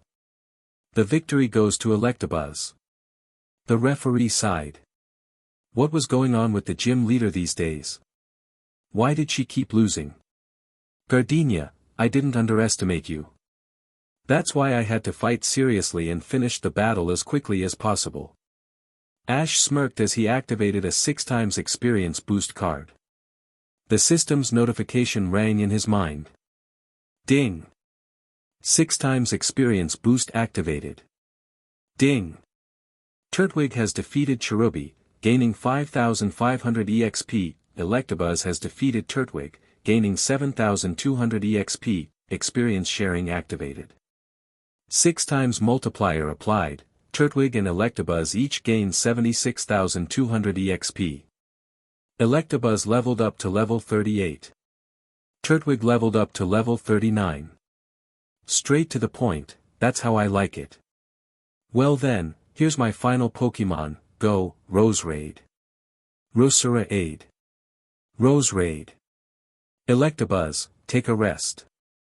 Turtwig, come back out. Cha-woo. Turtwig stepped back onto the battlefield. This little guy had reached level 39 already, yet it still hadn't evolved. Ash really wanted it to evolve into Grotle, so he could start training it in a more specialized way. Roserade, use Sunny Day. Roserade. Roserade raised its arms and released energy into the sky, Sunny Day. The sunlight in the area immediately became more intense and scorching hot. Turtwig, charge forward, quick attack. Cha-woo. Turtwig let out a sharp cry and rushed forward toward Roserade. At the same time, its body began to glow. It was finally happening. Turtwig was about to evolve into Grotle. Chapter 167, The Forest Badge, Cynthia appears. Ah! Evolution. That's the glow of evolution. Dawn clutched Annibal's arm, pointing excitedly at Turtwig as it charged forward. Yes, that's right. It's evolving into Grotle. But once Turtwig evolves, it won't be able to move as quickly as before. Annibal focused on Turtwig as its body expanded visibly mid-dash, still using quick attack. Turtwig suddenly felt something was off. As it evolved into Grotle, its body mass increased exponentially. It tripped. This was something that happened to nearly every Turtwig upon evolving into Grotle, an unavoidable adaptation phase. In the original timeline, Ash's Turtwig had struggled with the loss of its agility post-evolution, becoming frustrated with its own body. But this time, Ash had already prepared Turtwig in advance, warning it about the changes and conducting specific training to help it adjust to its newfound bulk more quickly. Grotle, having fallen to the ground, quickly gathered itself, stabilized its stance, and locked eyes with Roserade. That was amazing. Seeing Turtwig evolve like that, I really hope my own Turtwig evolves soon. Ah, I can't hold it in. I'm going to turn all this excitement into battle energy. Roserade, use Weather Ball. Roserade. Roserade launched a Weather Ball, and Grotle's eyes sharpened. Due to Sunny Day being active, the Weather Ball transformed into a Fire-type attack. Grotle, use Leaf Storm.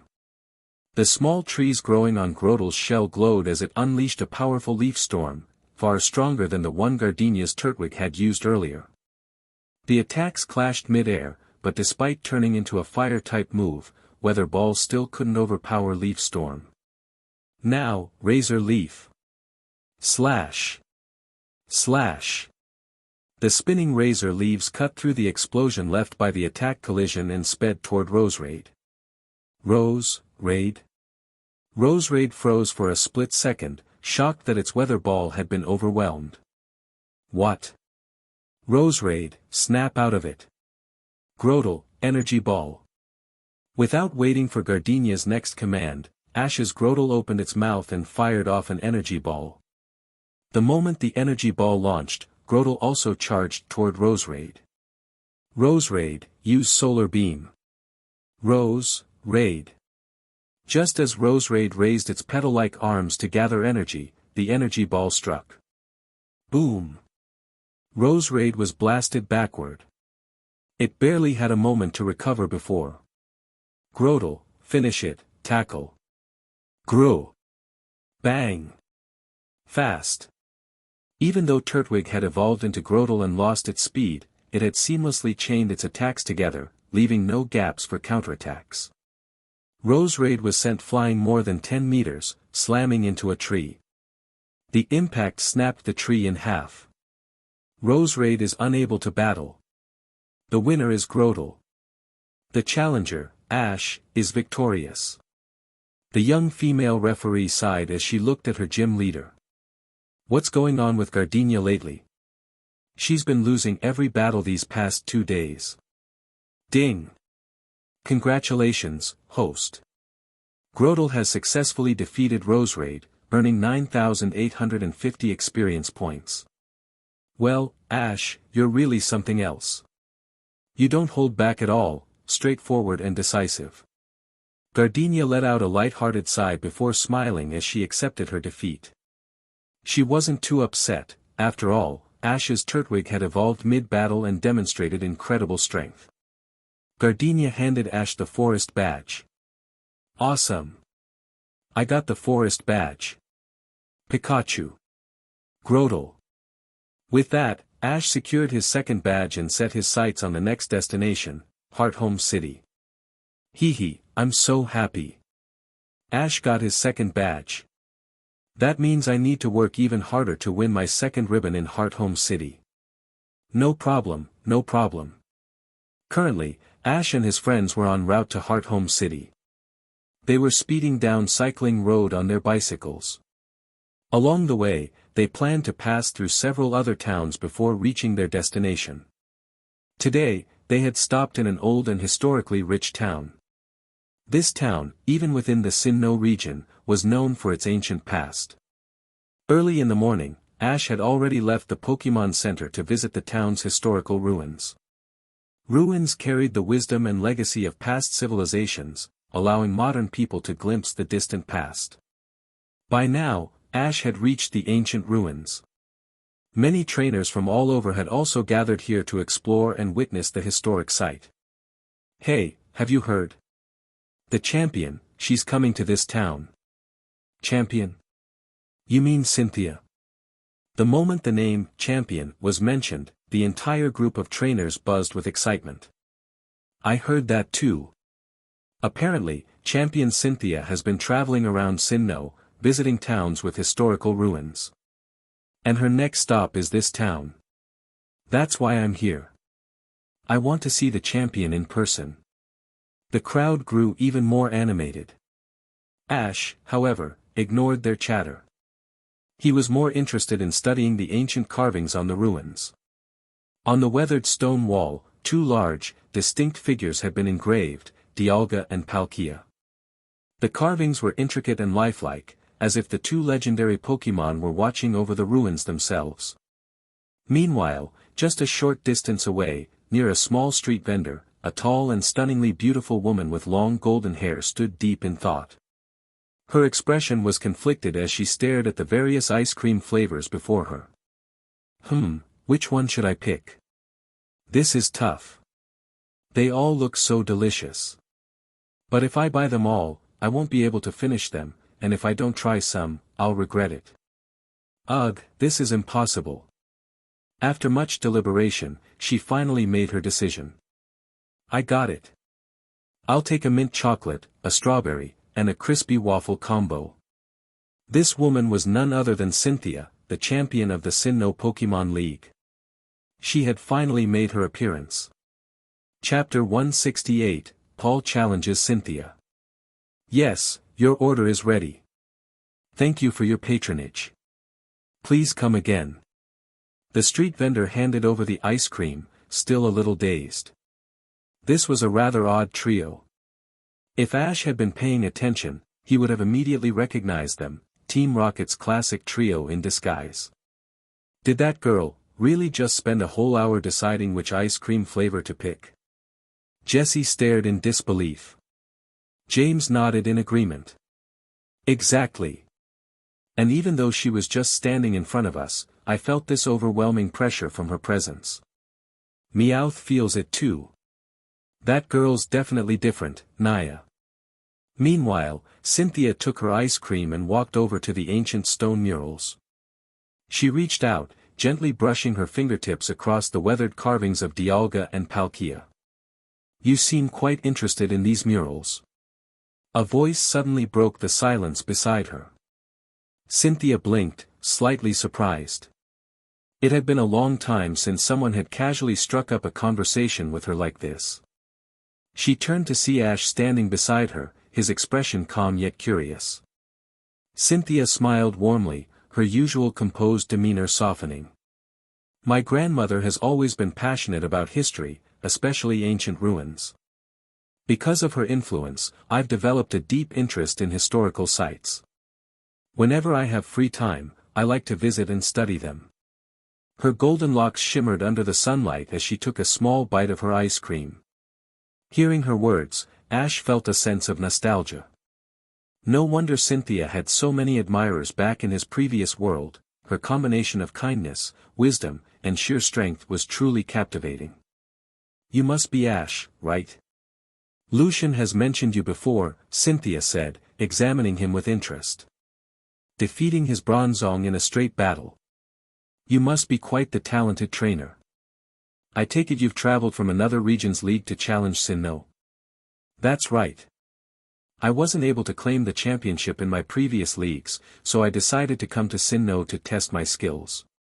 Pika. Pikachu chimed in from Ash's shoulder. Meanwhile, word had spread quickly through the town, the champion was here. A crowd began to gather, murmuring excitedly among themselves. Whoa! It's really Cynthia. I can't believe the champion actually came to this town. Those ancient murals. I barely understand them, but she seems completely absorbed in studying them. Wait, who's that guy standing next to her? At the same time, Dawn and Annabelle were still at the Pokémon Center when they heard the commotion. Without hesitation, they rushed over. When they arrived, they saw Ash casually conversing with Cynthia. Ash actually knows Champion Cynthia. Dawn gasped, eyes sparkling with admiration. Incredible, Annabelle added. But I think they just met. I don't recall Ash mentioning her before. As a strong trainer herself, Annabelle understood how incredibly difficult it was to reach Cynthia's level. That was why she, too, couldn't help but feel a deep sense of respect for the Sinnoh champion. Just then, a familiar figure with violet hair stepped through the crowd. It was Paul. He had come to this town after hearing that Cynthia would be visiting. But he hadn't expected to run into Ash here as well. TCH. That guy's here too. Paul muttered under his breath, narrowing his eyes. He shook off the thought. His focus was on one thing only. Paul stepped forward and addressed Cynthia directly. Champion Cynthia, I'm Paul from Veilstone City. I'd like to challenge you to a Pokémon battle. His voice was calm and direct. Despite his usual cold demeanor, he still showed respect when speaking to the champion. The crowd erupted. Challenging the champion? Cynthia tilted her head slightly, observing Paul with interest. Another trainer traveling from a different league? And he seemed to be acquainted with Ash. Was he at the same level as Ash? Cynthia gave a small nod. I see. You must also be a talented trainer. Very well, I accept your challenge. The champion had agreed to battle. The gathered trainers gasped in shock. No one expected Cynthia to actually accept. This is insane. He must be crazy. Who challenges the champion to a battle knowing they're going to lose? He's got guts, but this is just reckless. Amidst the murmurs, Ash watched silently. As expected. In the original timeline, Cynthia had accepted Paul's challenge too. And then, she completely crushed him. Paul, unfazed by the attention, remained composed. Thank you.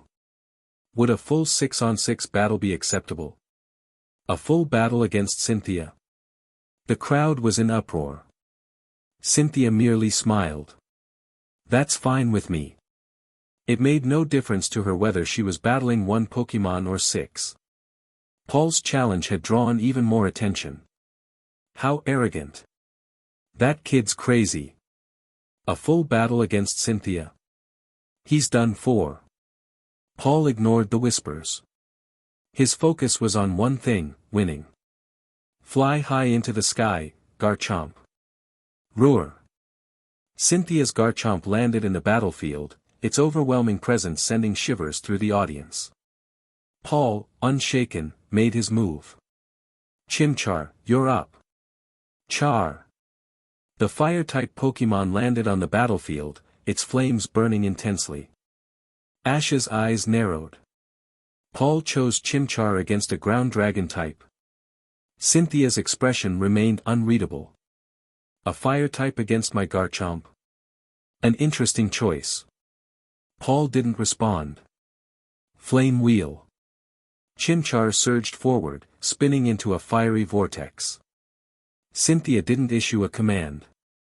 Garchomp simply raised its arm and blocked the attack effortlessly. The flames barely left a mark. Chimchar, dig. In an instant, Chimchar burrowed underground. Cynthia's eyes gleamed slightly. Garchomp, use dig as well. With a powerful leap, Garchomp disappeared into the earth. Rumble. A sudden explosion of dirt. Chimchar was launched out of the ground, sent flying.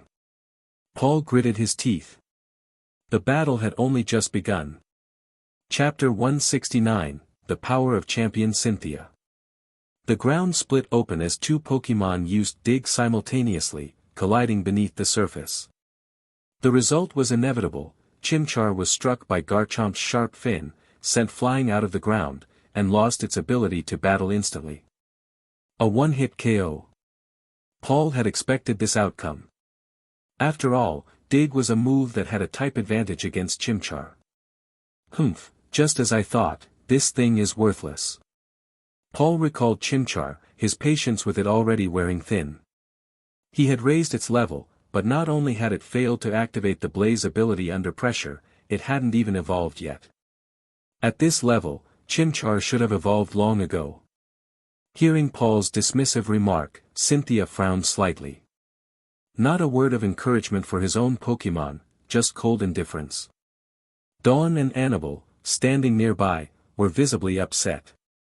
Ugh, what kind of trainer is this? Does he even care about his Pokémon? Paul ignored their reactions and sent out his next Pokémon. Weevil, get ready to battle. Cynthia's gaze sharpened slightly. Ice-type Weevil against my Garchomp, an interesting choice. Let's see how you plan to fight. The crowd, which had gathered to watch, was also intrigued. That first Pokémon got taken down in one hit. I wonder how this Weevil will fare. Watching someone challenge the champion is exciting. If he has a solid strategy, we might even learn something. Paul tuned out the chatter around him. To him, spectators were nothing more than weaklings who didn't understand real battles. Weevil, use Blizzard. Weevil. Weevil's forehead jewel gleamed with a crimson light as it unleashed a powerful blizzard. Cynthia didn't issue a command. Garchomp instinctively raised its arm fins to block the attack. Despite Blizzard being a move that Garchomp was quadruple weak against, the champion's Pokémon stood firm, barely phased. That's insane. Paul's expression darkened. Dragon Rush. The moment Cynthia gave the order, Garchomp leaped high into the air. Its head spikes radiated energy, and its piercing gaze locked onto Weevil with an overwhelming aura of bloodlust. Dragon Rush, an attack that not only delivered immense power but also instilled fear, making it nearly impossible to evade. Weevil shivered in place, paralyzed by sheer terror. Escape was impossible. Dodging was futile. Damn it! Weevil, use Ice Beam, twice. Weevil desperately fired 2 ice beams in succession, but Garchomp twisted midair, dodging both with ease. Boom! Dragon Rush struck head-on, sending Weevil flying. The impact was devastating. Weevil fainted instantly. Another one-hit KO. Paul's face remained impassive as he recalled Weevil. Murkrow, get ready to battle. The large, dark-feathered Murkrow appeared, flapping its wings with a menacing presence. Cynthia's expression remained unreadable. Paul smirked. Murkrow, use haze. A thick, dark fog billowed across the battlefield, obscuring the area. Cynthia quickly responded. Garchomp, don't get caught in it, move back. As Garchomp leaped back to avoid the haze, Paul's plan unfolded. Without a sound, Murkrow had silently maneuvered behind Garchomp. Now, Garchomp's back was exposed. Brave bird. Caw. Murkrow let out a piercing cry, tucking in its wings as it dove at full speed like a missile. Cynthia remained unfazed. Use Giga Impact. A golden-purple aura erupted around Garchomp as it countered Murkrow's brave bird with overwhelming force. The two attacks collided midair. Boom! A deafening explosion rocked the battlefield. Murkrow let out a shriek as it was blasted out of the sky, crashing hard onto the ground. Once again, a one-hit KO. The moment Garchomp landed, Paul's lips curled into a twisted grin. Finally, he had forced Cynthia's Garchomp to use Giga Impact. This move, though immensely powerful, came with a drawback, a brief moment of immobility. And that was the opening Paul had been waiting for. Dawn's eyes widened in realization. Annabelle, I get it now. That was Paul's plan all along. He deliberately sacrificed Chimchar, Weevil, and Murkrow just to bait Garchomp into using Giga Impact, ***. Because of the move's side effect, even champion Cynthia's Garchomp can't move for a brief period, ***.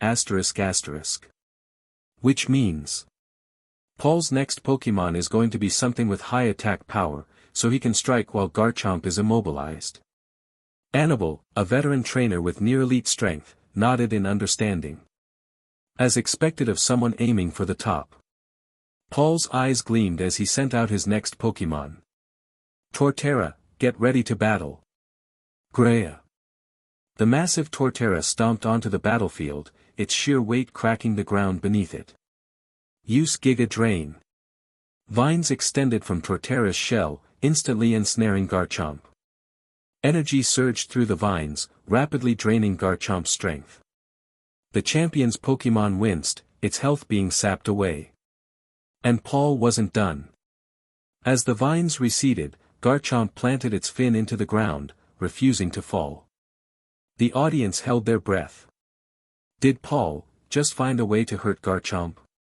If it weren't for Garchomp's sheer resilience, it might have already collapsed. Paul smirked, his voice laced with confidence. Torterra, use Frenzy Plant. Rah! The earth split apart. Massive thorn vines erupted from the ground, hurtling toward Garchomp at full force. Boom! Boom! Boom! Chapter 170, The Gentle Cynthia. Boom! Boom! Boom! It sounded like countless heavy blows landing in rapid succession. The Frenzy Plant attack, carrying overwhelming force, slammed directly into Garchomp. A massive cloud of dust exploded into the air, blocking everyone's view. The battlefield trembled, and the ground where Garchomp stood caved in by half a meter. The surrounding trainers were completely dumbfounded. An attack of this magnitude, could even the champion's Garchomp withstand such devastation? A slow grin spread across Paul's face, an expression of victory. This was what he had planned all along. Who said champions were unbeatable? Paul firmly believed that the only gap between him and a champion was the level of their Pokémon. And now, hadn't he succeeded? Paul refused to believe that after enduring the relentless onslaught of Frenzy Plant, Garchomp could still stand. But was that truly the case? There were only two people present who remained unfazed, Cynthia and Ash. The difference between an ordinary Pokémon and one belonging to a champion was something most trainers couldn't even begin to comprehend. As the dust settled, all eyes locked onto Garchomp. Its two powerful fins had shielded its head and torso completely, forming an impenetrable barrier. Frenzy Plant's crushing force had rained down from above, yet not a single thorn had broken through the defense. And from behind those fins, Garchomp's sharp dragon eyes stared straight at Paul. Garo. It had withstood Frenzy Plant effortlessly. Cynthia's lips curved into the faintest smile. Use Brick Break. Her voice was calm. She had accepted Paul's challenge out of curiosity, because he seemed to have some history with Ash.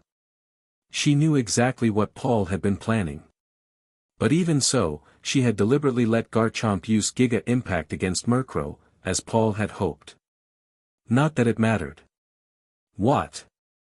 Paul's face darkened instantly. His plan had failed. Garchomp launched into the air, its fins gleaming with pure white energy, absorbing the sunlight above. In Torterra's eyes, it saw a single devastating strike descending from the heavens. The next moment, that strike landed directly on its head. Terra. Torterra let out a weak cry, before it was sent hurtling through the air. Its body crashed to the ground before it even had the chance to land properly, its eyes turning glassy and unfocused. It had lost the battle. Paul stared in stunned silence, finally understanding something. The gap between himself and a champion was still far too vast. With a self-mocking smirk, he retrieved Torterra.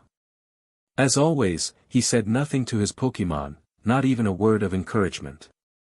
But he did bow slightly to Cynthia, showing her respect. Cynthia returned Garchomp to its Pokeball. You did well, Garchomp. Get some rest. Paul took a deep breath. Thank you for the battle. I will challenge you again once I've grown stronger. With that, he turned and left. That Chimchar of his, it had failed him too many times. Since he couldn't bring out its true power, he was done wasting his time on it. He had already made up his mind. As soon as he left this place, he would release Chimchar. It wasn't worth his effort anymore. Of course he lost.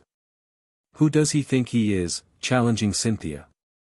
He probably just wanted attention. Well, now he's famous, for getting humiliated, haha. The crowd burst into laughter. As spectators, they had no stakes in the battle. Paul, used to such meaningless noise, ignored them completely. But then, a voice spoke up. Losing a battle isn't just the fault of the Pokémon, nor just the fault of the trainer. Ash's voice rang out, loud and clear. Taking care of an injured Pokémon after a fight is the responsibility of every trainer. Paul, even a child knows that. Paul's steps halted. Slowly, he turned back, locking eyes with Ash. Ash stood next to Cynthia, unfazed. Then, he addressed the crowd. Losing isn't shameful, as long as you learn from it. Facing an opponent you know is stronger than you, that takes courage. Is that really something to laugh at? His words carried weight. His presence. The sheer confidence and authority in his stance made the surrounding trainers instinctively lower their heads. That aura. They had only ever felt something like this from Elite Four members, and champions. Paul clenched his fists but said nothing.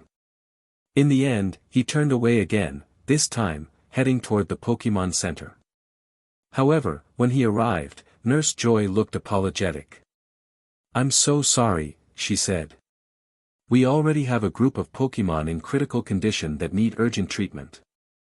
Paul frowned but remained silent. At that moment, Cynthia stepped forward. If you don't mind, I can help treat them, she offered. As long as I have access to the Pokémon Center's medicine. Ash watched as Cynthia gently applied a healing spray to Torterra's wounds. Dawn and Annabelle had arrived too. Taking the chance, Ash introduced them to Cynthia. The three of them quickly got acquainted. Miss Cynthia, you seem to know so much. Dawn said in awe. But why are you treating Torterra's whole body? The brick break attack only hit its head. Cynthia smiled softly. Brick break causes a fever-like effect throughout the entire body, not just where it lands. So even though the attack struck its head, the rest of its body needs attention too. Ash gazed at Cynthia's profile. The golden curls of her long hair. That quiet, almost unshakable elegance. And the way she treated Pokémon with such kindness. She really is incredible. Cynthia looked at him. You were right, Ash. Lucian wasn't exaggerating. In this year's Lily of the Valley conference, you may be the one with the greatest chance of winning the championship. Then, her gaze shifted. She looked at Paul. Or rather, at Chimchar. Paul. This Chimchar of yours, she said gently, you must have caught it after returning to Sinnoh, yes? She crouched down. Chimchar was trembling, badly injured, but it refused to show weakness. Cynthia reached out, offering a small pill. It's been trying so hard. Her voice was warm. Here. Be good and take this medicine. Chimchar hesitated, then obediently opened its mouth. It swallowed the medicine, then curled up and fell into a deep sleep. The flame on its tail flickered, before going out entirely.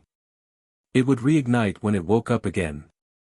P.S. No more waiting, time for Chimchar to finally go to Ash. Next chapter incoming. Chapter 171, Chimchar, Come With Me. Part 1. Paul, your Pokémon are all well trained, but this Chimchar in particular stands out. Compared to the others, it's actually the strongest. Even after taking Garchomp's dig head-on, it still tried to get back up. Cynthia looked at the now sleeping Chimchar, offering her praise without hesitation. Paul, however, remained indifferent. In his mind, Chimchar should have been far stronger than this. But it wasn't. No matter how much he pushed it, no matter how much he forced it to train, it still failed to master that special blaze. To Paul, there was only one explanation: Chimchar wasn't strong enough. He had already decided to abandon it. Of course, he wouldn't say this in front of Cynthia. And your Torterra is remarkable too, Cynthia continued. Give it a few more years of training, and it could easily reach the level of an Elite Four Pokémon, or maybe even a champion's. Cynthia, as the champion, had a deep love for Pokémon. It was only natural for her to appreciate strong ones when she saw them. Torterra was my first Pokémon, Paul replied. I raised it from a Turtwig, and right now, it's the strongest Pokémon I have. After answering, Paul turned to Ash. You've been watching quietly this whole time. It's been a while since we last met. If I recall, you also have an Electabuzz, right? How about a battle between them? A challenge? Not today, Ash said, shaking his head. You just lost most of your Pokémon in battle. We can do it another time. Pika Pika. Pikachu, perched on Ash's shoulder, waved its tiny paws dismissively. Right now, Paul wasn't at a level where he could truly challenge Ash. Cynthia shifted her attention to Ash. It wasn't intentional, but their conversation naturally gravitated towards him. Ash had always been interested in the myths and legends of Sinnoh, particularly its connection to space-time. And as it turned out, Cynthia and her grandmother, Professor Carolina, had spent years researching those very legends. The more they talked, the more Cynthia's opinion of Ash changed. At first, she had only seen him as the trainer Lucian spoke highly of. But now, she realized Ash wasn't just knowledgeable about battle strategies. He also understood Pokémon treatment and training philosophies at a level that rivaled her own. And beyond that, he shared her fascination with Sinnoh's ancient history. Time passed quickly. Cynthia had to leave for another town, while Ash needed to continue his journey to Hearthome City. Through Ash, Dawn and Annabelle were formally introduced to Cynthia. When Cynthia learned about Annabelle's ability to communicate with Pokémon, she was truly impressed. Before parting ways, they exchanged contact information. However, before leaving, Cynthia made sure to address Paul once more.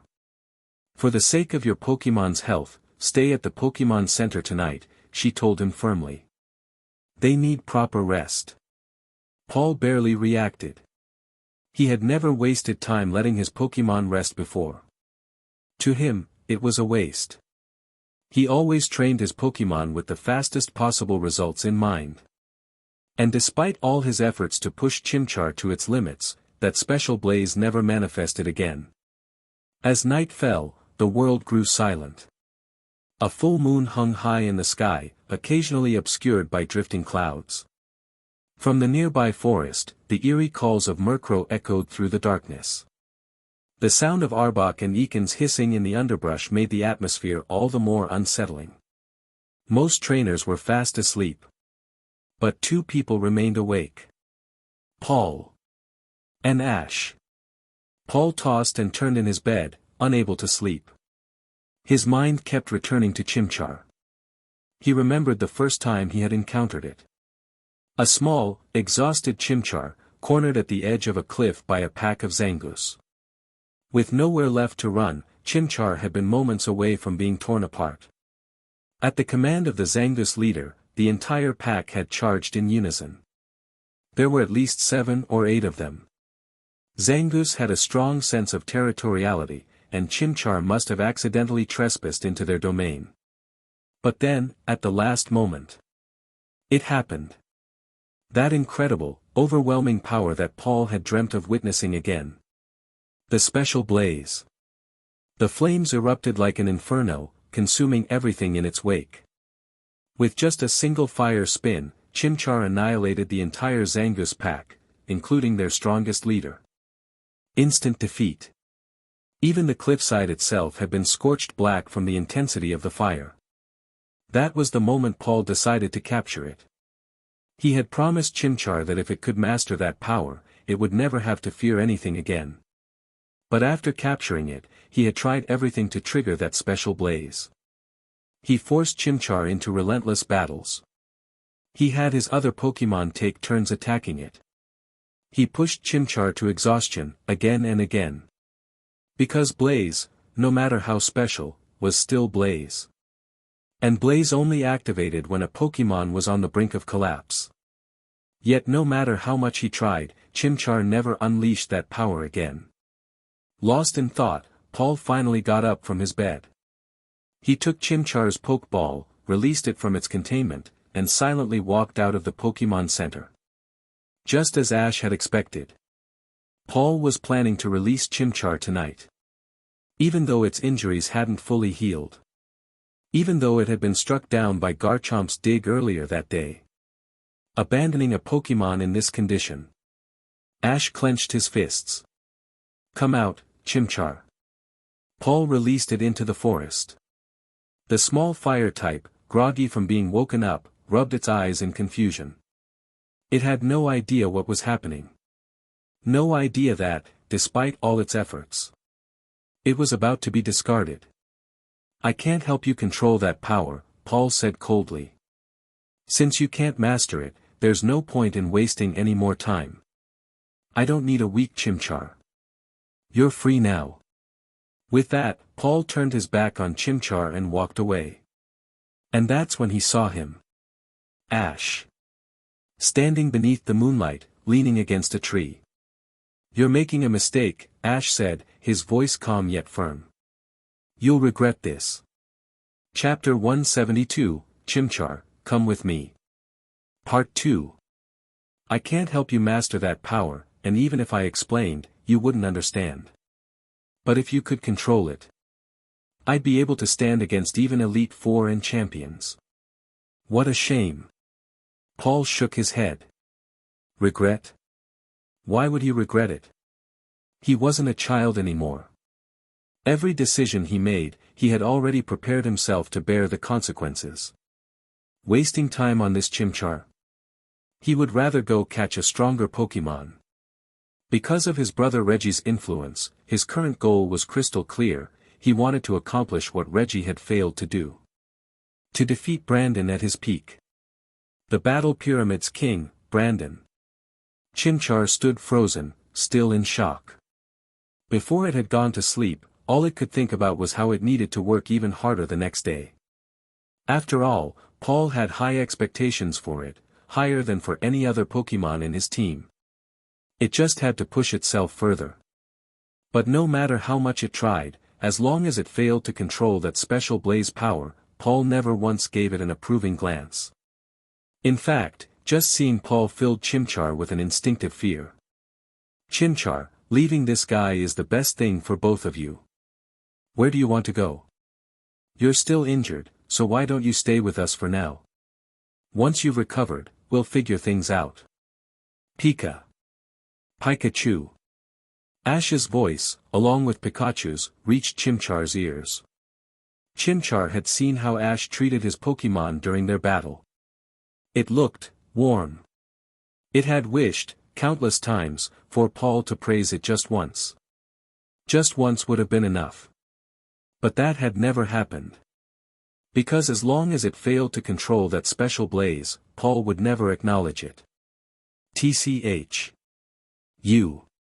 You're the kind of person I hate the most. Just like my brother, treating Pokémon with kindness. That only spoils them. Overindulged Pokémon waste their own potential. Paul had already released Chimchar from its Pokeball. Without another word, he turned around and walked away. Tomorrow morning, he planned to leave with his injured Pokémon, no matter their condition. He believed that recovering from injuries through battle was the best way to improve a Pokémon's strength. As long as they weren't at risk of dying, it didn't matter. Ash watched as Paul's figure disappeared into the night. Above, a Murkrow let out an eerie caw from its perch on a nameless tree. The night felt darker than ever. Chimchar felt like its heart was sinking into an abyss. Chimchar, from now on, you have to live for yourself. We all have to grow stronger for our own sake. Pikachu. Pikachu nodded, standing firmly on Ash's shoulder. A feeling Chimchar had never experienced before spread through its chest. But the pain of being abandoned was too overwhelming, and its eyelids grew heavier and heavier. Ash didn't put it into a Pokeball.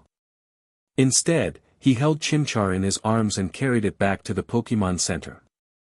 He was certain that Chimchar wasn't seriously hurt, just emotionally devastated. After a good night's sleep, things would be different. Paul. You're going to regret this. Muttering under his breath, Ash held the sleeping Chimchar close as he returned to the Pokémon Center. Without waking anyone, he simply stayed by Chimchar's side for the night. He knew how much this moment meant. Chimchar's journey, from rejection to becoming a fighter who would shine the brightest, was what made it special. Blaze. That was secondary. What truly mattered was its story. Because this wasn't a game. This was a real world, where Pokémon had feelings. The next morning. As soon as Chimchar woke up, it instinctively tried to leave. Its body moved on its own. Because that was its routine. Wake up, train until exhaustion, then push itself even further. It had always been that way. Chimchar, where are you going? You're free now. Come have breakfast with us. Ash and Pikachu's voices snapped Chimchar out of its daze. Right, things had changed. Soon, Dawn and Annabelle arrived. Dawn took one look at Chimchar and shot Ash a questioning glance. Ash gave a small shake of his head, signaling her not to ask too much. Once Chimchar wasn't paying attention, he briefly explained the situation. Dawn's disgust for Paul immediately skyrocketed. Thank Arceus Chimchar left him early. Who knows what would have happened if it stayed? She and Annabelle both agreed, they needed to help Chimchar move on from being abandoned. Not far from the Pokémon Center, a vast grassy field stretched out under the morning sun. They decided this would be the perfect place for breakfast. And because of Chimchar, Ash, for the first time in a long while, volunteered to cook. Alright, everyone. Come on out. With a bright flash of light, Ash's Pokémon emerged one by one. Tyranitar, Bizel, Sceptile, Jengar, Pidgeot, Latias, Electabuzz, and of course, Pikachu. Dawn and Annabelle did the same, releasing their teams. Piplup, Pachirisu, Aipom, Buniri. Stantler, Espion, Metagross. Pokémon that had battled together, trained together, grown together, they knew exactly what to do. Without any orders, they instinctively divided tasks among themselves, getting everything ready for breakfast. Chimchar stood there, eyes wide with disbelief. Is this really how a meal is supposed to be? Everyone working together. Setting up tables, chairs, dishes. Laughing as they cooked. How warm. Compared to its time with Paul. Here. Eat. Don't waste time. After this, more training. And we're increasing the intensity. It was night and day. Chimchar, you're recovering well. You can help too. We need your fire to light the stove. Pikachu. Ash pointed at the pile of wood beneath the pot. Chimchar hesitated, then took a deep breath. A small burst of flames ignited the firewood. The warmth flickered across Chimchar's face. For the first time. It didn't feel alone. The Pokémon around it, laughing, chatting, smiling. This is happiness. It clenched its tiny fists. I want to stay here. Author's notes. I made some minor adjustments to Chimchar's storyline and moved some events forward. Personally, I think it works pretty well. Thanks for all your support everyone. Chapter 173, I've caught Chimchar. Basil, we might not have enough water. Can you head over to the river and fetch some more? Boy. Without turning around, Ash gave his instructions. Basil nodded, grabbing a bucket before heading toward the river. We might not have enough firewood either. Grotle, can you go with Pikachu and gather some from the forest? Grotle. Pika. With that, Grotle and Pikachu trotted off into the trees, starting their search for firewood. Meanwhile, Dawn had already begun practicing the techniques she would use in the upcoming Pokémon contest. Pachirisu, release a wide-ranged discharge. Piplup, spin and use Bubble Beam. Buniri, freeze Piplup's bubbles with Ice Beam. Cheepa. Piplup. Piplup unleashed a dazzling stream of bubbles. Pachirisu then struck them with its electric attack, scattering the bubbles into smaller fragments. At that moment, Buniri's ice beam perfectly synced in, freezing the floating shards into glistening ice crystals. The scene was breathtaking. Wow! That was amazing. Keep this up, and we're sure to win the contest in Hearthome City. We've got this. Me. Piplup. Buniri, Piplup, and Pachirisu nodded enthusiastically. Then, Dawn turned toward Aipom. Aipom, since you're officially with us now, you'll need to start training with us, too. Let's work on moves that are both beautiful and effective in battle. Aipom. Aipom nodded excitedly, eager to join in. On the other side, Annabelle Stantler was happily playing on Metagross's back while she sat nearby, gently massaging her Espion. How's the pressure? Does this feel better? Before long, Basil returned with the water. Suddenly, rustling came from the tall grass nearby. 3 Zangoose leaped out. They had been drawn in by the scent of the food and immediately locked onto the feast spread out on the table. Without hesitation, they moved to snatch the food. Zangoose were known for their territorial nature, but they were also notorious for ganging up on weaker Pokémon and stealing food. Grr. The sight of Zangoose sent a shiver down Chimchar's spine.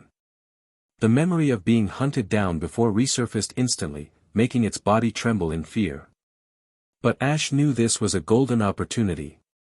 If he played this right, Chimchar could overcome its trauma. Dawn and Annabelle instinctively reached for their Pokeballs, ready to defend their meal from the invading Zangoose. But Ash stopped them. Though confused, they trusted him and recalled their Pokémon.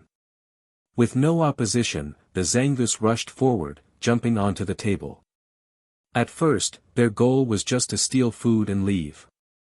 But when they saw that the trainers weren't fighting back, they assumed Ash and the others were afraid. Now, the Zangoose weren't in a hurry to leave anymore. Instead, they began eating the Pokémon food laid out on the table. Chimchar was shaking uncontrollably. Then, it felt something warm on its shoulder. A reassuring hand. Chimchar, look straight ahead. From now on, you must live for yourself.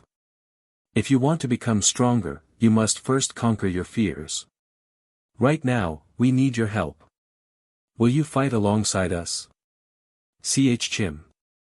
Chimchar hesitated for a moment, but then. Chimchar. It clenched its fists and nodded firmly. It had already made its decision. Good. Chimchar, then let's do this. Use Flame Wheel. Chim. A fiery aura erupted around Chimchar, engulfing its entire body in flames. It curled up and launched itself forward like a blazing fireball. The attack struck one of the Zangoose head-on. Gra! The Zangoose yelped as the flames scorched its body, immediately drawing the attention of the other two. Grr! Gra! Both Zangoose lunged, their claws glowing white. Slash attack. Chimchar, don't be afraid. Use Dig to evade. With a swift movement, Chimchar dove underground. The Zangoose swiped at empty air, whipping their heads around in confusion. Where would the attack come from? Crack!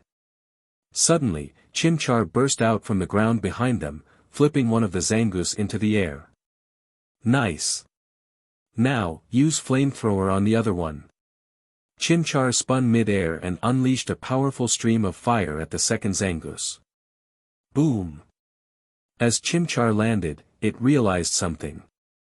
The Zangoose weren't so scary after all. For the first time, Chimchar felt something different. Confidence. The fear that once controlled it was fading away. Ash smiled.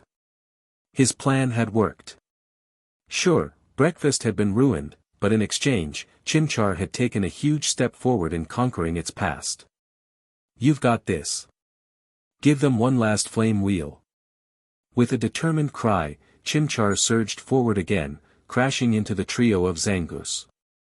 When the smoke cleared, all three Zangoose were knocked out. We did it. Chimchar, you were amazing. For a moment, Chimchar froze. Praise. It had never received praise before. Paul had never said anything like that to it. Before Chimchar knew it, Ash had pulled it into a tight hug. Chimchar's eyes welled up. Then, all at once, it burst into tears. Chim. Chimchar. All the pain, the frustration, the sadness. Everything it had held in all this time. It finally let it out. As the tears streamed down its face, Ash continued holding it, waiting patiently. Once Chimchar had calmed down, it looked up at Ash. Ash already knew. He pulled out a heal ball. Chimchar reached out and tapped it. Ding! Without even a single shake, the ball clicked shut. Capture complete. I caught Chimchar. Chapter 174, The Awakening of Blaze. Pokémon, Chimchar. Category, Chimp Pokémon. Type, Fire. Ability, Blaze, Awakened. Potential, Blue. Level, 30.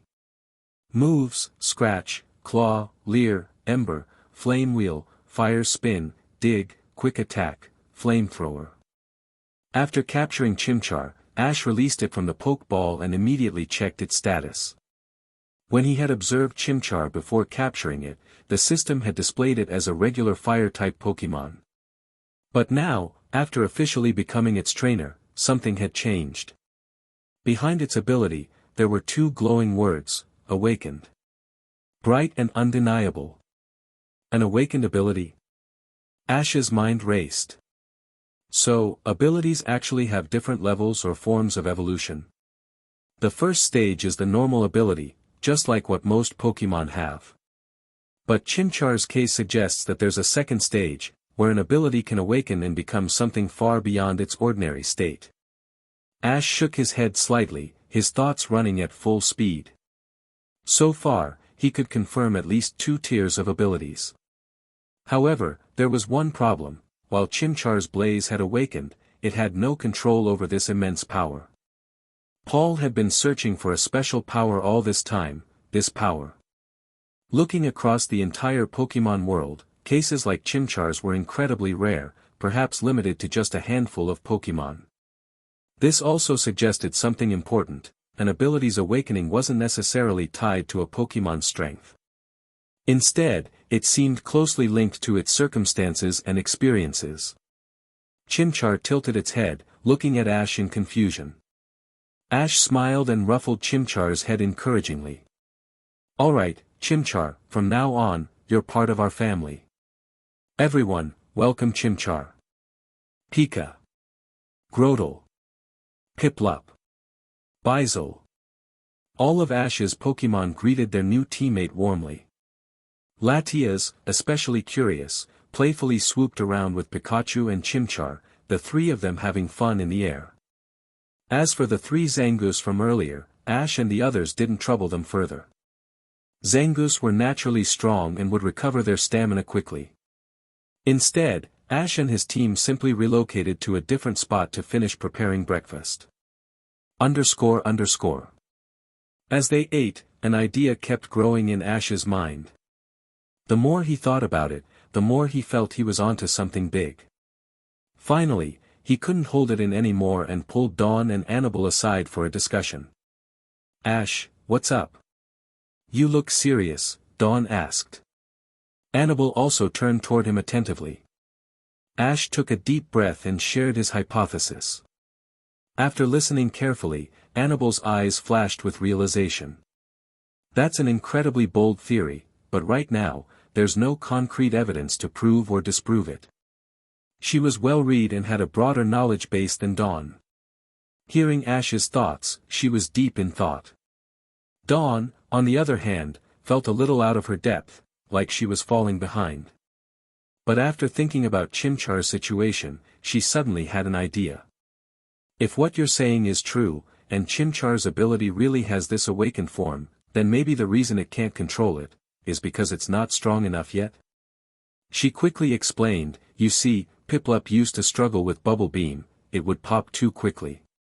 But after training and improving its control, Bubble Beam is now one of its best moves for the Pokémon contests. So, I think as long as Chimchar gets stronger, it should be able to control this awakened blaze just fine." No problem. Ash's eyes widened. That's it. His thinking had been too complicated. Dawn's explanation wasn't completely correct, but it hit on an important truth: Chimchar wasn't lacking in strength, its fire-type energy simply wasn't strong enough yet. Ash quickly reached into his system's inventory and pulled out an item, a charcoal. This wasn't an ordinary held item but something that could fuse directly into a fire-type Pokémon, permanently increasing its fire energy.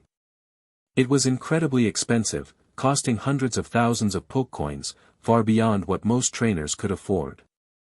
Compared to Pikachu's Light Ball, which doubled its electric-type power, charcoal was weaker, only boosting fire-type strength by about 20%. Ash had stocked up on several of these valuable items when he had an abundance of funds, just in case they would come in handy. "Chimchar, come here." As soon as Chimchar approached, the charcoal in Ash's hand began to glow. Whoosh! Before anyone could react, the charcoal vanished, directly fusing into Chimchar's body. Chimchar jumped in surprise, then suddenly felt an immense warmth surging through it. The flames on its tail instantly doubled in size. At the same time, its entire body started to heat up, it felt like a comfortable warmth spreading through its limbs. This was the energy inside the charcoal enhancing Chimchar's fire-type power. Once it fully absorbed the charcoal's effects, everything would return to normal, but its firepower would be permanently increased. How does it feel, Chimchar? Do you sense your power growing? GA. Chimchar nodded eagerly, feeling an overwhelming sense of warmth and strength within itself. If anything feels wrong, tell me immediately, Ash said seriously. He cared about Chimchar, not just because of its ability, but because of its struggles, its determination, and its never-give-up spirit. Even if Chimchar never mastered its awakened blaze, it wouldn't matter. What mattered was its heart. Besides, with his system's various cheats, Ash had plenty of ways to help it grow stronger. After waiting a while and seeing no issues, Ash activated a special item from his inventory, an attribute enhancement card. This was one of the system's rewards that he had never used before. Now that Chimchar had received the charcoal boost, it was time to see if this enhancement card could help even more. Since the system guaranteed no risks or side effects, Ash had no reason to hesitate. Ding! Congratulations! Attribute enhancement card successfully used. Target, Chimchar. Enhanced attribute, fire-type energy. Boom! The moment the enhancement took effect, Chimchar's tail flames changed color. From bright orange, to a deep, dark crimson. The flames burned so hot they looked almost purple. Gah! Overwhelmed by the surge of energy, Chimchar instinctively unleashed a massive flamethrower. The fiery blast was so powerful, it was like a volcanic eruption. And it was heading straight for Ash. Ash! Dawn and Annabelle screamed in alarm.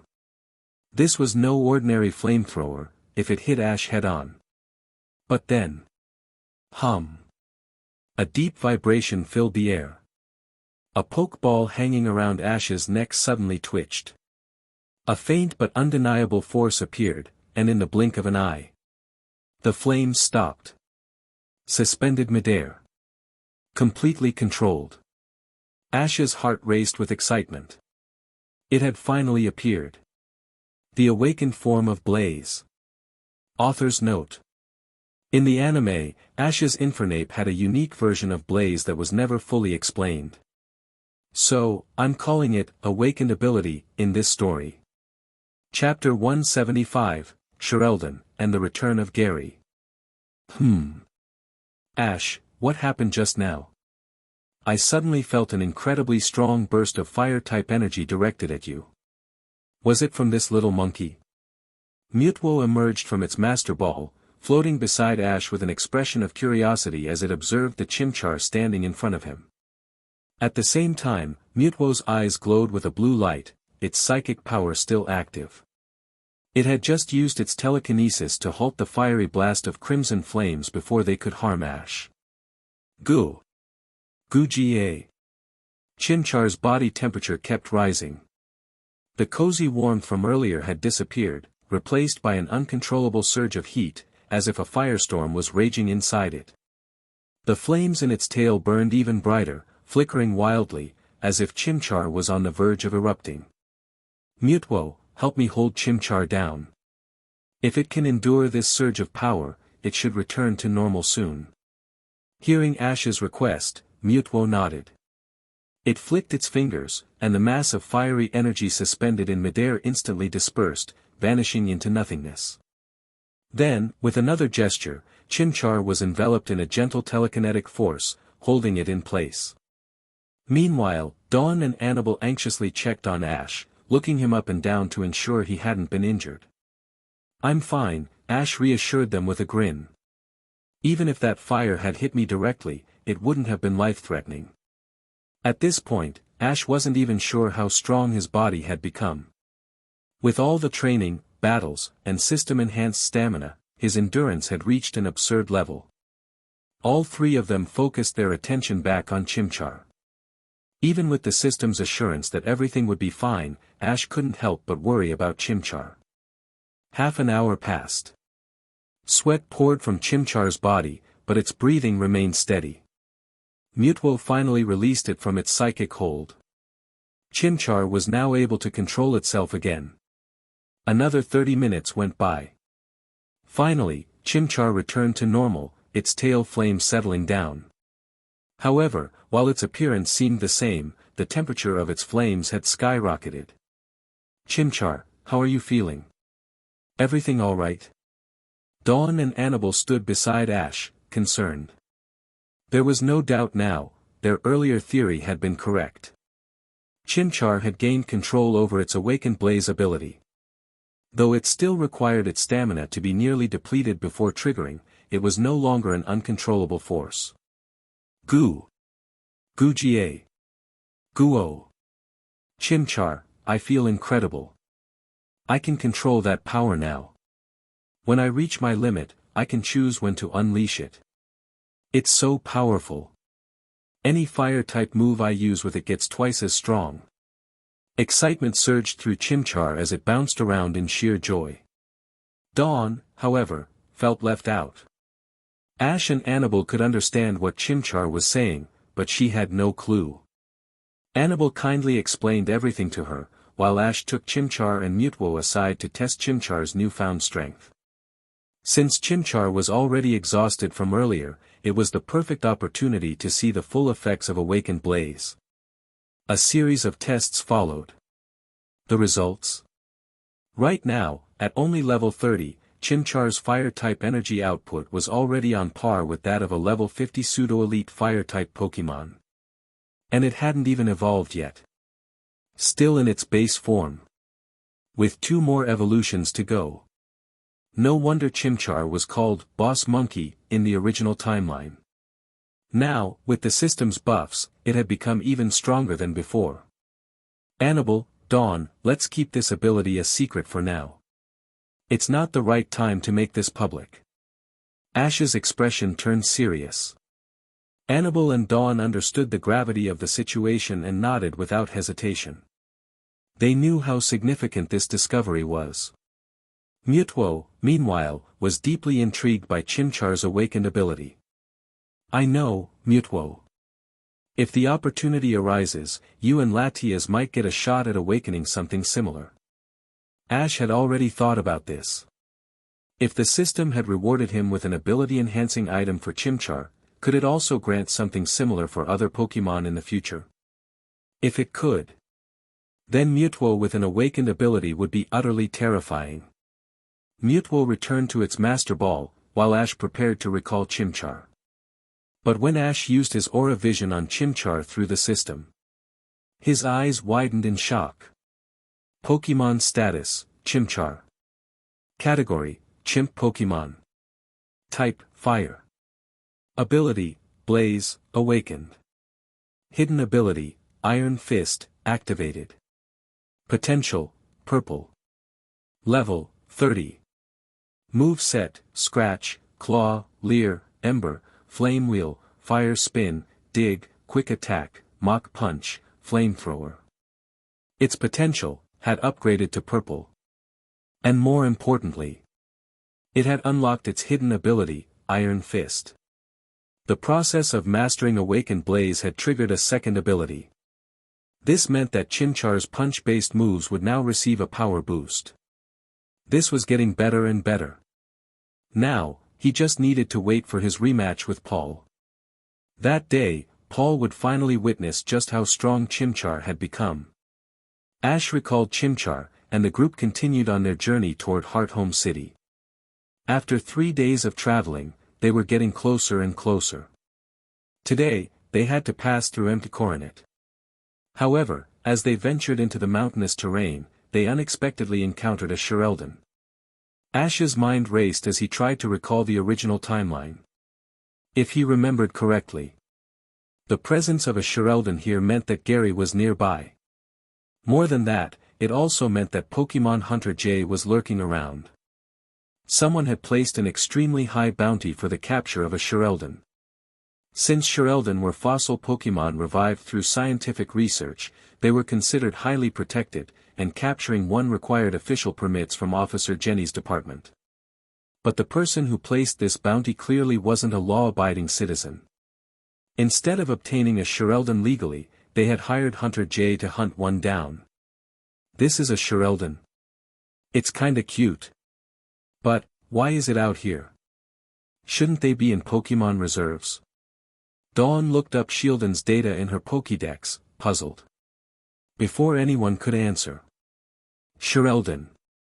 There you are. You're all right. A voice called out. Just as Dawn was about to approach Sheldon, a familiar figure rushed toward them. A young man with spiky brown hair and a confident demeanor. Behind him stood a towering Electivire.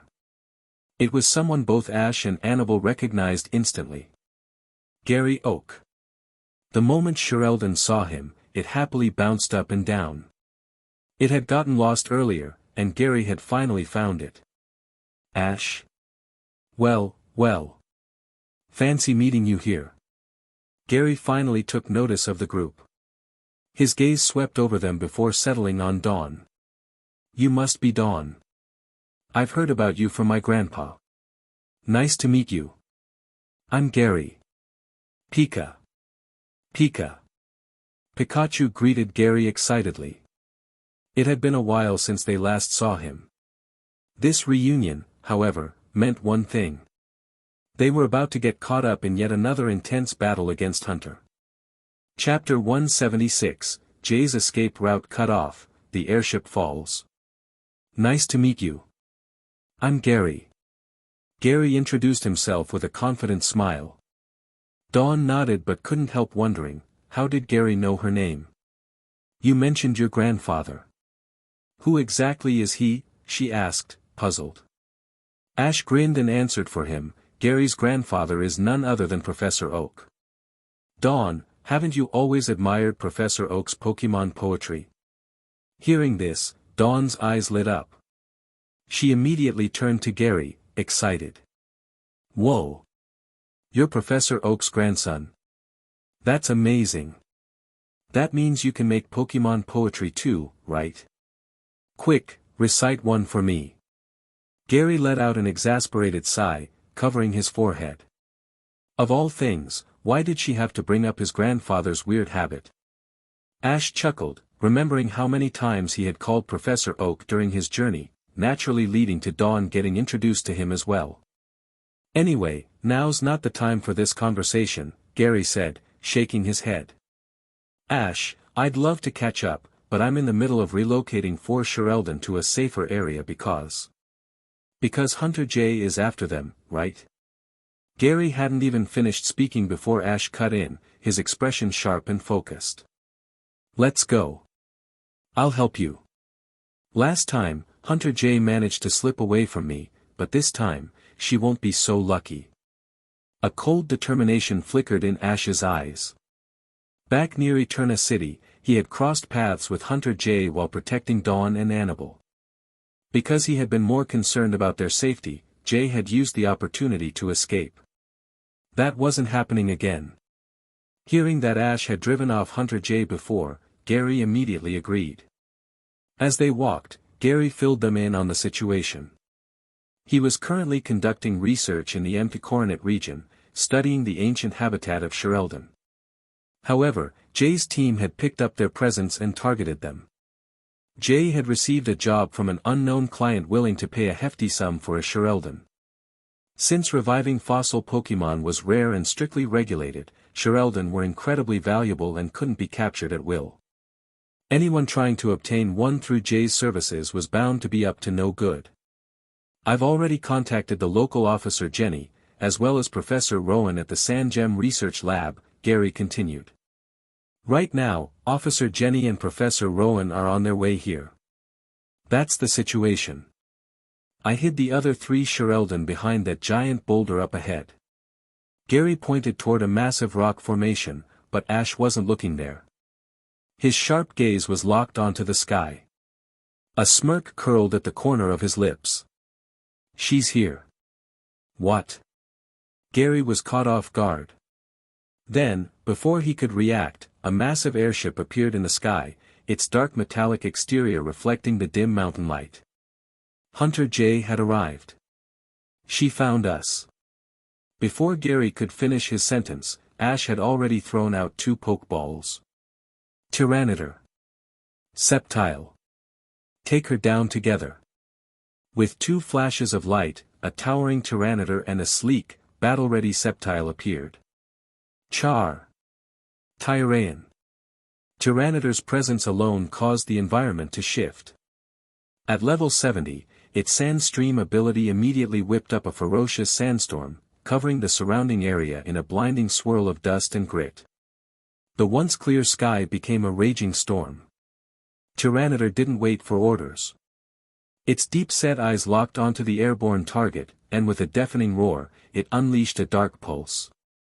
A massive, swirling orb of dark energy shot up like a cannon blast. Boom! The attack struck the airship's left wing, causing an explosion that sent a shockwave through the sky. Inside the airship, alarms blared. At the same time, Sceptile, also at level 70, leaped onto a rocky ledge, its eyes locked onto the ship's right wing. Blades of green energy shimmered around it, leaf storm. With a single slash of its arms, a violent surge of razor-sharp leaves tore through the air, slamming into the other wing. Another explosion. The airship shook violently, flames bursting from both sides as it lost altitude. Inside Jay's airship. The cockpit was in chaos. A pilot, struggling with the controls, shouted, "Commander Jay. We're under attack." Two highly powerful Pokémon suddenly appeared. Their energy readings are at champion level. Both ship wings have been severely damaged, we're going down. Jay's face darkened as she clenched her fist. On the screen in front of her, she saw him. The one person she hated the most. Ash Ketchum. Again. She growled under her breath. "It's you. Again." This brat had interfered with her missions twice now. And both times, he had proven to be far stronger than expected. Jay took a deep breath. "What's the status of our client?" Her assistant connected the call. A shadowed figure appeared on the screen but wasted no time. "Jay, we're calling off the deal. I've received word that Officer Jenny's headquarters is mobilizing reinforcements to this area. My position is too sensitive, I cannot risk being seen." The call ended immediately. "You're canceling. After I've already taken action." Jay seethed. Her already foul mood worsened. She immediately turned to her crew. "We're abandoning the airship. Initiate the escape protocol, use decoy maneuver." At her command, dozens of personal flying pods shot out of the ship, each carrying a Hunter J team member. Each one was dressed in the exact same outfit, making it impossible to tell which one was Jay. Like a swarm of bee drill, they scattered in all directions. Back on the ground. Ash, still mounted on Pidgeot, turned his head slightly toward Dawn and Annabelle. "Jengar, stay here and protect them." Jengar. At level 68, Jengar was more than capable of covering Gary and the others. Ash, meanwhile, had only one target. His eyes gleamed as he focused. Hunter J. With his aura powers, he had already locked onto her true location. "Jay, your little trick won't work on me." Pidgeot, 1 o'clock direction. Full speed ahead. Pidgeot. Pidgeot let out a sharp cry and burst forward, its speed far surpassing the decoys. A powerful tailwind followed, as Ash closed the distance between him and Jay. Despite the high-speed chase, Ash's vision never wavered, his body had grown far stronger than before. The rushing wind, the rapid altitude changes, none of it fazed him. Meanwhile, Jay, in her personal flight pod, scowled as she checked the monitor. Her maximum speed was active, yet Ash was still catching up. Her eyes widened. What? How is he tracking me so precisely? No matter how much she accelerated or changed directions, Ash was locked onto her like a missile. She gritted her teeth. This was bad. For the first time, she realized she might not escape this time. Chapter 177, Jay's Reluctant Retreat, Arrival in Hearthome City. All units, regroup with me immediately and bring the disruptor. Yes, ma'am. There was no other choice. At this point, Hunter J had to resort to her final escape tactic. Jay was not one to flee from battle. But she was someone who acted decisively. The moment she realized that escaping on her own power was impossible, she immediately opted for her last resort. The disruptor, a piece of equipment she had recently purchased at an astronomical price, was her trump card. Its purpose? To instantly interfere with all forms of energy in the surrounding area. The effect wouldn't last long, but as long as it could sever Ash's tracking ability, it would be worth it. As Ash rode atop Pidgeot, he quickly noticed that Jay's scattered subordinates had begun regrouping. Pidgeot, use Hurricane to keep them from closing in. Whoosh! A raging storm erupted in the sky. The sudden force of Hurricane sent clouds swirling and air currents spiraling out of control. However, despite Ash's efforts, some of Jay's subordinates managed to push through and reach her. And the moment they did, Jay activated the disruptor. An invisible wave pulsed through the air. Ash's aura, which had originally extended up to 5 kilometers, was now suppressed to just 500 meters. Jay smirked. She knew that this alone wouldn't be enough to defeat Ash. But it didn't matter, this was all she needed to escape. Ash narrowed his eyes. Not bad. But I'm already close enough, Jay. Pidgeot, use air cutter. Shoo. Shoo. Shoo. Countless razor-sharp wind blades tore through the air, cutting straight toward Jay's escape route. From the ground, Dawn, Annabelle, and Gary could all see what was happening. Pidgeot's countless air cutters merged into one colossal slicing whirlwind. With unstoppable force, the attack surged forward, directly targeting Hunter Jay. Damn it! Drapion, block the attack. Everyone else, cover me. Jay reacted instantly, sacrificing her Drapion to buy herself time. Drapion emerged midair, positioning itself as a shield in front of Jay. At the same time, Jay's subordinates released dozens of Golbat and Crobat. They all unleashed supersonic waves at once. Boom! The massive air cutter struck Drapion head-on. Drapion tried to counter with cross poison, but it was no use. The overwhelming power of Ash's attack shredded through Drapion's armor. The poisonous scorpion Pokémon was sent crashing through the air, its body covered in dark purple blood. Its once impenetrable shell had been torn apart. Jay's face remained expressionless as she recalled Drapion into its Pokeball. Drapion had been with her for years. While Jay was ruthless to others, she genuinely cared for her own Pokémon. But right now, her life came first. She had underestimated the boy down below. Recently, she had been far too careless. It was infuriating, but for now, she had no choice but to retreat. Survival came first. The disruptor's interference continued, and the relentless supersonic waves from Golbat and Crobat further obstructed Ash's aura detection. Ash watched as Jay tried to flee, surrounded by over a dozen Pokémon actively disrupting his tracking ability. If he didn't deal with them first, chasing her would be pointless. You're all so loyal to Jay, huh? Then don't blame me for this. His eyes grew cold. Pidgeot's speed and power were undeniable, but right now, Ash wasn't playing fair. One by one, he commanded Pidgeot to slice through each of the enemy's flying machines. One after another, the air scooters were shredded apart. Jay's subordinates, one by one, plummeted from the sky. From this height, they wouldn't die, but permanent injuries were a guarantee. As for Jay, she had escaped again.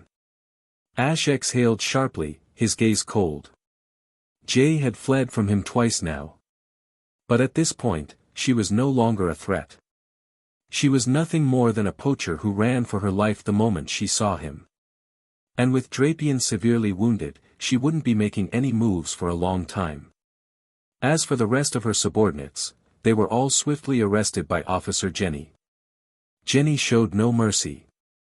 Pokémon poachers had no place under League jurisdiction. __. Man, Ash, if you hadn't shown up, I don't know how I would have protected those 4 Sheldon. Gary grinned as he patted Ash on the shoulder. That J woman is seriously dangerous, but the fact that she ran away the moment she saw you. That's crazy. Ash smirked. You're making it sound like I'm some kind of monster. Well, you kinda are. Your progress is insane. The two chuckled. They had been childhood rivals for years. And now, their conversations carried both friendship and competitive banter. But speaking of progress, Ash continued, you've been making some serious strides in Pokémon research, huh? Gary nodded proudly. Yeah. Right now, I'm working on a research project with Devon Corporation. We're investigating something called Mega Evolution. Ash's expression flickered. Mega Evolution. So, they had started researching it already? That was good news. But even with the information he had provided, it would still take time before they made any real breakthroughs. For now, he would wait. Ash glanced at Gary and smirked inwardly. Gary. I wonder how you'll react when you find out that I'm the one who initiated Mega Evolution research in this world. But that was a thought for another day. Nearby, Dawn was excitedly chatting with Officer Jenny and Professor Rowan, sharing her travel experiences with them. Annabelle stood beside her, smiling quietly. And so, with their mission complete, Ash and his friends continued their journey forward. 2 days later, arrival in Hearthome City. Finally. We made it to Hearthome City. Dawn cheered as she ran ahead, eyes sparkling. I'm signing up for the Hearthome City Pokémon contest right away. Piplup. Meanwhile, Ash smirked, his determination unwavering. And I'm heading straight to the Hearthome Gym. Chapter 178, Dawn's Tears. Ash and Dawn each headed toward their respective destinations. Ash made his way to the Hearthome Gym, while Dawn went to register for the Hearthome City Pokémon contest. Concerned for Dawn, Annabelle decided to accompany her. Ash planned to use Chimchar in the Hearthome Gym battle, allowing it to experience just how much stronger it had become. However, when Ash arrived at the gym, disappointment washed over him. Oh, right. I almost forgot. At this point in time, the Hearthome Gym leader is away on a journey. That means I'll have to postpone my gym battle. Pika. Both Ash and Pikachu sighed as they stared at the tightly shut gym doors. Well, there's nothing we can do about it. Let's go, Pikachu. The Hearthome Battle Hall is also hosting a tag battle competition in 3 days. It sounds pretty interesting, let's sign up for that. Pika. Pikachu raised its tiny paw in agreement. Besides, Paul would also be entering this tag battle competition. Very soon, he would witness just how much Chimchar had changed. Ash was certain that Paul would be surprised. __. As Ash stood near the gym, a familiar voice called out. Ash, long time no see. Nando approached, carrying his signature harp. Ah, Nando. It really has been a while. The last time we met was at the Eterna Historical Museum. Since then, it looks like you've caught some strong new Pokémon. Pikachu. Ash and Pikachu looked at the Pokémon standing beside Nando, Kricketune. Kricketune gracefully moved its blade-like arms, producing a series of musical notes as they rubbed together. Thank you for the compliment. This Pokémon is indeed a wonderful partner. However, it's unfortunate. I had planned to challenge the Hearthome Gym with Kricketune, but with the gym leader away, it seems I'll have to wait. Instead, I'll be competing in the Hearthome Pokémon contest. With a slight bow of respect, Nando took his leave, heading toward the contest hall with Kricketune. Ash watched him go and then turned to Pikachu. Nando seems to have improved a lot.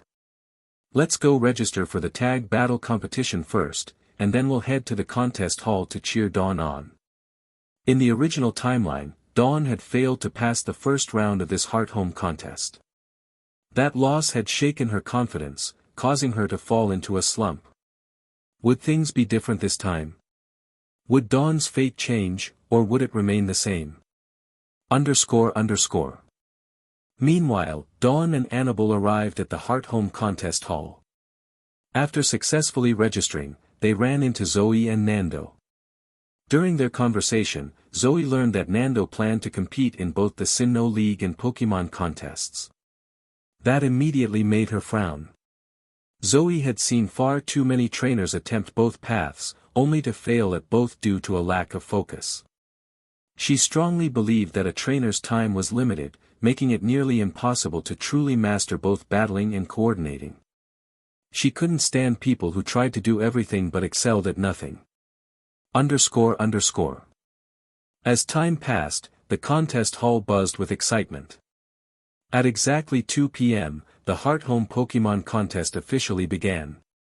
As always, Marion opened the event with a lively introduction, followed by the 3 contest judges greeting the audience.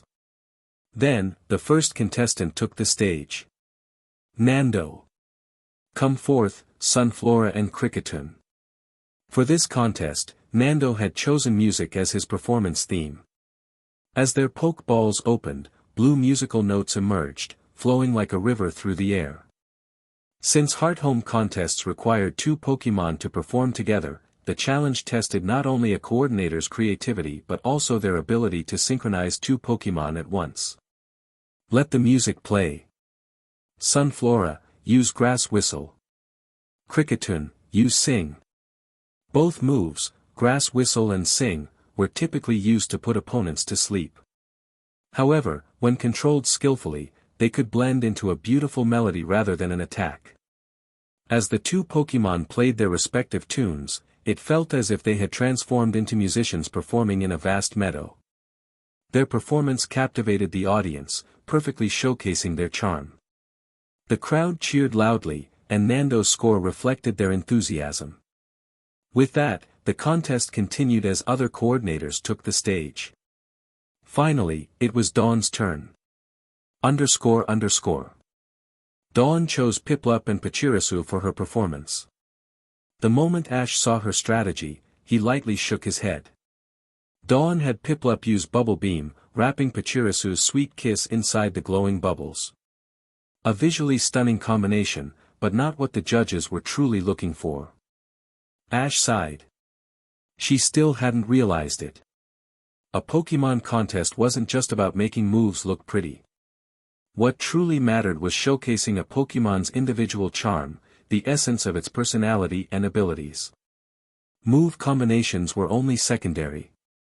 Ash could have told Dawn this directly, but he didn't. Some lessons could only be learned through experience. Understanding something on your own was completely different from simply being told. Dawn needed to discover this truth for herself. Only through failure would she truly grow stronger.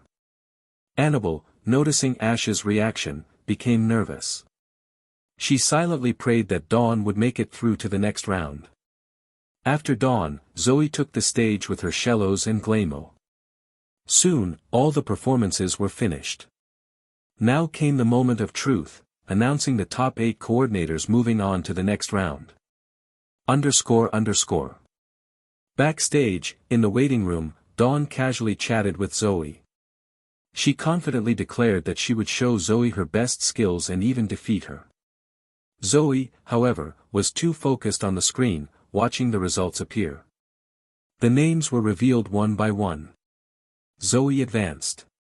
Nando advanced. Even Jessie, disguised as Jesselina, advanced. However, Dawn's name was missing. She hadn't made it. The smile vanished from Dawn's face. For a moment, she sat there in shock, unable to process what had just happened. Then, the tears came. No matter how hard she tried to hold them back, they fell anyway. Why? Why, despite all her hard work, had she failed to even pass the first round? Author's note. I won't spend too much time on contests, since they aren't as popular among readers. The upcoming Heart Home Tag Battle competition will be a major highlight, focusing on Ash vs Paul and showcasing Chimchar's transformation. Chapter 179, the Heart Home City Tag Battle Competition. In front of the television, Johanna watched Dawn's performance unfold. She exchanged a glance with her Glaymo. They had just witnessed Dawn's failure to pass the first round of the Heart Home Pokémon contest. Well, this was inevitable. Dawn's performance with Piplup and Pachirisu was certainly dazzling, but she overlooked one crucial aspect, showcasing the true charm of her Pokémon. I hope she realizes this soon. But with Ash and Annabelle by her side, I'm not too worried. Having friends like them makes all the difference. Johanna stood up, stepping away from the TV. Traveling alone and traveling with companions were two entirely different experiences. As Johanna had predicted, Ash and Annabelle had already made their way to Dawn's side. Annabelle approached first, hoping to comfort her. Piplup and Pachirisu also chirped at Dawn, trying to lift her spirits. However. Enough. I said enough, Piplup. Stop talking. This is all my fault. You both tried so hard. Dawn's voice suddenly rose as she confronted her own failure. Ash stepped forward, placing a hand on her head.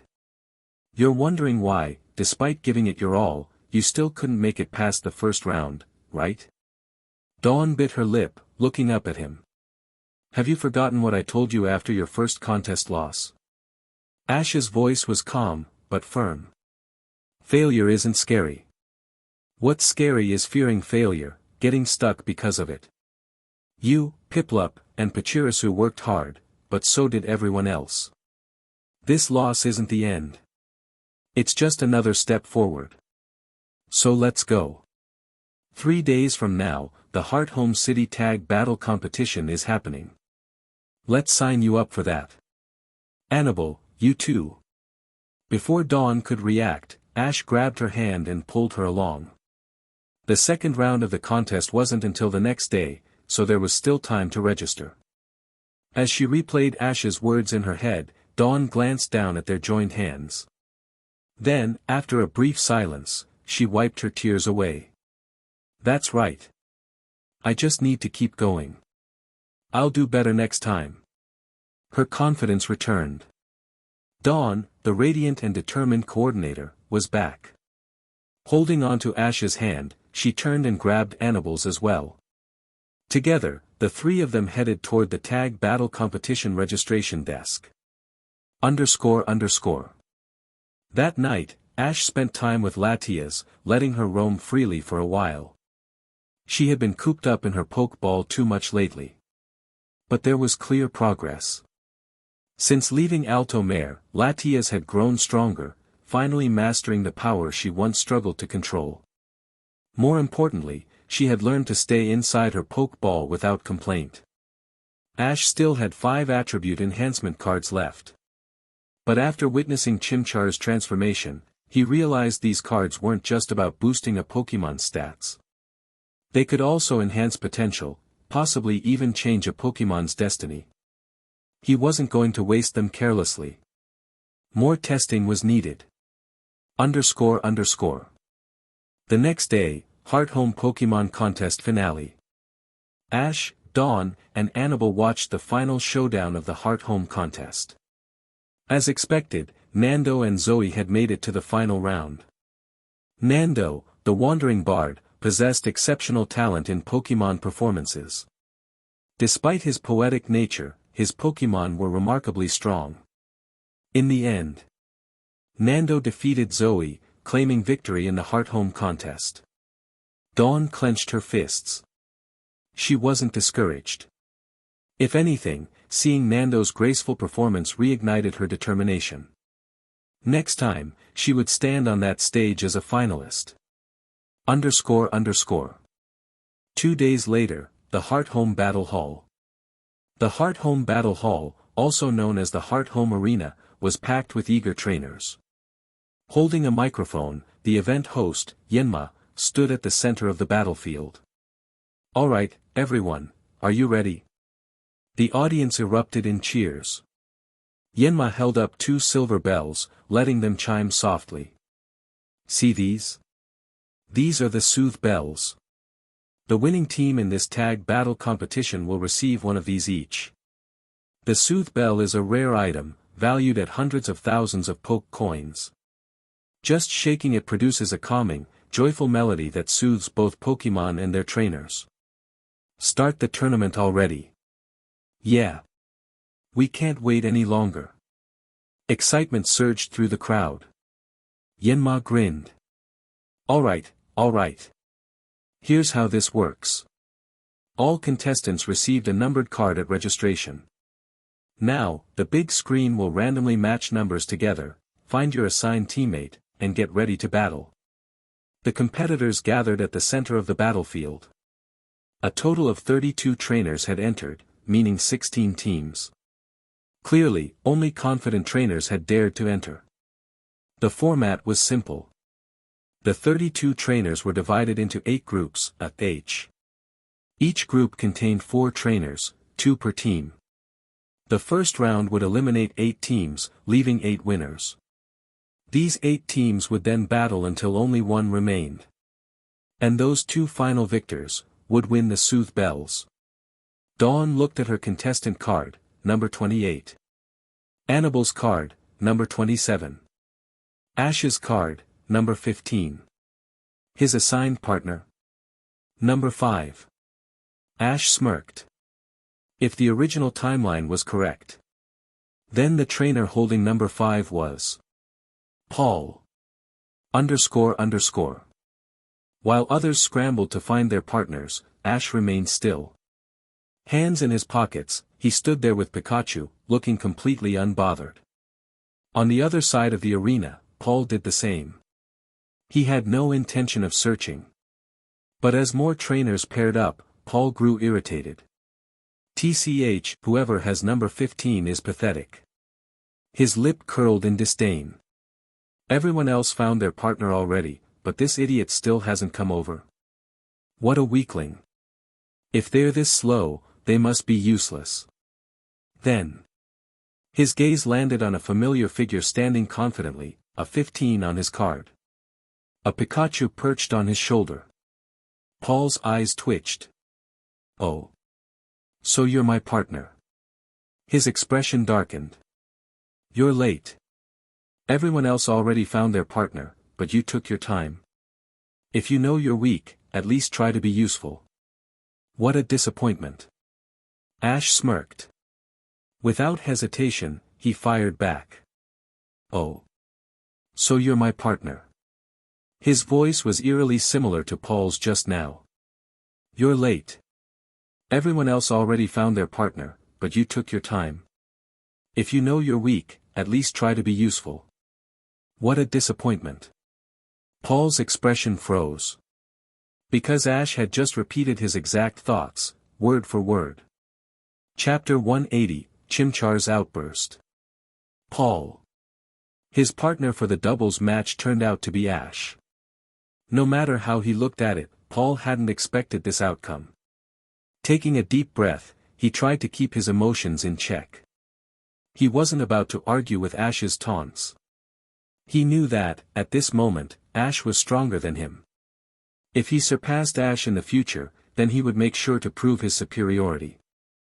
I know you don't approve of my way of training Pokémon. Weaken completely. Before Paul could finish, Ash cut him off with just 2 words. Chimchar. Chimchar. Ha. So you really did capture that useless thing. What, you plan to use it in this doubles match? That kind of weakling isn't worth your time. If you really wanted a strong fire type, you'd be better off catching an Infernape instead. Come out, Chimchar. Ash didn't even acknowledge Paul's words. He simply released Chimchar from its Pokeball. Pikachu perched on Ash's left shoulder. Chimchar leaped onto his right shoulder. Cha! The little fire type nuzzled against Ash's cheek affectionately before locking eyes with Paul. Paul stared back at Chimchar. It was different. Paul frowned. He prided himself on being able to judge a Pokémon's strength with pinpoint accuracy. And right now, he could tell, Chimchar had undergone a drastic transformation. What did you do to it? Paul couldn't believe it. He had pushed Chimchar to its limits, trained it in every way possible, but no matter what he did, he could never make it reach its full potential. Yet Ash had somehow accomplished what he couldn't, in such a short time. If that was the case, then maybe Ash really could help Chimchar control that special blaze. What Paul didn't realize was that Ash hadn't just helped Chimchar control blaze. He had already mastered it. Chimchar, Ash spoke with a smirk, today's match is your chance to prove to him just how wrong he was about you. Show him how foolish he was to rely on brute force alone. Training that disregards a Pokémon's potential and instincts is nothing but a shortcut to self-destruction. Cha! Chimchar's eyes burned with determination. It nodded firmly. The doubles tournament begins. The first match for Group A started. Four trainers took their positions, one side sending out a Rapidash and a Feraligatr. The other side fielded a Bibarel and a Mothim. And now, the first match of Group A begins. Announcer voice echoed through the arena. The participants not currently battling took their places in the stands, watching the action unfold. Before long, it was Annabelle's turn. She sent out Espeon, while her partner, a young girl, chose Flareon. Two EV evolutions on the same team caught the attention of the crowd. Their opponents were two young men using a Luxray and a Chimecho. Annabelle, a frontier brain, had no trouble at all securing victory. Her partner followed Annabelle's lead, and Espeon and Flareon flawlessly outmaneuvered their opponents, taking down Luxray and Chimecho with precise coordination. Next was Dawn's turn. Ash's eyes lingered on her partner. He recognized this guy, Conway. Conway was an analytical battler, someone who had done extensive research on different trainers. He paid special attention to anyone who had participated in Pokémon League tournaments. And his ace? Slowking. A Pokémon with incredibly high intelligence. Their opponents were a girl with a Scyther and a muscular man with a Weezing. With a combination of Slowking's defensive tactics and Piplup's offensive prowess, Conway and Dawn easily secured a victory. Both Annabelle's and Dawn's teams advanced. Ash and Paul were in Group H, the last group. As the battles progressed, the tournament quickly reached its final first-round matchup. It was finally their turn. Paul crossed his arms. Ash, let's make this interesting. Let's see who can take down an opponent first. Ash smirked. Fine by me. Paul immediately grabbed his Pokeball. Electabuzz, get ready. His goal was simple, use this tournament to give his Pokémon more battle experience. He had already obtained the Electorizer he needed. After this match, he would evolve Electabuzz into Electivire. That meant Electivire would soon become his second strongest Pokémon, right behind Torterra. On the opposing side, their opponents chose a Rhyperior and a Magmortar.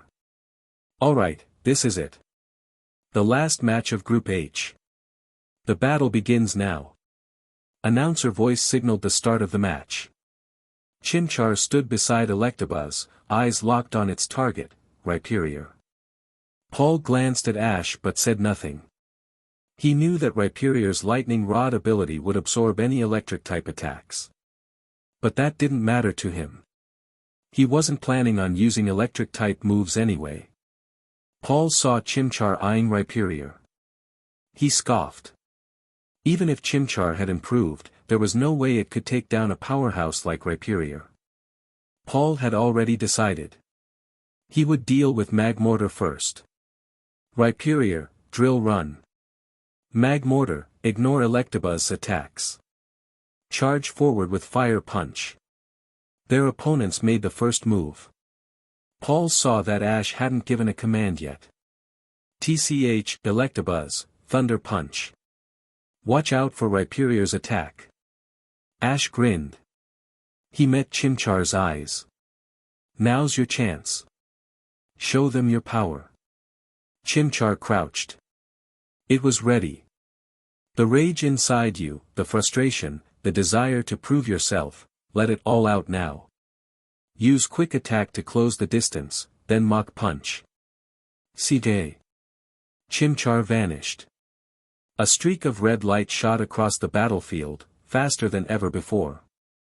Before anyone could react, Chimchar was already right in front of Rhyperior. A single Mach Punch, strengthened by the momentum of quick attack, slammed into Rhyperior's gut.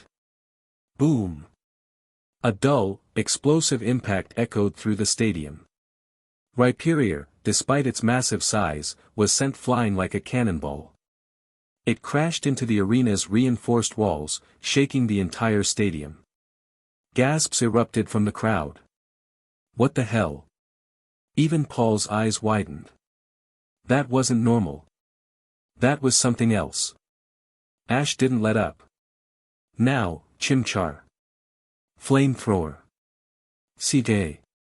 A roaring inferno erupted from Chimchar's mouth, swallowing Magmortar whole. Under normal circumstances, a flamethrower wouldn't do much to another fire type. But this wasn't a normal flamethrower.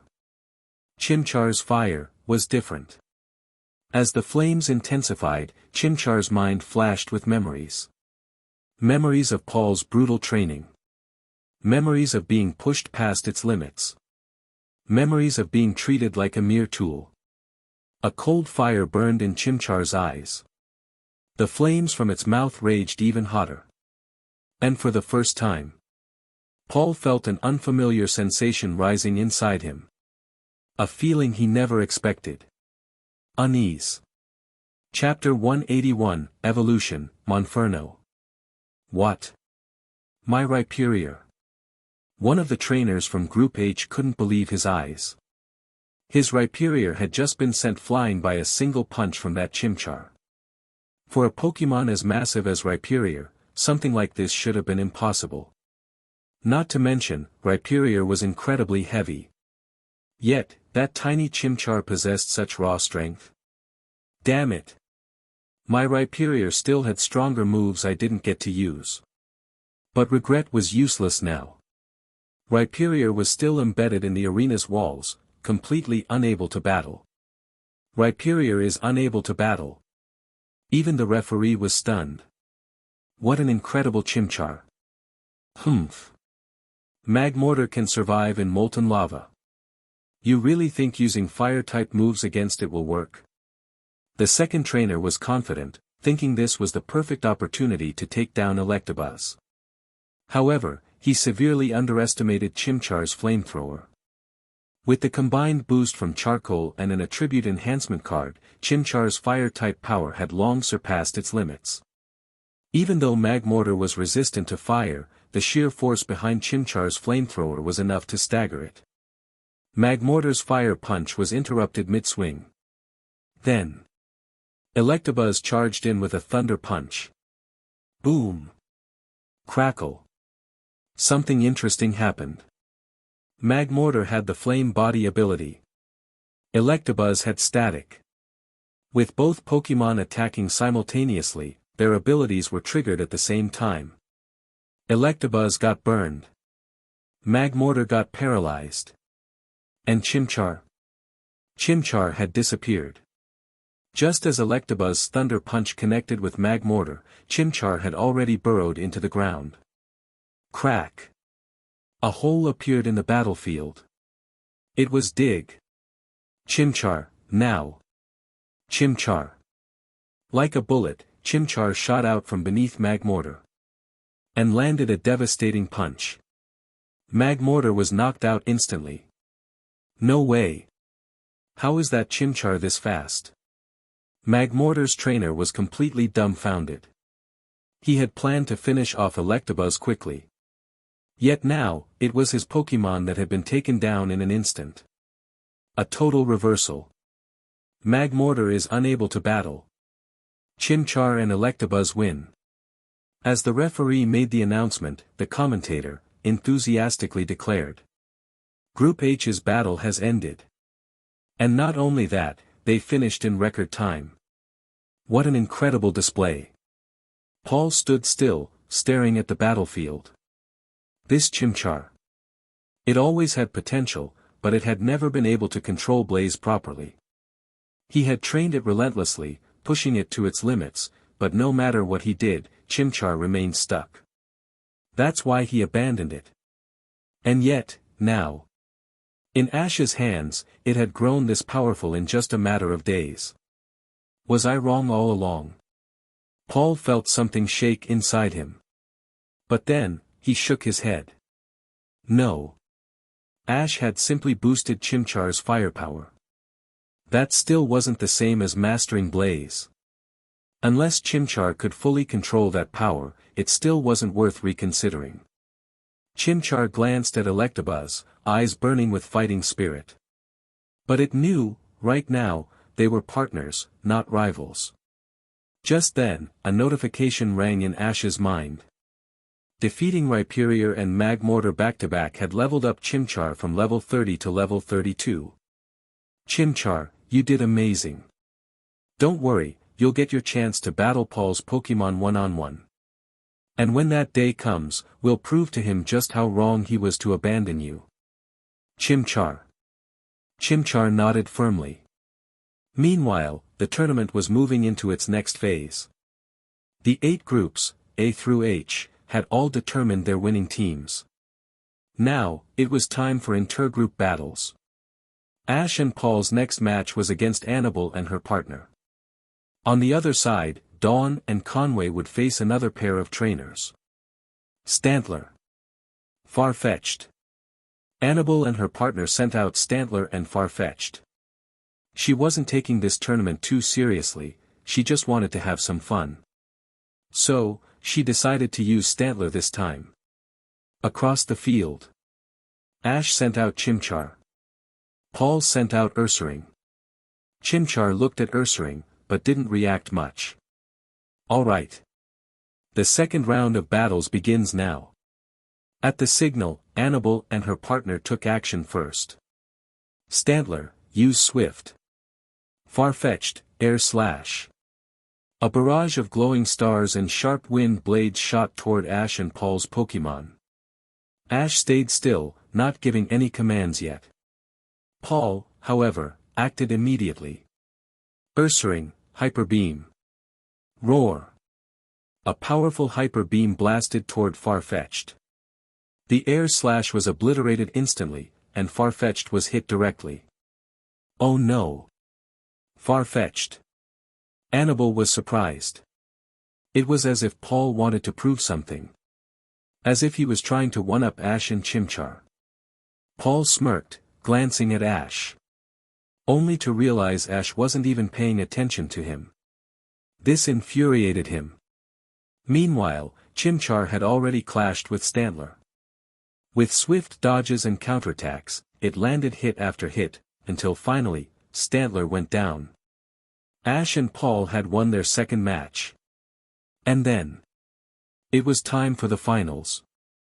Dawn and Conway had also won their match, which meant the final battle would be Ash and Paul versus Dawn and Conway.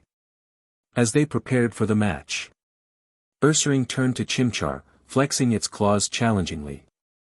Chimchar didn't back down. It wasn't the same Chimchar as before. And then, a sudden glow enveloped Chimchar's body. The entire stadium went silent. Paul's eyes widened in shock. Ash's heart pounded. Right in front of them, Chimchar was evolving.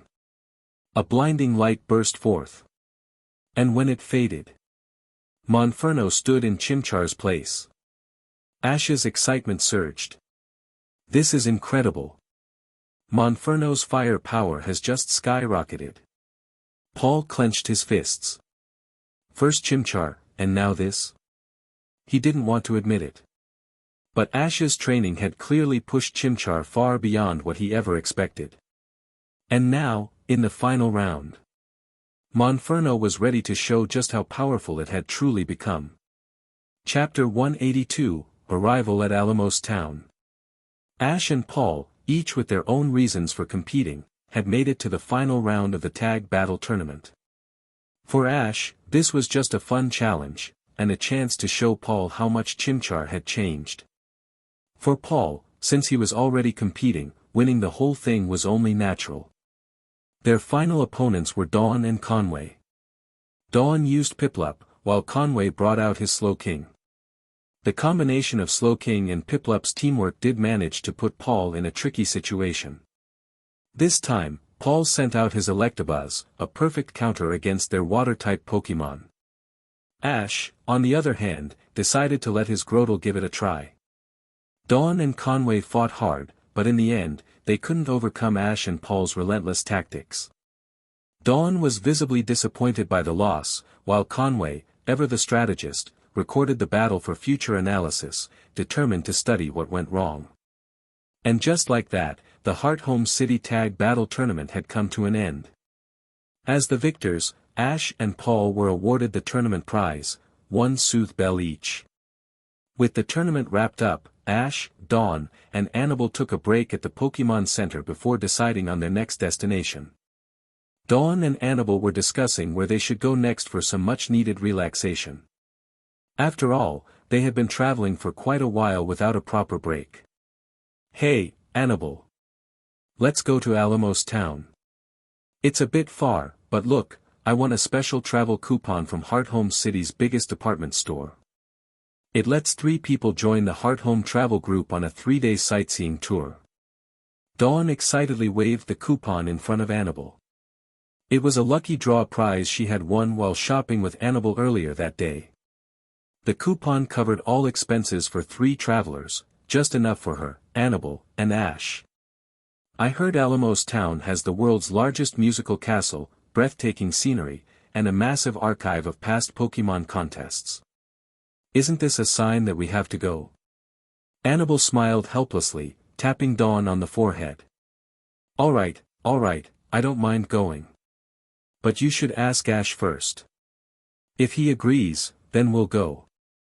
Dawn turned eagerly toward Ash, her eyes full of expectation. "Alamos Town, huh?" Ash pondered for a moment. He hadn't expected to run into this particular part of the original timeline so soon. Alamos Town was where Dialga and Palkia's conflict would erupt, an event of legendary proportions. If they were going, he needed to be prepared. Seeing Dawn's hopeful expression, Ash chuckled and got up from his seat. "If you two are set on going, then I'm fine with it. Let's visit Alamos Town for a few days. Besides, Dawn's been feeling down lately, this might be a good chance for her to relax." "Yes." I knew he'd say yes. Dawn celebrated, flashing a victory sign at Annabelle. "All right, Annabelle, let's go get some travel supplies." With that, the 2 girls hurried off to prepare for the trip. Meanwhile, Ash had another matter to handle. He opened his Pokegear and placed a video call to Professor Oak. "Professor Oak, I need you to do me a favor and send Charizard over."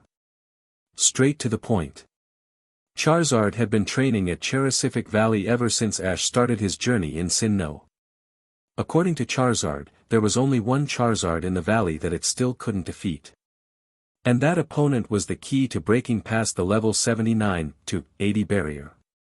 Ash wanted to know, had Charizard finally succeeded? Professor Oak adjusted his glasses.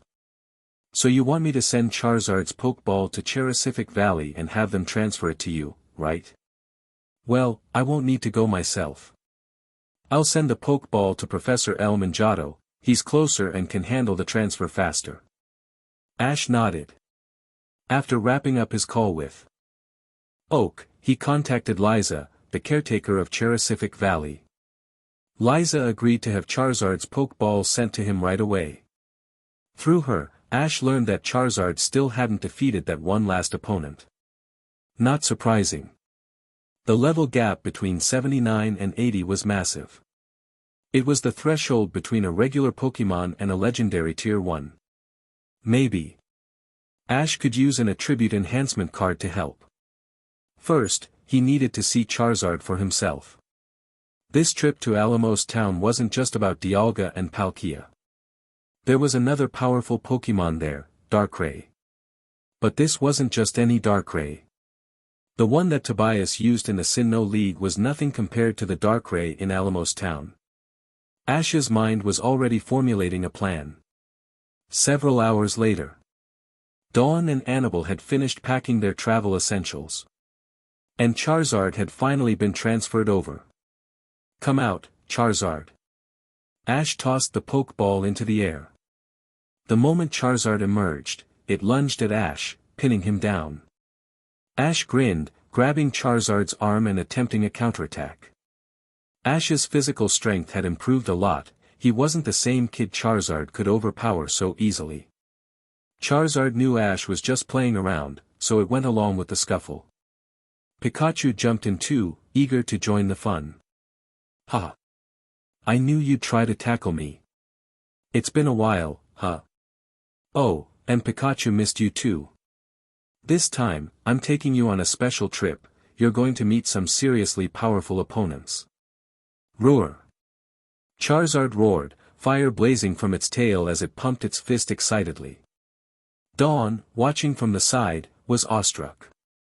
Just by looking at Charizard, she could tell, it was incredibly strong. With everything in place, Ash went over his plan one last time. And soon enough, the day of their departure arrived. Alamos Town. Dialga. Palkia.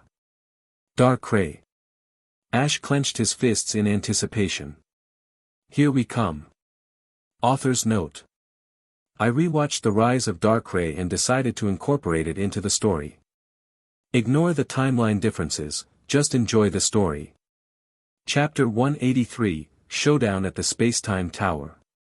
Part 1. They had finally arrived at Alamos Town. Alamos Town was situated on an enormous, isolated island. Just before reaching their destination, Ash and the others decided to part ways with the tour group. After all, Dawn much preferred exploring alongside Ash and Annabelle rather than sticking with the tour schedule. Traveling with the group was fine, but sightseeing? That would just be inconvenient. Ash, look! Dawn suddenly cried out, bouncing with excitement. There's such a huge, clear lake beneath us. You can even see all the water-type Pokémon swimming inside. She pointed enthusiastically at the vast, shimmering body of water below. At the moment, the three of them were still a considerable distance from Alamos Town, and they planned to set up camp and have lunch before continuing their journey. Once the campsite was ready, their Pokémon eagerly pitched in to help with cooking. Before long, a fragrant meal was served. Pikachu, here, take these biscuits and share them with everyone, Annabelle said, handing a small container of Pokémon Puffins to Pikachu. Dawn made them herself, and they're really delicious. Pika. Pikachu chirped happily, taking the container and running off to distribute the treats. Ash took a bite and nodded in approval. Not bad, Dawn.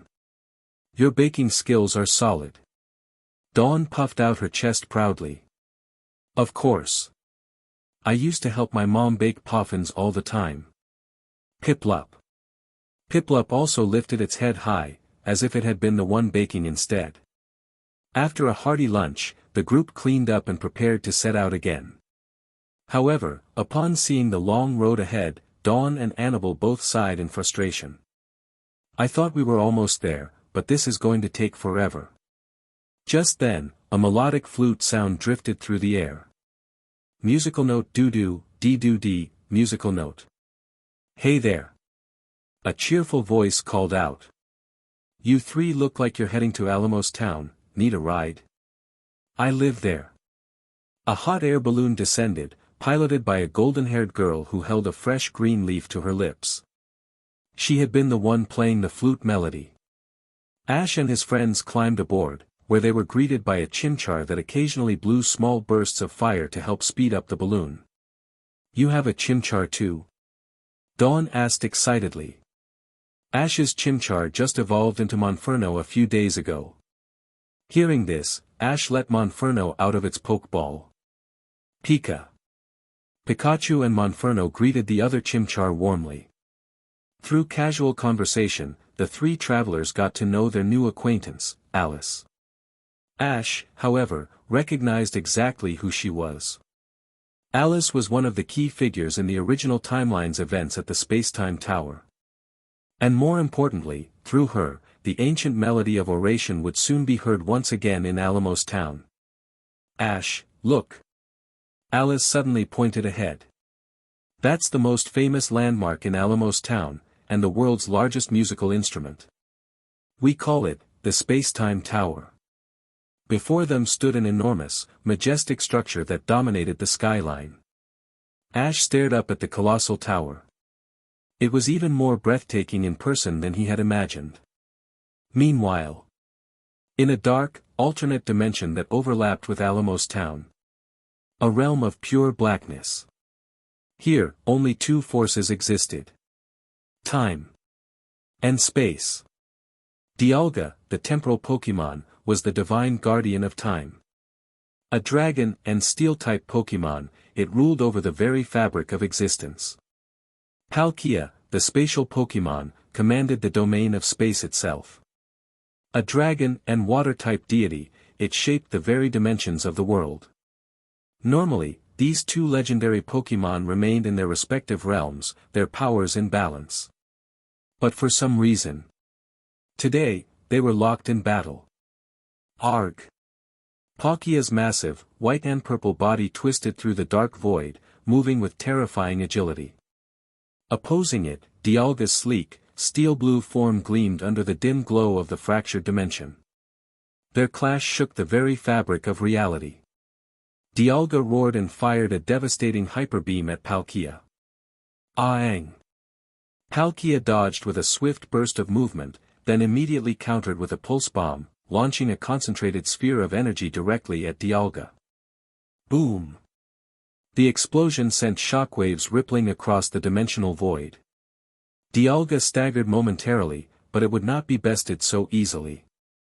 Neither would Palkia. Both legendary Pokémon charged up another hyper beam simultaneously. This time, they were going all out. For beings of their power, the usual cooldown period of hyper beam no longer applied.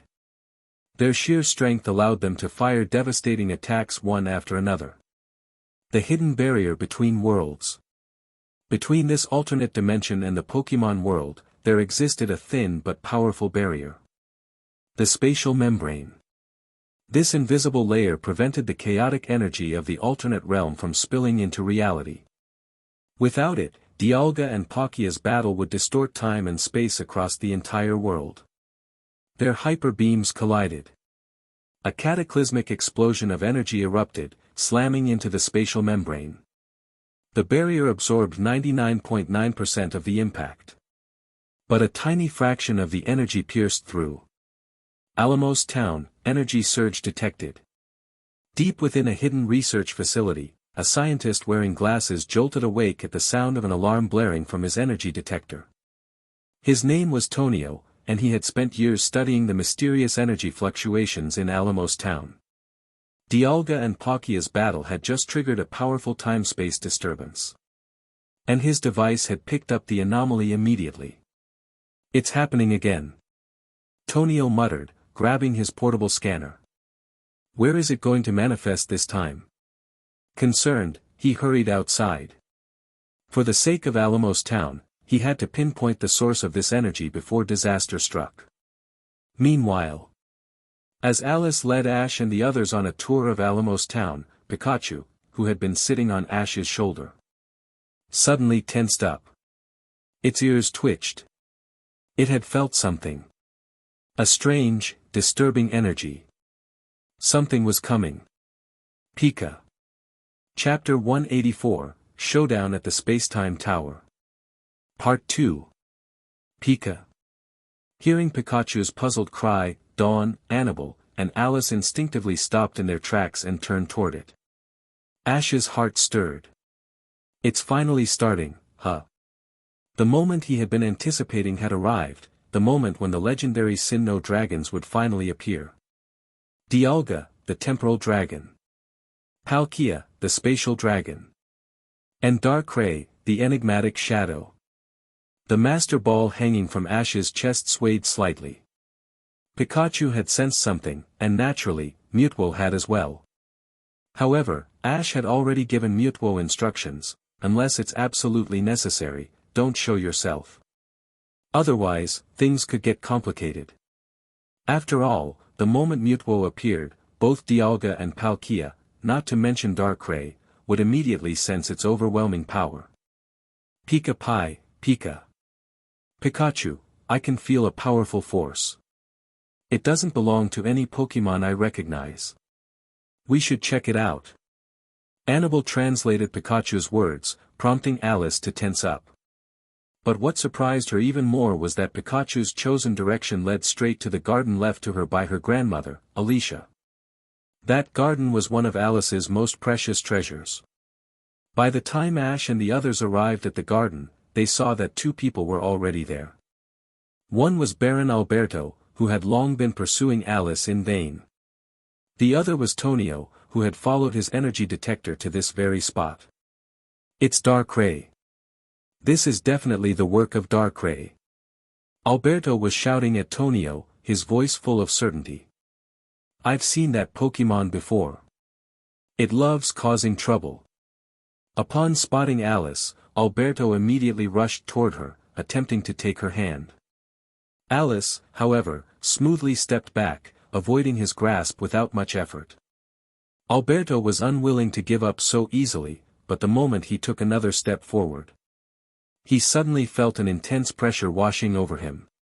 A gaze filled with authority bore down on him, making him shudder. His eyes locked with Ash's.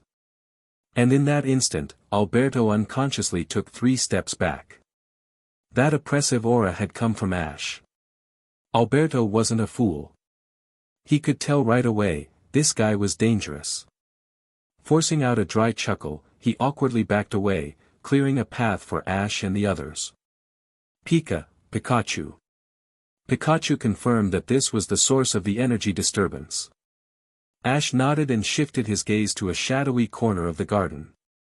His aura told him that something was lurking there. Darkrai. It had always lived in this garden.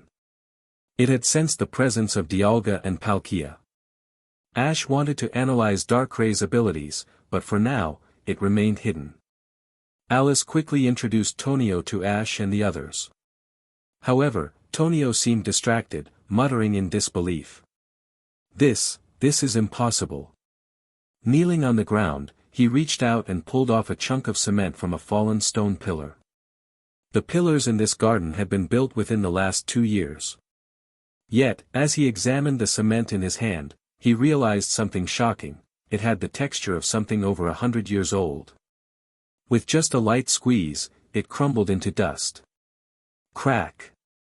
A larger chunk of the stone pillar broke off.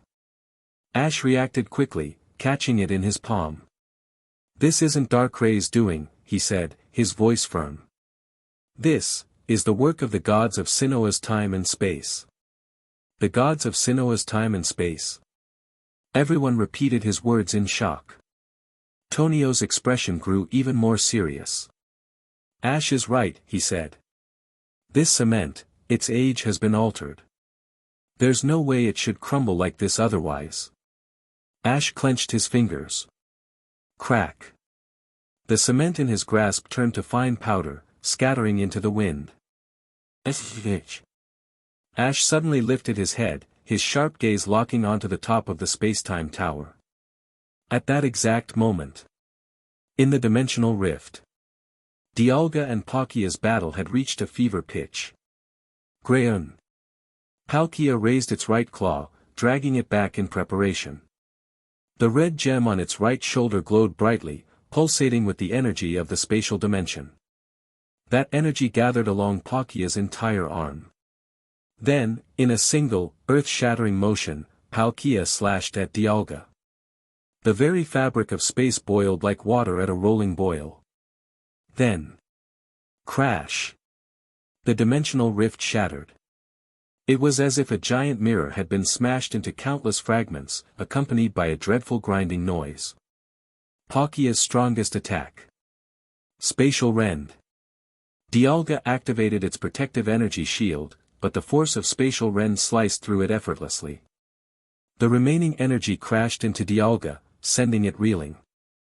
Fortunately, its Steel Dragon physiology granted it a powerful defense, allowing it to endure the blow. Dialga roared in fury. The blue gem on its chest began to glow. Just as Palkia's red gem stored spatial energy, Dialga's blue gem housed the power of time itself. A massive surge of energy formed at Dialga's mouth, swirling into a dark purple sphere. Then, boom! Roar of time. The devastating purple-black beam shot toward Palkia's right shoulder, directly striking its red gem. The dimensional rift quaked violently. Swathes of unknown, creatures that lived within this space, fled in panic, scattering into the void. Back in Alamos town. Crack. Crack. Palkia's red gem fractured. The impact triggered a violent spacetime distortion, causing powerful energy waves to pierce through the dimensional barrier and descend upon Alamos town. Hum. Ash's eyes widened. His aura flared, allowing him to sense the oncoming devastation. A force carrying the essence of both space and time was hurtling toward them, ready to consume everything. Charizard. Stop that energy.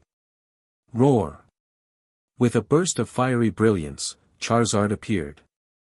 Its flamethrower roared to life, colliding with the incoming spatial energy. Though it was just a remnant of the battle between Dialga and Palkia, this energy still held immense destructive potential. But Charizard, who had already set foot into the realm of legendary Pokémon, held its ground, preventing the catastrophe from unfolding. Yet, before anyone could breathe a sigh of relief, a shadow emerged. A dark figure rose from the depths of the garden, revealing itself at last. Darkrai. Chapter 185, Showdown at the Spacetime Tower. Part 3. Leave this place. Get out. Get out. Though Darkrai didn't utter a single word, everyone present could clearly hear its voice. Was this telepathy? Darkrai brought its hands together in front of its body. As it charged forward, it unleashed a circular black ring. Dark Void. Through his aura perception, Ash saw the moment Darkrai's dark void collided with the spatial aftershocks.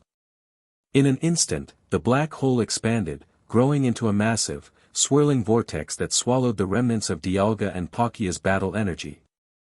So Dark Void can be used this way too. This realization flashed through Ash's mind. Only then did he finally get a chance to check Darkrai's stats. Pokémon, Darkrai. Category, Pitch Black Pokémon. Type, Dark. Ability, Bad Dreams. Potential, Purple. Level, 99. Moves, Ominous Wind, Quick Attack, Hypnosis, Nightmare, Double Team, Shadow Ball, Shadow Claw, Haze, Dream Eater.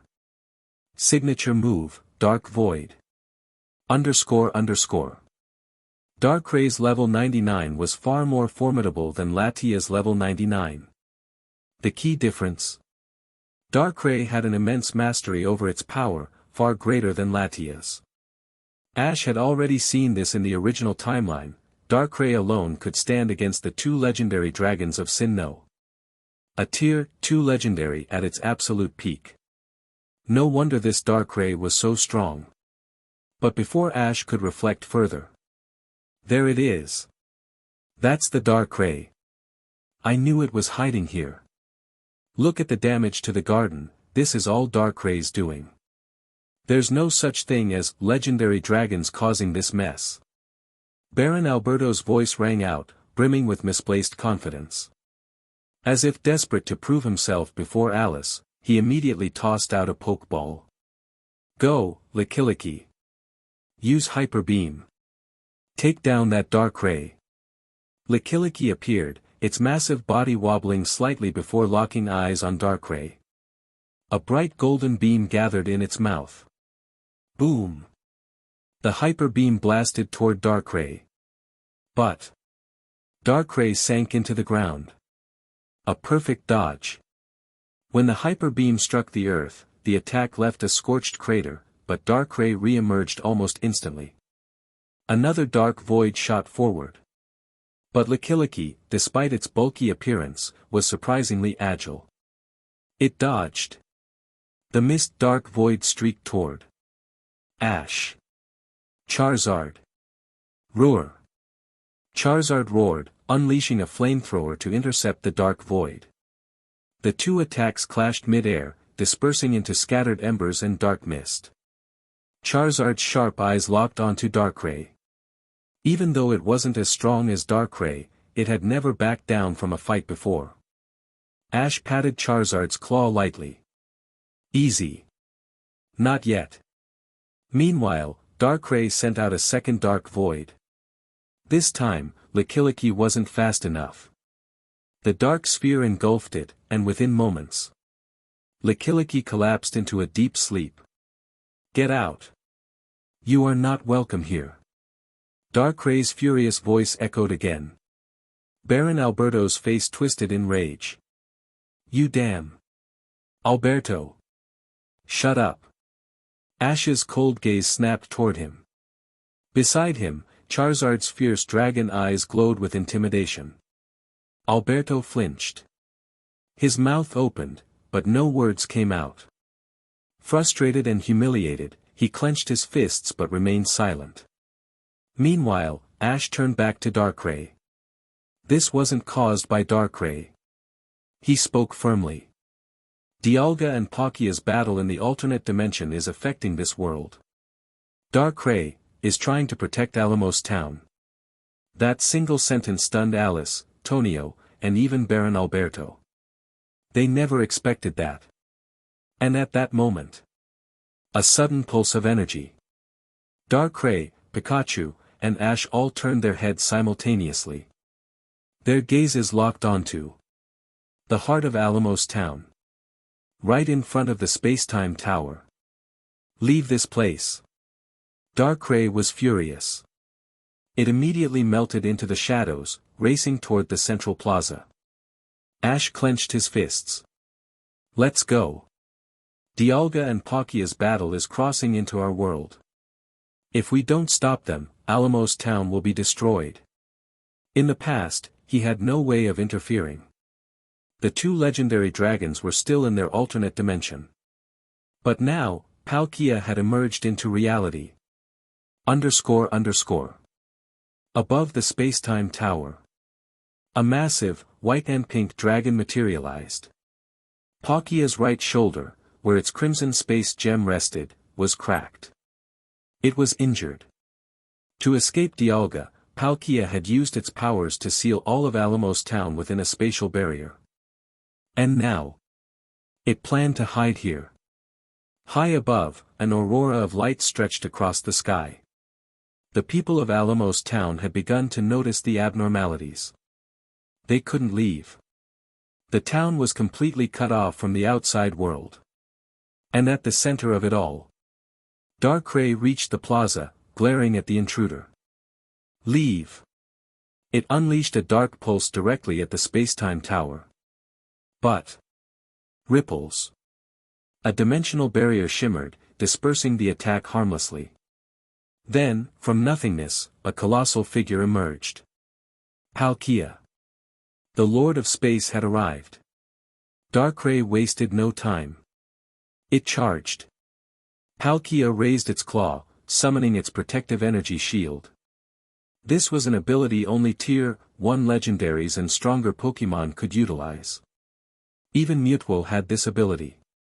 Darkrai's attack bounced off the shield, sending it flying backward. Palkia narrowed its eyes. A low growl rumbled from its throat. This insignificant creature was challenging it. It was already enraged from its battle with Dialga. And now, a mere Tier 2 Pokémon dared to strike it. Without hesitation, Palkia raised its claw. Boom! A blue aura sphere blasted forward, hitting Darkrai directly. Darkrai crashed into the ground. Dust and debris scattered. Meanwhile, all over Alamos Town, people were panicking. The once clear sky was now a swirling storm of space-time distortions. They saw the great dragon hovering above them. And they saw Darkrai lying motionless in a crater. Then, Ash and his friends arrived. And the moment Ash laid eyes on Palkia, he used his aura vision, then a familiar system screen flashed in front of him. Pokémon, Palkia. Category, Spatial Pokémon. Type, Water/Dragon. Ability, Pressure. Hidden ability, Telepathy, activated. Potential, Black. Level, 100. Moves, Dragon Breath, Scary Face, Water Pulse, Ancient Power, Slash, Power Gem, Aqua Tail, Dragon Claw, Earth Power, Aura Sphere, Hydro Pump. Signature move, Spatial Rend. __. A Tier 1 legendary at its peak. Just one was already this terrifying. And soon, Dialga would arrive. Would Mutuo alone be enough to stop them? Ash clenched his jaw. Come out, Latias. Latias appeared, rubbing affectionately against Ash's cheek. Try to test its strength, Latias. This will help you better control your own power. Latias let out a soft chirp. Then, it ascended. Meanwhile, Ash turned to Alice. Alice, do you see Palkia's injury? That's why it's acting this way. I'll handle stopping it, but I need you to calm it down. Charizard will protect you. Chapter 186, 3 Legends vs. The Time-Space Gods. Ash gave the final instruction before leaping onto Pidgeot's back, Pikachu securing itself on his shoulder. Ash.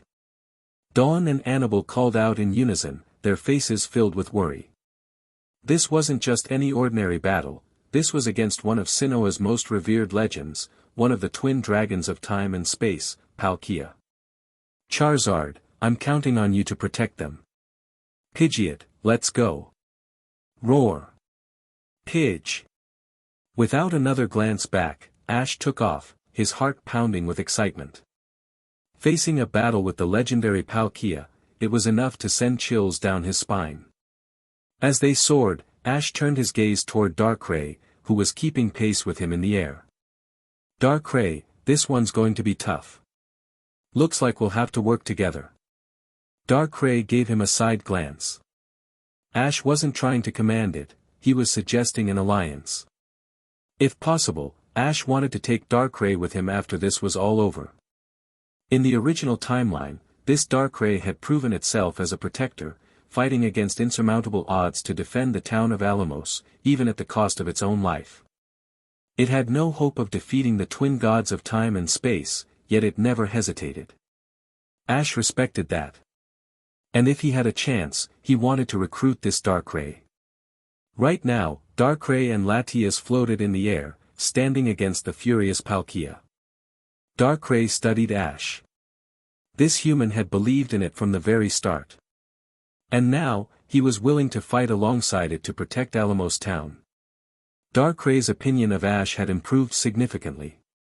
But there was no time for reflection, Palkia was enraged. With a deep, resonating roar, Palkia locked eyes on Darkrai. Despite the presence of another powerful Pokémon, Latias, its instincts told it, Darkrai was the bigger threat. A bright sphere of energy formed before its mouth, Aura Sphere. Darkrai, let Latias handle that. You focus on disrupting Palkia with Dark Void. Latias, time to test your control, Dragon Pulse. Luna. Latias let out a soft cry as her body glowed, unleashing a fearsome Dragon Pulse. The swirling energy collided with Palkia's Aura Sphere, erupting into a brilliant explosion in the sky. The resulting shockwave smashed against the space-time barrier Palkia had created around the town, causing it to ripple. This disturbance didn't go unnoticed. Deep within an alternate dimension, Dialga had been tracking Palkia's location. Until now, it had struggled to pinpoint Palkia's exact position. But that surge of energy, it was unmistakable. Dialga had found its target. A deep, guttural roar echoed through the void. With one massive stride, Dialga disappeared into the fabric of time. Meanwhile, below, Alice stood frozen in realization. Calming Palkia's rage, but how? Palkia's wound was severe, and she had no idea how to soothe its fury.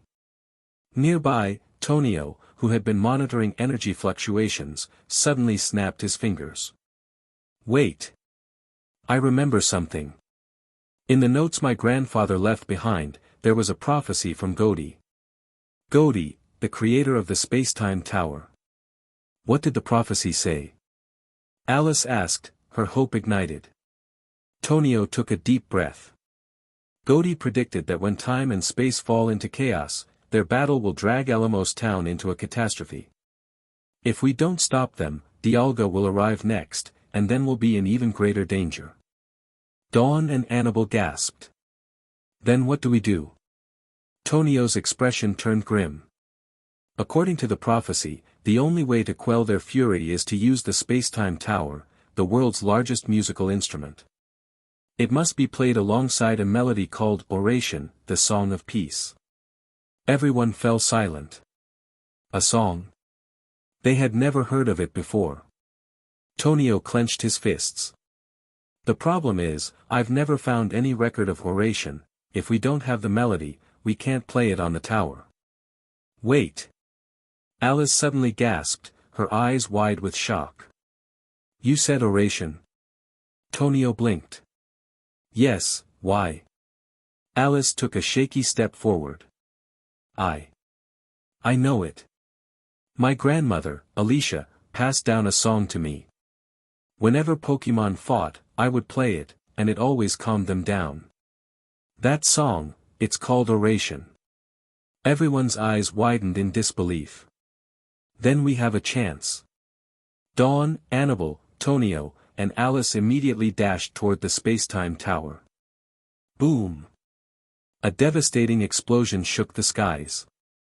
Palkia's space barrier shattered. And through the rippling void, a new presence descended. A towering, majestic figure with steel-blue scales and a diamond-like chestplate emerged. Dialga. It had arrived. Get out. Leave this place. Darkray's rage exploded as it surged toward the two divine dragons. But Dialga barely even glanced at it. Its focus was entirely on Palkia. A deep roar shook the heavens. Dragon breath. A massive burst of draconic energy erupted, spreading in a wide arc. Darkrai and Latias braced themselves, struggling against the powerful force. From above, Ash clenched his fist. We're out of time. Mutwo, looks like you're up. Still seated on Pidgeot, he reached for the Master Ball hanging around his neck. Click. The ball opened. A powerful presence materialized in midair. Mutwo. Hovering effortlessly, the psychic type regarded the two legendary dragons before it.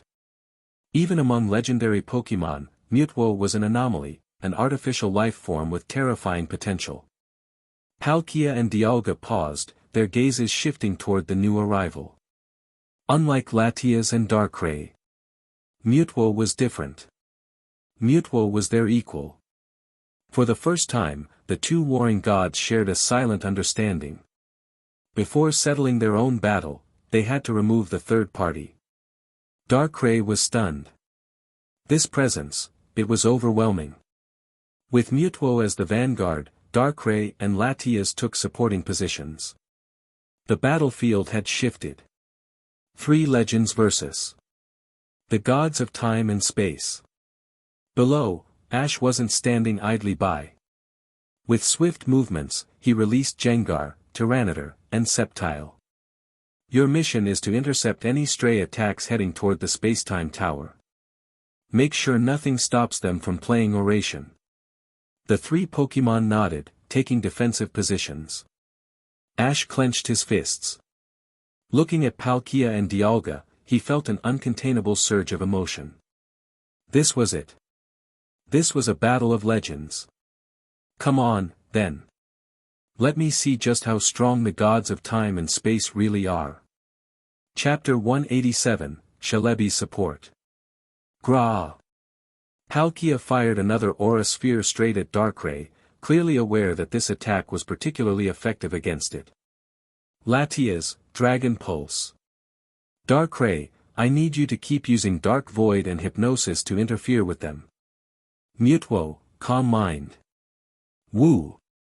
Despite suffering from previous clashes, Latias had rapidly improved its control over its power. Before this battle, Latias had already used Dragon Dance and Calm Mind.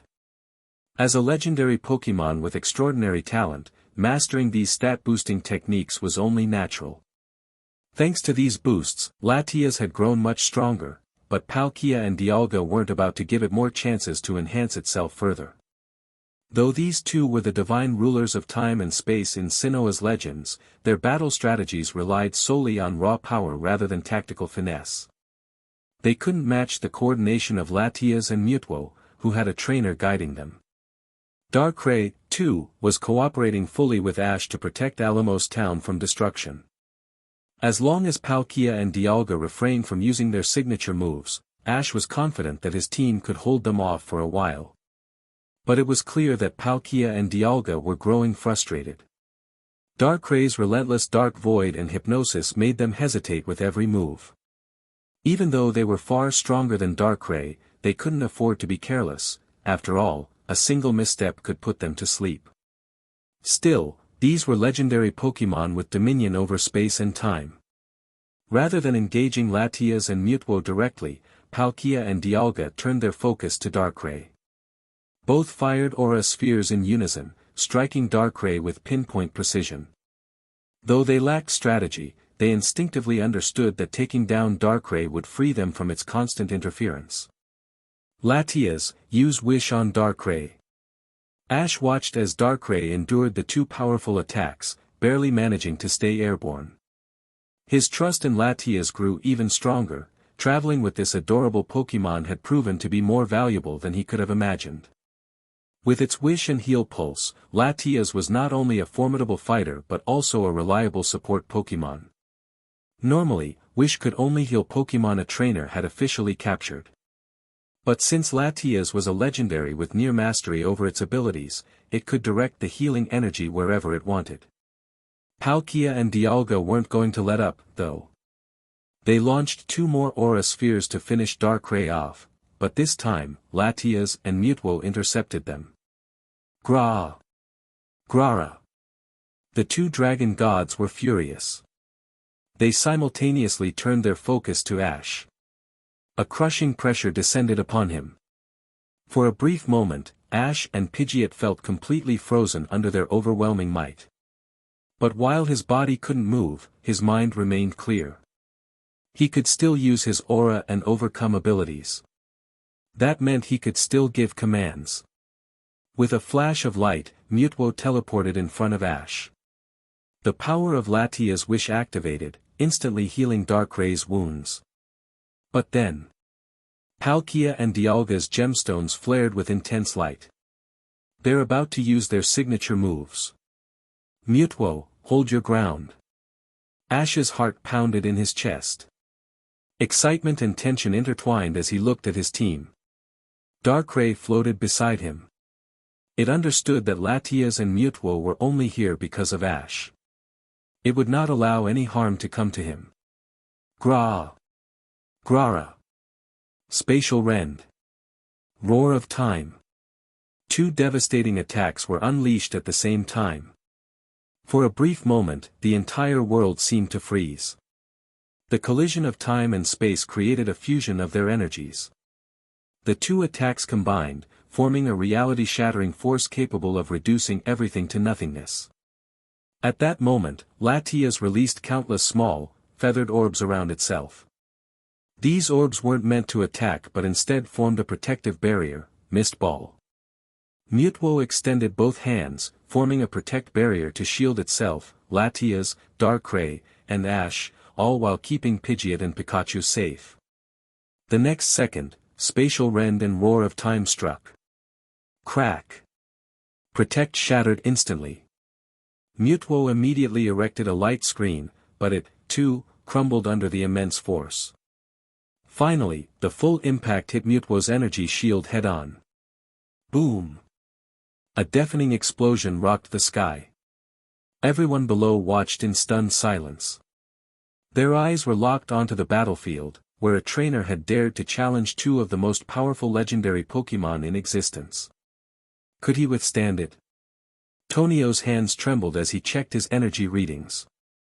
The combined force of space and time was disrupting reality itself. His expression turned to horror as he realized that the outskirts of Alamos town were disappearing, fading into nothingness. Meanwhile, Dawn, Annabelle, Alice, and Tonio had taken a hot air balloon toward the top of the space-time tower.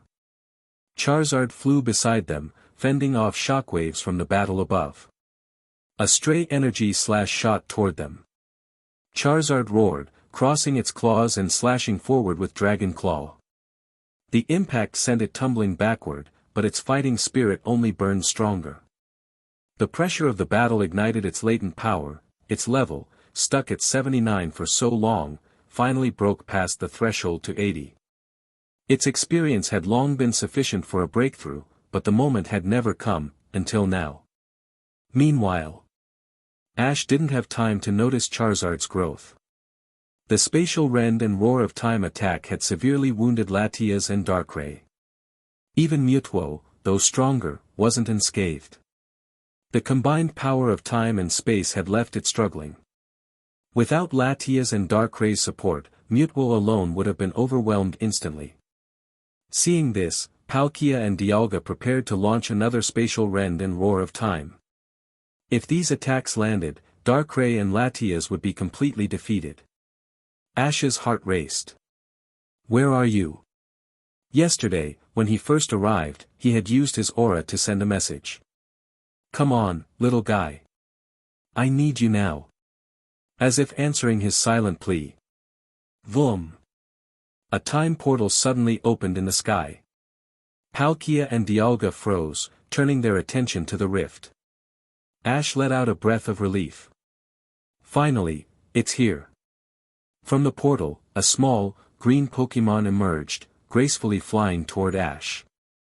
Around its neck hung a single, untouched Pokeball.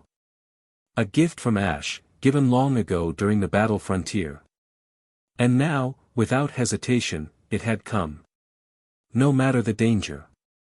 No matter the opponents. Celebi had answered his call. Chapter 188, Oration, the melody that calms time and space. Celebi fluttered beside Ash, its small, bright eyes filled with determination. Ash had already used his aura to transmit the situation in advance, not directly to Celebi but through the vast network of plant life in the forest. As the guardian of the forest, Celebi could receive messages carried by nature itself. By using the aura, Ash had reached out to the trees, the flowers, and the grass, allowing them to deliver his plea to Celebi. However, because of the great distance, it had taken time for Celebi to receive the message. That was why it had only just arrived. Luckily, it had come at the perfect moment. If Celebi had been any later, Latias and Darkrai would have been completely incapacitated, making their healing far more difficult. Celebi, I know. I missed you too, but right now, we're in serious trouble. I need your help to heal these three. Can you do that for me? Labby. Celebi nodded its tiny head, its delicate antennae bouncing with the motion. Without hesitation, it flew toward Darkrai and Latias, extending its small hands over their battered forms. A brilliant green glow radiated from Celebi's body. It was calling upon the power of nature itself, using its life energy to mend their wounds. Roar. Once again, Palkia and Dialga unleashed another wave of devastating attacks. Meanwhile, elsewhere, Charizard, having broken through to level 80, shielded the group from the chaotic aftershocks of battle. Dawn, Annabelle, Alice, and Tonio had successfully reached the oration chamber within the time-space tower. Outside, the destruction was worsening. More and more of Alamos town was being swallowed into the void of nothingness. All eyes were on the sky, on the young trainer commanding legendary Pokémon against these rampaging gods of time and space. Would he be able to stop this catastrophe? Oration. According to the records left by Godi, the melody of oration is our last hope. When I first searched my grandfather's research lab, I couldn't find it anywhere. That's when I realized, oration had to be stored within the time-space tower's music chamber. Tonio adjusted his glasses, his voice resolute. The time-space tower is the only structure capable of broadcasting oration's melody across the entire town. And to preserve such an important song, the only suitable storage medium would be a metallic music disc. The group nodded and immediately began searching through the countless metallic discs stacked within the chamber. But there were far too many. Just 1 minute into the search, Annabelle called for a stop. "This isn't working. We'll never find it like this." "Alice, didn't your grandmother give you a copy of the oration melody? Check if there's a clue on that sheet." Alice quickly pulled out the ancient sheet music, flipping it over, only to discover a large, unique musical note printed on the back. A musical note. That's it. We need to find a disc with this exact note on it. With their search now focused, it wasn't long before they found the metallic disc containing oration. "Alice, ride Charizard. Dawn, you and I will go on my Metagross. Tonio, use Drifblim. This way, we'll reach the tower's peak as fast as possible." Annabelle made a split-second decision. As the team rushed toward the top of the time-space tower, another energy shockwave blasted toward them. Charizard swung its flaming tail with full force, countering one of the shockwaves. But another surge of energy was hurtling toward Metagross. Metagross wouldn't be able to withstand it. "Annabelle!" Dawn screamed, eyes wide with fear. At that exact moment. Boom! A hyper beam and a leaf storm struck the energy shockwave, neutralizing it in midair. It was Tyranitar and Sceptile. From the battlefield below, they had leaped into action just in time to save Annabelle and Dawn. The crisis averted, the group pressed on toward the peak of the time-space tower. Reaching the summit, they quickly placed the metallic disc onto the music platform. The entire tower began to tremble. The void-consuming Alamos town had already reached the base of the tower. "Hurry! There's no time left. Ash, hang in there." Both Annabelle and Dawn clenched their fists, watching anxiously. Alice carefully placed the disc onto the platform. "We just need to pull this lever to activate the time-space tower." The four of them grabbed the lever together and pulled down with all their strength. ZZZZT. ZZZZT. The time-space tower rumbled but didn't fully activate. Although it was designed to function as the world's largest musical instrument, its mechanisms required an enormous amount of electrical power. And with so much of the tower already being consumed by the void, many of its systems had failed. The electricity wasn't flowing properly. "I'll use Pachirisu. It can use discharge." Dawn quickly sent out Pachirisu, who unleashed a surge of electricity toward the tower's main gears. But it wasn't enough. "We need Pikachu.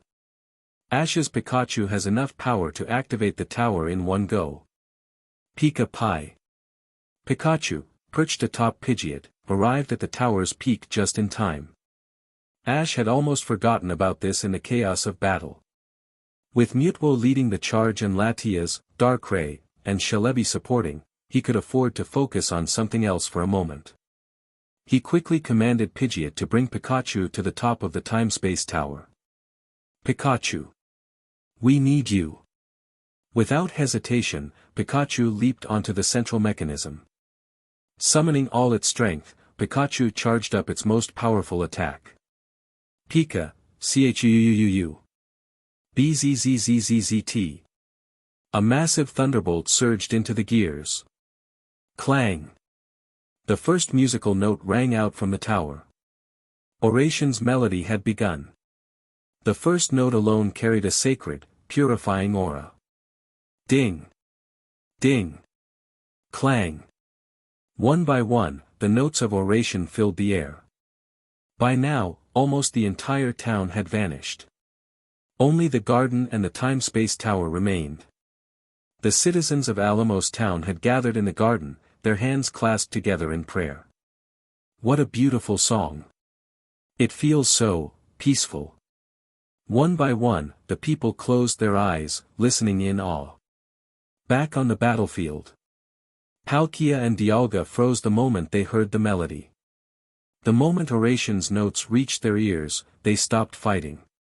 Even Mutwo, locked in battle, and Darkrai, still burning with fury over its ravaged home, began to calm down. Ding ding dong. A brilliant golden light spread across the time-space tower. From the twin pillars of time and space, radiant golden wings unfolded. They weren't real, but their shimmering presence felt overwhelmingly divine. The golden light cut through the endless darkness. It was pure.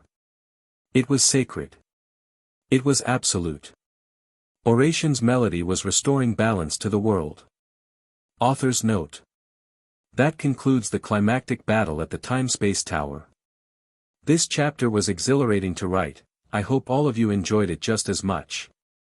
Chapter 189, Darkrai, a new companion. The golden radiance continued to shine across the vast, empty void. Everything touched by this sacred light began to return to its original state. The cracks on Palkia's red spatial gem on its right shoulder fully healed in an instant. Mutwo and the others, who had endured heavy damage, also started recovering rapidly. So this is the power of Oration, incredible. Ash found himself bathed in the golden glow, feeling an overwhelming surge of strength flowing through his body. Grr. Dialga let out a low growl, its rage from sensing an intruder in its domain now completely faded. It gave Palkia one final glance before tearing through the spatial rift and leaving the battlefield. Palkia, its wounds fully healed, no longer carried any fury. Instead, its gaze was drawn to the Oration-playing Tower of Time and Space, observing the melody with curiosity. Although Alamos Town had been saved from vanishing into nothingness, the entire town still remained trapped in a separate dimensional plane. Palkia, can you restore Alamos Town to its original state? I know you never intended for things to escalate this way. Just, try not to let it happen again. Ash's voice carried across the space, enhanced by the power of aura and the overcome ability, reaching Palkia's consciousness. Aon. Palkia turned its gaze toward the young trainer who had managed to command 3 legendary Pokémon and stand against itself and Dialga. Human, you intrigue me. But you're right, I never anticipated this outcome. At least, no irreversible damage was done. Palkia's thoughts echoed directly in Ash's mind. Ash gave a slight nod. In the next moment, Palkia's body distorted, bending the very fabric of space itself. The air trembled. Reality itself twisted and shifted. In an instant, the remnants of Alamos Town were relocated. Palkia had completely removed it from the alternate dimension and placed it back in its rightful place. Not only that, but even the areas that had been swallowed into the void were fully restored. The power of the Space Dragon. This ability to warp entire locations across dimensions is unreal. Ash stood still, mentally replaying the sensation of being transported across space by Palkia's immense power. They were safe. The people of Alamos Town erupted into cheers, overwhelmed with joy and relief. The feeling of surviving such devastation was indescribable. Meanwhile, Ash's eyes remained fixed on Palkia. Palkia, too, continued to examine this young trainer with evident curiosity. Mutwo, Latias, and Shalebi had all returned to Ash's side. Mutwo, in particular, studied Palkia with a solemn gaze. That spatial shift just now, even Mutwo was caught off guard by the sheer magnitude of its power. This opponent was on an entirely different level. You are strong, human. I hope we meet again someday. Farewell. With those final words, Palkia turned away, opening a spatial portal before disappearing from sight. Ash. From the top of the space-time tower, Charizard and Metagross descended, carrying Dawn and the others down. Ash, that was incredible. You actually managed to hold your own against Sinnoh's legendary deities, Dialga and Palkia. That's just amazing. I'm so hyped right now. Dawn's eyes sparkled as she looked at Ash, filled with admiration. Ash chuckled. I couldn't have done it without Mutwo, Latias, Darkrai, and Celebi. Without them, this wouldn't have been possible. You all did an amazing job. Darkrai, you really gave it your all. Latias, you should rest now. Mutwo glanced at Ash and nodded, immediately understanding his intentions. For the sake of everyone's normal lives, it would be best if they forgot what had happened here today. Latias, on the other hand, nuzzled against Ash affectionately, letting out soft, playful cries. She was acting like a child waiting for praise after accomplishing something great. Huh, you did fantastic, Latias. Your control over your power has improved so much. Now, get some well-earned rest. Ash showered Latias with well-deserved compliments before recalling her into her Pokeball. His gaze then shifted toward Celebi. Celebi, I really appreciate you coming all this way to help us. Thank you. Bye Labby. Celebi chirped joyfully. Of course. We're friends, aren't we? It giggled and fluttered around Ash in circles, radiating happiness. Dawn, who had heard about Ash's past adventures, had always wanted to meet Celebi. Now that she finally had the chance, she excitedly pulled out her multifunction Pokétch and snapped a picture with it. After bidding farewell, Celebi opened a shimmering time ripple and vanished into the flow of time. Finally, Alice and Tonio approached Ash. Ash, we can't thank you and your Pokémon enough. If it weren't for you, Alamos Town wouldn't have survived this. And Darkrai. Alice turned toward the Dark-type Legendary. A warm smile crossed her face. You've always watched over our garden, haven't you? Just like my grandmother, Alicia, once did for you. Darkray's crimson eyes flickered slightly. Alice hesitated for a moment before speaking again. Darkrai. You're still staying in the garden, aren't you? You're still worried about me. She placed a hand on her chest, her expression turning gentle. But you don't need to be. I've already found someone I can rely on, Tonio. Her gaze softened as she looked at Tonio standing beside her. So, it's okay. You should explore the world more, see new places. Ash is a trustworthy trainer, isn't he? You fought alongside him just now, and you two made a great team. Darkrai remained silent, deep in thought. The outside world. It turned to Ash. Alice. Darkray's gaze softened. It had always remained in the garden, watching over it for Alicia's sake. But after today, after seeing Alamos Town restored, perhaps it was finally time to leave. Darkrai, when you stepped forward to protect Alamos Town, you were incredible. If you don't mind. Would you like to travel with us? Ash extended an invitation with a confident smile. Pika Pika. Pikachu chimed in enthusiastically, eager to welcome Darkrai as a companion. Alright, Ash.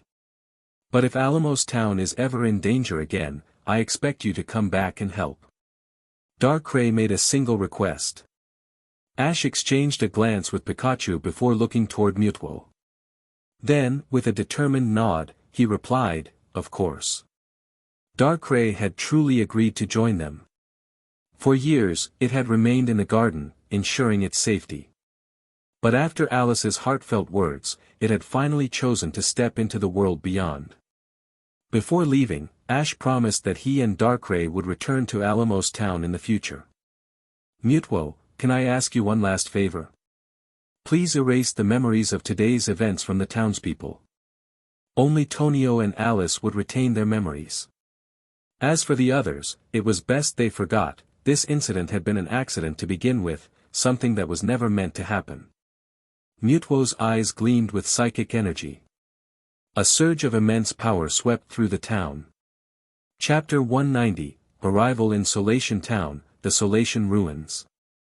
Under the immense power of Mutwo's psychic abilities, the memories of the residents of Alamos Town were erased. Now, only Ash, Dawn, Annabelle, their Pokémon, and the two people they entrusted, Alice and Tonio, retained the knowledge of what had transpired. Alice had spoken her heart, and in doing so, helped Tonio realize his true feelings. He finally found the courage to stand by her side. __. During their return journey, Ash and the others had secured a private vehicle from the travel group, allowing them to have some space to themselves. Now that Darkrai had officially joined the team, it shared a concern. There is one problem with traveling together. Inside the vehicle, Darkray's voice resonated in their minds through telepathy. Those who remain in my presence for extended periods often fall into nightmares due to my ability. Hearing this, Ash wasn't surprised. He had already considered this issue before inviting Darkrai along. Don't worry, Darkrai, Ash reassured it with a confident smile. I have just the solution. Meet our other teammate, Gengar. He tossed a Pokeball, and in a flash of light, Gengar emerged. Gengar, this is our new friend, Darkrai. Gengar's mischievous eyes glowed as it observed Darkrai, immediately sensing its nightmare ability. Before Darkrai could say anything, Ash explained, Gengar has a special ability called Soul Hands. With its power, it can help us resist your nightmares, so there's no need to worry. Darkrai looked at Gengar, intrigued. It had encountered many Pokémon in its lifetime, but Gengar's unique presence made it pause. It wasn't often that Darkrai met a Pokémon whose ability could neutralize its own. Immune to my nightmares? Darkrai murmured to itself, surprised. With this assurance, Darkrai felt at ease. __. Ash and the others didn't return to Hearthome City with the travel group. Instead, they took a different path, heading straight toward Solation Town, their next destination. Dawn was eager to participate in the Solation Town Pokémon contest, so they had planned their route accordingly. Solation Town was also home to a place of historical significance, the Solation Ruins. According to legend, the ruins had been built in ancient times as a tribute to Palkia and Dialga. By the time Ash and his group arrived in Solation Town, a whole week had passed. __. Pika Pika. Pikachu's ears twitched in excitement as it hopped onto Ash's shoulder. The towering ruins stood before them, an imposing structure that had withstood the test of time. Wow! So this is the Solation Ruins, Dawn gasped, her eyes gleaming with curiosity. Piplup. Piplup chirped, equally amazed. At the entrance of the ruins, two enormous stone statues loomed over them, Palkia and Dialga, carved in intricate detail. They look so real. Dawn marveled, stepping closer. Annabelle glanced at Ash and chuckled, it's funny, isn't it? We just met Palkia and Dialga back in Alamos Town, and now here we are, looking at their statues. Ash nodded, a thoughtful expression crossing his face. Are we going in now? Annabelle asked. Ash shook his head. Not yet. There's something important I need to get my hands on first. He had a plan. Ash knew from his past life that this place was where Team Galactic first started making moves. Their leader, Cyrus, had one goal, to reshape the universe. To do this, Team Galactic needed to harness the power of Dialga and Palkia. A key item in their plan was hidden deep within the Solation Ruins, the Spear Key, Cube. This cube played a vital role in the creation of the Red Chain, a device that could temporarily control the legendary dragons of time and space. Ash couldn't allow that to happen. He had no intention of letting Team Galactic succeed. Instead, he planned to beat them to the prize. __. Gengar, I need you to scout ahead, Ash instructed. Find a room with strange markings on the walls, then report back to me. Gengar nodded and vanished into the ground, phasing through the ruins like a shadow. Meanwhile, Ash, Dawn, and Annabelle set up a small camp near the forest, preparing lunch. Neither Dawn nor Annabelle questioned Ash's motives. They trusted him. If Ash had a reason for delaying their exploration of the ruins, they knew it was for something important. __. Not long after Ash and the others finished their meal, three figures approached the ruins. Scout the area, ordered a cold voice. Make sure no one is around. We enter in 10 minutes. Yes, Commander Saturn. Saturn, one of Team Galactic's top commanders, was leading the mission. Unlike other criminal organizations, Team Galactic preferred working in secrecy. That was why Saturn had only brought 2 operatives with him. However, unbeknownst to them, they had already been spotted. Jengar had sensed their presence and quickly reported back to Ash. __. After ensuring Dawn and Annabelle were settled, Ash made an excuse and slipped away into the ruins with Jengar. Inside, Saturn and his operatives had already begun navigating the underground labyrinth. We're heading the right way, Saturn muttered, studying an ancient map. The Solation ruins are like a maze, he continued. Without this map, we'd be lost. Ash and Jengar followed them from a distance, unseen and unheard. Ash knew that 3 special tokens were needed to unlock the puzzle. Water token. Steel token. Dragon token. Saturn had already gathered all 3. That meant Ash didn't need to solve the puzzle himself, he just needed to wait. The plan was simple, let Team Galactic do all the work, then steal the prize. Saturn's group soon arrived at the inner sanctum of the ruins, a chamber covered in mysterious unknown symbols. The core of the ruins lay before them. And in the center of the chamber floated their target, the spear key.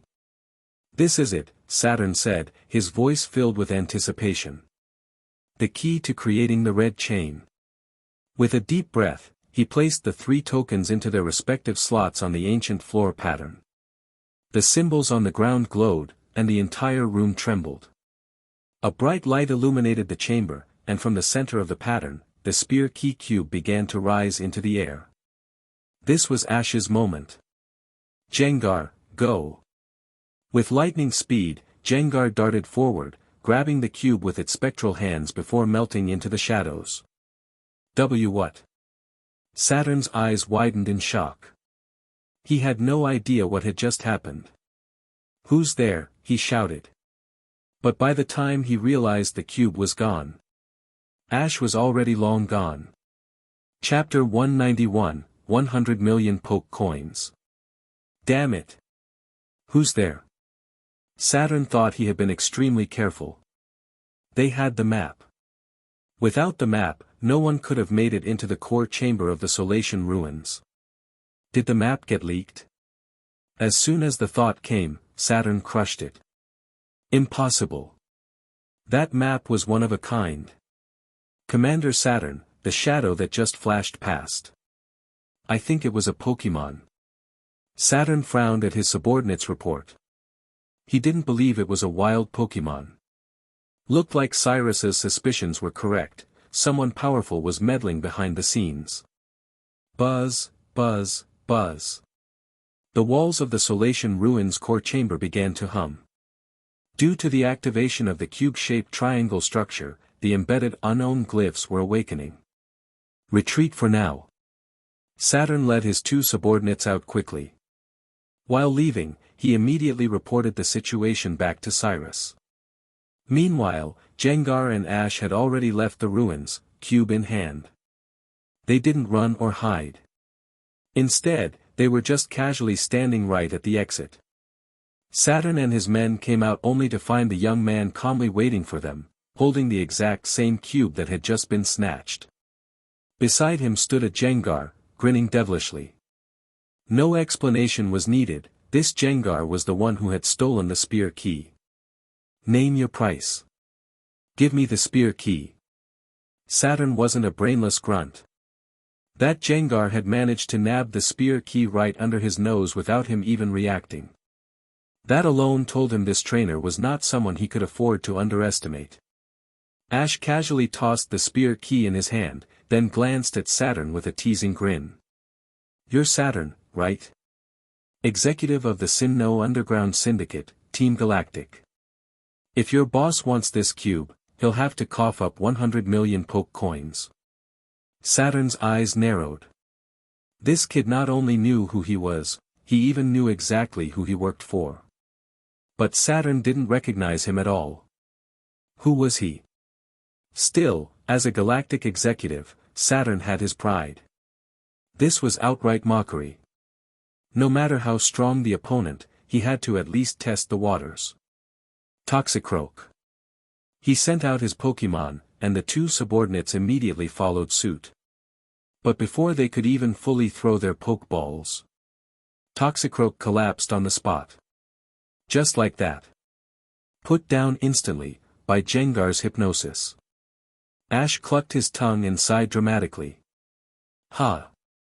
Seems like you guys don't really care about this cube after all. Guess I'll take my leave, then. Jengar. Wait. Saturn immediately sent another urgent report. This time, it was clear, they'd run into a real threat. A serious one. Team Galactic Headquarters. At this very moment, Cyrus was visiting the Celestic Town Historical Research Center alongside Cynthia's grandmother, Professor Carolina. Cyrus, outwardly, was the image of a respectable philanthropist.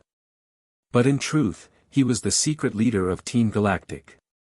Feeling his emergency line buzz twice in quick succession, he found an excuse to temporarily leave Professor Carolina's side. Failure? Reading Saturn's message, his expression darkened. One move. Just one move, and Toxicroak was down. That level of strength. Could it be her? Cynthia? But she was with Carolina. It couldn't be her. Cyrus clenched his fists. This cube was the key to locating the Spear Pillar Gate, the hidden resting place of the Red Chain. Its importance was immeasurable. Saturn was someone Cyrus trusted to handle sensitive missions. And even he had failed. 100 million poke coins. Cyrus was filthy rich, no doubt. But even for him, that was a colossal sum. To put it into perspective, he had invested less than half that in maintaining his public image as a philanthropist over the past few years. Was he really going to hand over 100 million? After half a minute of silent calculation, Cyrus finally made his decision. Yes. Get the cube first. No matter the cost. Send it. 100 million poke coins. This year, his grand plan was closer to success than ever before. He could not afford any wild variables at this stage. And this mysterious trainer, the one who brought down Saturn's Toxicroak in one strike, was the biggest variable yet. No need to provoke him unnecessarily, for now. Back outside the ruins, Saturn received the confirmation. He turned toward Ash and couldn't help but wonder, did this guy already know they would compromise?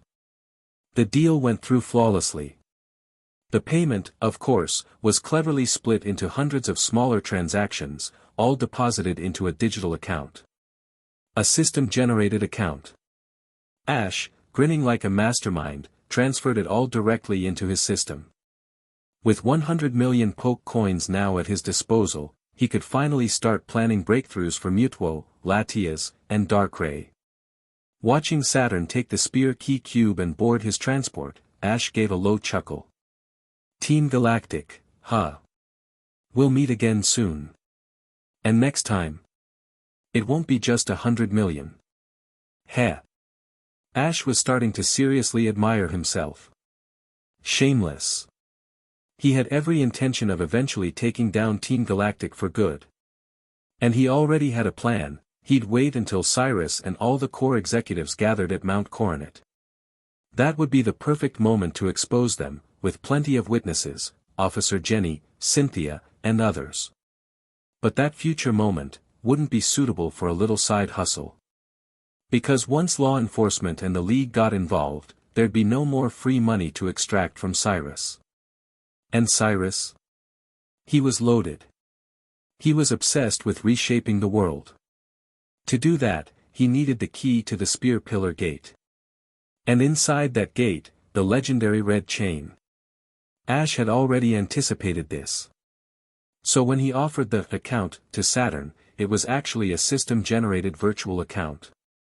Functionally identical to a real League account, but undetectable by official systems. So even if Cyrus tried to report the scam later, no one would believe him. Yep.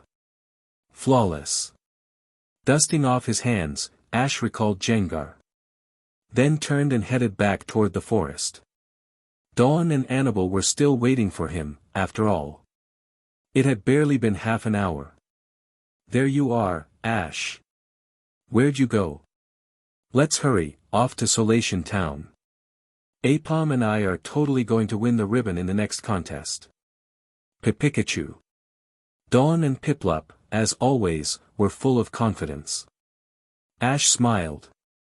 He'd already shared some advice with Dawn, helping her realize that in Pokémon contests, it's not just about flashy moves, the Pokémon itself is the heart of the performance. In the original timeline, Dawn got eliminated in the first round of the Solation contest. But this time, let's see if things play out differently. That afternoon at 2 p.m., the trio casually made their way to the Solation contest hall. The contest would begin tomorrow.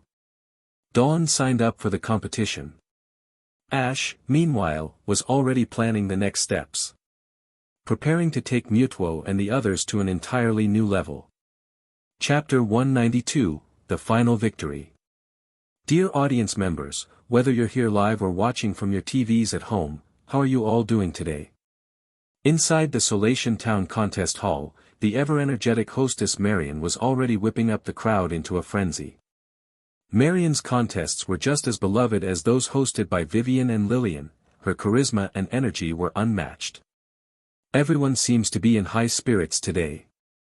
Our 3 judges are ready, and with no more delay, let's all look forward to what kind of dazzling performances today's coordinators will bring to the Solation Town Pokémon contest. Here we go. Boom! The atmosphere in the hall completely ignited, roaring with excitement. The first contestant took the stage with a Yanma, using its speed and flight agility to display its charm beautifully.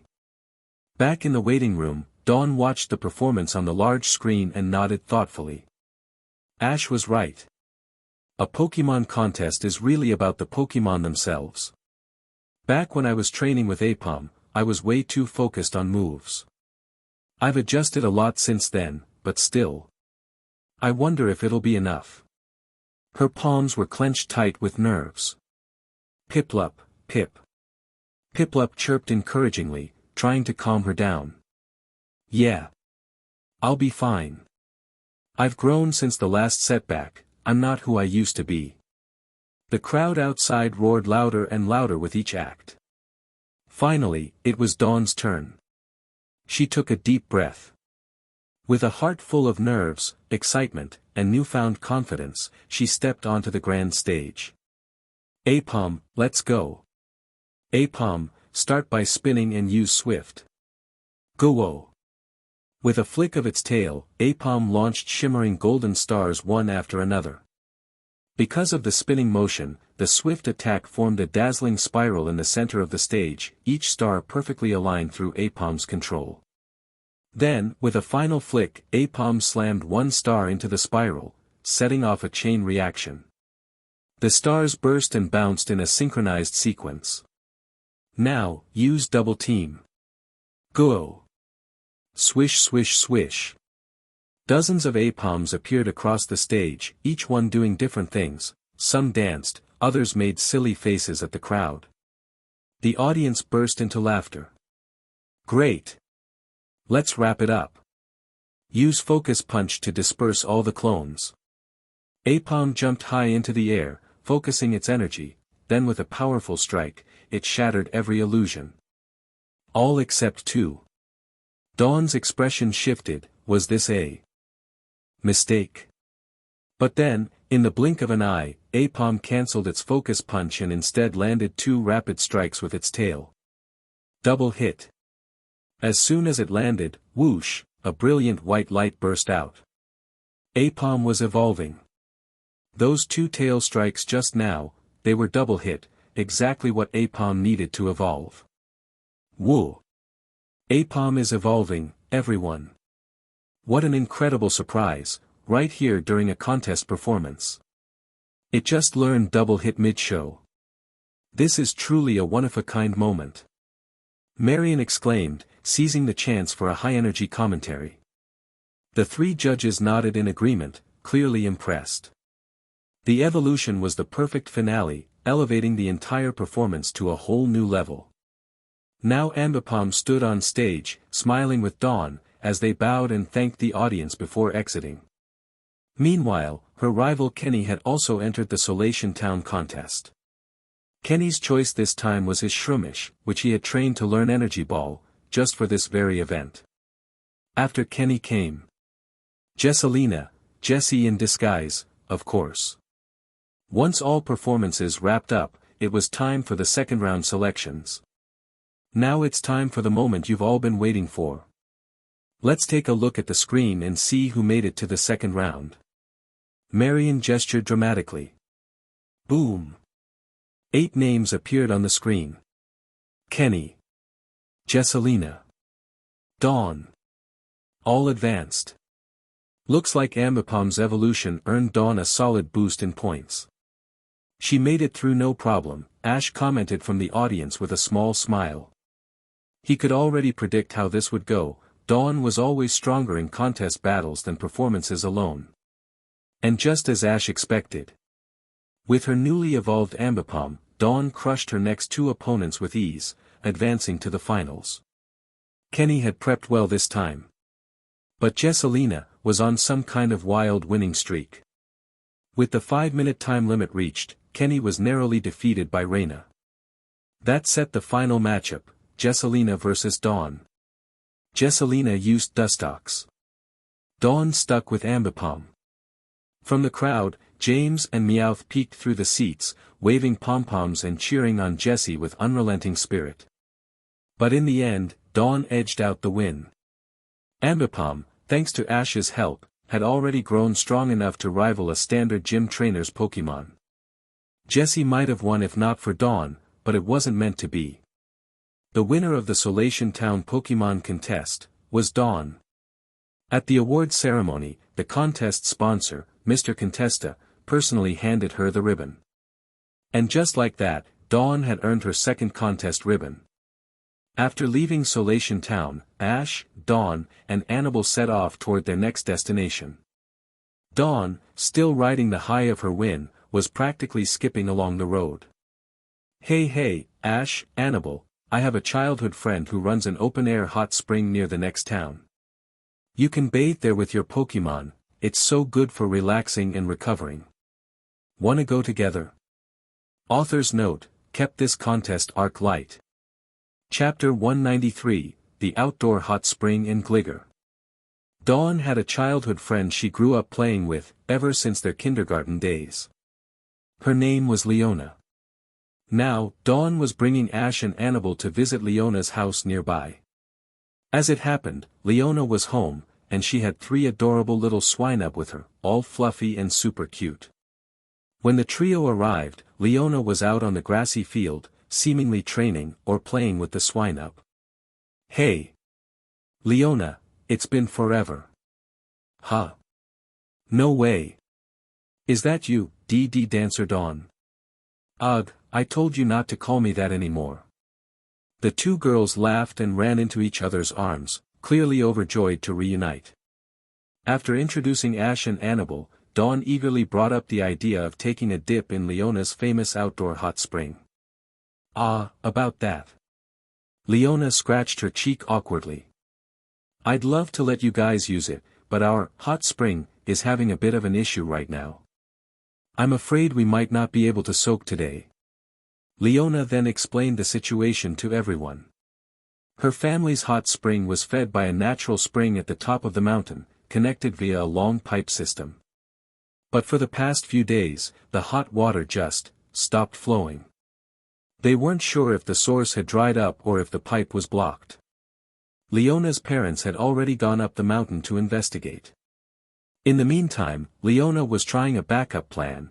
Her 3 swine-up had great noses for sniffing out mushrooms they loved to eat, and those mushrooms often grew near hidden hot spring spots. If they could find one, maybe they could get hot water flowing again. Well then, let us help out too. Dawn offered enthusiastically. But Ash shook his head, arms crossed. No need. I have a hunch. This smells like Team Rocket. If we follow the water pipe uphill, we'll probably find where the trouble started. Pikapi. Pikachu agreed with a determined nod.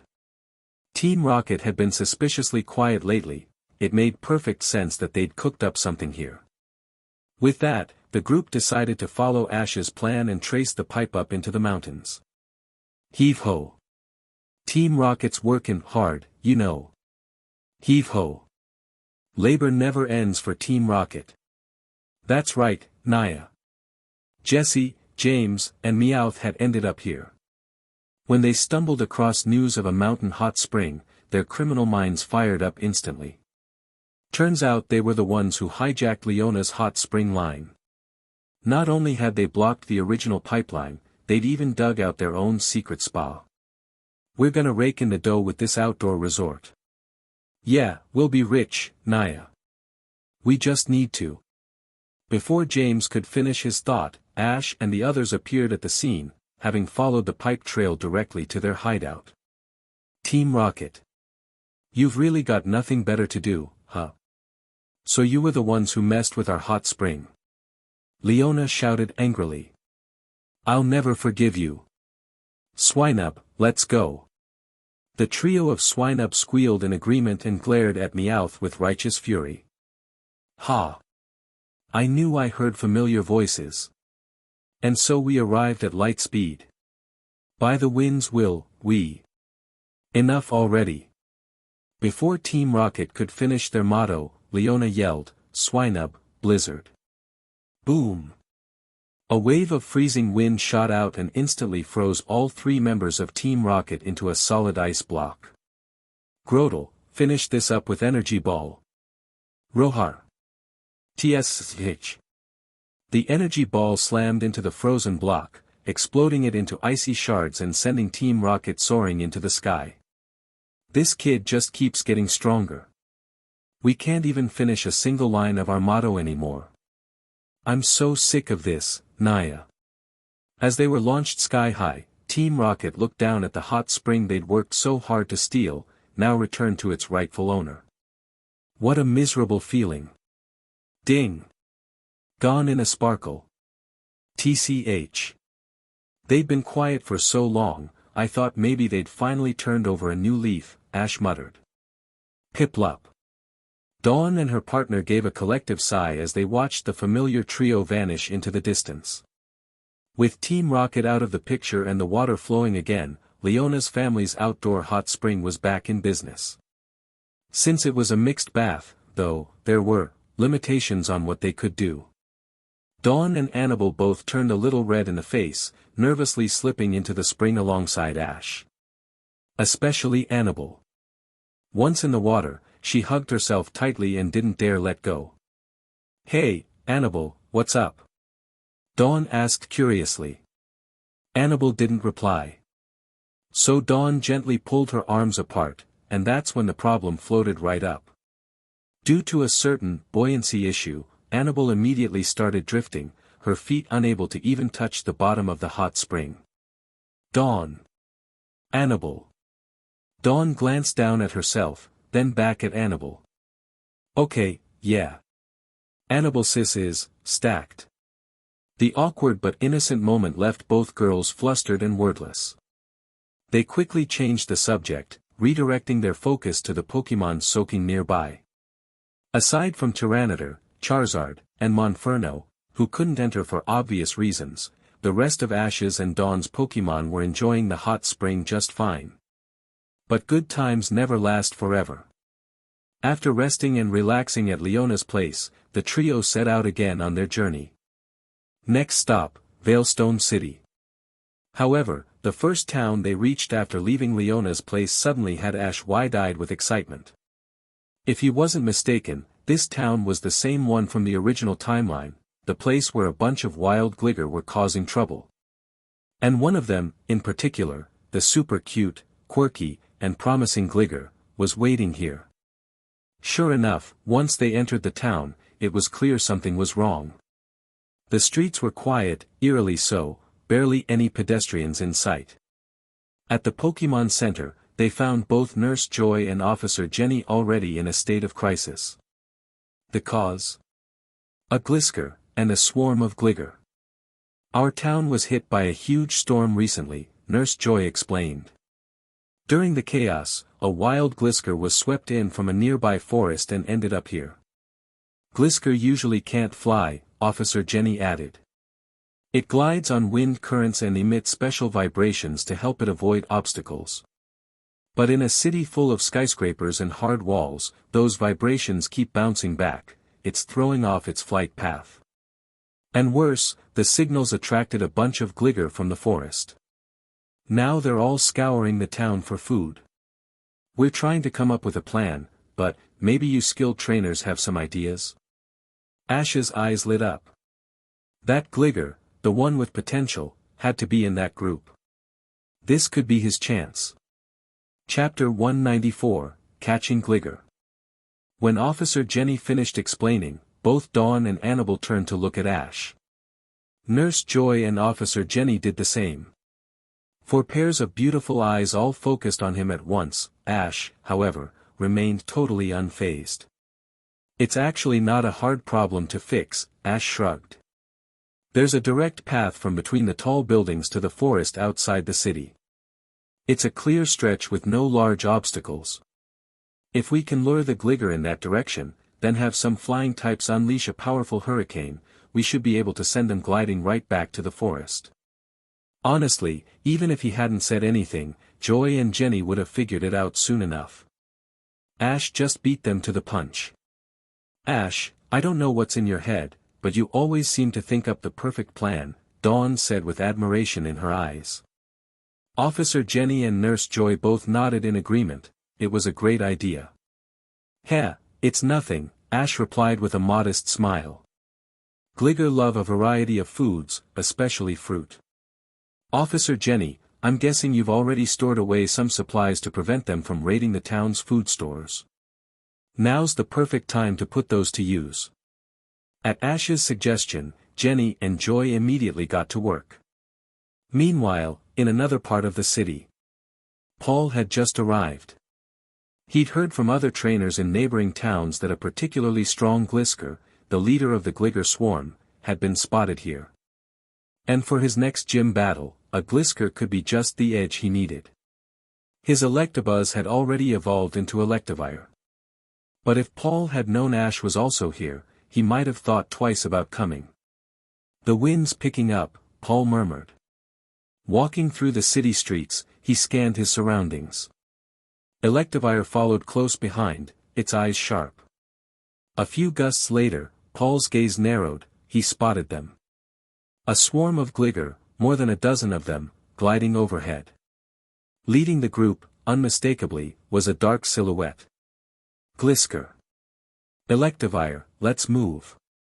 He rushed forward with Electivire, closing in on the direction the Gligar were heading. Unbeknownst to him, Ash and the others had lured the swarm toward that very path. Gotcha. Paul's voice rang out. Electivire, use Thunderbolt. Stop that Glisker in its tracks. Boom. The attack was powerful, but this Glisker wasn't your average Glisker. It noticed the attack while gliding and dodged with a swift barrel roll. Then, with a sharp screech, it ordered the Gligar to circle around and distract Electivire. Electivire, ignore the Gligar. Use Thunder to blast them away. Electivire released a booming thunder, not to damage, but to create a shockwave to scatter the swarm. Glisker seized the opening and dove in with Fire Fang, clamping down on Electivire's arm. Boom! A fiery explosion lit up the area as Glisker retreated with a flap and a glide. Though Electivire was injured, Paul remained unfazed. If anything, he smirked. Just as they said. This Glisker's strong. Definitely worth capturing. Electivire was recalled. It had served its purpose. Glisker was now locked onto Paul, unlikely to flee. Let's go, Weevil, Blizzard. Weevil. A perfect counter, Weevil's Ice-type moves were quadruple effective against Gligar and Glisker's ground/flying combo. Even with Glisker's decent level, it couldn't overcome the type disadvantage and was ultimately taken down. Paul threw a Pokeball. Clink. Clink. Click. Success. He immediately pulled out his Pokédex to scan the new capture. Just as he hoped, Glisker had solid level and a well-rounded move pool. For trainers like Paul who couldn't see a Pokémon's innate potential the way Ash could with his aura, judging by growth and moves learned was the only method. Then. I should have guessed you'd show up here too, a familiar voice rang out. Paul narrowed his eyes. Of course. Ash. Ash had been the one guiding the Gligar with fruit, leading them toward the path to the forest. But the moment he sensed electric-type energy being used nearby, he activated his aura. Yup, Paul was here. Likely trying to catch Glisker, as Ash had recalled from his past life. Weevil. Weevil took a threatening step forward, but Paul stopped it with emotion. He knew, right now, he still wasn't a match for Ash. Pika. Pikachu hopped to Ash's shoulder, glaring warily at Paul and Weevil. Gligar's a pretty cool Pokémon, Ash said casually. I was thinking of catching one too. Pikachu, use discharge, melt those ice blocks. Pika, chuu. Electricity surged and shattered the ice left behind by Weevil's blizzard. Among the freed Gligar, one of them turned to look at Ash, and stuck out its tongue in a playful little taunt. That's the one, Ash chuckled. You little troublemaker. He picked it up gently. Then called out Monferno, who used fire attacks to melt the rest of the frozen Gligar free. Monferno. Paul's eyes flickered. But he said nothing. Ash didn't pay Paul much mind either. With his powers of aura and the bonds of ruin, Ash didn't need to battle to win the Gligar's trust. The swarm quickly understood he was helping them, not harming them. And since the city no longer had much food, returning to the forest made perfect sense. I see you're planning to catch that Gligar. How about a little competition? Paul stepped forward. Let's settle it at the Lily of the Valley Conference. Lily of the Valley Conference, huh? Glisker versus Glisker, is it? Sure, Ash smiled. I hope you can actually surprise me. Though I still don't like your training style. I take it you're heading to Veilstone City next? Paul asked. I'll wait for you there. I want to catch up with my brother. You know my brother? Paul's eyes widened. Ash just smirked. You don't need to know. Just focus on how you're going to make it far in the conference. Ash turned and led the Gligar toward the designated path. Paul remained rooted in place, stunned. That guy knows my brother. Ash brought the Gligar to the path they had prepared earlier. Pidgeot, use Hurricane. With a powerful gust, the Gligar caught the wind and soared back toward the forest. GLGLI. Except one Gligar, the same one who had made faces at Ash earlier, was now happily devouring the fruit prepared by Jenny. Seriously? Jenny blinked. Everyone's gone and it's still eating. It's fine, Officer Jenny, Ash chuckled. I really like this little guy. I plan to catch it. Gligar loves fruit, huh? Come with me, you'll have all the fruit you want. Glee glee. It didn't resist, in fact, it stuck its tongue out again with another cheeky grin. Chapter 195, Signing in at the Veilstone Gym. Gligar, listen closely. You need to really feel the power of the wind. There are many kinds of wind, whether it's from a Pokémon or from nature itself. No matter the source, wind is wind. Learn to feel it. Whether it's a tailwind or a headwind, the power is completely different. Gligar. Good. Let's keep training. Pidgeot, use Hurricane at half power. PID. Gligar, ride the wind and feel the power of Hurricane. Sometime after leaving the town where Gligar was found, Ash and his group arrived in a forest near Veilstone City. Since Gligar couldn't actually fly, Ash had to help it adapt to different types of wind, only by mastering that could it learn to glide effectively. Once it evolves into Glisker, its power will reach a whole new level. Pidgeot flapped its wings and released a half-strength Hurricane. Gligar didn't hesitate and dove right into the swirling storm, letting the winds buffet its small body as it tried to understand and adapt. Ash and Gligar are working so hard. I really admire how he's always so full of energy, Dawn said, watching them from the sidelines. She couldn't help but feel a bit envious. Compared to Ash's relentless energy, she often found herself hesitating. Every trainer is different, Dawn. There's no need to sell yourself short. You and your Pokémon have your own unique bond and strengths too, Annabelle said with a gentle smile as they both watched Ash and Gligar train. You're right, Annabelle. And wow, I never expected Ash to actually catch that Gligar. But it really seems to like him a lot, it's always pulling funny faces at him. So cute. With its purplish-pink body and constant silly expressions, even Dawn had grown fond of the little guy. Gligar had struggled quite a bit at first, but it was gradually getting the hang of gliding with both headwinds and tailwinds. Nice work, just like that. Keep it up, Gligar. Pikapi. Even Pikachu was cheering Gligar on from the sidelines. Suddenly, a loud boom echoed from somewhere nearby. What was that? The explosion brought Gligar's training to an abrupt stop. This is close to Veilstone City. Don't tell me, the Galactic Gang's already making a move.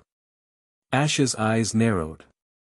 Pidgeot, can you go check out what's going on up ahead? The blast had come from quite a distance, far enough that Ash couldn't pinpoint it even with his aura power. All he could sense was a vague direction. Pidgeot took off immediately, and Ash and the others quickly gathered their things and followed on foot. Their destination, the heart of Veilstone City. Please don't be like this, Lucario. I already told you, I've made up my mind. I was defeated so easily by Reggie's little brother, and the things he said to me. I just can't be a gym leader anymore. In the forest near Veilstone, a girl with short pink hair was arguing with her Lucario. The bandage on her nose made her especially easy to recognize. Lucario. That's enough. I've already made up my mind. No matter how much you try to change it, it's not happening. I'm just not cut out to be a gym leader. I'm too weak. This girl was Maylene, the gym leader of the Veilstone Gym. A recent event had struck a serious blow to her confidence. You see, Veilstone City was also home to a Pokémon breeder named Reggie, yes, Paul's older brother, and the same Reggie Ash met during his Battle Frontier challenge. Reggie had once said he'd temporarily step away from battles to focus on raising Pokémon. And a few days ago, Paul returned. Naturally, Paul immediately challenged Maylene's gym. Maylene's gym had always been the one Paul looked down on the most. It was his hometown gym, so of course he was familiar with how weak it was. No surprise, Paul easily crushed Maylene. But when Maylene handed over the gym badge, Paul couldn't resist mocking her, saying it was the easiest battle of his life and that she was the most pathetic gym leader he'd ever faced. You can imagine how Maylene felt. Under normal circumstances, a gym leader should have stronger mental resilience. But Maylene had already been struggling with doubts about whether she was really fit for the role, considering a journey to improve herself. Paul's harsh words pushed her over the edge, and she resolved to resign from her position as gym leader.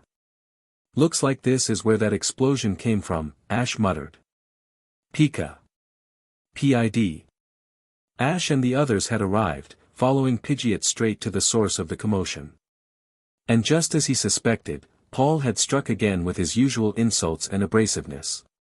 He never learns, does he? Whoa. That's a Lucario, right? So cool. It's such a rare Pokémon. Is it yours? I'm Dawn. Nice to meet you. Dawn immediately pulled out her Pokédex and scanned Lucario excitedly. Maylene looked stunned at the sudden appearance of these strangers. Miss Maylene, there you are. Please, don't resign from being a gym leader. Veilstone Gym can't lose you. You're a role model to trainers everywhere. A few men in martial arts uniforms appeared and pleaded earnestly. Wait, she's a gym leader? Dawn blinked in surprise. That's right. This is Maylene, the gym leader of Veilstone City, Ash said as he returned Pidgeot to its Pokeball and walked over with Pikachu on his shoulder. He looked straight at Maylene. Let me guess, it was Paul, wasn't it? That guy loves tearing people down, acting like he's some kind of authority, belittling everyone's hard work just because it doesn't match his way of doing things. Maylene stared at Ash in shock.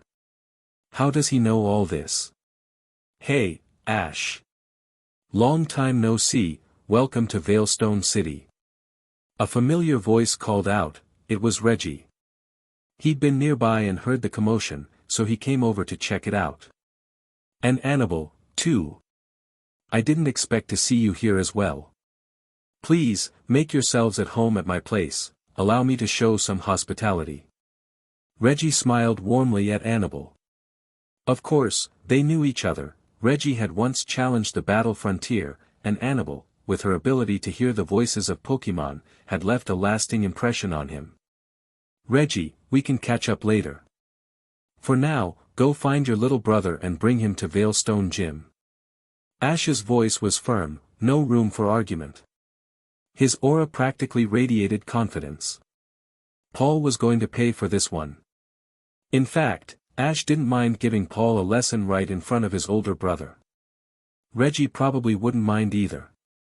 He'd been dealing with Paul's cold personality for years, he might even be relieved that someone was finally standing up to him.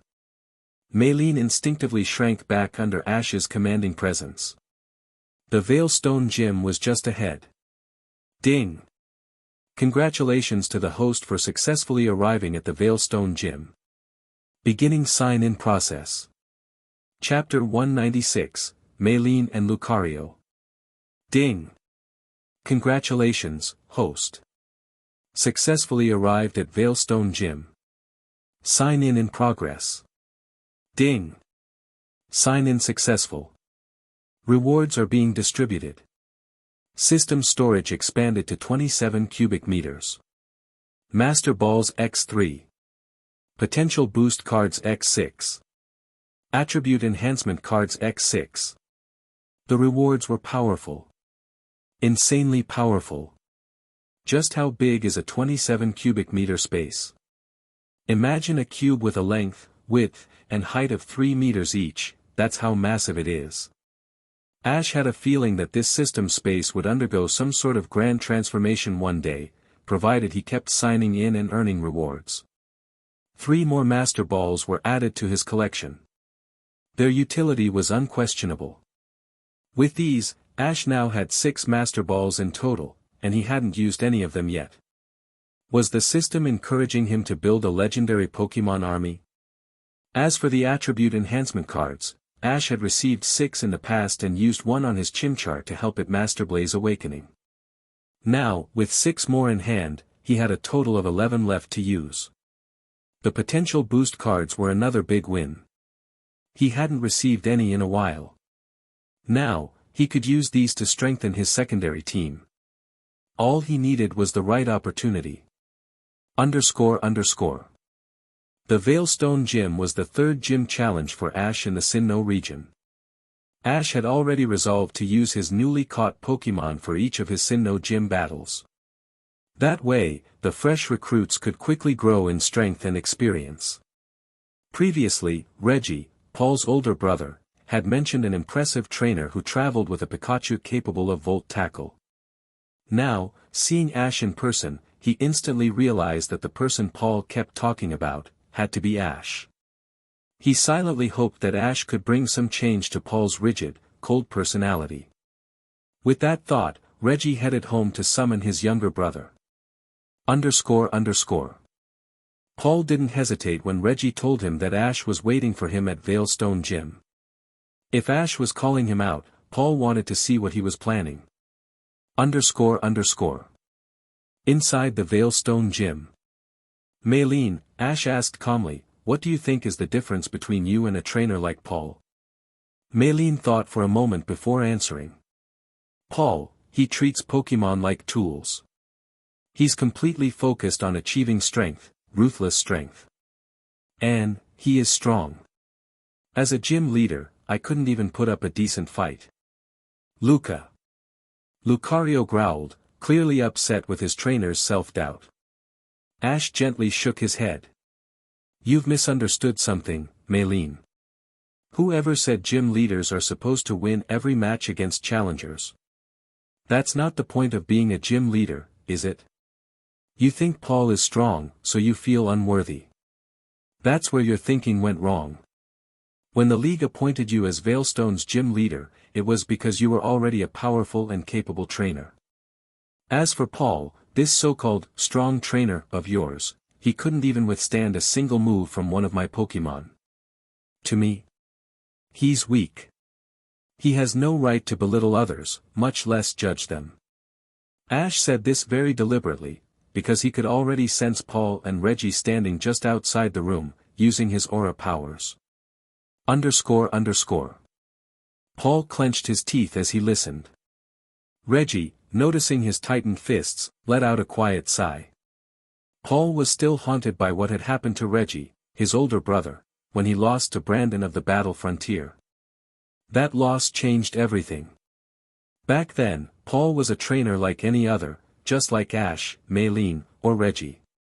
He had passion and love for Pokémon. But after Brandon told Reggie that his fighting style was flashy but hollow, Paul misunderstood.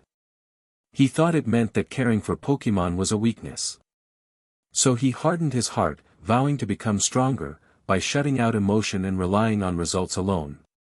__. But think about it, Ash continued inside the gym. Every member of the Elite Four, every Pokémon League champion, heck, even most of the so-called villains, what do they all have in common? They care about their Pokémon. They're not tools. This isn't some video game.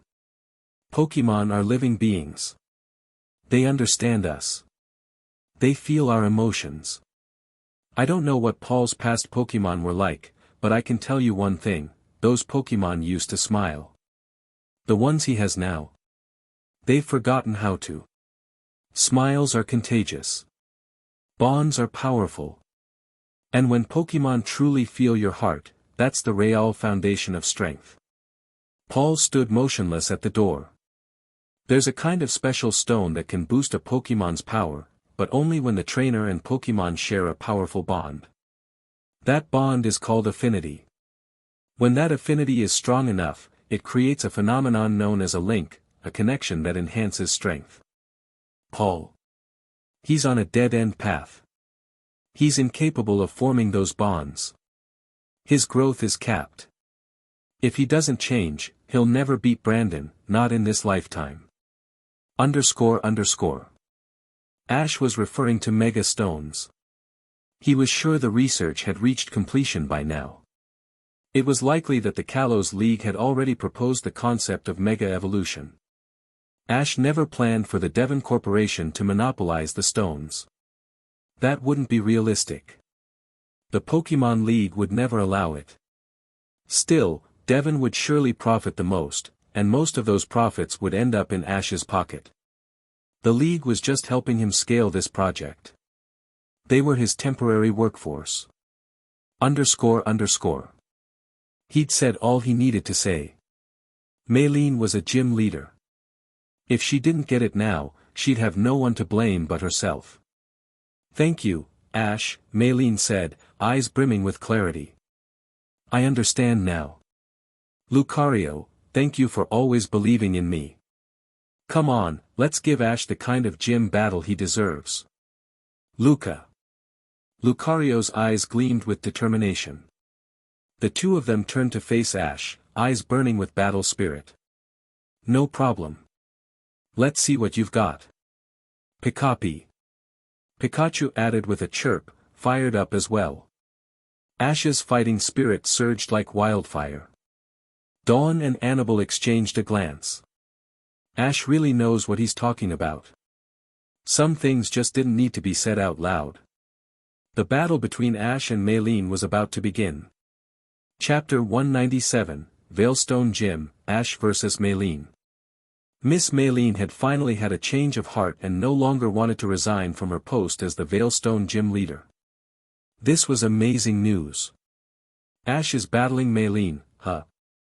He'll probably be using the Pokémon he caught in the Sinnoh region. And Maylene looks like she's regained her confidence. This is going to be exciting. Dawn looked at Ash and Maylene, both were already in position on the battlefield, facing each other. Creak, the door opened. Paul and Reggie stepped in. When Maylene saw Reggie, her hands clenched reflexively. But she had already come to terms with everything and wouldn't get stuck in that mindset anymore. Now then, we're about to begin the gym challenge battle between leader Maylene and challenger Ash. Each side may use 3 Pokémon. The match ends when all Pokémon on one side are unable to battle. Only the challenger has the right to switch Pokémon mid-battle. Battle, start. The gym disciple announced the rules from the referee's podium. Alright, Ash. To thank you, I'll go all out, go, Machoke. Maylene sent out her Machoke as her lead. Of course. My first Pokémon will be this little guy I caught in Sinnoh, go, Grotle. Ash threw out Grotle. I wonder how he trained that Grotle, Paul murmured to himself. Back when he was trying to master Grotle's training method, he'd endured no small amount of frustration and experimentation. Maylene, you can take the first move, Ash said, extending his hand politely. Maylene didn't hesitate. Ash had said that even Paul's Pokémon couldn't withstand a single move from his. Even though this Grotle was newly caught in Sinnoh, that statement alone showed just how terrifying Ash truly was. Machoke, show them your specialty, charge in with a karate chop. Machoke. Mashoki's strength was its impressive attack speed and power, making it ideal for close-quarters combat. It dashed forward without hesitation, one hand glowing white like a blade, aiming a savage chop right at Grotle. Grotle, withdraw into your shell. Boom! A deep, echoing sound rang out as Mashoki's karate chop slammed into Grotle's shell. Grotle had tucked in just in time, boosting its defense and absorbing the blow head-on. Not attacking back, huh? Machoke, bulk up. Grotle, keep your guard, withdraw again. Bulk up raised both attack and defense. Maylene wasn't holding back. So, trying to bait me into attacking, huh? Fine, Ash, have it your way. Machoke, use Brick Break. Machoke. Brick Break packed a bigger punch than Karate Chop. Use Absorb. Wrap around Mashoki's arm. Grew. Grotle stomped both thick, pillar-like legs onto the ground. Cracks spiderwebbed across the battlefield, and several glowing green tendrils burst forth from the earth. Machoke, break free. In Maylene's memory, Absorb was a weak move, nowhere near the power of Brick Break. Ash snapped his fingers. The Absorb suddenly surged with even more energy. It wasn't just Absorb anymore, but Mega Drain. Machoke. Mashoki's arm was immediately ensnared, the bright green tendrils wrapping around its chopping arm like constricting snakes. It couldn't break free. Mega Drain activated, siphoning Mashoki's stamina and feeding it back to Grotle. Leech Seed, go. Machoke was already at point-blank range, no time to dodge. Machoke, use Fury Attack to break free. Thinking fast, Maylene repurposed Fury Attack, not as an offensive move, but to struggle free from Grotle's grip. But by now, Leech Seed had sprouted. Dozens of thin vines whipped out and bound Machoke like ropes. It thrashed wildly with Fury Attack, but Leech Seed joined forces with Mega Drain to sap even more stamina. And all the while, Grotle, having tanked the first blow, was steadily regenerating. In just a few seconds, all the damage Grotle had taken earlier was fully restored. Machoke, on the other hand, was losing strength fast. At last, it broke free. But Grotle was already charging. Perfect, Energy Ball. End it. Grew. Grotle opened its mouth wide, and at point-blank range, unleashed a concentrated energy ball that detonated right into Mishoki's chest. Boom! Machoke is unable to battle, the winner is Grotle. The referee raised his hand as the battlefield quieted. All eyes turned to Grotle. What incredible control and strategy! Ash knew that Grotle could no longer rely on speed like it did when it was a Turtwig. So, its battle style had shifted from speed and hit-and-run to defense and close-range dominance. Knowing Mishoki's strength, Ash chose to tank the first hit, then baited in, turning the whole battlefield into a trap. From that moment, Ash had full control of the match. This guy. Paul stared at Ash. Reggie did too. No wonder Ash was able to defeat Mr. Brandon's core team, Reggie muttered. Paul, compared to your Grotle training methods, what do you think now? Paul's eyes widened. Wait, what? He beat Mr. Brandon's main team. You mean, the Reggie trio? Paul's expression changed drastically. Now he finally understood, Ash had already achieved what both he and his brother had dreamed of but never accomplished. Yeah. After you left, I stayed and trained in the area. Ash challenged Brandon right after me. For the first time, Paul truly looked at Ash in a new light. He had already done what Paul and Reggie could not. Come back, Machoke. Maylene recalled her Pokémon, looking at Ash with complex emotions. He really was strong, but she wasn't about to back down. She'd fight with everything she had. Ash, you really scared me with that one. You're amazing. In that case, my second partner, go, Meditite. Meditite, huh? Fighting and psychic type. Then I'll use this guy I just caught recently, Gligger, you're up. Scree. Ash sent out Gligger. Typing-wise, Gligger's flying type gave it a major advantage over Meditite. Chapter 198, Bizel vs. Lucario. Miss Maylene, I just caught this little guy a few days ago, Ash said with a smile. This'll be our first battle together, right here, with you. Paul's eyes narrowed as he stared at Ash's Gligger. He didn't expect that to be Ash's newest catch. A mischievous, almost goofy Gligger, exactly the type of Pokémon Paul would have never looked at twice. But now, he was curious. He wanted to see what kind of performance this little guy could put on. Our honor, then, Maylene responded earnestly. Meditite, let's give it our all, use confusion. Meditite's eyes gleamed with blue light. Gligger. Agility into Swords Dance. Aya. Gligger coiled its tail like a spring and launched into the air. It glided with ease, boosted by its natural wings, slipping right past Meditite's confusion. Blue energy surged around Gligger, swords forming and circling it, Swords Dance activated. Yoga Pose, Meditite. Maylene saw her attack had missed and immediately opted to boost her own strength.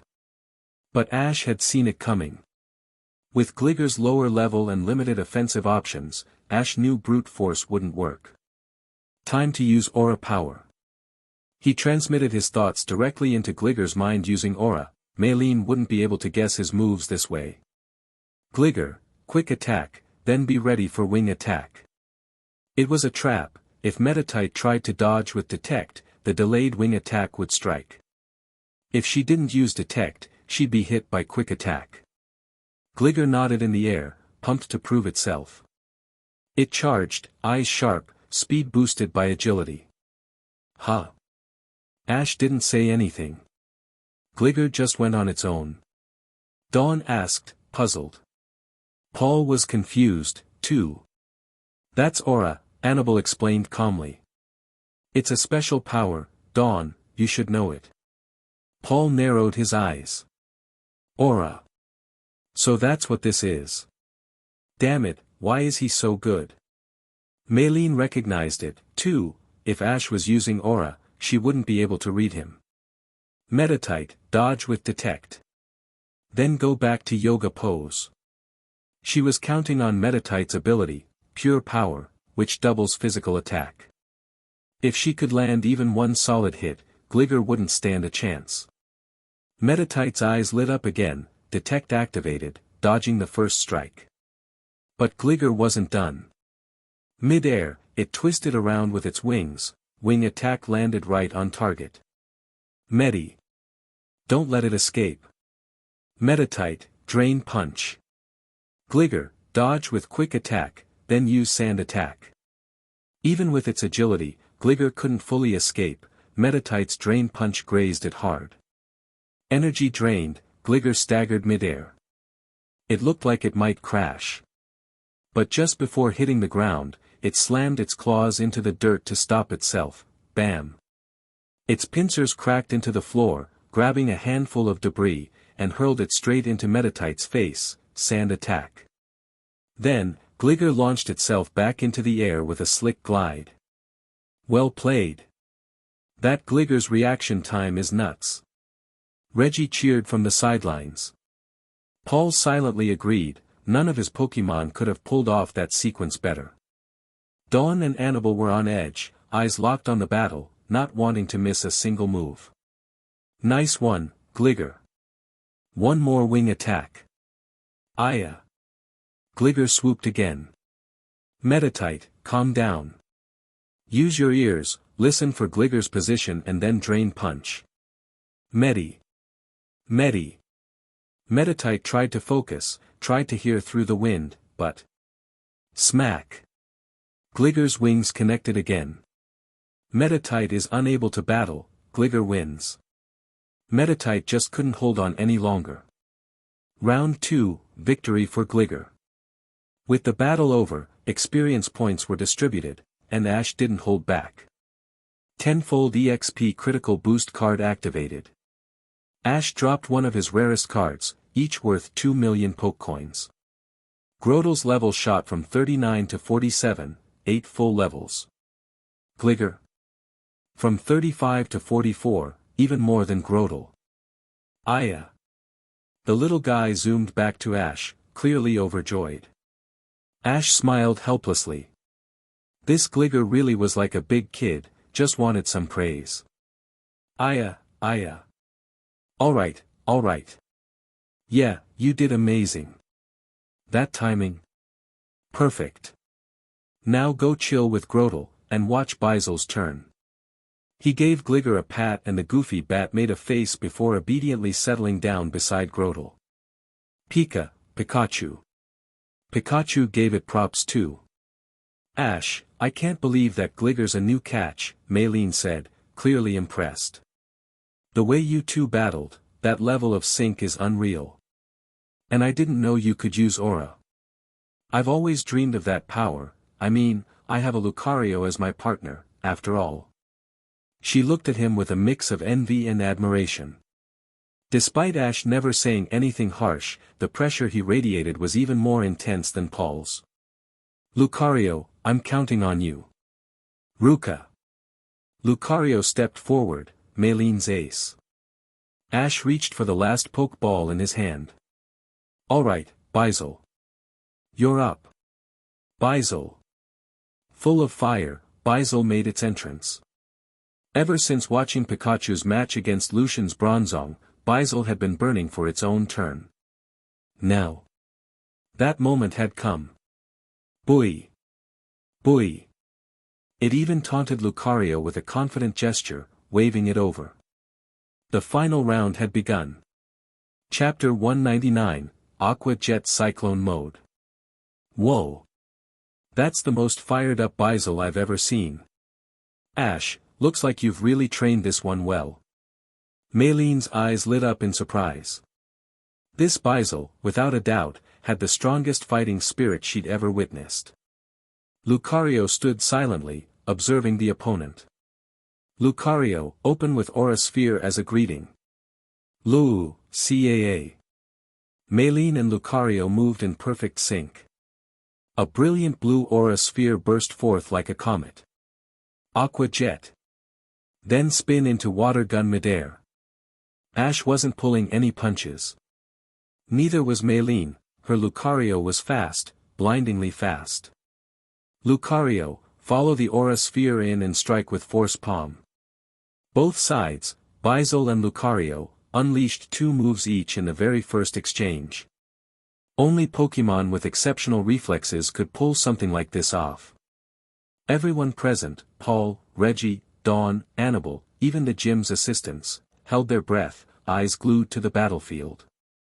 And of course, Maylene and Ash themselves didn't look away for even a second. Boom! The collision of attacks created a massive explosion, a shockwave blasting both Pokémon backward. Steam clouded the entire field. Lucario, use this smokescreen, Sword Dance. And then, sense Byzul's aura, fire 22 aura spheres. While executing Sword Dance, Lucario darted straight into the steam cloud, unleashing a barrage of aura spheres in rapid-fire succession. But Byzul had already reacted, its tail slammed into the ground with a solid thump, launching itself high into the air just as the first sphere came screaming in. Lucario looked up, shocked. Byzul was already airborne above him. So he's using aura to issue commands again, but I expected that. Lucario, metal sound. Maylene was confident, Byzul was in midair with nowhere to dodge. Lucario let out a roar, and a piercing screech echoed from its mouth. If metal sound hit, Byzul's special defense would plummet dramatically. But Ash wouldn't walk into that trap so easily. Maylene thought she'd anticipated Ash's strategy. But she was walking right into his plan. Byzul suddenly launched a water gun, not at Lucario, but at the arena wall. Using the recoil, it twisted in midair, narrowly dodging the metal sound with stunning aerial agility. The burst of water pushed Byzul's body into a dive, right in front of Lucario. Quick attack. Bam! The sound of impact echoed. Byzul slammed its quick attack right into Lucario's chest. CAA. Don't let up, Aqua Jet. Lucario, extreme speed. Evade it. Ash grinned. You're not getting away. Aqua Jet, Cyclone Mode. Aqua Jet, Cyclone Mode. A self-created technique Ash had been developing recently, meant specifically to counter dodging moves like extreme speed or agility. The term cyclone mode might sound cool, but in practice, it was brutal. It involved launching Aqua Jet while constantly repositioning, sealing off all potential escape routes for the enemy. Sound simple? It wasn't. To maintain Aqua Jet's full power while in constant motion required tremendous control. Most Pokémon could barely aim while running, let alone while moving at that speed. And only high-power moves like Aqua Jet or Thunderbolt could pull it off. Lower-tier moves like Water Gun wouldn't do enough damage if spread out. Think of it like a reverse counter shield, where counter shield is about defense from above, cyclone mode is an offensive full-body spiral that surrounds and tracks the enemy. Once it makes contact, the move locks in, like radar-guided chaos. It's here. Aqua Jet, Cyclone Mode. The move Ash has been working on lately. Dawn and Annabelle knew exactly what they were seeing. Paul's eyes gleamed, now this was worth studying. What a move. An attack and defense rolled into one. And Ash was just casually demonstrating it in front of him. Paul thought this was something that could have been held back as a trump card. If Ash had known what Paul was thinking, he'd have scoffed. In the original timeline, he'd invented Counter Shield, and Paul had copied it. But Cyclone Mode? It was a huge upgrade from Counter Shield, 10 times harder to learn. If Paul thought he could copy it, well, good luck getting his Pokémon to pull it off. Lucario. Lucario tried to dodge with extreme speed, but it wasn't enough. Their levels were too close, Lucario couldn't outrun Cyclone Mode. Byzul locked onto its aura, Aqua Jet whipping through the air like a spiraling comet, relentlessly tracking and hammering Lucario. Lucario, use foresight. Break the lock on. Maylene's voice cracked. She was sweating. She'd never seen anything like this. Ash wasn't just strong, he was innovative. Lucario's eyes flared blue with foresight. But it was too late. The final aqua jet slammed straight into Lucario's head, its glowing eyes snapped shut from the blast. It's over. Finish it, quick attack. Quick attack, Baizel's newest move. Ash had made sure each of his Pokémon learned off-type skills to broaden their offensive options. After all, this wasn't a game, there were no 4-move limits in real battles. 1, 2 hits, quick attack, followed by aqua jet, Lucario couldn't hold on any longer. It collapsed. Lucario is unable to battle. Baizel wins. Therefore, the victor of this gym battle is Ash Ketchum. The gym assistant referee made the call, but his eyes darted to Maylene immediately, clearly worried she'd take this loss to heart and consider quitting her position again. But he needn't have worried. Maylene may have lost, but only because her opponent was Ash. Ash heard the system's familiar notification chime in his mind. He used an 8x EXP boost card on Baizel. Baizel had been at level 40, now it shot up to level 44. It had less accumulated EXP compared to Grotle or Gligar, so its gains were smaller, but still impressive. Chapter 200, Team Galactic returns, long time no see. Ash, thank you for helping me regain my confidence. Even though I still lost terribly to you. I've figured out what was wrong with me. Maylene returned her Lucario and walked up to Ash, speaking with earnest sincerity. Miss Maylene, I should be thanking you. All 3 of my Pokémon had great battles today, Ash replied with a nod. Then, his gaze turned toward Paul. Paul stiffened instinctively, expecting Ash to say something to him. But Ash simply looked past him, completely ignoring his presence. This guy. Paul's fists clenched tightly. Why do I always feel this strong aversion whenever I look at him? Ash, this is for you, the Cobble Badge. Proof that you've defeated the Veilstone City Gym. Maylene took the badge from one of the gym apprentices and handed it to Ash. Nice. I've got the Cobble Badge. Pikachu. Grotle. Baizel. Gligar. Pikachu, Grotle, Baizel, and Gligar all leapt with joy in celebration. Paul and Reggie both watched, a tinge of nostalgia washing over them. Once upon a time, every time they defeated a gym leader and earned a badge, they celebrated just like that, with their Pokémon. But those days were long gone. Reggie had stopped challenging gyms, and Paul had changed.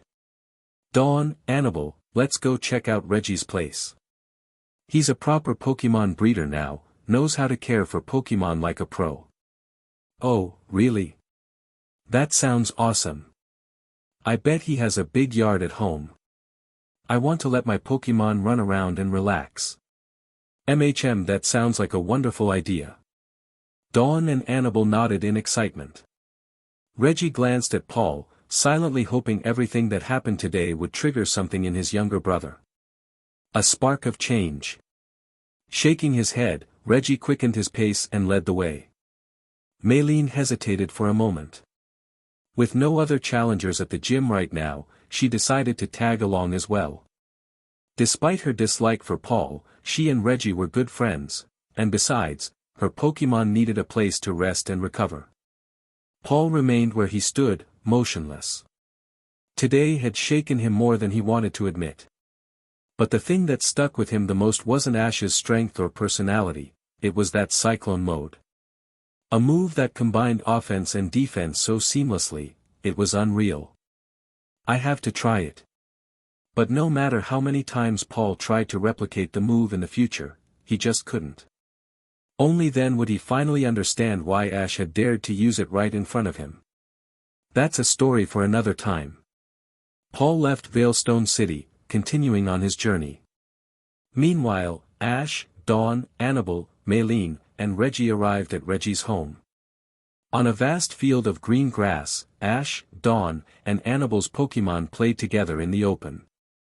Ash, your Tyranitar and Sceptile, the pressure they give off is insane. Honestly, they feel even stronger than Elite Four Pokémon, and that Charizard of yours.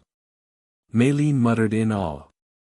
Now it all made sense, why Ash had confidently claimed Paul's Pokémon couldn't even last a single move against his core team.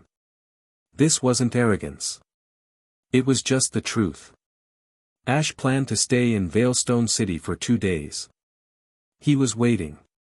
Back when he explored the Solation ruins, Ash had already made up his mind to dig up Team Galactic's secret Poke coin reserves, one by one. And this time, another opportunity had arrived. In the original timeline, Team Galactic's Commander Saturn was supposed to appear in Veilstone City. Using the city's cosmic meteorite, he'd trigger a reaction that would transform that strange cubic device into the key of the spear. Ahem. Which meant Ash was going to steal it, again. If Cyrus wanted to avoid having another champion-level monster opposing his plans, he would definitely compromise. And that meant he'd cough up those sweet Poke coins. In Cyrus' eyes, as long as his dream of creating a new world could be realized, everything else, money included, was irrelevant. 2 peaceful days passed. Ash, Dawn, and Annabelle enjoyed Reggie's hospitality, touring every corner of Veilstone City. Maylene often dropped by as well, sparring with Ash and gaining leaps in strength from their practice matches. Tonight, Ash left alone. He didn't bring Dawn or Annabelle. He knew what was coming. He went straight to the park where the cosmic meteorite was located.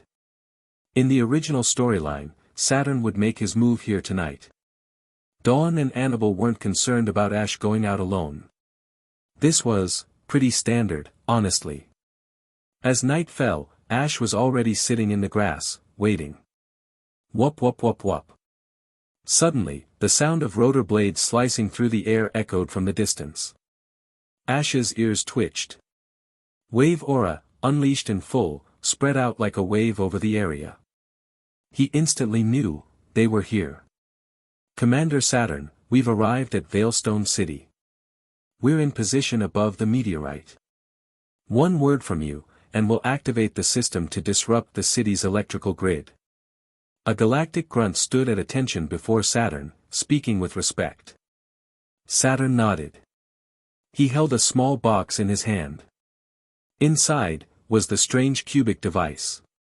Understood. Await my signal. Once I confirm everything, we begin extraction. We must move quickly, we can't linger. Saturn still remembered what happened last time, back at the Solation ruins. That incident had left him on edge. Before opening the box, he looked around cautiously. Only after confirming the coast was clear did he finally take out the cube and approach the meteorite. Bzzzzmm. Immediately, a strange resonance began between the meteorite and the cube. Click. Clack. Crack. The cube started shifting. Within seconds, it transformed into a gun-shaped key. This was it. Spear key. The crucial component needed to forge the red chain. Saturn exhaled in relief. His hand slowly reached out to take hold of it. And then, it happened again. A black shadow burst from underground, too fast to react to. Swipe. It snatched the key of the spear in a flash. Arg. Saturn's face twisted in fury. How? Team Galactic. Long time no see. My Jengar just found me something interesting again, huh? Ash's voice echoed behind Saturn. Playful, eerie, brimming with barely restrained laughter. The kind that makes your spine shiver. Chapter 201, A Crushing Battle. Hearing that voice, Saturn frowned deeply. Him again. Is this the guy who tricked you last time? The tall, red-haired girl beside him, Mars, looked toward Ash approaching from the distance. That Jengar just now had some impressive speed, but I'd still like to test it for myself. Saturn narrowed his eyes at her. Mars, I'd advise you not to pick a fight with him lightly. The galactic team had 4 high-ranking commanders, Saturn, Jupiter, Mars, and the enigmatic scientist, Sharon. Saturn, Jupiter, and Mars handled most of the organization's daily operations, while Sharon was in charge of their technological and scientific developments, like creating the red chain. As Ash walked up, Saturn subtly stepped back and gestured with his hand. The nearby galactic grunts instantly understood. This was the signal to begin jamming the electric signals across Veilstone City using electromagnetic waves. So, they're starting the signal disruption already? Ash muttered. Jengar floated beside him and handed over the lustrous key, the spear key, to Ash. Mars had already stepped into Ash's path. Little boy, be good and hand over the toy. Maybe Big Sister will come play with you later, she said with a coy smile, though her fingers were already moving fast. 2 Pokeballs were released, one revealed a Purugly, the other a Golbat. Hey, Ash said coldly, last time's business is over. So what's this supposed to be? Saturn was clearly trying to avoid direct conflict. Not because he was scared, but because they were already walking a thin line. Their mission in Veilstone was to collect meteor fragments, and Officer Jenny's team was likely already aware of their presence. Exactly. Last time is in the past. I even let you go. But now. Ash said, tossing the spear key in his hand casually. This thing. How much are you willing to pay for it? The key glowed faintly with golden light, drawing eyes in the darkness. Mars's face twisted with annoyance as Ash brushed her off. Saturn, you're getting soft. Since when were we scared of one brat? She snapped. Purugly, go. Shadow Claw. Purr.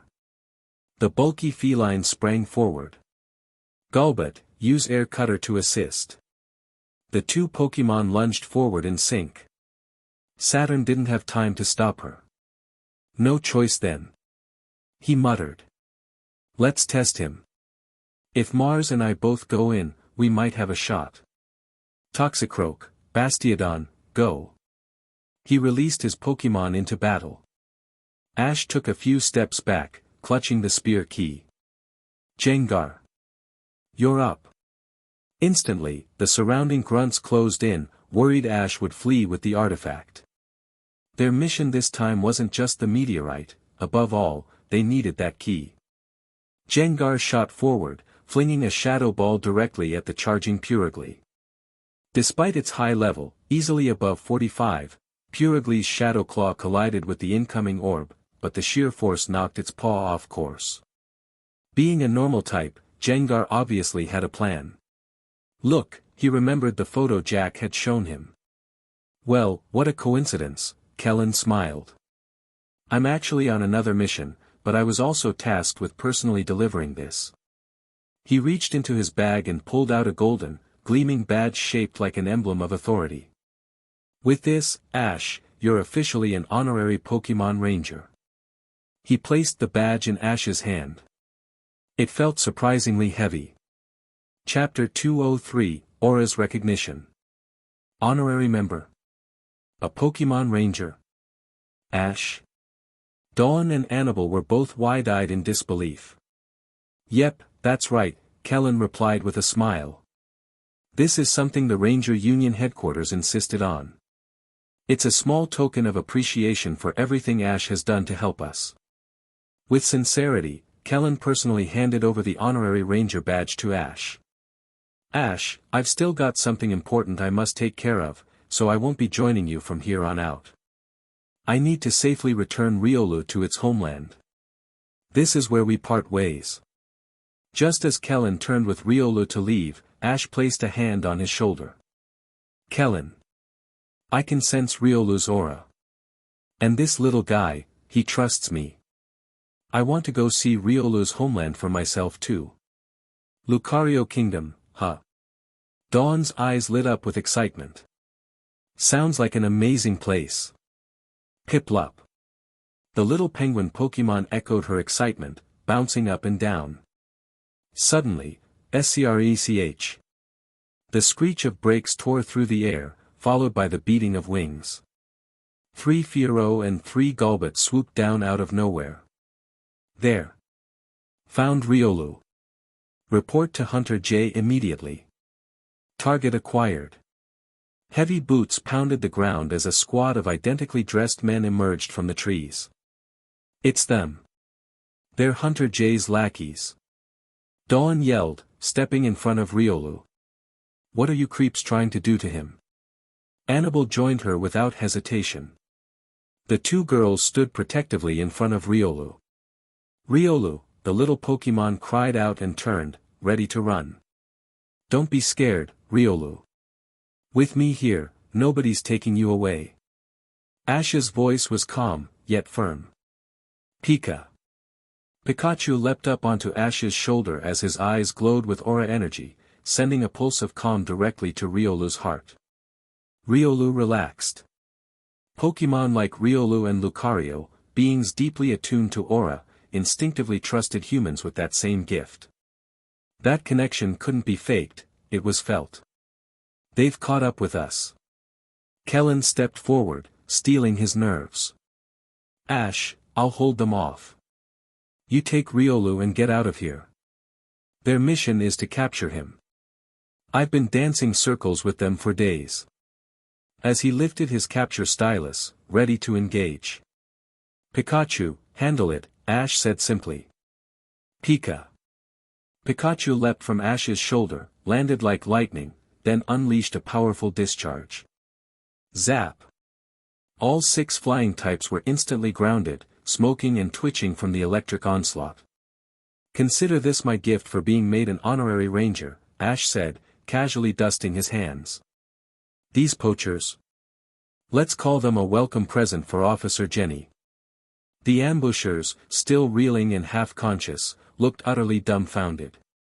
Before Kellen could even react, the whole situation was resolved. Now all that remained was calling Officer Jenny. Ash activated his aura, his senses instantly expanding. Aura detection radius, 5 kilometers. Whirr. His senses extended outward like sonar. He was searching for Hunter J herself.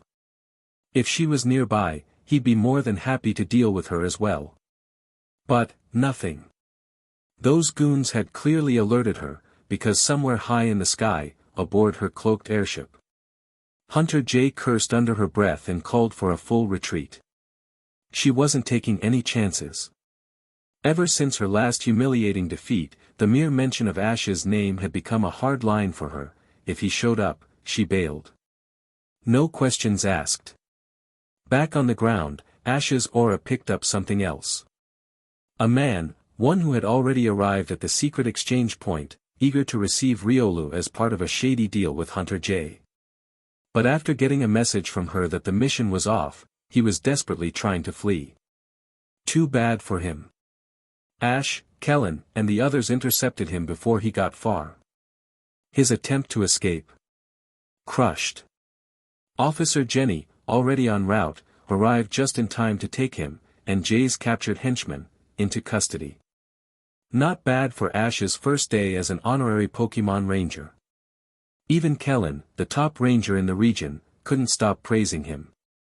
With Riolu now safe, the group traveled to the Lucario Kingdom's ancient stronghold, an old castle steeped in mystery and history. Though technically a branch of the original Lucario Kingdom in Kanto, this castle held relics and traditions all its own. As they explored, an elderly man, the very one who had carved Riolu's statue, welcomed them. "The source of our heritage lies in the kingdom's original sanctuary," the old man explained, guiding them deeper into the castle. There, an ancient staff said to belong to the original hero of Aura is still kept. While we don't have that artifact, we do have something similar. He pushed open a massive wooden door. Inside the room, there was nothing. No furniture, no decorations. Only a single large pool. Within it bloomed spiral-shaped blossoms of bluish-violet hue, mystical, luminous. "This," the old man said with reverence, "is the time flower. Said to hold incredible powers. It's tradition in our kingdom for Riolu to pass its legacy on, generation after generation, waiting for the one destined to receive it." The old man turned to Ash. "You, Ash, you sensed Riolu's aura. Why don't you try? Legend has it that the chosen one will cause the time flower to react. Ash looked at the spiral blossoms, glowing gently in the water. He reached out. Fingertips touched a petal. Boom! The flower lit up in a swirl of brilliant light, shimmering like a galaxy had bloomed from the water. Everyone in the room froze. The old man's eyes widened, then moistened. He made the time flower react, and he can sense Riolu's aura. It's him. He's the one we've been waiting for all these years. Riolu. Riolu's eyes were full of awe as he looked up at Ash. So this is the one, the person his aura had always been searching for. No wonder their souls had resonated so deeply. Chapter 204, Pikachu vs. Raichu. The old man, moved by Ash's sincerity, finally entrusted Riolu to him. Before parting, he gave Ash a heartfelt piece of advice: if Ash and Riolu could truly harmonize their auras and combine that power with the time flower, something truly miraculous could happen. Ash had successfully captured this aura-sensitive Riolu. Pokémon, Riolu. Category, Emanation Pokémon. Type, Fighting. Abilities, Inner Focus, Steadfast. Potential, Blue Tier. Level, 40. Moves, Aura Sphere, Detect, Quick Attack, Counter, Feint, Force Palm, Copycat, Screech, Reversal. Ash was in a great mood after catching Riolu. Originally, he hadn't planned on capturing this Pokémon. But once he saw how it resonated with the time flower at that ancient location, he felt something deeper at play, like destiny itself was guiding them together. And besides, he genuinely liked the little guy. Now, all he needed to do was increase their bond. Once their friendship was strong enough, Riolu would evolve into Lucario, as long as it was during the day. Just like in the movie Lucario and the Mystery of Mew, this Riolu had the rare gift of sensing the aura of all living things across wide distances, a truly extraordinary ability. Never thought Riolu would end up going with you in the end, Kellen said, chuckling as he finished packing his bag. My mission was to escort it back to the kingdom, and now that it's in your hands, my job here is done. Time for me to head back to HQ. Thanks for everything, Ash nodded. Don't worry, I'll take good care of him. Kellen, tell Solana we said hi, Dawn added with a smile. Take care on the road, Annabelle said sincerely. Will do. And hey, Ash, what you did today was a big deal. I'll report it to HQ just as it happened. Who knows, maybe someday our honorary member might want to pay a visit to the real base, huh? He laughed heartily and waved as he walked away. Ash, Dawn, and Annabelle continued their journey toward Pastoria City. 3 days later, they stopped in a nameless forest to have lunch. Pika. Pikachu chirped cheerfully, offering a treat to Buniri. Me. Buniri blushed and gratefully accepted it. Pikachu rubbed the back of its head, then turned toward the treat basket. Only one last piece of sweet cookie was left. And just as luck would have it, Piplup also reached for it at the exact same moment. Each clutched one side of the cookie, determined to claim it. But in their tiny tug-of-war, they pulled a little too hard, and the cookie slipped from their grasp, falling to the ground and rolling away. Pika. Pip. Both of them leaped off the table to chase after it. Riolu. Riolu was sitting nearby, wearing the small Riolu figurine gifted to it by the old man around its neck. It always kept it close. Gaka. Monferno noticed Riolu's thoughtful expression and started chatting, trying to cheer him up. Riolu, how's your aura sensing doing? Dawn asked suddenly. She had looked around and realized Piplup was nowhere to be seen. Can you sense their aura? Maybe you can help us find them. Riolu nodded, and the black tassels on the sides of its head lifted, a clear sign it was activating its aura-sensing abilities. Riolu suddenly darted off in a direction, and Dawn hurried after it. Ash and Annabelle followed close behind. Meanwhile, Pikachu and Piplup had reached the runaway cookie. Pikachu picked it up and was about to take a bite, but then saw Piplup looking at him with big, pleading eyes. So Pikachu broke the cookie in half, and the two shared it peacefully. Pyushu. Suddenly, a wild Piku popped out from the bushes and squeaked, pointing excitedly at Pikachu. Huh? What is it, Piku? A young man walked over curiously. Behind him stood a very sturdy-looking Raichu. There you are, finally, the man grinned. Thanks, Piku. With this Pikachu, my Thunderbolt trio will be complete. Raichu, go get it. Rai. Raichu charged toward Pikachu, and it looked like this guy intended to battle first and ask questions never. Piplup. There you are. Dawn shouted as she arrived with Riolu. What are you doing all the way out here? Pika.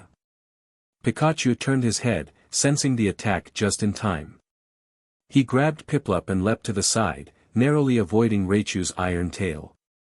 Pip pip. The two stared at the Raichu. That iron tail had been strong. You can't just attack like that out of nowhere. Dawn snapped at the guy. What's wrong with you? That was dangerous. Just then, Ash and Annabelle arrived too. Hey! I saw that Pikachu first. Don't you try and steal it from me, the guy barked. Raichu, Iron Tail again. Riolu, Aura Sphere. Boom! Riolu's Aura Sphere hit Raichu squarely, blasting it backward. Wah! Raichu, the man cried out. What the hell, man? And what kind of Riolu can use Aura Sphere already? Pikachu hopped onto Ash's shoulder with ease. It was only now the guy realized, this Pikachu wasn't wild. You've gotta be kidding me, he shouted. After all that, it's already taken. Fine then. How about a trade? I'll give you my Mareep and both my Magnetons for your Pikachu, that's a steal. Trade Pikachu. Talk about delusional. Ash couldn't even be bothered to look directly at the guy.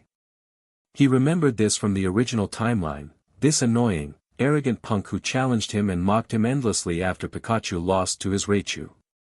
No way was he going to let history repeat itself. My Pikachu's not some item for trade. But if it's a battle you want, then fine, let's go. Ha! You said it. When you lose, we trade. Raichu, use Thunder. Pikachu, you too, Thunder. Pika Chuuu. Both Pokémon unleashed massive bolts of lightning. But Pikachu's thunder tore through Raichu's like it was nothing, completely overpowering it and slamming directly into Raichu's chest. Rai. Raichu let out a pained cry as it was launched into the air and crashed to the ground, twitching, its body smoking. The trainer stood frozen in disbelief. Ash, Dawn, and Annabelle didn't waste another word on him. They simply returned to their picnic site, packed up their things, and got ready to move on. Just beyond the edge of the forest lay one of Sinnoh's 3 legendary lakes. Lake. Chapter 205, Lake Valor, Wallace appears. That guy just now was seriously weird. Trying to catch your Pikachu, Ash, poor Pokemon would have been so unlucky ending up with someone like him. He's just like Paul. Dawn fumed all the way down the path. From what he said, he's already caught a Piku and a Raichu. Plus he mentioned having a Magneton and a Mareep. But the moment he realized Pikachu was yours, he immediately tried to trade, offering both Magneton and Mareep just to get your Pikachu. And he even called them his Electric Shock Trio. Looks like he's a trainer obsessed with building a team around Piku, Pikachu, and Raichu. Annabelle analyzed calmly. Ugh, a total fanatic. I'm getting more convinced he's the same annoying type as Paul. My good mood's completely ruined now. Piplup, from now on, no more running off randomly, got it? Dawn tapped Piplup's round little head lightly. Pip pip. Piplup nodded sheepishly, looking very guilty. Alright. There are all kinds of trainers out there. We might even meet crazier ones in the future. Just relax. You know why I brought you two here today? Ash grinned and pointed ahead. Not far from here is Lake Valor. Let's spend the afternoon there. Lake Valor, home to Azelf, the embodiment of willpower. And together with Lake Verity and Lake Acuity, it formed the trio guarding Sinnoh's ancient balance. The three lakes were positioned in different directions around Coronet. If you connected them, the point at the center was Coronet itself, the heart of Sinnoh. Yay! Lake Valor. It said Azelf, the spirit of willpower, lives there. Do you think we'll get to see it? Dawn was bursting with excitement and dashed ahead at full speed. Ash and Annabelle chuckled, then chased after her. Lake Valor looked much like the other two legendary lakes, vast, mysterious, and often shrouded in thick white mist. Sometimes the mist grew so heavy you couldn't even see the surface. And occasionally, a shadow would flicker across the lake. They said anyone who glimpsed that shadow would be blessed with incredible luck. When the trio arrived, Lake Valor was already cloaked in a swirling, ethereal fog. Wow! It's incredible. It looks just like Lake Verity back home. Ash, Annabelle, come on, hurry up. Dawn called out eagerly. Piplup. Piplup happily bounced alongside her. We're coming, Ash laughed. This is one of Sinnoh's three legendary lakes, Lake Valor. The environment here can change at a moment's notice. Pikachu. Pikachu took a deep breath, enjoying the crisp, misty air. Splash, splash. Mialu. Mireia. Splash, splash. From somewhere in the center of the lake, a soft, melodious singing floated through the mist. All three of them turned toward the sound. The fog was thick, hiding the lake's heart from view. But through his aura powers, Ash could sense it clearly. It was a Milotic, gracefully playing and singing in the water, carefree and joyful. So Wallace is nearby after all. Ash thought to himself. Wallace, originally Hoenn's champion, taking over from Stephen Stone. But after becoming champion, he shifted his passion toward being a top coordinator, dazzling the contest world with breathtaking performances. His partner, Milotic, was both stunningly beautiful and unimaginably powerful. What a beautiful song. I wonder which Pokémon is singing. Could it be Azelf? Dawn asked, her eyes sparkling with wonder. It's a Milotic. It's known as the most beautiful Pokémon in the world. That song was its doing. Ash explained, leading Dawn and Annabelle toward the shoreline. The mist thickened near the water's edge. Ahead stood a massive boulder, and on that boulder, a figure emerged. A man in a flowing white cape, with striking green hair. Ah, wait, aren't you the top coordinator superstar, Wallace? Dawn gasped, instantly starstruck. She adored contest performances. To meet a living legend like Wallace out of nowhere. Her mind practically short-circuited from excitement. Wallace had noticed them long before they saw him. He waved gently, greeting them with a dazzling smile. But Ash could tell the greeting was directed mostly at him. Powerful trainers, especially those of champion caliber, could instinctively recognize one another. Wallace felt it immediately. The extraordinary pressure hidden within Ash. And the incredible strength of the Pikachu perched on his shoulder.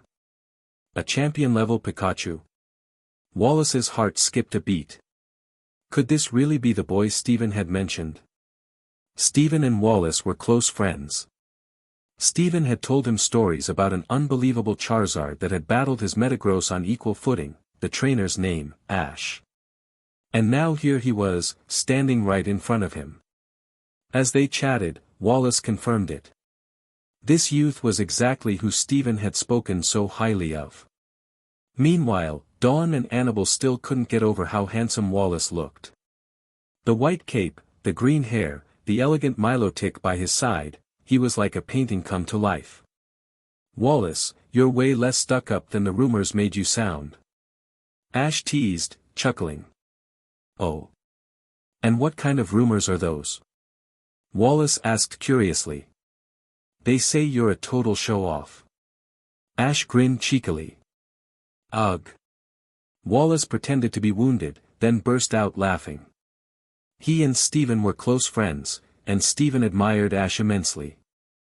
So naturally, Wallace treated Ash more like a companion than a stranger. Still, why do you coordinators love wearing capes so much? You're like Lance with his flashy cloak. Ash added, eyeing Wallace's dramatic outfit. I think it looks great. Super stylish. Dawn piped up. Hey, Ash, you should try wearing one too. Ash imagined himself wearing a swirling cape, and immediately buried his face in his hands. Pikapi. Pikachu rolled around in the grass laughing uncontrollably, picturing the same thing. Yeah, no thanks. A cape just wasn't his style. Wallace, while you're here, could you take a look at Dawn's performance skills? She's a Pokémon coordinator too. Maybe you could give her a few pointers. Ash suggested. That's a great idea. Dawn, would you like to give a performance? Wallace smiled warmly. Dawn's eyes lit up like stars. Chapter 206, Dawn meets May. Alright, let's give it a shot. Piplup. Pipica. Even though Dawn was practically a bundle of nerves, she still nodded firmly. After all, this was a once-in-a-lifetime opportunity, getting advice and feedback directly from Wallace himself. Dawn agreed to perform with Piplup, and soon the four of them headed to a clearing by the shore of Lake Valor. Piplup, let's go. Pip. Piplup was bursting with confidence. I'll be your opponent alongside Bizel then. Come on out, Bizel. Boy. Boy. The moment Ash volunteered to battle Dawn, Wallace's eyes sharpened with interest. After all, Stephen had mentioned before, Ash already possessed the strength to shake even the champion's throne. Just how strong was Ash now? Wallace was eager to see for himself. Perfect timing. Piplup, spin and fire bubble beam. Pippy. Piplup leapt high and began spinning rapidly, unleashing a dazzling stream of bubbles as it spun through the air. Wallace nodded in approval. Just from this one move alone, he could see that Dawn had put real effort into mastering contest techniques. The spinning bubble beam created an unpredictable attack pattern, weaving and swaying, making it extremely difficult for opponents to anticipate where the next strike would come from. It was a psychological attack as much as a physical one. Bizel, spin as well, and then use Aqua Jet. Boy. Boy. Bizel spread its arms wide as a powerful jet of water enveloped its entire body, spinning wildly as it charged forward. Using its twin tails like a propeller, Bizel adjusted its trajectory midair, dancing through the battlefield. The spinning bubbles clashed against the spiraling Aqua Jet, but instead of slowing Bizel down, they enhanced the attack, leaving trails of shimmering water molecules in the air. Piplup. Bizel was clearly holding back. It wasn't about defeating Piplup, it was about performing. And since it was a water-type move, the damage to Piplup was minimal. Bizel, water gun. Piplup, jump and spin to dodge. Piplup. As the powerful stream of water blasted toward it, Piplup leapt into the air. Just as the water gun was about to collide with it head-on, Piplup spun gracefully, using the air pressure created by the incoming attack to glide aside, a perfect, fluid dodge that showcased both agility and style. Let's do it again, Piplup. Bubble beam. Bizel, counter with sonic boom. Boom. The two attacks met midair and exploded in a dazzling burst of light and sound. The sheer power behind the moves was evident to everyone watching. Clap clap clap. Wallace immediately applauded. Ash, Dawn, you two were fantastic. Especially you, Ash, I didn't expect you to have such talent for contest battling. Bizel's spinning Aqua Jet truly surprised me. And Dawn, Piplup's spinning dodge and your control over Bubble Beam impressed me a lot too. Ash asked me to offer suggestions, but honestly, you've already grasped the technical side beautifully. You should focus more on bringing out your Pokémon's charm during performances. From what I saw just now, Piplup's spinning dodge shows great promise. So, why not come and participate in the Wallace Cup? I'd love to see you perform there. Wallace smiled warmly as he spoke. The Wallace Cup. Dawn blinked in surprise, finally snapping out of her awe at being praised by such a legend. Well, it's not exactly my personal tournament, Wallace chuckled, but it's something similar. Winning at the Wallace Cup will earn you an officially recognized contest ribbon. He continued gently, also, have you been feeling a little tense lately? I can tell from how nervous you were during that performance. You need to spend more time relaxing and having fun with your Pokémon. The contests are about both you and your Pokémon shining together, not just battling. Wallace's advice was heartfelt. But ultimately, it was up to Dawn herself to make the necessary changes. After all, her greatest rival was always going to be herself. Wallace also invited Ash to participate in the Wallace Cup for fun, but Ash politely declined. After all, his current strength was already on par with Wallace's, or even greater if you excluded his pseudo-legendary Pokémon like Charizard. It wouldn't be fair for him to enter a contest for beginners and intermediate trainers. Wallace quickly realized his oversight and laughed it off. However, Ash suggested an alternative. After the Wallace Cup ended, he and Wallace could have a special exhibition match, a beautiful, battle-style performance. To his surprise and delight, Wallace immediately agreed. It was a perfect idea. Not only could he finally witness Ash's strength firsthand, but it would also serve as a spectacular finale to the Wallace Cup. Thus, a brief but meaningful encounter ended with Ash, Dawn, and Annabelle becoming friends with Wallace. Wallace soon departed for urgent matters, while Ash and the others continued onward to Valor Town, a small city named after the nearby Lake Valor, and the location where the Wallace Cup would be held. Now, they were taking a break at the Pokémon Center. Suddenly, Ash's Pokétch vibrated. He received a text message. It was from May. May. Ash. Tada. I'm coming to compete in the Wallace Cup too. I'm almost at Valor Town, can you pick me up at the harbor? I even brought some gifts for you guys. Oh, and I have a special guest with me too. May was coming. Ash's heart warmed with emotion. He still remembered how she had set off alone to travel and grow stronger after their adventures together. This silly girl.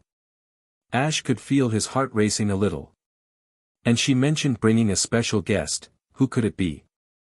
Max? Didn't seem likely. Hey, Dawn, Annabelle, come with me to the harbor. A friend's arriving. Ash called out as he grabbed their hands and set off toward the harbor. Piplup. Pika. Piplup and Pikachu hurried after them, their little legs pumping furiously. Toot toot. The horn of a ferry echoed across the port as they arrived. Perfect timing, the ship was docking. At the stern of the ferry, 3 familiar figures stood waving. Hey, Ash. Annabelle. Ash, I'm here too. It was May, Brock, and Lucy. Dawn suddenly felt a jolt of nervousness in her chest. She hadn't expected to meet them under these circumstances. This was May, the girl who had traveled through Hoenn and the battle frontier with Ash. Chapter 207, Grand Reunion, Tag Battle. Hey. May, Brock, Lucy, long time no see. Annabelle was the first to wave. She already knew Lucy as well. May, Lucy, and Brock disembarked from the cruise ship together. Huh, this is awesome. Without hesitation, May sprinted over and leapt straight into Ash's arms. It had been too long, she really missed him. Dawn, standing nearby, instinctively tensed up a little. Ash had been wondering how their reunion might go, but May, she just clung tightly to him right away. Although, she didn't stay in his arms for long before letting go, blushing slightly. May, you're as passionate as ever. Ash, Annabelle, it's been too long. Lucy and I came all the way here to cheer you on. Brock said, laughing. He glanced at May, then at Annabelle, then at Dawn, and finally at Ash himself. In his heart, he silently gave Ash a huge thumbs up. Ash was still Ash, strong as ever, no doubt about it. His Sinnoh journey now had another beautiful girl accompanying him. Ash introduced everyone. Dawn had often heard Ash and Annabelle mention their past travels, including tales of May and Brock. So, while she knew their names, this was her first time actually meeting them in person. And now, finally, they stood right before her. I brought gifts for everyone. May giggled mischievously, pulling out a bag stuffed with presents, for Ash, Annabelle, and Dawn. For Ash, it was a hand-carved wooden model of a Teddiursa. For Annabelle, because Ash had mentioned Annabelle had recently caught a baby Stantler, May had lovingly prepared a small carved figure of a baby Stantler. And for you, Dawn. Ash told me so much about you. It's our first meeting, so I prepared a special gift just for you. Smiling warmly, May handed Dawn a small gift box. Dawn thanked her, then eagerly opened it. Inside was a pendant, featuring a round, adorable Piplup charm.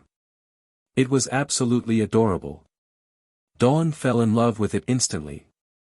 Even Pikachu gets a present. May said happily, placing a little hat with Pikachu's face on Pikachu's head. Pika. Pikachu cheered in delight. I'm so happy we're all together again. It's getting late, let's head to the hotel for lunch. May suggested excitedly. She had already reserved a place. Laughing and chatting, she and Dawn linked arms and led the group ahead. Annabelle and Lucy walked together, chatting quietly in the middle. Ash and Brock trailed behind them, whispering to each other like conspirators. Ash, you're something else. Misty, May, then Annabelle, and now another one. Man, you're unstoppable. Brock said, shaking his head in amazement. Ash gave him a faint smile, his eyes gleaming as he said seriously, why don't you give it a try too? No, no, no. Brock waved his hands frantically in refusal. Then Brock began telling Ash about what he'd been up to after they parted ways, his adventures with Lucy. It turned out that Brock and Lucy had been traveling through the Sinnoh region too. But it wasn't so much an adventurous journey, more like sightseeing, exploring, and simply enjoying themselves. Brock had even caught a particularly odd Krogunk and a very timid Bonesley. After Bonesley evolved into Sudowoodo, it finally became reliable. They also got a Pokémon egg, which later hatched into a Happiny, a surprisingly strong Happiny. While chatting, the group arrived at a restaurant. Welcome to our establishment. As you all know, in order to enter and enjoy the services of our 7-star restaurant, you must first defeat the restaurant's owners, Mr. Roman and his fiancée, Miss Kylie, in a Pokémon battle, a middle-aged man explained as he greeted them. Apparently, he was the restaurant's host. This was the famous 7-star restaurant, widely regarded as serving the best food in all of Sinnoh. Its owners, Roman and Kylie, were passionate about Pokémon battles. Only those who could defeat them were worthy of tasting the chef's masterpieces. Hey, Dawn, both of us are competing in the Wallace Cup. Why don't we team up for this double battle? May suggested, eyes sparkling. Of course. Dawn readily agreed, equally excited. Led by the host, the group soon faced Roman and Kylie. A double battle, huh? That's perfect. Now then, who's stepping up first? Roman and Kylie asked, smiling at the group. Ash and Brock exchanged a look, and stepped forward together. Brock sent out Sudowoodo. Ash chose Riolu. Roman and Kylie released their Pokémon, a Snorlax and a Munchlax. Snorlax, use Mega Punch. Munchlax, use Focus Punch. They opened aggressively, launching heavy attacks. But Ash immediately saw through them, these two Pokémon, their levels were actually super low. Basically, squishy bananas. Sudowoodo, use Double Edge. Riolu, Aura Sphere. Boom! Boom! In two dazzling flashes, both Snorlax and Munchlax were instantly knocked out. Ash heard the system's notification chime in his mind, but he didn't bother paying it much attention. Their levels were just too low, even with an experience multiplier card activated, Riolu wouldn't gain much. As expected of Ash and Brock, so strong. Dawn, we can't fall behind. We have to win cleanly too. May said, energized. Yeah. Let's do this. Dawn agreed, full of confidence. Those two were scary strong. Now let's see if these two ladies are just as powerful. Go, Girafarig. Roman called out. My Munchlax was taken down too easily. Time for something different, go, Drifloon. Kylie said, tossing her Pokeball. May and Dawn exchanged a nod and sent out their own Pokémon. Go, Blaziken. Piplup, it's your time to shine. Blaziken and Piplup, fire and water. Girafarig, use bite. Drifloon, use constrict. The opponents lunged at them, fast and fierce. Blaziken, fire kick. Piplup, spin and use bubble beam. As Girafarig charged at Blaziken, it suddenly dodged backward, causing Blaziken's fire kick to miss. Meanwhile, Drifloon spun in midair, expertly deflecting Piplup's bubble beam with its long tendrils, then grabbed Piplup tightly. Piplup, Whirlpool, now. Dawn commanded confidently. After all, Drifloon was right above Piplup, the perfect angle. A swirling whirlpool exploded upward, catching Drifloon, and Girafarig too. Ah! Girafarig! Awesome! Roman and Kylie, not being professional trainers, couldn't react in time. Blaziken, jump up. Piplup, bubble beam again, while spinning. Piplup's rotating bubble beam hit both Girafarig and Drifloon hard. Blaziken soared high into the air, positioning itself above both opponents. Now, fire spin. Boom! A massive whirl of fire burst forth, fire and water spiraling together, creating a dazzling spectacle. It was reminiscent of Ash's legendary battle against the frontier brain Greta, combining flame and water into a breathtaking performance. Chapter 208, The Wallace Cup begins. Victory. It was inevitable. After all, neither Roman nor Kylie were real, professional Pokémon trainers. They simply owned Pokémon, that's all. Their interest in battling was mostly casual, and it served as clever promotion for their 7-star restaurant. We won. That's amazing, May. Our teamwork was incredible. Dawn cheered as she jumped up in excitement. May smiled brightly and looked toward Ash. Ash, ever since I started traveling alone, I've been working so hard, I've already achieved so much. Both Misty and I have been doing everything we can to catch up to you. May knew very clearly just how amazing Ash had become. That's why neither she nor Misty ever held any resentment toward each other, even though they both liked him. People with true charm naturally attract others. And now, May could clearly feel it, Dawn was starting to look at Ash the same way she once had. Although Dawn herself might not even realize it yet, she was already falling for him. After May and Dawn's match, it was Annabelle and Lucy's turn.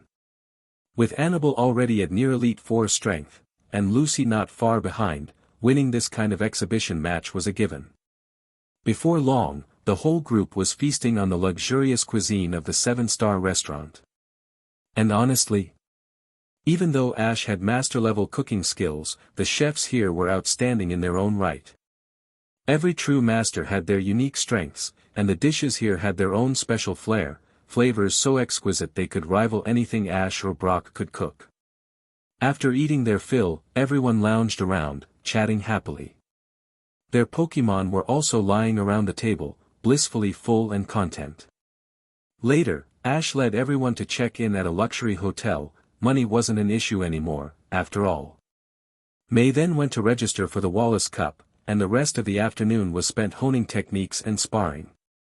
Since Ash and May hadn't seen each other in so long, Naturally, that night became memorable. The next morning, bright and early, everyone headed to the Lakeside City Arena. The Grand Wallace Cup was about to begin. __. Ladies and gentlemen, welcome to the Wallace Cup, a stunning contest organized personally by Mr. Wallace, the superstar coordinator. Marion's lively voice echoed through the stadium. Today, we have 3 esteemed judges joining us. Now, let me introduce a man who's been a gym leader, a champion, and a top coordinator. Please give it up for Mr. Wallace. The moment Marion finished, the stadium exploded into thunderous cheers. Splash! Suddenly, in the middle of the water arena, a gigantic whirlpool burst into life. Mairu Mila. A Milotic. It soared upward in a swirling water dragon, lifting Wallace onto the stage in the most extravagant and dazzling entrance imaginable. Wallace then gave a graceful speech, officially opening the Wallace Cup. And just like that, the Grand Wallace Cup officially began. The first contestant to perform was, May. __. Wartortle, let's go. Take the stage. May threw her Pokeball, which she had decorated with heart stickers. The moment Wartortle appeared, heart-shaped sparkles burst out, surrounding it with a dreamy, romantic atmosphere. Wartortle waved its signature wavy tail charmingly, creating an adorable first impression that immediately drew gasps of admiration from the crowd. Today, May had chosen to wear a cute dress, making her look even more radiant and endearing. Of course, last night's events might have had something to do with that extra glow. Wartortle, use rapid spin. Wartortle. Wartortle tucked into its shell and spun rapidly across the water stage, dancing and gliding with breathtaking grace. Perfect. Now Wartortle, jump high into the center, and use Aqua Tail. Wartortle. Wartortle launched itself from the center of the arena, bursting out of its shell midair, its head facing downward and tail facing up. Its aqua tail bloomed out in a stunning, radial pattern, like a blossoming flower. The little Wartortle wiggled its wavy tail adorably, highlighting its most charming feature. Finish it off with a landing. Everything was unfolding just as May had planned. Wartortle landed with a powerful, elegant strike, smacking its aqua tail onto the surface. Then, from right behind Wartortle, May pointed toward the sky as Wartortle shot a small water gun upward. The tiny water droplets, catching the rays of the morning sun, formed a shimmering miniature rainbow, enveloping May and Wartortle in a dreamlike glow. The crowd roared in applause. __. Outstanding stage control and technique. Truly impressive. I love it. So cute. Wartortle's wavy tail is its signature feature, and May showcased it perfectly. Using the water and sunlight to create a rainbow effect, it's like something out of a fairy tale. __. First contestant of the day, and already May had earned unanimous praise from all 3 judges and Wallace himself. Overjoyed, May walked gracefully off the stage. What a mesmerizing first performance by Miss May. Now, let's welcome our next contestant. Marion's enthusiastic voice rang out again. The second contestant, who had been waiting excitedly, stepped onto the stage with his Vulpix. After that, performances flowed one after another. Horsia, Cloyster, Slowpoke, each bringing their own flair to the stage. __. And now, please welcome the next contestant. Hi everyone. I'm the sweet and dazzling Rising Star Coordinator, Jessalina. Yes, you guessed it, Jessie. She's here. And she's charging in with her usual reckless style. Go, Wobbuffet. Use counter, on me. Suna. Without hesitation, Jessie charged straight at Wobbuffet. Following the command, Wobbuffet unleashed a counter, and sent Jessie rocketing straight into the sky like a comet. In short. One word, chaos. Chapter 209, May vs. Dawn. Jessie's performance instantly dropped the entire stadium's mood to absolute zero. Who Who? A cold breeze seemed to blow through. Everyone could only feel one thing, pure, secondhand embarrassment. Jessie had, once again, gone way over the top. Up until now, every time she had pulled one of these reckless stunts, she'd somehow made it through the first screening. Which had given her a very misleading confidence. Meanwhile, poor Jessie had crash-landed right onto Wobbuffet's head, standing triumphantly atop it, convinced that everyone was too stunned by her and Wobbuffet's amazing performance to even applaud.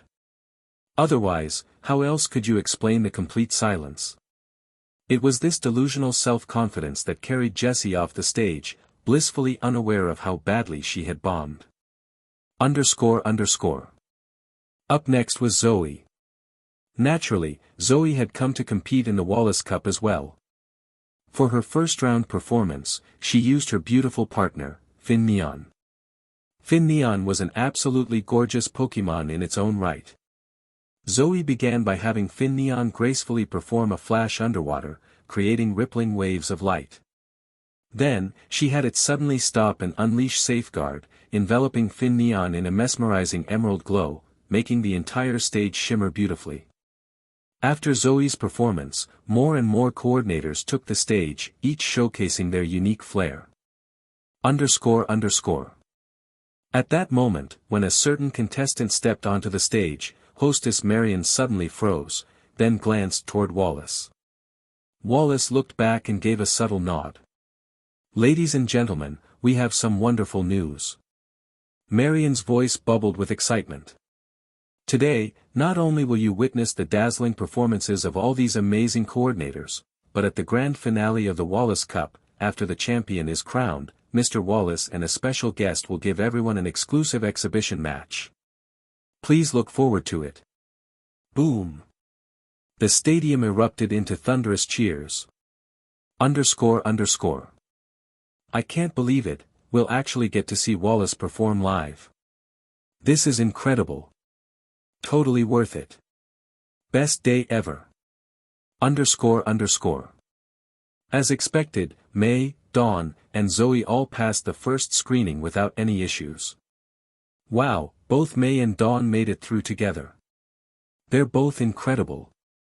Brock and Lucy praised with admiration. Yeah, they've been working really hard. I wonder who'll end up winning the whole thing. Annabelle mused thoughtfully. Well, no matter who wins, as long as they give it their all, there won't be any regrets. Lucy said with a smile. Everyone nodded in agreement. __. In the first screening, 16 contestants advanced. Since this was the prestigious Wallace Cup, the number of participants had been massive. Only the best of the best could move forward. In the second screening, naturally, May, Dawn, and Zoe sailed through again without trouble, advancing into the top 8. Then came the third round, top 8 to top 4. Here, May and Zoe faced off. May sent out her Beautifly. Zoe countered with her Glaymo. The battle between Glaymo and Beautifly was stunningly intense, filled with graceful attacks and glittering dodges.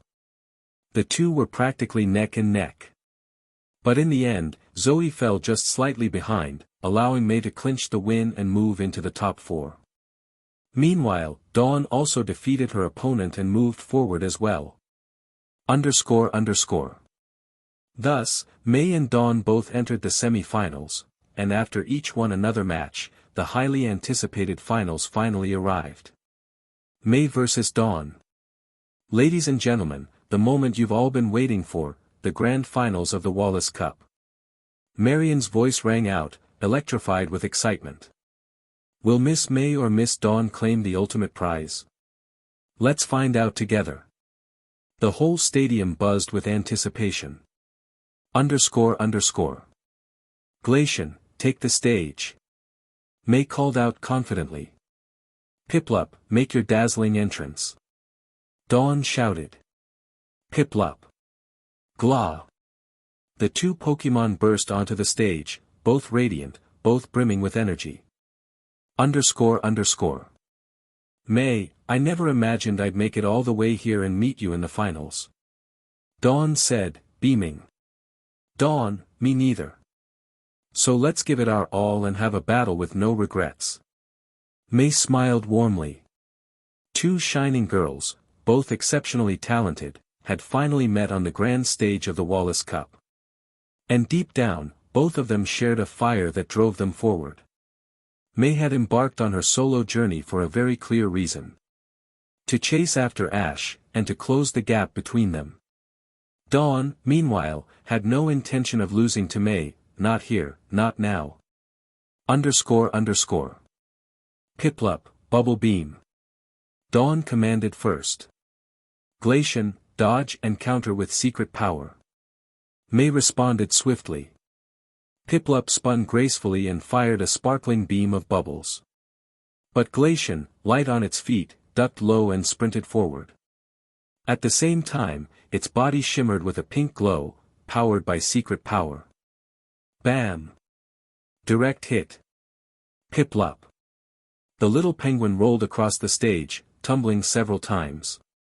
It quickly struggled back up, but the secret power's additional effect had kicked in. Paralysis.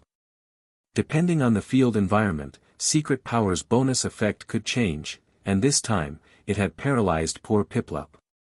__. Glacian, Ice Shard. Chunks of razor-sharp ice rained down on Piplup, shaving off 2 chunks of its points. Piplup, roll into the pool. Dawn shouted. Smart move.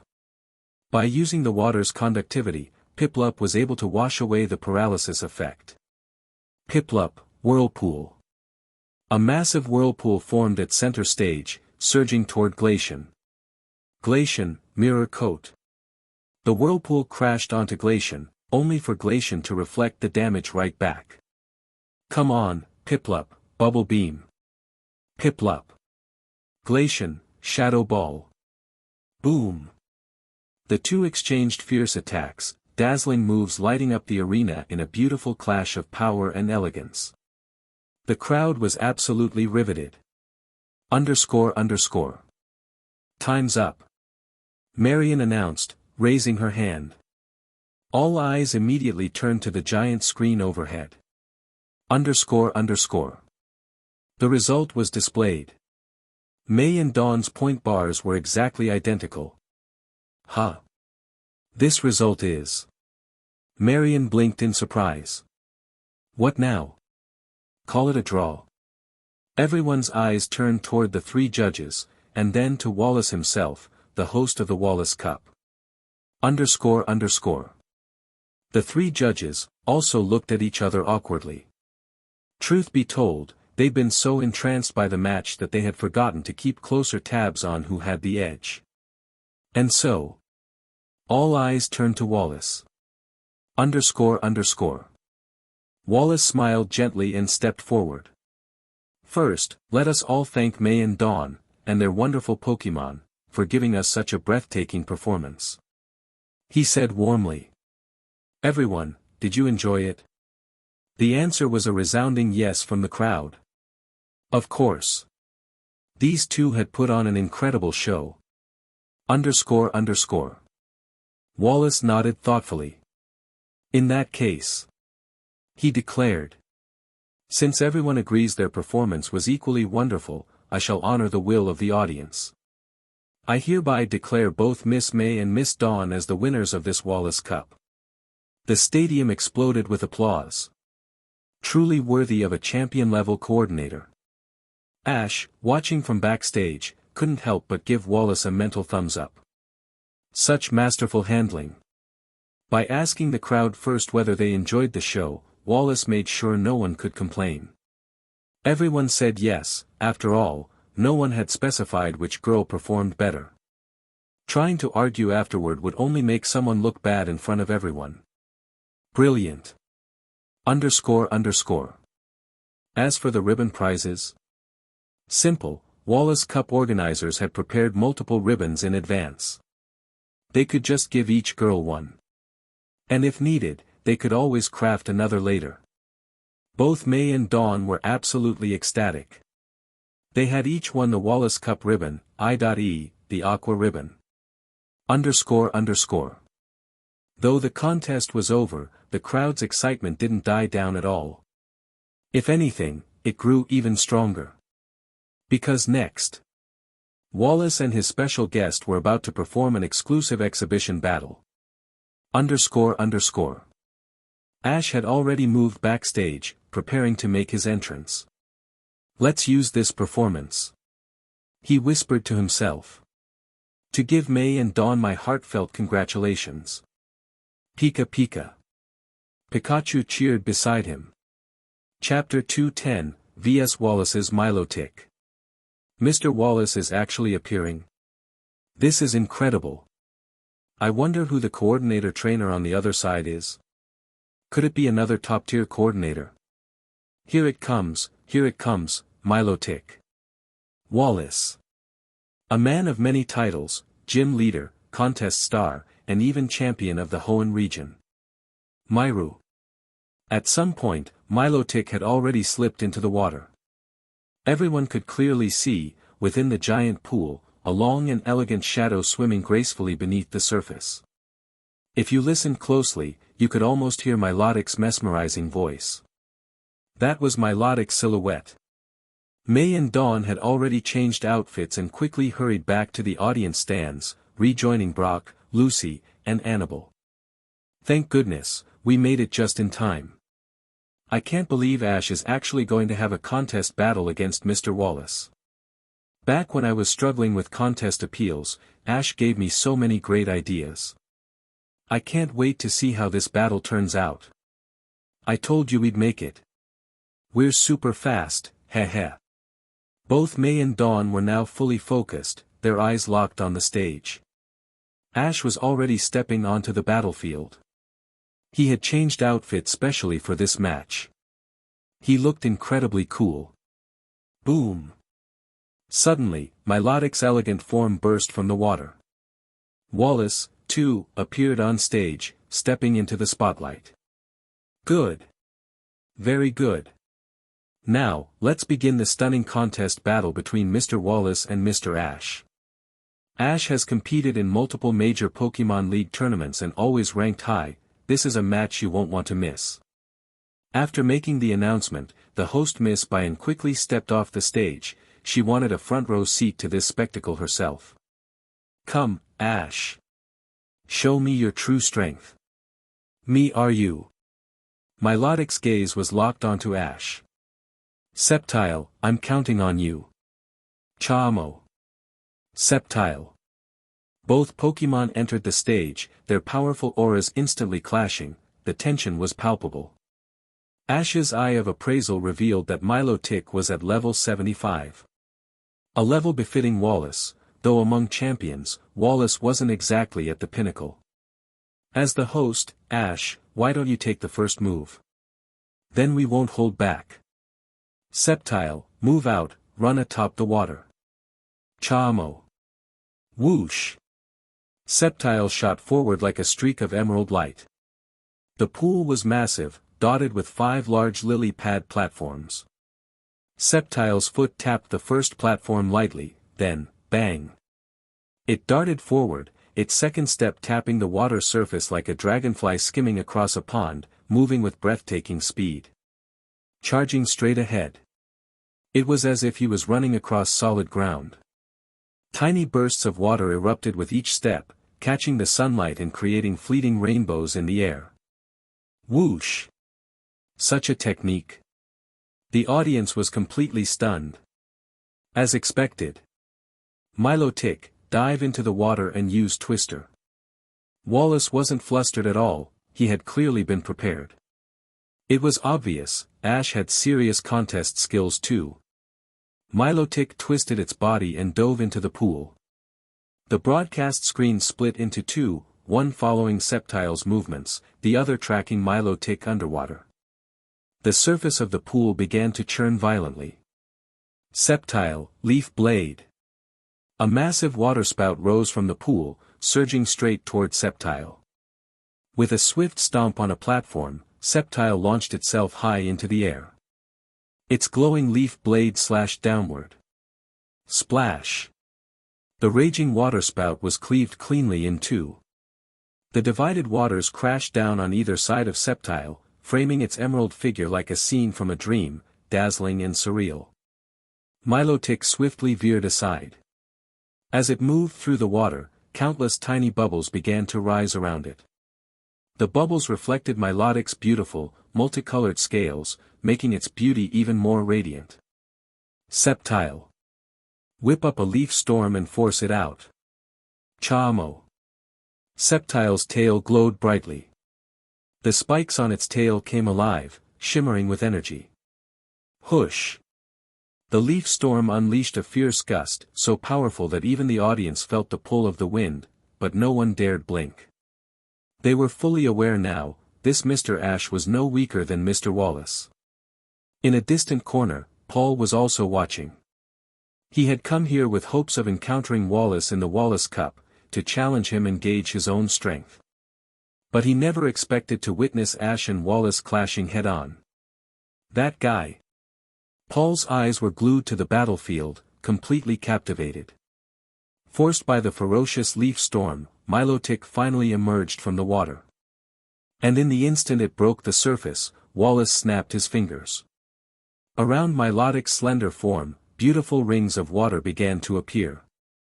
Those shimmering rings wrapped protectively around Milotic, enhancing its already mesmerizing appearance. It was the Move Aqua Ring. The leaf storm had still managed to chip away some of Milotic's strength despite the water's dampening effect. And now, with Aqua Ring, Milotic was steadily recovering. Milotic, use mist. Me are you. Milotic unleashed a dense white mist, a sign that Wallace was signaling to Ash. This was the end of the performance phase. Continuing any further would turn this into a real battle. Sceptile, dash into the mist and use synthesis. Milotic, use safeguard. The thick mist filled the stage, yet the audience still caught glimpses of the Pokémon through it. The mist blocked much of the sunlight, weakening Sceptile's synthesis glow. But even the faint emerald light that filtered through made Sceptile's silhouette appear crystal clear, elegant and powerful. Meanwhile, Milotic, protected by safeguard, shimmered with even more brilliant colors within the mist, exuding an even deeper mystery. This was the climax of their performance. The battle ended here, no winner, no loser. Yet to the trained eyes in the audience, it was obvious. Sceptile had dominated the encounter. The mist slowly faded away. This performance had showcased speed, explosive power, and the clever use of moves to enhance both defense and style, blending battle and beauty into a perfect show. Especially at the end. Both Pokémon's natural charms were magnified to their fullest. The audience erupted into thunderous applause. Chapter 211, Sign in at the Pastoria Gym. The Wallace Cup had officially come to an end. Ash, together with Dawn, Annabelle, May, Brock, and Lucy, a total of 6 people, made their way to the Pokémon Center. Wallace had arranged to meet them in one of the rooms there. Along the way, Dawn and May kept excitedly sharing their experiences with the others, their faces glowing with happiness. After all, the two of them had each won an aqua ribbon, and Ash had even managed to put on a dazzling performance against Wallace himself, something that still felt unbelievable. Ash is super amazing. I think even Soledad might not be his match anymore. Too bad Ash doesn't seem that interested in entering a grand festival himself, May said, her voice full of admiration. May, who's Soledad? Asked Dawn curiously. The two girls kept chattering away as they arrived at the Pokémon Center. After asking Nurse Joy, they learned that Wallace was already waiting for them. Creak. The door swung open, and there they saw Wallace, currently video chatting with Steven Stone. Hey, Ash. Long time no see. I can't believe you actually ran into Wallace. Wallace, Ash is amazing, right? Steven greeted with a wide smile from the screen. Wallace gestured for everyone to sit down. Yes, Steven. By the way, how's the Stone project coming along? Ash asked bluntly. We're just about finished. After you're done with the Sinnoh League at Lily of the Valley Island, everything should be ready for a public announcement. I'll come meet you personally when the time comes.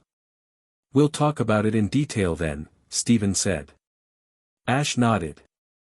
It was indeed better to discuss something so important face to face. Dawn, May, and the others had no idea what they were talking about, but Wallace knew, and he shot a deep, meaningful glance at Ash. This was destined to be a groundbreaking discovery. For the next little while, Wallace chatted with Dawn and May, giving them deeper insights into the art of Pokémon contest performances. Both girls came away with a much stronger understanding of what true contest appeal meant. They spent quite a long time there, but eventually, they had to leave. May, Brock, and Lucy had a ferry to catch. Although May was reluctant to part ways with Ash, she wanted so badly to continue traveling with him. Some unavoidable factors, along with her own desire to grow stronger by traveling alone, made her decide to go. She set off once again, aiming for the Johto region's grand festival. After leaving Lake Valor City, Ash, Dawn, and Annabelle continued their journey. Their next destination was Pastoria City. Pastoria City. There was a gym here, the Pastoria Gym. Its gym leader was a very unusual middle-aged man. He was burly, powerful-looking, and had a passion for wrestling and all kinds of physical sports. When Ash and the others arrived, the gym leader wasn't even at the gym. The gym attendants explained that he was off hosting a Krogunk festival in a nearby village. Apparently, in that village, everyone revered Krogunk as a guardian deity. The Pastoria gym leader was no exception. If Brock were here, he'd love this, Ash chuckled. Well, since the gym leader's busy, let's take it easy for today. It'll be good to let our Pokémon rest and relax a bit. In truth, Ash was planning to use some potential boost cards. It was finally time to boost the potential tier of his second-string Pokémon. Dawn and Annabelle eagerly linked arms and headed off to shop at the local supermarket. Ash, meanwhile, found a big tree, sat down beneath it, and released all of his Pokémon. Come on out, everyone. Sceptile. Charizard. Tyranitar. Gengar. Pika-Pi. And more. Sceptile, Charizard, Tyranitar, Gengar, Pikachu, Pidgeot, Grotle, Electabuzz, Monferno, Riolu, Gligar, Bizel. Latias, Darkrai, and of course, Mewtwo. Without even realizing it, Ash now had so many Pokémon traveling with him. If it weren't for his system's storage space, he'd be stuck with only 6 like everyone else. Thank goodness for the system. The moment Mewtwo appeared, it instinctively expanded its psychic senses, scanning the area for dozens of miles around. It was a habit of Mewtwo's, constant vigilance. Darkrai, how does it feel? It's different from before, right? Ash asked. Yes. Very different. I'm sensing things I never could before, Darkrai replied thoughtfully. Ash smiled and immediately used a potential boost cards on him. Ding! Congratulations, host. Potential boost card used successfully. Darkrai's potential is upgrading. Ding! Congratulations, host. Darkrai's potential has advanced to gold. Excellent. Ash didn't stop there. He took out a Dark-type item next, the black glasses. He handed them straight to Darkrai. Darkrai, this will enhance your strength. It'll merge into your body, so don't be alarmed. Darkrai accepted the black glasses, and instantly, the item fused into its being. Darkrai could feel it immediately, his Dark-type energy surged by at least 20%. A staggering boost. Not only that, but Darkrai's mind felt sharper and more focused, a clear result of his upgraded talent. Still holding 5 potential boost cards, Ash kept going. His next targets were Bizel, Grotle, Riolu, and Electabuzz. 1 card for each. Each of the 4's talents skyrocketed from blue grade to purple grade. Finally, Ash looked at Pikachu. Ding! Reminder, upgrading from gold to black potential requires 3 potential boost cards. 1/3 cards available. 3 cards needed. Fine. He decided to save that last card for now. Ash then handed out special enhancement items to Bizel, Grotle, Electabuzz, Gligar, and Riolu, each carefully selected to suit their growth paths. Riolu. Little Riolu could feel the changes inside his body, especially his enhanced thought processes and sensitivity to aura. He immediately rubbed affectionately against Ash's hand. Ash smiled warmly and ruffled Riolu's head. After all the upgrading, Ash left his Pokémon to relax and have fun while he walked over to Latias and Mutwo for a bit. Time passed quickly. By sunset, Dawn and Annabelle returned from shopping. Together, the three of them once again approached the Pastoria gym. This time, the doors were wide open. The gym leader, Crasher Wake, had returned. Ding! Congratulations, host. You have successfully arrived at Pastoria Gym. Beginning sign-in. Chapter 212, Pastoria Gym, Battle with Crasher Wake. Ding! Congratulations, host. You have successfully arrived at Pastoria Gym. Beginning sign-in. Ding! Sign-in successful. Dispensing rewards. System space expanded to 64 cubic meters. 5 million Poke Coins. Bond level with all current Pokémon +1. Universal Elixirs ×6.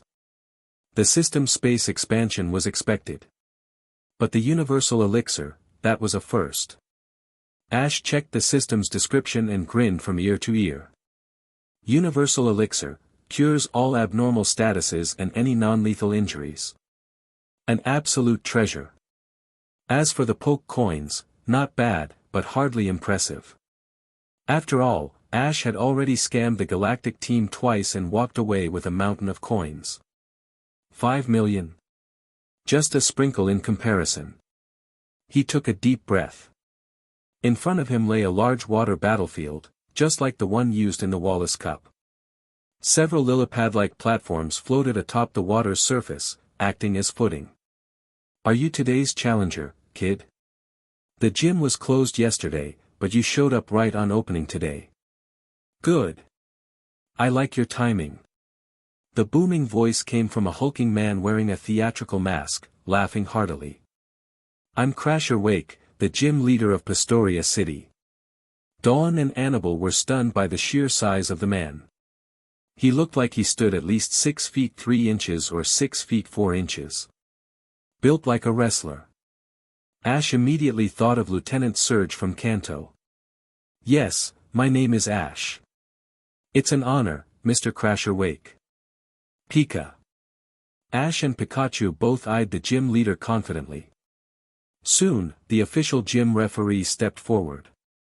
The upcoming gym battle will be between the challenger Ash and the gym leader Crasher Wake. Both trainers stepped onto their respective platforms. Each side may use 3 Pokémon. The battle will end when all 3 of one side's Pokémon can no longer fight. Only the challenger may switch Pokémon mid-battle. Let the match begin. First up, Roar, Gyarados. Wake released a monstrous Gyarados with a deep, thunderous cry. Since it was a water/flying type, this was the perfect time to bring out a rarely used ally. Electabuzz, you're up. Hey na ho. Electabuzz stepped forward, fists crackling with electricity. Ash had recently had it infused with a magnet, a specialized electric-type enhancement item that boosts the power of electric-type moves by 10%. The boost to its electric power was tangible. Good call choosing an electric type, Crasher Wake nodded. But don't think my Gyarados is that easy to deal with. Gyarados, use Dragon Rage. Roar. Gyarados surged forward, mouth aglow with blazing energy, forming a dragon-shaped fireball. But Ash was already ahead of him. Electabuzz, Thunderbolt. HUNUH. Lightning surged between Electabuzz antennae and exploded forward in a blinding arc. The Thunderbolt shattered the Dragon Rage fireball mid-air and blasted Gyarados directly. Roar. Crasher Wake flinched in shock.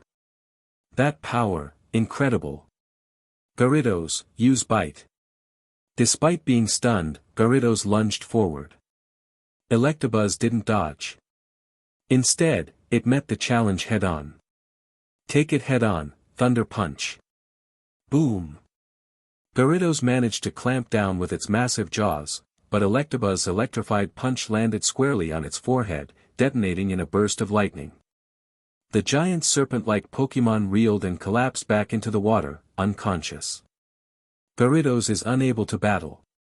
Electabuzz wins. First round, clean sweep. Crasher Wake's first two Pokémon weren't his true strength. The real threat was his Floatzel. Still, Ash grinned. Time to make this count. Exchange, tenfold experience multiplier card, use. Ding. Exchange successful. 2 million poke coins deducted. Tenfold experience multiplier activated. Electabuzz gains 86,500 EXP. Level up. Because Electabuzz's level was still in its growth stage, the EXP boost was enormous. Level 40. Level 41. Level 42. Level 43. Crasher Wake burst out laughing. Ash, you've got style. That Electabuzz of yours, raw and wild, I like it. Now, for my second Pokémon. He recalled Gyarados and threw another Pokeball into the air. Out came a Quagsire. Silly as he is, that gym leader's got a screw or two loose, Dawn whispered, watching from the stands. Annabelle gently shook her head, silently reminding her to be more respectful. Realizing her mistake, Dawn quickly stuck her tongue out in embarrassment, adorably flustered. Good work, Electabuzz. Come back. You've done enough for now.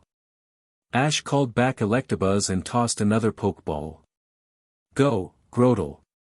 Cha-woo. The bulky grass type landed firmly on the battlefield. Ah, I see. Wake grinned. You brought out a grass type to counter my water/ground Quagsire. Clever. Ash smiled calmly. Grotle, use Energy Ball. Cha-woo. A glowing green orb launched toward Quagsire.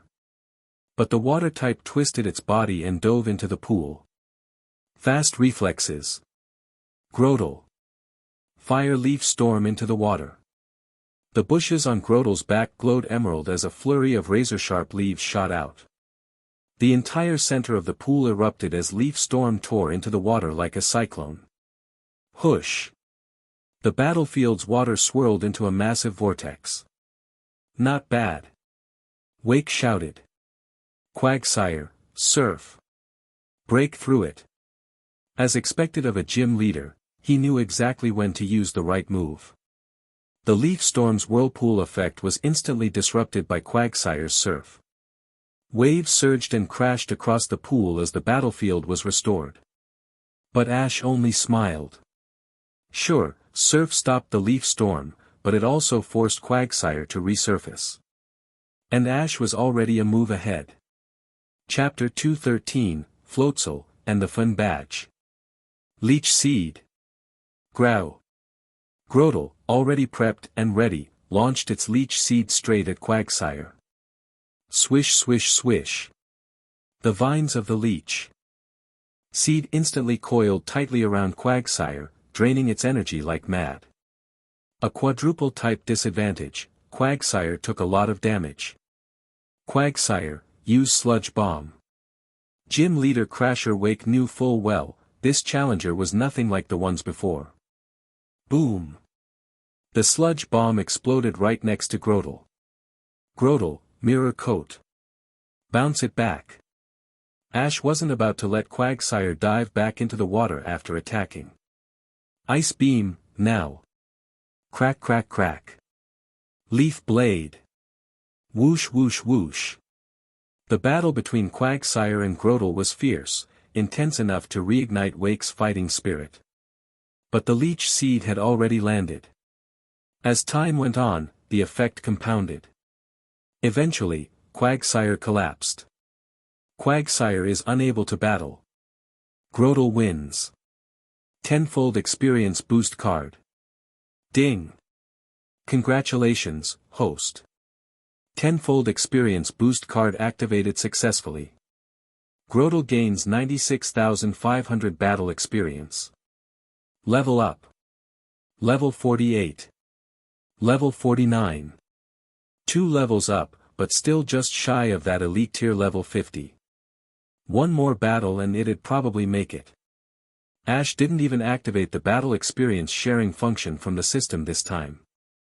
He wanted his Pokémon to build a solid foundation. After all, Ash had their futures in mind. If all he wanted was fast progress, he could just burn through his 300 million Poke coins in the system shop, or grind battle after battle with his current team. Simple. But they weren't tools. They were partners. Progress should be steady and meaningful. And with these experience boost cards, their level up speed was already outrageous enough to leave others slack-jawed. Haha. It's been a long time since I've had a battle like this. Ash, you've got me all fired up again. Wake laughed heartily, the excitement surging in his veins. Now, it's time for my third Pokémon, my ace. If you can beat it, the fun badge is yours. Wake's favorite phrase was, "this great man," always referring to himself. A rough and straightforward guy. Ash knew that, so he never minded his quirky speech. Wake sent out his third Pokémon, Floatzel. Return, Grotle. Ash recalled Grotle. Wake raised an eyebrow. With the type advantage, why switch?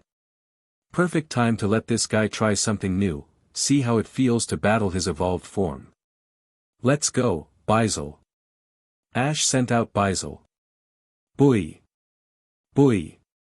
Bizel vs Floatzel. Ash's Bizel was a scrappy one, never backed down from a challenge. Ha ha ha. Ash, you really are something. Using Bizel against my Floatzel. Let's see how this goes. Floatzel, show him what you've got. Wake was curious, could this kid really beat his fully evolved Floatzel with an unevolved Bizel? Bizel, Whirlpool.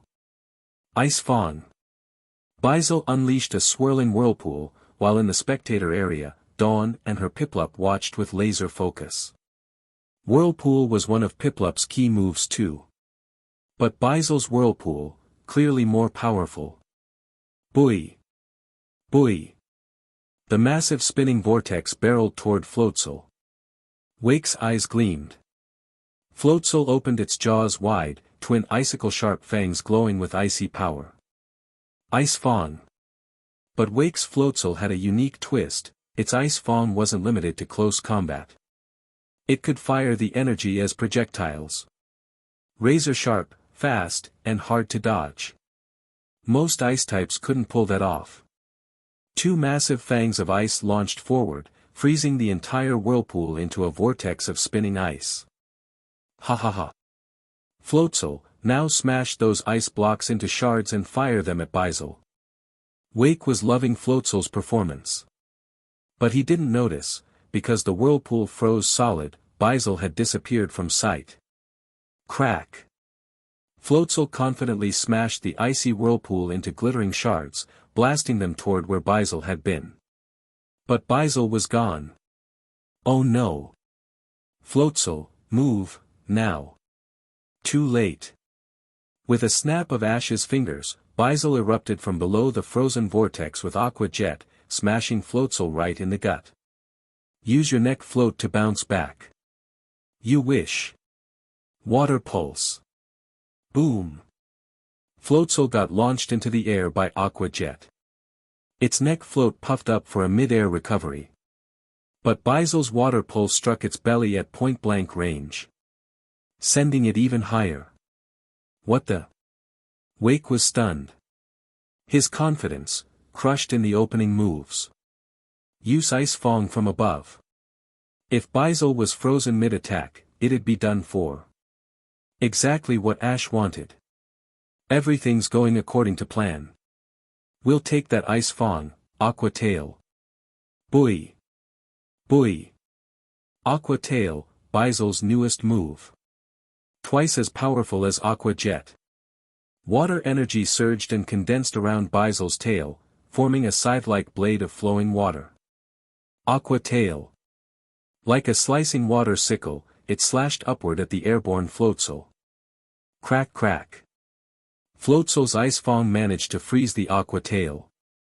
But the attack's momentum didn't stop. Now it wasn't Aqua Tail, it was frozen Aqua Tail. Boom. It was supposed to be a water battlefield. Yet Ash and Baizel turned it into an aerial showdown. Look at that.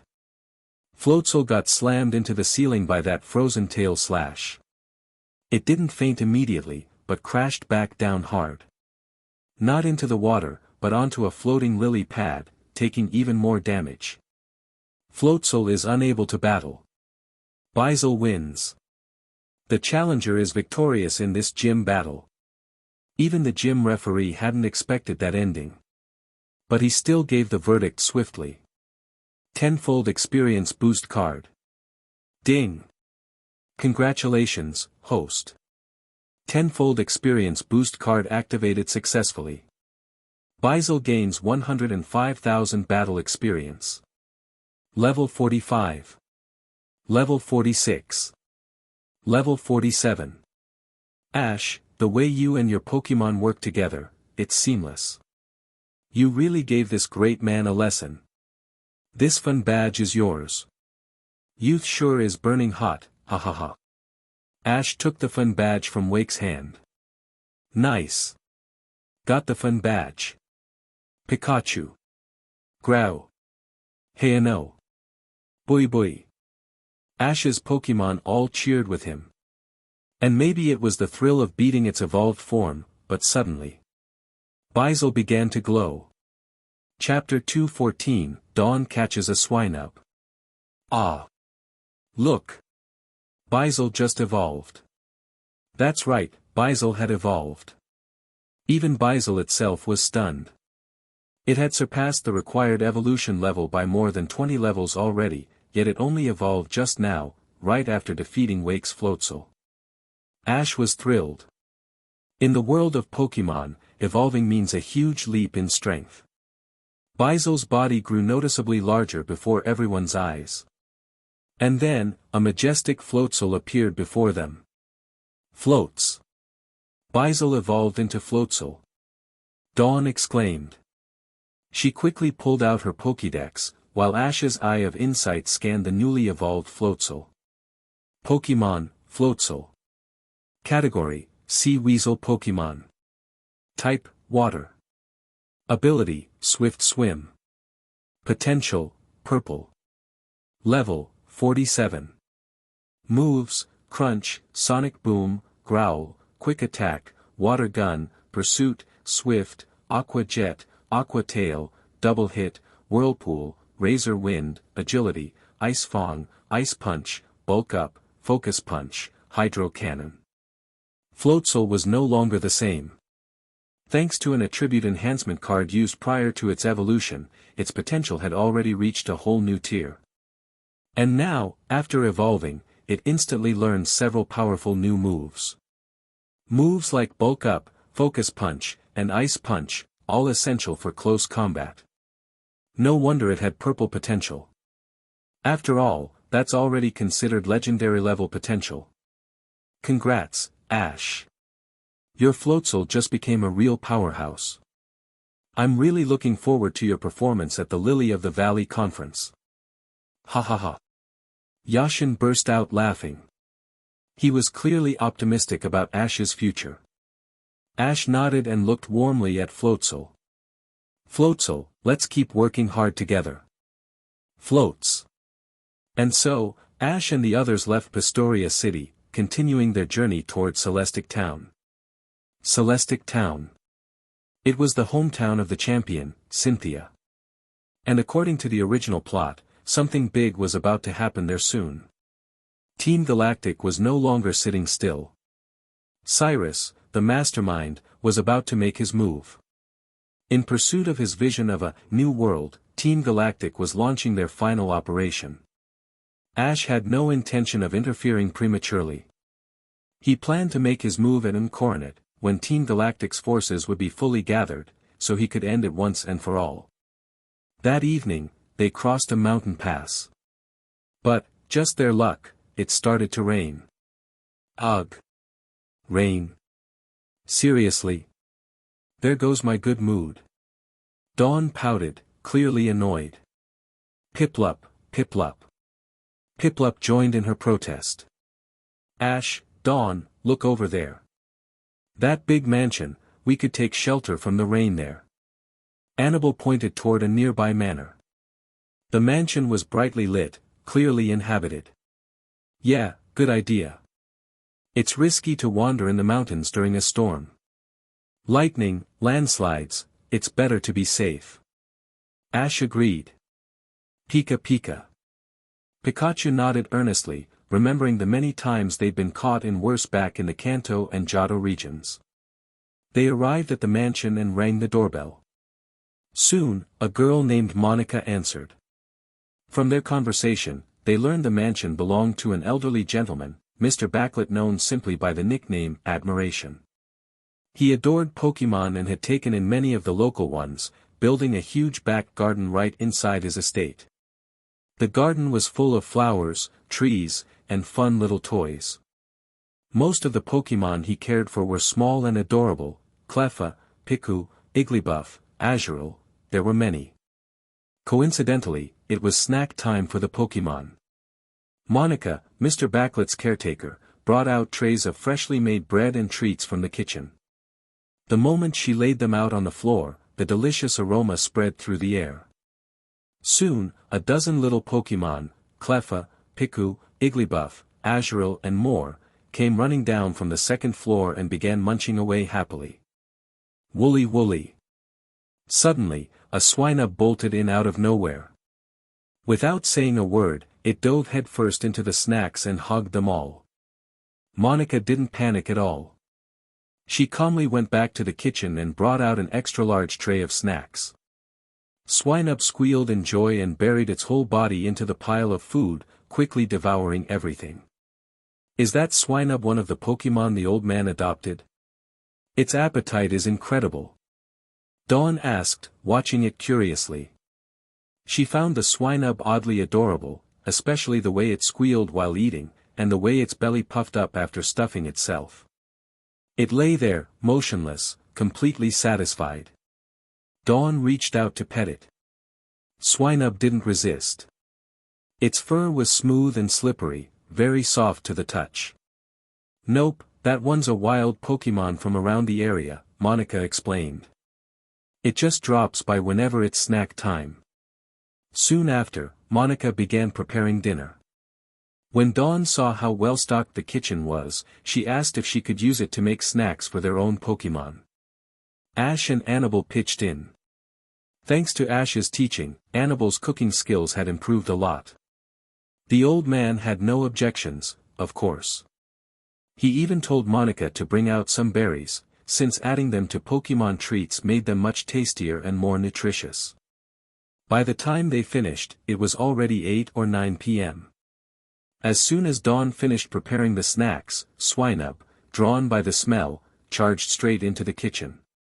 It immediately dove into the treats Dawn had made with such care. Piplup. Piplup was just about to eat its share, only to see Swinub swipe it away.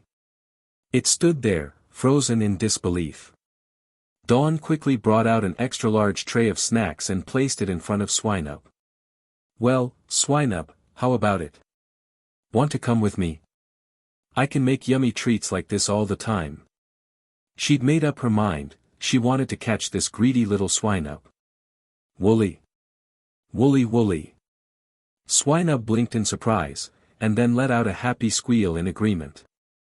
It really liked this girl who had made such tasty snacks just for it. Wow, Dawn, looks like Swinub really likes you. Annabelle smiled, clearly seeing that the little glutton wasn't just here for food, it genuinely liked Dawn. And so, Dawn added a new companion, Swinub. They spent the night at the mansion, and the next morning, the skies were clear and blue, with not a cloud in sight. With a new friend in tow, the trio resumed their journey toward Celestic Town. Chapter 215, The Ghost Girl and the Legend of the Ghost World. Pika Pika Pikachu. Piplup Piplup Piplup. Pika Pika. Piplup Piplup. Pie. Today, Pikachu and Piplup were walking ahead of the trio. As they strolled along, the two little guys were singing together. And surprisingly, their performance had rhythm. Especially with Pikachu singing a line and Piplup following up with another, all while swinging their arms and legs side to side in rhythm as they walked. This was the legendary Seawalk strut in action. But as their duet carried on, Piplup's stomach suddenly let out a loud growl. That instantly turned Piplup's face beet red. Ahaha! What's this? I thought you and Pikachu were full of energy, singing like that. Turns out you were just hungry all along. Dawn gave her partner a helpless look. Being hungry is a good thing. There's a stream up ahead, we can take a break there and get lunch ready. Ash pointed to a nearby brook, and the girls nodded in agreement. Soon, they got busy preparing lunch. As always, mealtime was full of laughter and noise. After eating, Ash glanced toward a certain direction. Those three, Team Rocket, had been awfully quiet for a while. He didn't expect them to finally catch up around now. That's right. Jessie, James, and Meowth were lurking not far from them, sneaking about as usual. Ash didn't bother with them. Honestly, having those three pop out every now and then during the journey made things more fun. Alright, let's move out. Fed, rested, and ready, the group resumed their journey. Elsewhere. There's a Pokémon Summer Academy at Professor Rowan's research facility on M. Coronet. Jessie, are you really planning to attend that? James asked skeptically, not seeing the point. Of course. If we don't keep learning, how are we supposed to grow stronger? I don't care if it's Professor Rowan or Professor Pineapple, if they're hosting a lecture, we might as well go learn something. We keep losing every time, we clearly need to improve our skills. Wobu. Wobbuffet popped out to salute in agreement with Jessie's declaration. Well, when you put it that way. Meowth and I could pick up some part-time jobs nearby and earn a bit of pocket change. James lit up with excitement, forgetting that he was actually the heir to a world-class fortune. If his parents knew he was thrilled about earning spare change from odd jobs, who knows what they'd think. The trio made up their minds and rushed off at full speed, intent on reaching the lecture area before Ash and the others, assuming they were heading there too. Evening. Well, I didn't expect you all to come. Especially you, Ash. I'm currently holding a Pokémon lecture in this summer academy mainly for new or aspiring trainers. If you're interested, maybe you could even give them a few tips. That was Professor Rowan. Indeed, the group had run into the professor by chance as they were traveling. And he had promptly invited them to join the event. Oh, and Dawn, he continued, maybe you can share your experience with Pokémon contests. Help the younger ones understand what it really takes to achieve success as a trainer. Dawn blushed slightly. She was still learning herself, after all. Professor Rowan, how far along is the lecture now? Ash suddenly asked. In the original timeline, this very lecture coincided with the appearance of the gateway to the ghost world, World of Spirits.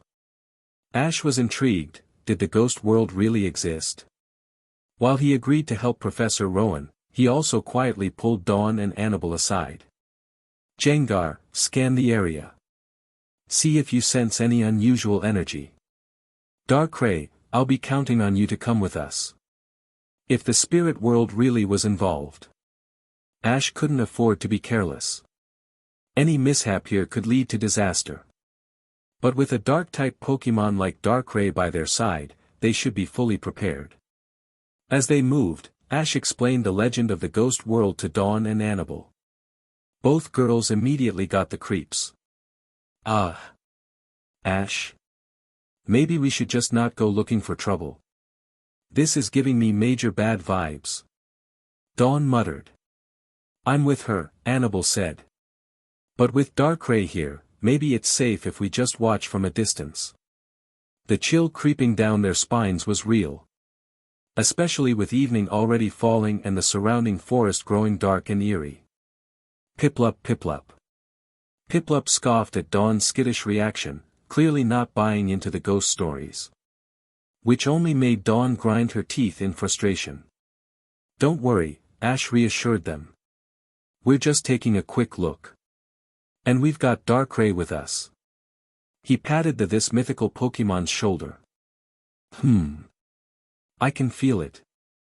In the direction Gengar went earlier, there's definitely some kind of unusual power there, Darkrai said, turning to gaze toward the mountain peak. Ash made his decision. They would follow Darkrai up the mountain. At the summit, a young trainer stood there. It was Conway, yes, the same Conway who had once competed alongside Dawn in the Hearthome City Tag Battle competition. He had joined the Pokémon lecture hosted by Professor Rowan. But now, something was very wrong with him. Come on, come play with me. Standing in front of Conway was a young girl with short hair and an eerie, pale complexion. Her sandals scraped the ground as she moved. Though her hair was short, it was enough to cast a shadow over her eyes, completely hiding them. Her voice was chilling, the kind of thing that would make most people's skin crawl. But Conway didn't seem to notice anything wrong. His eyes were glassy and vacant, as though his mind had been clouded by something sinister and unclean. The ghost girl kept walking, leading Conway step by step. Ahead of them was a cliff. But the girl didn't stop. Come on, come play with me, Her bare feet moved forward. And she walked right off the cliff. Suspended in midair, as if standing on nothing. Conway followed her. One foot stepped into the void. He was just about to fall. When a dark hand grabbed him, pulling him back from the edge of death. It was a Dusknoir. Hua! The Dusknoir held Conway with one arm while glaring fiercely at the girl, letting out a thunderous growl. The ghost girl trembled at the sight of the ghost Pokémon. And then, her body began to float.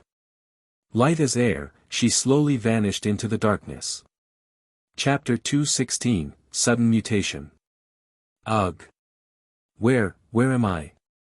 Conway, who had just been pulled back by Dusknoir, finally came to his senses after that eerie little girl vanished. His head still spinning, he glanced to his side, only to be horrified by the sight of a towering cliff that dropped into a bottomless abyss. Even more chilling was the lingering coldness in the air, as if that sinister presence hadn't quite dispersed. It made his skin crawl. Ah! Why am I here? Wait, that eerie little girl, wasn't she supposed to be my teammate? Ah! A GG ghost. Conway suddenly caught sight of Dusknoir beside him. With yellow and gray accents on its body and that glowing red eye, especially in the gloom of the cliffside, it was nothing short of terrifying. Just as he finished speaking, Conway passed out again from sheer fright. Who? Dusknoir tilted its head in confusion, not expecting this kind of reaction. It awkwardly hovered down, trying to wake him up. That was when Gengar arrived, followed closely by Darkrai, Ash, Dawn, and Annabelle. What are you doing? Dawn, who had once teamed up with Conway in the tag battle back in Hearthome City, immediately recognized him. Seeing Conway unconscious and Dusknoir looming over him, she instinctively shouted in alarm. Dusknoir, realizing they had misunderstood, shook its head frantically in denial. Dawn, wait. You've got it wrong, Ash quickly intervened. Dusknoir was helping Conway, it wasn't hurting him. Let's hear what it has to say. Dusknoir, who had originally been planning to leave, stopped and began explaining itself. Annabelle interpreted its words for everyone. Conway, who had just regained consciousness again, listened carefully. Only now did he realize, the teammate he thought he had been traveling with was something else entirely, something unclean, unnatural. Something ghostly. He looked at Duskmoor with deep gratitude. Duskmoor sheepishly scratched the back of its head. But then, Duskmoor suddenly turned toward a direction in the forest. Its eye narrowed. It let out a few warning sounds before bolting off at full speed. It sensed something again. Ash exclaimed. That eerie girl must have reappeared. Jengar, you felt it too, didn't you? Jengar nodded, then flew off like a shadow into the woods. Ash and the others wasted no time chasing after it. Deep in the forest, a Shinx stood motionless, its eyes dull and lifeless. Standing before it was that pale, short-haired girl, her skin white as death, her laughter sharp and bone-chilling. She waved toward Shinx, beckoning it forward. Beyond the girl, a dark cave loomed. It was gaping wide, its pitch-black interior like a demon's maw that devoured all light. He, come on, come play. Shinx remained completely unaware of the danger. This Shinx belonged to a student named Angie, who had also attended Professor Rowan's lecture. Angie was a Pokémon caretaker. Right now, she was panicking, her Shinx had vanished. Following its trail, she eventually arrived at the mountaintop ruins. These ruins had been under repair, but after a construction accident, work had been halted. No one had returned since. When Angie got there, she finally spotted her Shinx, being led toward the cave by that same creepy little girl. Shinx. What are you doing here? And who is that girl? Angie looked straight at her. But the girl didn't respond. Instead, she stepped right up to the cave's edge. Suddenly, a powerful pulling force erupted from within. Shinx, lightweight as it was yanked toward the abyss. Angie lunged forward, catching it just in time, but the pull was now dragging her in too. It felt like the very mountain was trying to swallow her whole. Angie was terrified. Hua! A figure suddenly swooped down from the sky, Duskmoor. It grabbed Angie and stabbed its roots deep into the ground, anchoring them in place, refusing to be dragged in. He, come on now, let's all play. The girl slowly opened her eyes. They were blood red, like pools of thick, dripping blood. Monstrous. Deranged. Who? Duskmoor snarled and whipped around, launching a shadow ball straight at her. Boom! The shadow ball struck the girl head-on, blasting her backward, right into the black cave behind her. The pull stopped immediately. Ash and the others finally caught up. Angie. Are you alright? Conway recognized her right away. Both had been attending the same lecture. I'm okay, that thing was terrifying, my Shinx, it was acting all weird too, but the moment that girl disappeared, it snapped out of it. She glanced fearfully at the cave, her body trembling. She was just a young girl, being scared like this was only natural. Dawn and Annabelle huddled behind Ash, both of them too afraid to look directly at the cave. Piplup, meanwhile, strutted right up to the entrance. Piplup. Pipipi. It puffed up its tiny chest, trying to act brave. See, Dawn. There's nothing to be afraid of. Everything's fine. Leave it to me. Pikachu. Pika. But Pikachu frowned. Ash had already shown serious concern about this cave, and Pikachu could feel it too, there was something wrong about this place. Something dark. Something ancient. Piplup didn't sense it. It simply wasn't strong enough. Pikachu rushed forward, trying to pull Piplup back. And that was when it happened. A sudden change. Whoosh! Without warning, the previously dormant cave surged with energy, unleashing a pulling force even stronger than before. Colors swirled at the cave's entrance, 5, 6, maybe more, like the shifting surface of some monstrous, sentient liquid.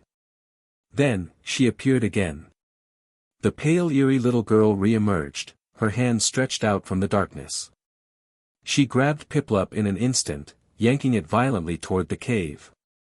Pika.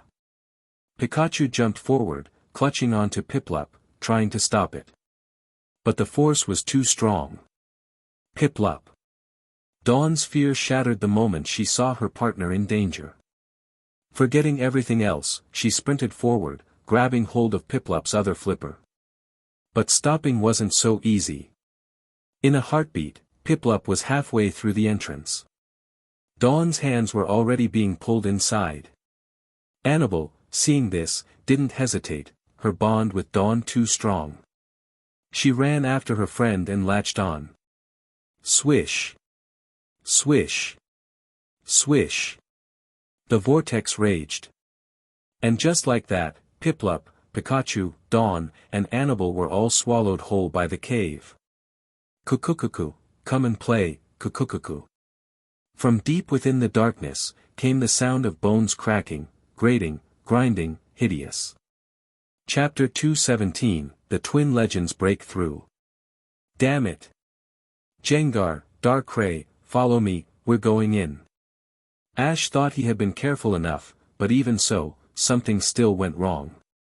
In the original timeline, no one had ever been pulled into the spirit realm. But now, Dawn and Annabelle, along with Piplup and Pikachu, had been sucked in. Gengar and Darkrai both nodded, and without hesitation, Ash charged straight into the ominous rift.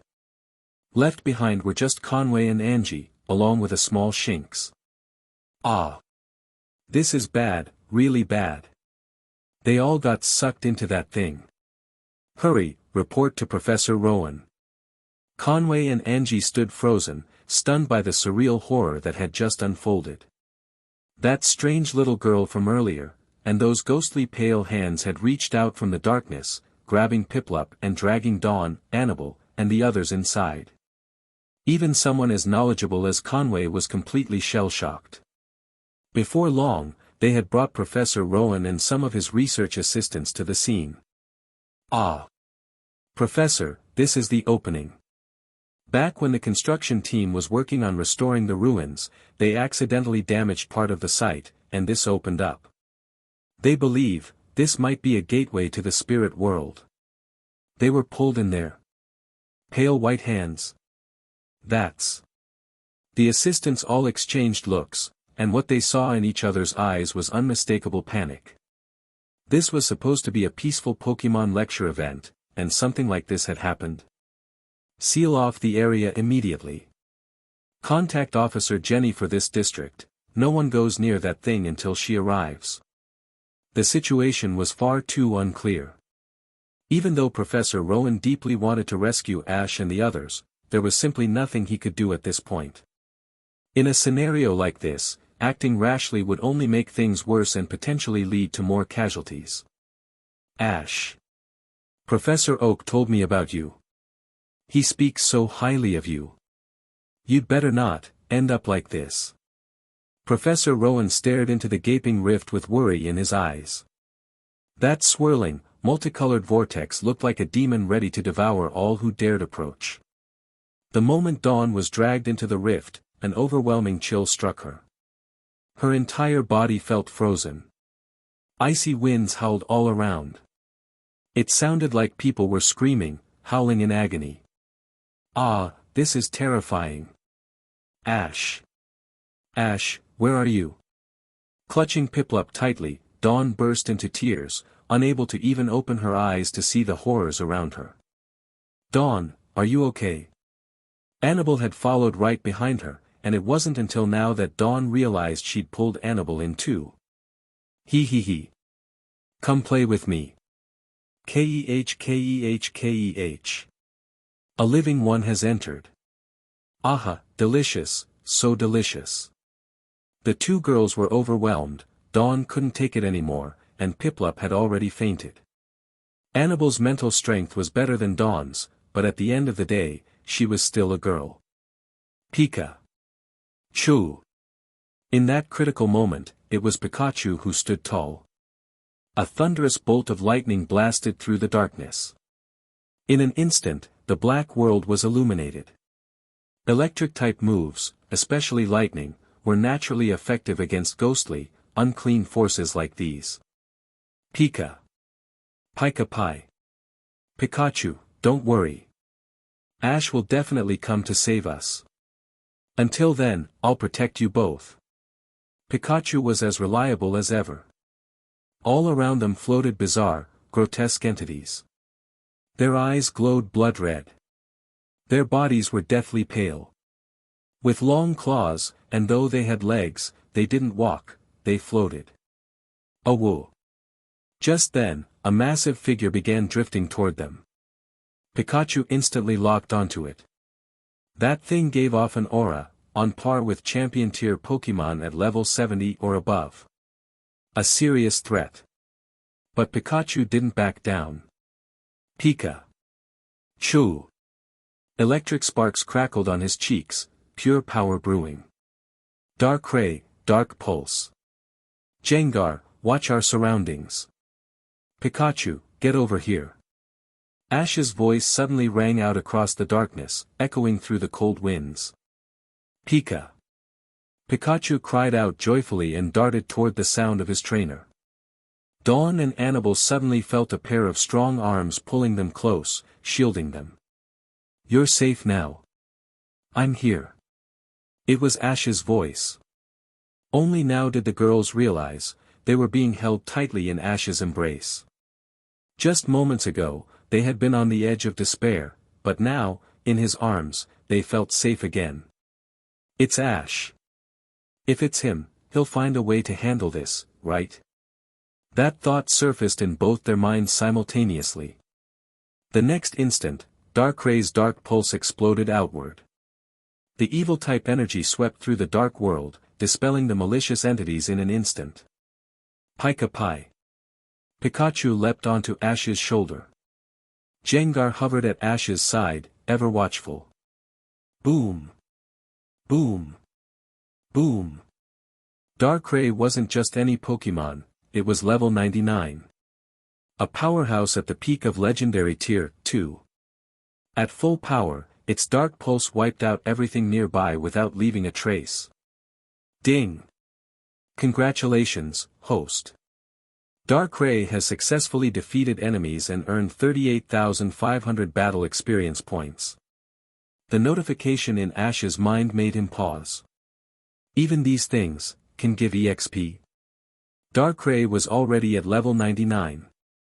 Normally, if it defeated Pokémon below level 60, Elite 4 level, there'd be no EXP gain. Which meant, some of the things it had just destroyed were equivalent to level 60 or higher. Ash's heart surged with excitement. This was a golden opportunity. A perfect chance for Darkrai to break through. No, not just Darkrai, for all his Pokémon. Alright. Latias, come on out. Charizard. Tyranitar. Sceptile. Pidgeot. Monferno, everyone, let's go. Ash called out all his partners. Even Pikachu joined the fight. Darkrai went off solo, while Latias helped keep the others coordinated. And then, Mutwo stepped forward. Mutwo stood guard over Ash and the girls. This energy, it makes me feel uneasy. Mutwo frowned slightly. He raised a finger, and in an instant, a protective shield enveloped Ash, Dawn, Annabelle, and himself. The Pokémon surged into battle. Ash didn't use his EXP multiplier cards on the Pokémon he caught in Sinnoh. But his core team, like Tyranitar and Charizard, already had solid foundations. Time to use the tenfold experience multiplier cards. Ding! Congratulations, host. Pikachu has defeated an enemy. Tenfold EXP multiplier applied, earned 320,000 battle EXP. Ding! Congratulations, host. Tyranitar has defeated an enemy. Tenfold EXP multiplier applied, earned 285,000 battle EXP. Ding! Congratulations, host. Riolu. Ding! Congratulations, host. Electabuzz. Ding! Level ups were coming in non-stop. Until finally, 2 more alerts rang through Ash's mind from Darkrai and Latias. Ash's eyes lit up brighter than ever. These two had reached level 99, and now, they were about to break through the barrier to level 100. The threshold of Tier 1 legendary power. He never expected this. What started as a disaster, had turned into a miracle. A turning point. Chapter 218, A Perfect Resolution. Pokémon, Latias. Category, Infinite Class Pokémon. Type, Dragon, Psychic. Ability, Levitate. Potential, Gold Tier. Level, 100, Tier 1 Legendary Power. Move set, Healing Wish, Psywave, Safeguard, Charm, Helping Hand, Refresh, Dragon Breath, Confusion, Mirage, Recover, Psychic Shift, Dragon Pulse. Latias, she finally broke through to level 100. And she wasn't the only one. Darkrai had also successfully shattered the bottleneck between level 99 and 100. Of course, this so-called level only reflects their battle strength, it has nothing to do with their divine roles as legendary Pokémon. There's a huge difference between the ranking of divine duties, like Tier 1 or Tier 2 deities, and simple level-based strength. Ash's team had battled ceaselessly, who knew how long it had gone on. By the time Latias and Darkrai returned with the rest of the Pokémon, all of those grotesque, unclean wraiths had vanished completely. Ash eagerly activated his Eye of Insight to scan through his team, and what he saw made his heart leap in joy. This was a complete windfall. Among his original core battle team, Sceptile and Tyranitar had both reached level 79, the peak of champion tier. Charizard, always the top powerhouse among the core team, had soared to level 85, already well into mid-level tier 3 legendary power. Pidgeot lagged slightly behind, sitting at level 74. But Gengar, this was the shocker. It had reached level 80. That was completely unexpected. Gengar had been the first to reach level 80 after Charizard. Ash quickly connected the dots. It must be due to Gengar's unique talent, Soul Grasp. That special ability is incredibly effective against those dark and filthy things. Even more so than Thunder and Dark-type energy. And Pikachu, with its gold tier potential, obviously wouldn't fall behind in experience growth under identical conditions. Sure enough, it had reached level 82, steadily closing the gap with Charizard. As for the newer Pokémon. Gligar, level 50. Riolu, level 50. Grotle, level 55. Electabuzz, level 55. Floatzel, level 56. Totally within expectations. Then came a soft voice beside him. Ash, can we still get back? Dawn asked tentatively. Annabelle also wore a look of concern. Since they'd arrived, even the original entrants had vanished into nothingness. But Ash didn't seem the least bit worried. They were outsiders to the spirit world. While the native spirits were bound by some kind of law that kept them trapped here, they weren't. Sensing Ash's look, Mewtwo and Darkrai both closed their eyes and began attuning themselves to the energy of the material world. Moments later, they opened their eyes, then nodded in unison. Ash understood. He returned all his Pokémon to their Pokeballs, leaving only Pikachu perched on his shoulder. We can go back. Close your eyes and hold on to me, he said calmly. Dawn and Annabelle instinctively obeyed, tightly clutching his arms. In the next moment, Mewtwo and Darkrai each unleashed their power, two forces intertwined, and a gate of light tore open in the middle of the pitch-black void. Mewtwo's eyes glowed a brilliant blue. Teleport. Swoosh. With a flash, Mewtwo transported Ash, Dawn, and Annabelle through the gate of light, with Darkrai right behind them. The moment they passed through, the gate shimmered once, and vanished completely. Not even 60 seconds later, a massive monstrosity stomped into the place where they had stood. It had the face of a horned demon and a body as colossal as a mountain. Finding the intruders gone, it let out a rage-filled roar. Ragahaf. Following behind it were countless other abominations, many of which Pikachu and the others had fought earlier. But the beast's roar was no ordinary sound. It unleashed a shockwave that ripped through the air. In that single scream, dozens of specters that were comparable to level 60 or even level 70 Pokémon were instantly shredded to pieces. When Dawn and Annabelle reopened their eyes, they found themselves standing once again in the familiar world of the living. We're back, we're really back. Dawn whispered, her face pale as a sheet. Annabelle didn't look much better. Their fear was visible. After all, what girl wouldn't be shaken by something so utterly nightmarish? Look, they made it, came a voice from nearby. It was Professor Rowan, who had already summoned Officer Jenny to the scene. Officer Jenny, the situation here is extremely dangerous. If any trainer dares enter this area again, it would mean certain death. I recommend we seal off this entire mountain and designate it as a restricted zone. If any similar gateways are discovered elsewhere, they should be immediately quarantined. Jenny and Rowan listened as Ash detailed everything that had happened. Once he finished, he offered his suggestion to seal the site permanently. Thank you for your cooperation, Jenny said flatly. But what happens next isn't for us to decide. We'll report this and take it seriously. But truth be told, Officer Jenny didn't believe a word Ash said. The spirit world? Ghosts? Really? To her, it all sounded like fantasy. Without any evidence, how could they justify sealing off a whole mountain?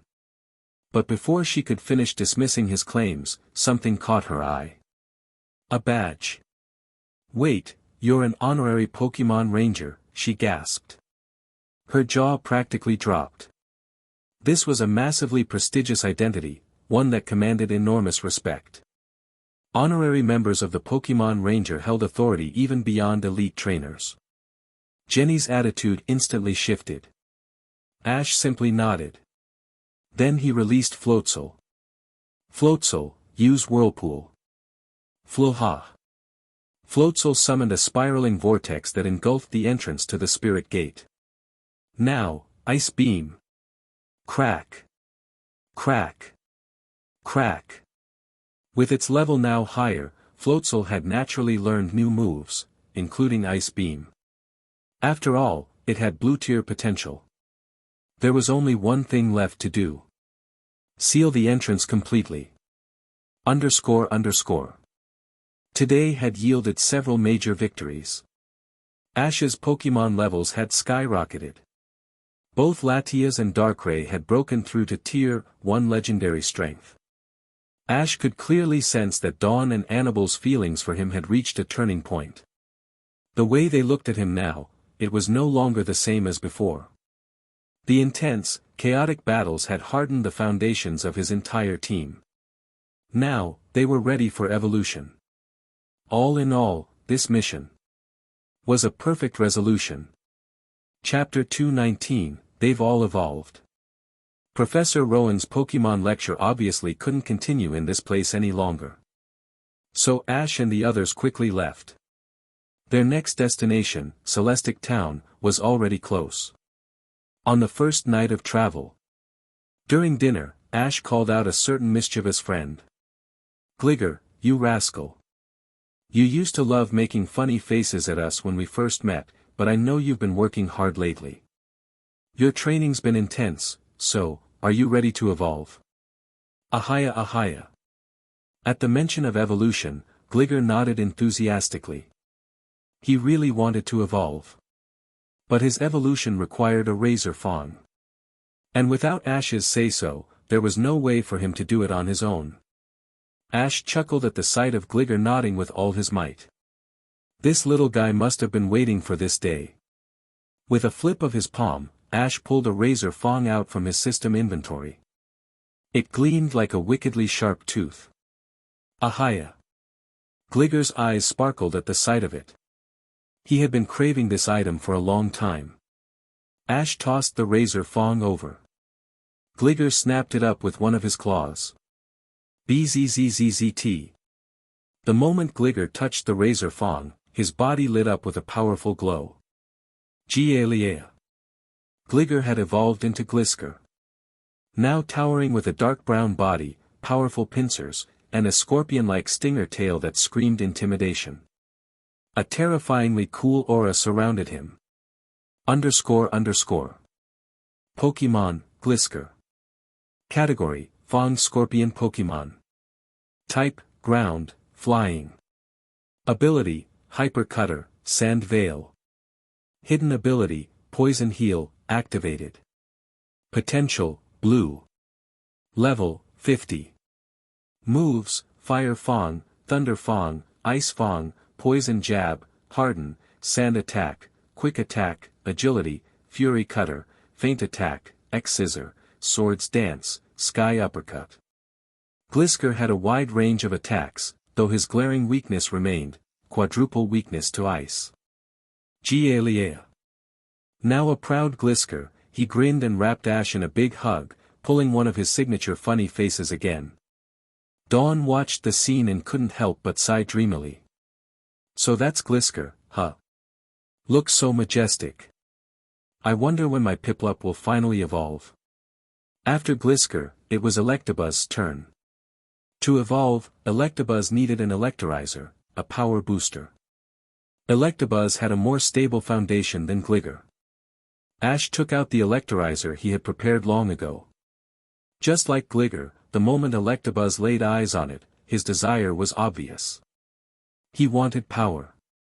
Evolution would grant him a significant leap forward, and the booster would enhance his internal electricity, too.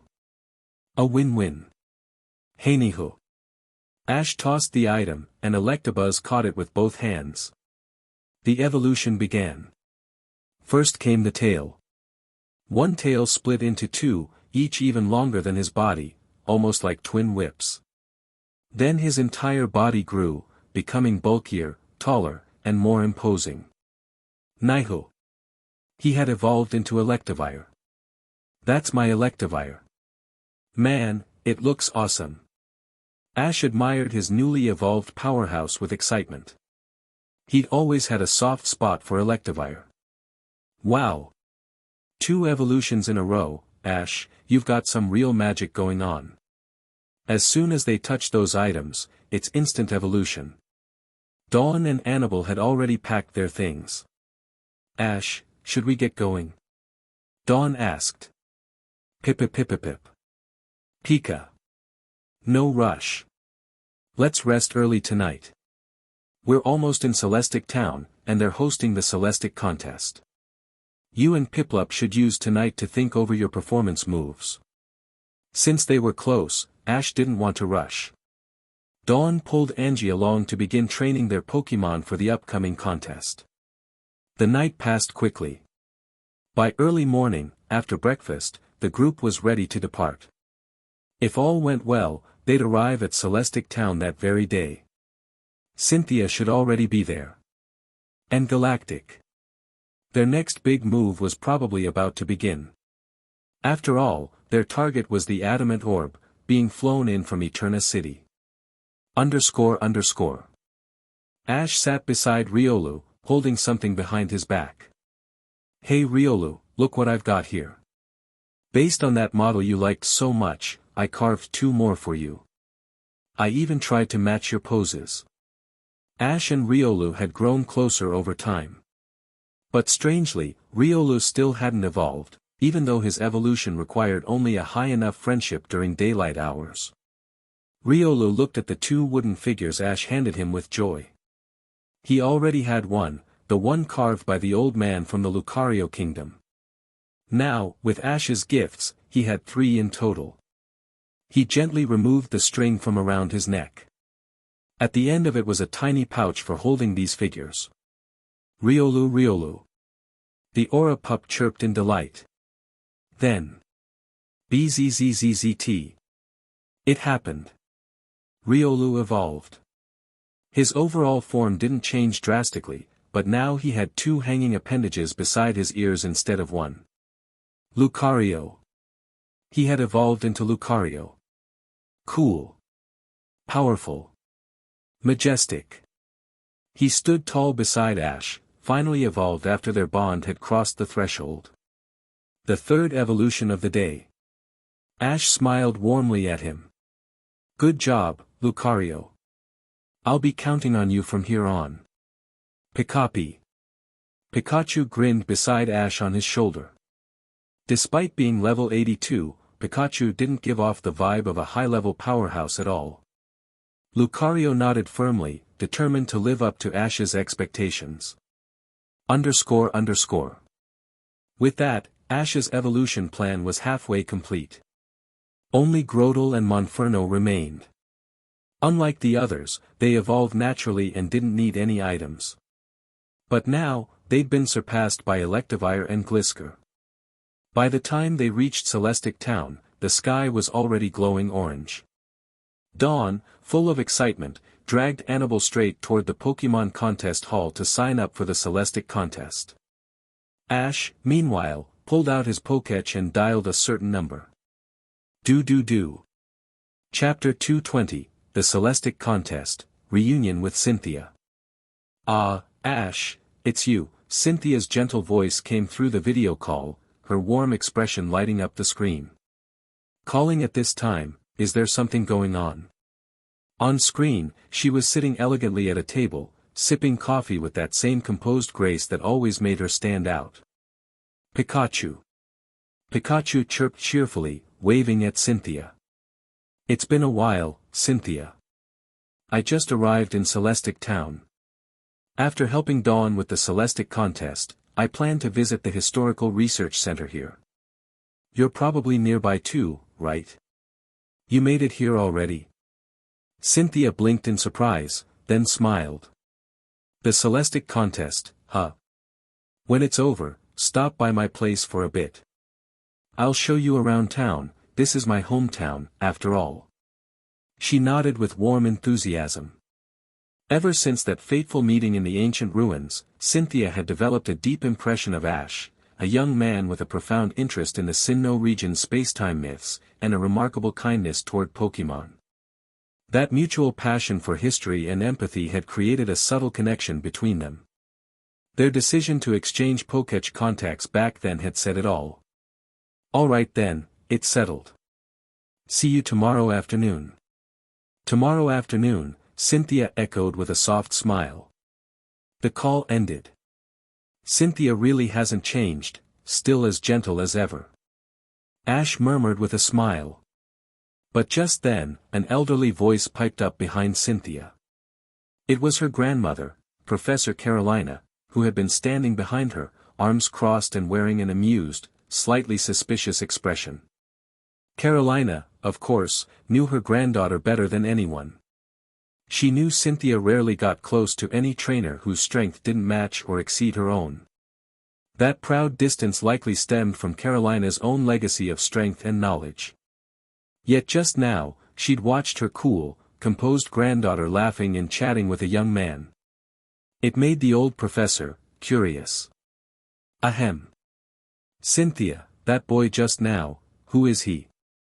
Carolina asked, narrowing her eyes.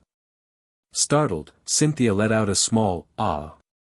She hadn't even realized her grandmother had entered the room. Being at home had put her guard down. Oh, he's the one I mentioned to you before, the trainer who's passionate about researching the Sinnoh spacetime legends. He's currently taking on the Sinnoh League, but he's using only the Pokémon he's newly caught in this region. His former team, from what I've seen, is strong enough to rival even the Elite Four. Cynthia spoke almost instinctively, without hesitation. Carolina's eyebrows lifted. Now that was interesting. Her granddaughter had just rattled off a whole string of details. Normally, Cynthia would keep things vague. But this time? Not at all. Of course, Carolina was probably overthinking it. Cynthia had simply found someone who not only matched her scholarly interest but also wielded considerable strength as a trainer. Still, curious. As time passed, the Celestic Town Pokémon Contest, known as the Celestic Contest, officially began. The usual trio of judges returned, joined by the ever-energetic hostess, Vivian Meridian, who gave her usual lively speech to kick off the event. The first contestant to take the stage. None other than Miss Lila, a close friend and longtime rival of Dawn's mother, Johanna. Lila wasn't just a top-tier contest coordinator, she was also a famous Pokémon stylist. That flashy cape Wallace wears. Lila designed it. Dawn had met Lila while registering for the contest, and after getting in touch with her mother, she'd learned something wild. Lila had actually been Johanna's rival more than 10 years ago. Talk about pressure. Lila sent out her Cherim, and with just one sunny day followed by Magical Leaf, she elegantly displayed Cherim's grace and charm, earning glowing reviews from all three judges. More contestants followed one after another. And finally, it was Dawn's turn.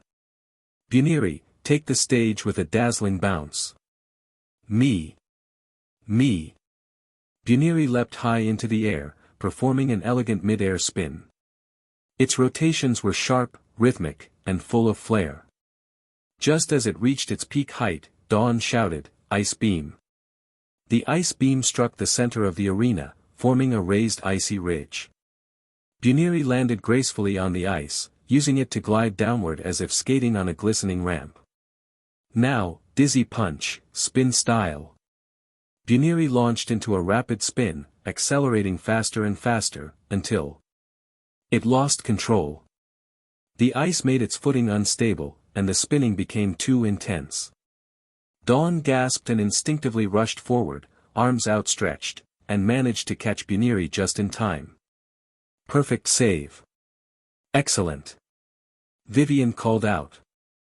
After reviewing all the performances, the 8 coordinators moving on to the second round are these talented trainers. Both Dawn and Lila had made it. In the battle rounds, they each faced and defeated their next 2 opponents. And so, the final round arrived, Dawn versus Lila. Dawn, looks like it's just the 2 of us on the final stage, Lila said fondly, eyes full of nostalgia and warmth. It's been over 10 years since I last competed, but don't go easy on me. She couldn't help but be a little sentimental. After all, Dawn was Johanna's daughter. Yes, ma'am, I'll give it my all. Ambipom, center stage. Delcatty, let's shine. The battle began. Ambipom, swift. Delcatty, substitute. Ambipom's twin tails whipped into motion, unleashing a flurry of golden stars toward Delcatty, only for the illusionary decoy to take the hit. The real Delcatty had already slipped behind Ambipom using the distraction, coiling around its tails before launching a shock wave attack. Ambipom took a direct hit. Worse yet, the contact with Delcatty's body triggered Cute Charm. It was now infatuated. Lila's strategy was brilliant, sleek, graceful, and built on mechanics. But Dawn wasn't a rookie anymore. This was a contest of style, timing, and luck. Delcatty's Cute Charm ability gave it a 30% chance to infatuate any opposing Pokémon of the opposite gender upon physical contact. Infatuated Pokémon sometimes failed to act altogether. It was a gamble. But this time, luck was on Dawn's side. With the clock ticking down to the final second, Ambipom managed to land the decisive move, swinging the score just barely above Lila's. Dawn won. Victory in Celestic Town was hers. And when added to her previous ribbon from the Wallace Cup, this became her 4th contest ribbon, just one more to go before qualifying for the Grand Festival. After the Celestic contest wrapped up, Ash excitedly pulled Dawn and Annabelle aside. "Come on, you two have to meet someone." Following the coordinates on his Pokédex, Ash led them through a few twists and turns, eventually arriving at a large park near the edge of town. There, standing by the gate, waiting for them with a smile, was Cynthia. Chapter 221, Team Galactic shows their true colors. So you're saying, Ash, that even after Team Galactic stole the Adamant Orb, they'd still dare show up at Celestic Town's Historical Research Center to try and take the lustrous orb, knowing I'm personally guarding it? Cynthia elegantly served coffee to Ash, Dawn, and Annabelle as they sat together in her cozy home, the rich aroma of the brew filling the air. Ash calmly shared his thoughts with her. Of course, what he called a theory was actually just his knowledge of the original storyline. Still, Cynthia was confident. As the recognized champion of the Sinnoh Pokémon League, she couldn't imagine Team Galactic would dare make such a bold move under her watch. Dawn and Annabelle nodded in agreement, equally dismissive of the idea. Ash glanced at the three confident women but didn't say anything to refute them. If they didn't believe it, then so be it. They'd see for themselves soon enough. He had already decided not to intervene until Team Galactic made their move at Spear Pillar atop and Coronet. There, alongside Pokémon Hunter J and Cyrus's entire galactic force, he'd end it all in one fell swoop. __. Why, look at all the guests we've got today. Cynthia, aren't you going to introduce me?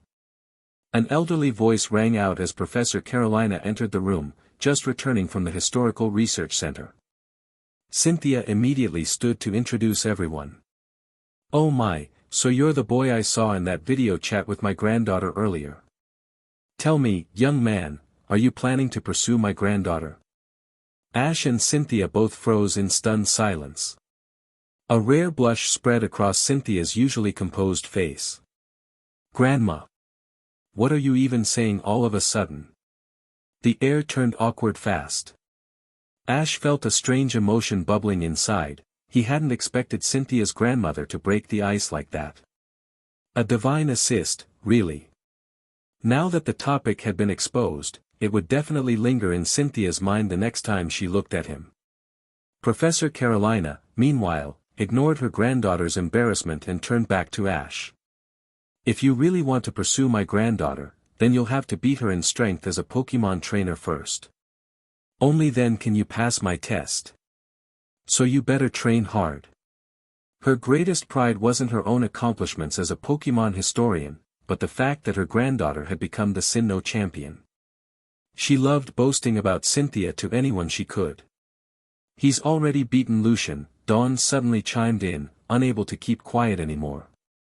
Professor Carolina's tone had carried a subtle trace of disdain toward Ash, and Dawn wasn't having any of it.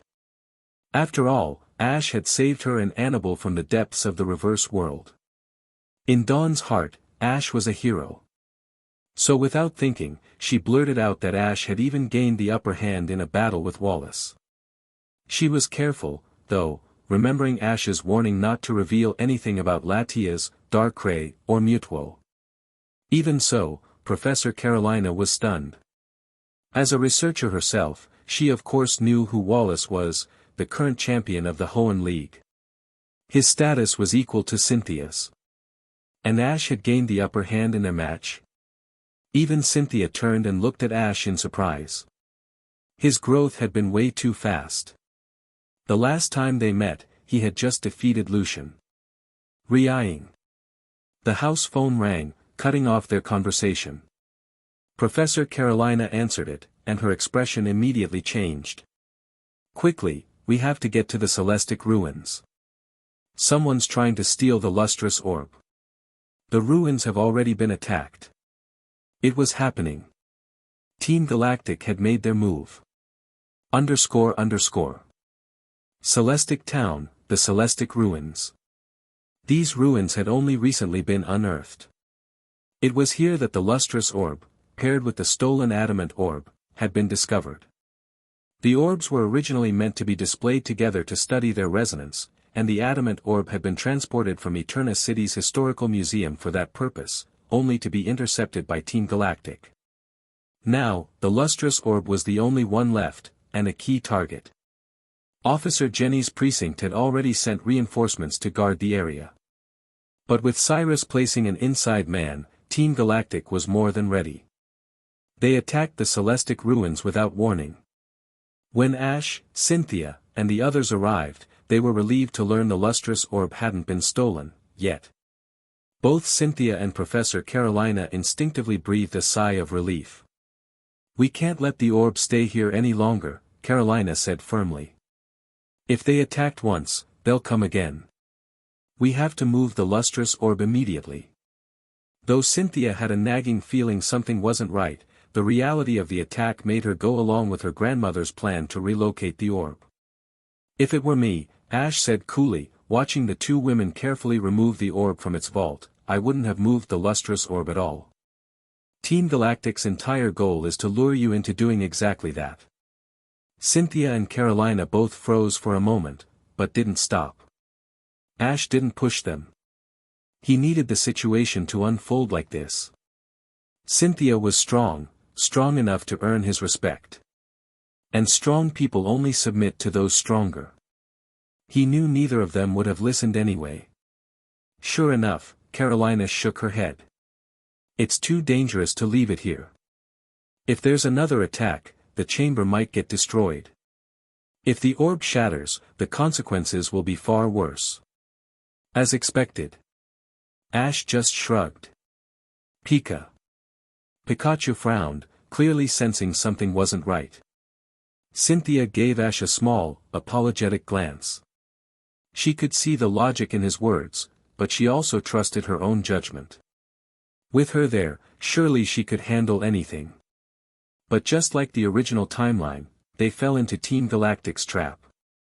The lustrous orb was stolen. Strangely enough, Cyrus himself didn't appear. Had he been there to witness Ash in person, his expression would have been something else. With both the adamant and lustrous orbs in their possession, Team Galactic's plans accelerated. Officer Jenny quickly moved to suppress the news and enforce a communications lockdown. Cynthia, meanwhile, stood stunned. Ash and the others continued their tour of the ruins, while Cynthia finally approached him again, unwilling to accept her failure. She hadn't been afraid of defeat, but what frustrated her was that she had been warned. Warned, and still outplayed. It shook her self-confidence. Ash, along with Dawn and Annabelle, were admiring a newly unearthed mural in the ruins. At the center of the mural was a massive, sun-like symbol.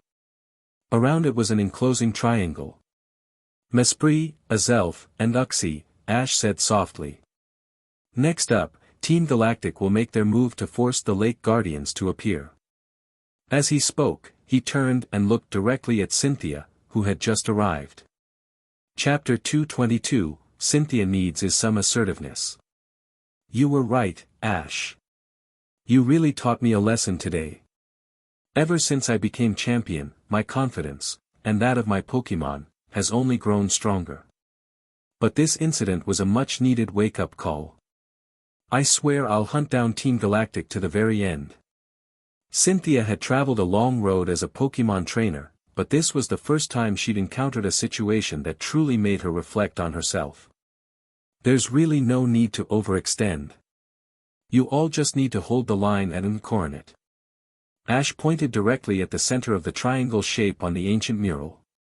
Uxie, Mesprit, Azelf, the Lake Guardians. Lake Verity, Lake Valor, and Lake Acuity. These three lakes sit perfectly aligned around Uncoordinate, just like what's shown in this mural. So no matter what else happens, Team Galactic's final destination is still Uncoordinate. And even if they know it's a trap, they'll go anyway. I'll be there when that happens. Pikachu. Ash and Pikachu exchanged a knowing glance. He wasn't really going for Team Galactic. He was going for Hunter J. In the original storyline, that woman had also shown up at Uncoordinate. Cynthia was briefly stunned by Ash's unwavering confidence and strength. She quickly looked away, pretending not to be affected. Ash acted like he didn't notice, though deep down he was secretly grinning. Alright, let's go with your plan. But the police department under Officer Jenny will continue their pursuit of Team Galactic. So, what's next for you guys? Cynthia asked. I plan to return to Hearthome City. Last time I missed out on the gym battle because gym leader Fantina wasn't there. I want to go back and give it another shot. Ash already knew that at this point in the timeline, Fantina should have returned to her gym. Hearthome City, huh? That works out. I actually received word from the Sinnoh Pokemon League office that Aaron is going to challenge me for the champion title. The battle's going to take place in a town along the way back to Hearthome. That's amazing. Dawn beamed. We get to see Aaron and Cynthia battle live. We don't even have to watch on TV, right? We can see it all in person. Being a native of Sinnoh, Dawn was naturally excited. The Elite Four and Champion were like rock stars here. Incredible. Ash, let's go together with Cynthia. Annabelle added with a smile. Ash nodded. Traveling alongside Cynthia wasn't a bad idea at all. And if the rumors were true about Cynthia's infamous inability to make decisions when it came to food, well, Ash definitely wanted to witness that firsthand. Heh. Should be fun. And so, Cynthia decided to travel with Ash and the others for the time being. What she didn't know was that after she left, her grandmother Carolina stood quietly at the doorway, watching her granddaughter's figure disappear down the path. Cynthia's such a remarkable girl. Finding someone who can match her in every way won't be easy. Ash, was it? I hope you work hard. Carolina murmured. Their family had never lacked money or influence. What she wanted was simple, for her most cherished granddaughter to be happy. __. Dinner time. The group let out all their Pokémon to enjoy dinner together. What a cozy scene. I've always traveled alone, seems like there really is a different kind of joy when you're with companions. Cynthia smiled as she watched everyone bustling about, pitching in to prepare dinner. She released her Garchomp and Gastrodon to join in as well. These two were the only Pokémon she had with her at the moment. Miss Cynthia, Dawn asked curiously, Aaron specializes in bug-type Pokémon. Are you confident about the battle? Dawn still didn't fully understand the relationship between champions and Elite Four members. Our Sinnoh Elite Four consists of Lucian with psychic types, Flint with fire types, Bertha with ground types, and Aaron with bug types. Among the four, Bertha's seniority is the highest, but in terms of popularity, Aaron is definitely number one. Still, I'm not giving up my champion title that easily. Cynthia explained patiently. After that, the group fell silent. Grrrr. A wave of delicious aroma wafted through the air, and suddenly everyone's stomachs started growling. Tonight, surprisingly, Ash had volunteered to cook. Even though Dawn and Annabelle had developed solid cooking skills thanks to Ash's training, nothing compared to the dishes he made himself, both in flavor and presentation. Ah, we're being spoiled, Cynthia chuckled gently. Sorry for making you do all the work, Ash. Soon, he brought over the finished dishes, beautifully presented. While he did that, Dawn, Annabelle, and Cynthia began distributing Pokémon food to their teams. Minutes later, the four of them were seated together. Itadakimasu is a Japanese phrase that translates to humbly receive. Dawn and Annabelle dove in together. But after less than half a minute, the two girls paused and glanced over at Cynthia. Huh? What's going on? Despite how amazing the food looked, Cynthia hadn't taken a single bite. There were only 3 dishes, all carefully portioned to avoid waste. And yet Cynthia's eyes kept darting between them, one moment fixating on this dish, the next on another. Her chopsticks hovered in mid-air, indecisively picking up and then setting back down again. So weird. Just then, Ash calmly reached over, picked up a portion with his chopsticks, and dropped it straight into Cynthia's bowl. Here. Just eat this one. Then, without giving her time to respond, he started eating on his own. It was the first time anyone, let alone a guy, had ever done something like that for her. Cynthia stared at the food in her bowl, something within her quietly shifting. Ash had just made the choice for her. And it didn't feel so bad, actually. __. Day 1. Day 2, the same. By day 3, Cynthia had arrived in the town where her match with Aaron was scheduled to take place. A full 6 versus 6 battle was about to go down. Aaron was aiming to challenge the champion's throne. They waited one more day. Eventually, Aaron arrived. Cynthia introduced both sides. So, you're the kid who defeated Lucian's Bronzong? Aaron raised a brow in surprise. Pika Pika. Pikachu stood tall on Ash's shoulder, proudly nodding. Darn right, Bronzong was his victory. Chapter 223, Signing in at Heart Home Gym, Battle with Fantina. Not at all, Aaron. You're the amazing one. You're already qualified to challenge Cynthia, Ash replied humbly. And he meant it. His current strength was thanks to awakening the system after transmigrating. Without it, his first wave of core team members wouldn't even have reached Elite 4 level yet. So people like Aaron and Lucian, Elite 4 in their 20s, were indeed incredibly strong. After exchanging a few commercial compliments, Aaron looked at Cynthia. Miss Cynthia, I hope you'll go all out today. I want to truly measure how far I and my Pokémon have come. Aaron had always loved bug-type Pokémon. It all started with a Wurmple. As a child, he'd climbed a tall tree and got stuck, too afraid to climb down. A Wurmple helped guide him safely to the ground. From that day on, Aaron developed a deep fondness for bug types. And eventually, he even learned how to understand what bug Pokémon were saying. In this regard, he was somewhat similar to Annabelle. But not quite on the same level, Annabelle could understand far more than just bug-type Pokémon. Aaron, I have a friend. She's really afraid of bug-type Pokémon, can't even get close to them. She's doing a little better now, but, do you know any faster or better ways to help someone overcome that fear? Ash asked. The two had chatted for a while and naturally grew more familiar. Aaron's expertise reminded Ash of Misty. Although Misty had gotten a bit better with bug types, Ash still wanted to help her if he could. And asking Aaron seemed like a smart move. That friend of yours, she's probably a girl, right? Aaron smiled knowingly. It's pretty common, girls are usually more afraid of bugs.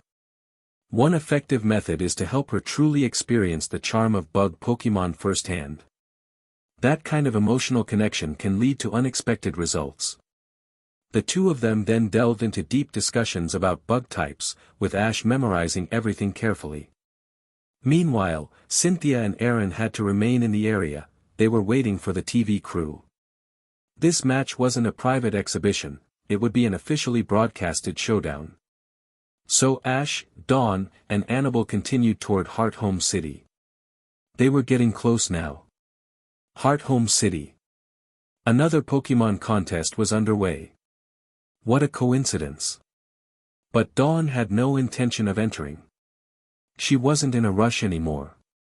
She only needed one final ribbon to qualify for the Grand Festival. So to keep her mindset steady, she decided to skip the Heart Home contest. However, Jessie from Team Rocket, still tagging along with them, had no such hesitations. She signed up immediately. Heart Home Gym is finally open. Pika. Pikachu chirped excitedly. Ash and his group stood before the gym doors. Suddenly, the doors burst open. A tall, slender young man with short golden hair came rushing out in a panic. He nearly crashed into Ash, who sidestepped just in time, letting the man trip and fall flat on the ground. Thud. A badge case flew out of his hands, he already had 3 badges. Ah, man.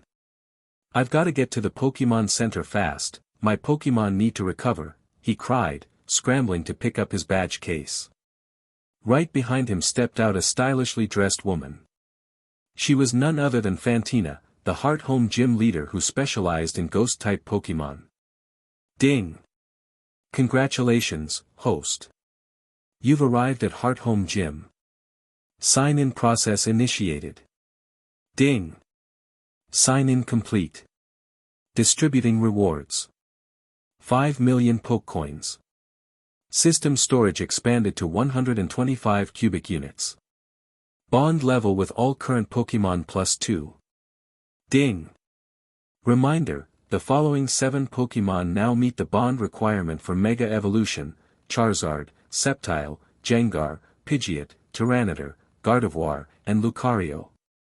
Ash's eyes lit up at the system's voice echoing in his mind.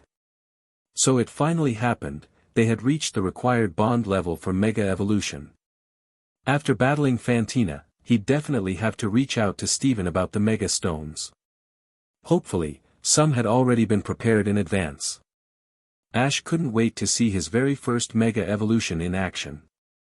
This reward was the first to ever grant a +2 in bond level, instantly qualifying 7 of his Pokémon for Mega Evolution. Of course, the Pokémon also needed to be strong enough to handle the power of Mega Evolution. Otherwise, it could backfire. Hey. Are you here to challenge the Hearthome Gym too? Fantina asked, slightly amused by Ash's blank expression. Ah, yes. Miss Fantina, please grant me a gym battle. Pikachu added, full of fighting spirit. Okay, no problem. Come on in. I can feel a strong presence from you, this won't be an easy battle, will it? Fantina smiled with intrigue. She'd traveled far and wide, meeting many powerful trainers. Over time, she'd developed a keen sixth sense for strength, and Ash gave off serious vibes. As Ash and his group walked into the gym, the golden-haired young man hesitated, then followed them in. His name was Barry, and he was also on his journey to challenge the Sinnoh League. Just moments ago, he'd come running out because all 3 of his Pokémon had been KO'd by Fantina's single Gengar. He'd been rushing to the Pokémon Center out of worry, and a bit of shame. Losing without taking down even one of her Pokémon had really stung.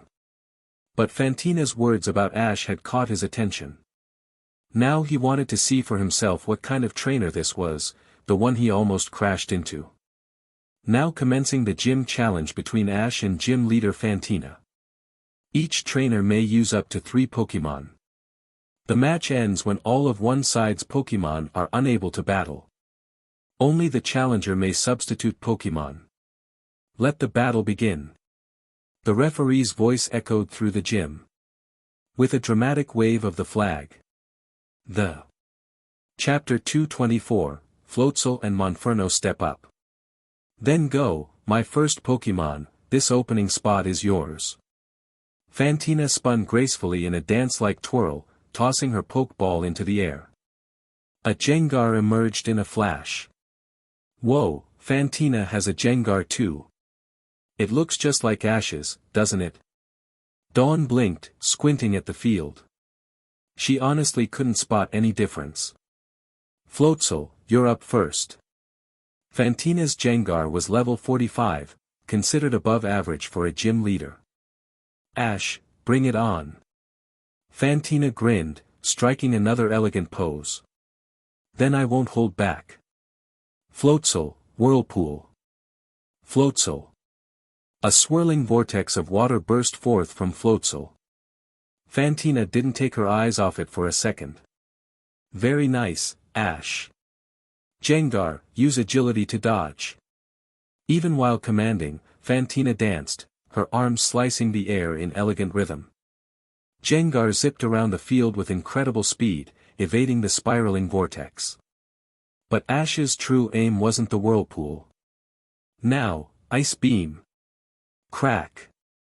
Floatzel launched a freezing blast, right into the whirlpool. The swirling water froze midair and dropped like a glittering ice boulder, an avalanche, falling directly onto Gengar. It blocked Gengar's and Fantina's line of sight. Trying to obstruct our vision. Gengar, Shadow Punch, break it apart. Gengar's fists smashed through the icy structure. But that was just what Ash wanted. Floatzel.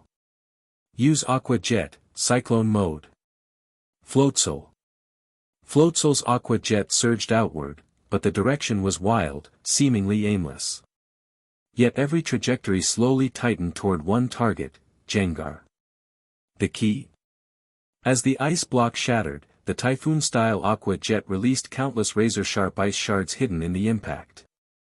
Gengar, use agility, now. Fantina gasped. She'd been outplayed. Gengar tried to vanish in a blur again, but the field was now full of sharp ice debris, there was nowhere safe to dash. The Aqua Jets crisscrossed, forming a watery cage, trapping Gengar.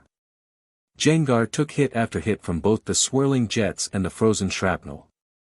When Floatzel finally stopped, Gengar plummeted to the ground with a thud. Gengar is unable to battle. Floatzel wins. Ding! Congratulations, host. Floatzel has defeated Gengar.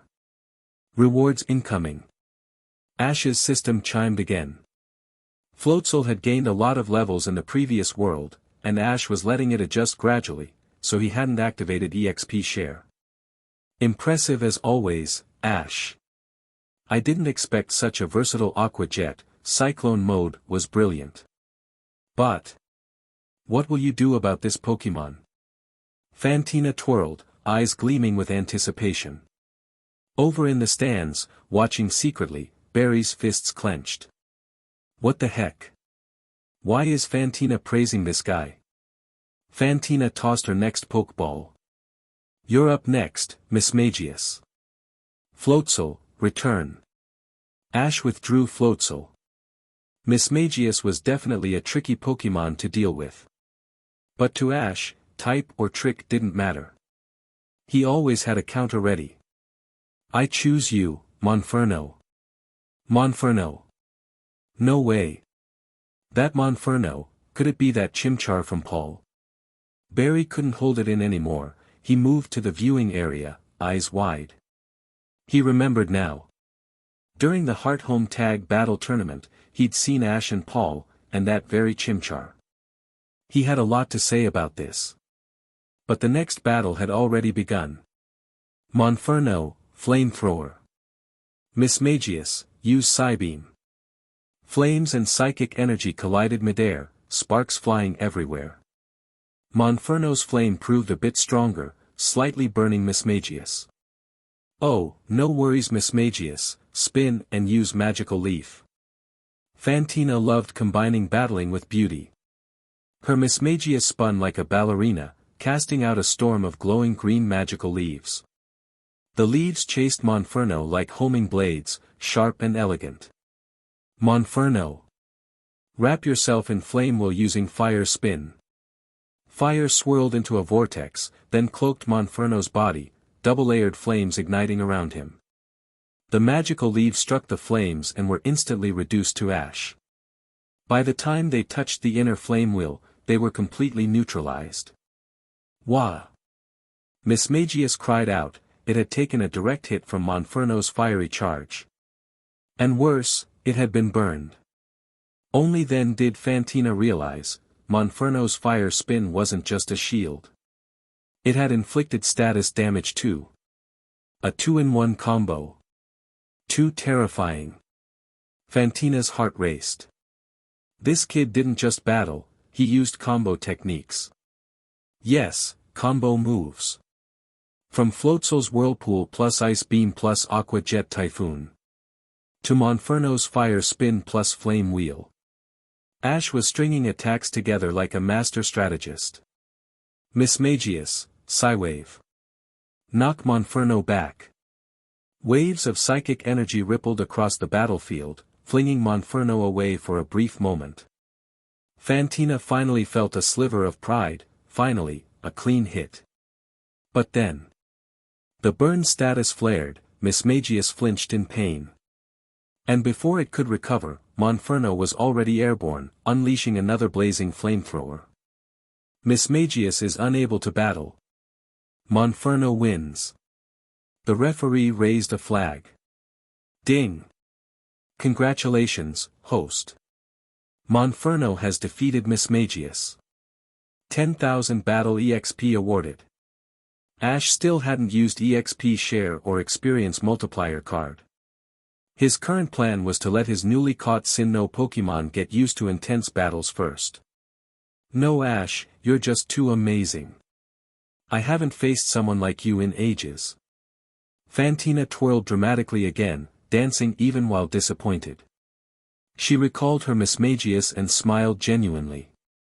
On the other side, Ash retrieved Monferno and reached for his third Pokeball. Inside, was Grotle. Fantina mirrored his actions. Her final Pokémon. A Drifblim, balloon-like, but full of haunting mystery. The final round was about to begin. Chapter 225, The Relic Badge. Grotle. Drifblim. What the heck is Ash thinking? Drifblim's such a floaty, evasive Pokémon. Grotle's so heavy and sluggish, there's no way he can win. Barry was stunned, eyes wide with disbelief. But Dawn and Annabelle didn't even bat an eye. Even if Ash had sent out a Weedle to challenge the gym, they believed he had a reason. Why bother doubting? Just watch and enjoy the show. Ash, you really made a move I didn't expect, Fantina twirled with a dancer's grace, but how do you plan to have such a heavy Pokémon fight against my nimble, floaty Drifblim? Drifblim, start us off, ominous wind. She might have been surprised, but regardless of who Ash sent out, Fantina welcomed it. After all, the purpose of gym leaders wasn't simply to defeat challengers. Their true role was to help the Pokémon League identify and reward promising trainers, handing out badges not just for victory but for potential. That's why, sometimes, even if a challenger didn't technically win, they could still walk away with a badge. Talent, determination, and growth, that's what the League really looked for. You'll see soon enough. Grotle, Leaf Storm. Ash started strong, no testing the waters, just going full force. Grotle's mobility might have been limited, so Ash chose long-range tactics from the start. And what a move, Leaf Storm's power far outclassed Ominous Wind. The storm of razor-sharp leaves tore through Drifblim's attack like paper. Will-O-Wisp. Block it. Fantina didn't panic. Blue ghostly flames formed around Drifblim's body, shooting toward the leaf storm in an attempt to intercept it. Boom! The two moves collided in mid-air and exploded with a thunderous burst. Again. Will-O-Wisp. Fantina ordered Drifblim forward once more. This time, the second barrage of ghostly fire aimed directly at Grotle. Smoke still lingered from the earlier blast, obscuring both Pokémon from view. But then, out of that smoke, dozens of enormous, spiked vines suddenly surged forward. What? It was Power Whip, Grotle's trump card. Ash had chosen Grotle with a plan in mind. Forget mobility, just go all in from a distance. Power Whip was even stronger than Leaf Storm, with one downside, it left the user in a stiff, rigid state for a short time afterward. The Will-O-Wisps were obliterated on contact. Drifblim was caught completely off guard, pummeled by the ferocious vines crashing from all sides. Even Dawn and Annabelle in the spectator seats were stunned. If they couldn't react, how could Fantina? Drifblim was battered senseless. Its stamina was high, yes, but its level was no match for Grotle's. And this move had overwhelming force, Drifblim was barely hanging on. Now. Drifblim, Hypnosis. Fantina saw a narrow window. Even though her heart ached for Drifblim, she couldn't let this opportunity slip by. The ghost type floated unsteadily toward Grotle, and let out a hypnotic pulse. Grotle's eyes fluttered, and closed. Yes. Now, Gust. Drifblim's tendrils whipped furiously, generating a fierce wind over the battlefield. Grotle was caught in the middle, pummeled by the buffeting gusts. Flying-type moves were super effective against grass types, this was a direct hit.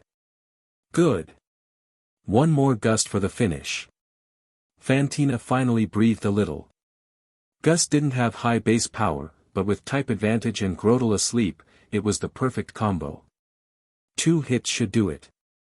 But then, Grotle's eyes snapped open. Wah! How is that possible? Fantina was stunned. Her ghost-type strategies almost always centered around hypnosis, one of her best tools. Normally, if the opponent was hypnotized, that was game over. But Ash's Grotle had woken up way too fast. I get it now. Dawn leaned toward Annabelle and whispered. Ash's training for his Pokémon has always been so specific and intentional. Annabelle nodded. Of course. That's just who Ash is. Ash's journey wasn't just about catching Pokémon, it was about forging them into champions. From early on, Grotle, then a Turtwig, had been trained to resist status conditions, including hypnosis. Ash even had Mutwo help out, casting simulated hypnosis attacks to test each Pokémon's resistance threshold. Charizard, Pikachu, Sceptile, whether it was his original team or the new recruits from Sinnoh, they'd all gone through this training. Just like building muscle, the more exposure they had, the stronger their resistance. Eventually, they could shake it off in seconds. And to make things worse for Fantina, Drifblim had attacked right after using hypnosis. That counted as an external stimulus. Grotle's body naturally responded and woke up. It's over. Grotle, Leaf Storm. Growl. Now fully awake, Grotle roared. Its movements were slow, but the speed of its attack, blistering. Gales collided once again, only this time, Leaf Storm utterly shredded the incoming gust. The swirling leaves roared forward like a green hurricane and smashed into Drifblim without mercy. Boom! Ding! Congratulations to the host. Grotle has successfully defeated Drifblim and earned 10,500 battle experience points. Drifblim is unable to battle. Grotle wins. The victor is the challenger, Ash Ketchum. Grow! Grotle stomped in victory, vines rustling with joy. Pika Pie. Pikachu jumped up and joined in Grotle's celebration. Aye. Ash, that battle was truly magnifique. Fantina spun with joy, not hiding her admiration. Your bond with your Pokémon and the effort you've both put in is crystal clear. Please, take this badge. It belongs to you now. Ash stepped forward, eyes shining. Nice. I got the relic badge. Grow. Pikachu. Yay. Another badge for Ash. Dawn cheered. Yeah. At this rate, I can't wait to see how he performs in the Lily of the Valley conference. I just know he's going to shake things up. Annabelle's eyes sparkled with anticipation. Seriously, what the heck? Ash is just too amazing. Barry threw up his hands. And just like that, Ash had claimed his 5th Sinnoh Gym badge. Chapter 226, Full Moon Island, Cresselia. Ash, you bastard. How are you this strong? Ugh, well. I guess it makes sense. Back during the Hearthome City Tag Battle Tournament, you were already better than that guy Paul. Now you're even stronger, it's only natural. Arg. It's so unfair. Everyone's becoming a monster. Barry was pulling at his hair like a madman. Currently, Ash and his group had already left Hearthome City. They were now aboard an airship en route to Canalave City. Because there was no direct ferry from Hearthome to Canalave, and since Canalave was located among a cluster of islands, Ash had simply waved his hand and arranged for an airship. This way, he could quickly obtain his 6th gym badge. Barry, wanting to train himself and his Pokémon further, planned to go to Iron Island for some serious training.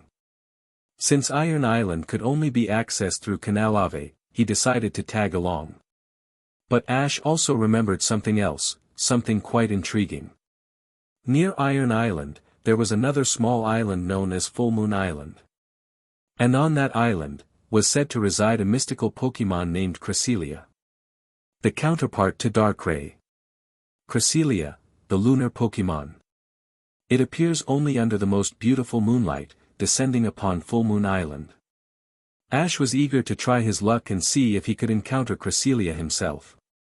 Barry, you've already got 3 badges, haven't you? That's not exactly slow, you know. Dawn giggled. Though she said that, deep down, she still thought Ash was amazing. That guy Paul, man, if he ever finds out that Chimchar evolved into Monferno and then got insanely strong after unlocking Blaze, he's gonna lose it. Ha ha ha. I'd pay money to see the look on his face. Barry laughed wickedly to himself. Dawn and Annabelle exchanged amused glances, they were curious too, to be honest. Monferno had long since mastered that special version of Blaze, after all. The airship soared through the skies for the better part of a day. By the time they reached Canalave City, the sun was already beginning to set. The golden glow of sunset splashed across the clouds, azure sky streaked with fiery hues. A breathtaking view. First stop, the Canalave Gym.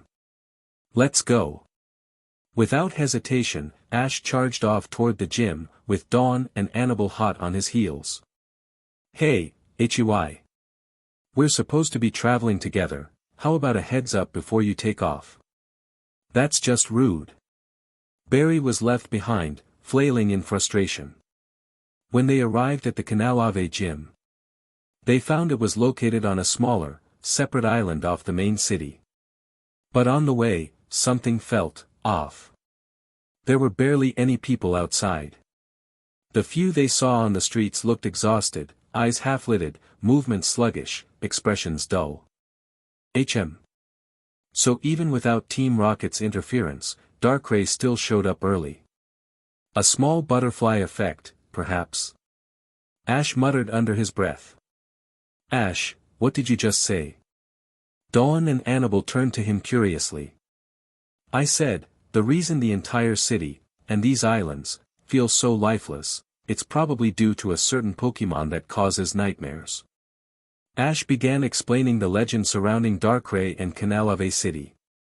It said that during a certain time each year, Darkrai appears in the Canalave archipelago. When that happens, people in the city fall under its influence. They sleep more and more, haunted by constant nightmares. That's probably why we haven't seen many people acting normal. He spoke calmly, but the story sent a chill down everyone's spine. I had no idea something like that happened here. But Ash, if Darkray's already active, what about your gym challenge? Piplup. Dawn and Piplup suddenly remembered their original goal. Let's check the gym first. If it really isn't functioning, then I'll have no choice but to ask my Darkrai to help us find the one lurking around here. The Darkrai back in Alamos Town hadn't affected people likely due to its higher level, and because it spent most of its time asleep underground, guarding the Pokémon Garden. But the Darkrai in Canalave? This one was active. When they reached the gym, sure enough, it was locked. Darkrai, come out. With a flash, Ash summoned his own Darkrai. This aura feels familiar. There's another Pokémon here, one exactly like me. Darkrai sensed its counterpart immediately. Alright, Darkrai, see if you can find it. Lead us to it. Pika. Darkrai nodded. But instead of searching, it unleashed its power. A dark purple-black energy burst from its body and surged into the ground. Within moments, another Darkrai emerged. Two Darkrai now faced each other. Ash activated his probing ability. This wild Darkrai was level 83. Just one level higher than Pikachu. So this was the typical strength of a Darkrai, huh? Ash made a mental note. Darkrai, explain the situation to it. Tell it to stop playing these pranks. Keeping an entire city in a dreamless haze for too long is harmful, it'll hurt their bodies. His Darkrai nodded. Through a silent exchange between the two, the truth came to light. It turned out, there was a special type of fruit native to Canalave that this wild Darkrai loved. And every year, around this time, the fruit ripened. Darkrai simply couldn't resist coming here for a taste. Ash told it to leave for now, and come back in 2 days. By then, he'd find a solution that worked for everyone. So rare. Two Darkrai, side by side. But Ash, where are we headed next? Dawn looked at him, curious how he so easily got a mythical Pokémon to listen to him. I'm guessing, he's planning to go find that Cresselia. Annabelle chuckled behind her hand. She was right. Cresselia was not only a legendary Pokémon, but also one of the most beautiful. Of course Ash was going to try to find her. And if possible, convince her to join him. From the gym's island, Ash went straight to the local officer Jenny. As soon as Jenny heard he wanted to help with the Darkrai issue, she immediately agreed and personally led the way, straight to Full Moon Island. Full Moon Island. Not only was the island shaped like a crescent moon, but at its peak stood the lunar shrine. According to legend, every time Darkrai caused trouble in Canalave, Cresselia would appear above the shrine. Once they arrived, Ash found a lunar wing lying on the island. "It's Cresselia's feather," Ash said with certainty. He activated his aura. Target locked, lunar shrine. 1 hour later. Ash, Dawn, Annabelle, and Officer Jenny were all standing before the shrine. Because Ash had interacted with 2 Darkrai earlier, he was radiating the kind of aura Cresselia might sense. Whum! Night had fallen. The full moon was hidden behind thick clouds. But suddenly, the clouds parted in one spot, and a brilliant tricolored glow shone down from the sky. Cresselia had arrived.